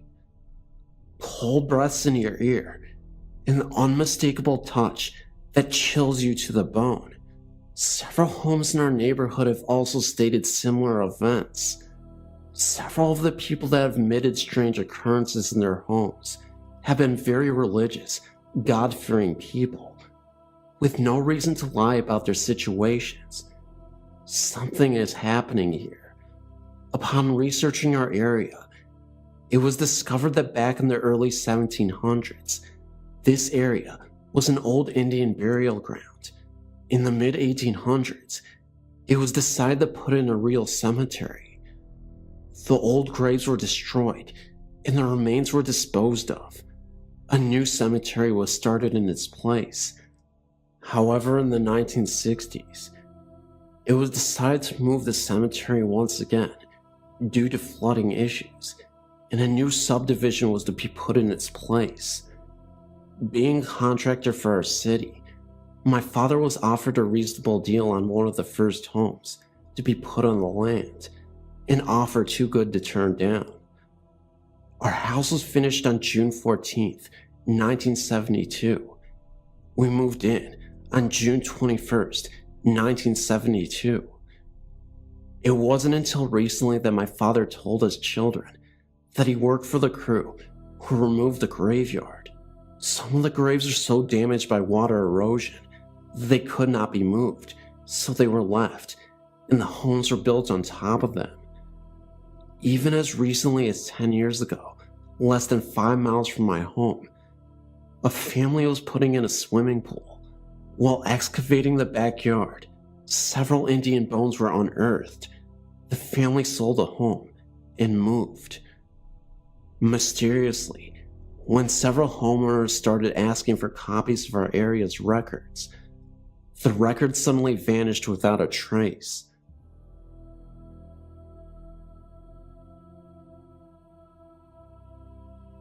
Here are 2 instances in which I experienced ghostly activity. They're not very long stories, but I think they're very interesting. So here goes. I really don't know if you keep up with your website, but if you do, back in 2004, a couple of buddies and I went to Thompson Creek Trail. We started down the trail. My friend and I were at the front of the group. We had flashlights, and we were flashing them at all the really dark areas of the trail. We had passed an old-looking house to our right at the beginning of the trail. Shortly after, there was a curve in the trail, and in the bend of the curve, there was a tree. It was really dark at the trunk of the tree, so I was kind of scared, and I shined my light on it. The image that had projected from my flashlight was of a very tall man and was standing very close to the tree, and a shadow was cast onto the tree trunk. It is a fact that no one was in front of me. My friend had also seen the huge shadow of a man.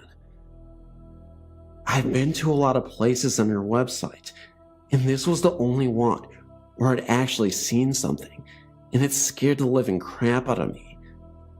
On to my next paranormal experience. For me, I've always believed in the paranormal, though I've never had any experiences of my own until very recently, including the one I just told you about. I met a new friend at school, and he told me his house had spirits in it. He and his family had all something happen to them, i.e., seeing figures, hearing voices, unusual odors, and poltergeists. They even hired a priest to bless the house, and also a psychic. I never thought I would have something happen to me, but me and my mates were watching a movie in his room, and suddenly out of the corner of my eye, I swore to God that I saw a shadowy figure in his mirror, and when I turned my head, it kind of stepped out of view. I thought this was weird, because usually I can tell if my eyes are playing tricks on me, but this time it just seemed different. Another experience I had was when I was on the computer alone, and my friend was downstairs. While I was on the computer, I thought I was hearing many voices, like the background noises you hear in a restaurant. I could hear very faintly. Now, because of these experiences, I don't like being alone in this house. What I want to do next is to actually try to do ghost hunting in this house. So there you have it, my 2 experiences. I hope you thought they were interesting, because they scared and terrified me.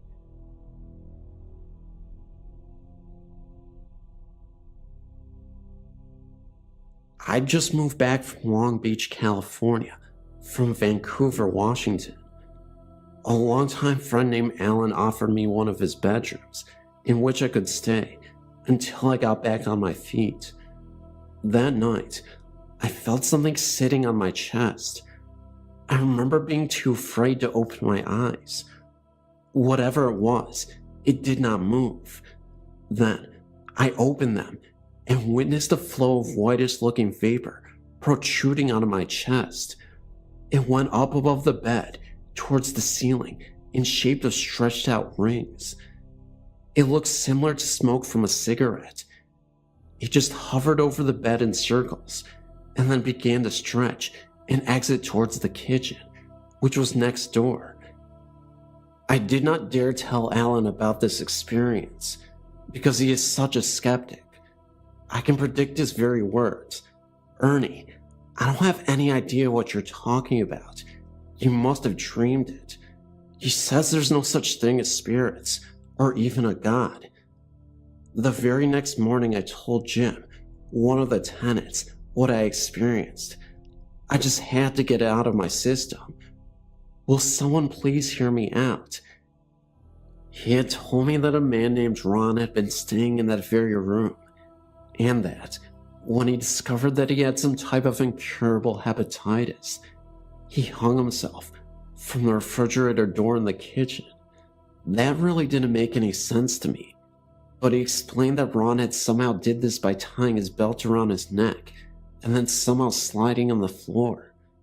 According to Jim, Ron received a letter from UCLA about a month later, stating that he was to come to UCLA immediately because they now had a treatment for his type of hepatitis. If he'd only waited one more month, Jim told me that he believed Ron had tried to inherit my body when I was sleeping, as in, tried to possess me. This incident, however, never happened again. I do recall one time waking up at 1 a.m. in that house and hearing a repetitious sound coming from the garage. I looked out the window because the garage had a window, but it was dark. The next day Al was in the garage and I asked him what he was doing in the garage at 1 a.m. He said, "I wasn't in here. Why do you ask?"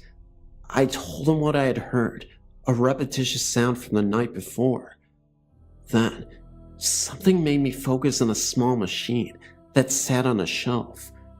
I asked Al what it was. He told me that his previous tenant named Ron used to do laboratory work, and that the machine was for polishing rocks. There was still rocks in it. It had a handle that turned. When I turned it, I heard the same sound that I had heard in the morning. I told Al, but he said he must have been mistaken. No one was in the garage last night. It was locked at night, and only I have a key. I said no more.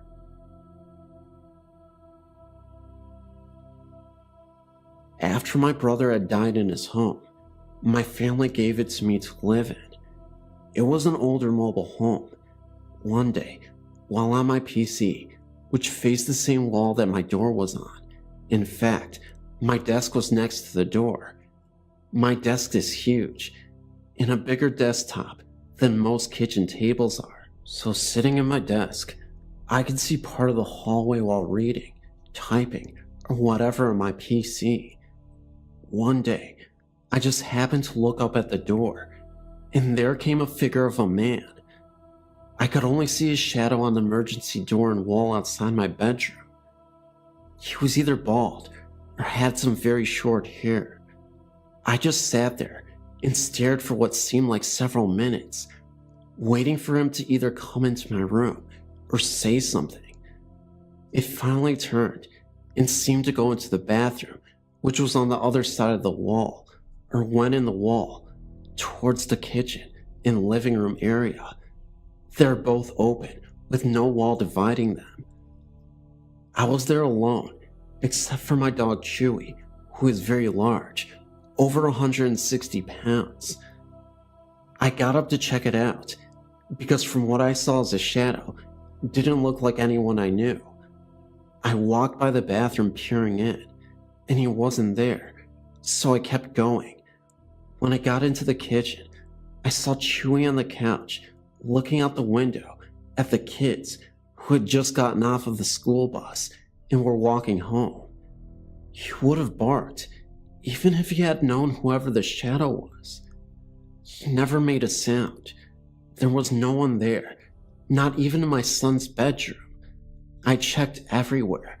If he had gone outside, I would have heard the door open and close.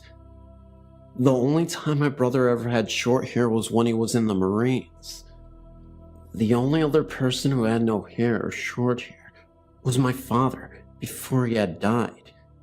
The chemo and radiation treatments for cancer had done that, and both were dead for about 4 years, both dying about 4 months apart. So far, this has been my only encounter with a shadow person or ghost. I never really knew they could or would show up like this. This past year, my daughter who works in a nursing home was telling me they have seen shadow people there too. They seem to be only showing up in this one hall section. I believe she said it was where the patients who weren't doing so well stayed. One patient even complained about being there in that hall. He said they kept bothering him and wouldn't leave him alone. When they moved him to another hall, he quit complaining. He did eventually die several months later. I did see this happen on Ghost Hunters too, where they saw a man's shadow like a figure on a locker. They've mentioned shadow people a few times on there too. Now, I suppose you're wondering if I were scared. For some odd reason, I wasn't at all. I just wish I knew who it was. I know dogs have a sixth sense too, and I still wonder why my dog didn't seem to know he was there. Chewy had never met my brother or my father. Even if he knew them, he would have barked at being excited someone came to visit. Hello. I want to submit 2 amazing experiences that I witnessed that involved children. Many people believe paranormal experiences by children are hard to explain away because they do not know about the supernatural and have no reason to lie or embellish their stories. The first one involved a friend's son who was about 4 at the time. My hubby had surgery at a very old Catholic hospital, which dated back more than 100 years, and he had been placed in a private room with a private bathroom to recover. We were in the part of the hospital that dated back to the 1940s. My friend and her son dropped by to check up on my hubby. He was sleeping off the amnesia, and me, my friend and her son, were sitting in chairs next to the bed. I was chatting with my friend, and her son was looking across the room into the bathroom, and he started smiling, and he waved. We thought he was waving at my hubby, and his mom told him that Mr. Rob was sleeping and could not see him wave. What he said next stunned us. He said, "Mommy, I'm not waving at him. I'm waving at the lady in the bathroom." The bathroom was empty. She told him no one was in the bathroom, and then he said, "Yes, there is," and again looked over in the direction of the bathroom and smiled and waved again and said, "Her name is Karen." We were both creeped out because he really looked like he was seeing someone, and considering that we were in an old hospital, there's no telling how many people died there. The second one involved my son. When he was about 3.5 years old, he started seeing the babies, as he called them. It started one night when I tucked him into bed. As I started to walk out, he began to giggle and wave at the ceiling. I asked him what he was doing, and he said there were babies, and he pointed to the ceiling. I asked what they were doing, and he said they waved and smiled at him and made funny faces or played peekaboo with him at night. He didn't seem at all scared. In fact, he enjoyed it. I chalked it up to imaginary friends. However, over the course of time, it became more real for him and for me.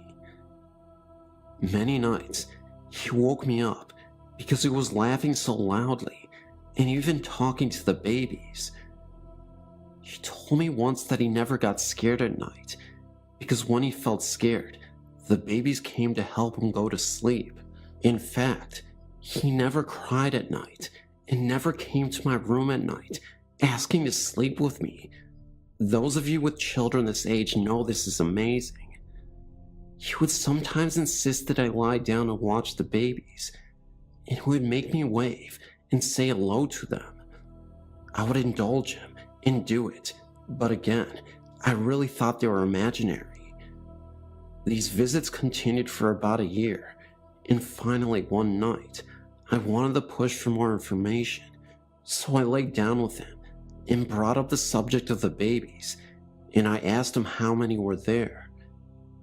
His answer made me both very happy and sad.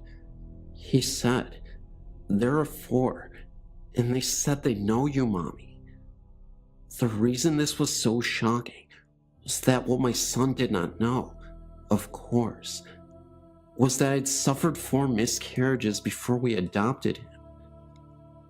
I was happy that the babies had come to let us know they were okay and happy, and that they liked their adopted little brother so much, and took care of him by comforting him when he was scared at night. Sad, too, because I could not see what they looked like, but I believe one day I will meet them. My son continued to see the babies for about another 6 months, and then one day, he told me as he was getting into bed that the babies were finished. I asked what he meant, and he explained they were finished because he was a big boy and he could go to sleep by himself now. He has never even spoken of them again.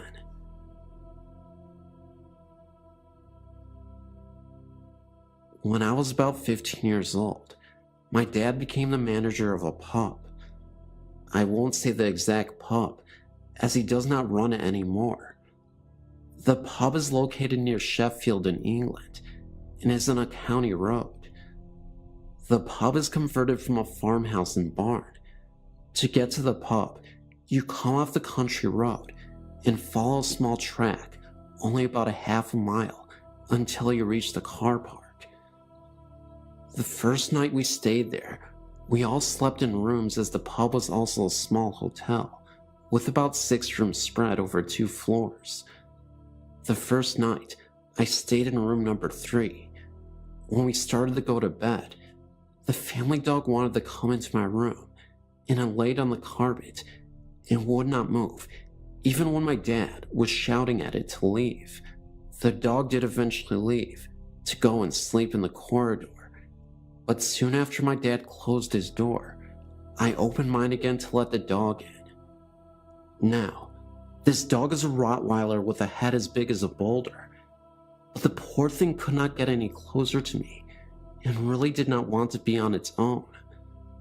I should mention that my parents divorced, and at the time, I only saw my dad on the weekends, so the next time I went to stay there, I stayed in room number 4, just to set the scene.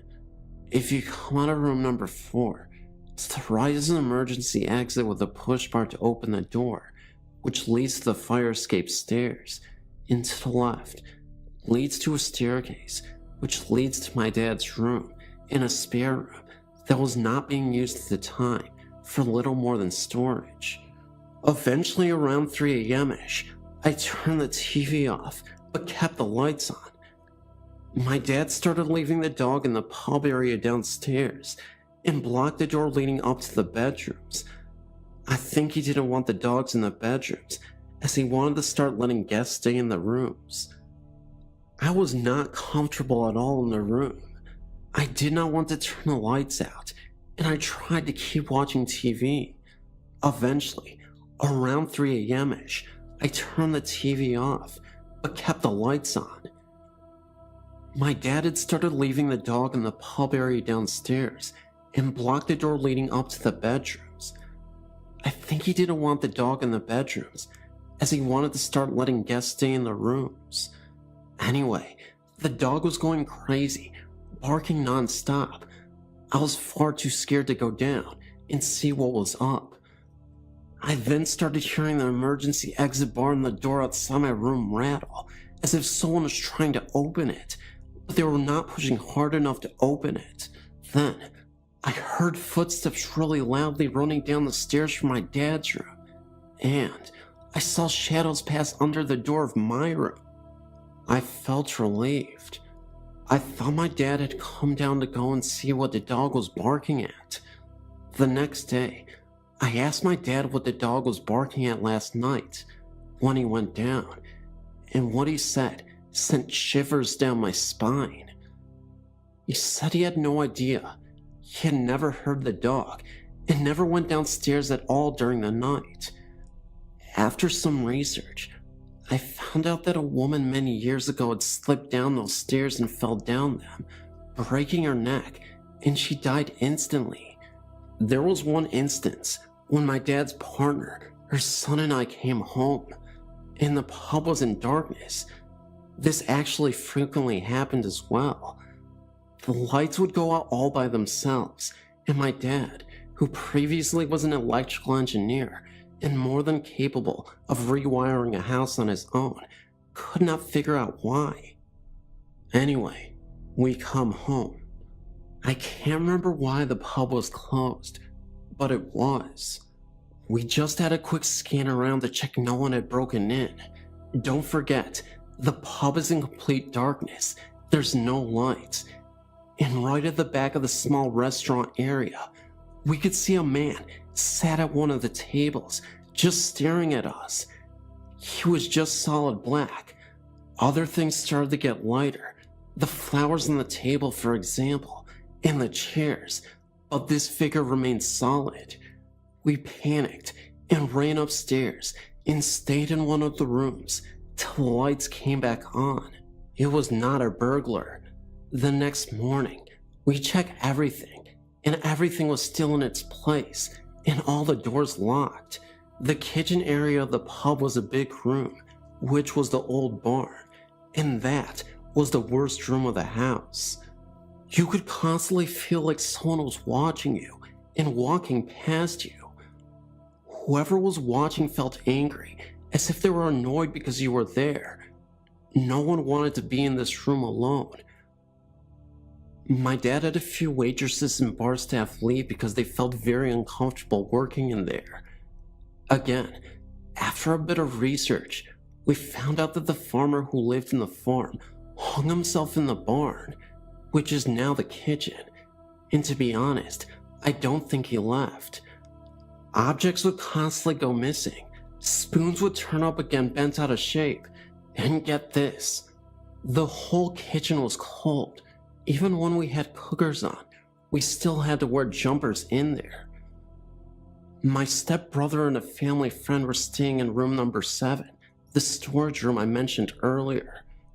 During the night, one of them, Neil, thought that the other, Jim, had gotten up and was leaning over him as if to check he was okay. And to make it a bit more confusing, Jim had thought that Neil had gotten up during the night and leaned over him. They both said that they were half asleep, but through their haze, could see a figure standing above them looking down. A few other things happened, such as a football came rolling down the length of the pub to where me and my stepbrother were sitting.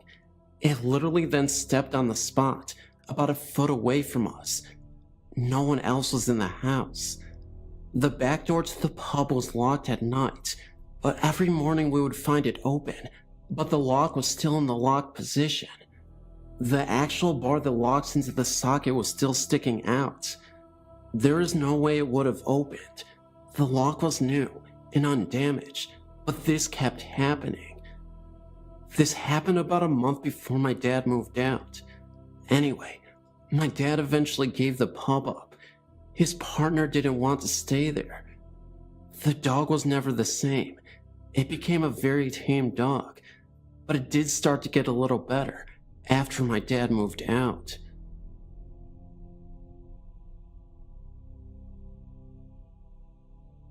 Okay, so I've always fancied myself as to be a little in tune with the paranormal. I had an experience this weekend which sort of confirmed this, as my daughter was with me and experienced the same thing at the same time, so I know I was not imagining this. A little history first. My grandfather's sister passed away at the age of 93. She still lived in the house that was purchased by their father, my great-grandfather, in 1903. It is on the historical registry in our town, a very old beautiful home, which has been in the family since then. She was born and raised in this house, married and lived in this house, until the time of her death, about a week ago. Her father was killed in a train accident, and her mother also lived in the home until she died. After the memorial service, my daughter and I went over to the house to get the food ready for family, which was coming over after the funeral. We were alone when we walked into the house, and I immediately got a feeling of a presence with us. My hair stood up on my arms, and I really felt like somebody was in the room with us. My daughter looked at me and asked if I felt that. I said that I did, and confirmed it when we both stopped talking and closed our eyes. You could really feel it. We got really spooked, and I told my daughter that if it was someone with us, it was indeed family, and that they would not hurt us. About that time, an overwhelming scent of lilac perfume permeated the air. It was the weirdest thing. My daughter smelled it, as did I, and we just looked at each other in disbelief. It lasted for about a minute or so, and then dissipated. At this point, I was totally freaked out. I called my aunt in Texas and told her what happened. She told me that was most definitely my great-grandmother, as she wore that type of perfume and was indeed a real lady who had tea on the porch every day at 2. It was about 2 when we entered the house. She also said it would make sense to her that she contacted me, as I was the oldest female heir to the family name. I know now that there are things that cannot be explained, but this has really gotten me shaken up. It just makes me wonder what she was wanting to tell me. A side note is that her son has recently mortgaged the family to pay his mother's hospital bills, and they could possibly lose the house. Do you think maybe she was trying to contact me for this reason? Guess I will never know. This happened to me while I was living north of Great Barrington, Massachusetts, somewhere between 1966 and 1969. We had moved there from the Midwest when my dad changed jobs. We're living in a very old house close to an ancient cemetery.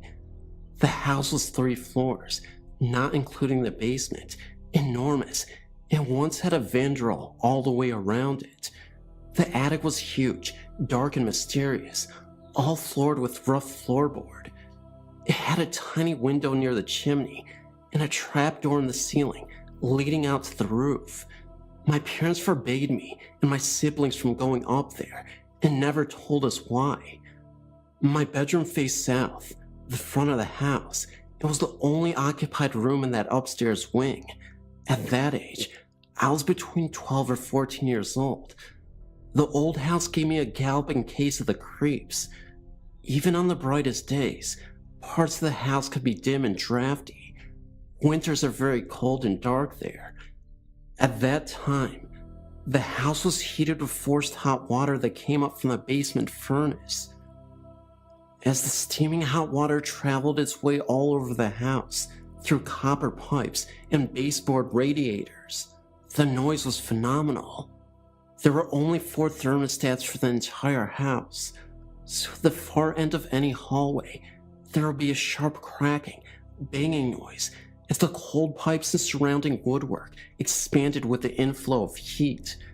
In the middle of a cold, dark, windy night in January, the sound could wake you out of a sound sleep, heart pounding and hair on end, as it echoed all over the dark house and up the staircase. Their church down the street had an ancient clock tower that struck every hour, adding to the strangeness. Sometimes, I would awaken with the start in the middle of the night, feeling as though someone was watching me as I slept. It would be a long time before I could go back to sleep.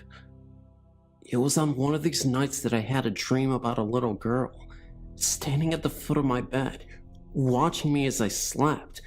I say dream because to this day, I'm not sure if I was awake or asleep, having fallen asleep before this happened.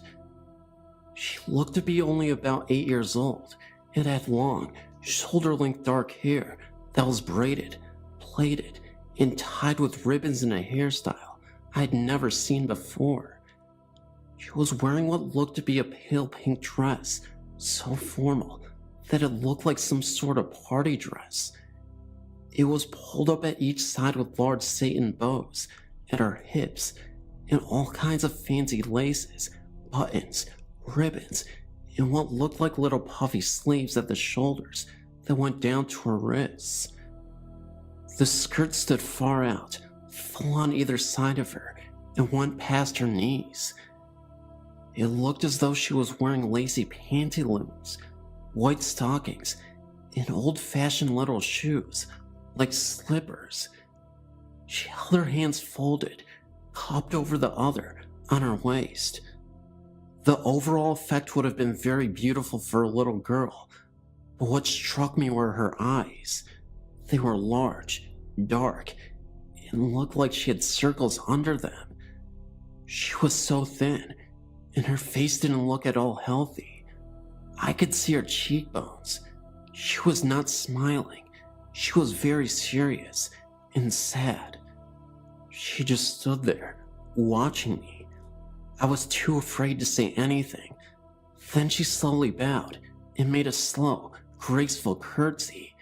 It was a beautiful gesture, like something a ballerina would do. She slowly stood erect again, slowly walked to the closed door, turned its knob, and went silently out into the hallway outside my bedroom, closing the door behind her. That's all I can remember. Long after this, I was outside the house, almost directly below my bedroom window, where that massive veranda had once been. There were low-growing coniferous bushes of some kind. I was exploring around when I tripped and turned my ankle. I sat on the ground where I fell, rubbing my ankle and trying to find the rock I tripped over so I could dig it out and get rid of it. The rock was large. As I dug away at it with a stick and kept digging deeper, the rock kept going down and stopped about 8 inches under the earth.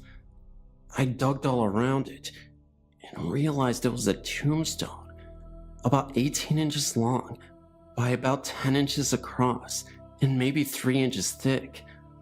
I was able to lift it up and check both sides of it. The surfaces were blank and laying face down under about 4 inches of soil. I left it alone. My parents said they didn't know anything about the tombstone, so I decided I wouldn't tell them about the little girl in my dream either. It was about this time I decided to try and figure out why they didn't want us up in the attic. I went up there when no one was around to try and see what I could find. There was absolutely nothing up there from what I could see by the dimness of the one bare light bulb that switched on with the pull chain just within my reach. I'd also brought a flashlight so I can see into all the corners. Nothing was there. I was about to leave when I noticed something sticking up out of the insulation material that had been put there decades ago for the ceiling of the floor below. I dusted the layers of debris off of it, and stifling a coughing fit, looked closely at what was in my dirty hand. It had once been a hat box covered in rich yellow silk. The remains of a crushed hat and what I now realized was a Victorian style was still inside. It had been richly covered in the same shade of yellow, almost golden silk flowers. It was designed to fit a little girl. I went farther into the corner and found nothing else, but my foot scraped the heavy dust and uncovered something lying flat on the wooden floorboard. It was a round metal circle, with more round metal rings inside of it increasingly smaller diameter to the very center, which was open. It was an open space, about 10 inches across.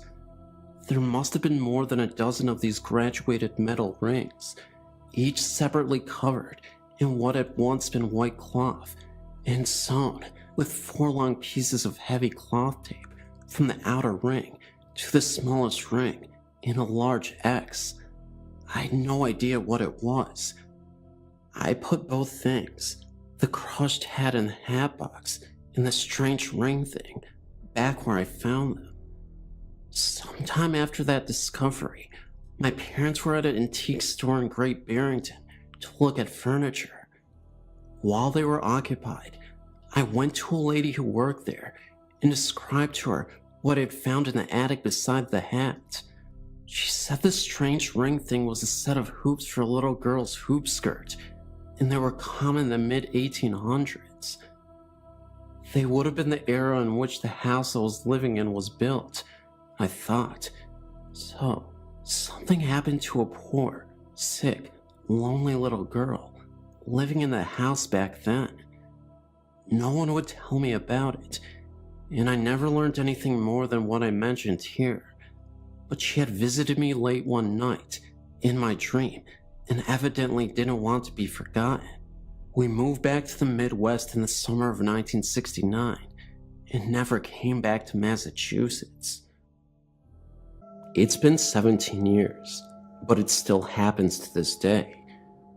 It happened on a summer night on the back road connecting Mount Clair to West Milford, known to the locals as Alfie Hill. The area had very few houses at the time, and one house stood out, a brand new gorgeous home right at the crest of the dirt road.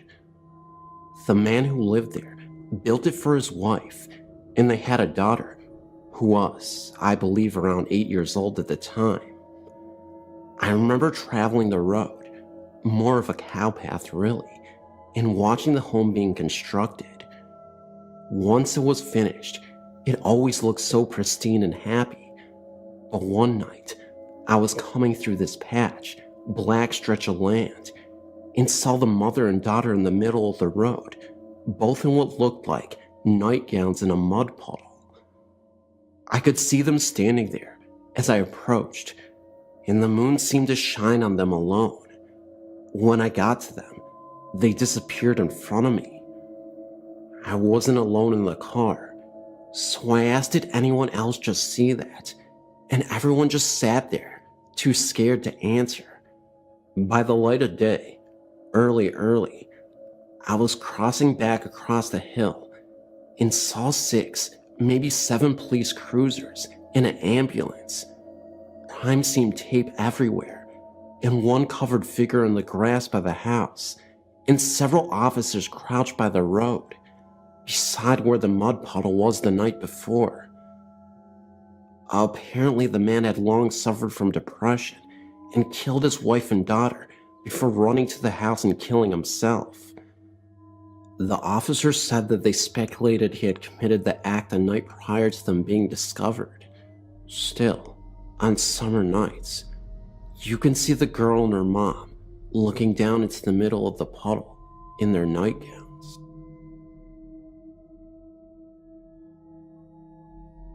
My husband Steve, brother, and myself were staying in a condo at Sunrise Village in Killington, Virginia to go skiing. It was in April of this year, and there was a special on the Fox News channel entitled, "Does the Devil Really Exist?" or something of that nature. It must have really affected me, as I later dreamt that my husband and I were before the devil, and he was going to decide which one of our souls to claim. I was making an argument to spare Steve and take me instead. I remember waking up as someone was grabbing my left calf and tugging on it. I looked around and saw my husband was just coming into the bedroom from the bathroom, and he saw my distress as I was waking up and shouting for him to turn on the light as I was waving my hand around me to see if I could detect any cold spots. I enthusiastically read all I can on the paranormal. I vividly recall the hand, fingers and thumb wrapped around my left calf.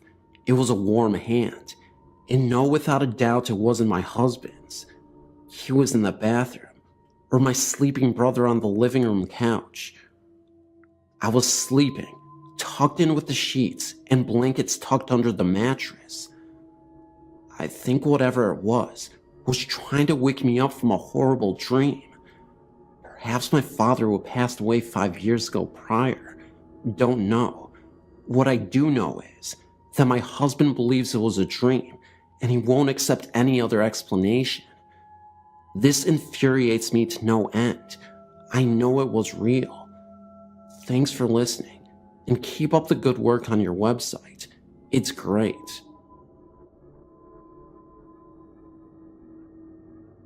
I've got another experience I thought you might find interesting. In October of 2006, I got orders to move from Arlington Air Force Base, Alaska, to Peterson Air Force Base, Colorado. My ex-wife and I decided to drive because we didn't want to get to the next station and not have a car. We spent the weekend with her relatives in Wasilla, then made the drive to Haines Junction and stayed the night. We really didn't sleep well that night. The room was rather uncomfortable. So we left at like 500 and began the trip to Canada. We took the Alcan, Alaska-Canada highway and pushed into the Yukon Territory, stopped and had a rather awful lunch, but my daughter, who was a year old, needed to get out of the car for a while. We pulled into White House around 1800 and decided to stop for the night.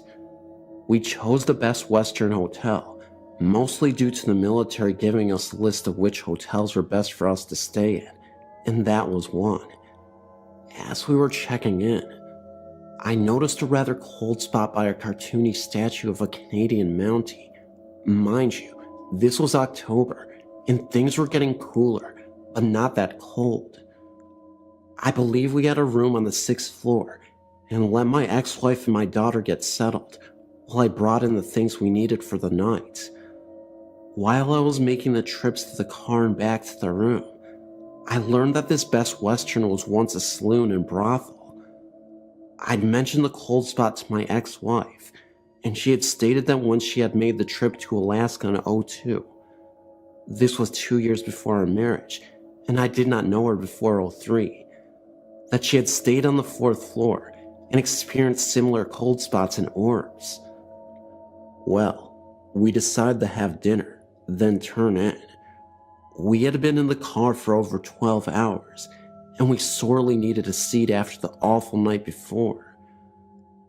My ex-wife said she had forgotten something in the car, and for me to get it, as she was going to give our daughter a bath and put her to bed. I went out from the restaurant and the hotel, and as I was walking in the entrance to the hotel, I kept feeling cold spots in various places. I also felt like someone had brushed up against me, and like a hand on my shoulder. Of course, no one else was around except the front desk clerk. It got stranger as I came back in after getting what it was. I have since forgotten, and got on the elevator again. I got this feeling like I was being watched, or something was there with me. Now, I was the only one in the elevator, but for some reason, it stopped on the 4th floor, and when the doors opened, an odor of tobacco filled the area. This is a non-smoking hotel, and what can be best described as a wet dog smell filtered through the hallway. When I finally got back to the 6th floor, these cold spots seemed more spread out than before, and I swear I saw some floating orbs in the window overlooking Whitehorse. By this time, it was around 1930 to 2000 at night. Of course, when I looked again, nothing was there. I also heard something that sounded like someone banging pots and pans. Obviously, there was no one there, and you weren't allowed to bring such things into the hotel.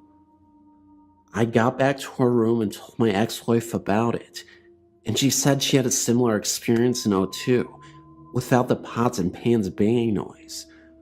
We slept the rest of the night without any further disturbances, and decided to head out at 6:30. While I was loading the car, it was still kind of dark outside. I swear, I saw what looked like a prospector from the latter part of the 1890s. Of course, when I looked up, he was gone. When I went back into the lobby near that cartoony Canadian Mountie statue, the cold spot really intensified, and when I got to the area where the elevator was, I saw someone out the window, and I thought nothing of it. But once I got closer to the elevator, I noticed that the person was wearing Victorian-era clothing. He passed by the window and disappeared. Again, I told my ex-wife, and she by now was picking up on animal spirits, as she called them, and she was telling me it was time to get moving. But she noticed the intense cold spot by the statue as well, and like our trip to Rika's Roadhouse in Alaska back in '04, she was quick to get out of the hotel with our daughter and get to the car, while I checked out and brought the bags out. Again, I felt something brush against me, and something touched my shoulder. However, this time, the hand felt cold and clammy almost. Of course, I turn around, and no one is there. Just that cartoony Mountie statue. We get out of there okay, without any further strangeness, save for a feeling of sorrow. Then, of course, I found out it was a saloon and brothel from the Alaskan Canadian gold rush of 1898, which could explain several things, but it was the first time I actually feared spirits and ghosts, and that was because of my daughter, who was a year old at the time. Again, my ex-wife and I would talk about this till our divorce.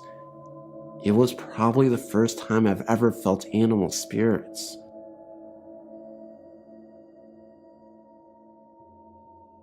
This is a personal experience that happened to me 2 years ago in Charleston, South Carolina. I'm in the Navy and had just got off the swing shift on base, leaving at approximately 11:45 p.m. from the base. The base I was at is on an old plantation's land, but I never thought anything of it. The part where I worked at was on the water of the nearby river, and the road back passed along the river for about a half mile before turning inland. Fog had a tendency to build up on the river in the fall and winter months, and the fog had rolled across the road on this particular night. As I was driving along the road coming back from work, I saw a man running on the side of the road. This was nothing special on a military base. People run all the time to keep up physical condition, but this was almost at midnight, which I found strange, and he was wearing nothing reflective at all, seemingly wearing all dark clothing. As my car came up on him, he immediately darted out in front of the car at a speed I'd never seen before. I slammed on the brakes, but it was too late. I expected to hear and feel a massive thud as I hit this poor fellow, but as the car passed through him, he vanished without a trace. I got out of the car, brights on, searching with my flashlight for a person anywhere around my car, but I was the only one as far as I could see on this road. It scared the living daylights out of me, to the point at which I started searching inside of the car to ensure I did not have a hitchhiker with me now. After getting into the car, I drove as fast as I could, with interior lights on in the car, to the nearest well-lit area, locked the doors, left the lights on, and called my father to relate the incident. After some 20 minutes of consoling me, I finally got my wits about me to drive home. However, it did not end here. From this night on, something was different about my apartment. There was a presence in that place that I haven't felt the months before the incident. I began to review sitting in the living room alone altogether because of feeling like someone was watching me.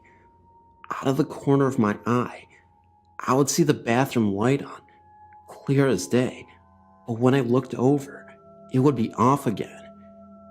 It would feel like someone would sit down next to me on the couch, but I was the only one in the apartment. Finally, one weekend my father came out to visit. Growing up with numerous ghostly and at sometimes demonic experiences, most of which he never talks about, he has become highly sensitive to the paranormal. The first day he arrived, he used the key I left him to get in while I was at work. When I got home, having said nothing of my experiences in the apartment to him, the first thing he asked me was if I ever got the feeling someone was in the kitchen area, peeking over the half wall at the television. I froze in my tracks at this.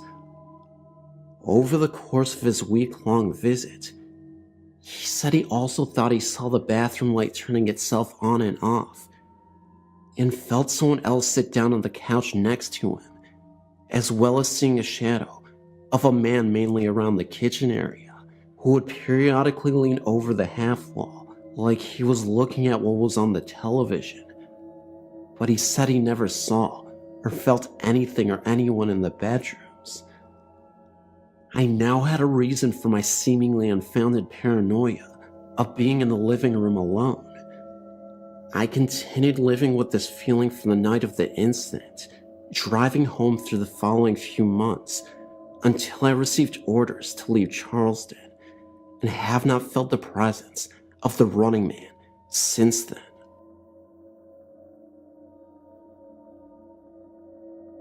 When I was little, about 5 or 6, we lived in a big house which was originally 2 cottages, later joined together.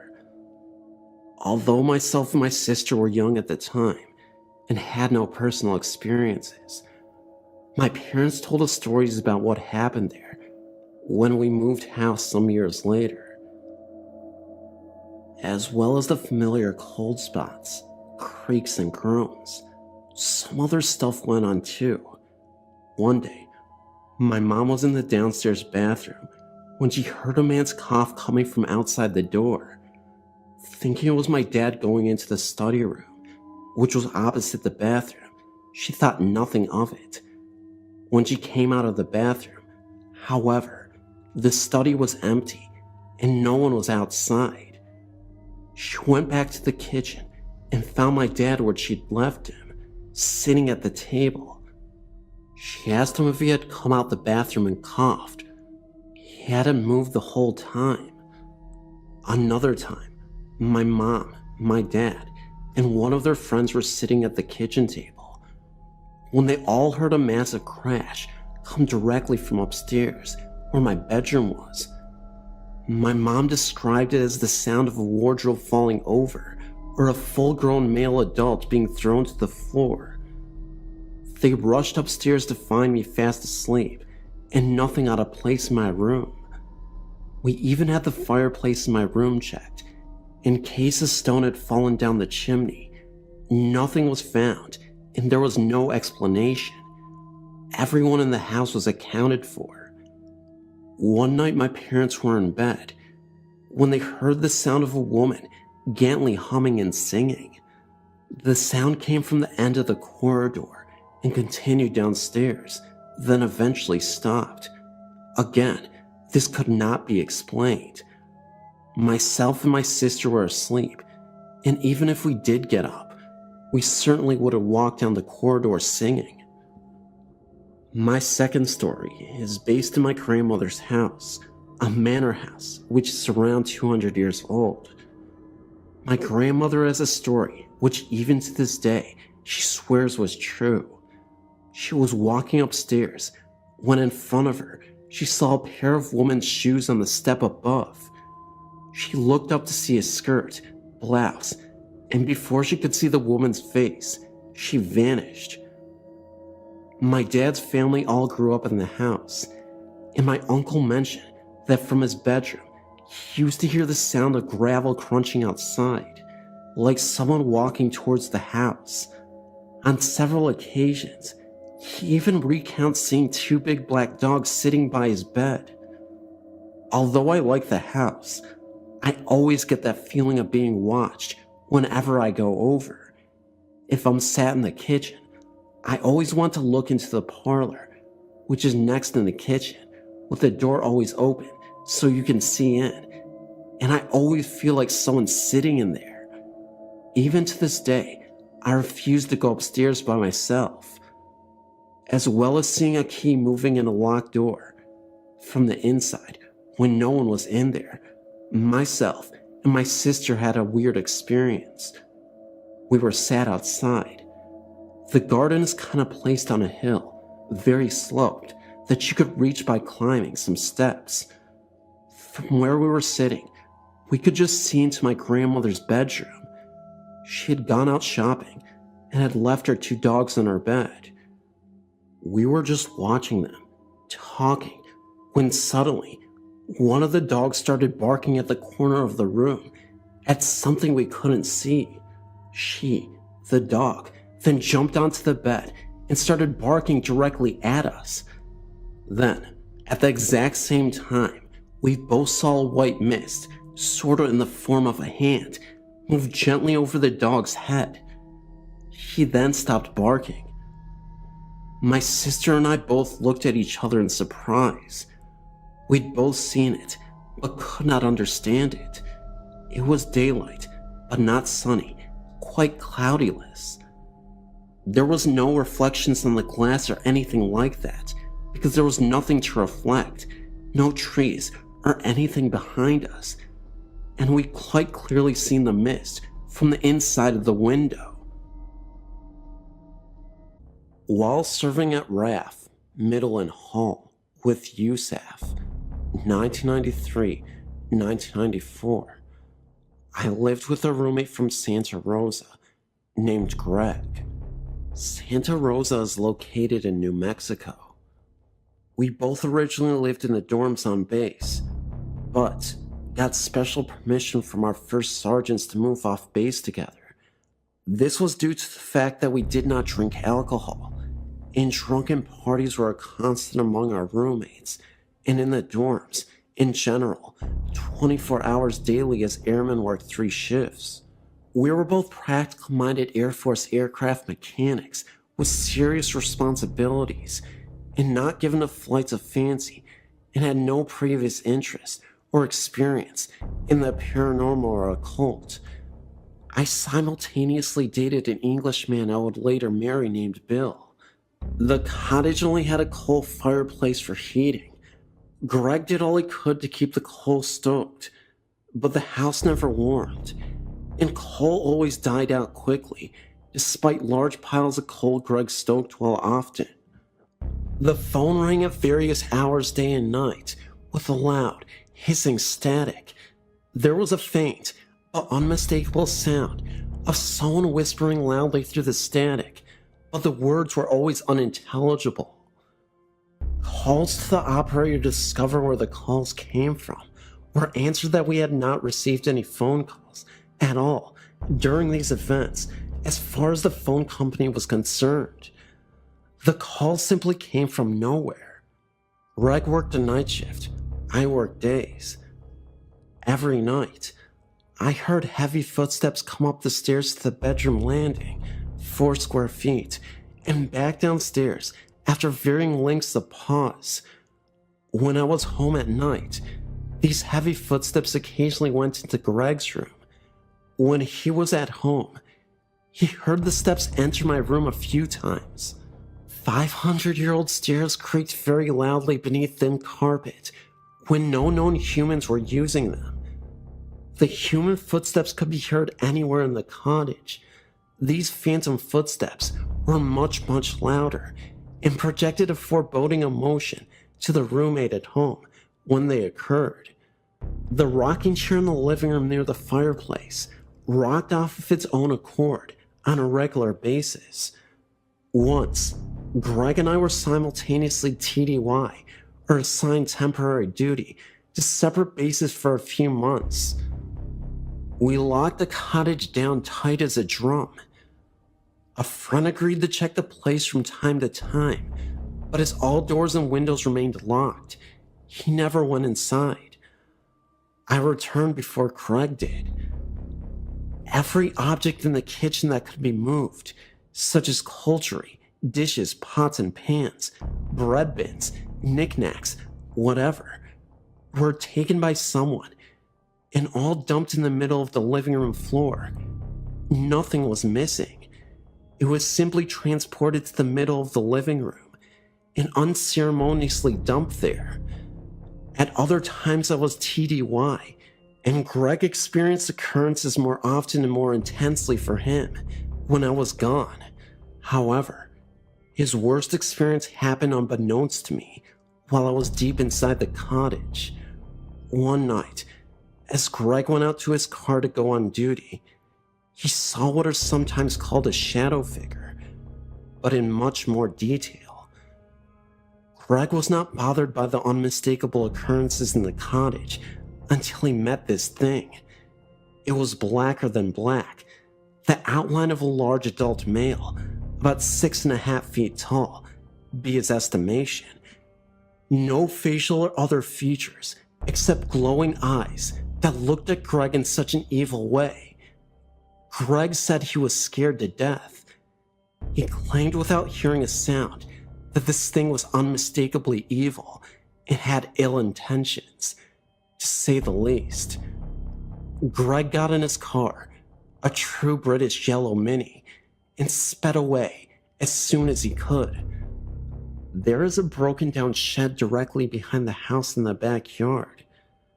Both Craig and I looked into it from time to time, but refused to enter until one day we agreed to go in together. We both experienced an unexplainable strong sense of being watched from up close, though no one else was on the property.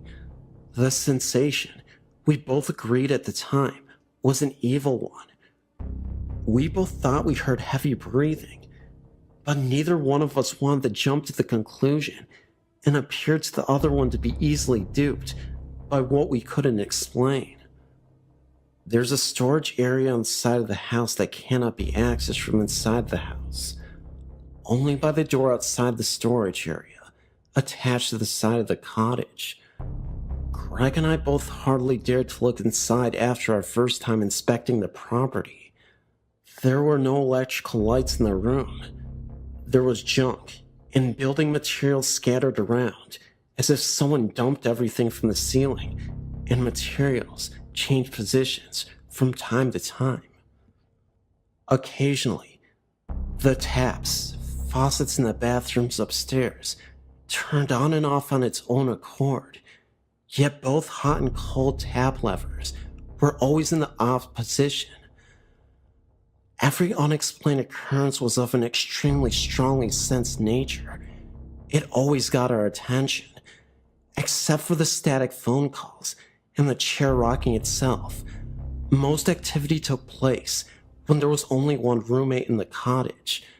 Neither Greg nor I had ever experienced anything paranormal before. At least, he had not anything to this degree. Of the photos taken inside and outside the cottage, there is nothing remarkable. No orbs, light streaks, vortices, apparitions, etc. The Englishman I was dating and later married was a complete skeptic, but strongly disliked being in this cottage. He would only state, something is wrong with this house, something is strange about it. For his degree of skepticism, that was quite a statement in itself. When a man with a young teenage girl moved into the other side of this duplex cottage, Greg and I decided to warn her, without giving anything specific away about the occurrences, so we weren't planting suggestions in her mind, knowing teenagers are very impressionable. We simply welcomed her, made chit-chat, then told her when she was alone if she was ever uncomfortable or frightened, telling us she was in her bedroom alone when she audibly heard a voice call out for her.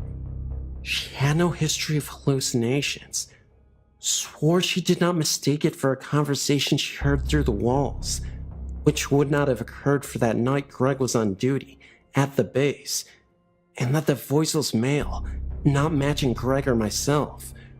Shortly after this, I moved in with my fiance in a nearby town, largely to get away from the occurrences, and soon lost touch with Greg entirely.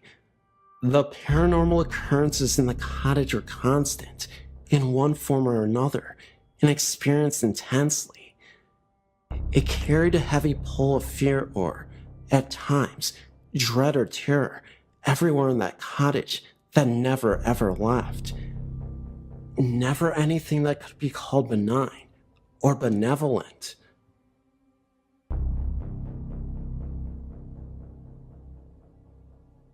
In the summer of 1996, I bought a large home in a nice, older neighborhood. My fiance lived with her parents at the time she was still in college, and I was living with my parents since I'd just gotten out of the army. We were really looking forward to getting married and having our own private place. The first night in the house felt very strange to me, but I chalked it up to being a newlywed in a new home. As time went by, the strange feelings did not abate as they thought it would. I felt more and more apprehensive, especially when I was in the house alone. The house made very strange noises when I was there by myself that it didn't make while Sandy was home with me. Also, I asked Sandy if she heard any strange noises when she was there alone, and she said she didn't. I tried to ignore the noises in apprehension, but it was getting harder and harder from the upstairs. There were just the two of us in the house, and the bedrooms upstairs were only used for storage. The footsteps seemed to pace back and forth in the upstairs hallway. Sandy claimed she never heard any of the sounds and was calling me paranoid and crazy. At first, the footsteps were confined to the upstairs, but eventually they came downstairs and into our bedroom. Whatever was making the footstep noise would come up to my side of our bed and stand there for several minutes before walking straight out of her room. I heard other strange noises in the house, like the sound of an animal growling and scratching noises in the walls. Someone or something knocked on our front door one morning at 3 a.m. so loud that I thought the door was going to come off the hinges. Of course, Sandy never heard anything and accused me of trying to scare her. I began to see small, black humanoid figures darting in and out of the corner of my vision. They would shoot behind furniture or duck into some rooms when I tried to lay my eyes directly on them. I saw them during the night and day, and began to see them more often and often. I would often get this odd feeling that someone was behind me, and if I quickly turned around, I could see one or more of those things run away. One day, when I turned around to try and see the little black things, I saw a large, black thing at the other end of the hallway. It was about 6 feet tall, and though I could not make out any features, I could tell that it was a human shape under a cloak, and it did not run away. It just stood there for several seconds to let me get a good look at it, and then it slowly disappeared. I saw that apparition several more times over the next few months, always standing some distance away and just looking at me. I was really getting scared, and it came to the point that I did not want to go home at night. The experiences were taking a huge toll on our marriage. Sandy would blame me for scaring her with reports of things that were not happening in her mind, just to cause trouble in our marriage. She would not begin to convince that I was truly scared and that something was really happening, even if she did not experience it. We stayed married for a total of 30 months before she moved out of the house and filed for divorce. But here's where the story gets even stranger. The day she moved out of the house, the frequency and intensity of the experiences began to diminish. That night, the footsteps did not come downstairs like they always had in the past. I saw the large black apparition only one time after she moved out, and that time it was translucent, as opposed to being completely opaque as it had been before. It also did not stick around as before. Once I saw it, it vanished. 4 months after she was gone, all the activity ceased. The house was quiet and still, and I no longer felt that apprehension I wrote about earlier.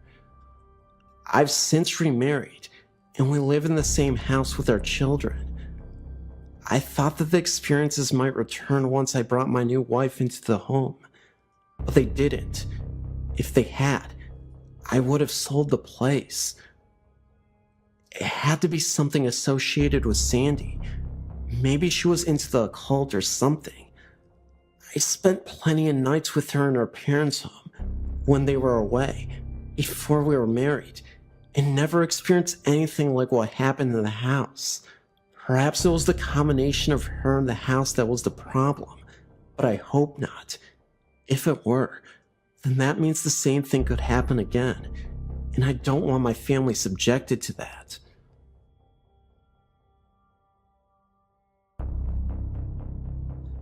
I'm writing to tell you my story. I was reading Dave's story, and it's so close to the experience that I had that it actually gave me chills. My first paranormal experience happened to me when I was 4 years old. All the experts say that things that happen to someone before the age of 5 is very hard to remember. The funny thing is that I can remember my experience like it was yesterday. My mother, sister, who's 3 years younger than me, and myself. I remember being asleep in my bed and waking up very suddenly. I looked at the doorway, and I saw this full-bodied figure. The only thing is that it was completely white. I'm not talking like white, like a white wall. I'm talking white like energy. This figure to me was a child. The reason I believe this is actually because of its height. I mean, it did not have a face or anything like that. It walked towards me and got on my bed. I remember pulling the blanket up over my head because I was so scared, but I actually felt it on the bed. At that point, I ran screaming and crying into my mom's room. Her boyfriend got up and walked me back to bed to show me there was nothing to be scared of. When we got there, it was gone. Now let's fast forward to the age of 17. By this time in my life, my mom had gotten married, not the same guy from when I was 4, and they had bought a house. It was a tri-level with a full finished basement and a sub-basement. From day one, something felt very odd in the house, almost like a very heavy, unwelcome feeling. The sub-basement was probably the strangest. When you would walk in there, you could see spray paint all over the walls. I know that's not strange, but when he stood in the center of the room, you could see that the spray paint was actually covering up what looked like writing on the walls, and it was also on the floor, so that was kind of creepy. We had 2 dogs that both refused to go into my room and constantly would either stare at the wall and bark, or would stand at the stairs and bark up to the 2nd floor or down the stairs to the basement. The longer I lived in the house, the more I began to feel almost alone. It was like I was becoming isolated mentally from everything. In my room, it would constantly feel as though I was being watched.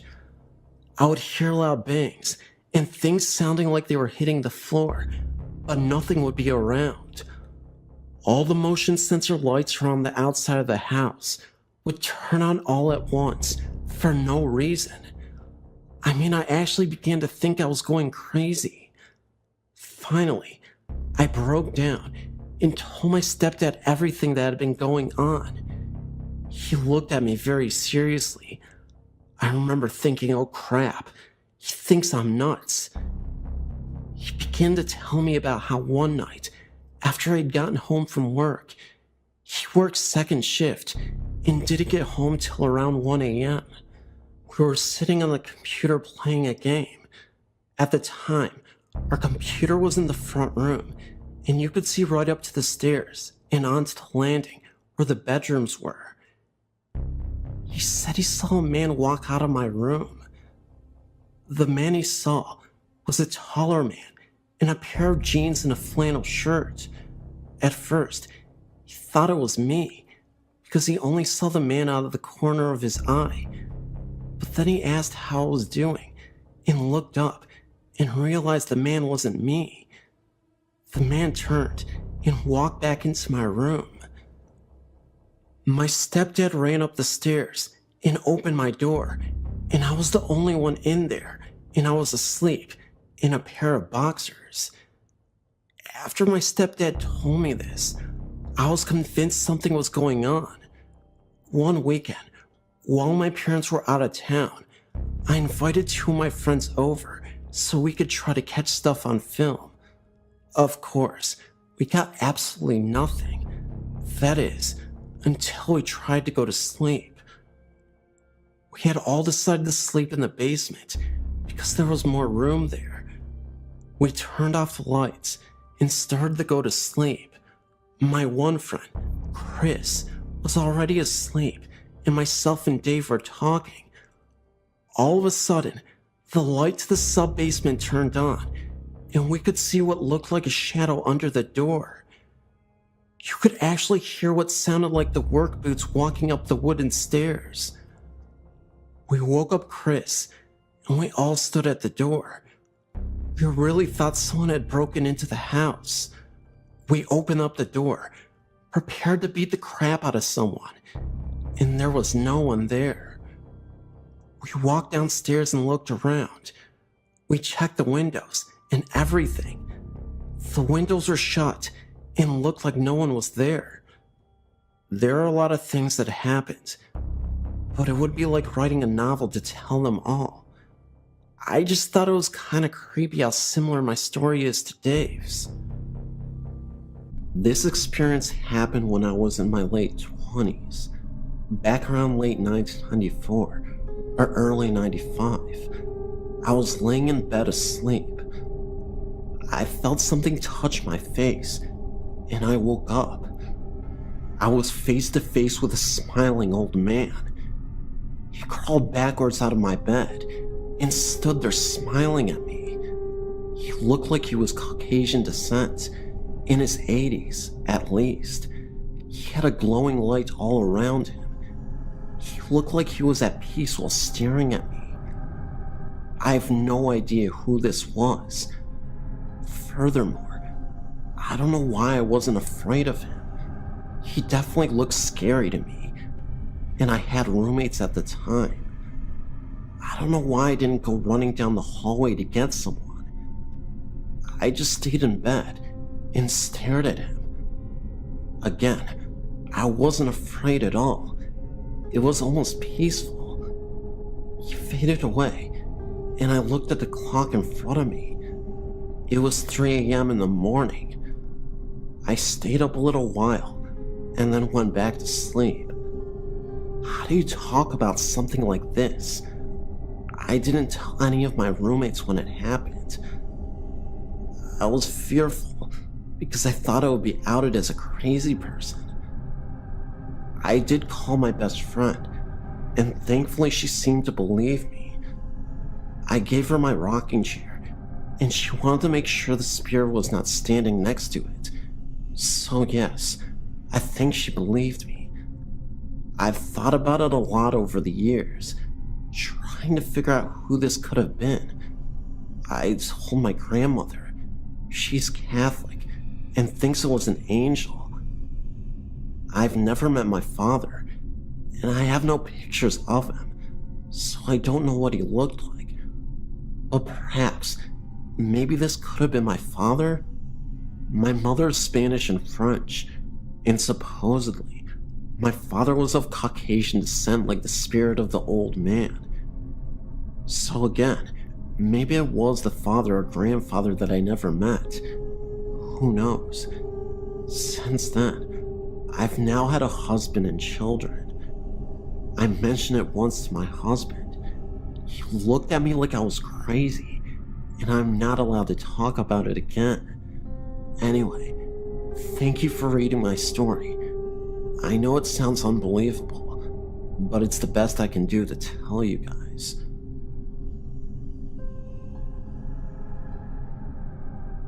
These are two experiences that happened to me about 5 years ago. Here's the first story.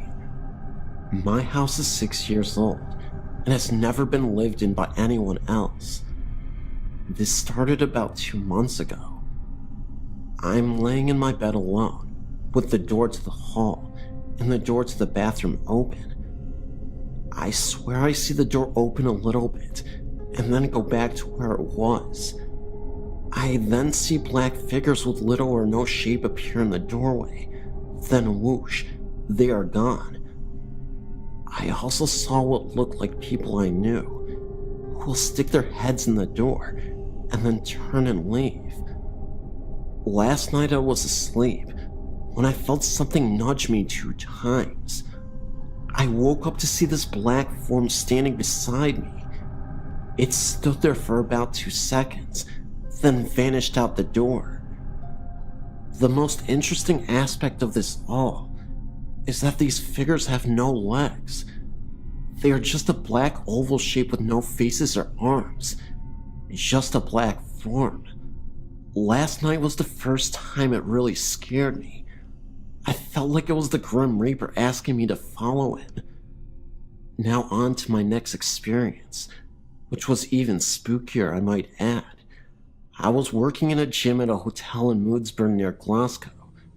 One night, I was getting ready to leave for the night. The route I had to take was down a dark corridor to the main door. This was a walk I had made many times before, and had never any problems. But this night, as I was going along, I felt like I was being watched. As I got to the end of the corridor, I turned to close the door when I saw what looked like a white shape running towards me. Needless to say, I closed and locked the door very quickly and sprinted to the bus stop outside the hotel. The next night, I was working again and decided to see what could have caused it. I went through every possibility I could have think of, from car headlights to interior lights, but nothing recreated what I had seen. About 2 days later, I was looking through the old accident book when I found an entry from 3 years before. A man was running on the treadmill and died of a heart attack whilst using it.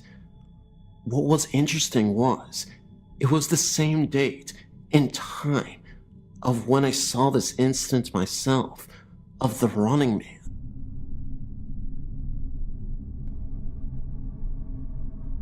This happened to a friend and I back in the mid-1960s, when we were 12 or 13 years of age each, and we were camping with our church group, and while we had some free time, Alan and me as in Mark, decided to do exploring on our own, so we set off towards the perimeter of the park, where we found a fence that we could easily squeeze through, surrounding the park property.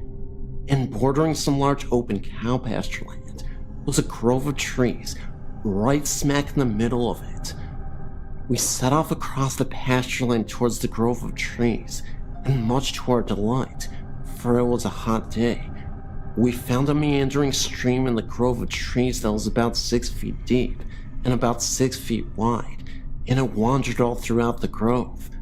But to our dismay, Alan and I realized that we were wearing blue jean pants and a t-shirt and had not brought along our swimsuits, since we were not planning on going swimming until later, when the springs in the park was less crowded, so we had nothing to wear to go swimming at that time. But Alan convinced me that there was nobody around to see us, and we could go swimming like they used to do in the old days, by going swimming in the nude or skinny dipping, and nobody could tell we had nothing on. Once we were in the water, and not wanting to be labeled a coward or chicken by my friend, I quickly got undressed, and we dove into the cool water. We swam around in the water for about 15 minutes, when we were startled to see a young boy, about our age, dressed in some dusty old-fashioned looking overalls, and barefoot, staring at Alan and me from the bushes. And even though he probably saw we were both skinny dipping, by our clothes hanging from the bushes, neither Alan or me felt embarrassed about it. After all of us were boys, and Alan got bold, but staying in the water, Alan said hi to him. The boy came out of the bushes, but didn't get near the banks, and he just stared at Alan and me for a solid 20 seconds. All we could think to do was ask him if he wanted to go swimming with us, but at this point, I don't think we realized it was a ghost at the moment. We just always thought it was a kid that always hung around this area, and just wanted to play because we were playing around. But then, it was like he had simply vanished again. Alan and I did not wear glasses, and our vision was perfect, and we were looking straight at the boy as we climbed out of the stream, and like I said, the boy just disappeared before our very eyes, just kinda blinked out of sight, and Alan and I quickly got into our jeans and looked around for him, but he was nowhere to be found in the bushes. And if he wanted to play with us, why did he disappear? And if he had left the grove of trees, which he didn't, we would have seen him in the open pasture land.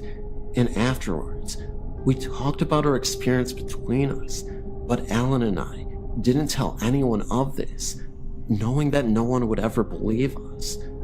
Alan and I both wondered if the boy might have fallen into the stream from the crumbling banks and drowned in that stream many years ago.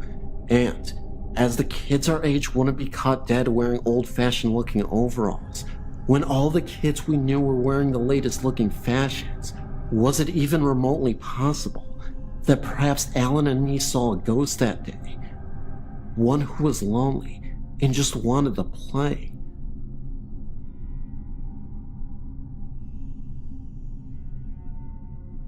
I worked at a place called Dowling as a janitor for a year. My shift was overnight, and for 3 months, I worked that shift alone. I never saw a purple orb, but I did spend a lot of time outside. What I can tell you is that after the creepiness of being in a big building all alone wears off, there are still sounds and such that can't be explained by me. Every week, if not every night, doors would open and close by themselves. Me and the others would go chasing these noises, thinking there was someone in the building, but of course, there was no one there, or I wouldn't be writing to you. And the security company wouldn't call to say an external alarm went off, so there couldn't have been anyone there. Sometimes we'd be in the library, and we'd hear one of the counselor's doors open and close. The library was the same room, but divided by office walls from the counselor area. Sometimes the classroom doors would as well. At times, I'd be in the gym and would chase the sound of footsteps. The place does make a lot of building noises. It's difficult to report on anything I heard in the auditorium, the creepiest place in the school, because the roof and heating systems would collaborate with the big empty space to make many mysterious noises that could be too easy to explain away. Plus, the auditorium was creepy because it was always dark until I would clean it, and there were so many access areas, such as backstage or the lighting area above the stage and the several doors, that would really just make me paranoid. Having said all that, I did sometimes get transfixed on the idea that an emaciated naked woman was watching me. I only got that feeling in or around that particular room. It makes no sense to me, but I did avoid it. The band room was also a little creepy. I would sometimes take my lunch there so I could listen to the radio, and the doors within would make noises like they were opening and shutting. There was one definitive time that I also couldn't explain. I went into the library and locked the door behind me because I was hearing so many noises around that door that night. Then, I climbed over the wall to the counselor's area and unlocked that door so I could rush through it when I heard the noise. Sure enough, the library door tried to open because I heard the deadbolt hit the door frame. So I ran to the hall and listened for footsteps, but there were none. I ran to look down both north and south halls along the library, but there was nobody, and there was nowhere to hide. I didn't think someone could have gotten away like that, not in that manner anyway, without making enough noise for me to hear it. A similar thing happened one night when all three of the overnight janitors were in there. We heard the noises in the counselor's area, so I climbed the wall while the other guys went to the doors, but nobody was there. I want to assure you of two things, even though these aren't really the most impressive tales. First, I don't really believe in ghosts. I'm open enough to the idea, I guess, but anytime I heard a noise, I would go looking for somebody because I assumed it was an intruder. There were times we had intruders, and times people who had rights to the building were found.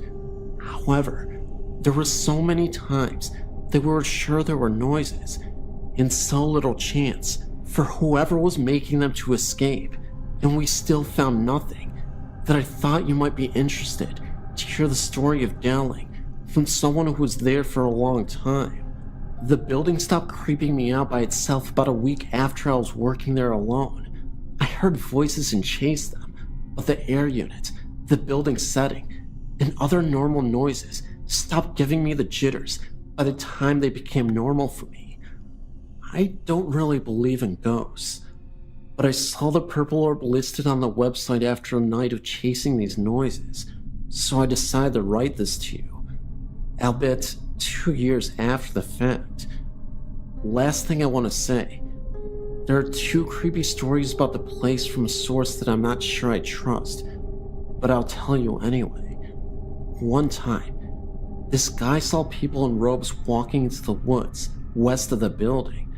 Another time, a girl was taken advantage of in the auditorium. A funny, unbelievable, but true story from the overnight shift. Ninjas attacked the school one night and put one of the soccer goals in the atrium. The kids did this for their overnight prank. They seriously climbed onto the roof of the school with 2 of the school's regulation-sized soccer goals and dumped them into the atrium. I chased off a bunch of kids when they were trying to get on the roof a 3rd time. They were all dressed like ninjas. My name is Carly, and I used to live in a 100-year-old house on the Eastern Shore in Maryland. This house was on a street with about 10 other houses, all closely related in shape and size, except my friends. She's my best friend, and the man who had built all the houses in our street lived in hers. They have never had any bad experiences in theirs, up until now. My friend's older sister came back for Thanksgiving, and she woke up in the middle of the night and saw a form of a giant man. The man closely resembled Andre the Giant, even though she thought it was her boyfriend. When she looked next to her, he was sleeping. She really didn't think too much more about it until the next day, where the rest of the family shared that they had been hearing and seeing things too. My house was only a few years younger than hers. My parents bought it at an auction because the whole thing had to be gutted and renewed. As my dad was working on it, he was putting in new windows one day and saw a man. He was crouched down with his face right up against the wall, looking at the window he had just put in. The man saw my dad get up and disappeared. I've had my own experiences too. Like, we used to hear someone running up and down the halls at night. My room was right at the end, and my bed looked out the door. When the person got to the end, you could hear them turn around and run back. That wasn't too bad though. I also remember going into my room and saw a crowd of people. They were all dark figures with the outline of a trench coat that were so long you couldn't see their feet. They slowly faded away, and I didn't go back in the room for weeks. I would stay in the other guest's bedroom. I had a great aunt, and she was a psychic. I loved her. We had the strongest bond you could ever have with anyone. She died of cancer, and it was terribly hard on me. I ended up with some things of hers, like her tarot cards, but most importantly, her angel cards. I'd just gotten these, and I was up in my room playing with them when I pulled up one card that had a picture of a lady on it. This lady looked exactly like my aunt, and she was surrounded by animals. My aunt had a basement full of bunnies, birds, fish. She had 5 cats and 5 dogs. The message on the card said, "A message from your loved one. I'm fine. Very happy now. Don't worry about me, and don't forget about me, but don't let me overtake your life." Then it said goodbye, and I love you on it too. After I read that, I teared up and ran downstairs. I showed my mom, and she couldn't even believe it. I couldn't believe it either, so I got scared and told my mom to take the cards out of my room, just in case. My mom put it on her dresser. They were there for about a week or two, and then they disappeared. My mom never moved them, and neither did anybody else. No one had touched them, and they had just vanished. I'm for sure that was her final message to me. Maybe not forever, but just so I wouldn't worry.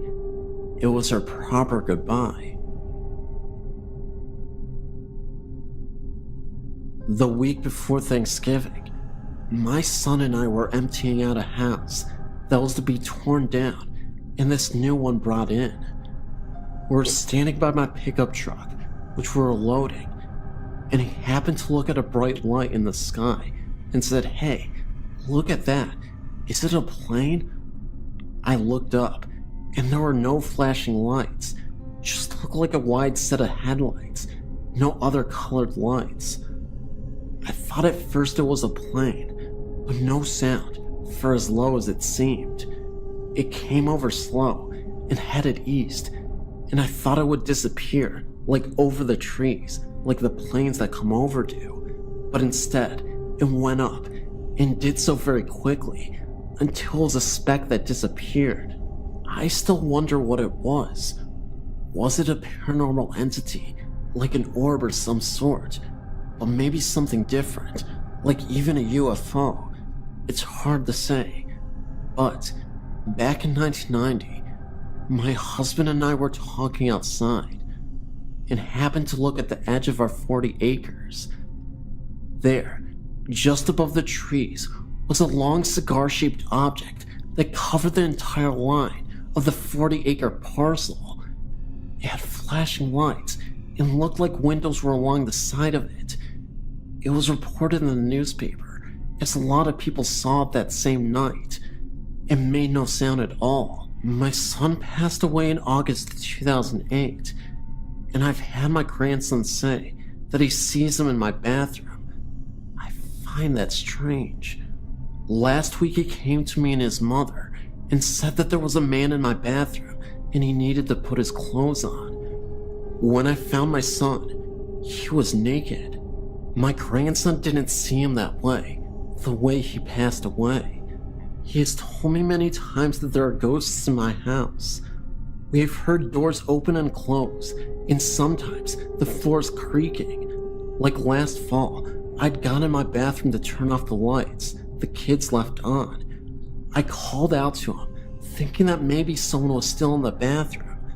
Finally, I said loudly and impatiently, "Who is in here?" I heard a voice distinctly said, "I am," very quietly and clear. I didn't recognize the voice and thought one of the kids were playing a joke on me. No one was near the bathroom, which is just off my master bedroom. It didn't scare me. There are other strange things that happen in my house. We hear little kids outside talking. Most of the time, it is indirect, and you can't make out what they say, and other times, something comes in clear. We just think the land is haunted. For a while now, my sister has lived in a house a few blocks away from my parents' house. I live with my parents. I would go over there to babysit my nephew when my sister had plans. Some nights I would sleep over there. Her house always had a creepy feeling to it, a thick feeling to the air. My sister had just had knee surgery and wasn't able to take care of her son, so I was spending the weekend over there. The first couple of nights were fine.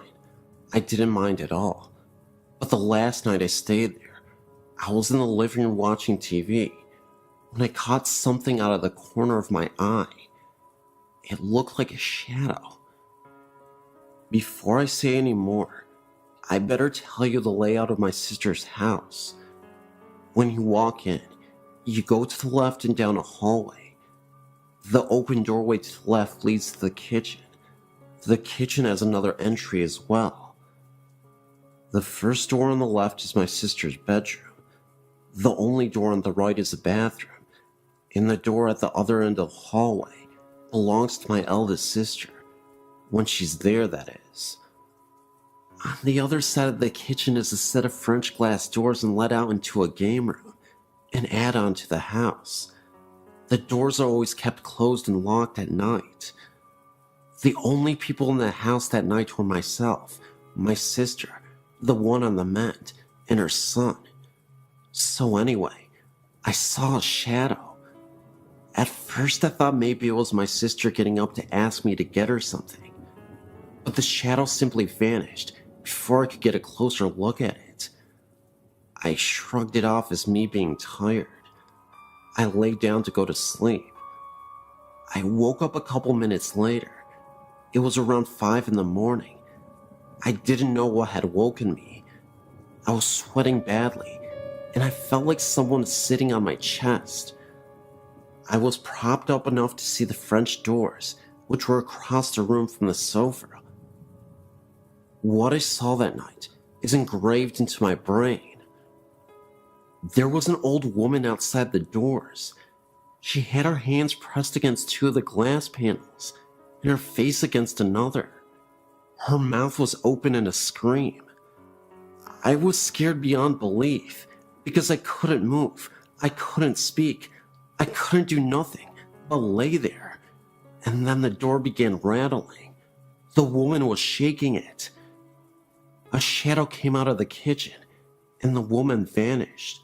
The shadow vanished after that, and I could breathe again. I don't know what the shadow was, but it did make the woman go away. I like to think it was my guardian angel. Who knows? That's my story. Anyway, and yeah, it is true.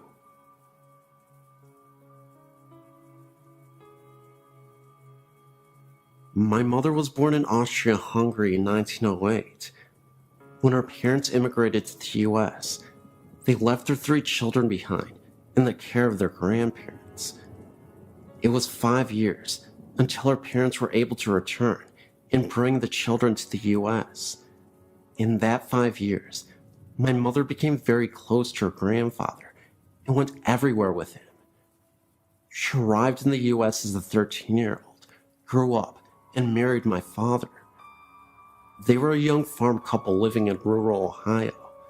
One night, my mother awoke to see her grandfather standing at the foot of her bed. He was smiling at her, but did not speak. She relayed that she pulled the covers over her head and then looked again, and he was still there. She then tried to wake my father, but when he awoke, her grandfather disappeared. She had the overwhelming feeling that her grandfather had died. This happened in the mid-1920s, and at that time, international long distance was only a thing for wealthy folks. Her only contact with her grandparents was via mail, which would take a couple of weeks to arrive. Sure enough, 2 weeks later, she received a letter from her grandmother verifying that her grandfather had passed away on the same day and approximately the same time that he appeared in her bedroom. My father attested to the entire happening. This was always our family ghost story that no one ever had a reason to doubt.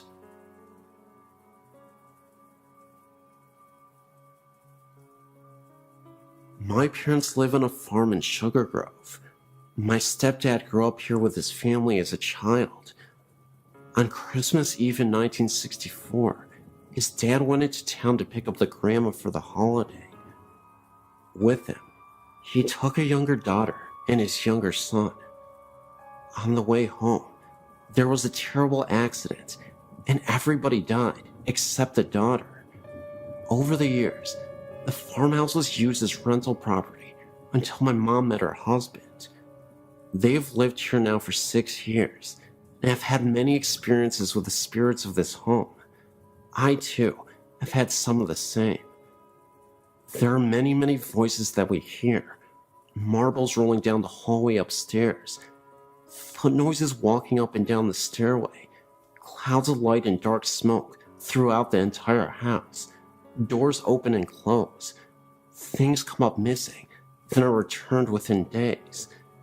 If you are alone in the house and stand by the sink, you will soon hear a voice that asks you to go away.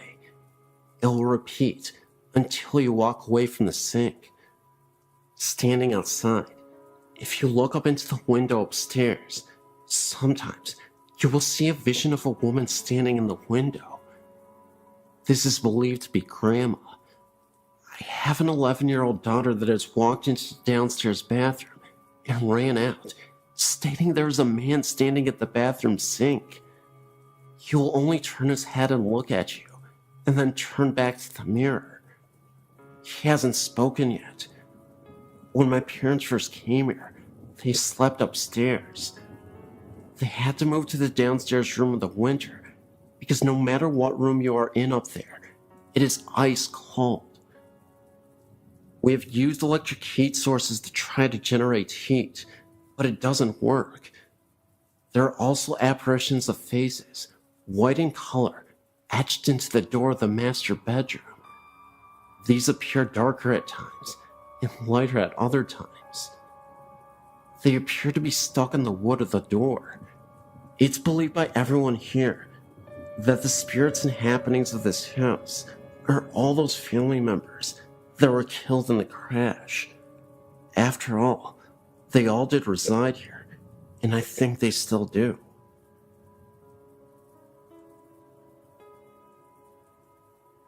My mother passed away a little over 4 years ago. Since then, we have seen her, usually in dreams, and my father has actually seen her many times in her home. My mother had been sick with congestive heart failure that took a turn for the worst for about 2 years. My dad cared for her day and night. Finally, the last trip to the hospital was supposed to be a routine trip to remove excess fluid. On the way to the hospital, my mother made a prophetic statement to him that she would not be coming home again. When she was given the diagnosis that no further help was available to her and she would be sent home with hospice, she refused and decided to die in the hospital instead of at home because my father had to continue to live there and she did not want him to find it hard to stay at their home. 9 days of excruciating pain from a failing liver and kidneys, and unable to get her breath, she succumbed to death only after the last of our immediate family visited her on that day. It was as if she had waited until she had seen her husband, children, grandchildren, and son-in-laws before she was ready to go. 10 minutes after the last visitor, she breathed her last. Oddly enough, the grandfather clock in my parents' home stopped on the exact time of her death. My father has refused to rewind it. After 60 years of marriage, my father has been so lost. For the first year, she appeared to him frequently with a smile on her face, and one time told him, "I love you deeply, and just want to make sure you are okay." She still appears to him, just not as frequently as the first year. Recently, my sister and father had found a picture she had painted and had a frame to give me for my birthday. My dad saw my mother the morning they gave me the gift and said she was holding a shopping bag with a wooden frame sticking out from it with a huge smile on her face.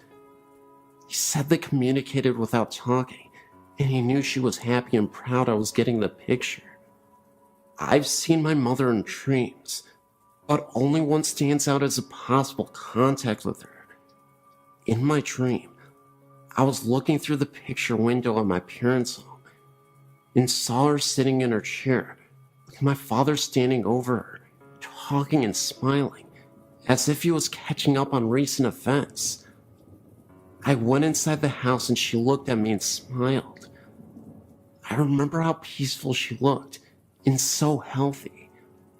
I remember saying, "Mama, how can this be? I saw you in the casket at the funeral home." She just smiled at me and said, "Well, sometimes these things just happened." I replied, "Well, I don't care how it happened. I'm glad to have you back. I've missed you." With that, I woke up. One other time, after an extremely frustrating day, I was walking in a corridor and thought I'd heard her call my name. She said, "Susie." I actually said out loud, "Mama?" She was not even there. My sister says she has dreamed of her, but never actually have seen her. My son slept in my mom's bed about 6 months after her passing, and said sometimes in the night, he felt her sit down on the side of the bed. He knew it was her because he could smell her perfume. My nephew recalled a dream he had the first Thanksgiving holiday after her passing. He said that in his dream, he walked out of his upstairs bedroom and she was in the hallway. He said, "Let's go get some turkey, Granny." He said she replied, "Now, Mark, you know I can't go downstairs with you this year, but you know I'm here." My family feels that she is around us all the time. I know she is with my father the most because he is terminally ill and misses her so terribly. I feel comforted knowing she is waiting for his time to cross over.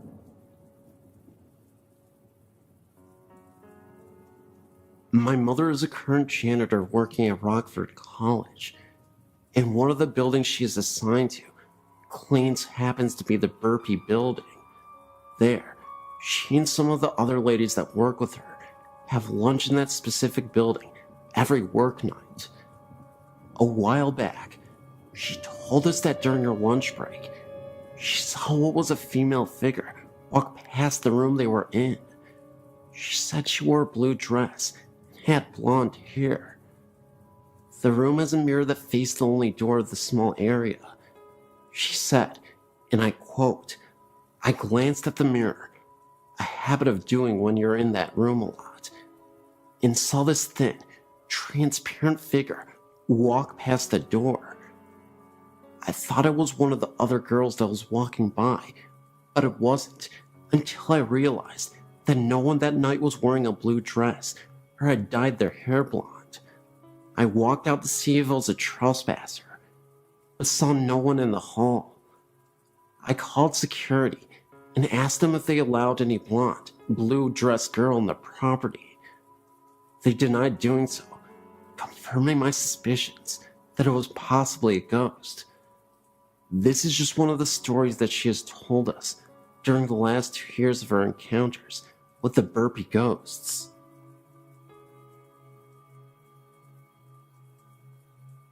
This just happened to me just recently, on February 8th, 2008, when I took a ghost tour of the Tuang Cemetery in Brisbane, Australia. First of all, I'd like to keep this to myself anonymous.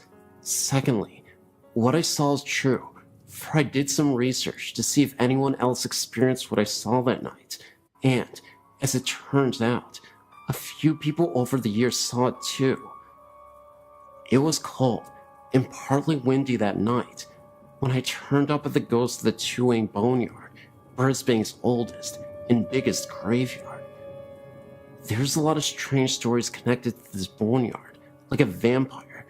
There's only 2 boneyards in the world that got fair dinkum vampires, Highgate in London and Tuang in Brisbane.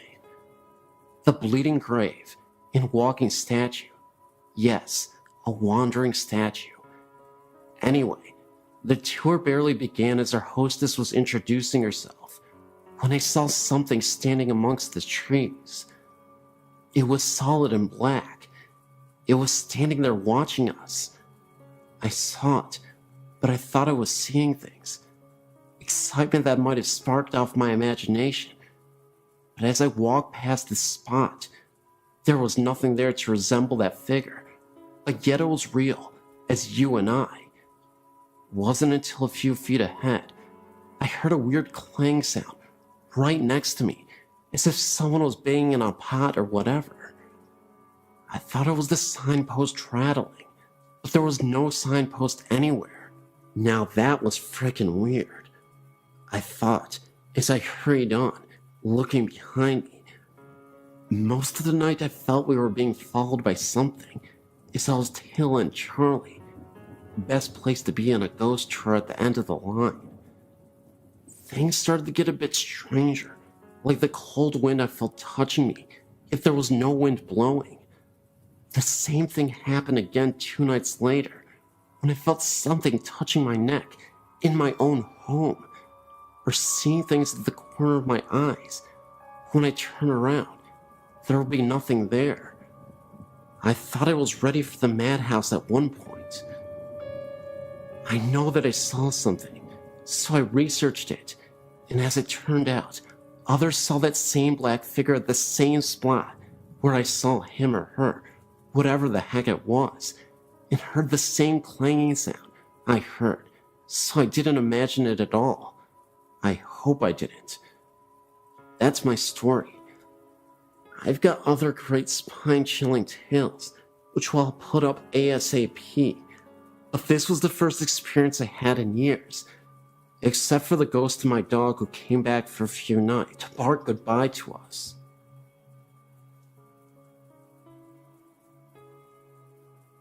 My name is Tina.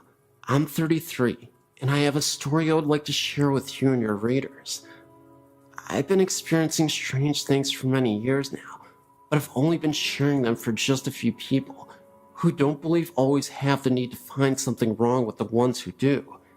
My mom was one of those people. She would roll her eyes and say I was crazy or I had been drinking. The day she became a believer was one of the most beautiful moments we've ever shared. This is our story. My mom had surgery in her foot and was using a walker to get around.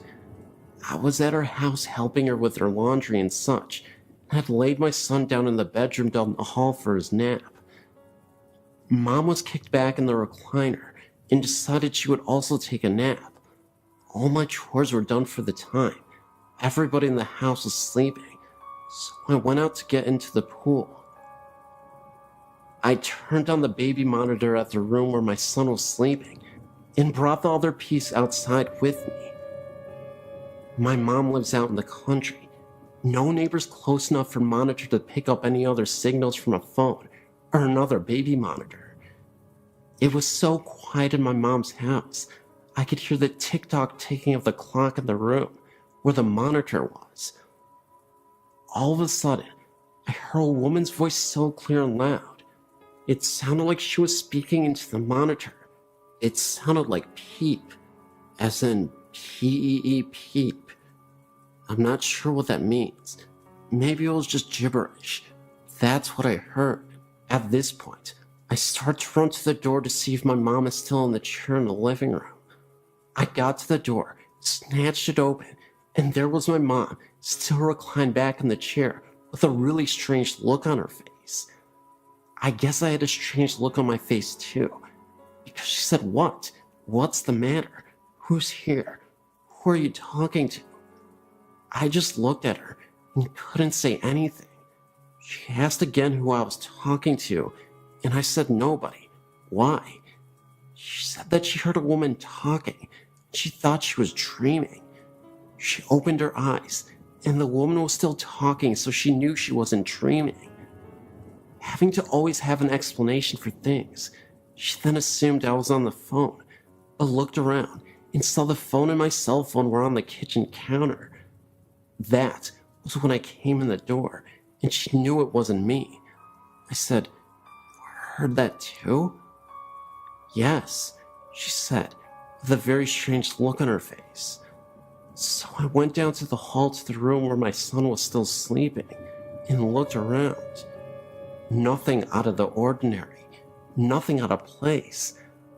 I came back down the hall and told my mom he was fine, still sleeping, hadn't moved an inch.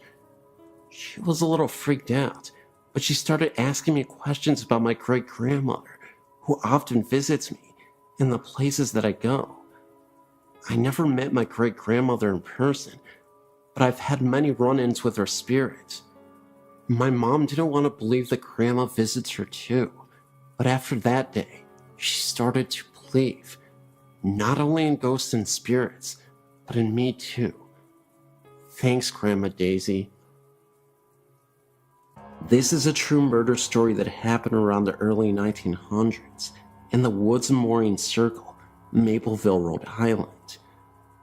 This story is a more true and detailed story of the one before that my great-grandmother told me about. Catherine was a mill owner's daughter. She was a very pretty tall blonde. She was engaged to a local farmer, Robert. Catherine, though, had one problem. A man, who some say had mental issues, was stalking Catherine. His name was David. David would send Catherine letters of how much he loved her, and how they could have babies together. These letters disturbed Catherine. He would watch her through the window and follow her wherever she went. One day, Catherine confronted him and told him never to talk to her again. David thought this was like a game, so he proceeded to send disturbing letters and watch her at all times. As a few days went by, he gave up. With this, he had a plan. If he couldn't love her, no one else could. So one day, while Catherine was going to the woods to get water for her family, David followed. First, he stopped at Catherine's fiance's farm. Robert was working on the farm as usual, and David came in from behind and stabbed him in the back with a pitchfork. Then he went off to find Catherine. Catherine was sitting next to a pond under a hemlock tree. David pulled out his knife and stabbed her through the neck. She screamed in pain as David ripped open her body. As she died, David messed with her dying body. Afterwards, he took her organs out, cut off her breasts, and nailed her heart to a tree, covered in blood. David went home and took a nap. He was supposedly awoken by the sound of dripping. He looked around his room, and it was covered in blood. In the middle of the room, Catherine stood there cursing at him. David had gone insane. He wrote his last letter to the police, telling them what he did, where her body was, and all that happened. He drowned himself the next day in a river. His body sprawled out on a rock, broken. Catherine and Robert were buried in a now abandoned cemetery, and David's body was thrown into a pit. During a biopsy, they found a heart in David's stomach. Some people think he swallowed her heart, while others think Catherine put it there. Still, rumors persist that late at night in the cemetery, you could see the couple holding hands as if nothing ever happened.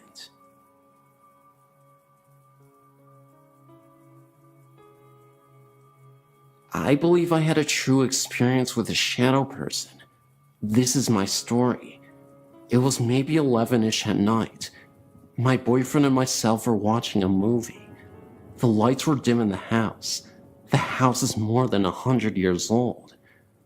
From where I was seated, I could see the dining area, which was dark, and the kitchen doorway, which had a dimmed overhead light on, and the light was spilling into the dining room. I noticed a distinct shadow movement in the light from the kitchen, like someone or something walked past the light. I turned my head fully towards the doorway now, and saw a solid black elongated ovalish shape towards the top of the doorway, and it quickly slipped into the kitchen. My immediate reaction was not of fear, but sort of like, okay, what the heck was that? I wasn't alarmed. I continued watching the movie thinking of explanations for what I just saw. Now let me tell you, there are 3 dogs in the home as well as the 2 of us. My boyfriend's 2 dogs were asleep on the floor by our feet, and my dog was by my side on the couch. He's small. He was acting a bit odd, nervous now. Perhaps he sensed it in me. 30 minutes later, he got down and headed towards the kitchen. He had just got his head in the door and promptly stopped. I couldn't see his head and shoulders, just his back end. I saw his neck raise like he was looking up, and then it happened. It took my breath and gave me chills. He started wagging his tail, slow at first, like he was unsure, and then the momentum slowly gained. He never got to a full-on happy to see you wag. Then he abruptly stopped and came back to my side. He would not enter the kitchen. And in case you think maybe he was looking out a window, no, the window was too high up to see anything.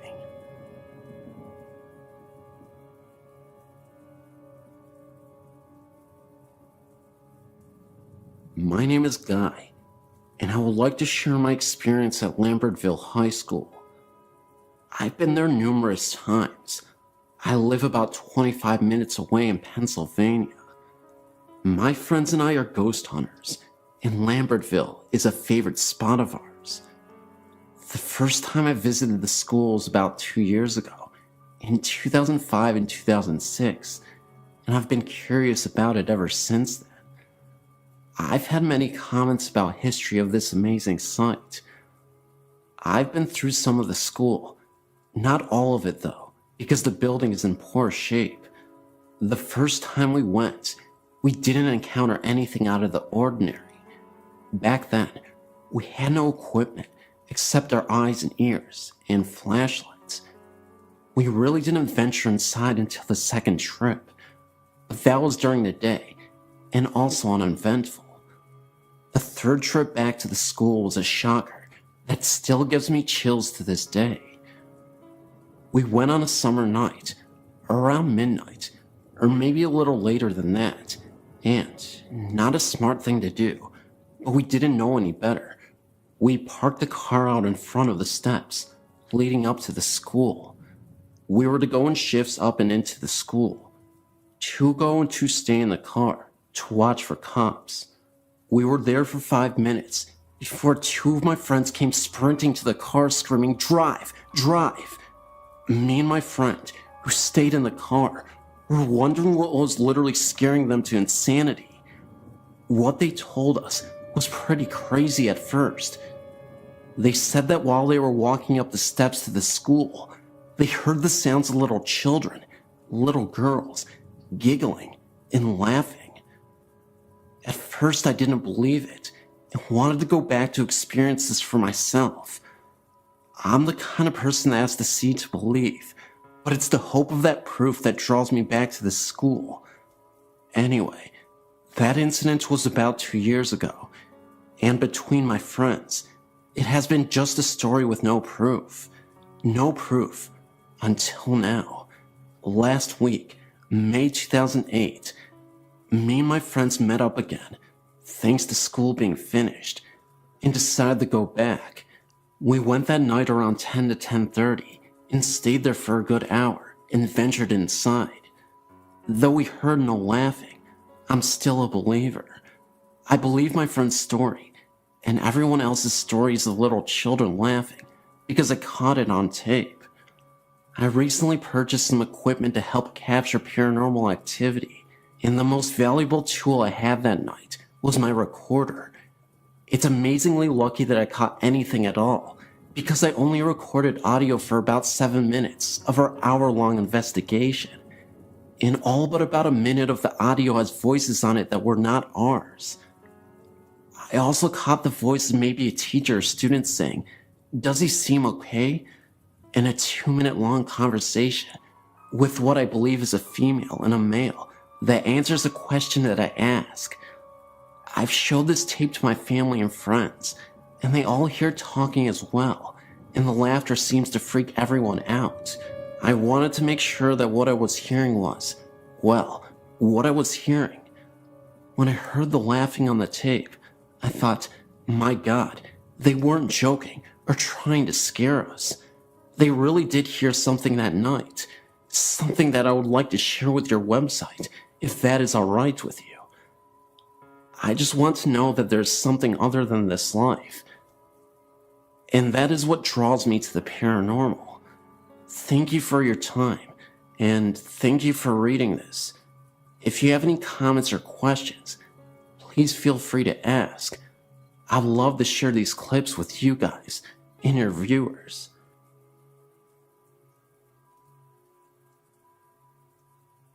This is in reference to your listing for the Hearthstone Inn, Colorado Springs, Colorado.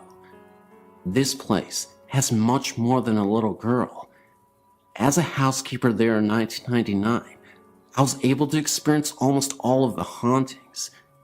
In the south building, 3rd floor, the little girl would appear regularly, as well as the man in brown in the main bedroom, also in the southwest corner of the floor. He was harmless and would usually disappear as soon as spotted. On the 3rd floor, I've never felt alone, would often hear the little girl and running and laughing. 2 of the 4 bedrooms on the 1st floor share a bedroom. I learned to prop the door open while cleaning, or I would be locked in. The first time I was locked in, I rattled the door and was screaming for the other housekeeper. I was nearly hysterical when she let me out after about 5 minutes. Also in the south building, 1st floor, there was a bedroom at the end of the hall that used to be under the stairway. The back stairway of this building, when it was a hotel, led outside. Many of our guests reported having the dreams of the woman in this room. I would feel her, but never see her. I would have trouble with the lights and an unwelcoming presence. On one occasion, the owner, David Oxhandler spent the night in the room on having a very vivid dream of this woman and dismissing it as a dream. He was too shaken to go back to sleep. When he stepped outside to have a cigarette, he turned around, feeling he was not alone, and actually saw her, dressed as just in the dream, floating where the stairs would have been. Rumors she was the victim of a lover's quarrel and was shot on the back stairs. The last one I knew of was in the north building, second floor. One room next to the stairs facing east was never pleasant to be in. The light was very temperamental, flickering and choosing when to be on or off. I would feel a presence on the floor, but really tried to ignore it until one day I was standing near the stairs with several heavy bundles of laundry to take downstairs when I felt a pressure on the right side small of my back. Just a little shove, and I nearly went headfirst down the stairs, and not of my own volition. Last I hear, the Oxlanders were doing haunted history tours of their hotel. Shortly after, it has been sold to another local organization. Very much worth adding some info to your site, and thanks for the space.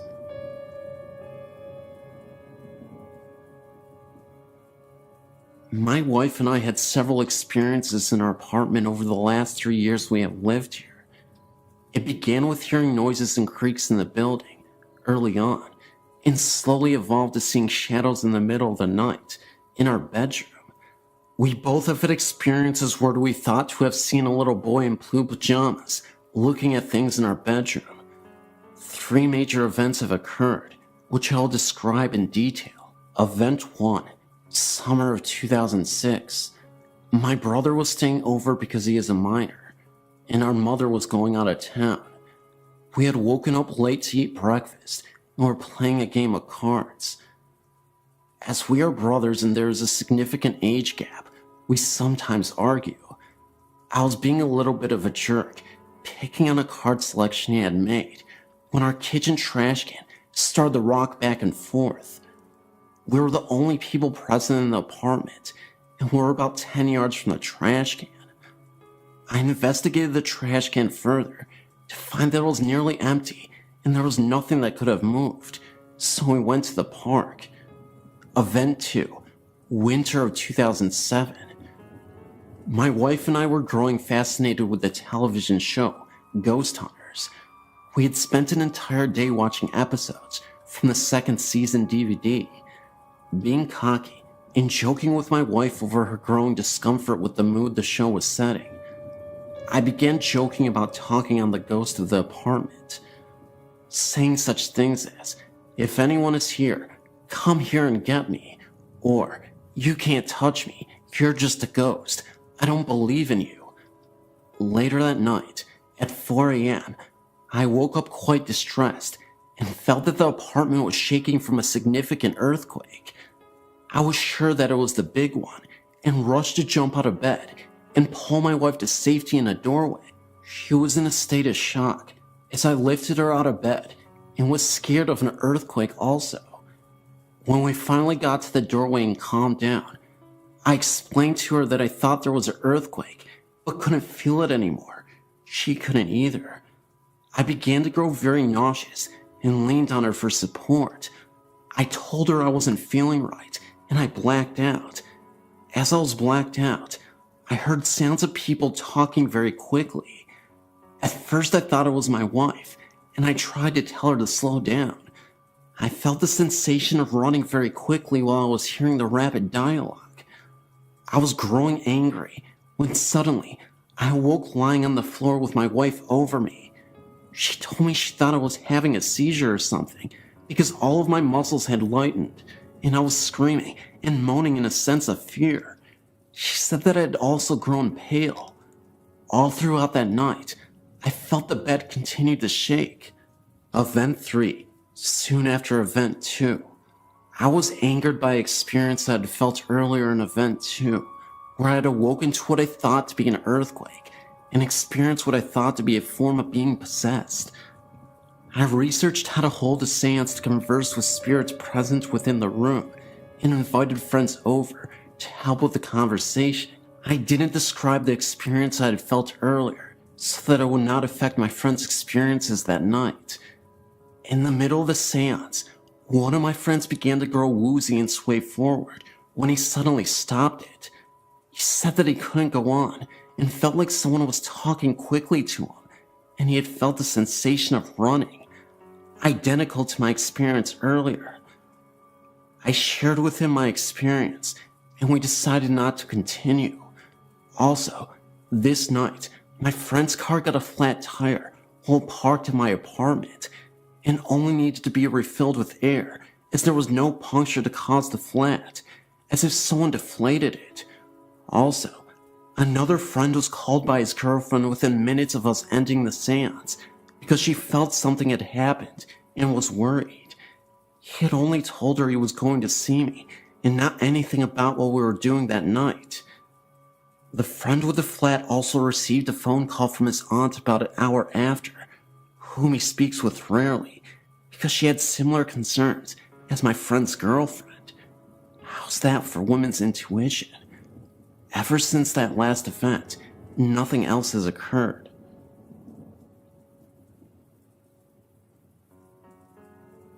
This is a personal experience that to this day has left me shaken. There's something wrong with this apartment complex. My experience centered on the apartment we were in, but from other residents, I heard other tales that made me really not want to live there, and as soon as I could get out, my husband and I certainly did. Pond Trail Apartments located in South Lyon. There is a huge tree right directly in front of it. Apparitions have been seen in the little hallway between bathroom and bedroom. The panel in the hallway leading up to the crawlspace had moved on its own. Personal experience was actually in the bathtub and the only one home when it happened. I'm all of 5 foot and that ceiling is a good 8 feet. There was no way for me to get up there. We figured that the only way to move that panel was to be up in the crawlspace. Each crawlspace is self-contained. EVPs have gotten into the apartment of a young woman with an accent saying, "Can't stay too long," and sleep. Both still have. If you leave the apartment door open while taking a shower, you get this feeling that you are being watched. Then look out. You see the retreating figure of what looks to be a young woman. I'd had this happen and thought I'd left my apartment door open, and it was a neighbor, and upon investigation, found my door deadbolt was locked. Numerous pictures of orbs and odd shadows have been captured in this apartment. All still have. Late at night, you can also hear someone walking past the apartment, and when you go to look, there is no one on the walkway. And considering where the apartment is, there's no way for someone to get down it quick enough without hearing the sounds of running feet. Have had an experience of having the front door hit several times while I was to peephole, and no one was there. Stories were also told to me of the laundry room in the same building is also a place of odd occurrences. Feelings of being watched and hearing a young woman's voice. Have felt the being watched part, but considering that the old furnace system is right there in the laundry room, I dismissed it. A lot of my family and husband's family refused to spend the night there just cause the place gave them the creeps, and this was prior to some of these events happening. I've tried to find out if there have been any deaths or murders or anything on that ground, and I came up with nothing. All I know is that the place was just, there was something wrong with it, and I wish I had never moved into it.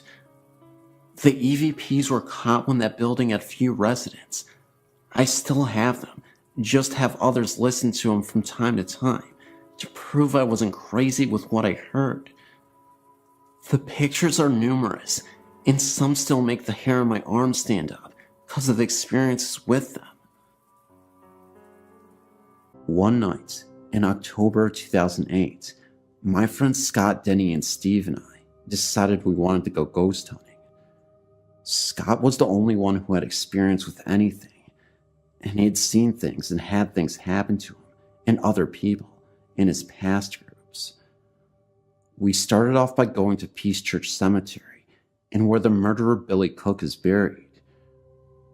We were equipped with a video camera, me, a digital camera, a digital voice recorder, a heavy-duty flashlight, Scott, and 2 smaller flashlights with the other 2 people. We walked around for a little bit as Scott instructed us to let our senses take hold of us and guide us as they please. If we got an impulse to do something, do it. We all had weird feelings, but eventually realized we weren't going to find anything here. We left, deciding to go somewhere that Scott had experienced before, the Waco Cemetery. Once we got there, we said our opening prayer and made our way out into the cemetery. Eventually, we split into 2 groups, me and Steve in one, Scott and Denny in the other. Steve told me to get a couple of specific things on video. He thought he had seen something he said was best described as a specter, with a head that shaped into a point and a cloaked black body. We walked around for a bit longer, and he told me he had seen it again. We walked towards the area he saw it, and didn't see anything. We met back up with Denny and Scott on the other side of the cemetery, and Scott started talking about the things that had happened to him here. He had been asking questions and talking in general, trying to pick up some EVP. He started talking about what he called the prankster that had slapped him in the face and possibly put scratches down his friend's back. We made our way back to the center of the cemetery where there were no graves, just a patch of grass. We stood around, and Steve told the other 2 about the specter he had seen and where he had seen it. Around that time, Scott said lights out. He took a couple of pictures, and the rest was silent. Then, we turned our lights back on for a few seconds before Scott repeated his order of lights out. This part gets a little blurry.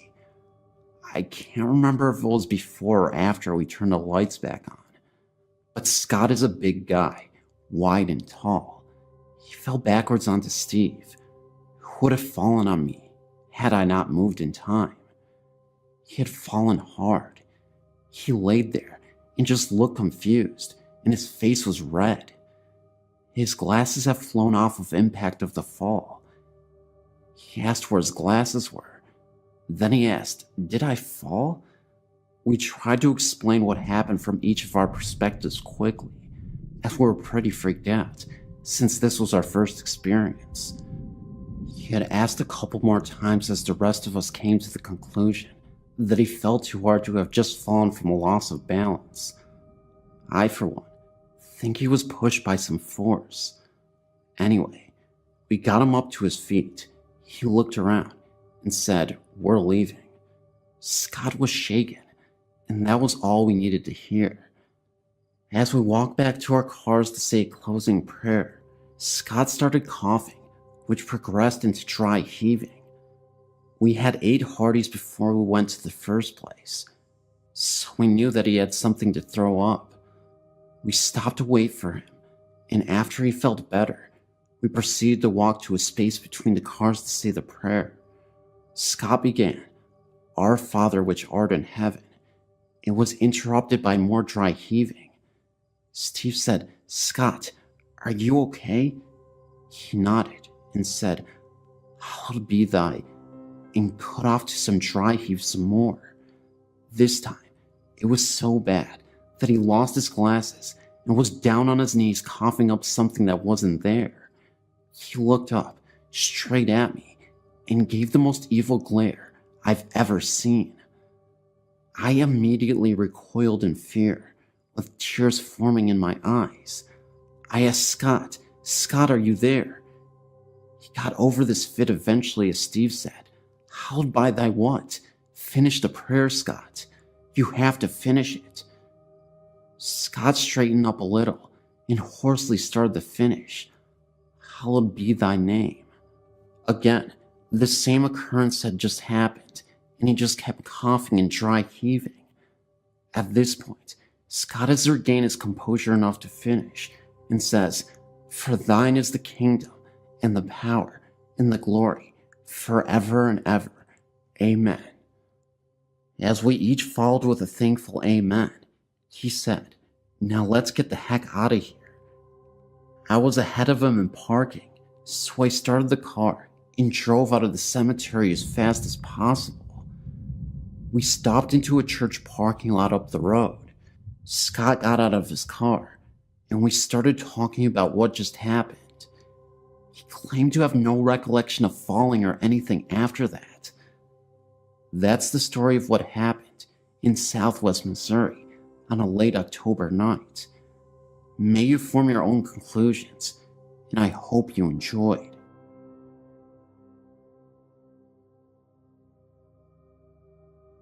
I've felt the presence of ghosts at some places I've been or lived at. I've never had an experience of seeing a ghost, but I can walk into a place and tell if there's a ghost there. I know if it's a male, female, or child. I've seen dark shadows, but not all have been black. Some are gray, like the color of a rat. One night, a very good friend of mine came over and we started watching a movie and eating pizza. I saw the dark outline of a male child peeking around the corner of the kitchen. I told my friend Dawn, who is very religious, and at first she didn't believe me. I kept seeing the outline of a head and shoulders peeking around the corner. Then, about 5 minutes or so later, we started hearing a scratching noise. I told Dawn that's the ghost. She said it was just a mouse. Then, I heard a loaf of bread fall on the floor. The bread is kept on the counter far back next to the microwave. I got up to investigate. The bread was lying on the floor, but had no holes in it from a mouse. I put the bread back and went back into the living room. Dawn got up to get a glass of soda, and when she went into the kitchen, she yelled. She said the loaf of bread moved across the counter and dropped on the floor at her feet. She started praying. Every time she stopped praying, you could hear scratching noises. She kept praying, and the scratching continued. Then it got quiet. We finished the movie, and as we were talking, we noticed the lid on the pizza box, which was propped up, started to slip down. Instead of just falling down, it closed. This was very slowly. Dawn said she had enough and went home. She took the pizza and box home with her. She called me later that night and said that the ghost followed her home because her bread was constantly sliding off the counter, and she actually saw the pizza lid open when it was closed in the box. She said she threw the bread and pizza box off her balcony and prayed really hard. She didn't have any more problems, and our bread stayed on our counters after that.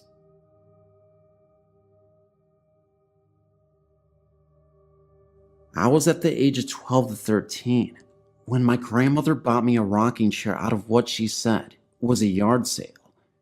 She claimed that they were very glad to get rid of it, and she never thought to ask why. She brought it home and sat it in my room with my dolls on it. It was an antique, so I was leery about anyone sitting in it. I never experienced any weird activities in it, but my brother at the age of 9 years was sitting in the living room where he could see it and claimed to have seen it rock 3 times. It scared him to the point where he just ran outside to my grandmother, crying and screaming. I was confused, and my grandmother told me to keep it closed and keep my door shut.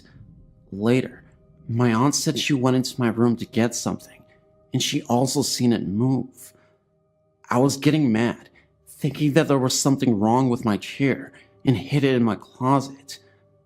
The last person that had seen it move was my little cousin, due to us moving to another location. She agreed to keep it in her room, where she did not stay at the time, but went in and out of there when needed. She was doing her hair in a dresser mirror when she got a glimpse of the rocker moving. Then, To her surprise and fright, a little girl appeared. She said she was very beautiful and in older clothing. She screamed and ran from the room. It took her some time to calm down to tell what happened, and there I was, ready to get rid of it also. The one thing I did find out about the chair before giving it away was that it hated men. Due to my family's curiosity, my great uncle was determined to see it and experience it sliding away from him across the room. He was nevertheless very scared and left quickly. I'm glad I gave it away and didn't think twice, but never had it do anything in front of me.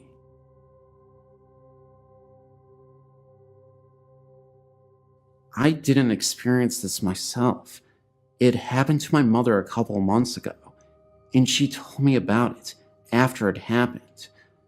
What happened was, a couple of months ago, my mom was prepping for a party in our kitchen at about 9:30 p.m. Me and my brother, who were about 11 at the time, were both at the house at the time. I was upstairs, and he was in the living room. My mom told me that she was washing dishes and that she looked up at the window in front of her and she saw someone walk by the hallway behind her. She immediately thought that it was me because of how tall the person was. She called out my name and told me to do something for her. After a couple of minutes, she came to look for my brother to ask where I had went.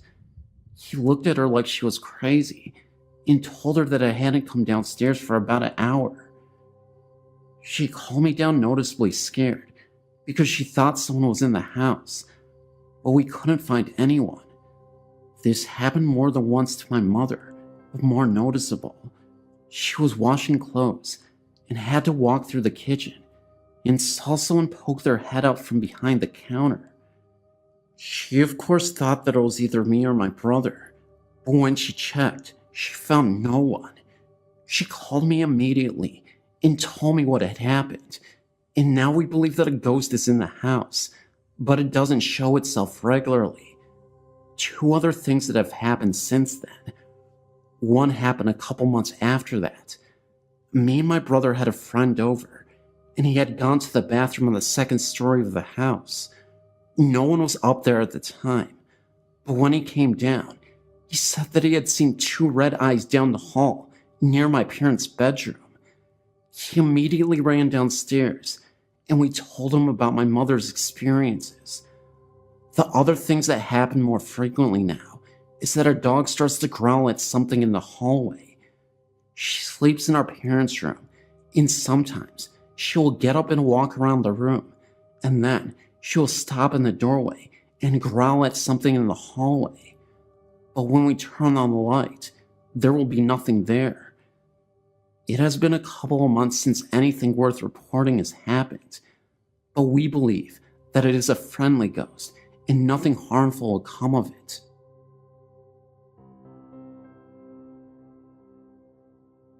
Even though I'm terrified of this kind of stuff, reading stories and watching things on TV about it is very interesting to me.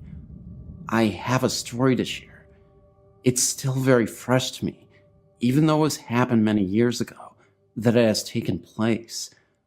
My husband and kids laugh at me when I tell them my story, just because some of the things that went on. They find it more humorously amusing than seriously true. This story took place when I was about 5 or 6 years old, in a house we lived at, in Oregon, Ohio. I really don't even know where to begin. The house was a 2-story home that wasn't huge, but sure wasn't small. I had 2 brothers, and they shared a bedroom with me, having my own bedroom right next to theirs. In their closet was this blue plastic hanging shoe rack that was left when we moved in.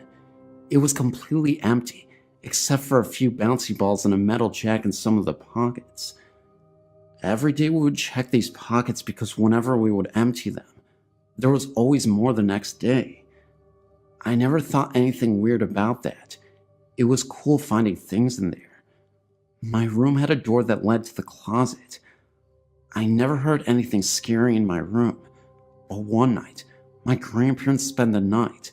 They came from Florida and were visiting us before moving on to other relatives. In the middle of the night, everyone ran into the room because my grandpa woke up screaming.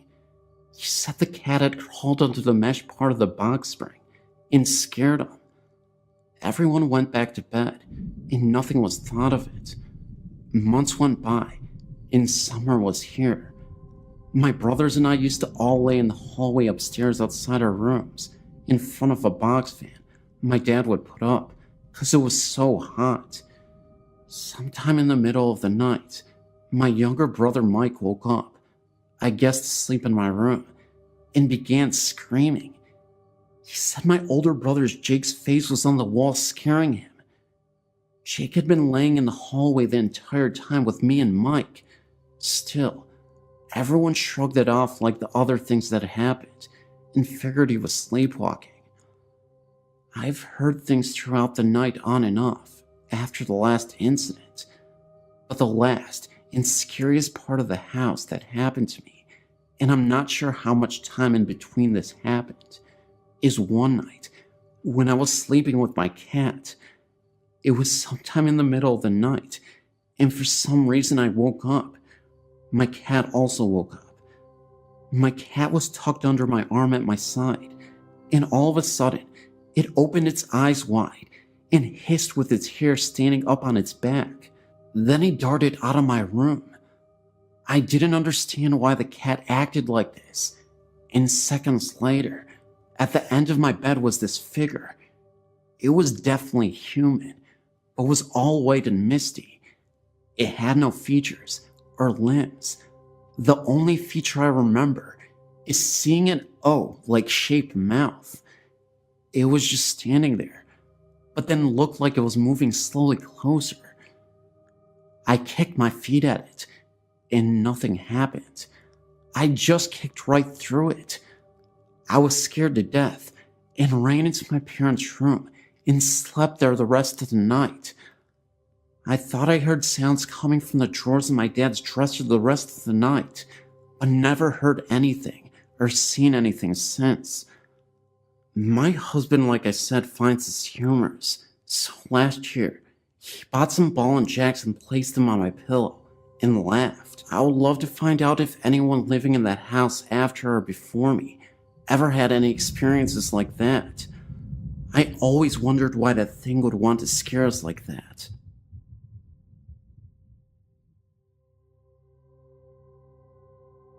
My grandfather was a member of Washington Country Golf Club in Washington County, Pennsylvania. The golf club sits on top of a hill and used to be a very old farmhouse that dates back to the 1800s. He told me stories of him along with a group of friends who spent the night at the clubhouse. Members were allowed to stay there if they wished. It was said the old farmer who lived in the house lost all of his money and the farm went under. After this all happened, the farmer then decided to end it all. My grandfather said that during the late hours of night, you can hear footsteps walking back and forth upstairs. They went upstairs, and no one was to be found. Even in the ballroom, the lights would be seen turning off and on by themselves, as doors were being opened and closed as well. I myself have been in the clubhouse, which is very old, with wooden stairs and floors. I have even seen the bar going across the staircase, where it said the farmer had done the deed. I've heard this story from other members of the club. Whether this is true for sure or not, I don't know exactly. Another story I've heard takes place in Peters Township in Washington County. I've been told by an old football coach whose family lived in the town all their life, dating back to the 1700s, I believe. He tells a story of an old haunted railroad tunnel close to Hidden Valley Road in the area. It's said that many years ago, when the railroad was a busy place, a man was hooking up two boxcars. The boxcars then rolled together, hitting the man in between the two hookups. The man was cut in half from the two boxcars, and many people say they have walked the tunnel holding hands across the tunnel very late in the night. They said they have seen a man walking at the other end of the tunnel with an old oil lamp in his hand, swinging back and forth. They even say that a train can be heard off in the distance, but no train even came. The story has been known as Boxcar Willie. I've heard the story from many different people in the past. I've seen the tunnel myself one night with two of my friends. We held hands going across the front of the tunnel. We all then saw a very small light at the end of the tunnel. Never went to check it out, but something was there. We all saw this light. It may have been something off in the distance, but I believe it was Boxcar Willie. We all felt something very weird that night. That's why I get the feeling something was out there.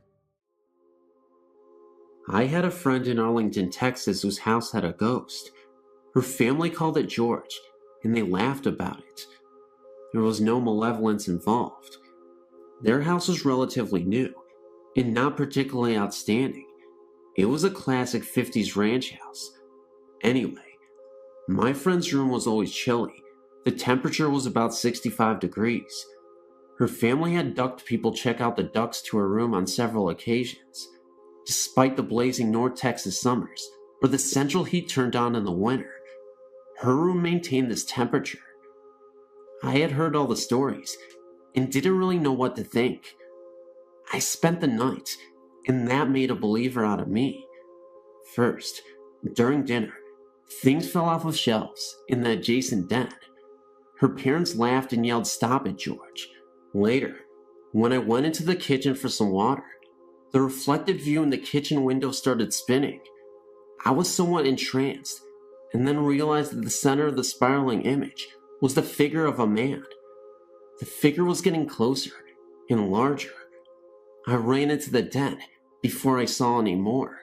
As we went to sleep in the sleeper couch in the den, several books in the shelves opposite the couch slowly pulled out from their position on the shelf and almost fell to the floor.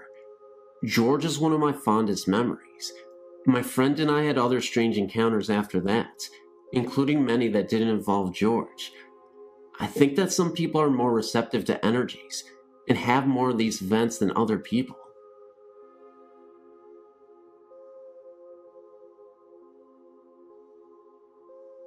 I've decided to post my other stories now, before I forget to post them later. The first one I would like to share happened when I was 18.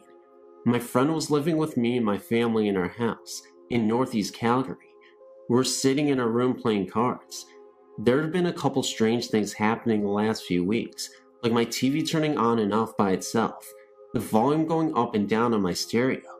Since both of us had always been believers, she's always had experiences of her own. We knew it was the work of a ghost. We were never really frightened, at least not until the night I'm about to tell you about. Anyway, like I said, we were playing a game with a deck of cards. You asked the question and then flipped a card. If it was a black card, the answer was no. A red card was a yes. It was called something like Ouija cards. At first it was just a game. We were laughing and joking around at the answers it gave us, until we noticed a pattern. Every time we got to the bottom of the deck and shuffled them for the next round, the first three cards flipped were 666. The first couple of times we just brushed it off as being coincidental, but by the third, fourth, and fifth times, we were scared. We decided it was time to call it a night and picked up the cards. We made sure to check underneath ourselves and under the pillows on our bed to make sure we didn't miss any cards. We hadn't. But after gabbing for a half an hour, I was going to go downstairs to my room. Sure enough, there was a card sitting right in plain view of both of us. We looked at each other a little funny, and then she picked up the card. It was the 6 of spades. I got curious as we went to put the 6th card back with the others and flipped the 2 cards of the deck. Both of them were 6s. We put the cards in the kitchen, and on my way downstairs, I heard the TV go on. I turned to go back upstairs to tell my friend when it turned off again. I went to my room and laid down. A couple minutes later, I noticed the room had gotten brighter. I opened my eyes and saw that 6 of my candles were glowing brightly, even though no one had been in the room to light them. I blew them out and tried to go to sleep. It happened again, but this time they lit, one by one. I ran from my room, noticing it grow dark once again, and slept the rest of the night with my friend. I've never had an occurrence like that again. My most recent experience happened in January 1999. One of our dogs, CB, short for cat bait, had recently been put down. He had been a big part of the family for 15 years. One night, our other dog, Tia, came downstairs to my room. This was extremely odd, since the only time she ever came down was if I had food, or if she was with my mom. But she never came down in the dead of night. I was fast asleep when I was awoken by the sound of her barking at the end of my bed. I told her to go away and to shut up, but she persisted. I sat up and found her jumping at the end of the bed. I asked her if she wanted outside, but that's not what she wanted. She wanted me to get out of bed. Irritated, I did just that. We walked out of my room, and she started barking at the corner of the basement. I thought maybe she had found a mouse or something. But upon turning on all the lights and investigating, I found nothing. She started walking around the basement. If I did not follow her, she would bark. I was getting tired of this game and just wanted to go back to bed, but she just kept barking until I followed her. Finally, she led me into the laundry room and went over to the pile of blankets laying on the floor and started barking and switched between looking at me and staring at the sheets. It then occurred to me that the pile of blankets were one of CB's favorite spots to sleep. I remembered hearing somewhere that animals, especially cats and dogs, had a sensitivity to spirits and ghosts. I smiled and asked Tia, "Is that CB?" Immediately, her tail started wagging, and she went over to the blankets, lay down, gave them one lick, and then went back upstairs. I know it was my little dog who was visiting me that night. I'm just glad that Tia decided to share that visit with me. Since then, Tia shared it with me a couple of times, although I still haven't seen CB's ghost for myself.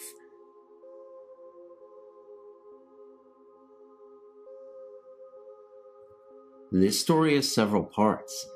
It has taken me months to put this together in a way that makes sense and takes all the known facts into account. I awakened suddenly from deep dreaming sleep one night in December or January with the terror that someone was in my room. I've heard that in most people, there is a reflex that literally prevents them from moving when they are in a deep state of sleep, and the frozen, unable to move state described by many upon first being awakened is simply that reflex still working, not fully in sync with sudden consciousness. I'm in a different category. However, I'm a sleepwalker and capable of vigorous movement, even when not awake. To get on with the story, I felt an intrusion in my dream that had nothing to do with what I was dreaming about. It shocked me awake, and I sat up straight in my bed. I was treated to the sight of an apparition standing near the foot of my bed. It was quite tall, over 6 feet I would guess. I couldn't tell if it was male or female, but my sense was that it was female. It had short dark hair, parted in the middle and brushed back on either side, and wore flowing white garments. It emitted no light. What I could see of it was illuminated by the yard's light shining in the bedroom window. I apparently surprised it because for a fraction of a second, its right hand was raised to its temple in a gesture that seemed to indicate I was not supposed to have awakened or have seen it. Immediately, it was gone, leaving me to wonder if I had really just been dreaming. It all happened so quickly. In January, I visited a psychic who told me that in addition to the spirit of my grandmother, which I knew about, I had the spirit of a young girl strongly attached to me. She was not able to give me any details as to who the girl might be, and I thought about this for a great deal. For months I pondered whom this might be and got no enlightenment. Finally, one day, the face of a child I used to babysit for many years ago sort of popped into my head, and I knew who my little girl attachment was. She was a tragic little figure who was a foster child in a home that cared for her, but most certainly did not love her. Even as a teenager, my heart ached for that child, and I told my mother that once the lifeline on her left palm was extremely short. I always felt she would die young. I really didn't know any facts about her, since I lost touch with her foster family after I went to college, but I had no doubt that she was my attachment. A few days after this, I went to another psychic who told me that the girl had not been ready to die when it happened. It had surprised her. For that reason, she was unable to find the lights that souls are supposed to go to when they pass. He told me that I was the only light she could find, and therefore she had attached to me. But that wasn't a good thing.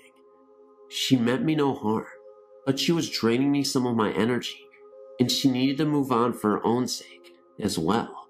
He spoke with her briefly and told me she was 17 and that her stepfather had caused her death, or at least a great deal of pain while she was alive, which he does correlate with what I knew of the man. Remember, she was in foster care, not living with her mother and stepfather when I knew her, but the man was a convicted child molester. The psychic told me he would go help her to the light, and I presume he was successful. Tonight I was reading some of the articles on the site about why spirits tend to manifest at night, to get a glimpse of someone they loved, perhaps, or to try to communicate, and what the best reaction to an apparition is. And I realized that 1, probably my apparition was my young friend, who I wouldn't have recognized because I hadn't seen her for about 7 years before she passed, and 2, sitting straight up in bed was a good way to scare it off, because it disappeared in the blink of an eye. If I had realized who it was, I would have tried to make things easier for her, but for both of our sakes, I hope there is no next time.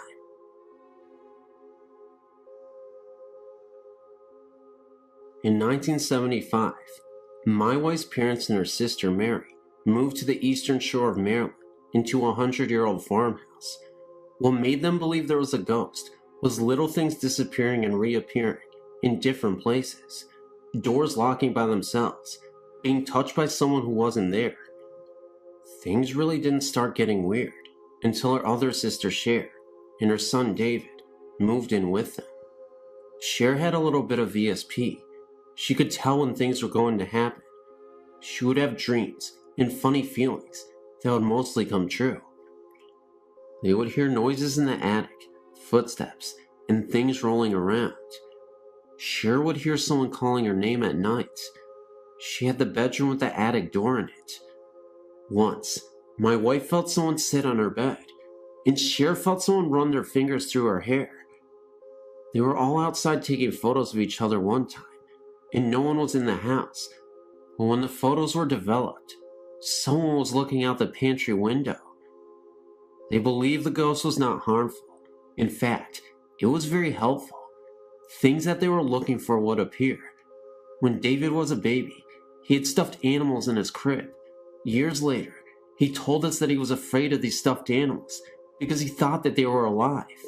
Another thing that happened was when both my wife and her sister Mary got married. Both of their wedding photos that were taken in the house never turned out.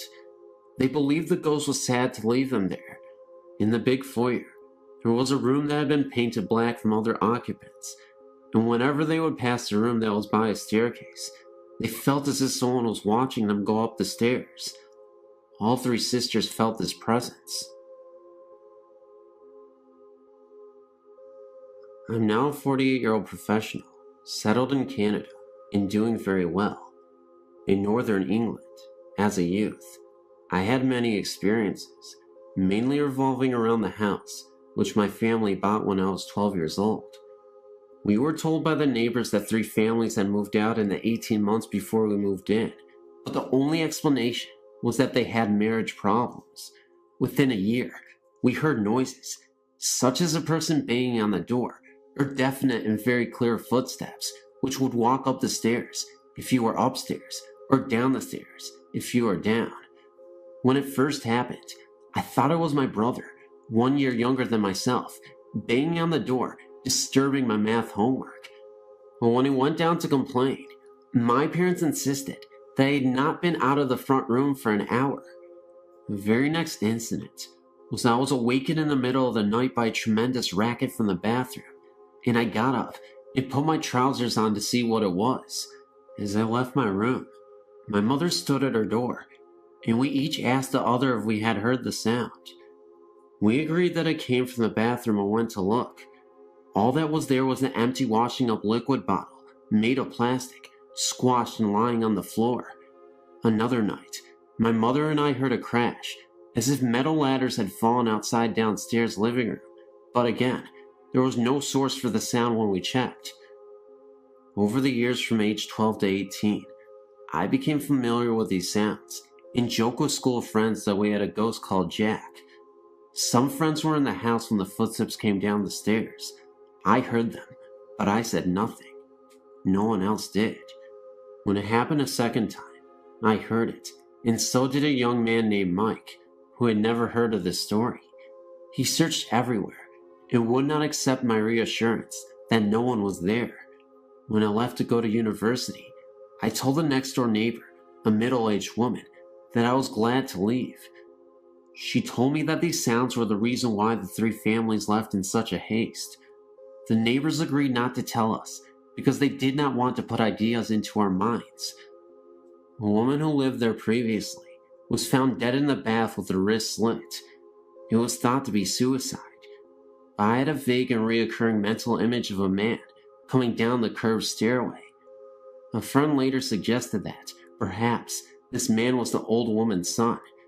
Perhaps he killed her and made it look like suicide. Who knows? One piece of advice: never try a Ouija board to communicate with the dead. Leave well enough alone.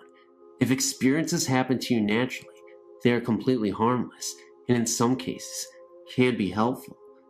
They might happen for a total of a few seconds in your whole life, but do not try to make them happen, because you might frighten yourself. This is my best advice. There are other stories, all true, but they have to wait. This happened while I was holidaying in Florida, at a motel we had stayed at several times. The first time we stayed here, we were in room 12. While in room 12, we would always hear arguments from next door, and the occupants would always check out, usually within 1 or 2 days, never staying longer. My husband loves America, especially Florida. As it happens, I was to have an operation in Florida, and this was a good time to visit. We checked in at the same hotel. My husband wanted the room in which we had stayed in before, room 12. Unfortunately, it was taken, so we had to take the room next door. This motel does not have a room 13, so the room is numbered 14. I did feel uneasy about staying in that room. Let's just say a nagging feeling, an intuition which I always trust. By the way, I come from a long line of witches. The reason why I was so uneasy about this was not because of the number, but from remembering the countless couples that came and went from that room. My husband insisted we stay there, since it was next to room 12, and the happy memories of the last holiday we had there. I gave in, and we checked in. We unpacked our things, and from day one, we had an argument the whole entire time we were there. I thought to myself, maybe it was me subconsciously dreading the operation and taking it out on him. We would be at each other like cats and dogs, to the point in which I walked out of that room a couple of times. The atmosphere would be charged and depressing, and as soon as I walked out, the sun would lift my spirits. My husband is not superstitious, nor does he believe in ghostly encounters. After having my operation, I would have to be bedridden for a week or so, and heavily under the influence of painkillers. While I lay in bed, I would chase my husband away with my bad mood, post-op blues, so I could be left alone and in peace. The time I had alone in that room would stay with me for a long time. Remember, I'd taken some painkillers for my operation. My husband had drawn the curtains so I could sleep. One afternoon, I dozed off and was awakened by the tug of the bed sheets. I thought maybe I kicked it off, so I tried to pull them up. Once I did, I fell asleep again. Again, I was awakened by the feeling of sheets being tugged. I thought it was my husband and woke up shouting at him, but there was no one in the room. I felt the temperature in the room was cold.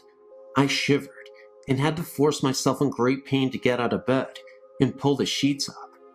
Once in bed, I looked around the room. The strange thing was, it seemed like shadows in the corner, yet it was bright as day outside, and the curtains were drawn, and there were no trees or anything near the window to give off shadows. I stayed awake for hours, waiting for my husband to return. He walked in and got a shock, seeing me all wide-eyed, and thought he had left the air conditioner on, as it was very cool. He walked over and noticed it was off, and blamed that the damn thing was broken. For the whole week while I recuperated in that room by myself during the day, my bed sheets would come off. I would wake up in cold sweats, looking around the room. There was no one there. I felt something brushing my skin, and always felt the shadows in the corner. I put it down to painkillers. They were very mild, and my usually happy self became withdrawn and depressed. I noticed that my husband would come back smiling and was trying to cheer me up, but as we stayed longer in that room, it seemed to have an effect on us. He became mean, and sometimes he would jeer at me. I had enough by this time and wanted to leave. The last night we had stayed there, I had not taken any painkillers, as I wanted to believe I was not hallucinating or seeing things. And believe me, I've seen many things and experienced stranger.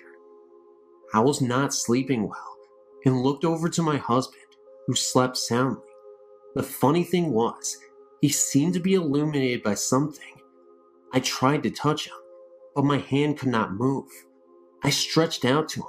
We slept in separate beds while I was recuperating. He was only an arm's length away, and yet I couldn't move. I was sweating now, with a feeling of dread. My whole body felt like lead, and I could only move my head. I tried so hard to move, yet I couldn't. I could really feel that there was someone or something that was in the room with me, but I couldn't even see them. Someone was there near my bed, but not fully visible yet. I started to say something and tried to call out to my husband.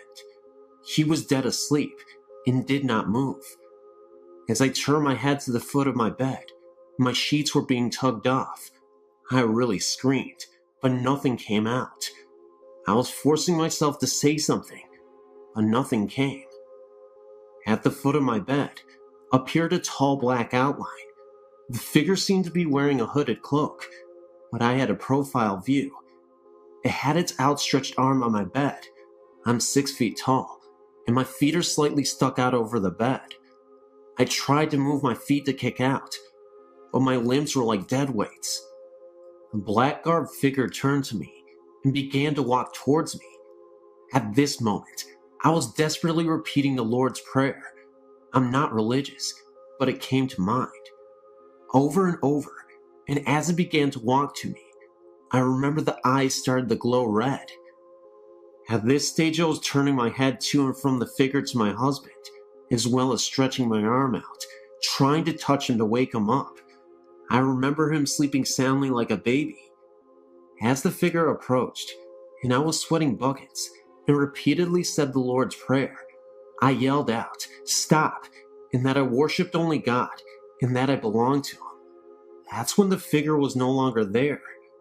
I blinked a couple of times, thinking it was a nightmare, but I noticed that my arm was still outstretched towards my husband, and he was still in the same position, sleeping soundly. I started crying and busted open a stitch. My husband woke up and said that I just had a very bad nightmare. I said I'm glad that we were leaving that very morning. We still go back to the motel, as my husband loves it, yet I insisted we do not stay in that room.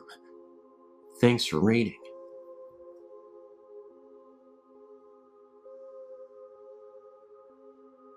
I grew up on a farm in Missouri. The house we lived in was built around the turn of the century.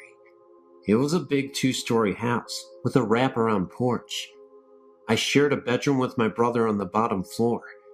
In the summer of 1975, something happened that had a long-term effect on me.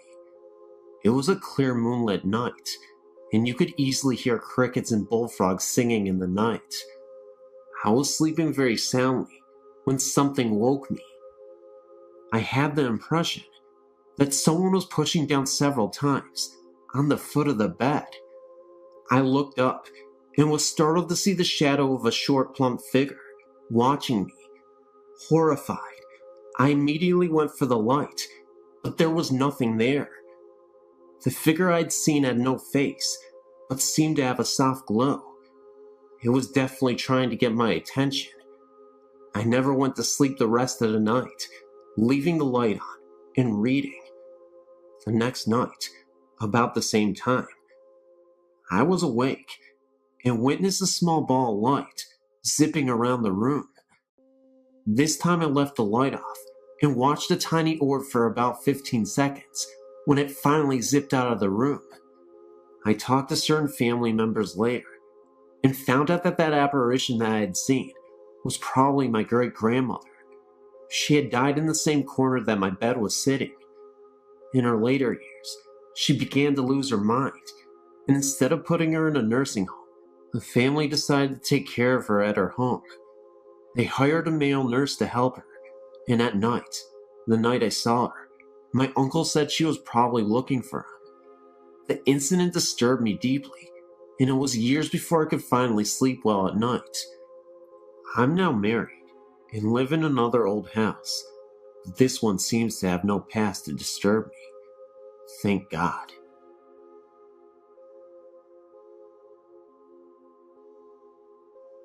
In 1999, my husband and I purchased our first home.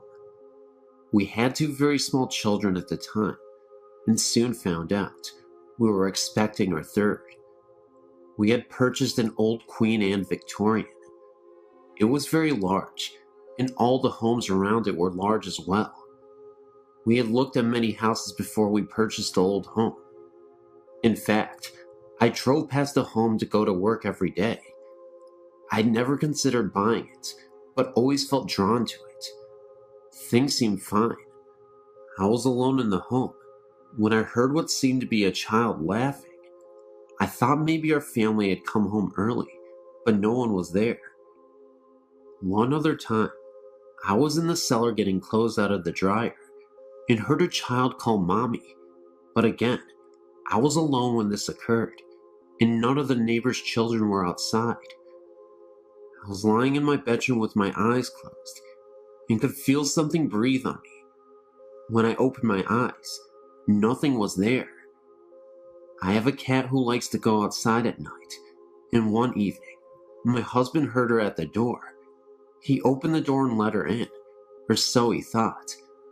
The next morning, he saw our cat waiting on the porch for us to let her in. We searched the entire home, looking for the cat he had thought he let in the previous evening, and there was no animal to be found. My daughter, who was 3.5 at the time, would come into our bedroom complaining that the little girl would keep her awake and would not stop playing with the curtains.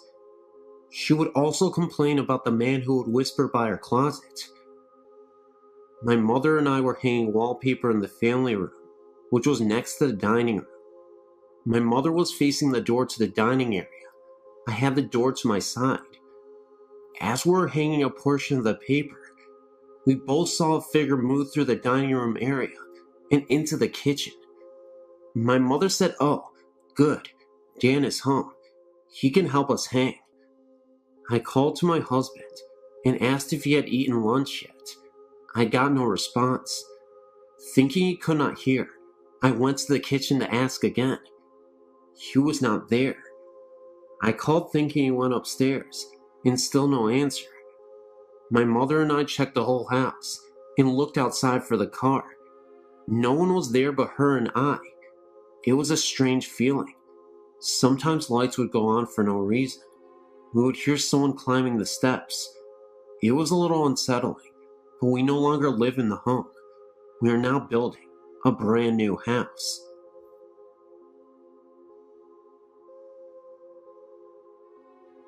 The story that follows is a true account of an 11-year experience that I'll never forget. When I was 6 years old, my family moved into an old Victorian home in Pontiac, Michigan. The house still stands today. It has changed owners several times, but is in a state of disrepair. The house had been built in 1892 by a Mr. Newsbringer for himself, his wife, and children. My parents had purchased the home from Clara, the last living daughter, in hire. I remember moving in that day because even as a young child, I felt a sense of uneasiness. That feeling was soon to be validated. At first, it was more of just an uneasy feeling throughout the whole house. Soon I discovered, though, that the feeling intensified while in my room. It was a large, 4-bedroom home, and us 3 girls all had the luxury of having a bedroom all to ourselves.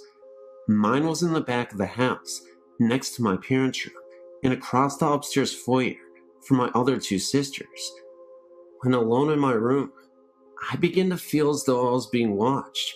It is a universal, primitive feeling. I'll be sitting at my desk doing my homework, or just laying across my bed listening to my stereo, and I would feel it. I felt that a presence was emanating from one corner of my room, up at the ceiling. I had not seen or heard anything up until this point, but that was soon to change. As I was alone in my room again, one day after school, I heard a voice call my name.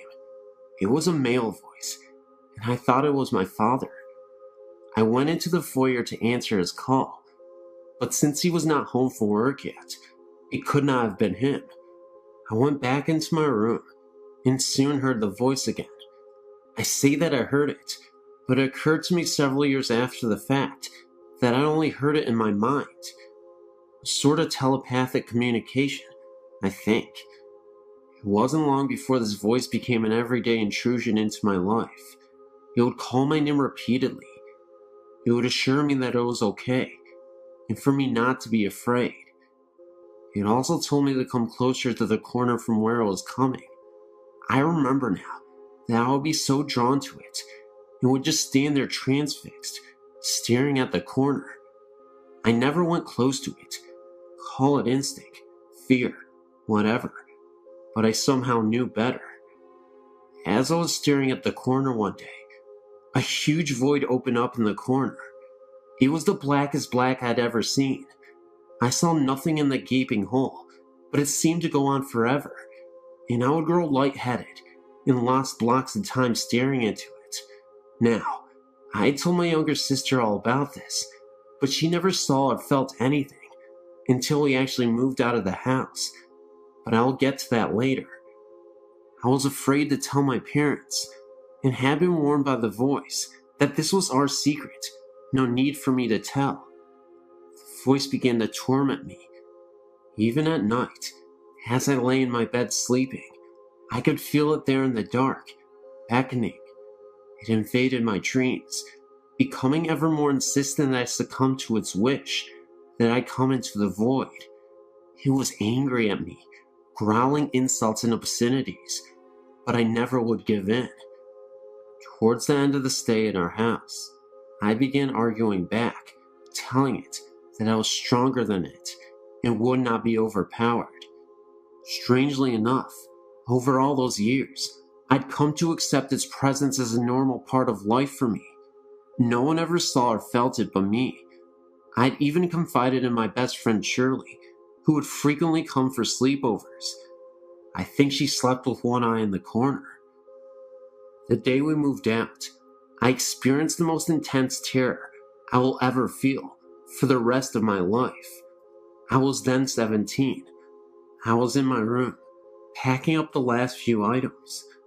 I felt the familiar goosebumps and tingling of my skin as the hair on my back of my neck and arms stood up.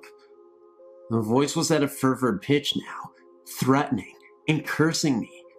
I turned around to face my enemy, stared into the blackness, and was mesmerized to see the most evil eyes I had ever seen come out of the darkness. I could see the whites of his eyes, and the center was like black coal. The hole began to turn, and I heard a deafening roaring sound, not unlike that of a huge waterfall in close proximity. I dropped what I was doing, ran down the steps, and got into the family car. I left the rest of my things in that room and never looked back. I never heard or saw anything like that again. After we had moved out, my younger sister began having nightmares about something dark and heavy chasing her in our old house. No coincidence, I think.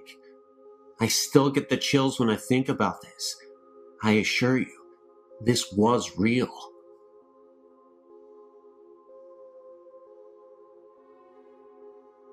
My family and I lived on a farm in Manistee County for 11 years. It is a log home built sometime in the 1860s. We had numerous experiences, such as the older man talking to my toddler in her bedroom, while knocks on the front door in the middle of a snowy night with no one there, and no footprints in the snow. Heavy footsteps could be heard downstairs when we were lying in our bed on the upstairs landing. A back door was totally jammed shut, and the only thing my husband thought he could do was cut it open. But on a windless night, it just flew open, and there was a strange odor. We had a neighbor across the street tell us that he heard the piano playing when we were gone. I heard my name called often. We had people house sit because we only heated with wood. They heard noises, saw curtains move, and wouldn't stay there again. We saw a figure in my daughter's bedroom window when we pulled away from the driveway. I had a sunburn on my back in the shape of the barn. Now there were no trees or possible shadows, and we even showed a friend, and at the time, it didn't make any sense. Then our neighbor came and said he saw the barn swaying in the wind. At closer inspection, the main supports in the barn were almost completely rotted away. Was this someone's way of telling us something was wrong? There are more stories, but these are some of the best. I'm not lying. These actually happened, and if you don't believe me, well, I guess you're on your own then. But these did happen. Thank you for reading. I moved into the neighborhood that I live in at the age of 12. I'm 20 now. Ever since I moved in here, I was told of the woods and the strange things that went on in it. Sounds of drums, voices, screams, etc. Needless to say, the woods is creepy, so creepy that I refuse to go there at night. Let me explain. The woods consist of two sections, the front and the back. It's the back part that scares the bejesus out of me. In '98, a girl was killed in the front part of the woods, where she was raped and left for dead in the cold next to the old tractor. A tractor that had been rotting there for at least 30 years. Well, since the girl was killed, there have been some violent storms that have taken their toll on the trees surrounding the area of the death. My friend and I would go to the spot every now and again, until that night. I had a girlfriend at the time that lived on the road across the woods, so to get to her house, you could take the short way, which was through the woods, past the spot where the girl was killed. I'd walk my girl home, and I was returning through the woods, when I felt a sudden cold draft. Now mind you, this is the end of summer, so there was no logical explanation to see my breath during this time of year. I then turned to look over at the tractor, and I felt an overwhelming sense of depression and sorrow that made me feel sick to my stomach. I started to walk towards the tractor, and I could have sworn I heard the crying of a girl's voice say, "Run away." At this point, I started to pick my feet up and walk a little faster, when I noticed a little girl standing from a distance behind the tractor. She didn't look to be more than 6 years old, and looked about as solid and real as anybody I'd ever seen. I froze in sheer terror, knowing that there would be no way that a 6-year-old girl would wander off into the woods unsupervised and by herself, especially knowing the history of these woods. As I got closer to the girl, she ran further away, and behind some trees, where she ultimately disappeared. It was not long after that I hightailed my butt back to the house as fast as I could. The next day I told my friend about what happened, so from then on, he walked with me each time I dropped my girlfriend off, hoping to hear or see something. It never happened to me again, but months later, I was talking to a friend who still hung out in the woods, and he told me he was sitting on one of the fallen trees, and he heard a girl crying. He said it startled him, so he went to go and leave. Just as he got up, he heard a louder voice say why. He said he felt depressed, and ran the rest of the way out of the woods. The woods has had a lot of strange things happen to it, like fires that start and go out by themselves, houses adjacent to the woods that have their backyards vandalized, and the sounds of someone knocking on the back doors. Interestingly enough, I found out that there was a forgotten cemetery somewhere back in the woods that had been neglected for years. I don't know what kind of paranormal energies take place in these woods, but I don't want to discover more of it.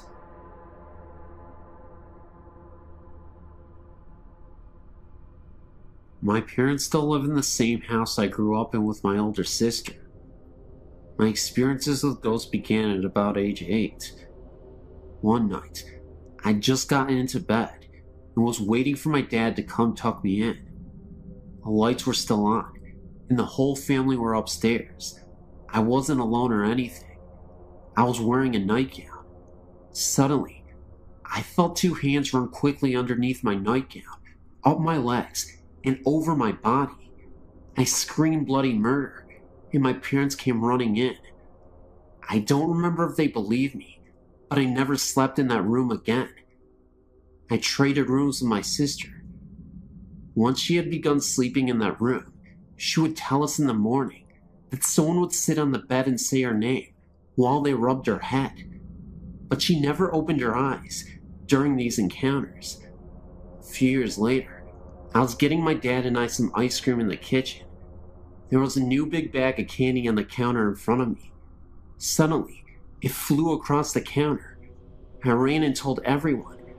They believed me when they saw the candy on the other counter. Another time stayed homesick from school.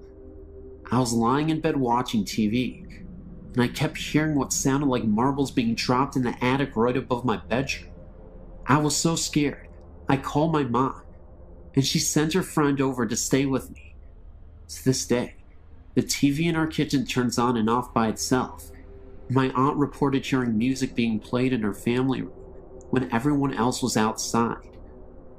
Last weekend, my family gave me a bridal shower at my parents' house. When I got the pictures back, almost all of the pictures have orbs in them. I could not believe it. Whoever it is still there and still trying to be a part of us.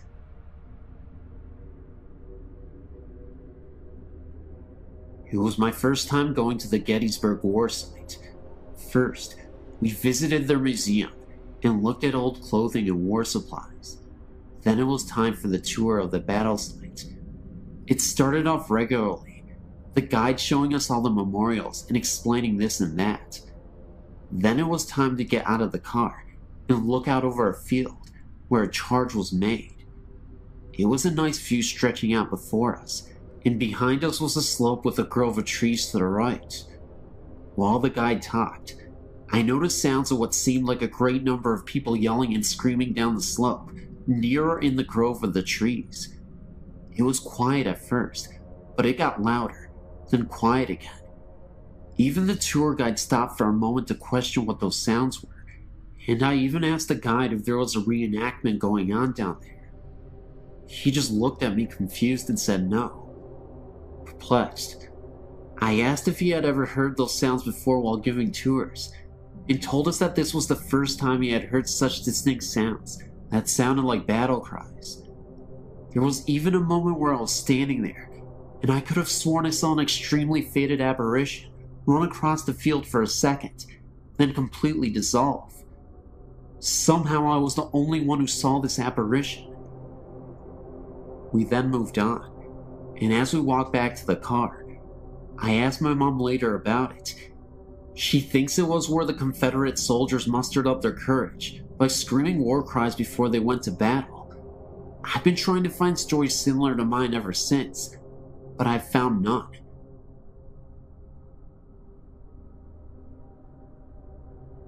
My name is John, and I've been a Civil War reenactor for about 4 years now, attending living history events and reenactments throughout the mid-Atlantic states. I'd like to tell you about an experience that my reenacting group had at Antietam National Battlefield, Maryland. My company, Company G, 96 Pennsylvania Volunteers, annually has a living history event at this famed Civil War battlefield. It was here that in September of 1862, one day's casualties amounted to 23,000, more killed, wounded, or missing in one day than the casualties in America's previous wars combined. At one point during the battle, one American was injured with every second ticked by. I'd like to note that this was the ground upon which we were camping on. To continue my story, we traditionally take a walk into the battlefield to a small lane known as the Sunken Road. Here, Confederates hunkered down on a road that had been worn down by years of wagon travel, holding off wave after wave of heroic Union soldiers advancing upon them. Eventually, the Union forces swarmed over the Confederates' right flank and fired into the rebels from down the road, driving them off. This is where we annually took a midnight tour, hoping to catch a glimpse of energy left from 1862. Please note that even though the park closes around 10 p.m., the rangers often allow us reenactors to walk around. This is because if we found anyone defacing a monument or even shifting a pebble, that person will be praying for a ranger to come by and save him. So this night, about a dozen of us strolled down the sunken road and eventually came upon a monument located in about the center of the lane's length. We sat down along the banks of the road to relax and take in the atmosphere. About 20 minutes passed with silence and a few pictures taken here and there of us around the monument. Soon, 4 of us, myself included, chose to walk the remaining distance of the road to an observation tower, climb it, take a few snapshots, then head back. So we decided to walk down to the tower, ascend a few flights of stairs, and took a look around. Meanwhile, back at the monument, our captain decided that everyone had better get back to camp, so he sent 2 men to go retrieve us from the tower. No sooner had those 2 began to walk down the road, when the remaining few men heard shoes and heel plates, horseshoe-like plates we wear on our leather shoes, on the gravel and earth down the road. First 2 pair, then 4 pair, then 6, and so on. Equipment could be heard rustling around on the body: knapsacks, canteens, cartridge boxes. If anyone knows what it sounds like to have men marching on a dirty road with full gear on, it's us. The sounds continually crescendoed until one man sat up, looked down the road, and stirred the other men to listen. Just as they began to sit up and peer into the darkness down the road, the sounds faded away just as quickly as they came in. Another man jumped up, went down the road and looked over the fences and banks, only to find weeds and small shrubs. He figured that if this was some sort of ghost regiment, it may have followed those 2 men who had begun to walk down the road to the tower to fetch us. I also had another story I experienced firsthand during a sleepless night in an old gun mill. We also used to have an annual event at Jacobsburg State Park, Pennsylvania. On the land is the Henry homestead, including a mansion and a house whose basement was the gun mill. The house now is a museum to the Henrys, and the mill below it is open to see the machinery and processes of old-time gun making. The history of the homestead dates back to the Flintlocks. Our event took place very near the homestead, and since it was going to be extremely chilly that night, the caretakers were kind enough to allow us to sleep in the house that night. Little did I know about the death that occurred in the house long ago. A young girl had contracted a contagious disease, one of those terrible, yet common diseases of the old days. She had died, and since it was thought that her illness could be contracted even though she was dead, The viewing of her body was not a traditional one. Her body was placed on a large windowsill inside the house, of a window outlet that protruded onto the front porch.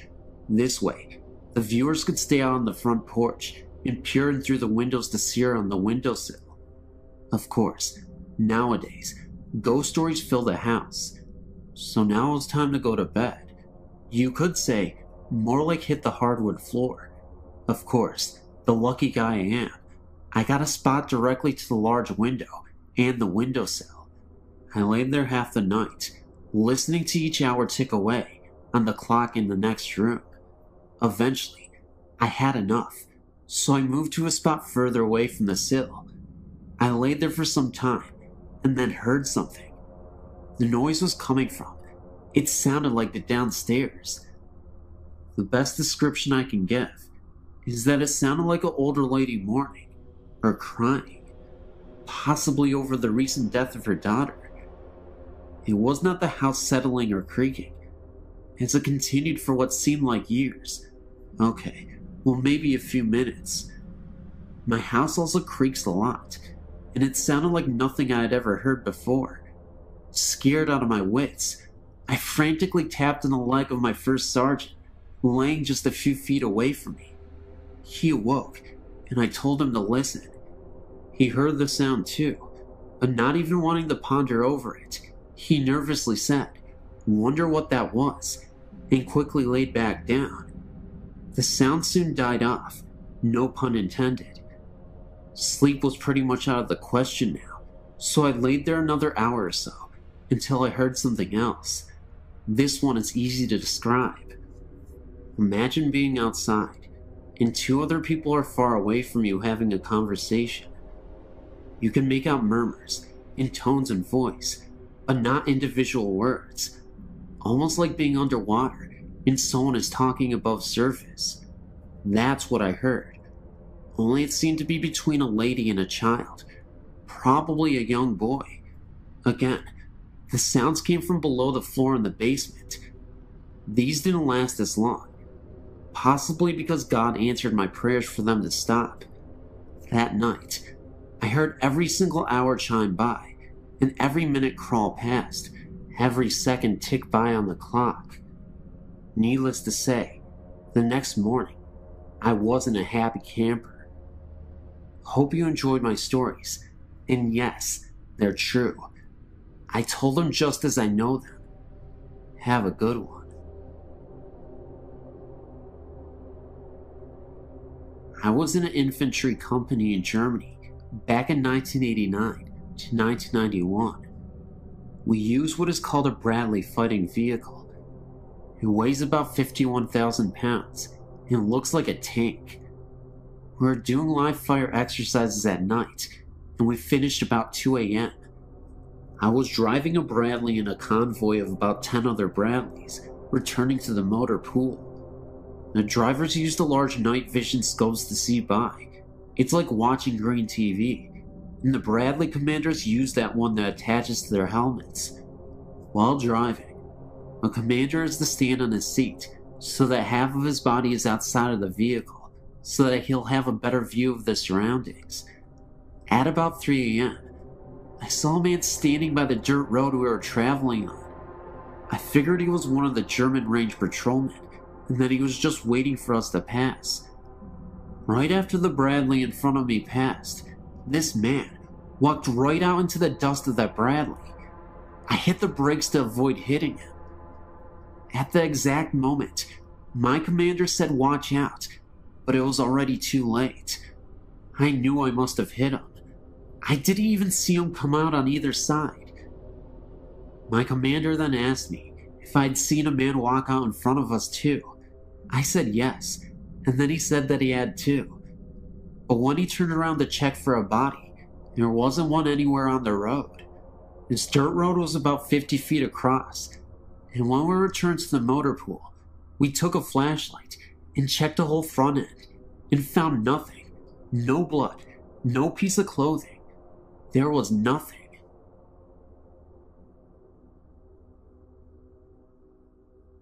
My name is Heather, and I live in Omaha, Nebraska.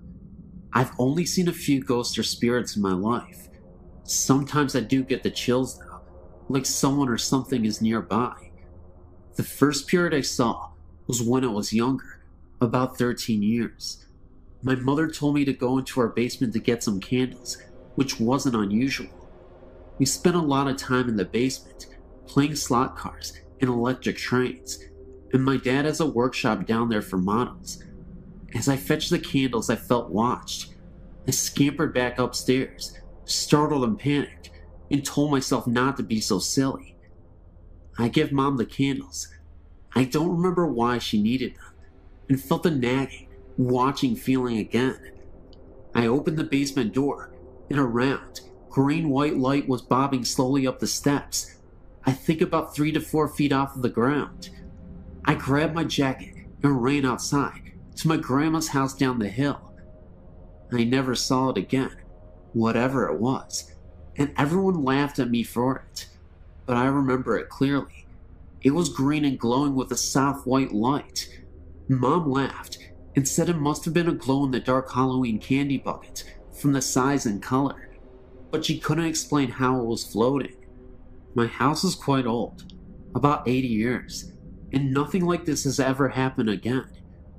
We're the third family living there, and nothing violent ever goes on. I still get the odd feeling, but it's never been strong enough to make me panic again. The second spirit I saw really floored me. I was 14 and was riding my bike around town since it was a nice summer day, and I ended up on 2nd and 22 in Q, about 3 miles from my house. There's nothing there but cheap houses, and it's not a bad neighborhood, but it's not the richest in the world. But it's not a cheap, run-down area. Just relaxed, second-hand. Nothing violent ever happened there before. It's become a run-down area now, and there was no graveyard, or ancient Indian burial ground, or anything that I, or anyone else knows of. I wanted to go to Dairy Queen on 24th and Q, and I was behind it. As I came to 22nd, I saw a flat field, where I knew there should be houses. It was filled with what I can now describe as short, rectangular tombstones. I saw a woman standing there, dressed all in browns and earth tones. I couldn't even see her face or hands.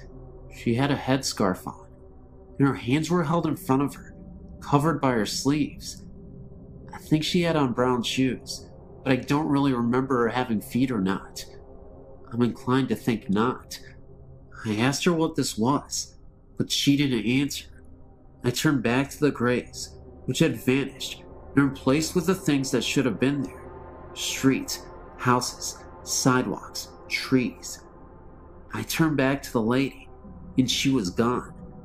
I had a very chilly, uneasy feeling, and a few dead leaves fluttered by. I rode away, as fast as I could. I once saw a strange figure in the mirror, a girl my age, 13, but with dark brown hair, with thin bangs, and braids past the bottom of the mirror frame. She just startled me, but caused me no harm. The last one I saw left me breathless and thrilled. I was staring out the window to our front window when I thought I saw something in the clouds. It couldn't have been lightning because it wasn't fast enough. It resembled very slow lightning. It was white and long and crooked. I got up and tried to stare out by the light. It was at a bad angle, so I stood up and walked to the front door. As I peered out the glass, I saw a flash of lightning and a giant pair of silvery white eyes, rimmed with blue, which then vanished in a flush. The outside of the window was covered with condensation, like breath, which smelled really sweet, like milk. I wiped it away. I've come to the conclusion that the first 3 were just random encounters, but the last one was a kind spirit, one that was looking in on me. I haven't seen anything so clearly after age 15, but sometimes I see holes in my vision, weird things. After rubbing my eyes and refocusing, they're gone. And sometimes I can hear odd noises and voices no one else can. I don't think I'm psychic or anything, but I do think I'm a little more sensitive than the people around me. I know, you may not believe this, but it happened. It's true. Thank you. When I was around 5 or 6 years old, I remember seeing a figure of a woman standing outside of my room. The living room was the next room from mine. I always thought it was just light coming from outside the windows in the living room. But when I went up to the light fixture and tried blocking the light with my hand, nothing would happen. The light would still be there. I wasn't scared, because I wasn't aware of ghosts when I was around that age. But as I got older, maybe around 9 or 10 years old, I sometimes would sleep in the living room, on the couch, because my room would get really hot in the summer. Well, as I would lie on the couch, getting ready to fall asleep, I would hear things in the kitchen, like the sound of someone placing a glass on the table. I would sometimes go to see if anyone was there, but nothing would be there. I still hear the sounds in the kitchen sometimes, and when I would be home alone, I would sometimes go into the basement and watch TV or exercise. As I would work out or watch TV, I would sometimes hear footsteps above me, seeing how the TV was right below my room. But what happened to me 2 months ago terrified me. I'm 17 years old now, and it was raining harshly in the middle of April, and I was working on an art project in the dining room, which was the room after the living room. I was home alone at that time. My mother was picking up my sister from work, and my father was working. As I was working on my art project on the table, the lights went out, and as soon as they went out, in front of me, I saw a woman sitting across from me. I couldn't see her clearly, but she seemed to be smiling. About a second later, the lights turned back on. I was so scared, I ran into the kitchen and stayed there until my mother and sister came back. When they finally returned, I told them about what I saw, and my sister kind of freaked out because she hates hearing about things like ghosts and other things related to that. My mother told me it was probably just my nerves, and that I've been working too hard on my project. I believe what I saw was real. I don't know what this ghost lady is doing in my house, but she seems to bring attention to me only.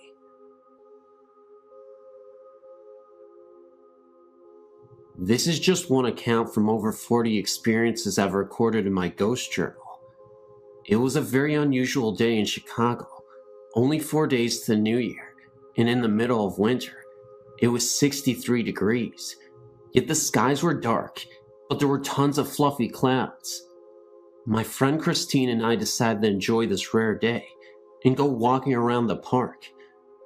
We watched as the clouds seemed to spread across the sky and realized the storm was near. Somehow, the conversation switched to cemeteries. She told me of an old German cemetery that was near the park that she had gone to. They have a section of infant graves from the late 1800s to early 1900s. She knows the babies died in groups around the same times. After hearing this, I wanted to go see for myself. She told me where to go, and as I drove into the cemetery, I pointed to a corner and asked her if that was where they were. She said yes. I'd never been there before. I don't know how I knew. We parked on the road, got out, and looked around. Some of the graves were old and worn, the names and dates hardly visible. The baby section was so sad to see, and we figured there must have been a plague of some sort in the area. It was beginning to get dark, even though it was about 4 p.m. in the afternoon. The cemetery closed at 5, so we wanted to hurry and see everything before they closed and before the storm came. We were walking through the cemetery when it felt like the temperature had dropped 20 degrees in a few minutes. I stopped in my tracks and noticed a familiar smell. The scent became stronger, and I realized it was roses. I asked my friend if she smelled anything. She said yes. I asked her what she smelled, and she said roses. I was bending down to smell the flowers on a grave, which were not roses. I wanted to figure out where the smell suddenly came from. Suddenly, My friend told me to look up, and in the distance was a flower girl. And you guessed it, she was holding onto roses. Both me and my friend were in disbelief. We couldn't even fathom what we were seeing, but yet here was this flower girl holding onto a rose, which had a strong perfume smell. Her attire was in a Victorian-style dress. She looked absolutely beautiful, but it was also really scary because it was in the middle of a cemetery and we were really spooked. Even though it felt like forever, she momentarily appeared and then she was gone, just like that. It must have been about 15 seconds, if that, but we both saw her, and we're not making this up. We're totally sane individuals who actually go out and try to see these things on purpose. I know that sounds crazy to some of you, but we get such thrills about ghost hunting. Anyway, we're not even done with the story yet, because right after, we heard the most blood-curdling scream I've ever heard in my entire life. It was a scream right after she disappeared, and I'll never forget it for the rest of my life. It sounded like a human trying to imitate a wolf, as in, a human howling, but in a wolf style. I know that sounds ridiculous, and maybe it could have been a real human being trying to play with us. However, we did not stick around long enough to find out, and we bolted all the way home. I guess the moral of the story is, yeah, you can be interested in ghosts and whatnot, but even if you are interested, be very wary, and just remember, ghosts can't hurt you. If that was real, I have no idea what to say, but if it was a human being, I guess you gotta stay clear of the cemeteries. I'll tell you what though, the roses, the girl, and the scream, they were all very real to us. We did not hesitate to leave, because we did not know what to expect if we stayed longer there. Just remember to be very careful. Ghosts are crazy, but humans can be just as crazy.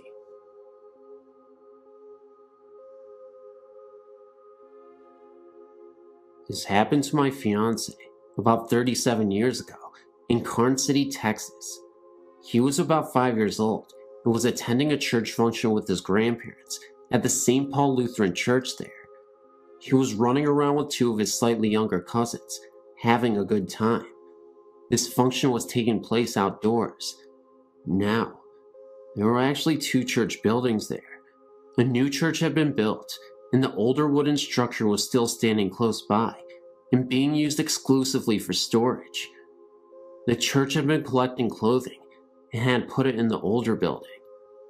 Anyway, my fiancé and his cousins had been told to stay out of the churches, but being little kids and the adults having their attention taken up with visiting, the boys decided to explore the old church. They went into the older building and looked into the large room where the clothing was piled on 3 tables. My fiancé said the first thing he noticed was the clothing on one of the tables agitating violently, and he could see a lady who just happened to be transparent, sorting through the clothes that were shaking. All that she remembers of her appearance is that she was a motherly or grandmotherly looking figure with a high-necked dress and her hair pulled back in a bun. She did not pay any attention to the 3 little boys, but they ran out of the room as fast as their feet could carry them. He says that he may have been the only one to see the lady. He thinks the other 2 boys just saw the clothing shaking on the table. My fiancé says that he believes that the only reason the clothes were shaking was because of the ghost. The windows were all closed, there were no fans, and of course, no central cooling system in this old building. And remember that the clothes on the other tables were lying still. They went to tell their grandmother about the situation. Naturally, they got chewed out for being where they weren't supposed to be, and were told that no one was in that building, but they remember it well.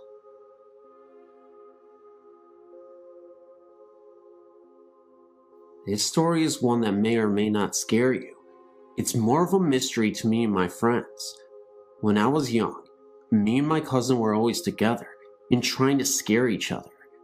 It just so happens that there was an old house which my grandfather had built in the early 1900s, which we thought may be haunted.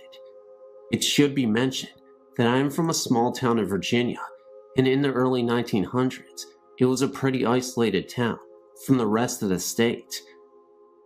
My grandfather was a pastor of the local church. Being that the church was very big, and my grandfather's house was, he would have wakes and funerals in his den. The house was very big, and there was plenty of room for people to attend these funerals. Anyway, my cousin and I used to see things through the windows which we could not explain. The house had not been lived in many years when we would see these unexplainable lights. They were blue in color, and they seemed to go from window to window when we were looking at them. We finally got the nerve to sneak into the house, which probably wasn't too smart. Anyway, we had to enter through the basement in order for my father not to see us trying to get inside.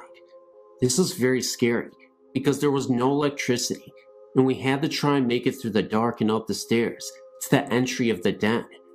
We did this several times, and on some occasions, we heard and seen strange things, and sometimes we didn't. On one occasion, we lived in the house, and we heard a tapping on the ceiling upstairs, as if someone was hitting it with a cane. This was very odd, because my father lived in the house as a child, and said his uncle lived with them, and he had a cane. When he needed something, he would tap on the floor for someone to come and help him. This scared the living daylights out of us, but my cousin was a little more courageous than I, and he persuaded me to go up the stairs. When we got there, he asked whatever it was that we were seeing and hearing to leave us alone in the name of the Lord Jesus Christ. The sound stopped, and we left the house. My father was a little skeptical about the whole thing, but he felt that there may be some truth in it. He himself now saw a ghostly apparition which he can't explain. This is coming from a man who himself is now a preacher, and I don't think he doubts seeing this at all. I really feel that there is some connection to the noises and sightings with the funerals that were held in the house. There are other occurrences which have happened, but would take a while to tell them all. I've read in other experiences about blue lights being represented with the supernatural. This story may not be that scary to you, but to me and my cousin, we know that there is something paranormal about that house.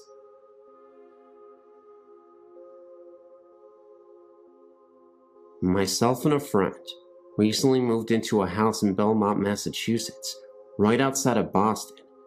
The place is about 100 years old and retains much of the original woodwork, ceramic doorknobs, etc.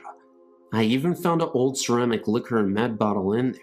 It's a third-floor apartment with an old aluminum speaking tube to the second floor, which leads us to believe this may have been servants' quarters at one time. We never get anything but good vibes from the place, but a few things have happened which make me wonder, and I write asking your opinion. Firstly, the former tenant was an elderly alcoholic who, according to the landlord, used to heat only one room in the house, the dining room, with a space heater. She kept the whole place closed up, according to Miss Richardson, who also tells us the former tenants didn't die, but moved to a nursing home. We aren't sure if we believe her. Well, that room seems to have a door problem. Often when I return from work, all three doors to the room will be slammed shut, even the one which is tied open with a string. These are doors which don't close easily, being old and paint covered and wrapped a bit. While we hang out, sometimes doors slam. It happens in fits and starts. One week it happened every day, but it hasn't happened for a while. Granted, there is a breeze in that room, but the manner in which it happens strikes one as odd sometimes. Also, we have both seen a white figure in a long dress, and perhaps a veil, always in the hallway into our place, or in the doorway of the dining room. It is a peripheral vision thing, which leaves one looked at directly. I've seen it standing in the door several times, and I saw it seemingly walk down the hall once. It kind of bounced up and down like a person would were they walking. Mike tells me he usually sees it moving past the door, either coming into or exiting the apartment, and he has used the words wedding dress to describe its clothing. I didn't get that detailed a look, but I've definitely seen the shape. Visitors have seen a similar shape, but hesitate to call it a ghost. Lastly, and this is not so much an experience as a creepy coincidence, when first repainting the place, we decided to do the kitchen in blue and white. I proposed that we paint only the panels on the kitchen doors blue. We haven't done this yet, which both of us thought was a good idea. Later, when exploring the basement for the first time, I found an ancient door of the same style as our other doors, removed from the hinges and brought downstairs years before. It seems to be the one door from our apartment, which has been taken off the hinges, the kitchen door, and the panels painted years ago in cracked blue paint.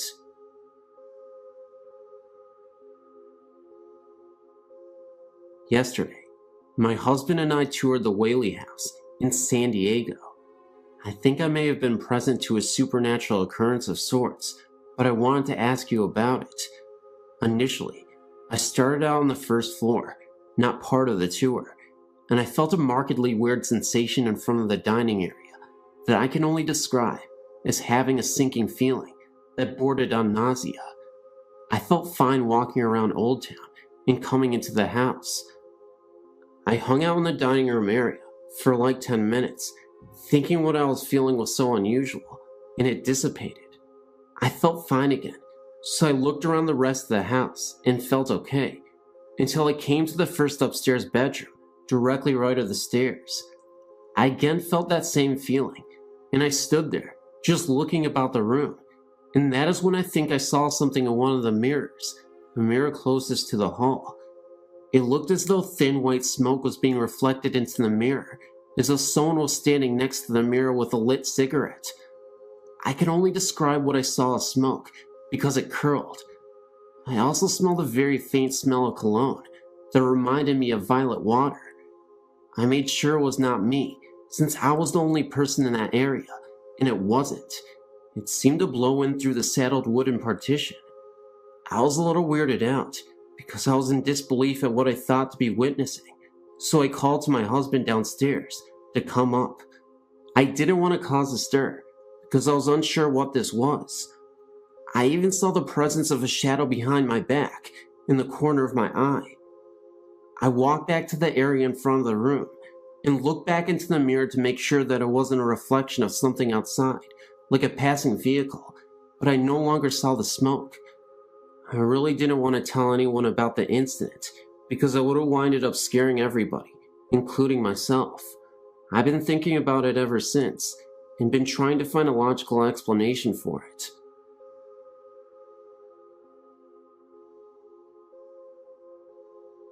I've always been very interested in the subjects of ghosts and the paranormal, but never thought I would have a direct experience with them. Although I'm currently part of a theater group that is renovating an old theater, and we definitely have some spectral energy in the place, but that's another story.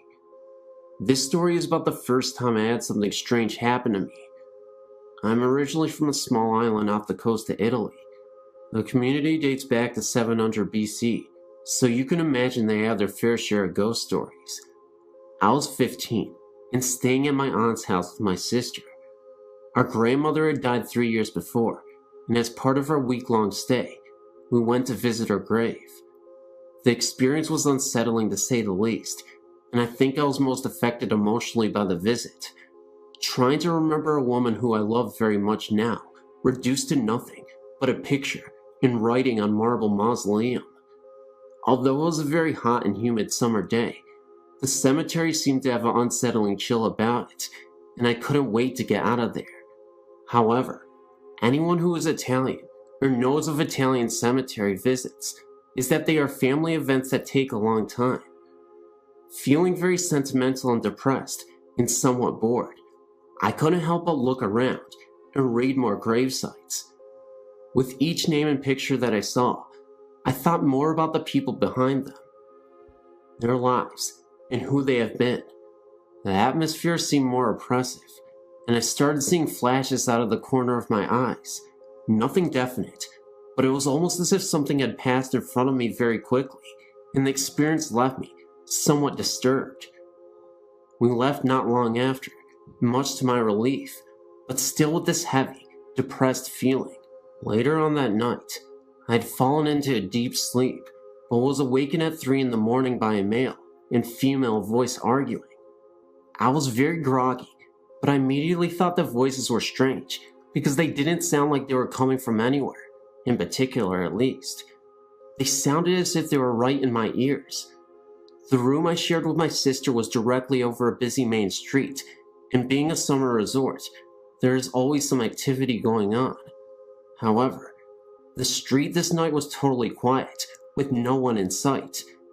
The voices continued to argue in Italian, and though I spoke it, I couldn't make out what they were saying. Also, the intensity of the voices didn't change as I moved around the room. They always seemed to be in my ears, and were continuing to grow in intensity. At this point, I thought it was my cousin and her husband who were arguing from their bedroom. They shared the room with their 2 small children, and I thought what could be so important to be arguing at this hour of night, and why weren't their children reacting? I decided to investigate. As I slowly opened the door, the voices suddenly stopped. Not a cutoff in conversation or a conclusion, but as if someone had switched off a radio. I walked to the room and found the whole family sound asleep. I returned to the room dumbfounded, but found the room was very cold. The day had been extremely hot, and the night had not let up, and I was just in the room a minute before. But I knew the temperature had gone down at least 10 degrees. It was then I felt the same heaviness that I had experienced at the cemetery, and a large chill moved right through me. Almost immediately, the room returned to its original temperature. During this whole experience, my sister was asleep next to me, and when I asked her about hearing anything during the night, she thought I was crazy. To this day, I'm not sure what I heard and felt that night. However, I spent many nights in that room over the years and never had a similar experience. Did I touch something or someone? And did they follow me back from the cemetery? I don't know. I never shared this story before, but this seems like the right place to do it. When I was born, my parents rented a portion of a 3-family house. The house was huge and previously owned by an old German woman. Apparently, the house belonged to the same family since the early 1700s when it was built. After the old German lady died there was no one left in the family to take on ownership of the house. Someone new took the house over and rented it out to 3 other families. As soon as we moved in, my parents had odd things happening on a daily basis. The TV and all of the lights in the house would constantly turn on in the middle of the night. One night, my dad had some friends over to watch a football game, and all of the power in the house kept going on and off. His friends were so freaked out that they left. What bothered my mom the most was that all the rooms in the house stayed warm, except for mine. My room was always like ice, and being a newborn, my mother was concerned. She would turn the heat way up, and still my room stayed cold. One night, she heard a woman's voice coming from my room. As she neared, she could hear an old lady singing a lullaby. When she opened the door, the rocking chair was swaying back and forth, and my room was warm. After this occurrence, my room remained warm. This became an ongoing thing in the house. The rocking chair would constantly rock, no matter where in the house my mom moved it to, and oftentimes she would hear a soft voice coming from my room. The lights continued to go on frequently in the middle of the night. As I got a little older, into the toddler years, I can still remember certain things happening.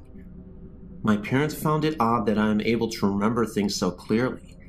I can describe my bedroom in distinct detail, as well as the other rooms in the house. I only lived there from newborn to 2.5 years. One night, I woke up and felt absolutely terrified.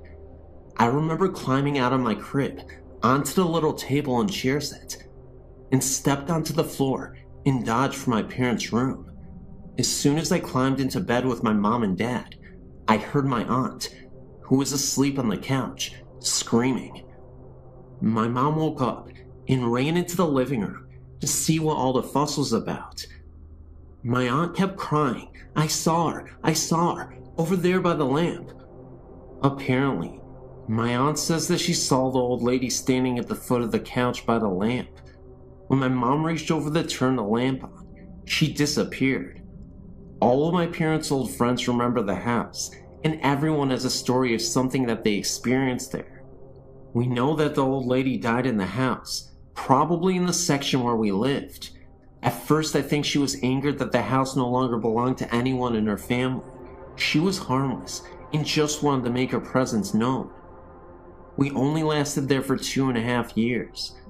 Sometimes we drive by the house and contemplate stopping in to see how the current owners are making out, but I never had the courage to go back. Here's some spooky experiences that I remember from my childhood. The first one didn't happen to me. It's something that my mother told me about. Her mother died in 1959. A few years later, she remembers waking up in the middle of the night and hearing her mother calling her name. This always gave me the chills, especially if I thought about it at night. When I was maybe 6 or 7, something happened that scared the living daylights out of me. I can still picture it in my mind. A short time after I went to bed, I was lying there awake, and I looked up at my bedroom door, which was closed. There was a window across the room from the door.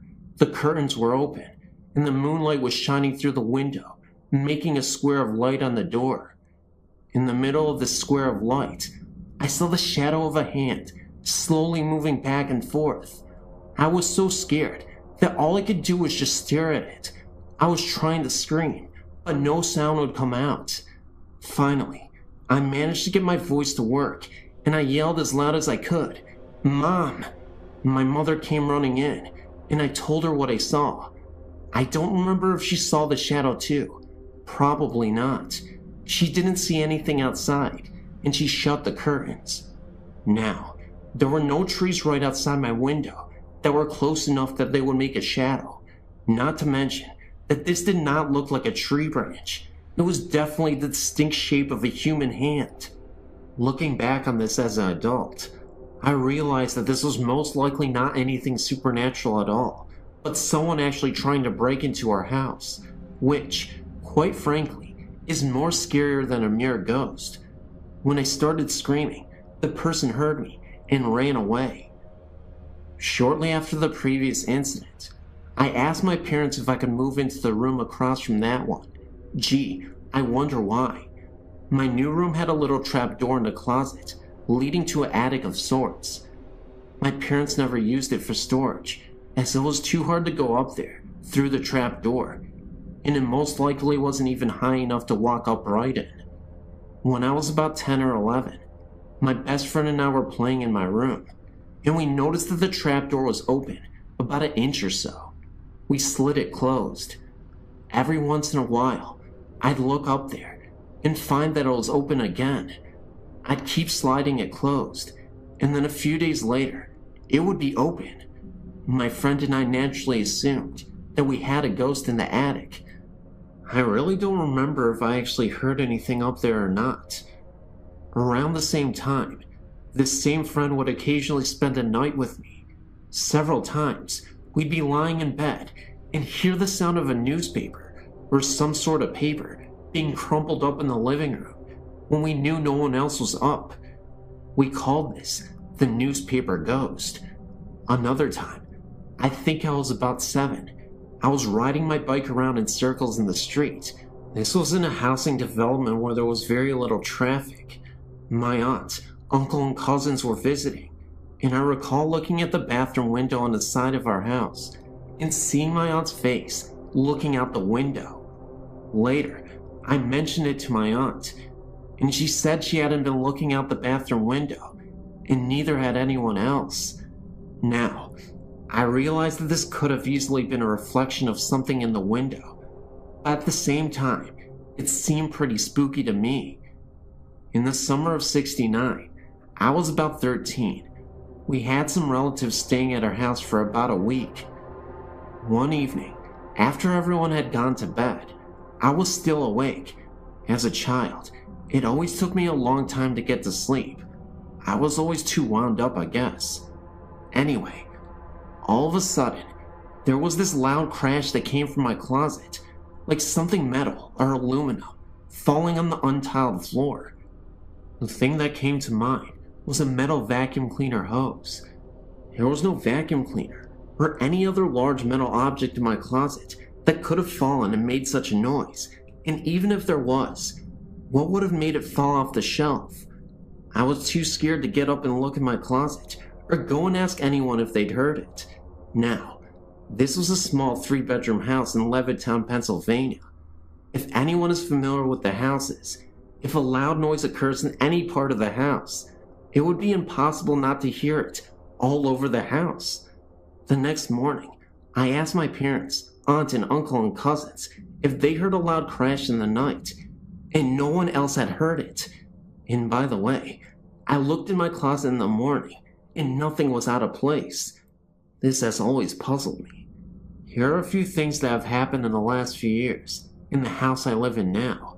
Nothing blatantly scary, just weird. I thought I'd share them just for the fun of it. One night, I was asleep, and all of a sudden, I screamed and woke myself up. My husband came running in, and I couldn't for the life of me remember what I had dreamed that had scared me. But I had a vague memory of looking beside the bed and seeing something in the form of a human being, made up of little points of light. There have been a few occasions where I've woken up in the middle of the night and heard a kind of electrical humming that sounds like it's coming from our bedroom closet. My husband said he could hear it too. I could never figure out what's causing it. It sounds like it could be the refrigerator running, except that the kitchen is not right next to the bedroom. And if it was the fridge, wouldn't I hear the noise every night, since obviously the fridge runs all the time? I haven't heard it in over a year. Just as well, it gives me the willies.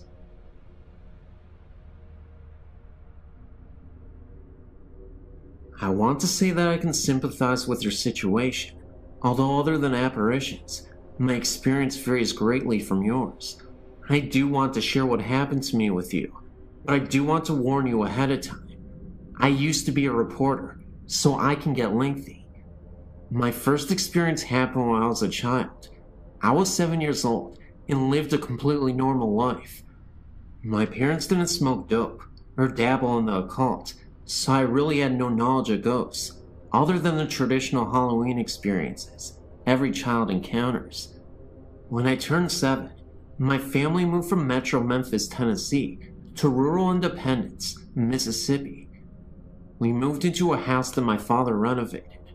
Rather than trying to draw a diagram that may get scrambled in transmit, I'll try to describe the layout of the rooms involved. The way the home was originally laid out, you walked in the front door into the living room. To the left was the kitchen, open without walls to the living room. To the right was a bedroom door. Straight ahead was a hallway leading to other bedrooms, laundry room, and bathroom. After my father was finished, the front door was added onto a new wing of the house. The living room was enclosed into a bedroom. The bedroom now directly led out into the hall, which now led to the kitchen also, and had a new doorway to the bedroom that previously opened up to the living room. Is that confusing enough? We moved into the house, and I immediately was terrified of my sister's bedroom, the one that had previously opened up into the old living room. I just felt that something was there, and it was watching me. I felt like it wanted to possess me or something stronger than a mere presence.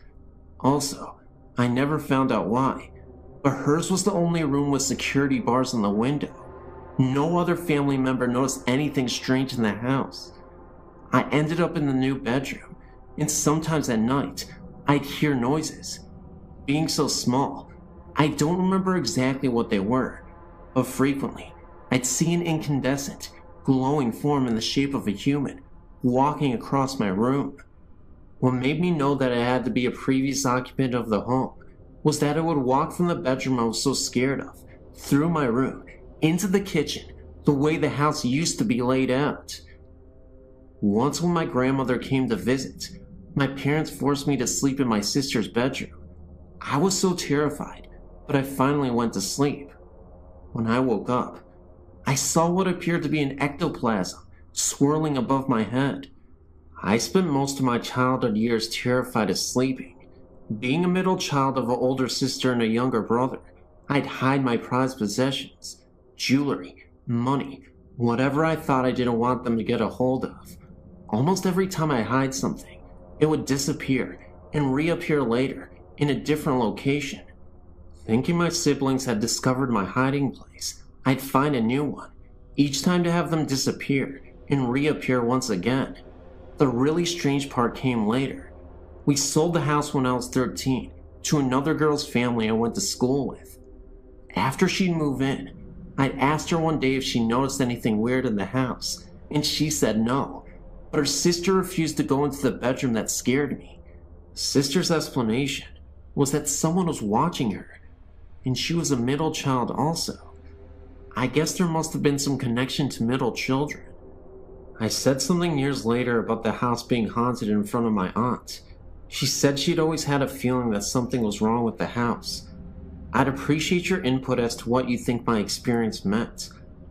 I had a person tell me one time I was a demon that wanted me, but I'm not even sure.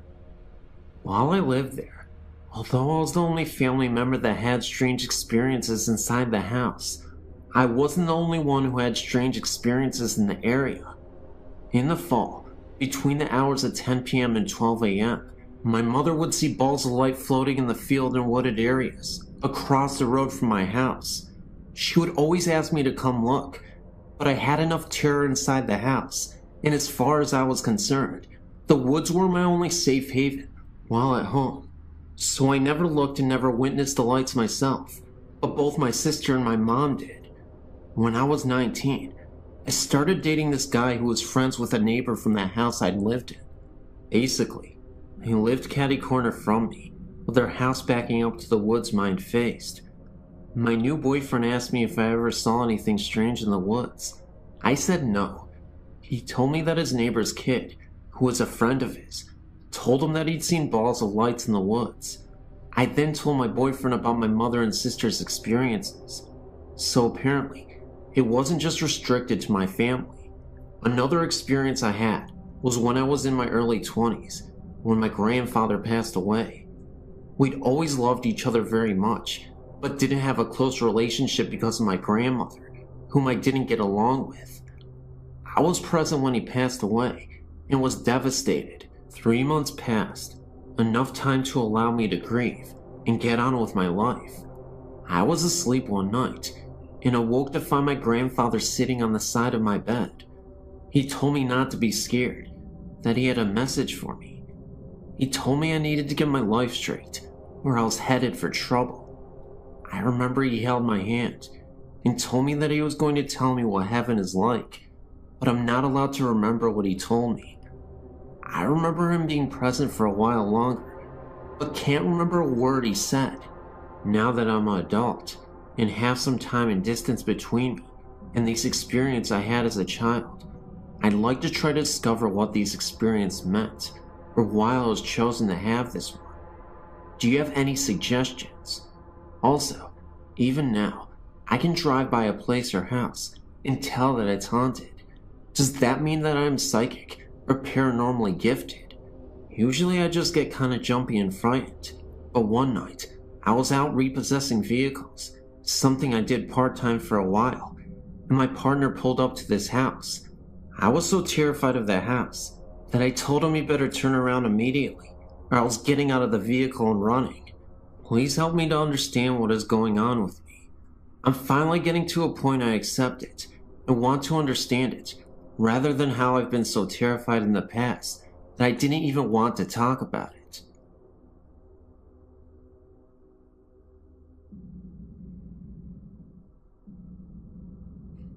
In 1983, when I was 18 years old, I was severely ill. I woke up one morning and my face was badly swollen. My mother took me to the emergency room. I was placed in the ICU the next day as I went unconscious. It would take a team of doctors over a week to finally diagnose me. It was a rare disease. There was only 2 case histories. They both died from it years before. That's why my doctors had no idea what it was. It was from a sinus infection. that had backed up behind my brain. From this, I developed a brain abscess. The night before they would make the decision if I needed brain surgery to remove the abscess, I was lying in my hospital bed, praying that the abscess would have shrunk a little. I felt someone standing beside my bed. I was sure it was a nurse, as it was very late, too late for visitors. When I turned to talk, it wasn't a nurse at all. It was my grandfather, who died 1 year earlier. At that moment, I wasn't afraid. He said to me, "You'll be fine." When I asked if he were sure, he then replied, "Do you doubt me?" I replied, "No." He then said, "Everything will be fine. You will be alright." This part has puzzled me ever since he told me. He said, "Take care of your mother." This was my mother's father, and he simply turned around and walked out of the room. The nurses came in, and I was wondering what happened to my grandfather. They didn't say anybody walked into the room, and they told me to calm down. I swear I knew what I saw. I knew it was my grandfather, but the whole situation was just weird, and it gets weirder. I thought he meant that I would do fine through the surgery, my grandfather. Now here's the kicker. He had brain surgery about 7 years before his own death. Even crazier, the next morning I had an x-ray, and they came to tell me that my abscess was completely gone. First of all, I have no idea what happened. Even the doctors were confused. They wanted to take even more x-rays, and I obliged, and they confirmed no abscess whatsoever. As for my grandfather talking about my mother, I had no idea why he was mentioning her. She was pretty healthy at the time, but it makes sense now. Recently, she has been diagnosed with MS, diabetes, and in September, she had heart failure. In November, she almost died and had triple bypass surgery. Through the years, my family has had many encounters with the spirit world, but this was the most wonderful one. In the summer of 1994, my sister and I moved to Hawaii to live with our father. While we were gone, our mother moved into an apartment to save money. Right away, strange things started to happen. Her 2 cats would never enter the bedroom of the apartment, choosing instead to sleep in the living room. They would claw and bite if you tried to carry them in there, and then run quickly away. Mom only spent one night in the room, and then opted for the living room as well. She didn't see anything, but felt as if there was someone watching her, or that someone was in the room. A few weeks later, she returned home from work to find her disposable razor disassembled on the bathroom counter. Even the twin blades were removed, and the whole apparatus was laid out in a straight row. The next night, my cousin, Stacy, and her husband, Mitch, went to stay over at my mom's with her. They were in from out of town, not going over to ease her fears. She wasn't scared yet. The two of them argued with Mom over sleeping arrangements, and she assured them that they never slept in the bedroom anyway. That night, my mother woke to hear Stacy and Mitch screaming in terror. Mom ran into the room to find Mitch trying to pull Stacy off the bed. She was screaming to get her off the bed, so Mom started pulling too. Once they got her to the floor, Stacy said that it felt like someone was sitting on top of her, and she couldn't breathe. And while it was going on, she said she could see a teenage boy in the corner, laughing uncontrollably. The 3 of them decided to drive to my grandma's to spend the night. Fast forward to Christmas break, when my sister and I came home to visit. Our first afternoon at the apartment, we heard a loud crash from the bathroom. All people and animals in the house were accounted for in the living room, so we went to check it out. Everything from the cabinet under the sink was out on the bathroom floor. It wasn't all tipped over, however. It was lined up in a straight row. After that, Mom told my sister and I about all the strange things that had occurred. My sister and I were thrilled, thought it was really cool. Mom said that we were more than welcome to sleep in the bedroom if we wanted to, so we did. Early the next morning I woke up and thought I saw someone standing in the walk-in closet. The sun was just starting to come up, and I thought for sure it was my sister playing a trick on me. When I looked over in bed, she wasn't there. Instead, there was a guy, maybe teens or early 20s, with shaggy black hair and no face, in bed with me. He reached out for me, and I literally wet my pants, running into the living room. I woke my mom and sister, who had moved during the night, said she had the creeps, and attempted to tell them what happened. Mom told us to get our stuff, and we left. Later that afternoon, I recited the story to Stacy, and she said the guy I described was the one she saw laughing at her. Mom went to the leasing office a week later and asked to be moved to another apartment. All the leasing agent had to say was that no one had lived in that apartment longer than 4 months.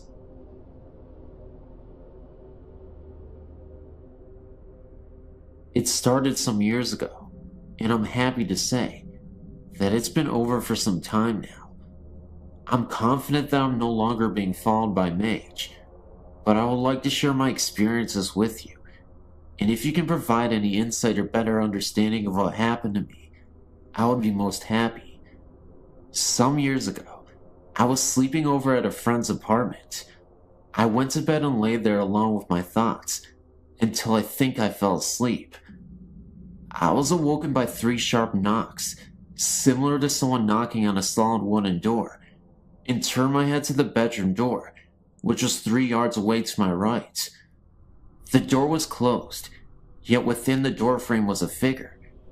To my eyes, the figure was shimmering and vivid with colors, without any real human form, yet to my senses, I was certain that it was a woman, that she was extremely tall, and that she was wearing jewelry. I perceived her with the absolute clarity that my eyes were unable to support. I opened my mouth to yell, but could not. It lasted only a few seconds when the door opened and my friend entered the room. The vision was gone. I said to my friend with a detached calmness that I had just seen a ghost, but this of course was met with indifference. I did not press the matter, as I was already beginning with self-doubt. By the end of a mostly sleepless night, I had managed to convince myself that it was a dream, or at least a product of that period between sleep and wakefulness. Within days, the whole episode was forgotten. Some 6 months later, I was at home with my parents and decided upon an early night. I had a lot on my mind that night and needed some space and some quiet for contemplation. I was lying on my single bed in my small bedroom, lost in thought, when I heard the 3 knocks again. My heart leapt. From my bed, I could see ahead of me, and to the right, the bedroom door, which was open, and the landing is accessible by 3 ascending steps. Through the door, I can see about 3 yards of the landing until the angle of the door frame cuts off the view. There, just at that farthest point, was the same vision, the same shimmering colors. She was much clearer this time, and there was no doubt that my eyes were seeing a woman. She was so tall that she had to bend her head to her left until it was almost resting on her shoulder, like a body hanging without the noose. But she was looking at me. Her eyes, although I couldn't actually see them, were fixed upon me, and there was a malice in them, I had no doubt. Then, in an instant, she came along the landing, down the 3 steps, and right up to my face. So quickly and so aggressively, she brought her face to within an inch of mine. I could make out her eyes and nose, but to this day, I cannot be sure if I saw them or experienced them. I could not separate her emotions from her visage, which seemed to be one and the same in my mind. It is difficult to describe, but I saw her face and features, along with her hatred and despite. I opened my mouth to scream, but nothing came. Eventually, she disappeared. I've never been so terrified in all my life. Never has fear removed any capacity to utter or to move a single muscle, and yet this was the case.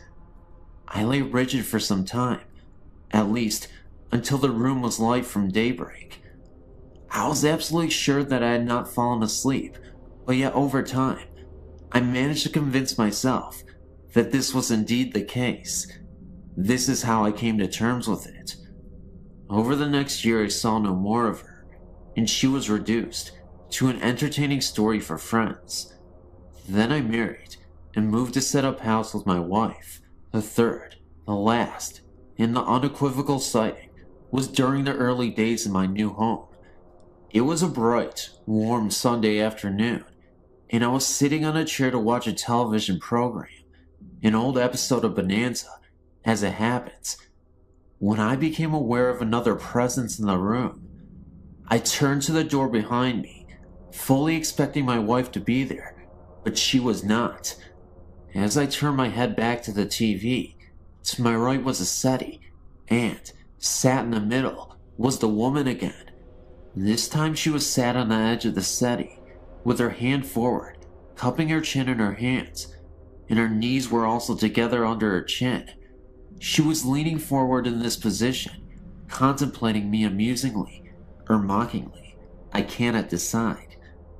There was so much clarity about her features, and the room was bright, which she seemed to reflect. There, in front of me was a woman, about 25 years old, very sharp features, very tall, and very thin. Her bright colors, her hair and her jewelry, reminded me of a punk rocker, although this was not so. I'm sure she was from a long time ago before that era. I was not afraid, and emboldened by the daylight, I simply and calmly asked her what she wanted. There was no response, no answer. She simply faded away, and I have not seen her to this day. Compressing my research into a short paragraph, I went back to the place of the first sighting and asked my friend some questions. It transpired that she was haunted by a spirit many years previously who would disturb household objects. An expert was brought in, who ascertained that they were being haunted by a malevolent spirit who was called Mage. It was not possible to get rid of her, but to hope that she leaves of her own accord. This happened in my friend's hometown, some 300 miles from where I live.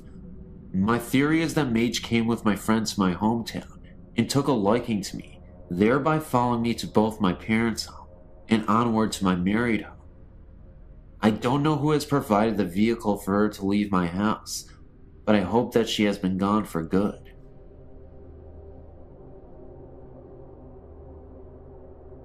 When I was in my early 20s, a friend and I decided to rent a house together. We found a lovely old house near the Mississippi River, and I was immediately drawn to it. After we moved in, we both began to notice banging on the walls and lights blowing out constantly. The lights we attributed to bad wiring, and the banging, I truly believed, was my friend, and she truly believed it was me. The layout of the house was one we had never seen before. There was a hallway that led from the front living area to the back bedroom areas that was at an odd, slanted angle. I always felt uncomfortable going down this hallway and found myself going around by way of the kitchen. After months, my friend and I decided to take in a third roommate to help with expenses. During the next month or so, after this third roommate moved in, we noticed an increase in frequency to the noises, banging, and lights going out. We also began to notice that every month, and this is really weird, right around the time that all three of us began our menstrual cycles, a very large stain began to appear in the middle of our living room floor. We tried constant shampooing, but it would always reappear immediately. Then after our cycles were finished, the stain would disappear on its own, only to reappear the next month. Our third roommate then became very withdrawn after only a short time of being in the house. She began to go directly to her bedroom and never came out except to go to work. Her personality has also changed drastically. She went from being very funny and outgoing to a complete loner. She would also say very inappropriate, weird things to us. We had known this girl for some time, and her behavior was quite unsettling. She finally told us that she was not comfortable in this house and was moving out, and she did so that very day. Shortly after she moved out, the banging noise began in earnest, and we started noticing our things being rearranged. We began to laughingly and nervously admit to each other that something was not right in this house. However, neither one of us felt threatened by any kind of the weird happenings, and in fact, I personally actually felt almost protected by it. We started to call our ghost George, and would talk to him whenever the banging would begin. We were trying to watch something on TV, and George would start banging or knocking. We would say, "Please, George, not right now. We're trying to see this." And he would actually stop, at least until the show was over. Unfortunately, no matter how much we begged him to stop putting the stain on the floor every month, that never ended. In fact, it got bigger and darker the longer we lived there. One kind of amusing episode happened to us one memorable evening. I decided to let my boyfriend at the time stay overnight with me, although I usually didn't do this. Just as we were dozing off, a very loud bang sounded, coming from the hallway. My boyfriend sat up and asked, "What the heck was that?" Immediately, a knocking began at the far end of the hall and rushed towards my room very fast, knocking louder and louder the closer it came. My boyfriend said, "That has to be your roommate being funny." I just laughed and tried to explain about our ghost, and that I thought he might be angry that I had a male friend overnight. He said that was bull and got up to investigate. Just as he came to the hallway, the knocking began again, all around him. Needless to say, my brave 6'4" boyfriend ran straight out the front door and never came back in the house. Anyway, after a few years, my roommate and I decided we were going to move to a cheaper apartment, closer to where we worked. As soon as we started packing, the noises, and especially the lights going out, began to get really bad. I was even starting to get a little frightened. One day, as we were finishing up packing, we decided to go check in the basement and see if we had anything left down there. While we were down there, we decided to go in the old fruit cellar, since neither one of us had actually looked in it. We found some old fishing equipment. We also found an old shirt box that was sealed with tape and felt kinda heavy, so we brought it upstairs and opened it up. Inside was a bunch of old pictures. Most of the pictures were of a young man of about 25 or 30.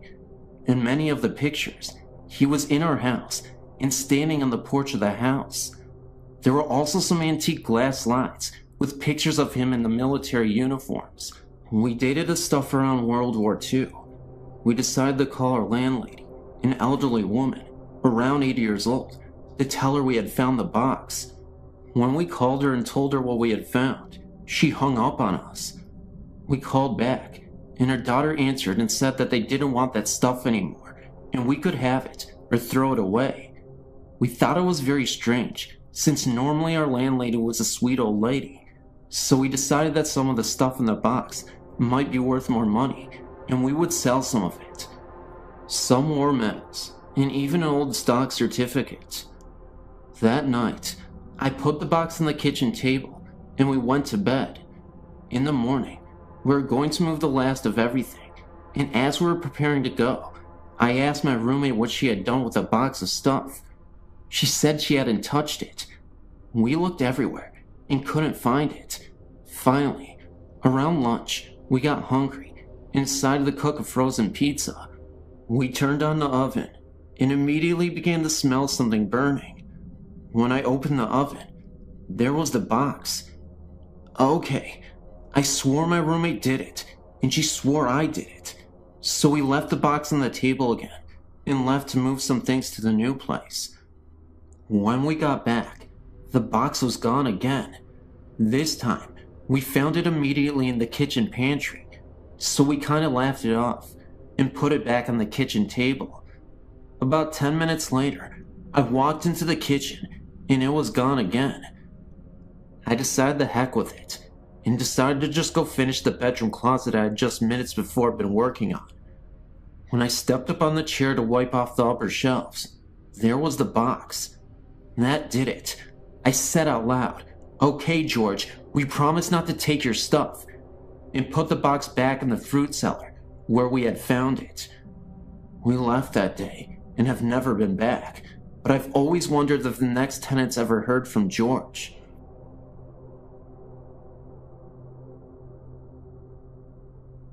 I've worked for a domestic violence shelter for approximately 7 years.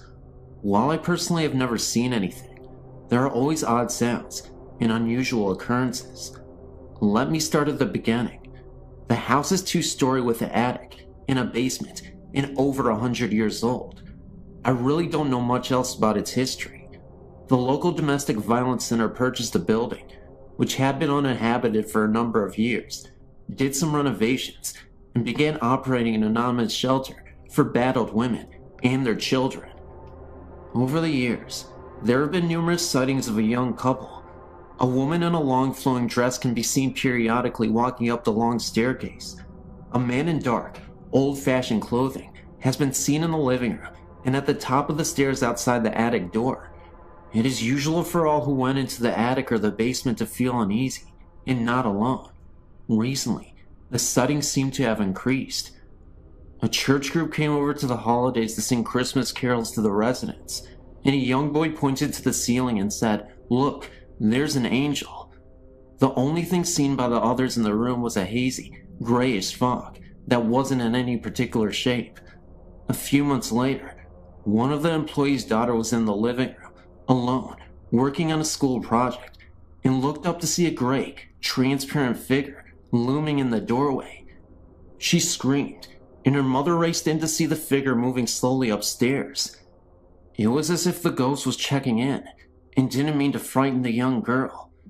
Perhaps the most interesting aspect of this haunting is that the couple together, fitting the same descriptions of the man and the woman seen in places of the house, have been seen in one bedroom upstairs. To my knowledge, at least 3 residents in the last year have been awakened at night to see the woman sitting on the edge of the bed with a man standing behind her. The couple has been described as comforting and reassuring to those who have seen them in this manner. And these apparitions have seemed to know when these residents were about to face a particular trying experience. One woman was going to court the next day for an order of protection. One lady was facing a decision about the custody of her new little baby, and one woman was about to embark on the dangerous underground trying to change her identity in order to hide from the husband who tried to kill her. All 3 of these women felt as though the ghosts were trying to tell them that everything was going to be alright, and, as it turns out, the dire situations facing each of these women worked out in their favor. I personally find their presence reassuring as well. Women and children who came through the shelter are very often depressed, sometimes hopeless, scared, insecure, and anxious. I think that the fact that they are comforted by these spirits is a sign that these are good spirits who seem to approve of the work being done in their house. They've never tried to scare anyone.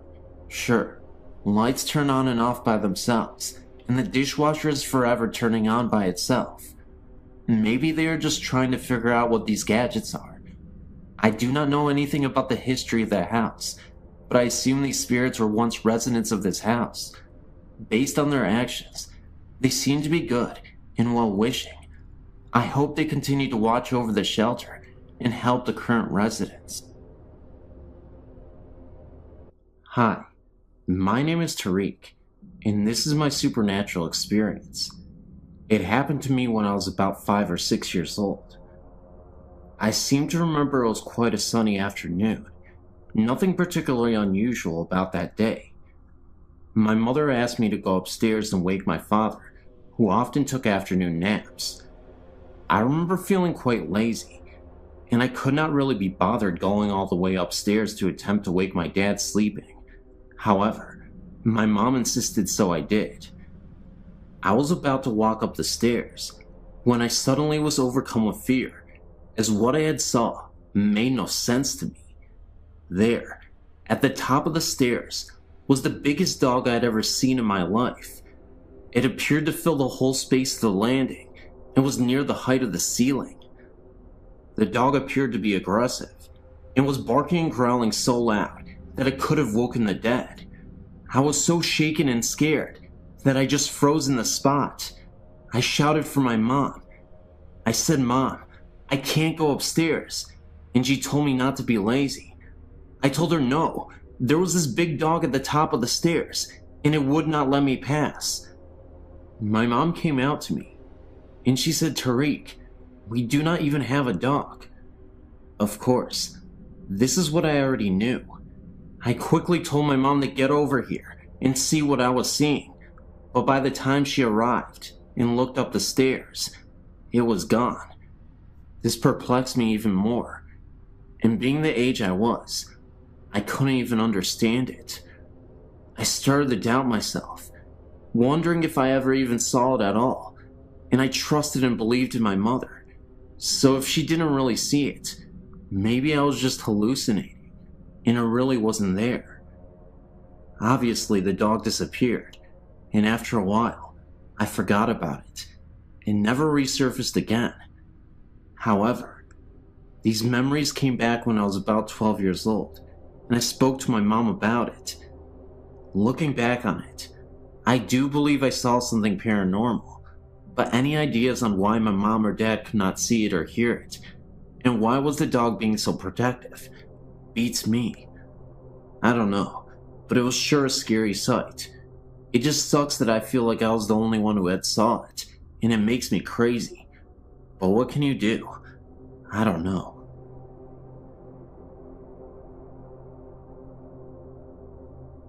I recently had an experience that I can't explain, and decided to tell my story here. In June, my boyfriend Ian, our then 15-month-old twins, of course me as well, we all went to his family reunion. While we were there, we had a wonderful time meeting his family and getting to know everyone really well. We stayed at his father and stepmother's home with the immediate family. One night, while everyone was asleep, one of the girls started crying, most likely from being in a new place or losing her pacifier. I woke up, and still groggy, I sat up in the bed. I looked over to the crib.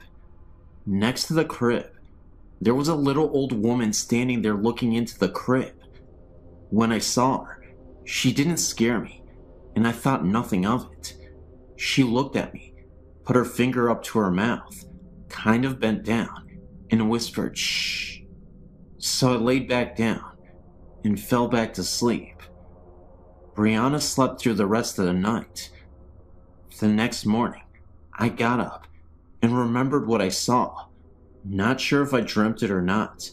I pulled Ian away from the family and asked him if he had a picture of his grandmother. The family had spoken a lot of her the previous day at the reunion, but I had never met her. Ian was very close to her and was very upset at the time of her death. It would have been almost 9 years ago. They found one, and after I saw the picture, I felt this warmth, the only way I can describe it, and it filled my body. It was the lady I saw the night before. I wasn't sure if I should tell anyone, for fear of them thinking I was insane, but I decided to tell Ian. When I told him, he kinda gasped. Like I said, he was very close to his grandmother. I'm glad I told him. Later, as we were talking to the family, someone said, "Oh, it would have been so wonderful for her to be here and see all the family together."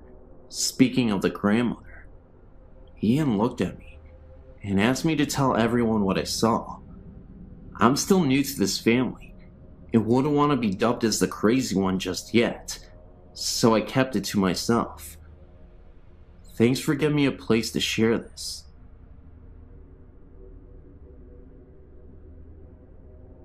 In 1983, we moved into a home that had suddenly been vacated by the owners.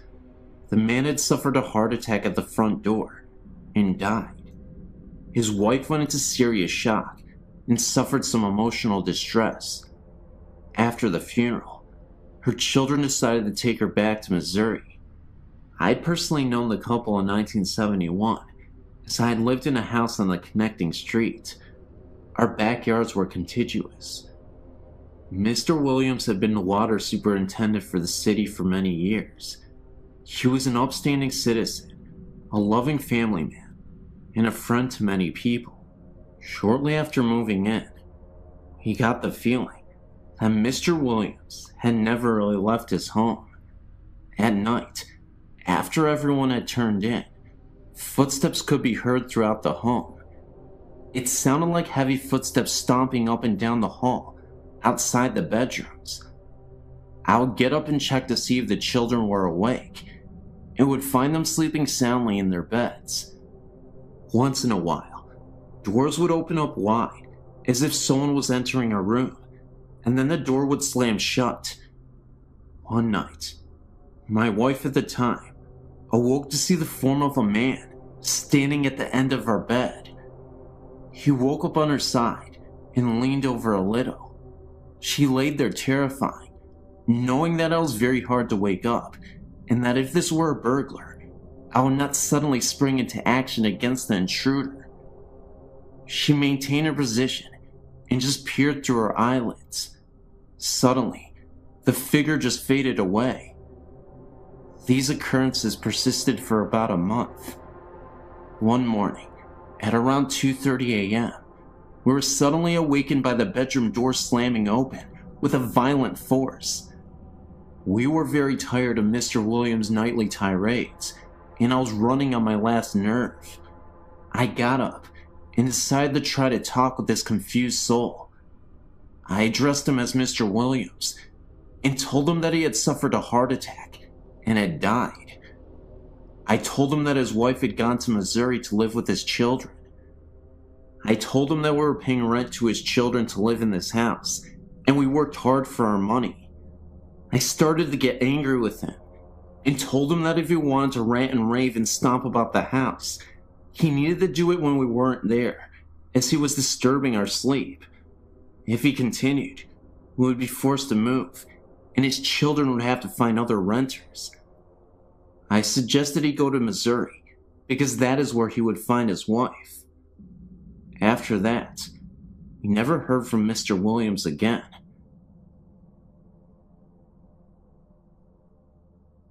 In August of 1997, I was helping a friend deliver some things for a post-funeral reception that was to be held in the officers' quarters number 1 at Fort Concho in San Angelo, Texas.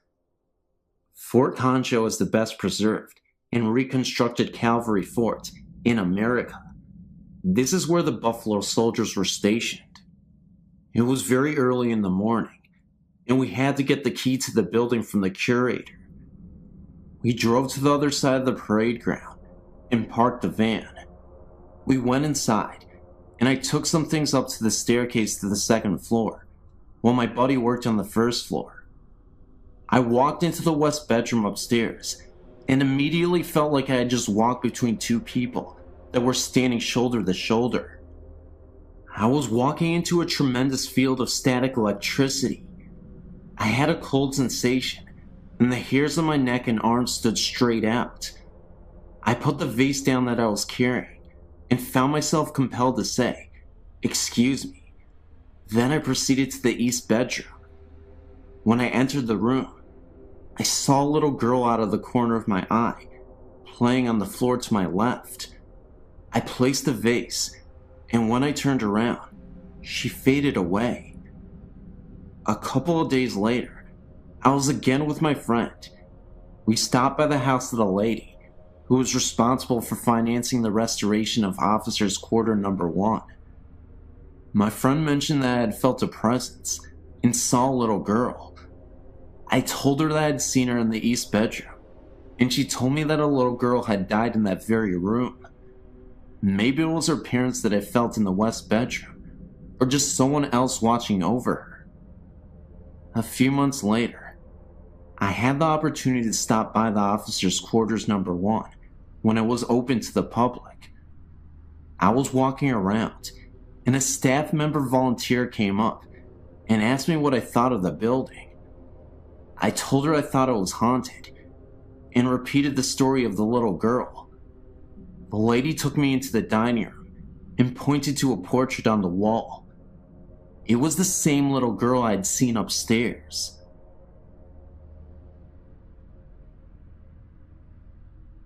I would first like to say, I was not a believer in ghosts or spirits. I was in the Navy at the time, and had been just transferred to Japan. My family and I arrived there in August of '91. I felt very lucky because the Navy had just opened Harrio, a new housing complex about 9 miles from the naval base. This meant that my family and I would not have to live off base. My wife and I were taken out to the Harrio to pick out a house. Being newly opened, we basically had the pick of the litter. My wife and I chose a nice 3-bedroom room townhouse in the center of the housing complex. We moved in within 3 days and began to settle down. Nothing much happened for the first month or two. Then one night, my daughter, who was 3 at the time, started waking up at night crying. She would point at the wall and tell me to make the snake lady go away. This happened about once a week. Of course, I thought she was just having bad dreams. We would let her sleep in her bed when this happened. My wife became pregnant at the time, and we were allowed to move into a 4-bedroom house. I was hoping this move would solve the snake lady problem. As we moved into the new house, I assured her the snake lady was gone forever. Boy, was I wrong. It was about 2 weeks before our encounters with the snake lady started again. This time my wife and I could actually feel some sort of electrical charge throughout the house. These encounters intensified, and my daughter started to see more and more apparitions. She would tell me that the snake lady wanted to take her away. I, being a skeptic, thought the electrical charge was sort of funny, but never gave much thought about my daughter's nightmare being real. Then one night, my wife and I were awakened by my daughter, screaming at the top of her lungs. We rushed into her room to find her pressed against the far wall, her feet approximately 1 foot off the ground. My wife and I both grabbed her arms, and with one of my feet pressed against the wall, I pulled with all my might. She wouldn't budge. I'm not a small man, 5'10", 191 pounds, and I worked out all the time. I could not get her off the wall. All the while she was screaming that the snake lady wanted to take her away.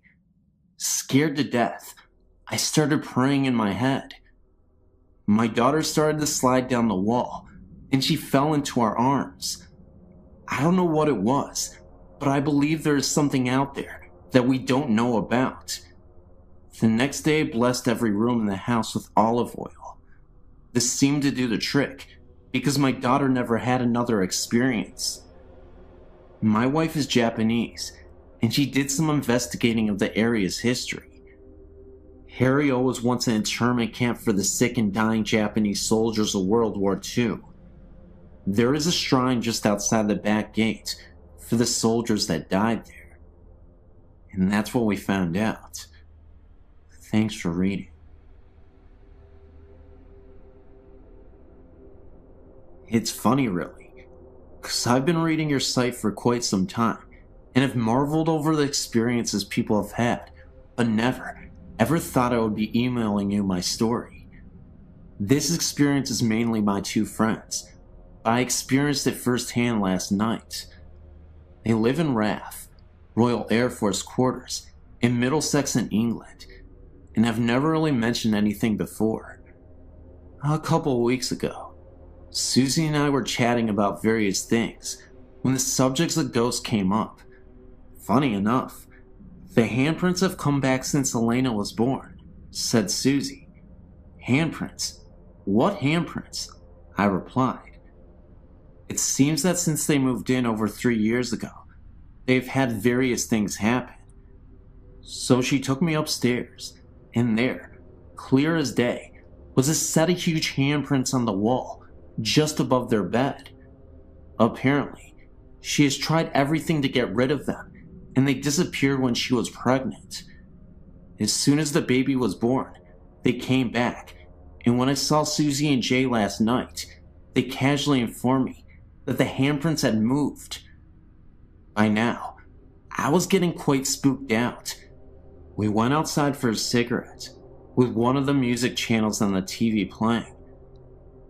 When we came back in, the channel had changed to some gruesome true murder documentary. The hairs on the back of my neck were standing on edge at this stage, and it took Susie a good 5 minutes to change the channel back.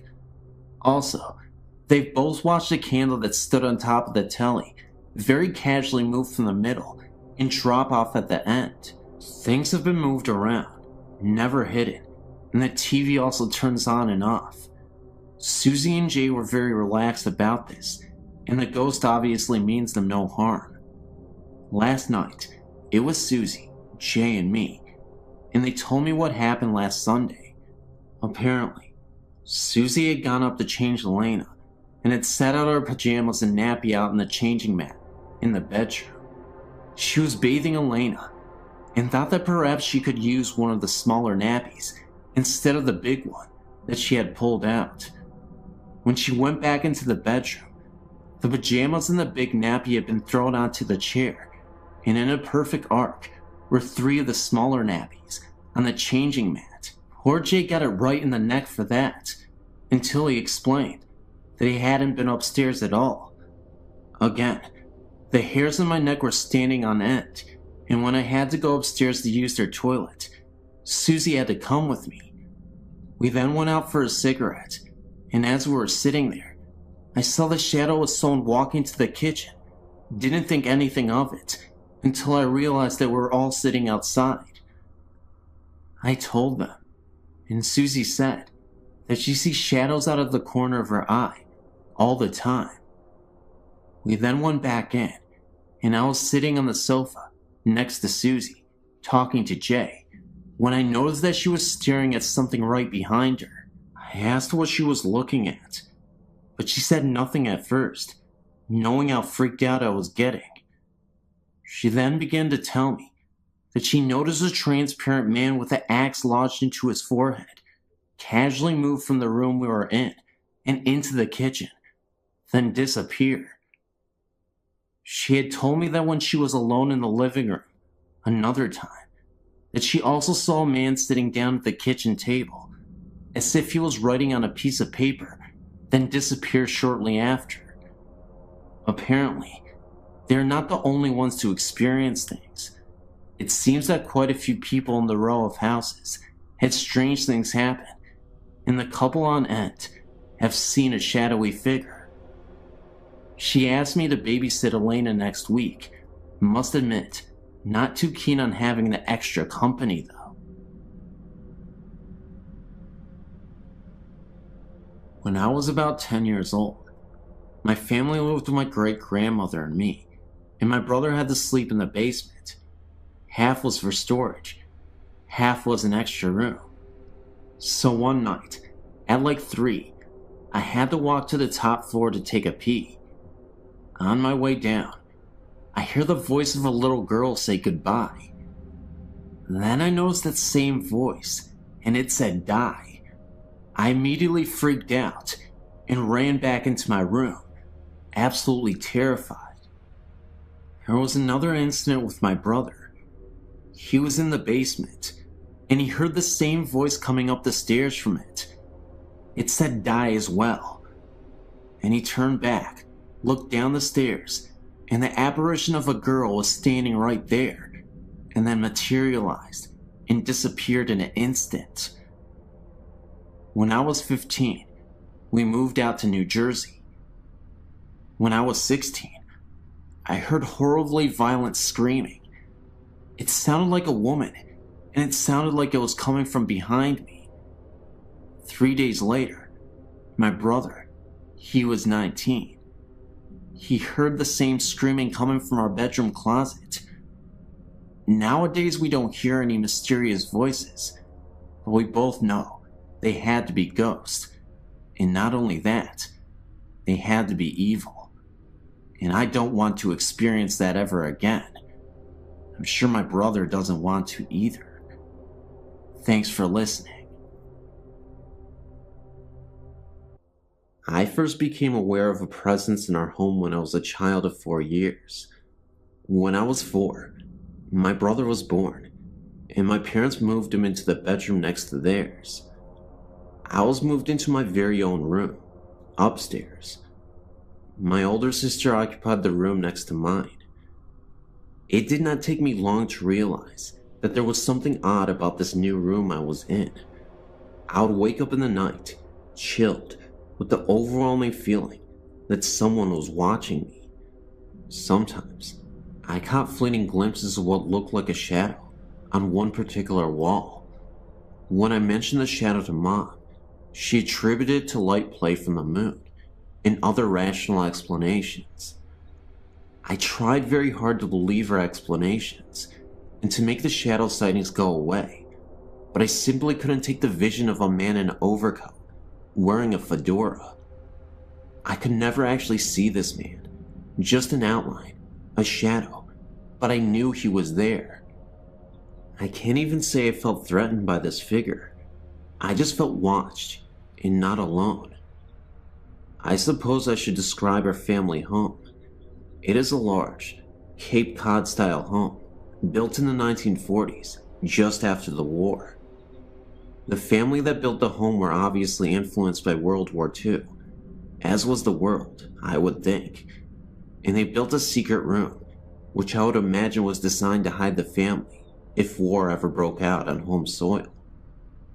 This room was only accessible via a trapdoor in the kitchen floor, and it led to the secret room in the basement. My dad sealed this room off before I was born, although I know exactly where the trapdoor is. There is also a secret passageway that leads between the closets of the 2 upstairs rooms. This passageway has been sealed before my parents bought the home. This house was the second built on the foundation. The first was a farmhouse dating back to the late 1800s, which burnt when my mother was a child in the 1930s. The family that originally built the Cape Cod didn't live there long, and it became a rest home for the affluent elderly in the community for many years.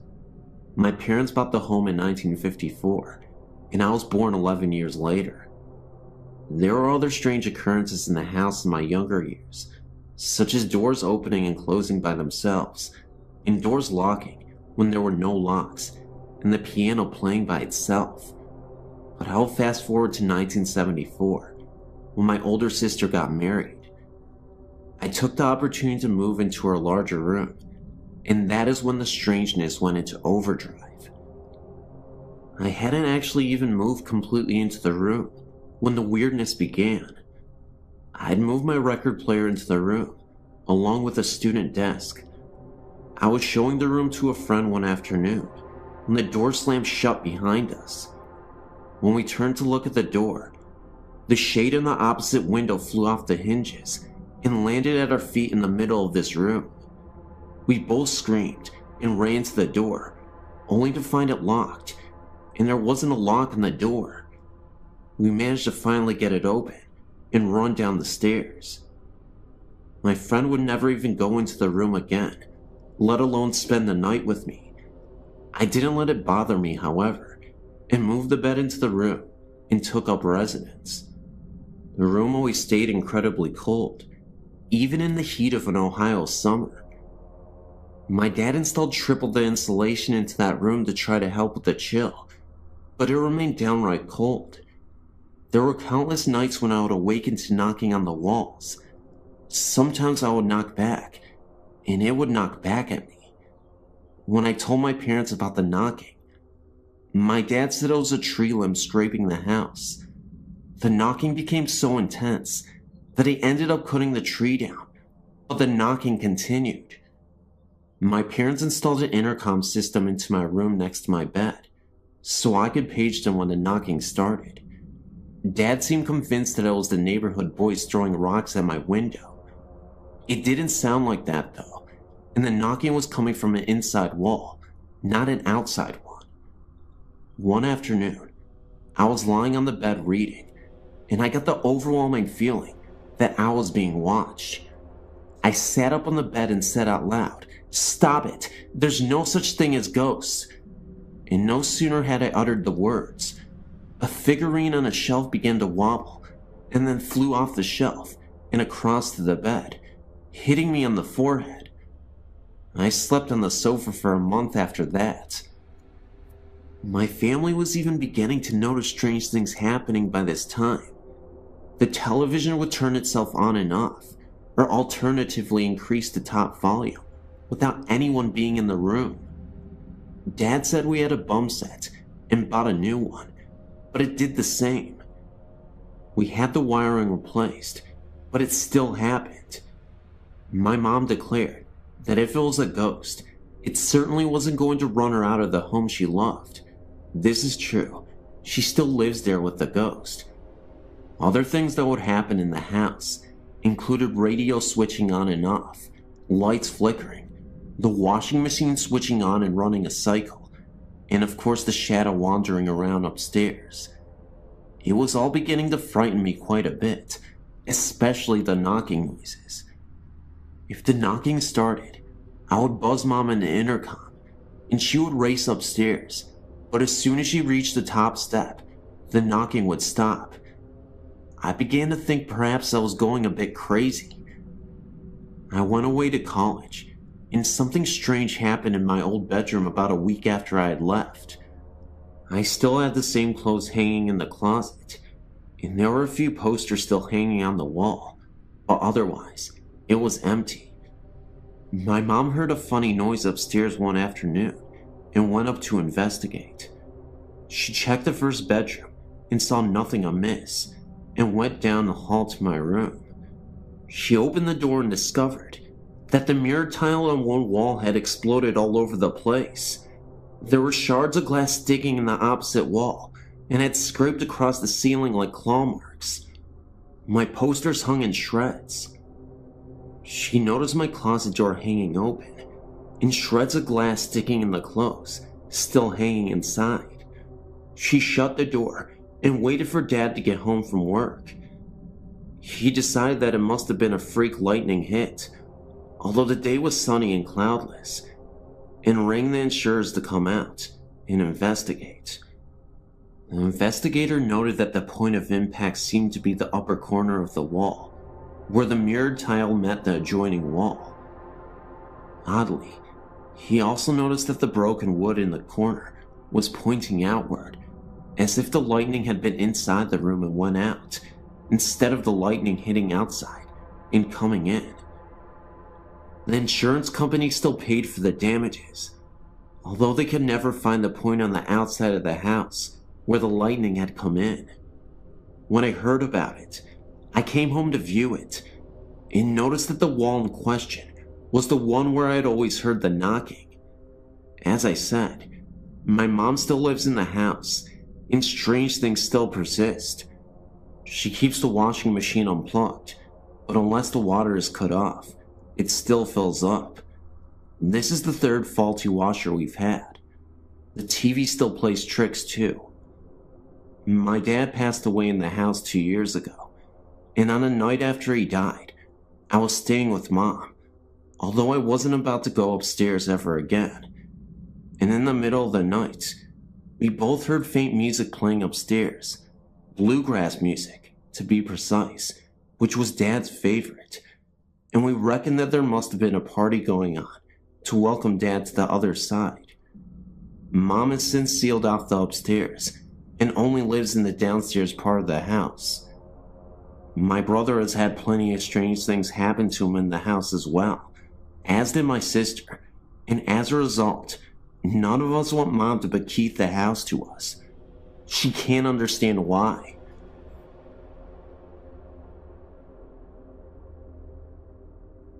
Every single night in my home, when I was 4 years old, my parents would come in and put me in bed. Mostly my mother, because my father wasn't home much.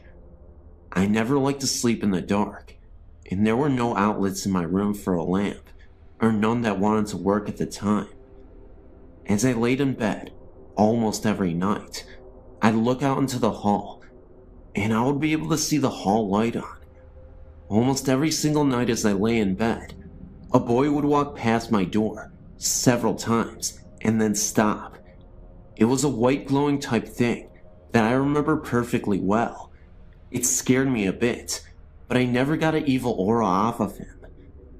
A thing about the boy is that he had died a long time ago, before we had moved in. It scared me all the time to recall it though, even though he isn't bad. I've only slept with the door open once. Since then, my parents got the outlets working. I was sleeping in a different room, but it was across the room the boy had died in. I looked outwards from my slumber, my glasses still on my face, because I always fall asleep watching TV. I saw the boy, and he went into my brother's room. That night, my brother got really sick. I don't know what happened, but the boy had died of a sickness. Another thing that happened. Me and my friends were sitting out on my back porch, and my one friend had brought a Ouija board with her. My other friend suggested that we play.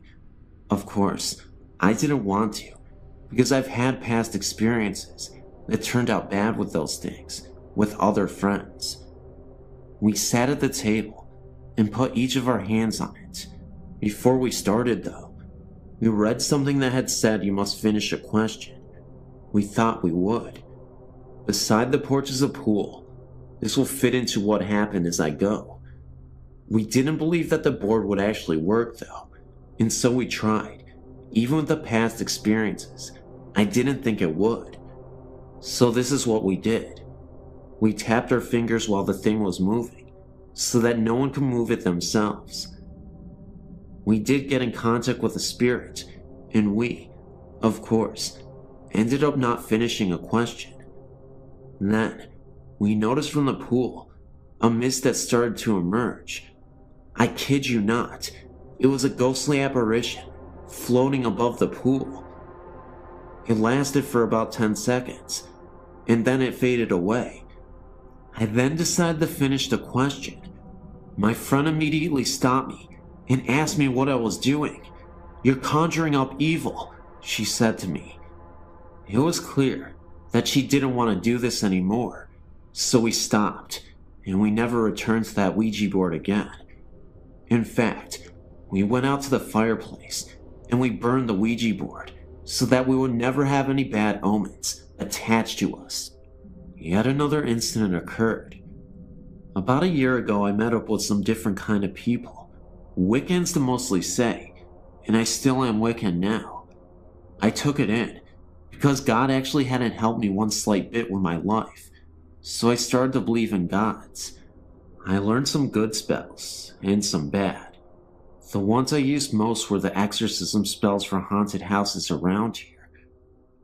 My house I knew had quite a lot of ghosts in it, and I decided to get rid of one particular one that would scare the entire family as we slept. At night, if you were to turn the light off in the living room, the room would turn a deep dark blood red, and the windows to the place would disappear. When you looked to one corner of the place, you could see a black figure walking out of it. This is the ghost I decided to rid the house of.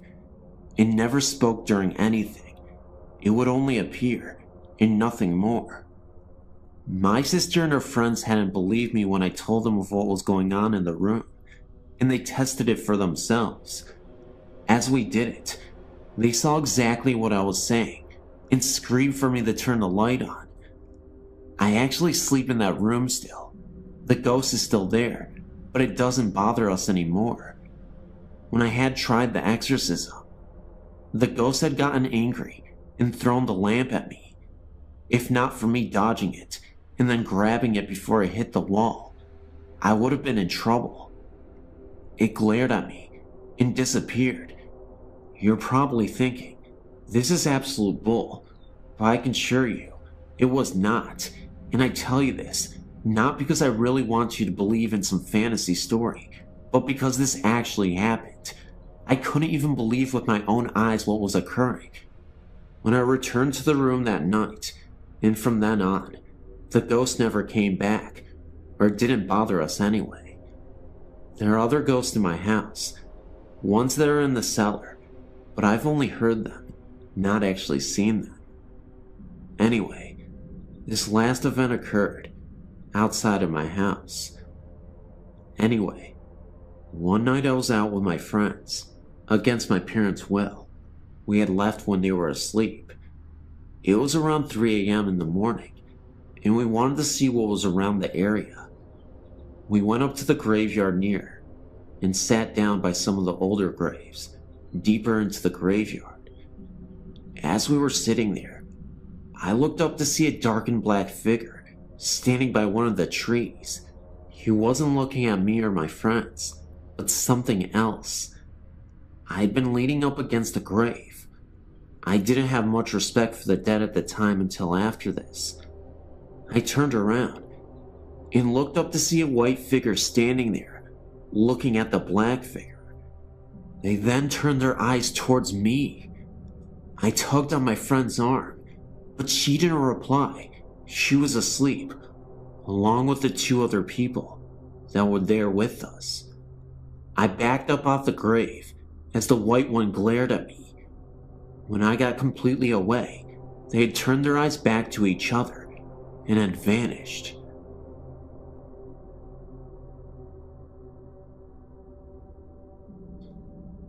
Before our marriage, my husband purchased a home built sometime previous to 1870 in the center of a small town in Michigan.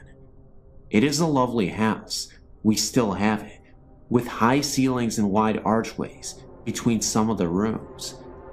When we moved in, we had very modern furniture, which really didn't look right in the house, so our friends would bring us antiques whenever they could find them, very cheaply or for free. One friend bought us a very large round antique mirror that he had found in a house his company was hired to tear down. It was the kind with a gilded wood and molded frame with a medallion at the top. The glass, while it had some dark spots and shadings, was in exceptionally good condition. This was back in the mid to late 70s, and we had parties almost every weekend. In the summer when the doors were left open, no one bothered knocking. They just opened the screen and came in. Late one Friday or Saturday evening, shortly after receiving the mirror, I was sitting on a low sofa against the east wall of the living room. Also on this wall was a large archway leading into the dining room, which is where the main entry door that we used was located. There was also a door leading into the living room from the front porch, but no one used this one. The mirror was hung on the north wall, right next to the couch where I was sitting. Everyone else was sitting in the middle or at the opposite end of the room, large room. I was looking to my right and noticed in the mirror that a young man was walking through the archway into the living room and stopped right at the threshold. At first glance, I did not recognize him, so I turned on the couch to look at him directly, and there was no one there. I looked over at the mirror again, and there he was. He was not a big guy, about 5'8" or 5'9", thin build, dark hair, short for the times, and wearing what looked like one of those blue-gray work shirts. I looked towards the archway again. No one was there. I shot off the couch and into the dining room to see if anyone was playing a trick on me. There was no one in any part of the house other than the living room. It made me very uneasy, and I could never sit in that area again. In fact, I moved that couch a week later, and even though the mirror still hangs there all these years later, I tried to avoid looking at it. A couple of years after this happened, I joined the local historical society. I met a wonderful tiny old lady in her 90s. She told me that she had been in my home many times during her youth, and I found out from her that during Prohibition, the people who owned a house would have parties with bootleg liquor. There was an argument late one evening, and a young man was killed by a blast from the barrels of a shotgun at close range in the area of the front entrance to the dining room. I'm not sure if it was him or not, But for 3 or 4 years after that, every night at 3:10 a.m., I would hear slow but steady footsteps on the creaky wood floors walk from the archway through the living room and up to the bedroom door. They always stopped right there, thank God, and I tried to make sure they would come no further by hanging a crucifix on a hook inside of the bedroom door. After a few years, it either stopped or we grew so accustomed to it that we didn't notice it anymore. So, do you think my spirit came with a mirror, or that the mirror just enabled me to see him? I don't know. I guess we'll find out sooner or later. Early March last year, my husband and I had the most terrifying night of our lives. Avid campers, we had never been scared sleeping out in the middle of nowhere in our tent. We went to a campground called Weldon Springs in Illinois, about 45 miles from our home. We stayed at the backpacking area, which at that time of year is isolated except for a few deer and birds. I felt fear the minute we walked into our spot. We had camped in that spot several times before, with no weird occurrences. I felt like we were being watched. I tried to pass it off as dead trees and grass, and a lack of other people around. By evening, sitting around the fire, I was scared. Our friend came along to stay with us, had a sleeping bag with him, ready to camp. Oddly, he decided not to stay. When we got settled in our tent, hell broke loose. We laid there a minute, and I heard an odd stomping noise in the trail leading to our site. It got louder, like it was getting closer. I asked my husband after we discussed it ourselves, and he said he felt an evil presence there. Even though we were absolutely terrified, I told him to take a peek outside the tent, just so we could ease our minds about the situation and prevent our imagination from running wild. This was a terrible mistake. He told me when he looked out that he saw the ghost of a hunter with red eyes staring right at him, and then he floated off into the woods and then disappeared. It didn't last very long, but he could still tell that the man was wearing hunting gear from a different era.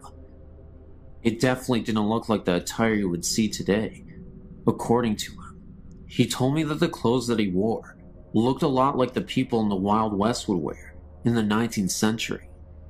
My husband even said that it looked as if he didn't want to be seen, like he had the look of pure shock on his face.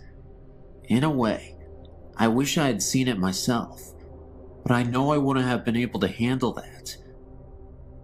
We know that there was something strange out there that night, and we'll never forget it.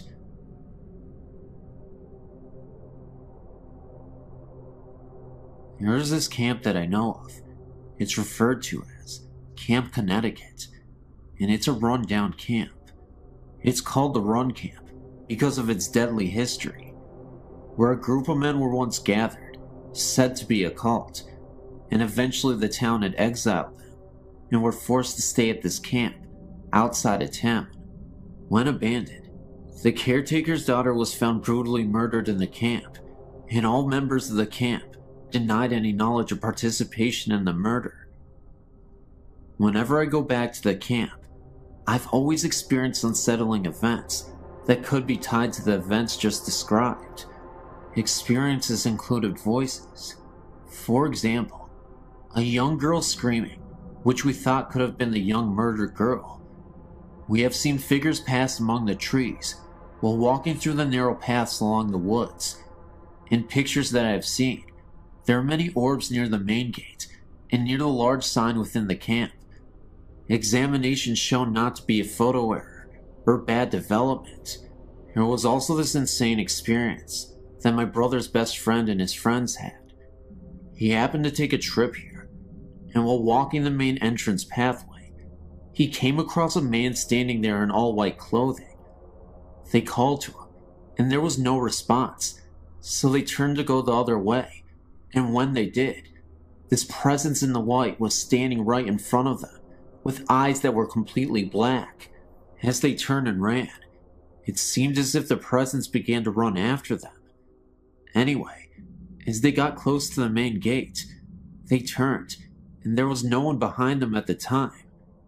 They stopped again for a second, and turned back to look behind them again. They recall that about 5 apparitions, all in white, were standing right next to each other, and then they disappeared. It was as if they were letting them know that there were more of these ghosts. They then walked back to the car and drove away.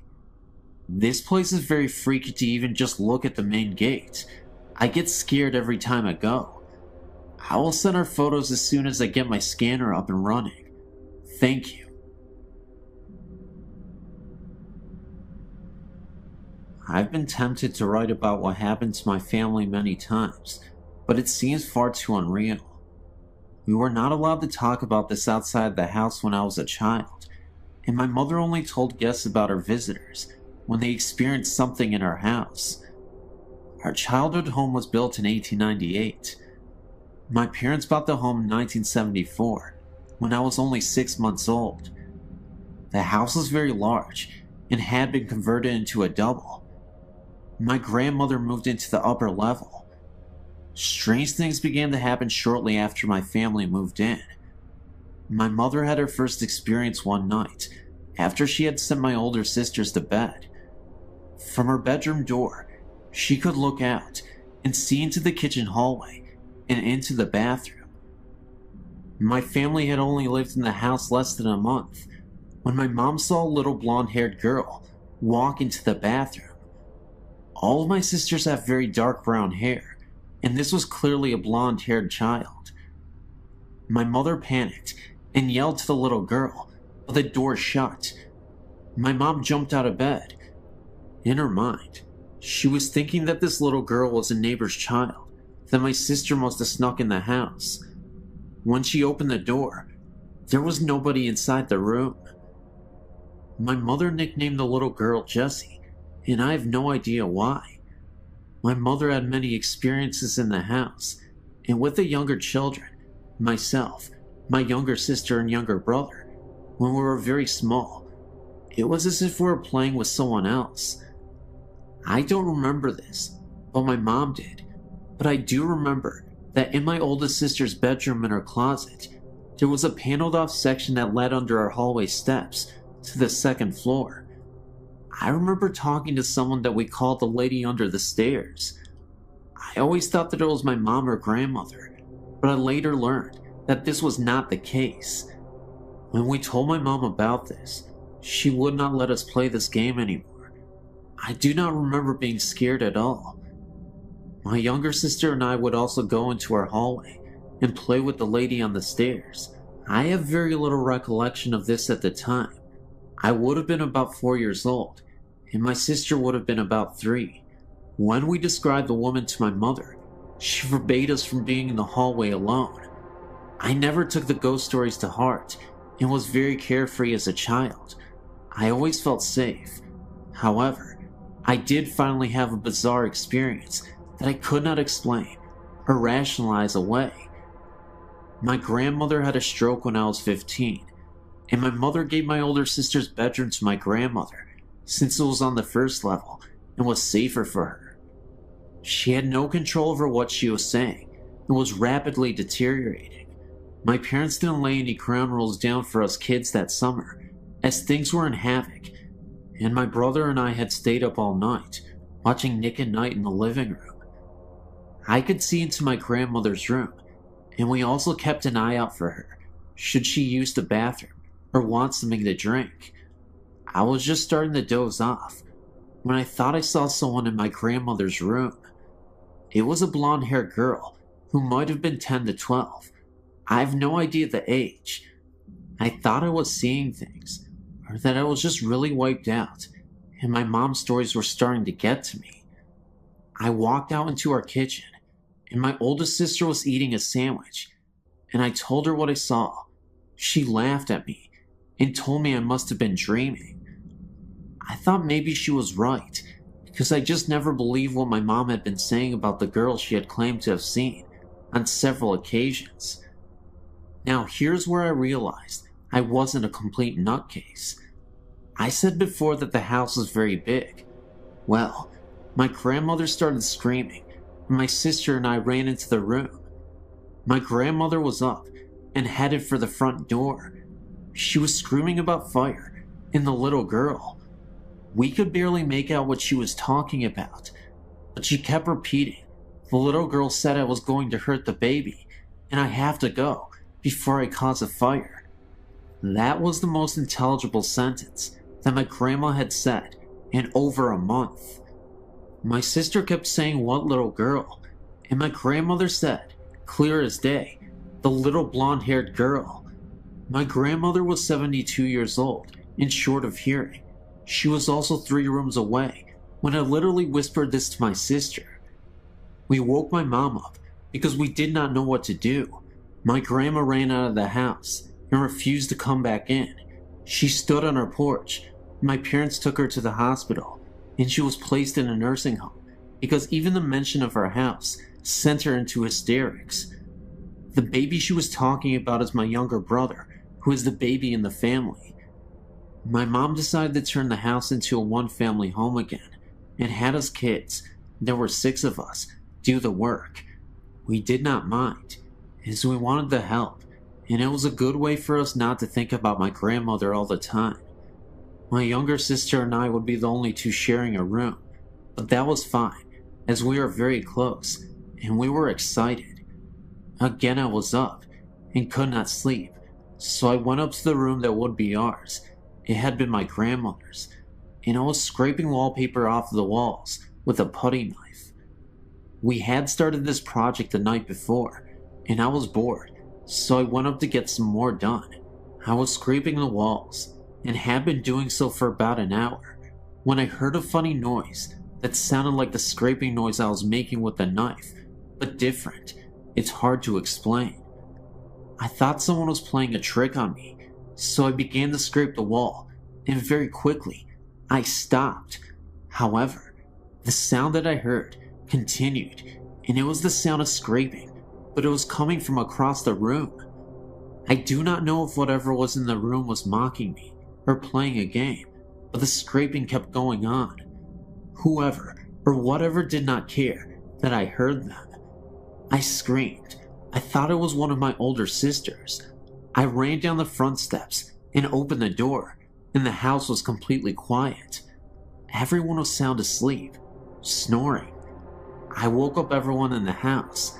I was terrified, and I never slept in that room. I would continue to hear things in that house until I was 18 and moved out. As for our house restorations, my mother began working on the kitchen and back hallway that led to our attic. While doing so, she found where the house had burn marks and was scorched. My mother mentioned this to one of our neighbors, a woman who had lived on our street from the day she was born in the early 1920s. Our house had been burnt very badly and had been rebuilt. At that time, it had been converted to a double. A little girl and her parents lost their lives in the fire. My other sisters had things happen to them too. One of my older sisters was looking out the living room windows. Something grabbed her shoulder and called her name. One more thing, please don't think I'm nuts, but I've not had this happen in any house or apartment I've lived in since. And one thing I did notice is that whatever was in the house is not frightening to me in my youth, but only became frightening when each of us hit a certain age. I have no idea why. This was also something I thought that was so weird. The little girl was never visible upstairs, and the woman was only spotted downstairs once. A neighbor who was alive when the house caught on fire remembered that the little girl's name was Jessica. My mom had been calling her that for years, and had never known what the little girl's real name was, but I just called her that because it seemed right.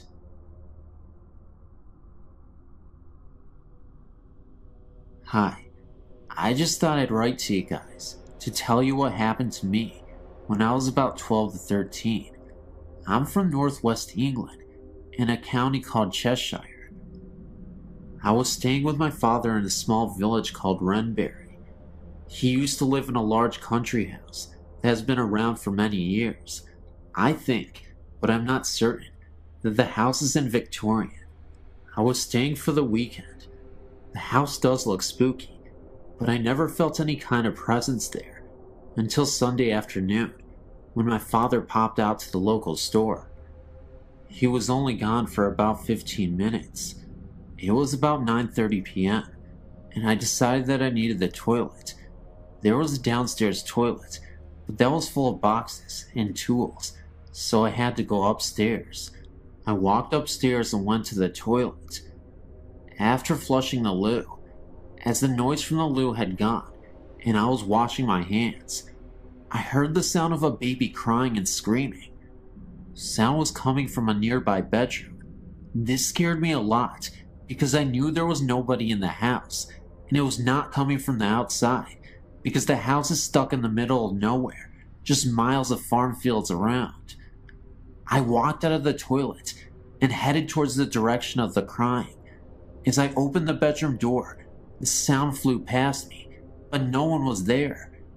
It was almost like the sound traveled through me. I was rooted to the spot with complete terror. I then turned to face the sound, which was now sounding like it was coming from one of the other bedrooms across the hall. I don't know why, but I headed to the other room. The crying baby was really, really loud, and I was sure that someone was hurting a baby. Looking back, maybe that's why I went to see. As I opened the door, I saw something I will never forget. There was a baby lying on the floor, but it didn't look right. Half of its body was stuck in the floor. I could see one of its legs pointing out, and a half of a face. It was wearing old-looking clothes. The sound of the baby was almost deafening, and it looked like someone was hurting it, but no one was there. This was all too much for me, and I ran downstairs and outside into the dark, and just waited for my father to return. I never told my dad anything. This is the first time I've ever told anyone. I thought I was going crazy, because I've never believed in ghosts before. My father no longer lives there now, but I did go back once when he was visiting an old friend that now lives there, but I never went up their stairs on my own again. Well, I just thought that maybe you would find that interesting. Nail me back if you wish. Hope you don't think I'm lying, because it was all very real to me. I'm 20 years old now, and I have access to the internet.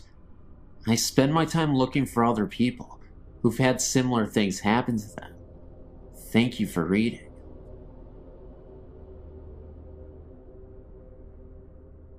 Many years ago, my family and I lived in a lovely Queen Anne-style home. We lived in it for 13 years, 11 of which we experienced paranormal phenomena. 2 years after we moved in, we had a first of many odd occurrences. My daughter was in the kitchen, and I was upstairs, when I heard her call out that the upstairs toilet must have overflowed because water was running down the outside of the staircase. I ran to the top of the stairs in bare feet, only to feel water on the surface of the carpeting. I looked over the top of the railing to assure her that the toilet hadn't overflowed, and that was when I felt the wetness on my feet. But there were no water pipes in that part of the house. When I got down the stairs, I found the water running in rivulets down the wooden molding.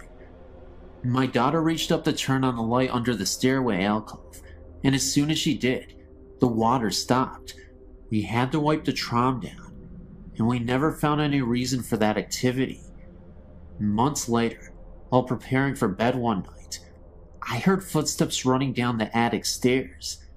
The door crashed against the opposite wall, and then nothing. I was terrified, thinking that someone was there. They would have to pass my room to get downstairs, but nothing happened. When we finally went to look, the door was against the wall. We even thought that maybe a ball had bounced down the stairs, sounding like footsteps, but there was nothing. Strangely, when we started to think our house had unseen guests, we were no longer frightened. As time passed, we had many more experiences. I heard a woman crying softly, but pitifully. 2 of my daughters saw images of old-fashioned children dressed in long white nightgowns and mob caps. A visitor to my house saw the same thing and asked me who the little girl was. On another occasion, my nephew was spending the night and thought he saw someone standing at the top of the stairs in a long white old-fashioned nightgown. My nephew was 16 at the time, and we hadn't told him about the house. My husband thought we were all crazy because he didn't believe in this sort of thing. My daughter came home late one night and was just lying in bed, going over her evening, and looked up to see a male figure suspended over the bed.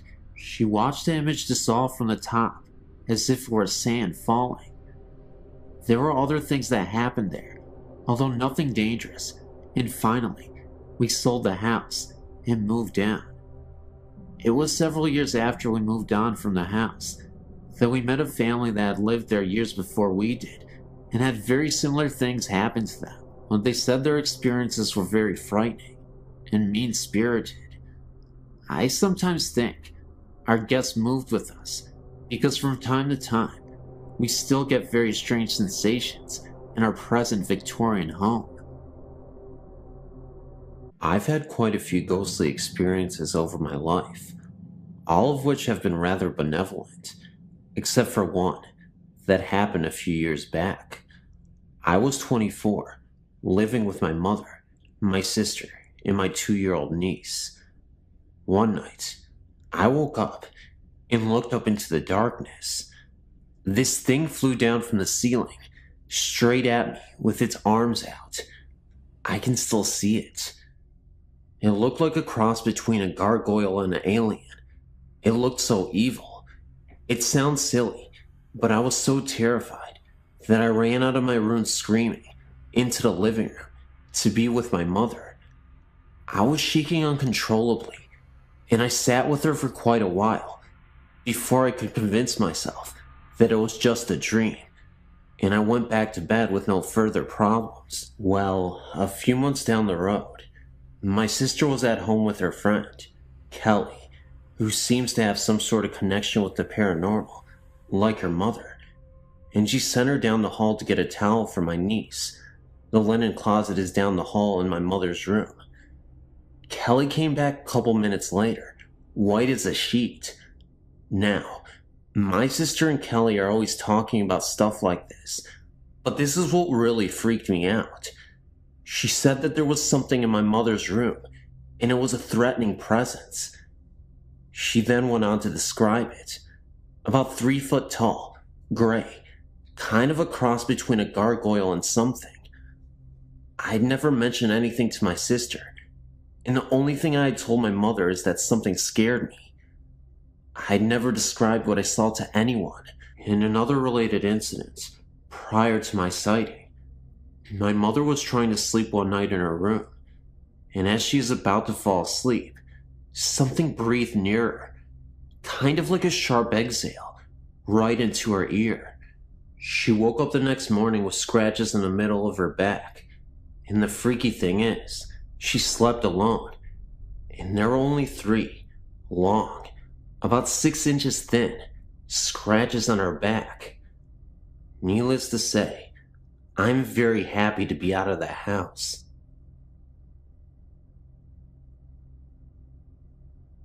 I'm not sure if this qualifies as a ghost story, but it was more than an ordinary dream.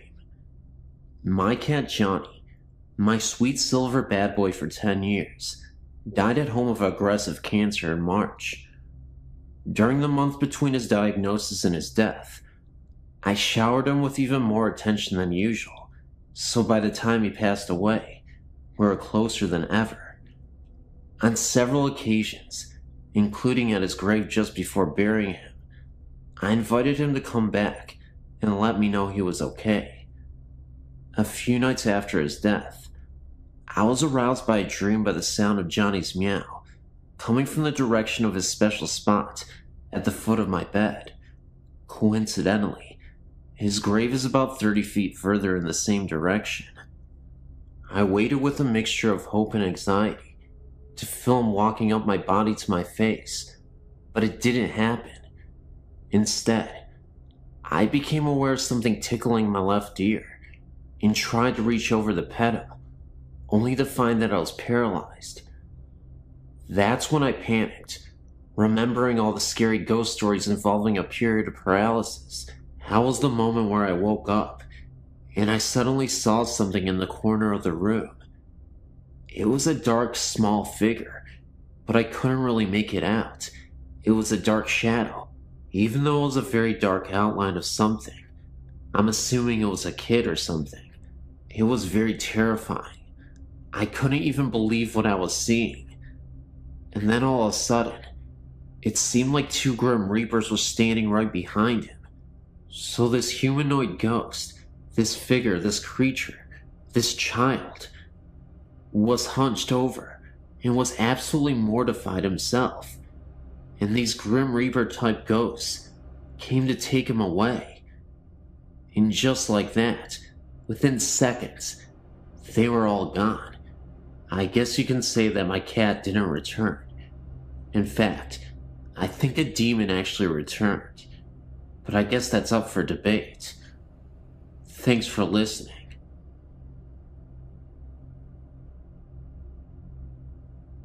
After you read this experience, you might think I'm crazy or something, but believe me, it was the most terrifying night in my life, and it has taken me a lot of time to get over it.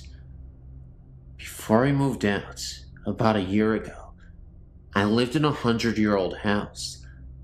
It had 2 floors, and my family only lived on the top floor. We barely ever went into the basement, because the floors were all rock, and there were no lights down there. One day, when I was about 15, I had a friend sleep over, and we thought it would be cool if we slept in the basement and told ghost stories. We gathered up our sleeping bags and our candles, and went down to the basement. As soon as I entered the room we were going to sleep in, I immediately felt as if we were being watched, and I told my friend that I thought we should maybe sleep upstairs. She just told me to quit being a wimp and to set up my sleeping bag. As soon as we stayed up and talked and laughed, we never did tell ghost stories. I felt more comfortable and fell asleep easily. In the middle of the night, I remember this so clearly because this scared the crap out of me so bad, and I'm absolutely positive I wasn't dreaming. I woke up to knocking coming from one side of the house, and slowly getting louder and closer, and right when it was so near that it was shaking the ground, there was a big crash, and it went away. I sat up straight in my sleeping bag, and my whole body was trembling. After I calmed down a bit, a figure appeared at the foot of my sleeping bag, and I froze. I couldn't move. I couldn't scream. I couldn't do anything. The figure was of a man dressed in rags that were covered in coal. He stared at me as if he recognized me from somewhere, and then his eyes widened, and he exclaimed with a gasp, "Mary Beth, Mary Beth, help me." He then disappeared with a flash of light. Apparently, my friend had woken up right when he disappeared and saw the flash of light. The next day I told my parents, and they said that they had felt a presence down in the basement earlier. I read up on the history of our house and found out that the mistress of the house was named Mary Beth, and her picture resembled myself. One of her servants had been trapped in the basement and tried to climb out of the coal chute without succeeding. And after being trapped for about 3 days, he died in an unexplained fire accident while in the basement. Thank you for taking your time to read this.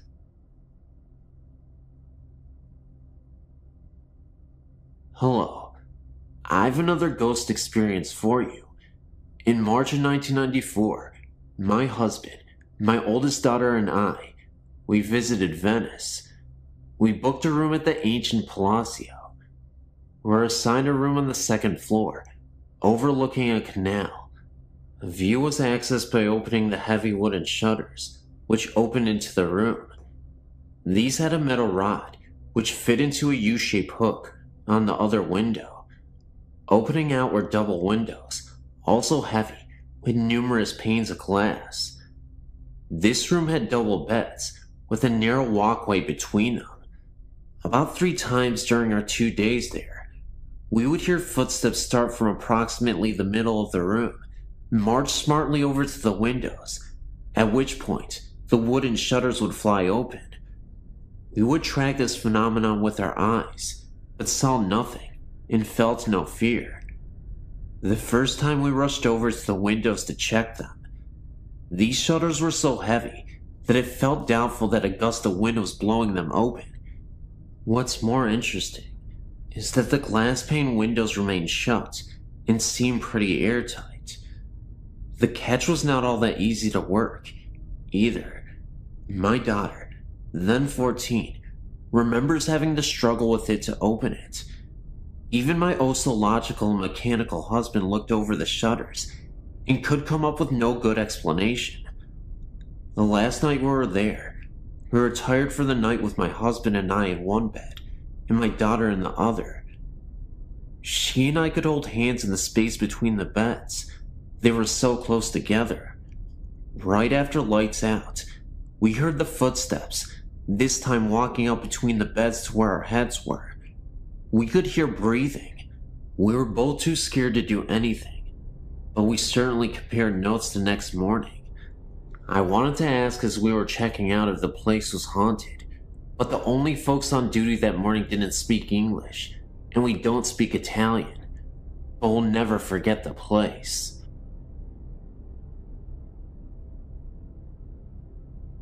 About 10 years ago, when I still lived in Pennsylvania, a group of friends and I took a joyride out to the Quaker Cemetery, just for a good night scare. It was a chilly, full moonlit November night, and there were 6 of us there, 5 guys, and me, the only girl. It was the perfect setting for a ghost. Now, I don't know how many of your readers have ever been to this cemetery, but to describe the first time I saw the place, I screamed and just about curdled my boyfriend's blood. The crematorium scared me the most. I don't know, something about the way it looks and what it was used for. Anyway, back to that night. 2 of the guys were acting like morons and jumping all over the place and around the markers inside the cemetery. I was angry at their pure disrespect for this old place, and so I tried telling them to stop. But of course, as excited as they were getting, they wouldn't listen. Me and this other guy were too chicken to go along with them, especially because of the way they were acting. They were bound to disturb peace in the cemetery, so we stayed by the car. We kept hearing a fake bird call coming from the trees along the opposite side of the road, and then I started smelling the lilacs. The lilac scent somehow wasn't disturbing, even though it was November and none were blooming. And also, there weren't any fresh flowers placed on any of the very old graves. A fake bird call almost scared the life out of us, because it just sounded so unnatural, and with each chirp, sounded closer and closer. We decided that we really needed to get out of there, so we both sat inside the car, waiting for the others. I got myself in such a worked up state that when I found a quarter on the ground, I swore, "In blood we trust," was written on it, rather than the usual "In God we trust." My friend just laughed at me.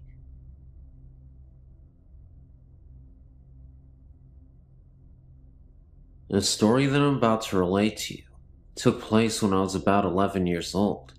I'm 17 now, and most people whom I've conversed with about this matter shrug it off as the hallucinations of a child. It was the fall of about 92 or 93, maybe before, maybe after. I do not honestly remember.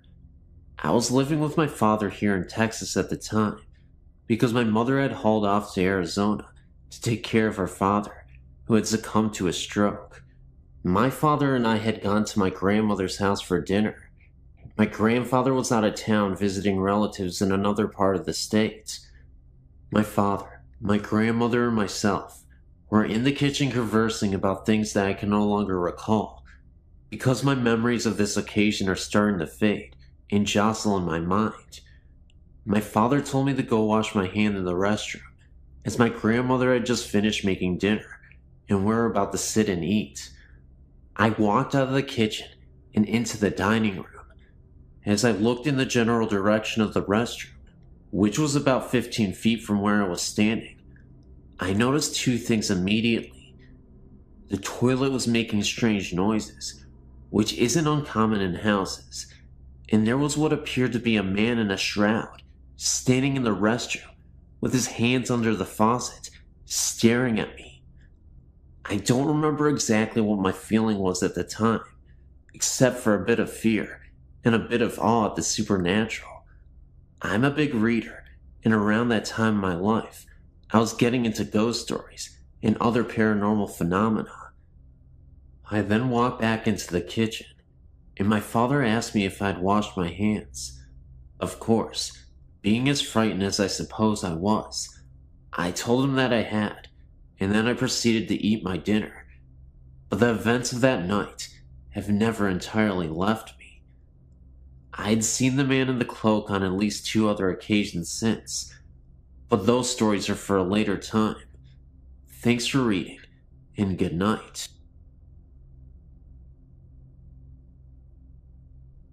This story was told to me by an ex-boyfriend, Mike, when we first started dating.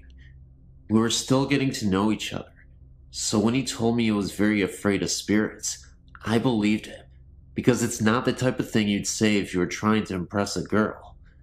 I asked him why, and this is what he told me. Mike's first encounter with ghosts was about 10 to 12 years ago, when he and his family, mom, dad, little brother George and Mike, were living in a house in the northwest side of Chicago. This particular house had an attic, which was used to store the items that came with the house when before Mike's family bought it. Nothing too unusual, mostly furniture and such. At this time, Mike was probably 15 years old, and his brother George was probably 9 years old. They were up in the attic one afternoon, goofing around, pretending to be acrobats and wrestlers. Eventually, they got tired, and George collapsed on the floor, while Mike sat in the old recliner that came with the house. The brothers continued talking until their mother called from downstairs, announcing that dinner was ready. The boys had worked up an appetite, so they bolted out of the attic. Mike was the last one out, and as soon as he shut the door behind him, he remembered that he left the light on. Knowing his mother would be mad if he didn't turn it off, Mike opened the door to the attic, took one step in, and froze. The recliner that Mike had been sitting in was slowly turning towards him. Mike tried to command his body to run, but he was so scared he seemed rooted to the floor. The recliner turned enough so that Mike could see the form of a knee, and it was at that point that Mike got the strength to bolt out of the room and down to the kitchen. He told his parents what he saw, and of course they didn't believe him, but Mike refused to stay in the house any longer. He was so upset that his parents made arrangements for him to sleep at his aunt and uncle's house that night. Furthermore, this was the last time Mike ever stepped foot into the house. He stayed with his aunt and uncle until his family sold the house a few months later. Of course, his parents objected to his imposing on his relatives' hospitality, but they were too afraid to force him to come back, fearing he would have some sort of breakdown. The next house Mike's family moved into was still in Chicago, and not too far from the old house. Everything was going fine until one night, when Mike's family had friends over for dinner. After dinner, the adults and Mike sat around the island in the kitchen, having coffee and talking, while year-old George played outside in the backyard with the guest's little boy, Sam.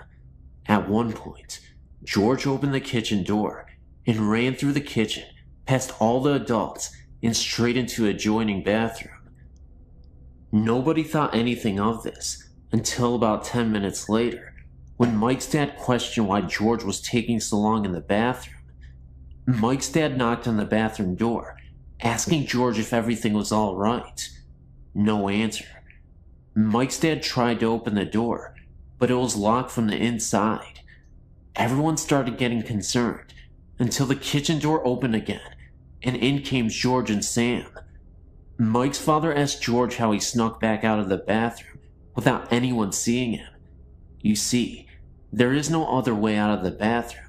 If George came out, or even opened the door, he would have been seen. In order to get back outside, he would have had to go through the kitchen again. George swore up and down that he had not been to the bathroom at all. He was outside playing with Sam the whole entire time. Mike's father asked him again to explain about the locked bathroom door, but when they checked it again, it was not locked. There were other strange incidents that happened in the house, mostly to Mike, more than anyone else in the family. The last incident Mike told me about was something that happened to him a few months before we met, when he was about 22 years old. One night, as Mike was laying in bed, he woke up with an uneasy feeling. He was lying on his side facing the wall, and he felt as if someone was staring at him. It was the middle of the night, and pitch black in the room.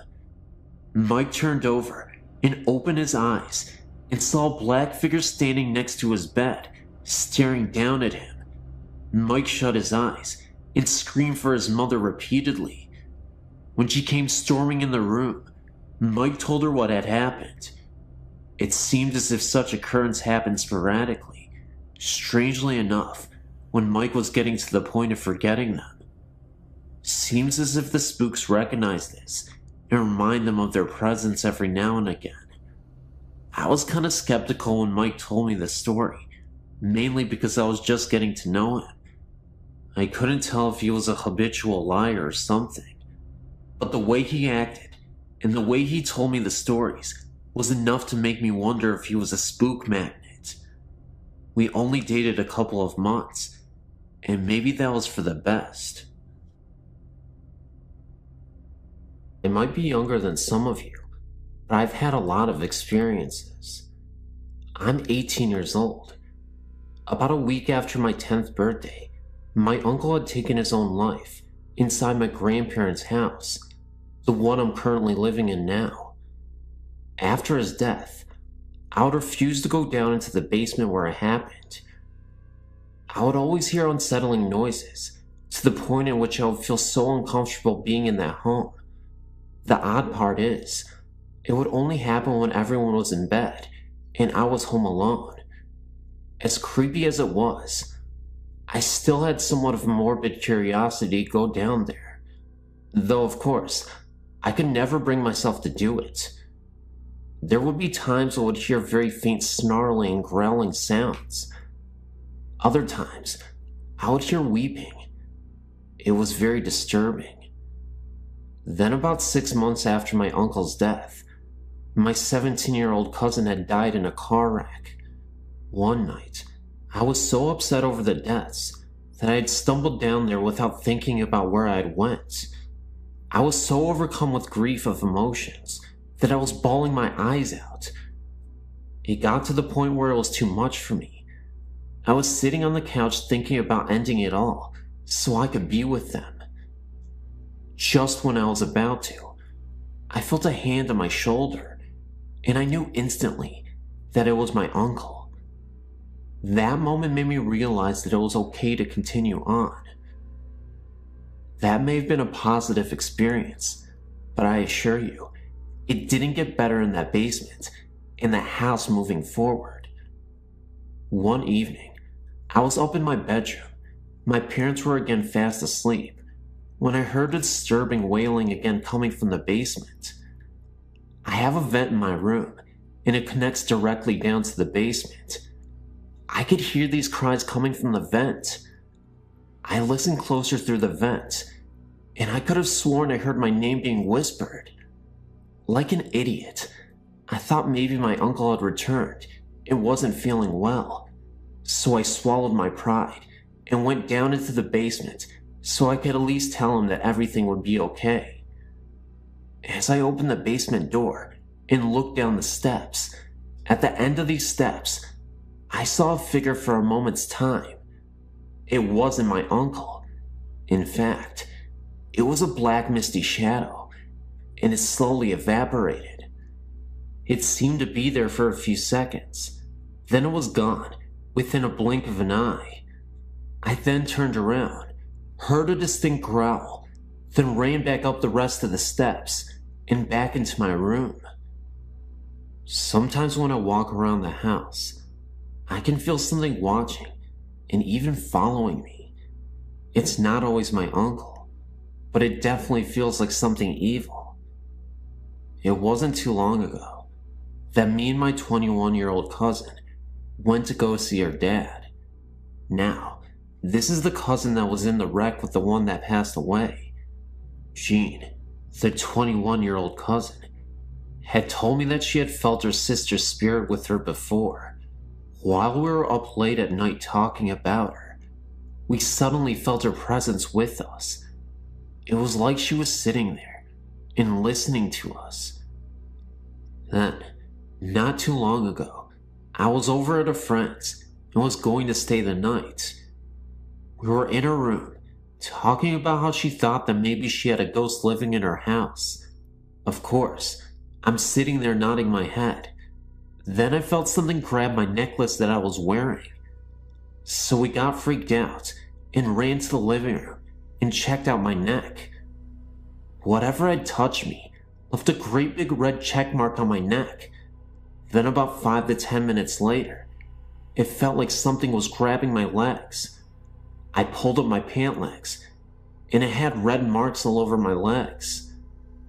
So me and my friend decided to get out of the house and go bowling. Over at the bowling alley, the marks had turned white and disappeared. Well, anyway, when we got back to our house, the marks returned, and I kept feeling things grabbing me and following us occasionally.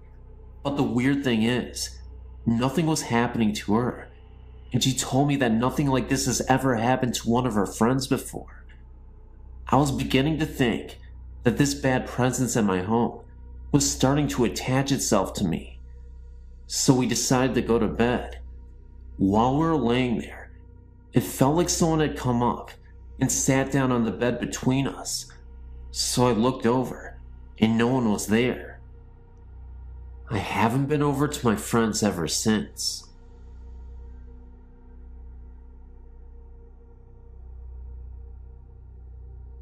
A friend sent me this and suggested that I tell my stories, so here's one of them that I hope you enjoy. I have more if you'd like to hear. I live in Clinton, Illinois, which is a small town. We have a lake, and that's pretty much about it. One night, I was out joyriding in the cemetery with a friend, as I like to do from time to time, and I had to go to the restroom. So, I went to this accessed area that is out in the country. I went to the restroom and then walked through the pavilion to look at the lake. I then came back to my car and then crawled into the driver's seat. I looked up and there was this little boy ducking behind a garbage can. He had red eyes that glowed like a demon's and teeth that were jagged and white. A black figure that looked like a medium-sized dog was beside him, and it was black. All that you could see was its red eyes. They both stared at us in the car, and I felt fear overwhelm me. I quickly started the car and left. The next day I told my mom about it. She grew up in the area, and she said that they often had Satan worshippers out there, and that rumors were that a little boy was drowned and used as a sacrifice many years ago. My aunt, she says that the little boy was evil and therefore was put to death in that spot. I've tried to research this, but there are no records of any murder of a child taking place in this area. But I will never go there again, night or day. This is just one of the countless stories that I have. I have some photos too.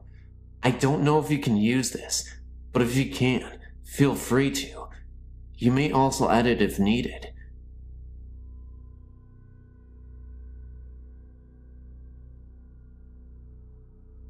Have you ever stayed at the Holiday Inn? You should, because this story is outrageous. In early of July 1999, I spent a work week there for a regional curriculum camp. I had originally been slated to share a room with other teachers on the first floor. However, the room was a smoking room, and the odor was causing my asthma to flare up, so I was transferred to a room on the 4th floor. Buggered if I can remember the room number. When I retired on Monday night, I had not heard yet of the ghost or any legends. I was awoken 3 times during the night by the phone ringing. I was really ticked because no one was ever there. I vowed to speak with someone at the front desk about it. In the morning I learned about Tanya, the ghost. We all laughed at the story, thinking it was something to amuse tourists. Being WNY natives, we weren't going to be suckered by any such nonsense. I forgot to talk to anyone about the phone and decided not to bother. I fell asleep very quickly that night. I was awakened that night by the sensation that someone was staring at me from the left side of the bed. I have small children. My son often wakes me using the stare method. Now, I might have thought the ghost story was crap, but I wasn't going to test the theory by looking to see what was next to me. I said, "Go away. I'm not going to look at you. I need my sleep." The sensation immediately left me, and I slept the rest of the night quite peacefully. I awoke and went to my morning sessions without anything remarkable happening. However, I had to return to my room mid-morning to fetch some papers I needed for the next session. The curtains were open on the doors leading out to my balcony, which was not unusual. Housekeeping always opened the doors after cleaning. What was unusual was the number of small, sticky handprints all over the outside of the doors. These were no higher than my waist. I shook my head at the poor cleaning job. I was sure that the previous guests must have children with them, and that the maid had failed to clean the prints off the glass. I wonder how hard it was to open the doors and give the glass a good cleaning, and then I hustled off to make my session. As the day progressed, I heard more tales of Tanya, like how she throws the poolside chairs into the pool during the night, etc. We giggled amongst ourselves, like good campers should when hearing ghost stories. None of us was going to admit we believed any of it, especially when our principals were listening. So, I was half joking while I was in my room, getting ready for bed, and said out loud, "Listen, Tanya, I don't know how old you are, but I think you'll enjoy the books in the Falls room. If you can read, you'll really like them. Even if you can't, lots of them are full of beautiful pictures that I bet you'll like to look at. Go there instead of bugging me." I slept like a log, without any interruptions that night. When I went to breakfast the next morning, I told a colleague about my chat with Tanya. I mentioned that it must have worked because I had slept so well. I stopped talking when I saw my colleague's jaw drop and her face go white. I asked her what the matter was, and she took me over to the professor who was leading the sessions in the Falls room. My colleague said to the professor, "Tell us what you found in the room this morning." I listened in stunned silence as the professor described what a mess the room was. Books were thrown all over the place. The display table was in shambles, and her boxes of supplies had been unpacked and poorly repacked. In her own words, she said it looks like a kid went through everything and tried to put things back together, but couldn't manage. The professor had questioned the hotel staff about who had access to the room, and all swore that no one had been in the room after we had left, and that the door had been locked until the staff let the professor in the morning. I apologized when she finished and explained that it had probably caused the mess by inviting Tanya to go there. We all laughed uneasily at that. Some other teachers on the fourth floor admitted to strange things, like the ringing phone, no caller, and the sensation of being watched. Suddenly, we weren't so sure if the story was something just to amuse the tourists, or the phone calls, stirring sensations, sticky fingerprints, and trash conference room related. There could be logical explanations, like incorrectly routed calls, poor cleaning, and staff mischief.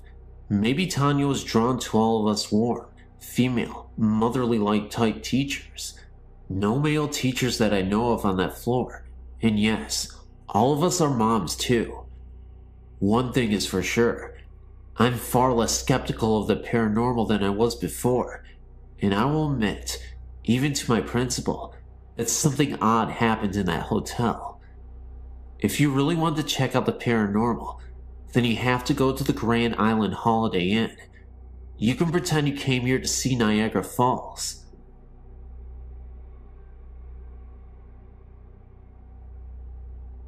I've had many experiences with ghosts and hauntings, all beginning around age 3. I'm now 28, and my connection to ghosts and spirits has only grown stronger with time. I suppose I should start with my earliest haunting. I was around 10 years of age. My parents had just divorced, and I was feeling alone and angry. I don't like to sleep with my bedroom door open. When I did, I felt I was being watched. One summer night, the air was hot and humid, and I had no choice but to sleep with my door open to get a cool cross breeze. I remember waking up sometime around midnight or shortly thereafter, feeling I was being watched. When I looked out my bedroom door, I saw a frightening sight. A figure with pure black skin, bright yellow eyes, and a cloak of red, white, and black harlequin-like design was staring at me, its hands on the door jamb, about to enter the threshold of my room. I screamed, saw its eyes widen in shock, possibly, and flee down the hall adjacent to my room. I even saw its robes fluttering after it as it fled. My scream woke my family, who searched the room for the thing, lack of a better word, but found nothing. All the doors were locked, no windows were broken.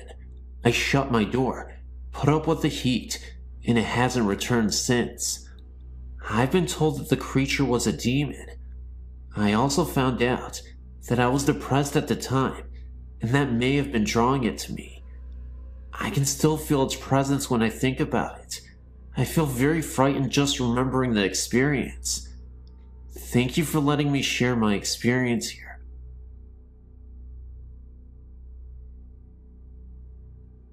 I wanted to share my own personal experience with you regarding my beloved Nana. She passed away in 1984. I took her death very hard and would go to visit her grave often. After my now ex-husband and I married in 1998, I became pregnant within the year. Since I knew that my ex and I would not stay together for the long term, and since our marriage was so troubled, I found myself up at Nana's grave many times, sometimes just to talk to her and ask her to guide me and to watch over myself and the baby. The first time I went to see her grave, I hadn't been there for nearly 2 years at the time. I was pretty certain of what row her stone was in, but not completely sure. I asked her out loud to help me find her, and so help me God if I'm lying. I ended up parking directly in front of her row. I thanked her and walked over to her grave, placing a single rose on it, and crying. I was about 6 months pregnant with my daughter at the time, and I was very certain that her love for us would get us through the rough months ahead. Shortly after our daughter was born, my ex-husband and I were having major problems, major fights. It was obvious to the both of us that we would eventually split up permanently. We separated when my daughter was 3 months old, and I moved into an apartment with my infant. Shortly after, I could feel my Nana's presence. I never saw anything. I always asked her not to appear to me, as she knew I would be afraid. But her presence was unmistakable, especially in my daughter's nursery. It never frightened me. Conversely, I felt very comforted and protected. As a new mother, I took many photos of my infant those first few months. I never noticed until a friend pointed out to me that in one of them, which was a picture of the nursery, there is a vortex on the right, like a solid bar of white light, and to the left of that, an arched mist that almost looks like the shape of a rainbow, but you can see the wall right through it. Also, the picture of the room came out as if I had taken it from on the floor, or close to the floor, and pointed the camera up. I would have never taken a picture from that angle, and I know I didn't. I cried when I realized that the vortex and the light are my Nana watching over her great-great-granddaughter and me. I don't think it's a coincidence, either, that the photo is focused on the rocking chair and the mist is right across it. I should also mention that shortly after my Nana passed away in the 80s, and my brother and I still lived at the home with my parents, that one night I was up reading in bed and walked out into the kitchen. My brother was sitting at the kitchen table, shaken and white as a sheet, almost crying. A second later, my mother walked out of her bedroom, and she was crying. They both professed, at exactly the same moment, that they had seen Nana appear to them and tell them not to worry, and that she was all right. I might add that their bedrooms were on opposite sides of the house. My mother also had a separate incident where she saw my Nana at the end of her bed. She wasn't at all afraid, just comforted. I still visit my Nana just to say hello, and it comforts me to know that someday I'll meet her again. Until then, I guess I'll just be comforted by her presence and know that her ghost is still looming around. And no matter what, I'm always a fan of Nana. How can you not like Nana? She's amazing. I miss you, Nana, but I'll see you again. This incident occurred about 20 years ago in Mishikawa, Indiana, when I was only 9. Our house was built in 1904, so it had the huge solid oak doors and trim. The living room was very long, with ceilings which are 12 feet high. I hope you got the idea of the architecture of this house. The basement was a full one, divided into 2 rooms, and this is where most of the presents seemed to be. I'll get to that later. Back to the house though. The master bedroom was downstairs, with its entrance being oak sliding doors. All of the fixtures were of the early 1900s also, so the living lights were hanging chandeliers, one at each end of the living room. The upstairs had 3 bedrooms, with a landing at the top with a banister guarding the stairs. The stairs were enclosed and curved, and this will be important in a minute. The house upstairs wasn't insulated well, so in the winter it was cold, and in the summer, hot. As a consequence, my 2 brothers and I slept on the pull-out couch downstairs. One night, my younger brother and I went upstairs to get ready for bed, and as we were going down the stairs, I looked back up due to the feeling something was there, and I saw an apparition coming towards us. I screamed and told my brother to look up. He did, and saw the same, so we flew down the rest of the stairs and yelled at our parents to go look for the man. They did, and of course, nothing was there. Now, let me describe the ghost. He was not opaque, he was complete in his form, and he was dressed in Catholic priest clothes. I noticed this because we're not Catholic, but my friend next door was, and I visited her church just down the road. I thought this was very peculiar, but what I thought was even more peculiar was the fact he was holding a gun, and he pointed it directly at us, or so what I thought was a gun. Of course, my parents told us we were young and had very vivid imaginations, and it was nothing. Years later, however, my mother confessed that she knew the house was haunted, and also because when she was the only one home, she would hear something walking up the stairs and on the stairs. We always had German shepherds, and our dog would growl at the ceiling and would never go in the basement. Now, onto the basement. I knew there was a presence here in the back room where the water heater was, because it was much colder, and felt wrong. It felt evil and bad, and didn't want anyone there, because it felt you, and you just had to leave immediately. I want to say that the upstairs didn't have this feeling to it, even though this is where we saw the man. I'm not sure of the history of this house, and soon after this incident, we moved to Florida on my dad's company transfer. I just want to give my opinion on this. After researching different types of hauntings, I feel that this was a replay of some kind, and I was a witness to it. I do feel that there might have been more than one presence, because the evil in the basement was different than the other, and the one in the basement didn't want anyone there. He did other things to give us this feeling. Mostly, the noises were harmless and no bother to us, but it was the basement that we avoided for whatever reason. I would love to hear what you all think of this, and the type of haunting you feel it is.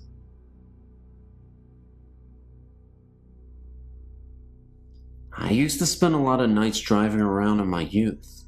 I was young and reckless, and had no clear direction in life, so I'd often find myself aimlessly driving, late at night. I'd spent a majority of my adolescent years dependent on drugs, and unfortunately, almost succumbed to an overdose. I was harming others, but most importantly, I was on a path to self-destruction. The night before my overdose, I had a creepy paranormal experience that, fortunately for me and those around me, changed my entire life for the better. It was another one of those late-night drives.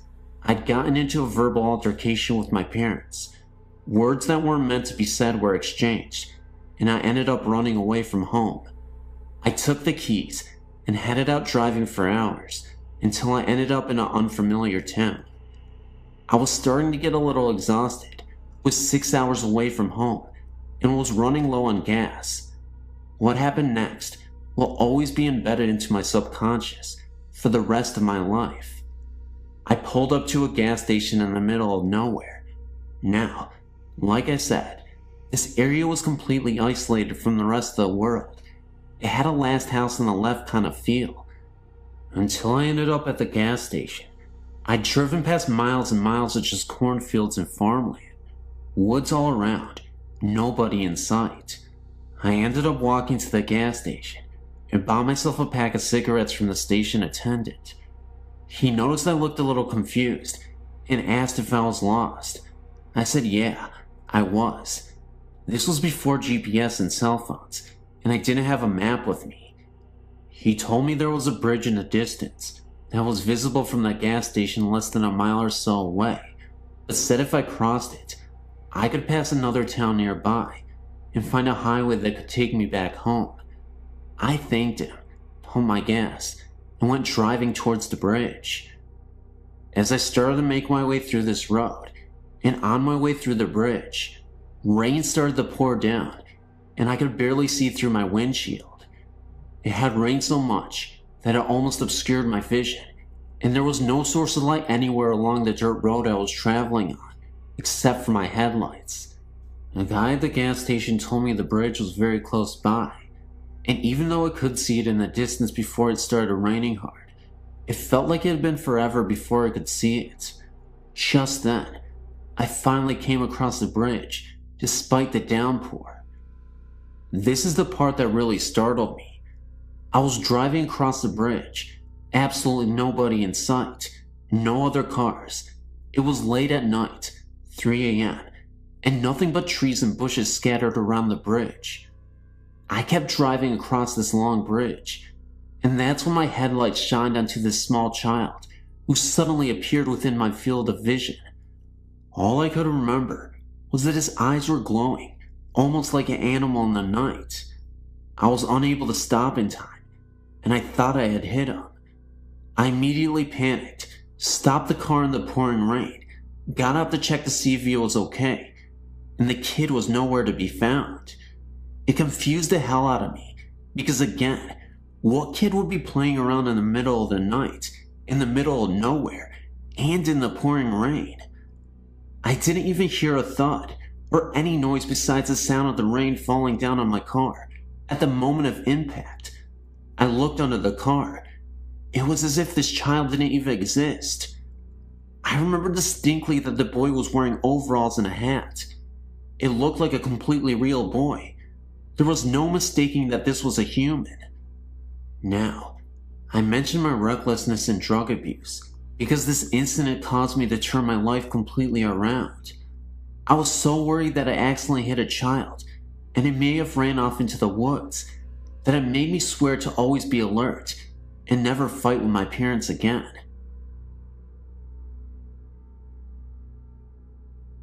This happened when my brother was around 5 years old. It was around 2 a.m., and he went into my parents' room to get in bed with my mom. My mom's bed was right by one of the bathroom doors. The door on the other end of the bathroom led to where the back door was, and the stairs to the basement. He got in bed and was facing the bathroom. He got scared and woke up my mom and asked who the little girl in the bathroom was. He said he had never seen her before. He told my mom that she was just standing there, staring at him.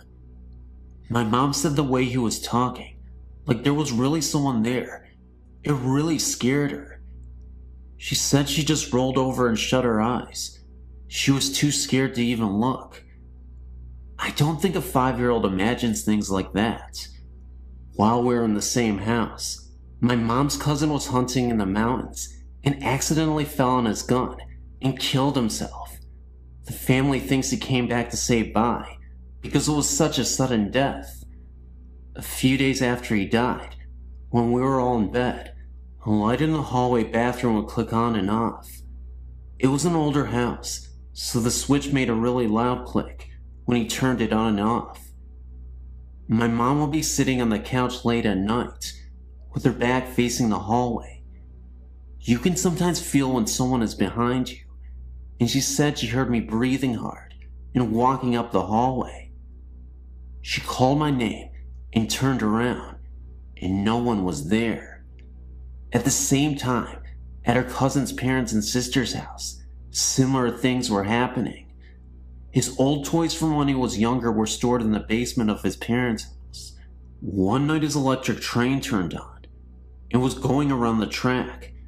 No one knew this was happening to other family members until my mom called his parents and told them what was happening to her. The next day they went somewhere and tried to contact them. They all said they loved him and it was time for him to move on. They think he was trying to contact the family because he died suddenly. After they talked to him, everything stopped.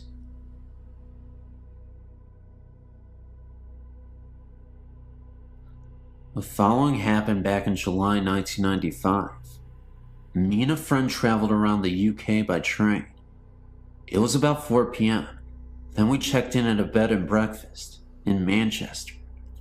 All double room was occupied, so we got the 2 single rooms, which was located next to each other. We were quite tired after a long day trip by train, so we rest for a moment. Later we went out to eat something, had a beer in the hotel bar, and then headed up to the rooms for sleeping.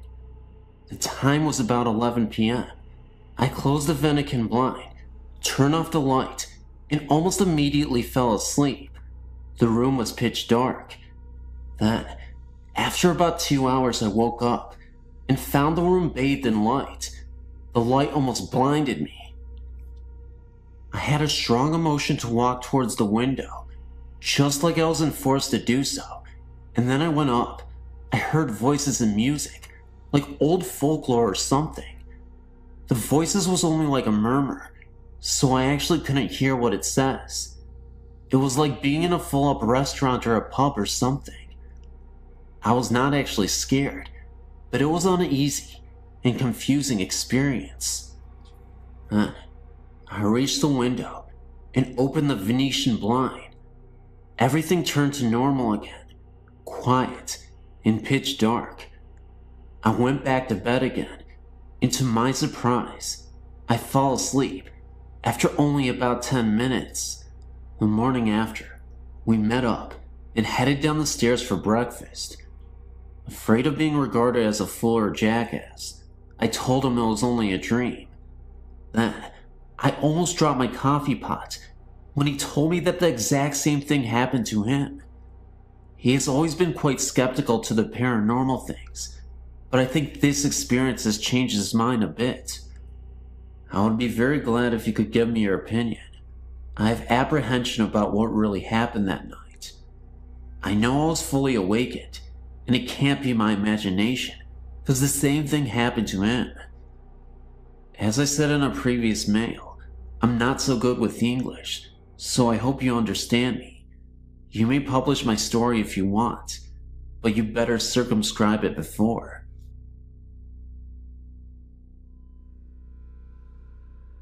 Hi there, my name's Joe. My friend Colin probably wrote you recently about some recent activity. For the past I don't know how many years, I've been able to feel, and to an extent see ghosts. I can sense what they are feeling and what their intentions are. However, for about 3 years, my friend Colin started having sleeping problems. I already knew his house was haunted, but what was haunting it was the spirit of what I think is a 5-year-old child. For Christmas the year before, a friend of ours that lived in Thailand sent us all gifts. However, Colin was the one that received a house that you would leave tokens and gifts in to help ward off evil spirits. Over time, it stopped doing that. Trapped in the house was some kind of creature, like a demon. It was huge, dark, and very menacing.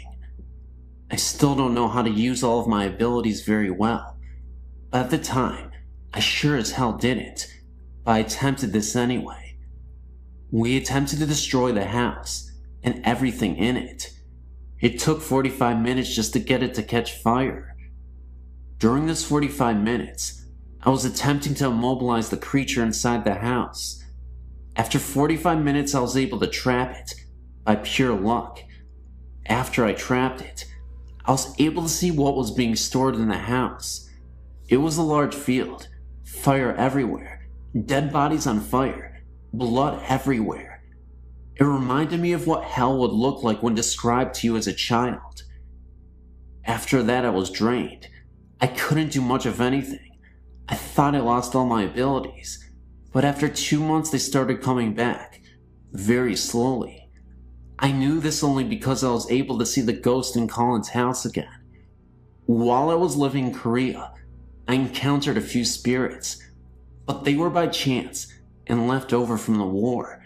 That was when I knew my abilities were back to full, but I wanted to learn how to better use them, and I'm not having any luck. Well, to end the story on a bad note, last week my friend Jess asked about any ghost encounter any of us have had. So Colin and I talked about this one. So Jess got curious and wanted to see where it happened. Reluctantly, we took him there. Surprisingly enough, development has been going on in the area for the last 5 years, but at the spot where we destroyed the house, nothing is built.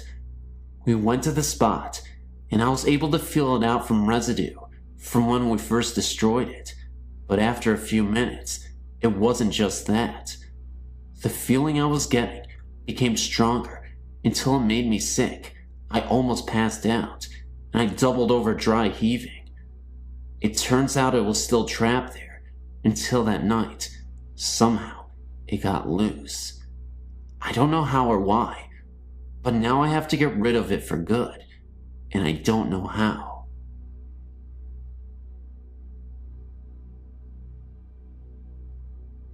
In 1989, I moved into a government apartment in a small town containing 7 units.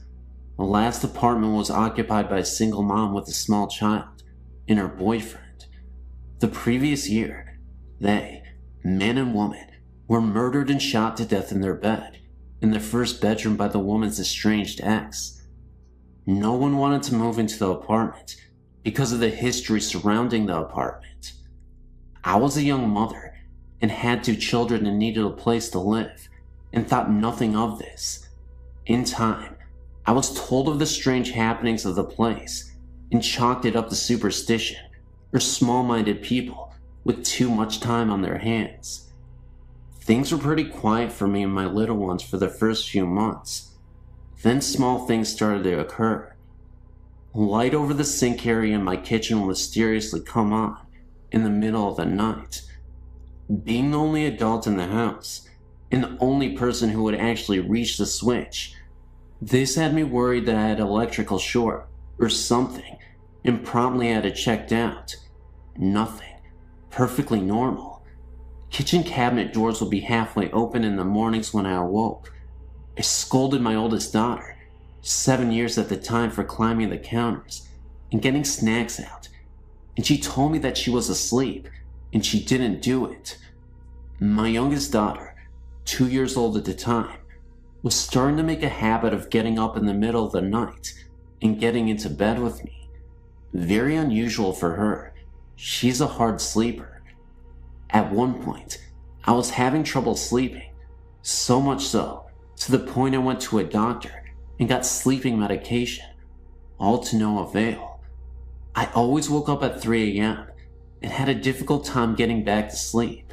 Nothing worked until I rearranged my bedroom furniture and moved my bed from one end of the room to the other.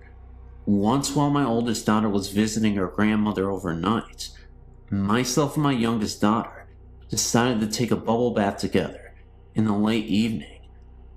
While we were in the tub, I heard jingle bells rattling around in the cup on a shelf not 5 feet from me. All of my windows were closed, and no one else was in the house. Couldn't explain it at the time. After 3 years, I chose to move in with a man to a better neighborhood. My landlord chose that time to tell me the complete history of my apartment. He showed me the newspaper articles on what happened, and after reading all of them, I understood all. The ex climbed through the bathroom window and shot them both dead at 3 a.m. and took the child, which was sleeping between the two. Her bed was in the exact position as I had my bed when I couldn't sleep. The mom was a stay-at-home mom and was always in the kitchen fixing stuff for her little child, making homemade cookies, snacks, and such. She always left the kitchen sink light on for her boyfriend when he came in late at night. My daughter always getting into my bed late at night was quickly understood by me. The other bedroom was never used by the child. She always slept with her mother and the boyfriend. No other tenants have reported any activity in this unit. Of course, they didn't have a smaller female children either. Time will tell if this ghost will ever find peace or her final rest. Before moving out, the last night there, I made my peace with her and told her I understood why she did the things she did. I understand she wasn't trying to scare me or my little girls, and I wished her peace. One afternoon of 1995 or 96, I was dusting our bedroom, the master bedroom, in our apartment. Right beside our bedroom was a small hallway leading up to the bathroom into the other bedroom. I remember being in a very good mood. I'd been doing a few changes in the decoration of the bedroom and was now dusting. I was happy with the results, and as I was dusting, I was talking about the changes with my husband, or what I thought was my husband, standing in the hallway. All smiling and happy, I started to tell him, or what I thought was him, "Hey Frankie, look at what I've just done. Isn't that nice?" I advanced in the hallway to bring him in the bedroom, and as I neared him, he disappeared. I nearly jumped. Now, as I was dusting, I happened to turn my head towards the hallway, which was on my right, and there stood a man who very much looked like my husband and who was dressed in modern clothes, a short and a t-shirt. When I saw him, I was sure he was my husband. That is when I started talking to him, and as I was cheerily and happily explaining the changes to him, He had this most beautiful smile of encouragement. He seemed to be happy for me. What a surprise when I realized that I had been speaking to someone or something else than my husband, and when I saw it, it disappeared. It is when this being disappeared that I realized that my husband was lying on the couch and watching TV. He was very surprised when I told him what happened.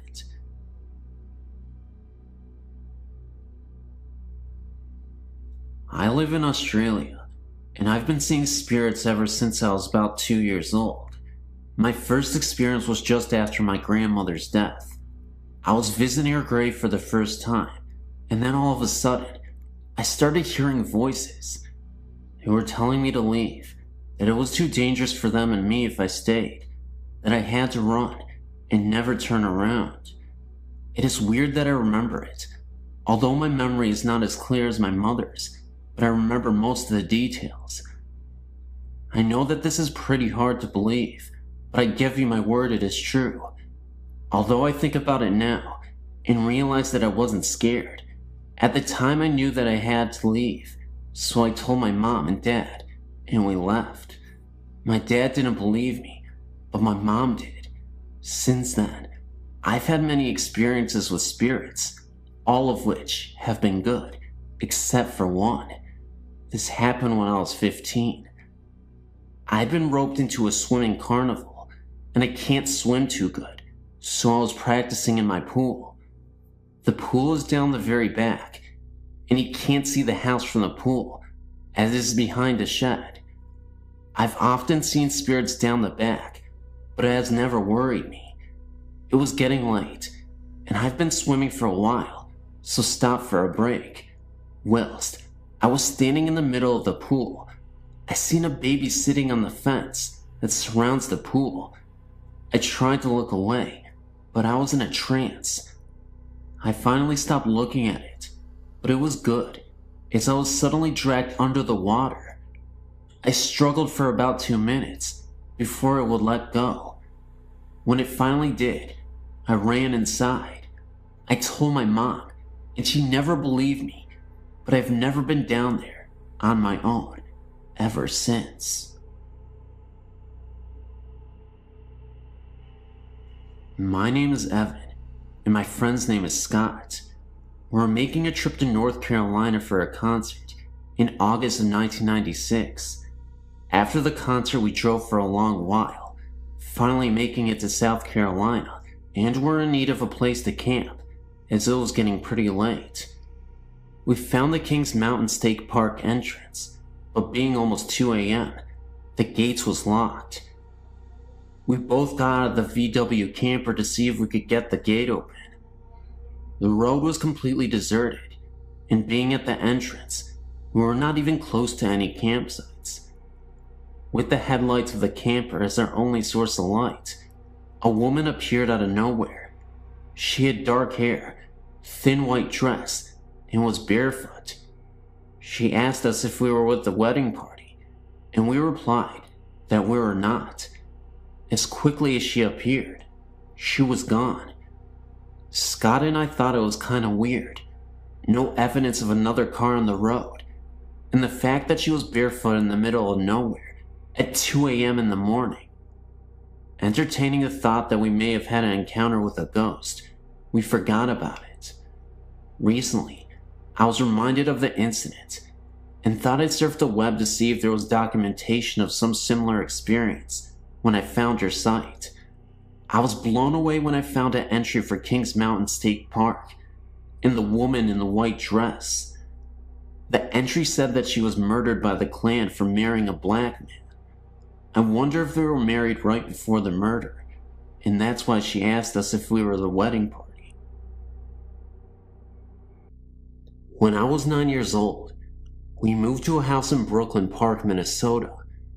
My mom had just gotten remarried, so I now had a stepfather, whom I absolutely despised. About a year or so later, my dad started renovations on the house. We added almost half a house on. There was a 3-season porch, a mudroom, a bathroom, and 2 basement bedrooms. My sister moved out of her bedroom to the new one in the basement. A few days later, I was in my bed. My bed faced the wall by the door, but I couldn't look out down the hall. I had only been in bed for a few minutes. I looked up because it felt as someone was in the room with me. That's when I thought there was my stepfather standing at the foot of my bed. He was wearing what appeared to be a hooded trench coat and appeared as a dark silhouette. Looking back, it didn't really initially terrify me because I just thought it was my stepfather playing tricks on me, as I said. Boy, was I terrified. I yelled, "Ken, get out of here." Suddenly, my mom, who was in her bed at the end of the hall, yelled back at me that he was asleep in the bed next to her.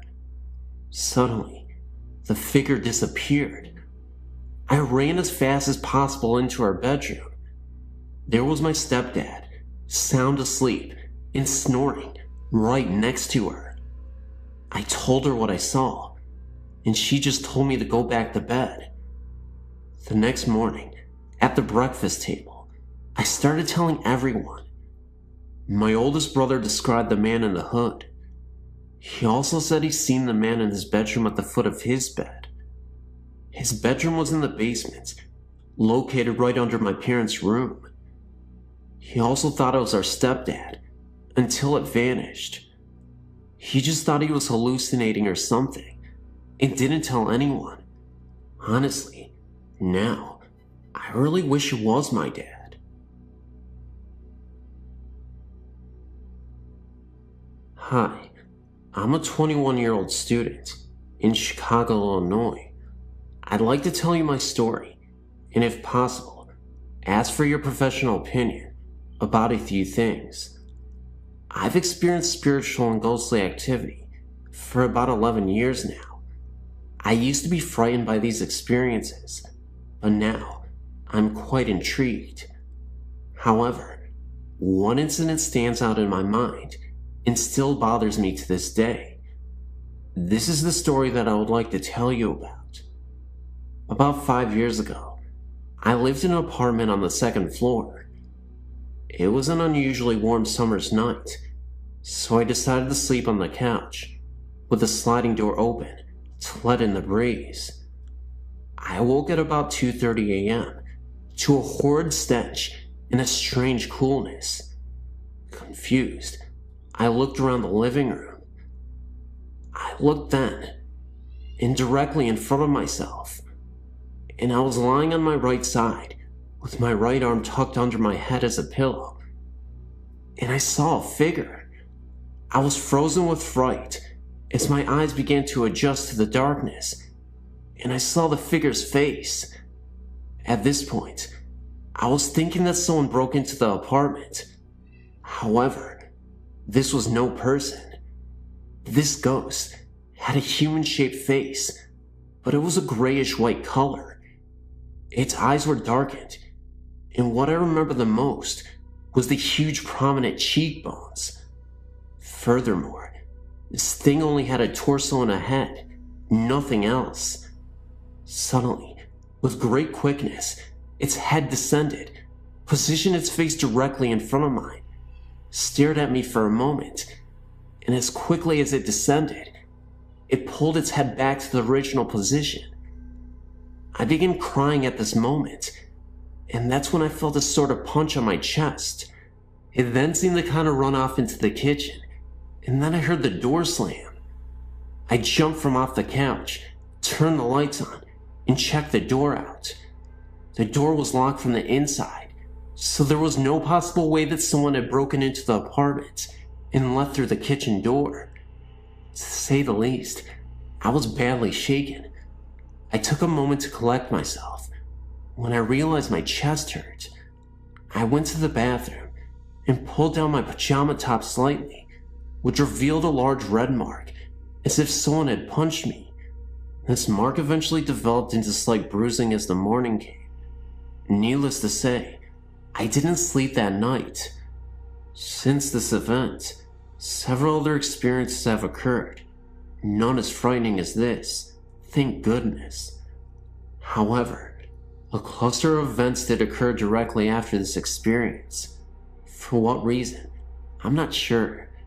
I did go to the library and search for possible causes for such an occurrence. The closest I got to a logical answer was something called a night terror, which I'm sure you are familiar with. But I've excluded this as a possible explanation, for many reasons. The only thing I can think of is that I had seen a ghostly entity. As to why there was a stench or a cold chill associated with the experience, I can only guess. Also, I've always been under the impression that spirits cannot harm the living, but I simply cannot believe this to be true anymore.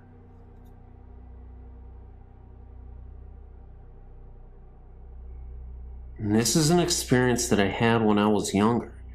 It's a little short. It remains my creepiest ghost story I've ever had. I had to have been 8 or 9 years old when it happened. And yes, it sounds a little corny, but it was truly an unforgettable and authentic experience. It happened to be dark and dreary on this night. It had been raining really hard, and I had no choice but to walk through the rain. The rain just kept pouring down, and all I could think about was how miserable I was from the rain, and just wanted to get to my friend's house faster. I think it was around 10 p.m., and I was walking through the neighborhood park to my friend's house on the other side, when all of a sudden, I saw my dead grandmother appear from out of nowhere. Oddly enough, it was a year to the day of her death from cancer. She just looked as she did before she got sick, though. She looked wonderful. Of course, I wasn't sure if it was really her, so I walked up to her and called out her name. The wind became harsher and the rain fell harder, and as she reached out to me, I could see she was in pain. It was at that very moment that her face changed, and she became scared, and looked as though she needed my help, and it was then that she disappeared. I had to have been 3 to 5 feet away. Needless to say, I ran as fast as I could to my friend's house, and didn't say another word that very night.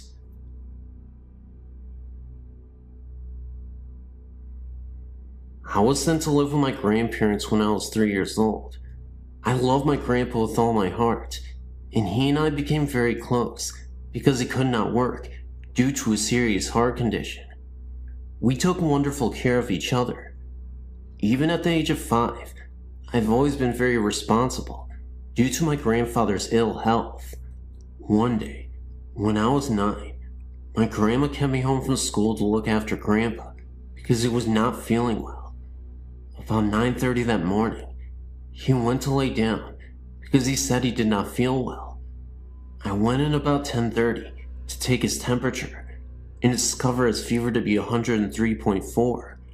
I rushed and called my grandma and mother immediately. In turn, my mother said she was going to call an ambulance, so I was to get Grandpa ready and wait for them. As I did this, my grandpa called me into his room and told me, "Pumpkin, I love you very much and you know this. Even though you are young and in time will forget different things about me, just always remember my love and the way you feel. I promise you this. I'll always be there with you, and you'll always be in my heart." I will always remember him saying this, because that was the last conversation he ever had. I never got to say goodbye, because he fell into a deep coma, and they wouldn't allow me into ICU to say goodbye. He then died on May 26, 1983, at 5:36 a.m. I know this for a fact, because he had given me his watch to hold on to while he was in the hospital, and it stopped at that very second that they pronounced his death. Now, while that is odd enough, the best part is yet to come. 3 weeks after my grandpa had passed away, my grandmother became very ill and was put into the hospital, so my sister, brother-in-law, and myself stayed out at my grandma's house. My sister had a cat that whenever someone came down the stairs, it would run to the basement door and cling to the screen to be let out. Well, one night, at about 11:30 p.m., The cat was sleeping with me on the couch in the basement when it jumped down and ran to the door to cling onto the screen, when all of a sudden, we heard footsteps. Now, the house is locked, my grandmother is in the hospital, and we are all in bed, downstairs. My brother-in-law grabs his baseball bat and tells us to call 911.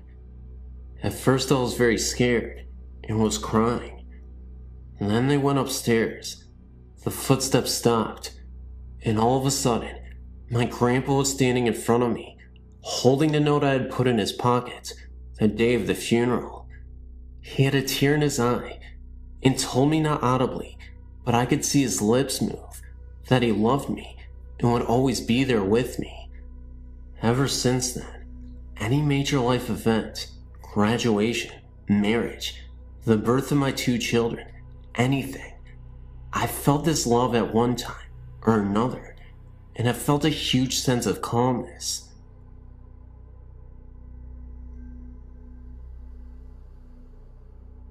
I guess this would be a second account of a previously encountered ghost story. I had the same thing happen to me as in the story below on Denton Road, Ypsilanti, Denton Road Bridge. The story goes that a group of kids were playing chicken near Denton Road Bridge, and one of them proved to be Chicken. His car swerved off the road when they reached the bridge, and they crashed into the river below. Many people claim to see a light come out of the river and chase their vehicle to the end of the road if they stop at the center of the bridge at night. I'm a racer and have a very fast, very built up 1969 Dodge. One stopped on this bridge simply because we were lost, and a pair of headlights came up the embankment and behind me and started coming up on me very fast. I thought some drunken redneck was out four-wheeling and was going to rear-end me. The car was in gear and running, so I simply stepped on the gas, and the headlights behind me pulled up within a few feet of my rear bumper. I floored it, and the light stayed right on my bumper. Couldn't see a thing behind me because the brights were on the car following me, and they were far brighter than any car I'd ever seen. I had the speedometer buried past 120 miles per hour, and they were 2 feet off of my bumper. I remember the red glare of the brake lights lighting up the road behind me some, and the moon was very bright that night, so I could see the way to the bridge practically, and there was not a car on the road. I was a little stunned, and almost lost the car at the turn. We went back to make sure that no one behind us had got into the ditch. Well, there was nothing. And then I got freaked. Made it back to Windsor in record time.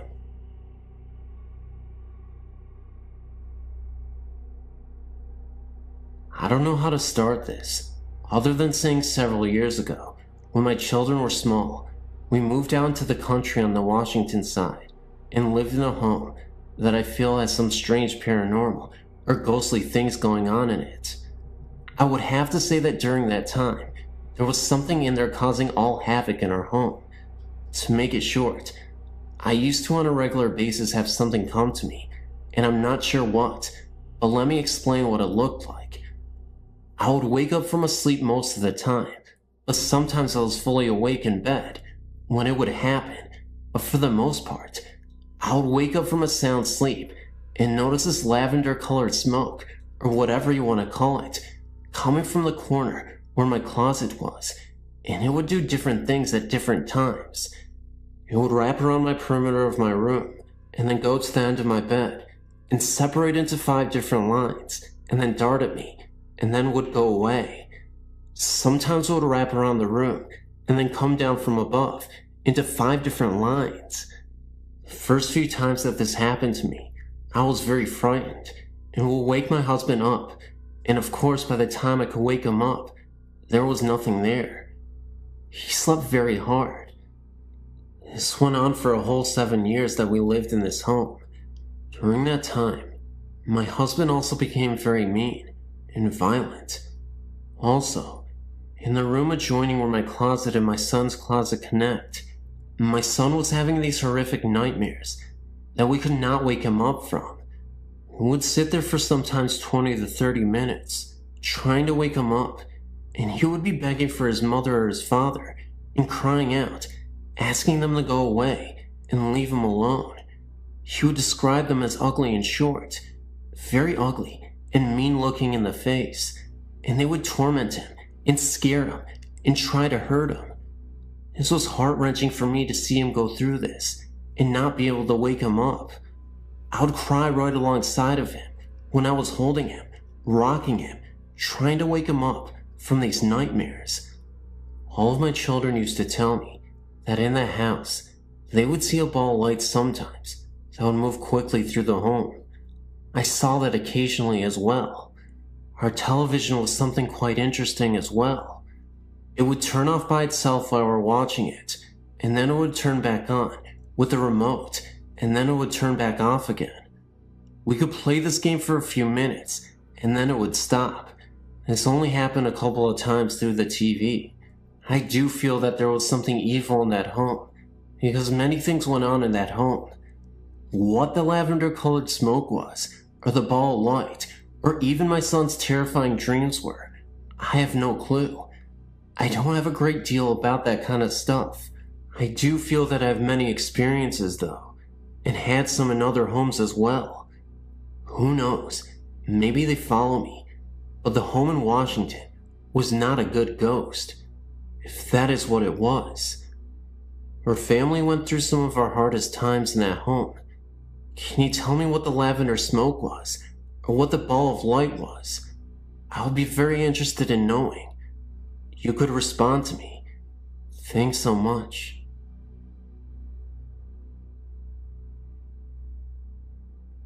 I'm from the Southern California area, so here's how it goes. I was born in the Los Angeles area, but my parents bought a brand new home in the Orange County area. The city of La Palma, to be exact.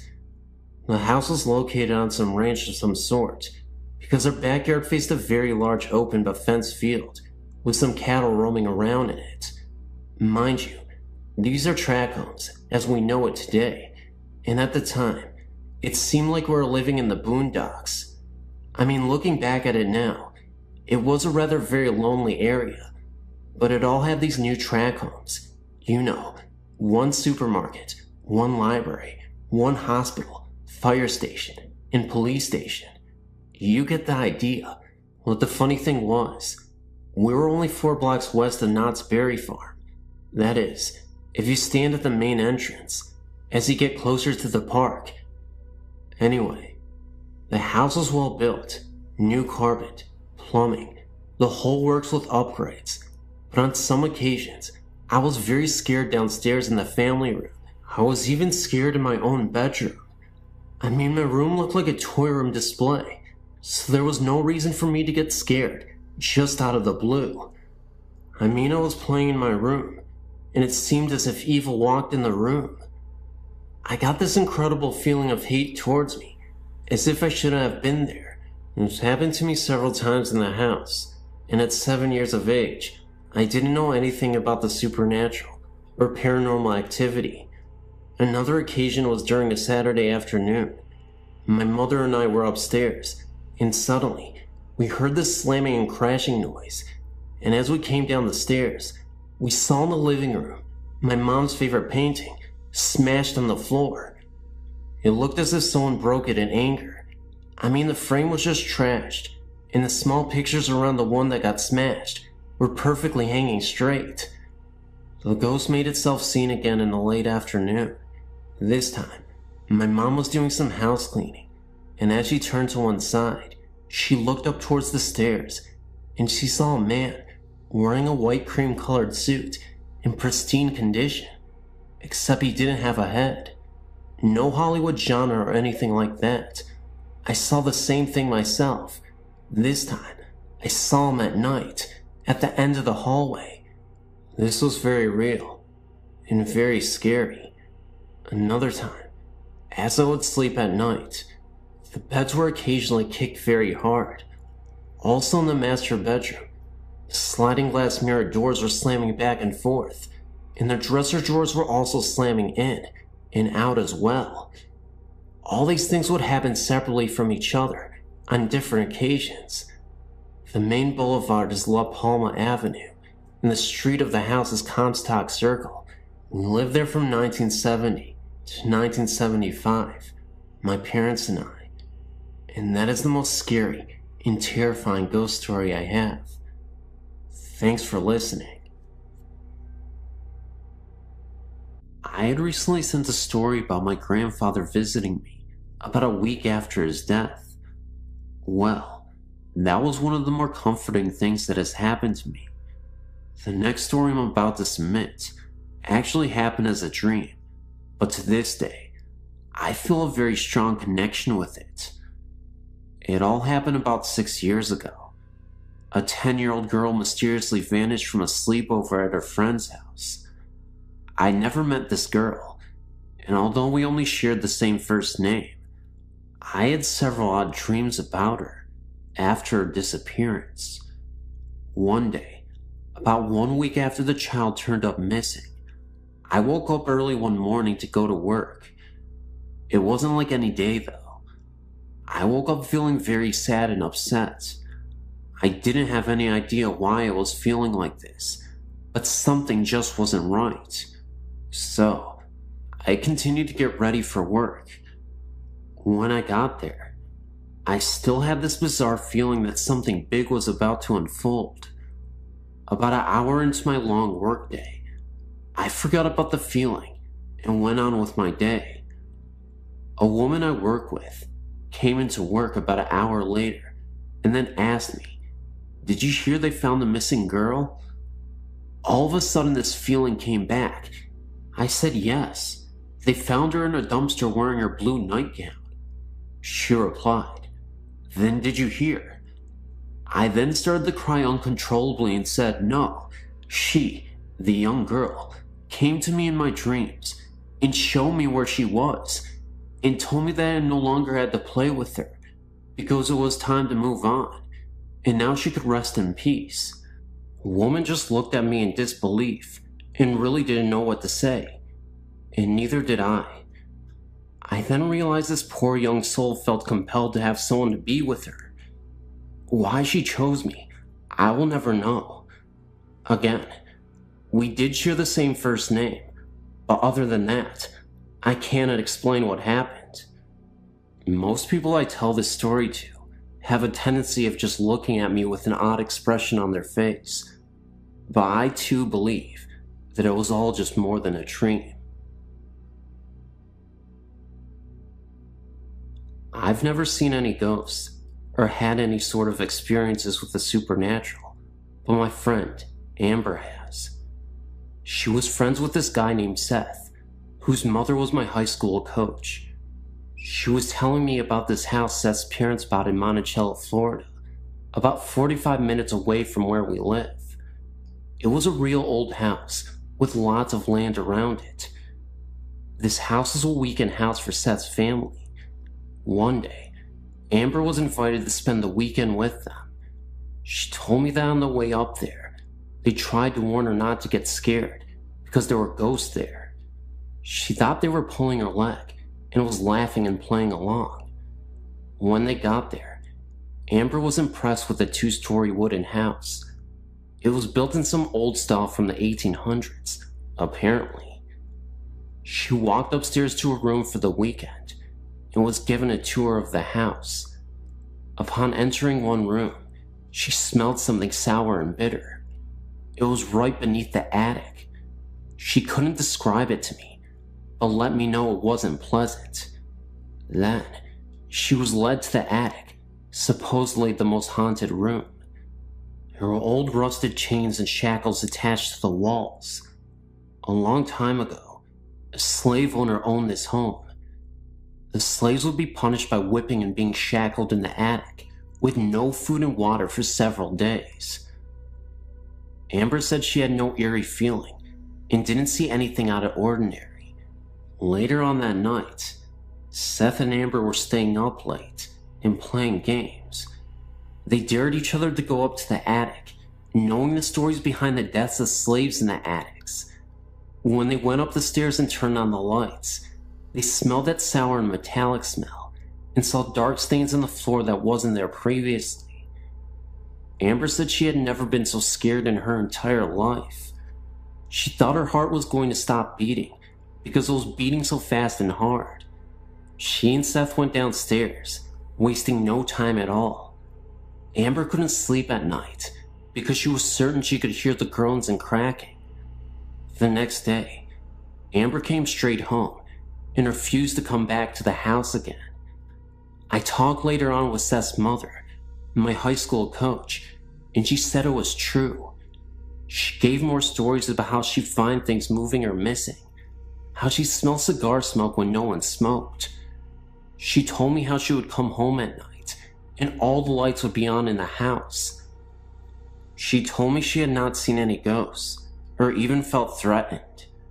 She actually thought of them as her friends because they would turn on the lights for her at night when she came home. I wouldn't be able to stand it. Weird, huh? It makes me leery of my own house, even though my parents originally built it. I have a few experiences. In 1976, I was living in an old building, and every night, I would hear footsteps, heavy ones, walking on the floor above me. I then asked the apartment manager, who lived upstairs, and learned that no one did, and there was a crawl space. He checked it, and no one was there. So on a weekend when I knew no one was in the building except myself, I decided that if I heard the footsteps again, I would not be scared. Then the footsteps began pacing all night. I kept my wits and made plans to leave. I left the building. Second experience, about 1985. I was at work early one day, 9th and Market, and was going into the bathroom. A woman went in before me, not less than 1 foot in front of me, and so when I walked into the bathroom, no one was there, and I looked under all the stalls, and still, no one. Yet there was one way into the bathroom, and the same way out. The woman just looked like a solid body. The same thing happened once again late one evening, when I was going into the bathroom, and I just rushed in just behind her to see her, and when I got in 2 seconds later, no one, not even in any of the stalls. Later I learned that the cleaning staff in the building saw the same thing. They saw the woman enter the bathroom, and they waited for the woman to leave the bathroom, but no one left, and when they went in to find her, she was not there. In 1977, a friend committed suicide. All that weekend that she had died, I was depressed and could not shake the feeling. Then on Monday, I went to my university library, and as I sat there trying to read late in the morning, I hear that someone yelled in my ear, except it penetrated my body, that Holly committed suicide. I jumped and looked around, but people were quiet, and no one was saying anything, and I thought, where did I hear that? And I must be thinking negatively. I became uncomfortable and left the library to shop. When I returned at about 6 p.m. to read, a woman came up to me and said, "We're looking for you this morning. We're talking about you and wanted to tell you that Holly committed suicide." I said, "So this is true what I heard?" I was told to call Holly's husband, and he verified it and said he searched for me the whole entire weekend. The next day, a strange thing happened.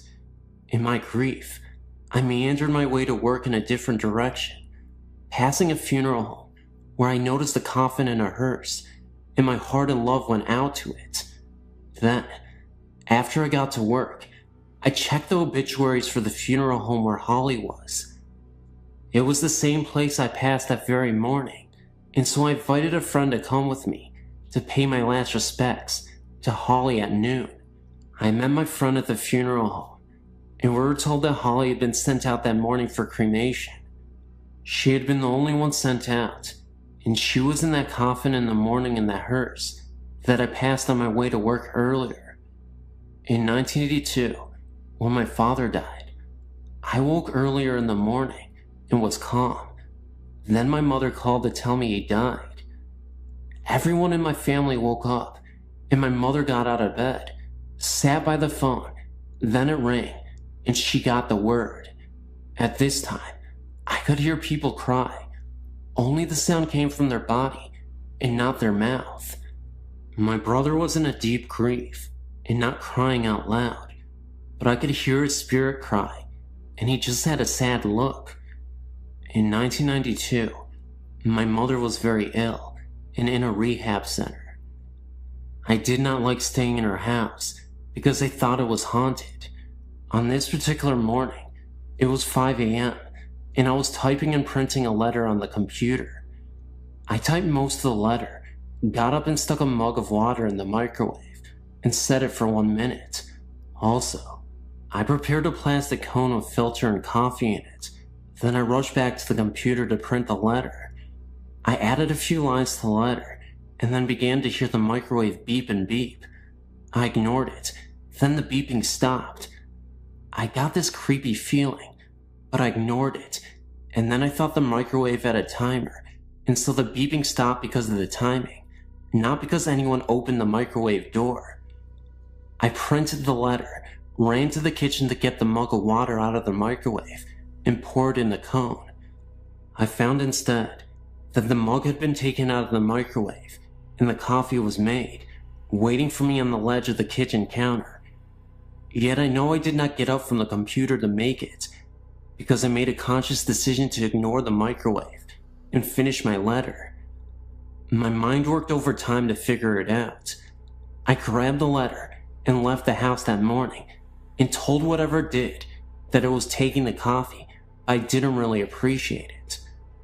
Other things happened, like the rustling of papers when I was trying to sleep, etc., and I had to leave the house. Sometimes, I've heard other people think that they were not directing their thoughts to me, as what happens with schizophrenics. Enough for now.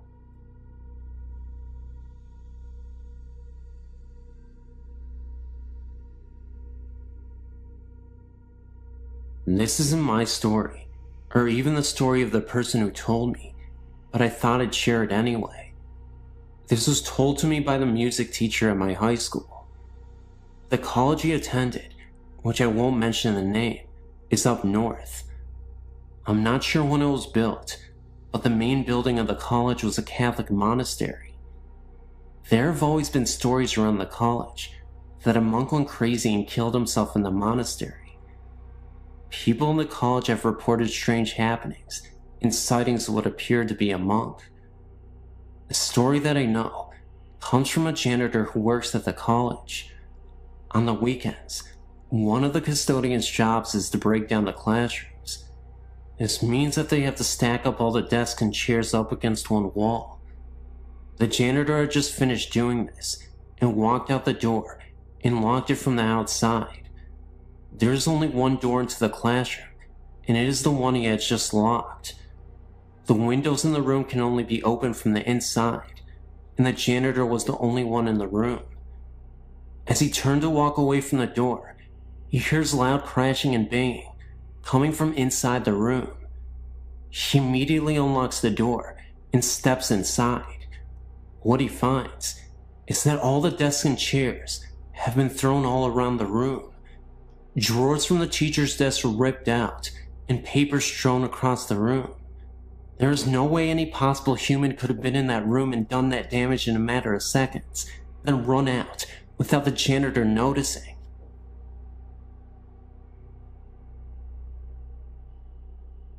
As I was reading your website, I was recalling my own happenings. None were ever harmful to me, but I do sleep with the light on most of the time. I believe I have a following, whether it be the same ghost or if I have some attraction for them. It started when I was about 4 years old. I had this imaginary friend. I named him Jingles. From what I am told, I do not recall any part of Jingles other than what I was told by my family. I made my friend Jingles so believable that everyone in my family actually started to believe there really was someone named Jingles. I would talk to him, play with him, and of course, if anything was broken or stolen, Jingles did it. If I was good and got a treat, Jingles had to get one too. Jingles remained my friend until I reached first grade and moved to a new home. While in the kitchen with my sisters and mother, a man's voice from the woods called my name. I was about 8 years old then. We all froze with our mouths dropped to the floor and our hearts racing. All 4 of us could not have imagined that someone called our name. I was young, so my mother made a joke about it, and it was forgotten. Throughout my childhood, strange things happened in this house. Images were seen out of the corner of my eye and my family's eyes, but we would just chalk it up to our imaginations. Certain toys would flip in the air, stuff like that. I was scared for the moment, but never afraid to be in the house. Over the years, we have found what I believe to be cow skulls in the backyard. 2 were found, but no one in the street has any cows. We don't know where they came from. This house that I lived in as a child eventually became my home. My sister lived in the in-law apartment below me.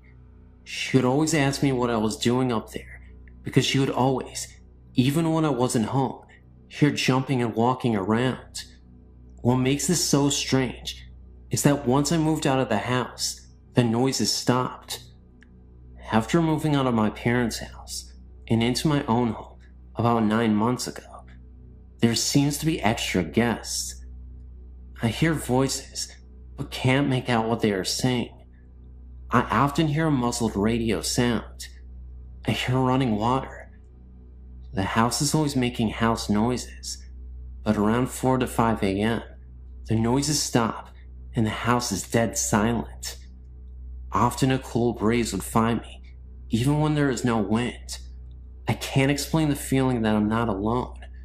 My children, 9 years old and 8 years old, keep saying that they want to move because they think the house is haunted. I don't think moving is going to solve that problem. A little background on the house I own. It is 30 years old and a waterfront property. I found out that the owner of the home died of cancer, not in the house, but has died. There have been 11 deaths around the lake, and they've all died of the same cancer.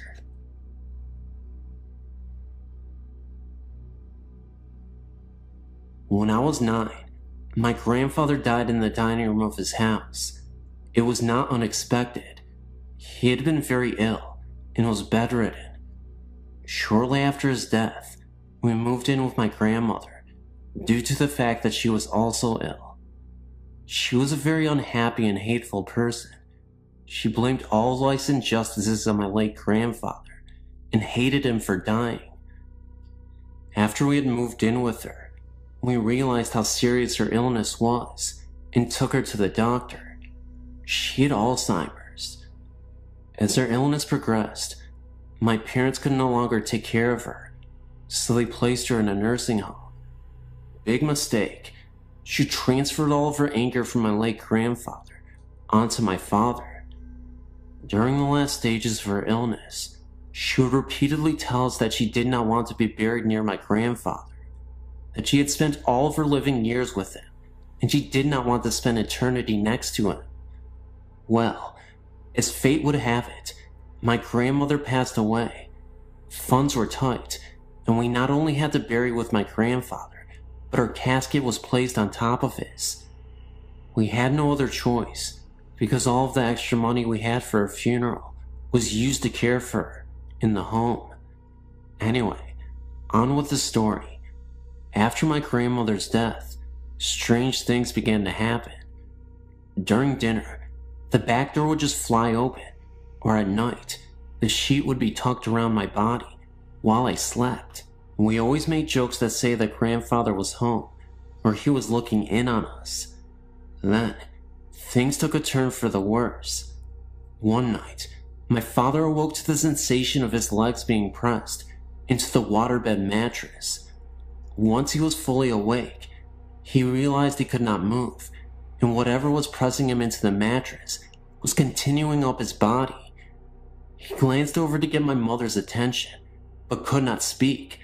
This entity was now cutting off his breathing. Finally, he thought Mom, I am sorry. I had nowhere else to put you. And then it all stopped, as fast as it started. The next morning at breakfast was when Dad told us about his experience. The next night I had a similar experience, but chalked it up to dreaming. I figured that I heard my dad telling us about his experience, and that I was just dreaming based on that. Now, let's jump ahead 9 years. I'm married, and have just given birth to my first son. It was morning time, and my husband already left for work. I thought I would just take a short nap and rest, while that baby was not fussing. So I dozed off to that place between sleep and wakefulness, where you're not fully totally asleep, but resting. The next thing that happens is something that I'll never forget. I begin to feel my body being pressed down into my waterbed mattress. I could not open my eyes, but I knew I was awake. I could hear the television and my son cooing. I could not move, and then I began to hear this voice, a horrible, evil voice that not even a word can describe, saying, "You know I love you." This went on for what seemed like an eternity, but was only probably about 2 minutes. Then, in my mind, I thought, dear God, what is my baby seeing? And just as quickly as it started, it stopped. I've not had many experiences since then, and that was just 2 years ago. My question is, was it my angry grandmother or something else?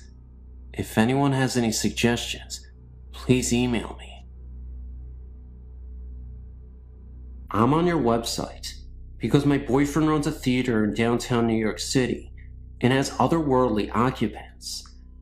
The building has been around since 1897 and was a school until 1978, where a fire killed a little girl. Now, it's an arts community with theaters and artists that occupy the studios and occupy the whole of the building. My boyfriend and a couple other people who run the theater have seen and heard things.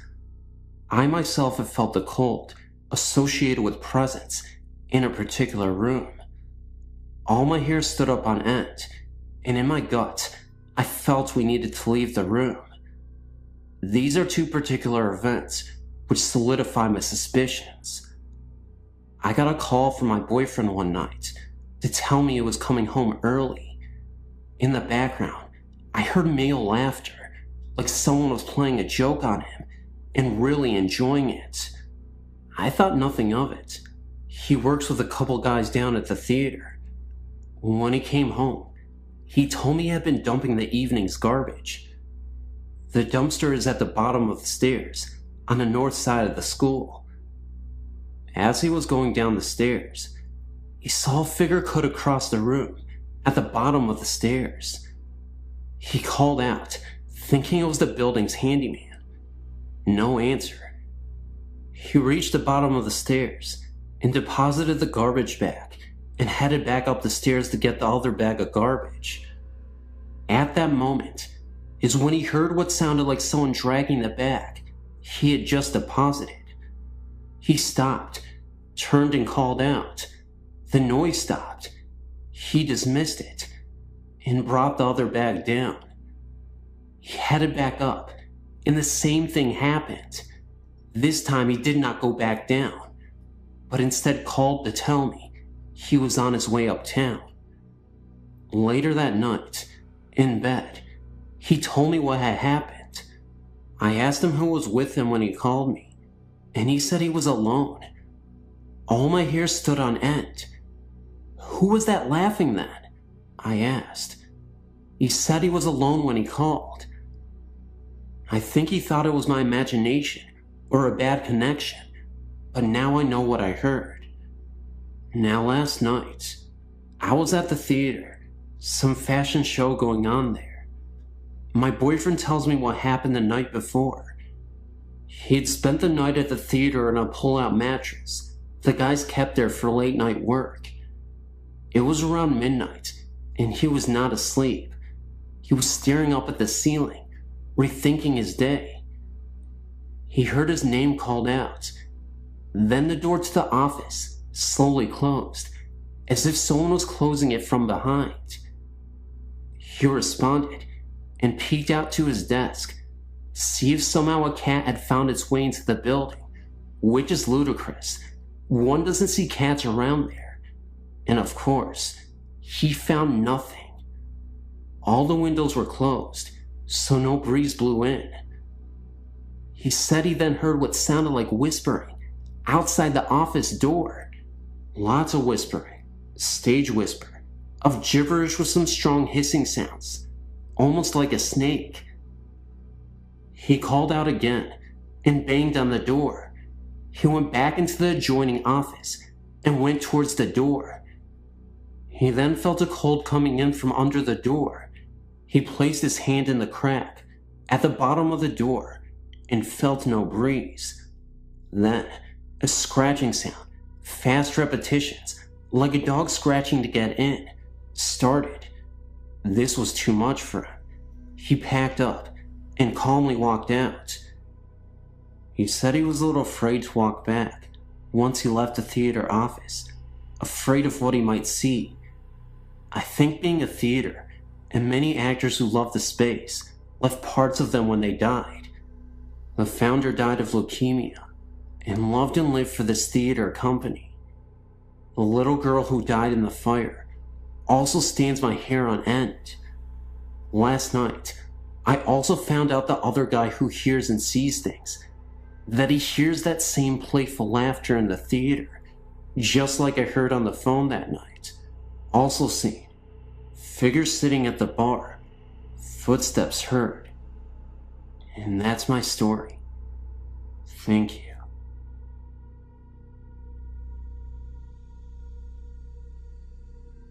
Hello. I'm writing about a few experiences I had at my home. The home is called Edgefield Manor. First, I want you to know that this may sound like the classic haunting in a big old mansion. Well, believe me, what lives in this house is no Casper. I moved in the fall of '86. The estate is huge, gardens and rooms upon rooms. It was originally going to be condemned. Well, anyway, here's a couple of my experiences. One day, I was in one of the parlors. I got up to turn the light on, and as soon as I did that and turned around, I saw a whitish figure glide across the other hallway. Another thing there is poltergeist activity. Explain this to me. The home has a ballroom. I went inside like usual. The grand piano was in the same place as it has been when I moved in. I walked out for 5 minutes and then came back inside. The grand piano was moved across the floor, pushed to the other side of the room. No indication of any noise. It was just moved. There are many others, and I have pictures. If you want more stories or pictures, just email me. I know this is kind of short, but it's always terrifying.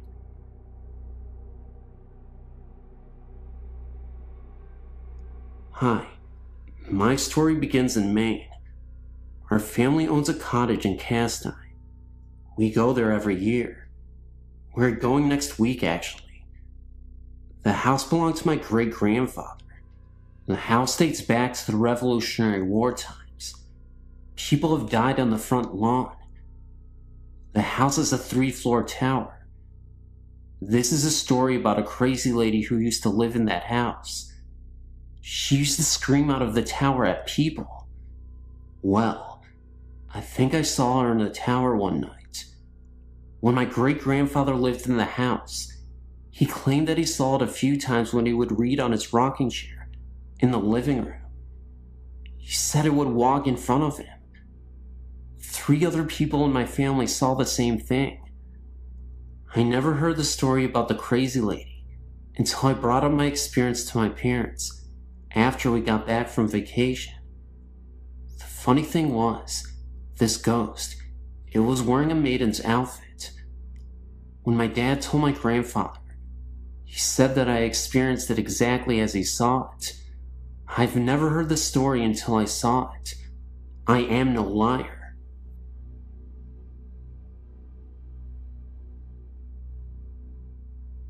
I was really never told to believe in ghosts, if they were real or not. This started when I moved to Missouri with my family in 1995. The first home we rented when we arrived, something was very uneasy about it. I not only felt it, but my eldest son did also. One evening, when the three sons were in bed and my husband was working late, I was up watching TV late. When I decided to go to bed, I left a low light on in my bedroom. As I was walking down the hallway, past my son's room, there was a blur. I thought it was because my eyes were tired, and there was a mirror on the back wall of the hallway. But as I continued walking, my left eye got real blurry, and I felt a cold chill go through me. There's a basement to this house. I had my washer and dryer down there. I also had my kid's Sega game there. I felt very uneasy every time I went down there. My eldest son heard something pounding on the Sega controllers. He said at one time he saw some kind of figure down there. The figure was bent over, blurry blackish gray, and it had no real face or features. He said it stood there and it was shaking its head. He would be downstairs playing and hear someone coming down the stairs, and no one would be there. My son was very uncomfortable when he first walked in. He said he felt sick to his stomach. When he saw the figure, he felt sick also. We have since moved, same town. We have moved into another house that has been lived in by many people, but not for long periods of time. Someone told me that the reason nobody stays in this house very long is because it is haunted. Again, me and my eldest son have been the ones noticing everything that has been happening here. I hear feet scooting across the floor at night, but no one is there. My son has seen a bright light flashing in the corner of his room. It is in the upper corner of his room, where no lights shine on the wall. I've also seen this myself. He has also seen 3 lights, spinning lights, beside his bed. There was also a time that he felt his bed shake. My son has cancer, and he had been going through a time that he could not sleep. It was right around the time that he felt his bed shake. We do not have an uneasy feeling about these experiences. They are quite comforting. I had an uncle. He was killed on a head-on accident when he was riding a motorcycle, and he was hit by a drunk driver. This was around maybe 20 years ago. I think of him very often. I was just wondering if it was him that was there with my eldest son and me during this time that he, my son, is going through this cancer. We aren't scared of his cancer, even though it's rare. My uncle was a very spiritual man. I feel that this is his way of letting us know that my son is going to be alright. We will get through this year, and his cancer will be done. I have 2 other sons, and they've not experienced anything. Neither has my husband. I told him, and felt foolish. I felt he thought I was crazy.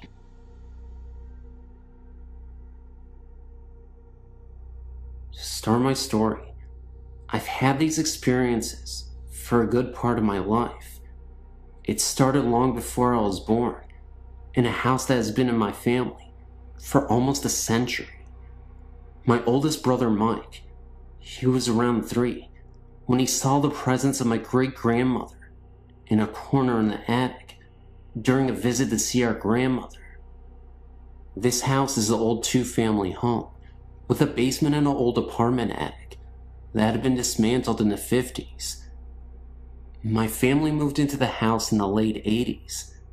Since the house has been in my family for almost 100 years, the house has seen many losses and a lot has occurred inside the home. The attic had a very high spooky factor to it, I guess you would say. The house had a very spooky feeling to it all over.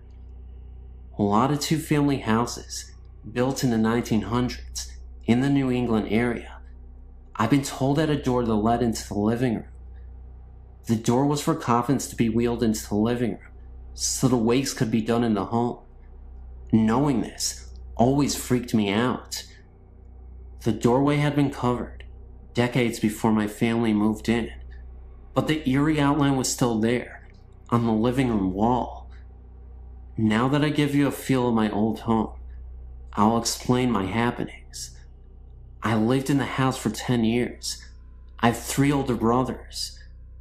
My oldest brother, Mike, heard and saw a lot happen in the house.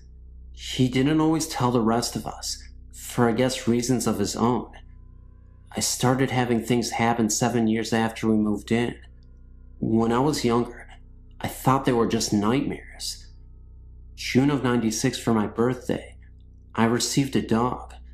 August of that summer, my parents were staying in our summer home, and my brothers and I were home. My oldest brother Mike and I were lying on my mother's bed when all of a sudden, my dog went wild. She went from a dog that never barked or growled into an attack dog. She started barking and growling at the wall, and when we pushed her towards the wall, she cried and whimpered and shifted herself back towards us. I, being brave, stood in front of the wall and tried to beckon her towards me. She just barked and kept at her growling. My brother Mike and I were convinced we weren't the only two watching TV and left the room.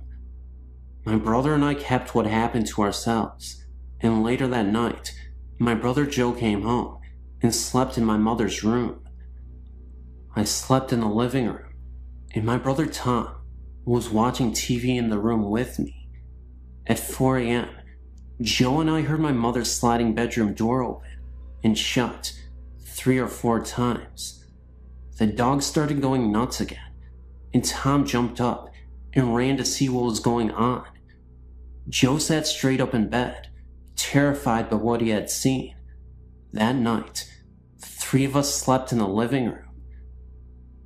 Mike and Joe and I have heard voices of 2 men talking to one another. I've heard the doors open and shut, and when I went to see who it was, no one was there. Mike, he once saw what he thought was Joe. Joe looks just like my uncle, who had died in the house. Mike said hello to the figure and went to his room. When he came out of the room to talk to what he thought was Joe, the figure was gone. And when he finally saw Joe again, Joe told him that he was just getting home from work and hadn't been home since that morning. Mike had slept on a bottom bunk of a bunk bed he had in his room. Joe used to sleep on top, while long since then, slept on the couch in the living room.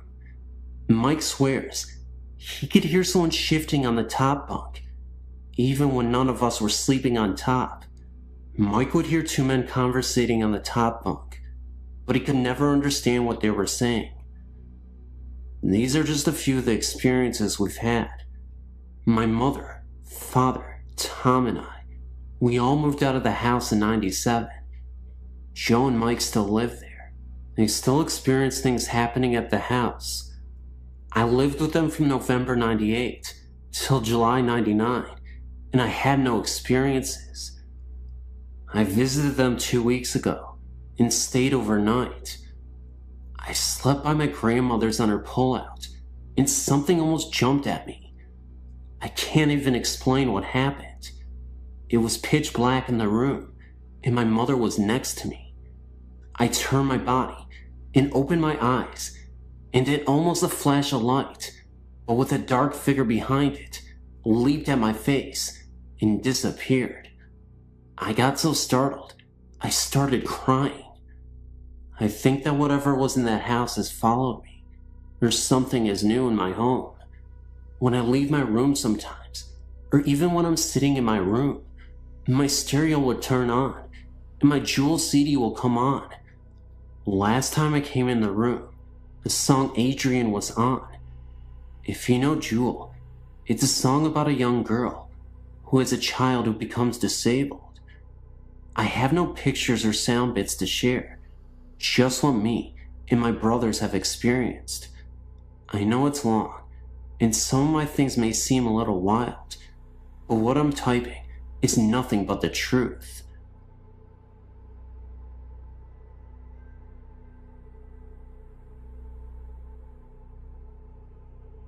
I don't really know where to begin with my story. I told very few people about it, for the fear they might think I'm crazy. I'm glad to have found a place where I can talk about it freely. I'm 26 now, and have not experienced anything like this since I was a small child, but it changed my life forever. When I was around the age of 3, I was still sleeping with my mom and dad. There were several things that happened around this time. I'll start with the worst first.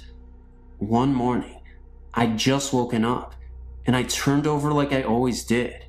But this morning, I saw the most horrifying sight that no 3-year-old should have seen. Laying next to me was this terrifying demon. I know it was a demon because of its eyes. It had a human form of a woman and was nude. It was about 10 feet tall, had thin bony fingers, and the darkest eyes. It was like you could almost see through them. You could just feel the pure evil. It had the most wicked smile on its face, like it was taunting me. I stared at it for a few seconds, and then turned back, hoping I was dreaming. Then, I felt the bony finger poking me in the back, as if to say, "Hey, you." I turned back over, and it was still there, grinning that sickening grin. I watched it get up to go to the window, which was closed and about 20 feet off the ground. It turned and gave me one last grin and went out the window. It was also around this time that I awoke one night to see 3 demons. They seemed to be like children. They were standing in the doorway, laughing the kind of laughter like I've never heard before. This was the same room where I'd seen the other one. At the age of about 7, I awoke one night to see a Grim Reaper standing by my bed. Needless to say, these things have disturbed me all my life. I also saw my grandfather and his past child after he had died, but that was a peaceful sight. I have not had any other experiences since I was a child. Oh, they've always been noises that I could not explain, but nothing like before. It was like the experience did something to me. I've never had normal dreams, not as a child or as an adult. Always strange dreams and nightmares, like I have some way of knowing when a spirit is near or a house is haunted. Some people call it a gift, but I just wish I could understand it and what happened to me as a child. Thank you for letting me share my story. And this is a true story. This happened to me when I was 8 years old. I'm now 28, with 3 kids of my own. It happened in my hometown of Soak Village, Illinois, which is known to be a place that Indians pass through using South Trail to get to other destinations. At least, that's what the official story is. There are others, like myself, who believe more. We believe that Indians actually settled there, if only for brief periods of time. There's always been talk of bones being found when a pool was dug up or a garden was put in, but most say it's just that. Talk. Not me. I believe it. I also not only believe, but know that the ground the Soak Village is residing on is sour, cursed, beyond anybody's wildest dreams. And I have many stories to support that belief. But for now, I will start with my first story of proof. It was a cold, normal night in the season of autumn, cold enough to keep you inside your house and snuggled under a blanket. I was doing exactly that. An 8-year-old can only do so much during these times, and I chose to do my homework so I could read later. I'd been listening to a Rick Springfield album on 8-track. I was playing it on my 2XL robot toy. This was a toy that you could put 8-track cartridges in that was made by the company to be a sort of trivia game. You'd play the cartridge, and it would ask you questions and tell you jokes. It had 2 big red robot eyes that flashed red when you were correct. It had 3 buttons you could push to answer your questions. 2XL could also play normal 8-track music, and of course, its red robot eyes flashed in time with the music. So it was doing exactly just that on that cold autumn night, flashing its eyes to Rick Springfield, and I was quite contented. My bedroom was on the 2nd floor of my house and faced north, along with my bed. I had a window north of me and east of me.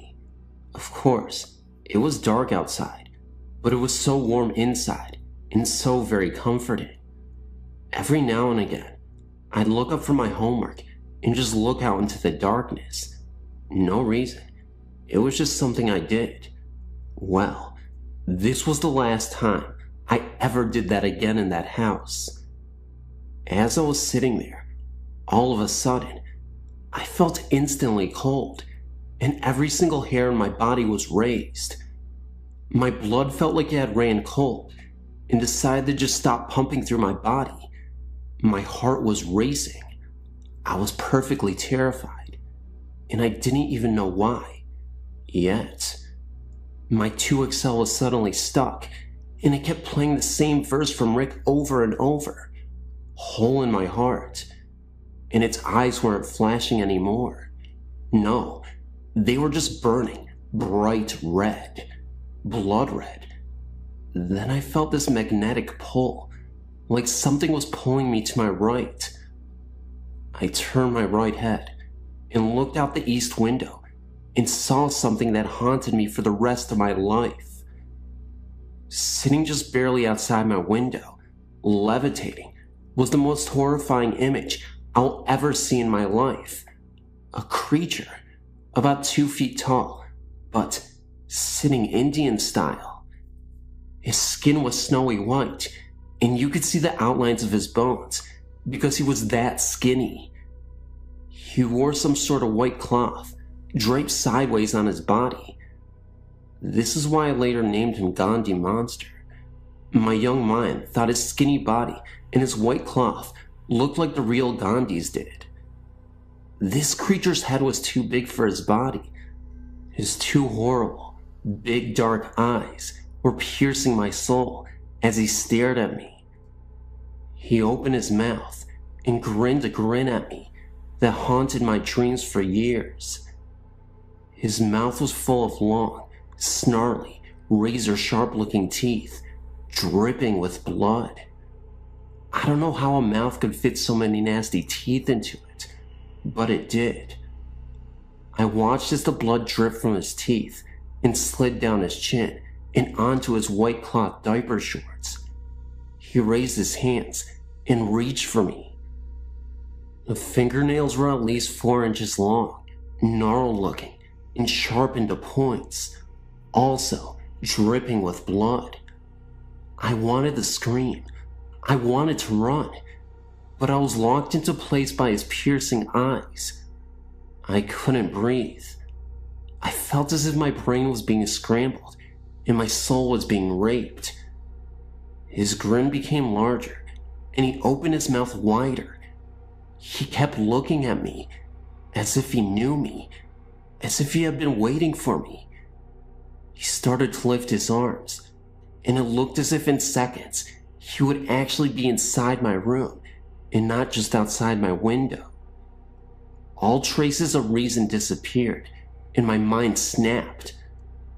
I still don't know how I did it, but I managed to tear my gaze away and leap off the bed and out my bedroom door, screaming with every inch of my soul, all in like 2 seconds. I could feel him pulling me. I could feel that horrible stare penetrating my back as I screamed down the hallway to my mother. Of course, when her and my father and younger brother came back, it was gone. But they knew I saw something, and they did not try to tell me it was my imagination. They comforted me and taped up all the windows in my room. They actually had to pull down all the shades and seal all sides with duct tape. I couldn't even sleep in that room for almost a year. My brother even remembers coming into the room with my parents afterwards. The Gandhi monster was a story we didn't often tell, but it always brought fear to speak of it, to us and to others. My parents never spoke of it again either.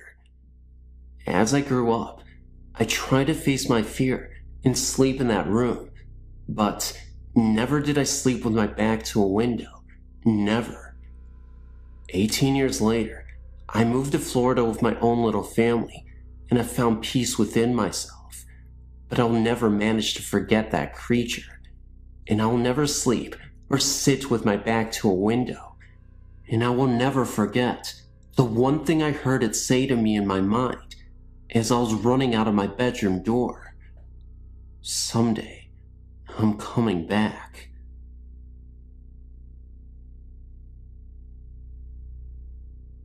Hey, I'm in my mid-teens, and I've experienced ghostly encounters. The one that really freaked me out was when me and my family moved to Scotland. For a few months, we lived in chalets. Me and my older sister shared one on our own. A few weeks after we moved in, we began to feel uncomfortable and felt as if we were being watched there, and there was also a threatening atmosphere. We told our parents, and they said it was just because we were next to the graveyard. A few weeks later, I was lying in my bed with the door open when a tall, dark figure stood, leaning over me. I didn't think at that particular moment, but it wasn't until my sister asked me if I felt somebody was in my room the previous night. We started to talk, and she too felt as if somebody tall was leaning over her. I then started to sleep in my sister's room, and the figure didn't return, so I moved back into my own room. But then again, the figure returned this time. It was kneeling beside me. The next morning I told my sister, and again, she felt the presence of a tall man. Our dad told us that the large house next to us was where the Vikers used to stay until the house was sold.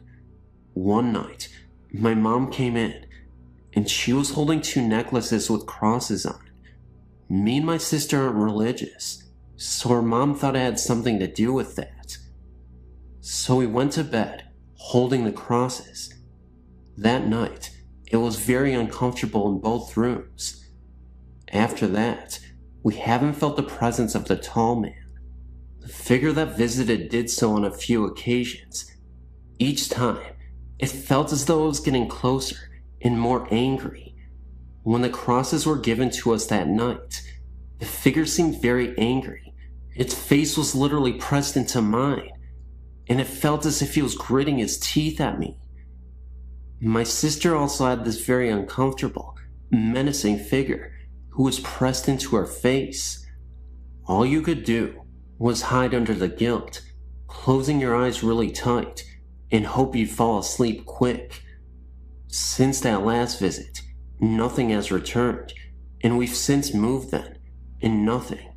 We don't even use the crosses anymore. Other things that we didn't think of as being connected at the time now do seem connected, such as the chalet that Mom and Dad were in, although the same, was different in feeling. Because Mom and Dad's chalets always had a comfy feeling, yet ours didn't. Whether it was because there was just me and my sister alone in there, and it was our imaginations or not, we don't know. Although in Mom's and Dad's chalet, there was only one more person over there. From the moment we stepped into the chalet, it was always cold, even with the heaters on. Plus, there was often a bad smell wafting around, a lot like fish, rotten. This was only in my bedroom, possibly me, my sister says. Also in my room, there was a strange noise of scratching, as if someone was sketching or writing.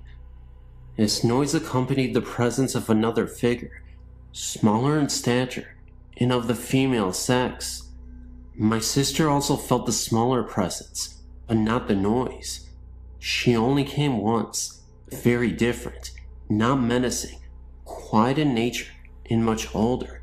She was almost a comfort, but it's still not nice to be watched over at night by ghostly figures. It's strange, because we didn't actually see anything, yet you get so much from these feelings, the sex, age, angry, happy, etc. Plus, we get almost exactly the same feelings. But is it just our imagination? Are we certifiably insane? Are we demented? No, we definitely feel we had a visitor.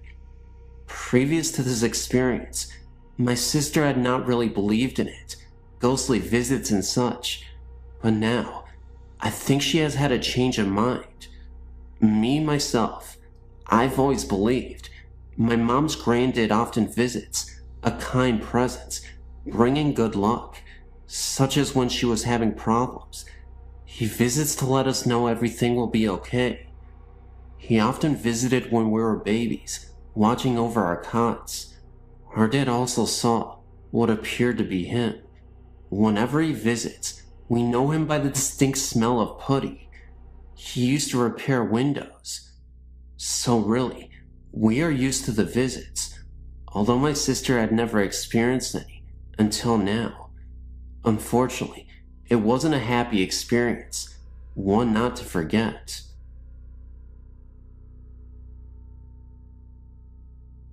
Happened to surf onto your website, and I just wanted to let you know that I saw Resurrection Mary in Justice, Illinois, back in October of '92. After getting off of work at 3 a.m. from a chemical plant, Whitco Corporation, near 51st and Central in Chicago, I was driving by that particular cemetery at about 3:30 a.m. on my way home from work. Driving by, but initially not thinking much of this sight, as there was a nightclub with women of ill repute nearby. I saw a woman in a light blue or white palm dress standing by the trunk of what looked like a black park limousine at the front SW Cemetery driveway off Archer Avenue to the cemetery. I slowed down quite a bit to get a better look at the odd sight, but then drove off. I thought it was probably a prostitute with her John. However, looking back at my mirror, maybe a second later, the woman and the limo were gone. Let me reassure you that there was no way that I would have missed the limo driving off in that second that it took me to look back in the mirror. They weren't on the road or in the cemetery because I looked for taillights. The cemetery gates are pretty large, and it would have taken a great effort and time to open both of the cemetery gates for the car to get through. I did not think much of the incident until a few days later. I was talking with some of my employees that lived in the area near the cemetery. Two of my employees mentioned that I'd probably seen a ghost called Resurrection Mary. I didn't much believe in ghosts until that incident, and I'm still somewhat skeptical, but I cannot fully explain what I saw that night. That incident is still vivid in my memory, and kinda creepy to think about it, to this day.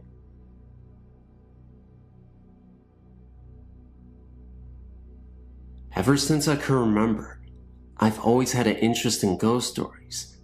That is why I'm writing you this letter. No, I don't have a ghost in my house. A friend of mine told me about this place at least 10 months ago. I was so amazed at this story, I asked if he would take me to this place. No one really ever goes there. I guess because it's so creepy and dark looking at night, but during the day, it is okay. Nothing strange happens. Well, first, before I tell you more about this place, let me tell you the story of why it is so unusual. The city is called Lake Forest, California, and they call it Canyon Creek, I guess, because it is nothing but canyon and wide open spaces of nothing but rocks and wildlife. The story goes back 30 years ago of a lady who was in her 40s. Nobody knew what her name was. She lived alone with her 2 Great Dane dogs. She was very rich and owned all of the canyon, which is like miles and miles of land. This lady never married and had no children. It was just her dogs and herself. She lived in this trailer park home, and it was not a pretty house by any stretch of the imagination. Well, about 6 years later, the story goes that a police officer got a call about the lady and her dogs. The officer went to the lady's home and knocked at the door, and no one answered. The officer ended up breaking down the door, and what he found next was horrifying. It is said that the officer found the lady dead. Nothing was left but her decaying body, and her bones were visible. Worst of all, laying right next to her were her dogs. They had both died as well. Now, on to the paranormal part. People who have never been to this place don't know what to expect if they come into this place. It's unpredictable. Sometimes, when you go back to the area where she passed, you'll notice paranormal phenomena. Other times, you won't. A man was driving alone on the canyon by himself one night, and the story goes that he saw the presence of the lady standing at the side of the road with their 2 dogs. The man did not stop at all to give the lady a ride. He just kept going. This other story was told by my friend. My friend told me that his ex-girlfriend and her boyfriend went up there one night to check it out. They stopped where the lady's house was. They were only there about 15 minutes away when they were just talking and listening to music. Then, all of a sudden, they heard a knock on the side door of the driver's seat. They both turned to look, and they saw the lady standing there, knocking on the window. She was dressed in all white and covered in blood. They also saw the dogs nearby as well, far off into the distance, appearing as silhouettes. They sat there in shock for 3 minutes, horrified by what they just saw. For some reason, the lady was still knocking at the driver's side of the window, but in reality, it was really not that long. They both said that she must have been there about 40 seconds. After that, my friend said they never returned back there. That was not the only story that happened to anyone. There are far more. What I would like to know is who is this lady and why is she doing this? There's something more to why she has to haunt people who have done nothing to her. Maybe it is because she does not want anyone on her land that she loves so much. What could it be? Here's my email address. If you have any questions, please feel free to get a hold of me. I would like at least some kind of feedback on this story. Please, I beg you. I'm so confused, and I'm scared. Please let me know what is going on. I find this intriguing.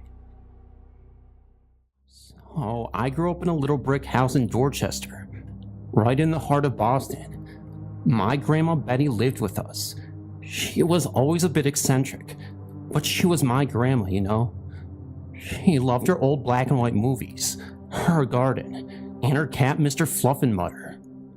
Everything changed when I was about 12. She started acting off. At first it was just little things. She'd forget where she put her keys, or what day it was. We chalked it up to old age, but then it got worse. She started talking to herself, mumbling things under her breath. We thought maybe she was lonely. Then came the night that changed everything. I woke up to her screaming. It was a blood-curdling scream, the kind that sticks with you forever. I found her in the kitchen standing over the stove, a look in her eyes I'll never forget. Her eyes were black, like empty pits. She was chanting something in a language I didn't recognize. Her voice a guttural growl. We called an ambulance. They diagnosed her with schizophrenia, but something about it didn't feel right. It was like a switch had been flipped. The woman I knew was gone, replaced by this thing. she started having these episodes. She'd talk about demons, about a darkness inside her. She'd scratch at herself, leaving deep red marks. There were times when she displayed superhuman strength, overpowering two grown men. It was like watching a horror movie, except it was happening in my own home. We tried everything. Doctors, priests, even psychics. Nothing worked. It was like she was possessed or something. I started seeing things too. Shadows moving on their own, cold spots in the house, and a sense of dread that was always there, lurking just beneath the surface. I'd hear her whispering at night, things that chilled me to the bone. She'd talk about a master, about a dark pact.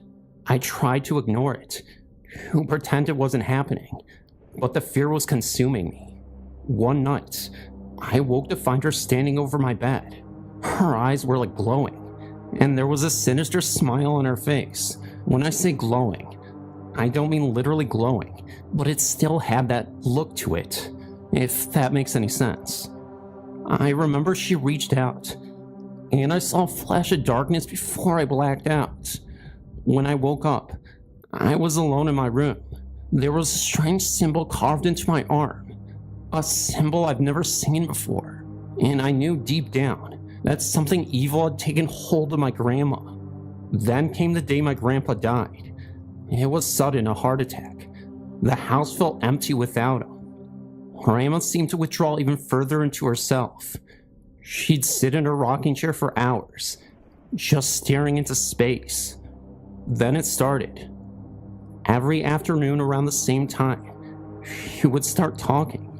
Not to us, but to someone or something. Her voice was soft, almost a whisper, but I could hear the fear in it, and then I'd see it. A shadow, a dark, almost human-shaped void in the corner of the room. It would stay there for a few minutes, then disappear, as suddenly as it had happened. It went on for a week, this daily ritual of madness. Then, as abruptly as it had started, it stopped. Grandma was different after that. The fire in her eyes was gone, replaced by a vacant stare. It was like a shell of her former self. I don't even know what happened.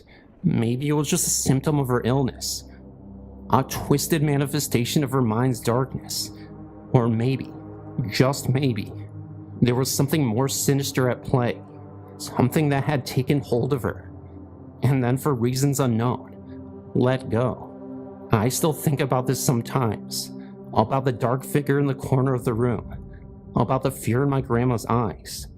It's a story that haunts me, a reminder that there are things in this world that we can't explain, things that defy logic and reason. And that's the thing about it, you know. The scariest stories aren't the ones with ghosts and ghouls. They're the ones that happen right in your own backyard. The ones that make you question your own sanity. I've been working the graveyard shift at Penn Station for what feels like a lifetime now. It's a place where time seems to stand still, or maybe even reverse. It's a place where shadows dance and whispers echo, a place where the lines between the living and the dead blurs. At first it was just an odd creak, a door slamming shut when there's no draft. Then it escalated. Objects moved. Cold spots appeared, and an eerie silence would settle over the station, broken only by the distant rumble of a train. I started seeing shadows, long distorted figures that moved on their own. They'd flicker in the dim light, taking on grotesque shapes. It was like watching a silent horror movie, except this was real life, and I was the unwilling star. Then there were the sounds. Whispers, moans, and an occasional blood-curdling scream. They'd echo through the empty station, sending shivers down my spine. I've started carrying a voice recorder, hoping to capture these sounds, but so far it's just been white noise and the echo of my own paranoia.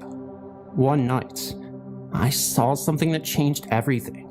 A woman dressed in the style of the early 1900s was walking through the crowd, not around them, but through them. She was a ghost, plain and simple.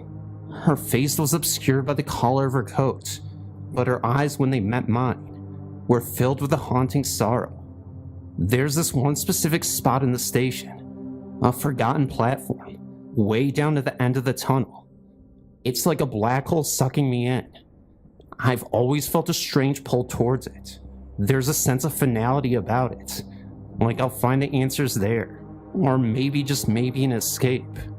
I've started to see patterns. The apparitions seem to be drawn to the older parts of the station, the areas with the deepest history, and there's a sense of urgency to their movements, like they're searching for something or someone. The other night, I had the most terrifying experience. I was cleaning the old waiting room when I heard a child's laughter. It was clear as day. I found a small worn-out rubber ball rolling across the floor, but no child. Then I saw her, a little girl translucent, playing with an imaginary friend. I've started having these dreams, or nightmares. I don't know which. I'm there in the station, but it's different, darker and more sinister. The shadows are alive, reaching out for me. And then there's this woman, the one in the vintage coat, but she's different, more menacing. Her eyes burn with an otherworldly intensity. I'm starting to think I'm losing my mind, man. I'm jumping and paranoid. Every shadow looks like a person. Every noise looks like a footstep. I'm starting to think I'm going crazy. I don't know what to do anymore. I'm trapped in a nightmare, and there's no way out. There's something else, something I haven't told anyone. I've started seeing shadows moving on their own, even during the day. They're not just figments of my imagination. I've caught them on camera. Dark, shifting shapes that seem to have a life of their own. And then there are the dreams, nightmares that bleed into reality. I wake up drenched in sweat, heart pounding, with the feeling that something evil is watching me. I'm losing my grip, man. I can feel it. I don't know what's going to happen next, but I know one thing is for sure. I'm not coming out of this unscathed. I'll keep you posted. I'm a big history buff, especially when it comes to the Kennedy era. So when I got a gig as a night watchman at an old Hollywood studio, I was stoked. The place was steeped in history, and I'd figure I'd be spending my nights surrounded by movie magic. Yeah, not so much. The studio was huge. A labyrinth of sound stages, offices, and old sets. Most of it was dark and deserted, with only the occasional security light cutting through the gloom. I'd been working there for a few weeks, and everything had been pretty quiet. Then one night, it happened. I was doing my rounds, checking in on the various buildings. As I passed through one of the older sound stages, I saw it. A figure standing in the middle of the vast, empty space. At first, I thought it was just a trick of the light, or maybe one of the studio cats. But as I got closer, I realized it was a man. He was tall and slender, with a distinctive profile. He was wearing a suit, and there was an aura of authority about him. It was then that it hit me. It was John F. Kennedy. But why? I mean, I understand it to an extent. Like I said, I was a history buff, but he wasn't related to movies. Anyway, I froze. My heart was pounding in my chest. He turned and looked at me. His eyes were piercing blue, and there was a sadness in them that was almost palatable. He just stood there looking at me for what felt like an eternity. Then, as quickly as he appeared, he was gone. One moment he was there, and the next he was just gone. I stood there stunned for what felt like hours. I've told a few people about it, but most of them just think I'm crazy. I mean, who's gonna believe you when you saw a ghost of a former president? But I know what I saw. It was like looking into a window into the past. A glimpse of a man frozen in time. It's been a long time since that night, and I moved on from that job. But I still think about it often. It's like a piece of history that has somehow seeped into the present, leaving an indelible mark on my life. But then things changed. One night as I was making my rounds, I came upon him again. But this time, there was something that was different. A cold dread washed over me as my eyes adjusted to the dim light. Half his head was empty.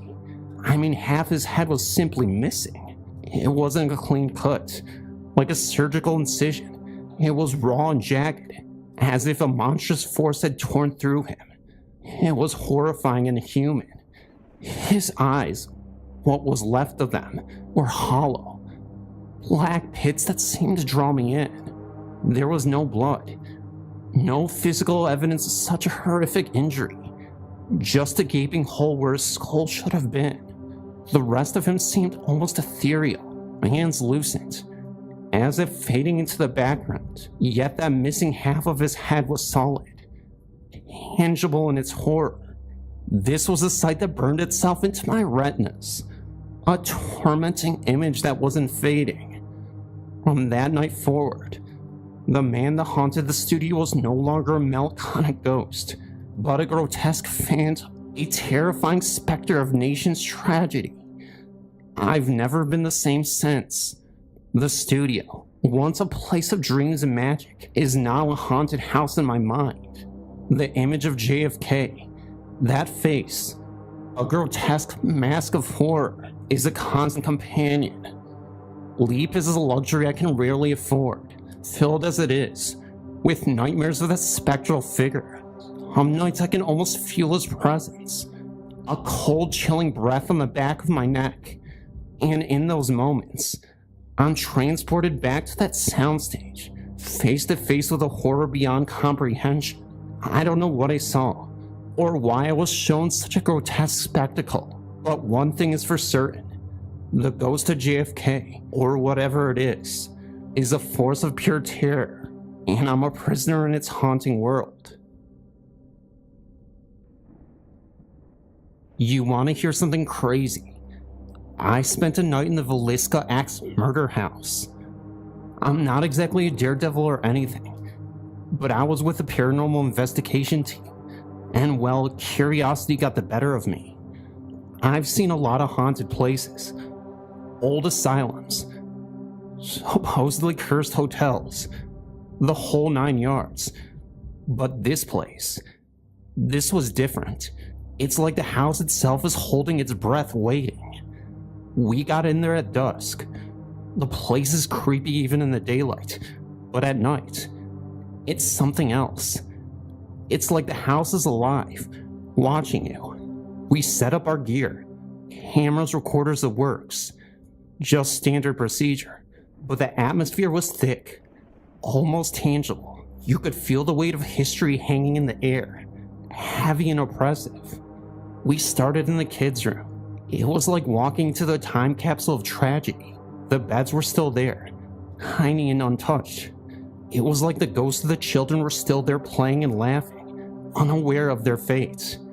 We heard whispers, faint at first, then clearer.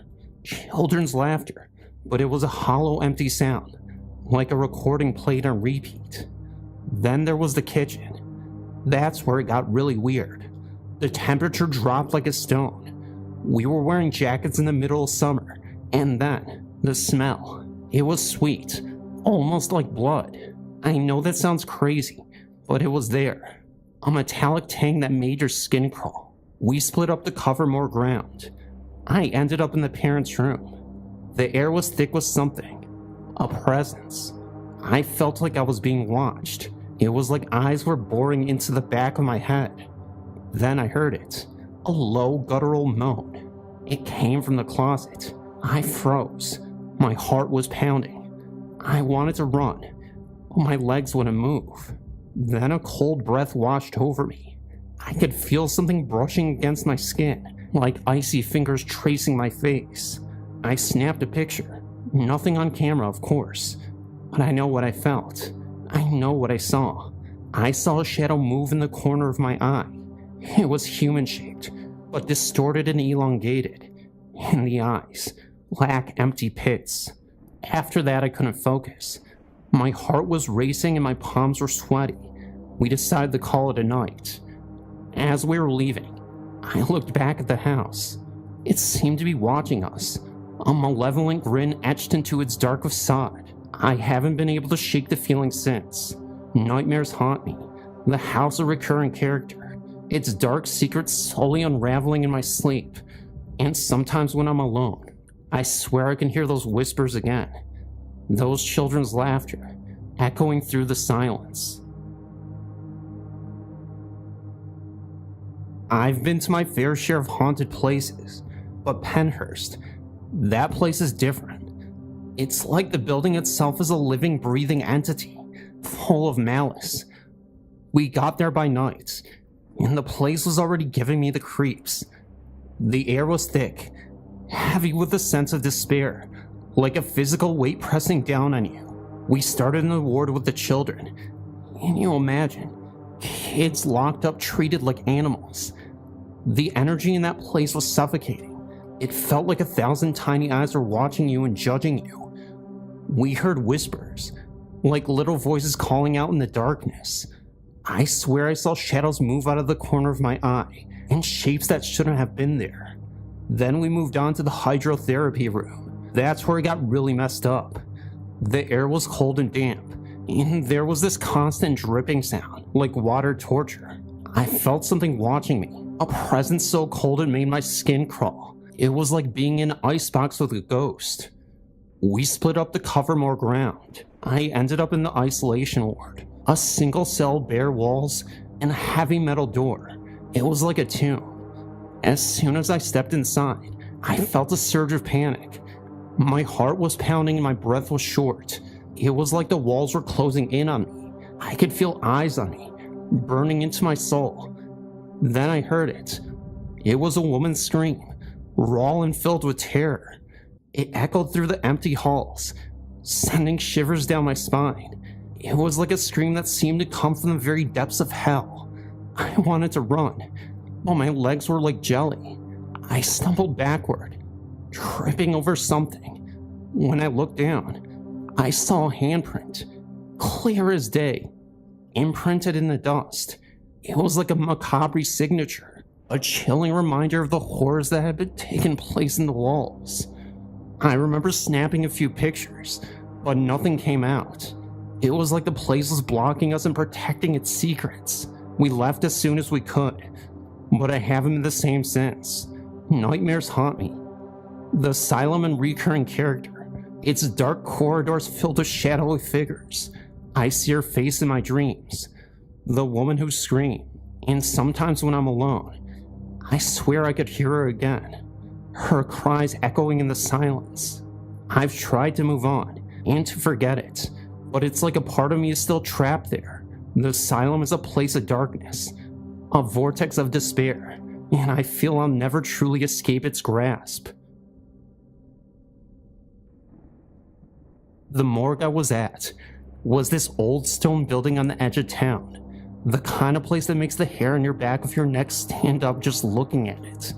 It was dark and cold, and smelled like, well, you can imagine. There was a heavy, oppressive atmosphere about the place, like it was holding its breath.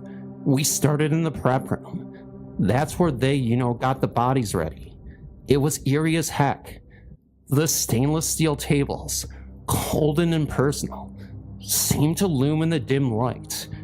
We set up our equipment, and I tried to ignore the feeling of being watched. It was like every shadow held a secret, waiting to be revealed.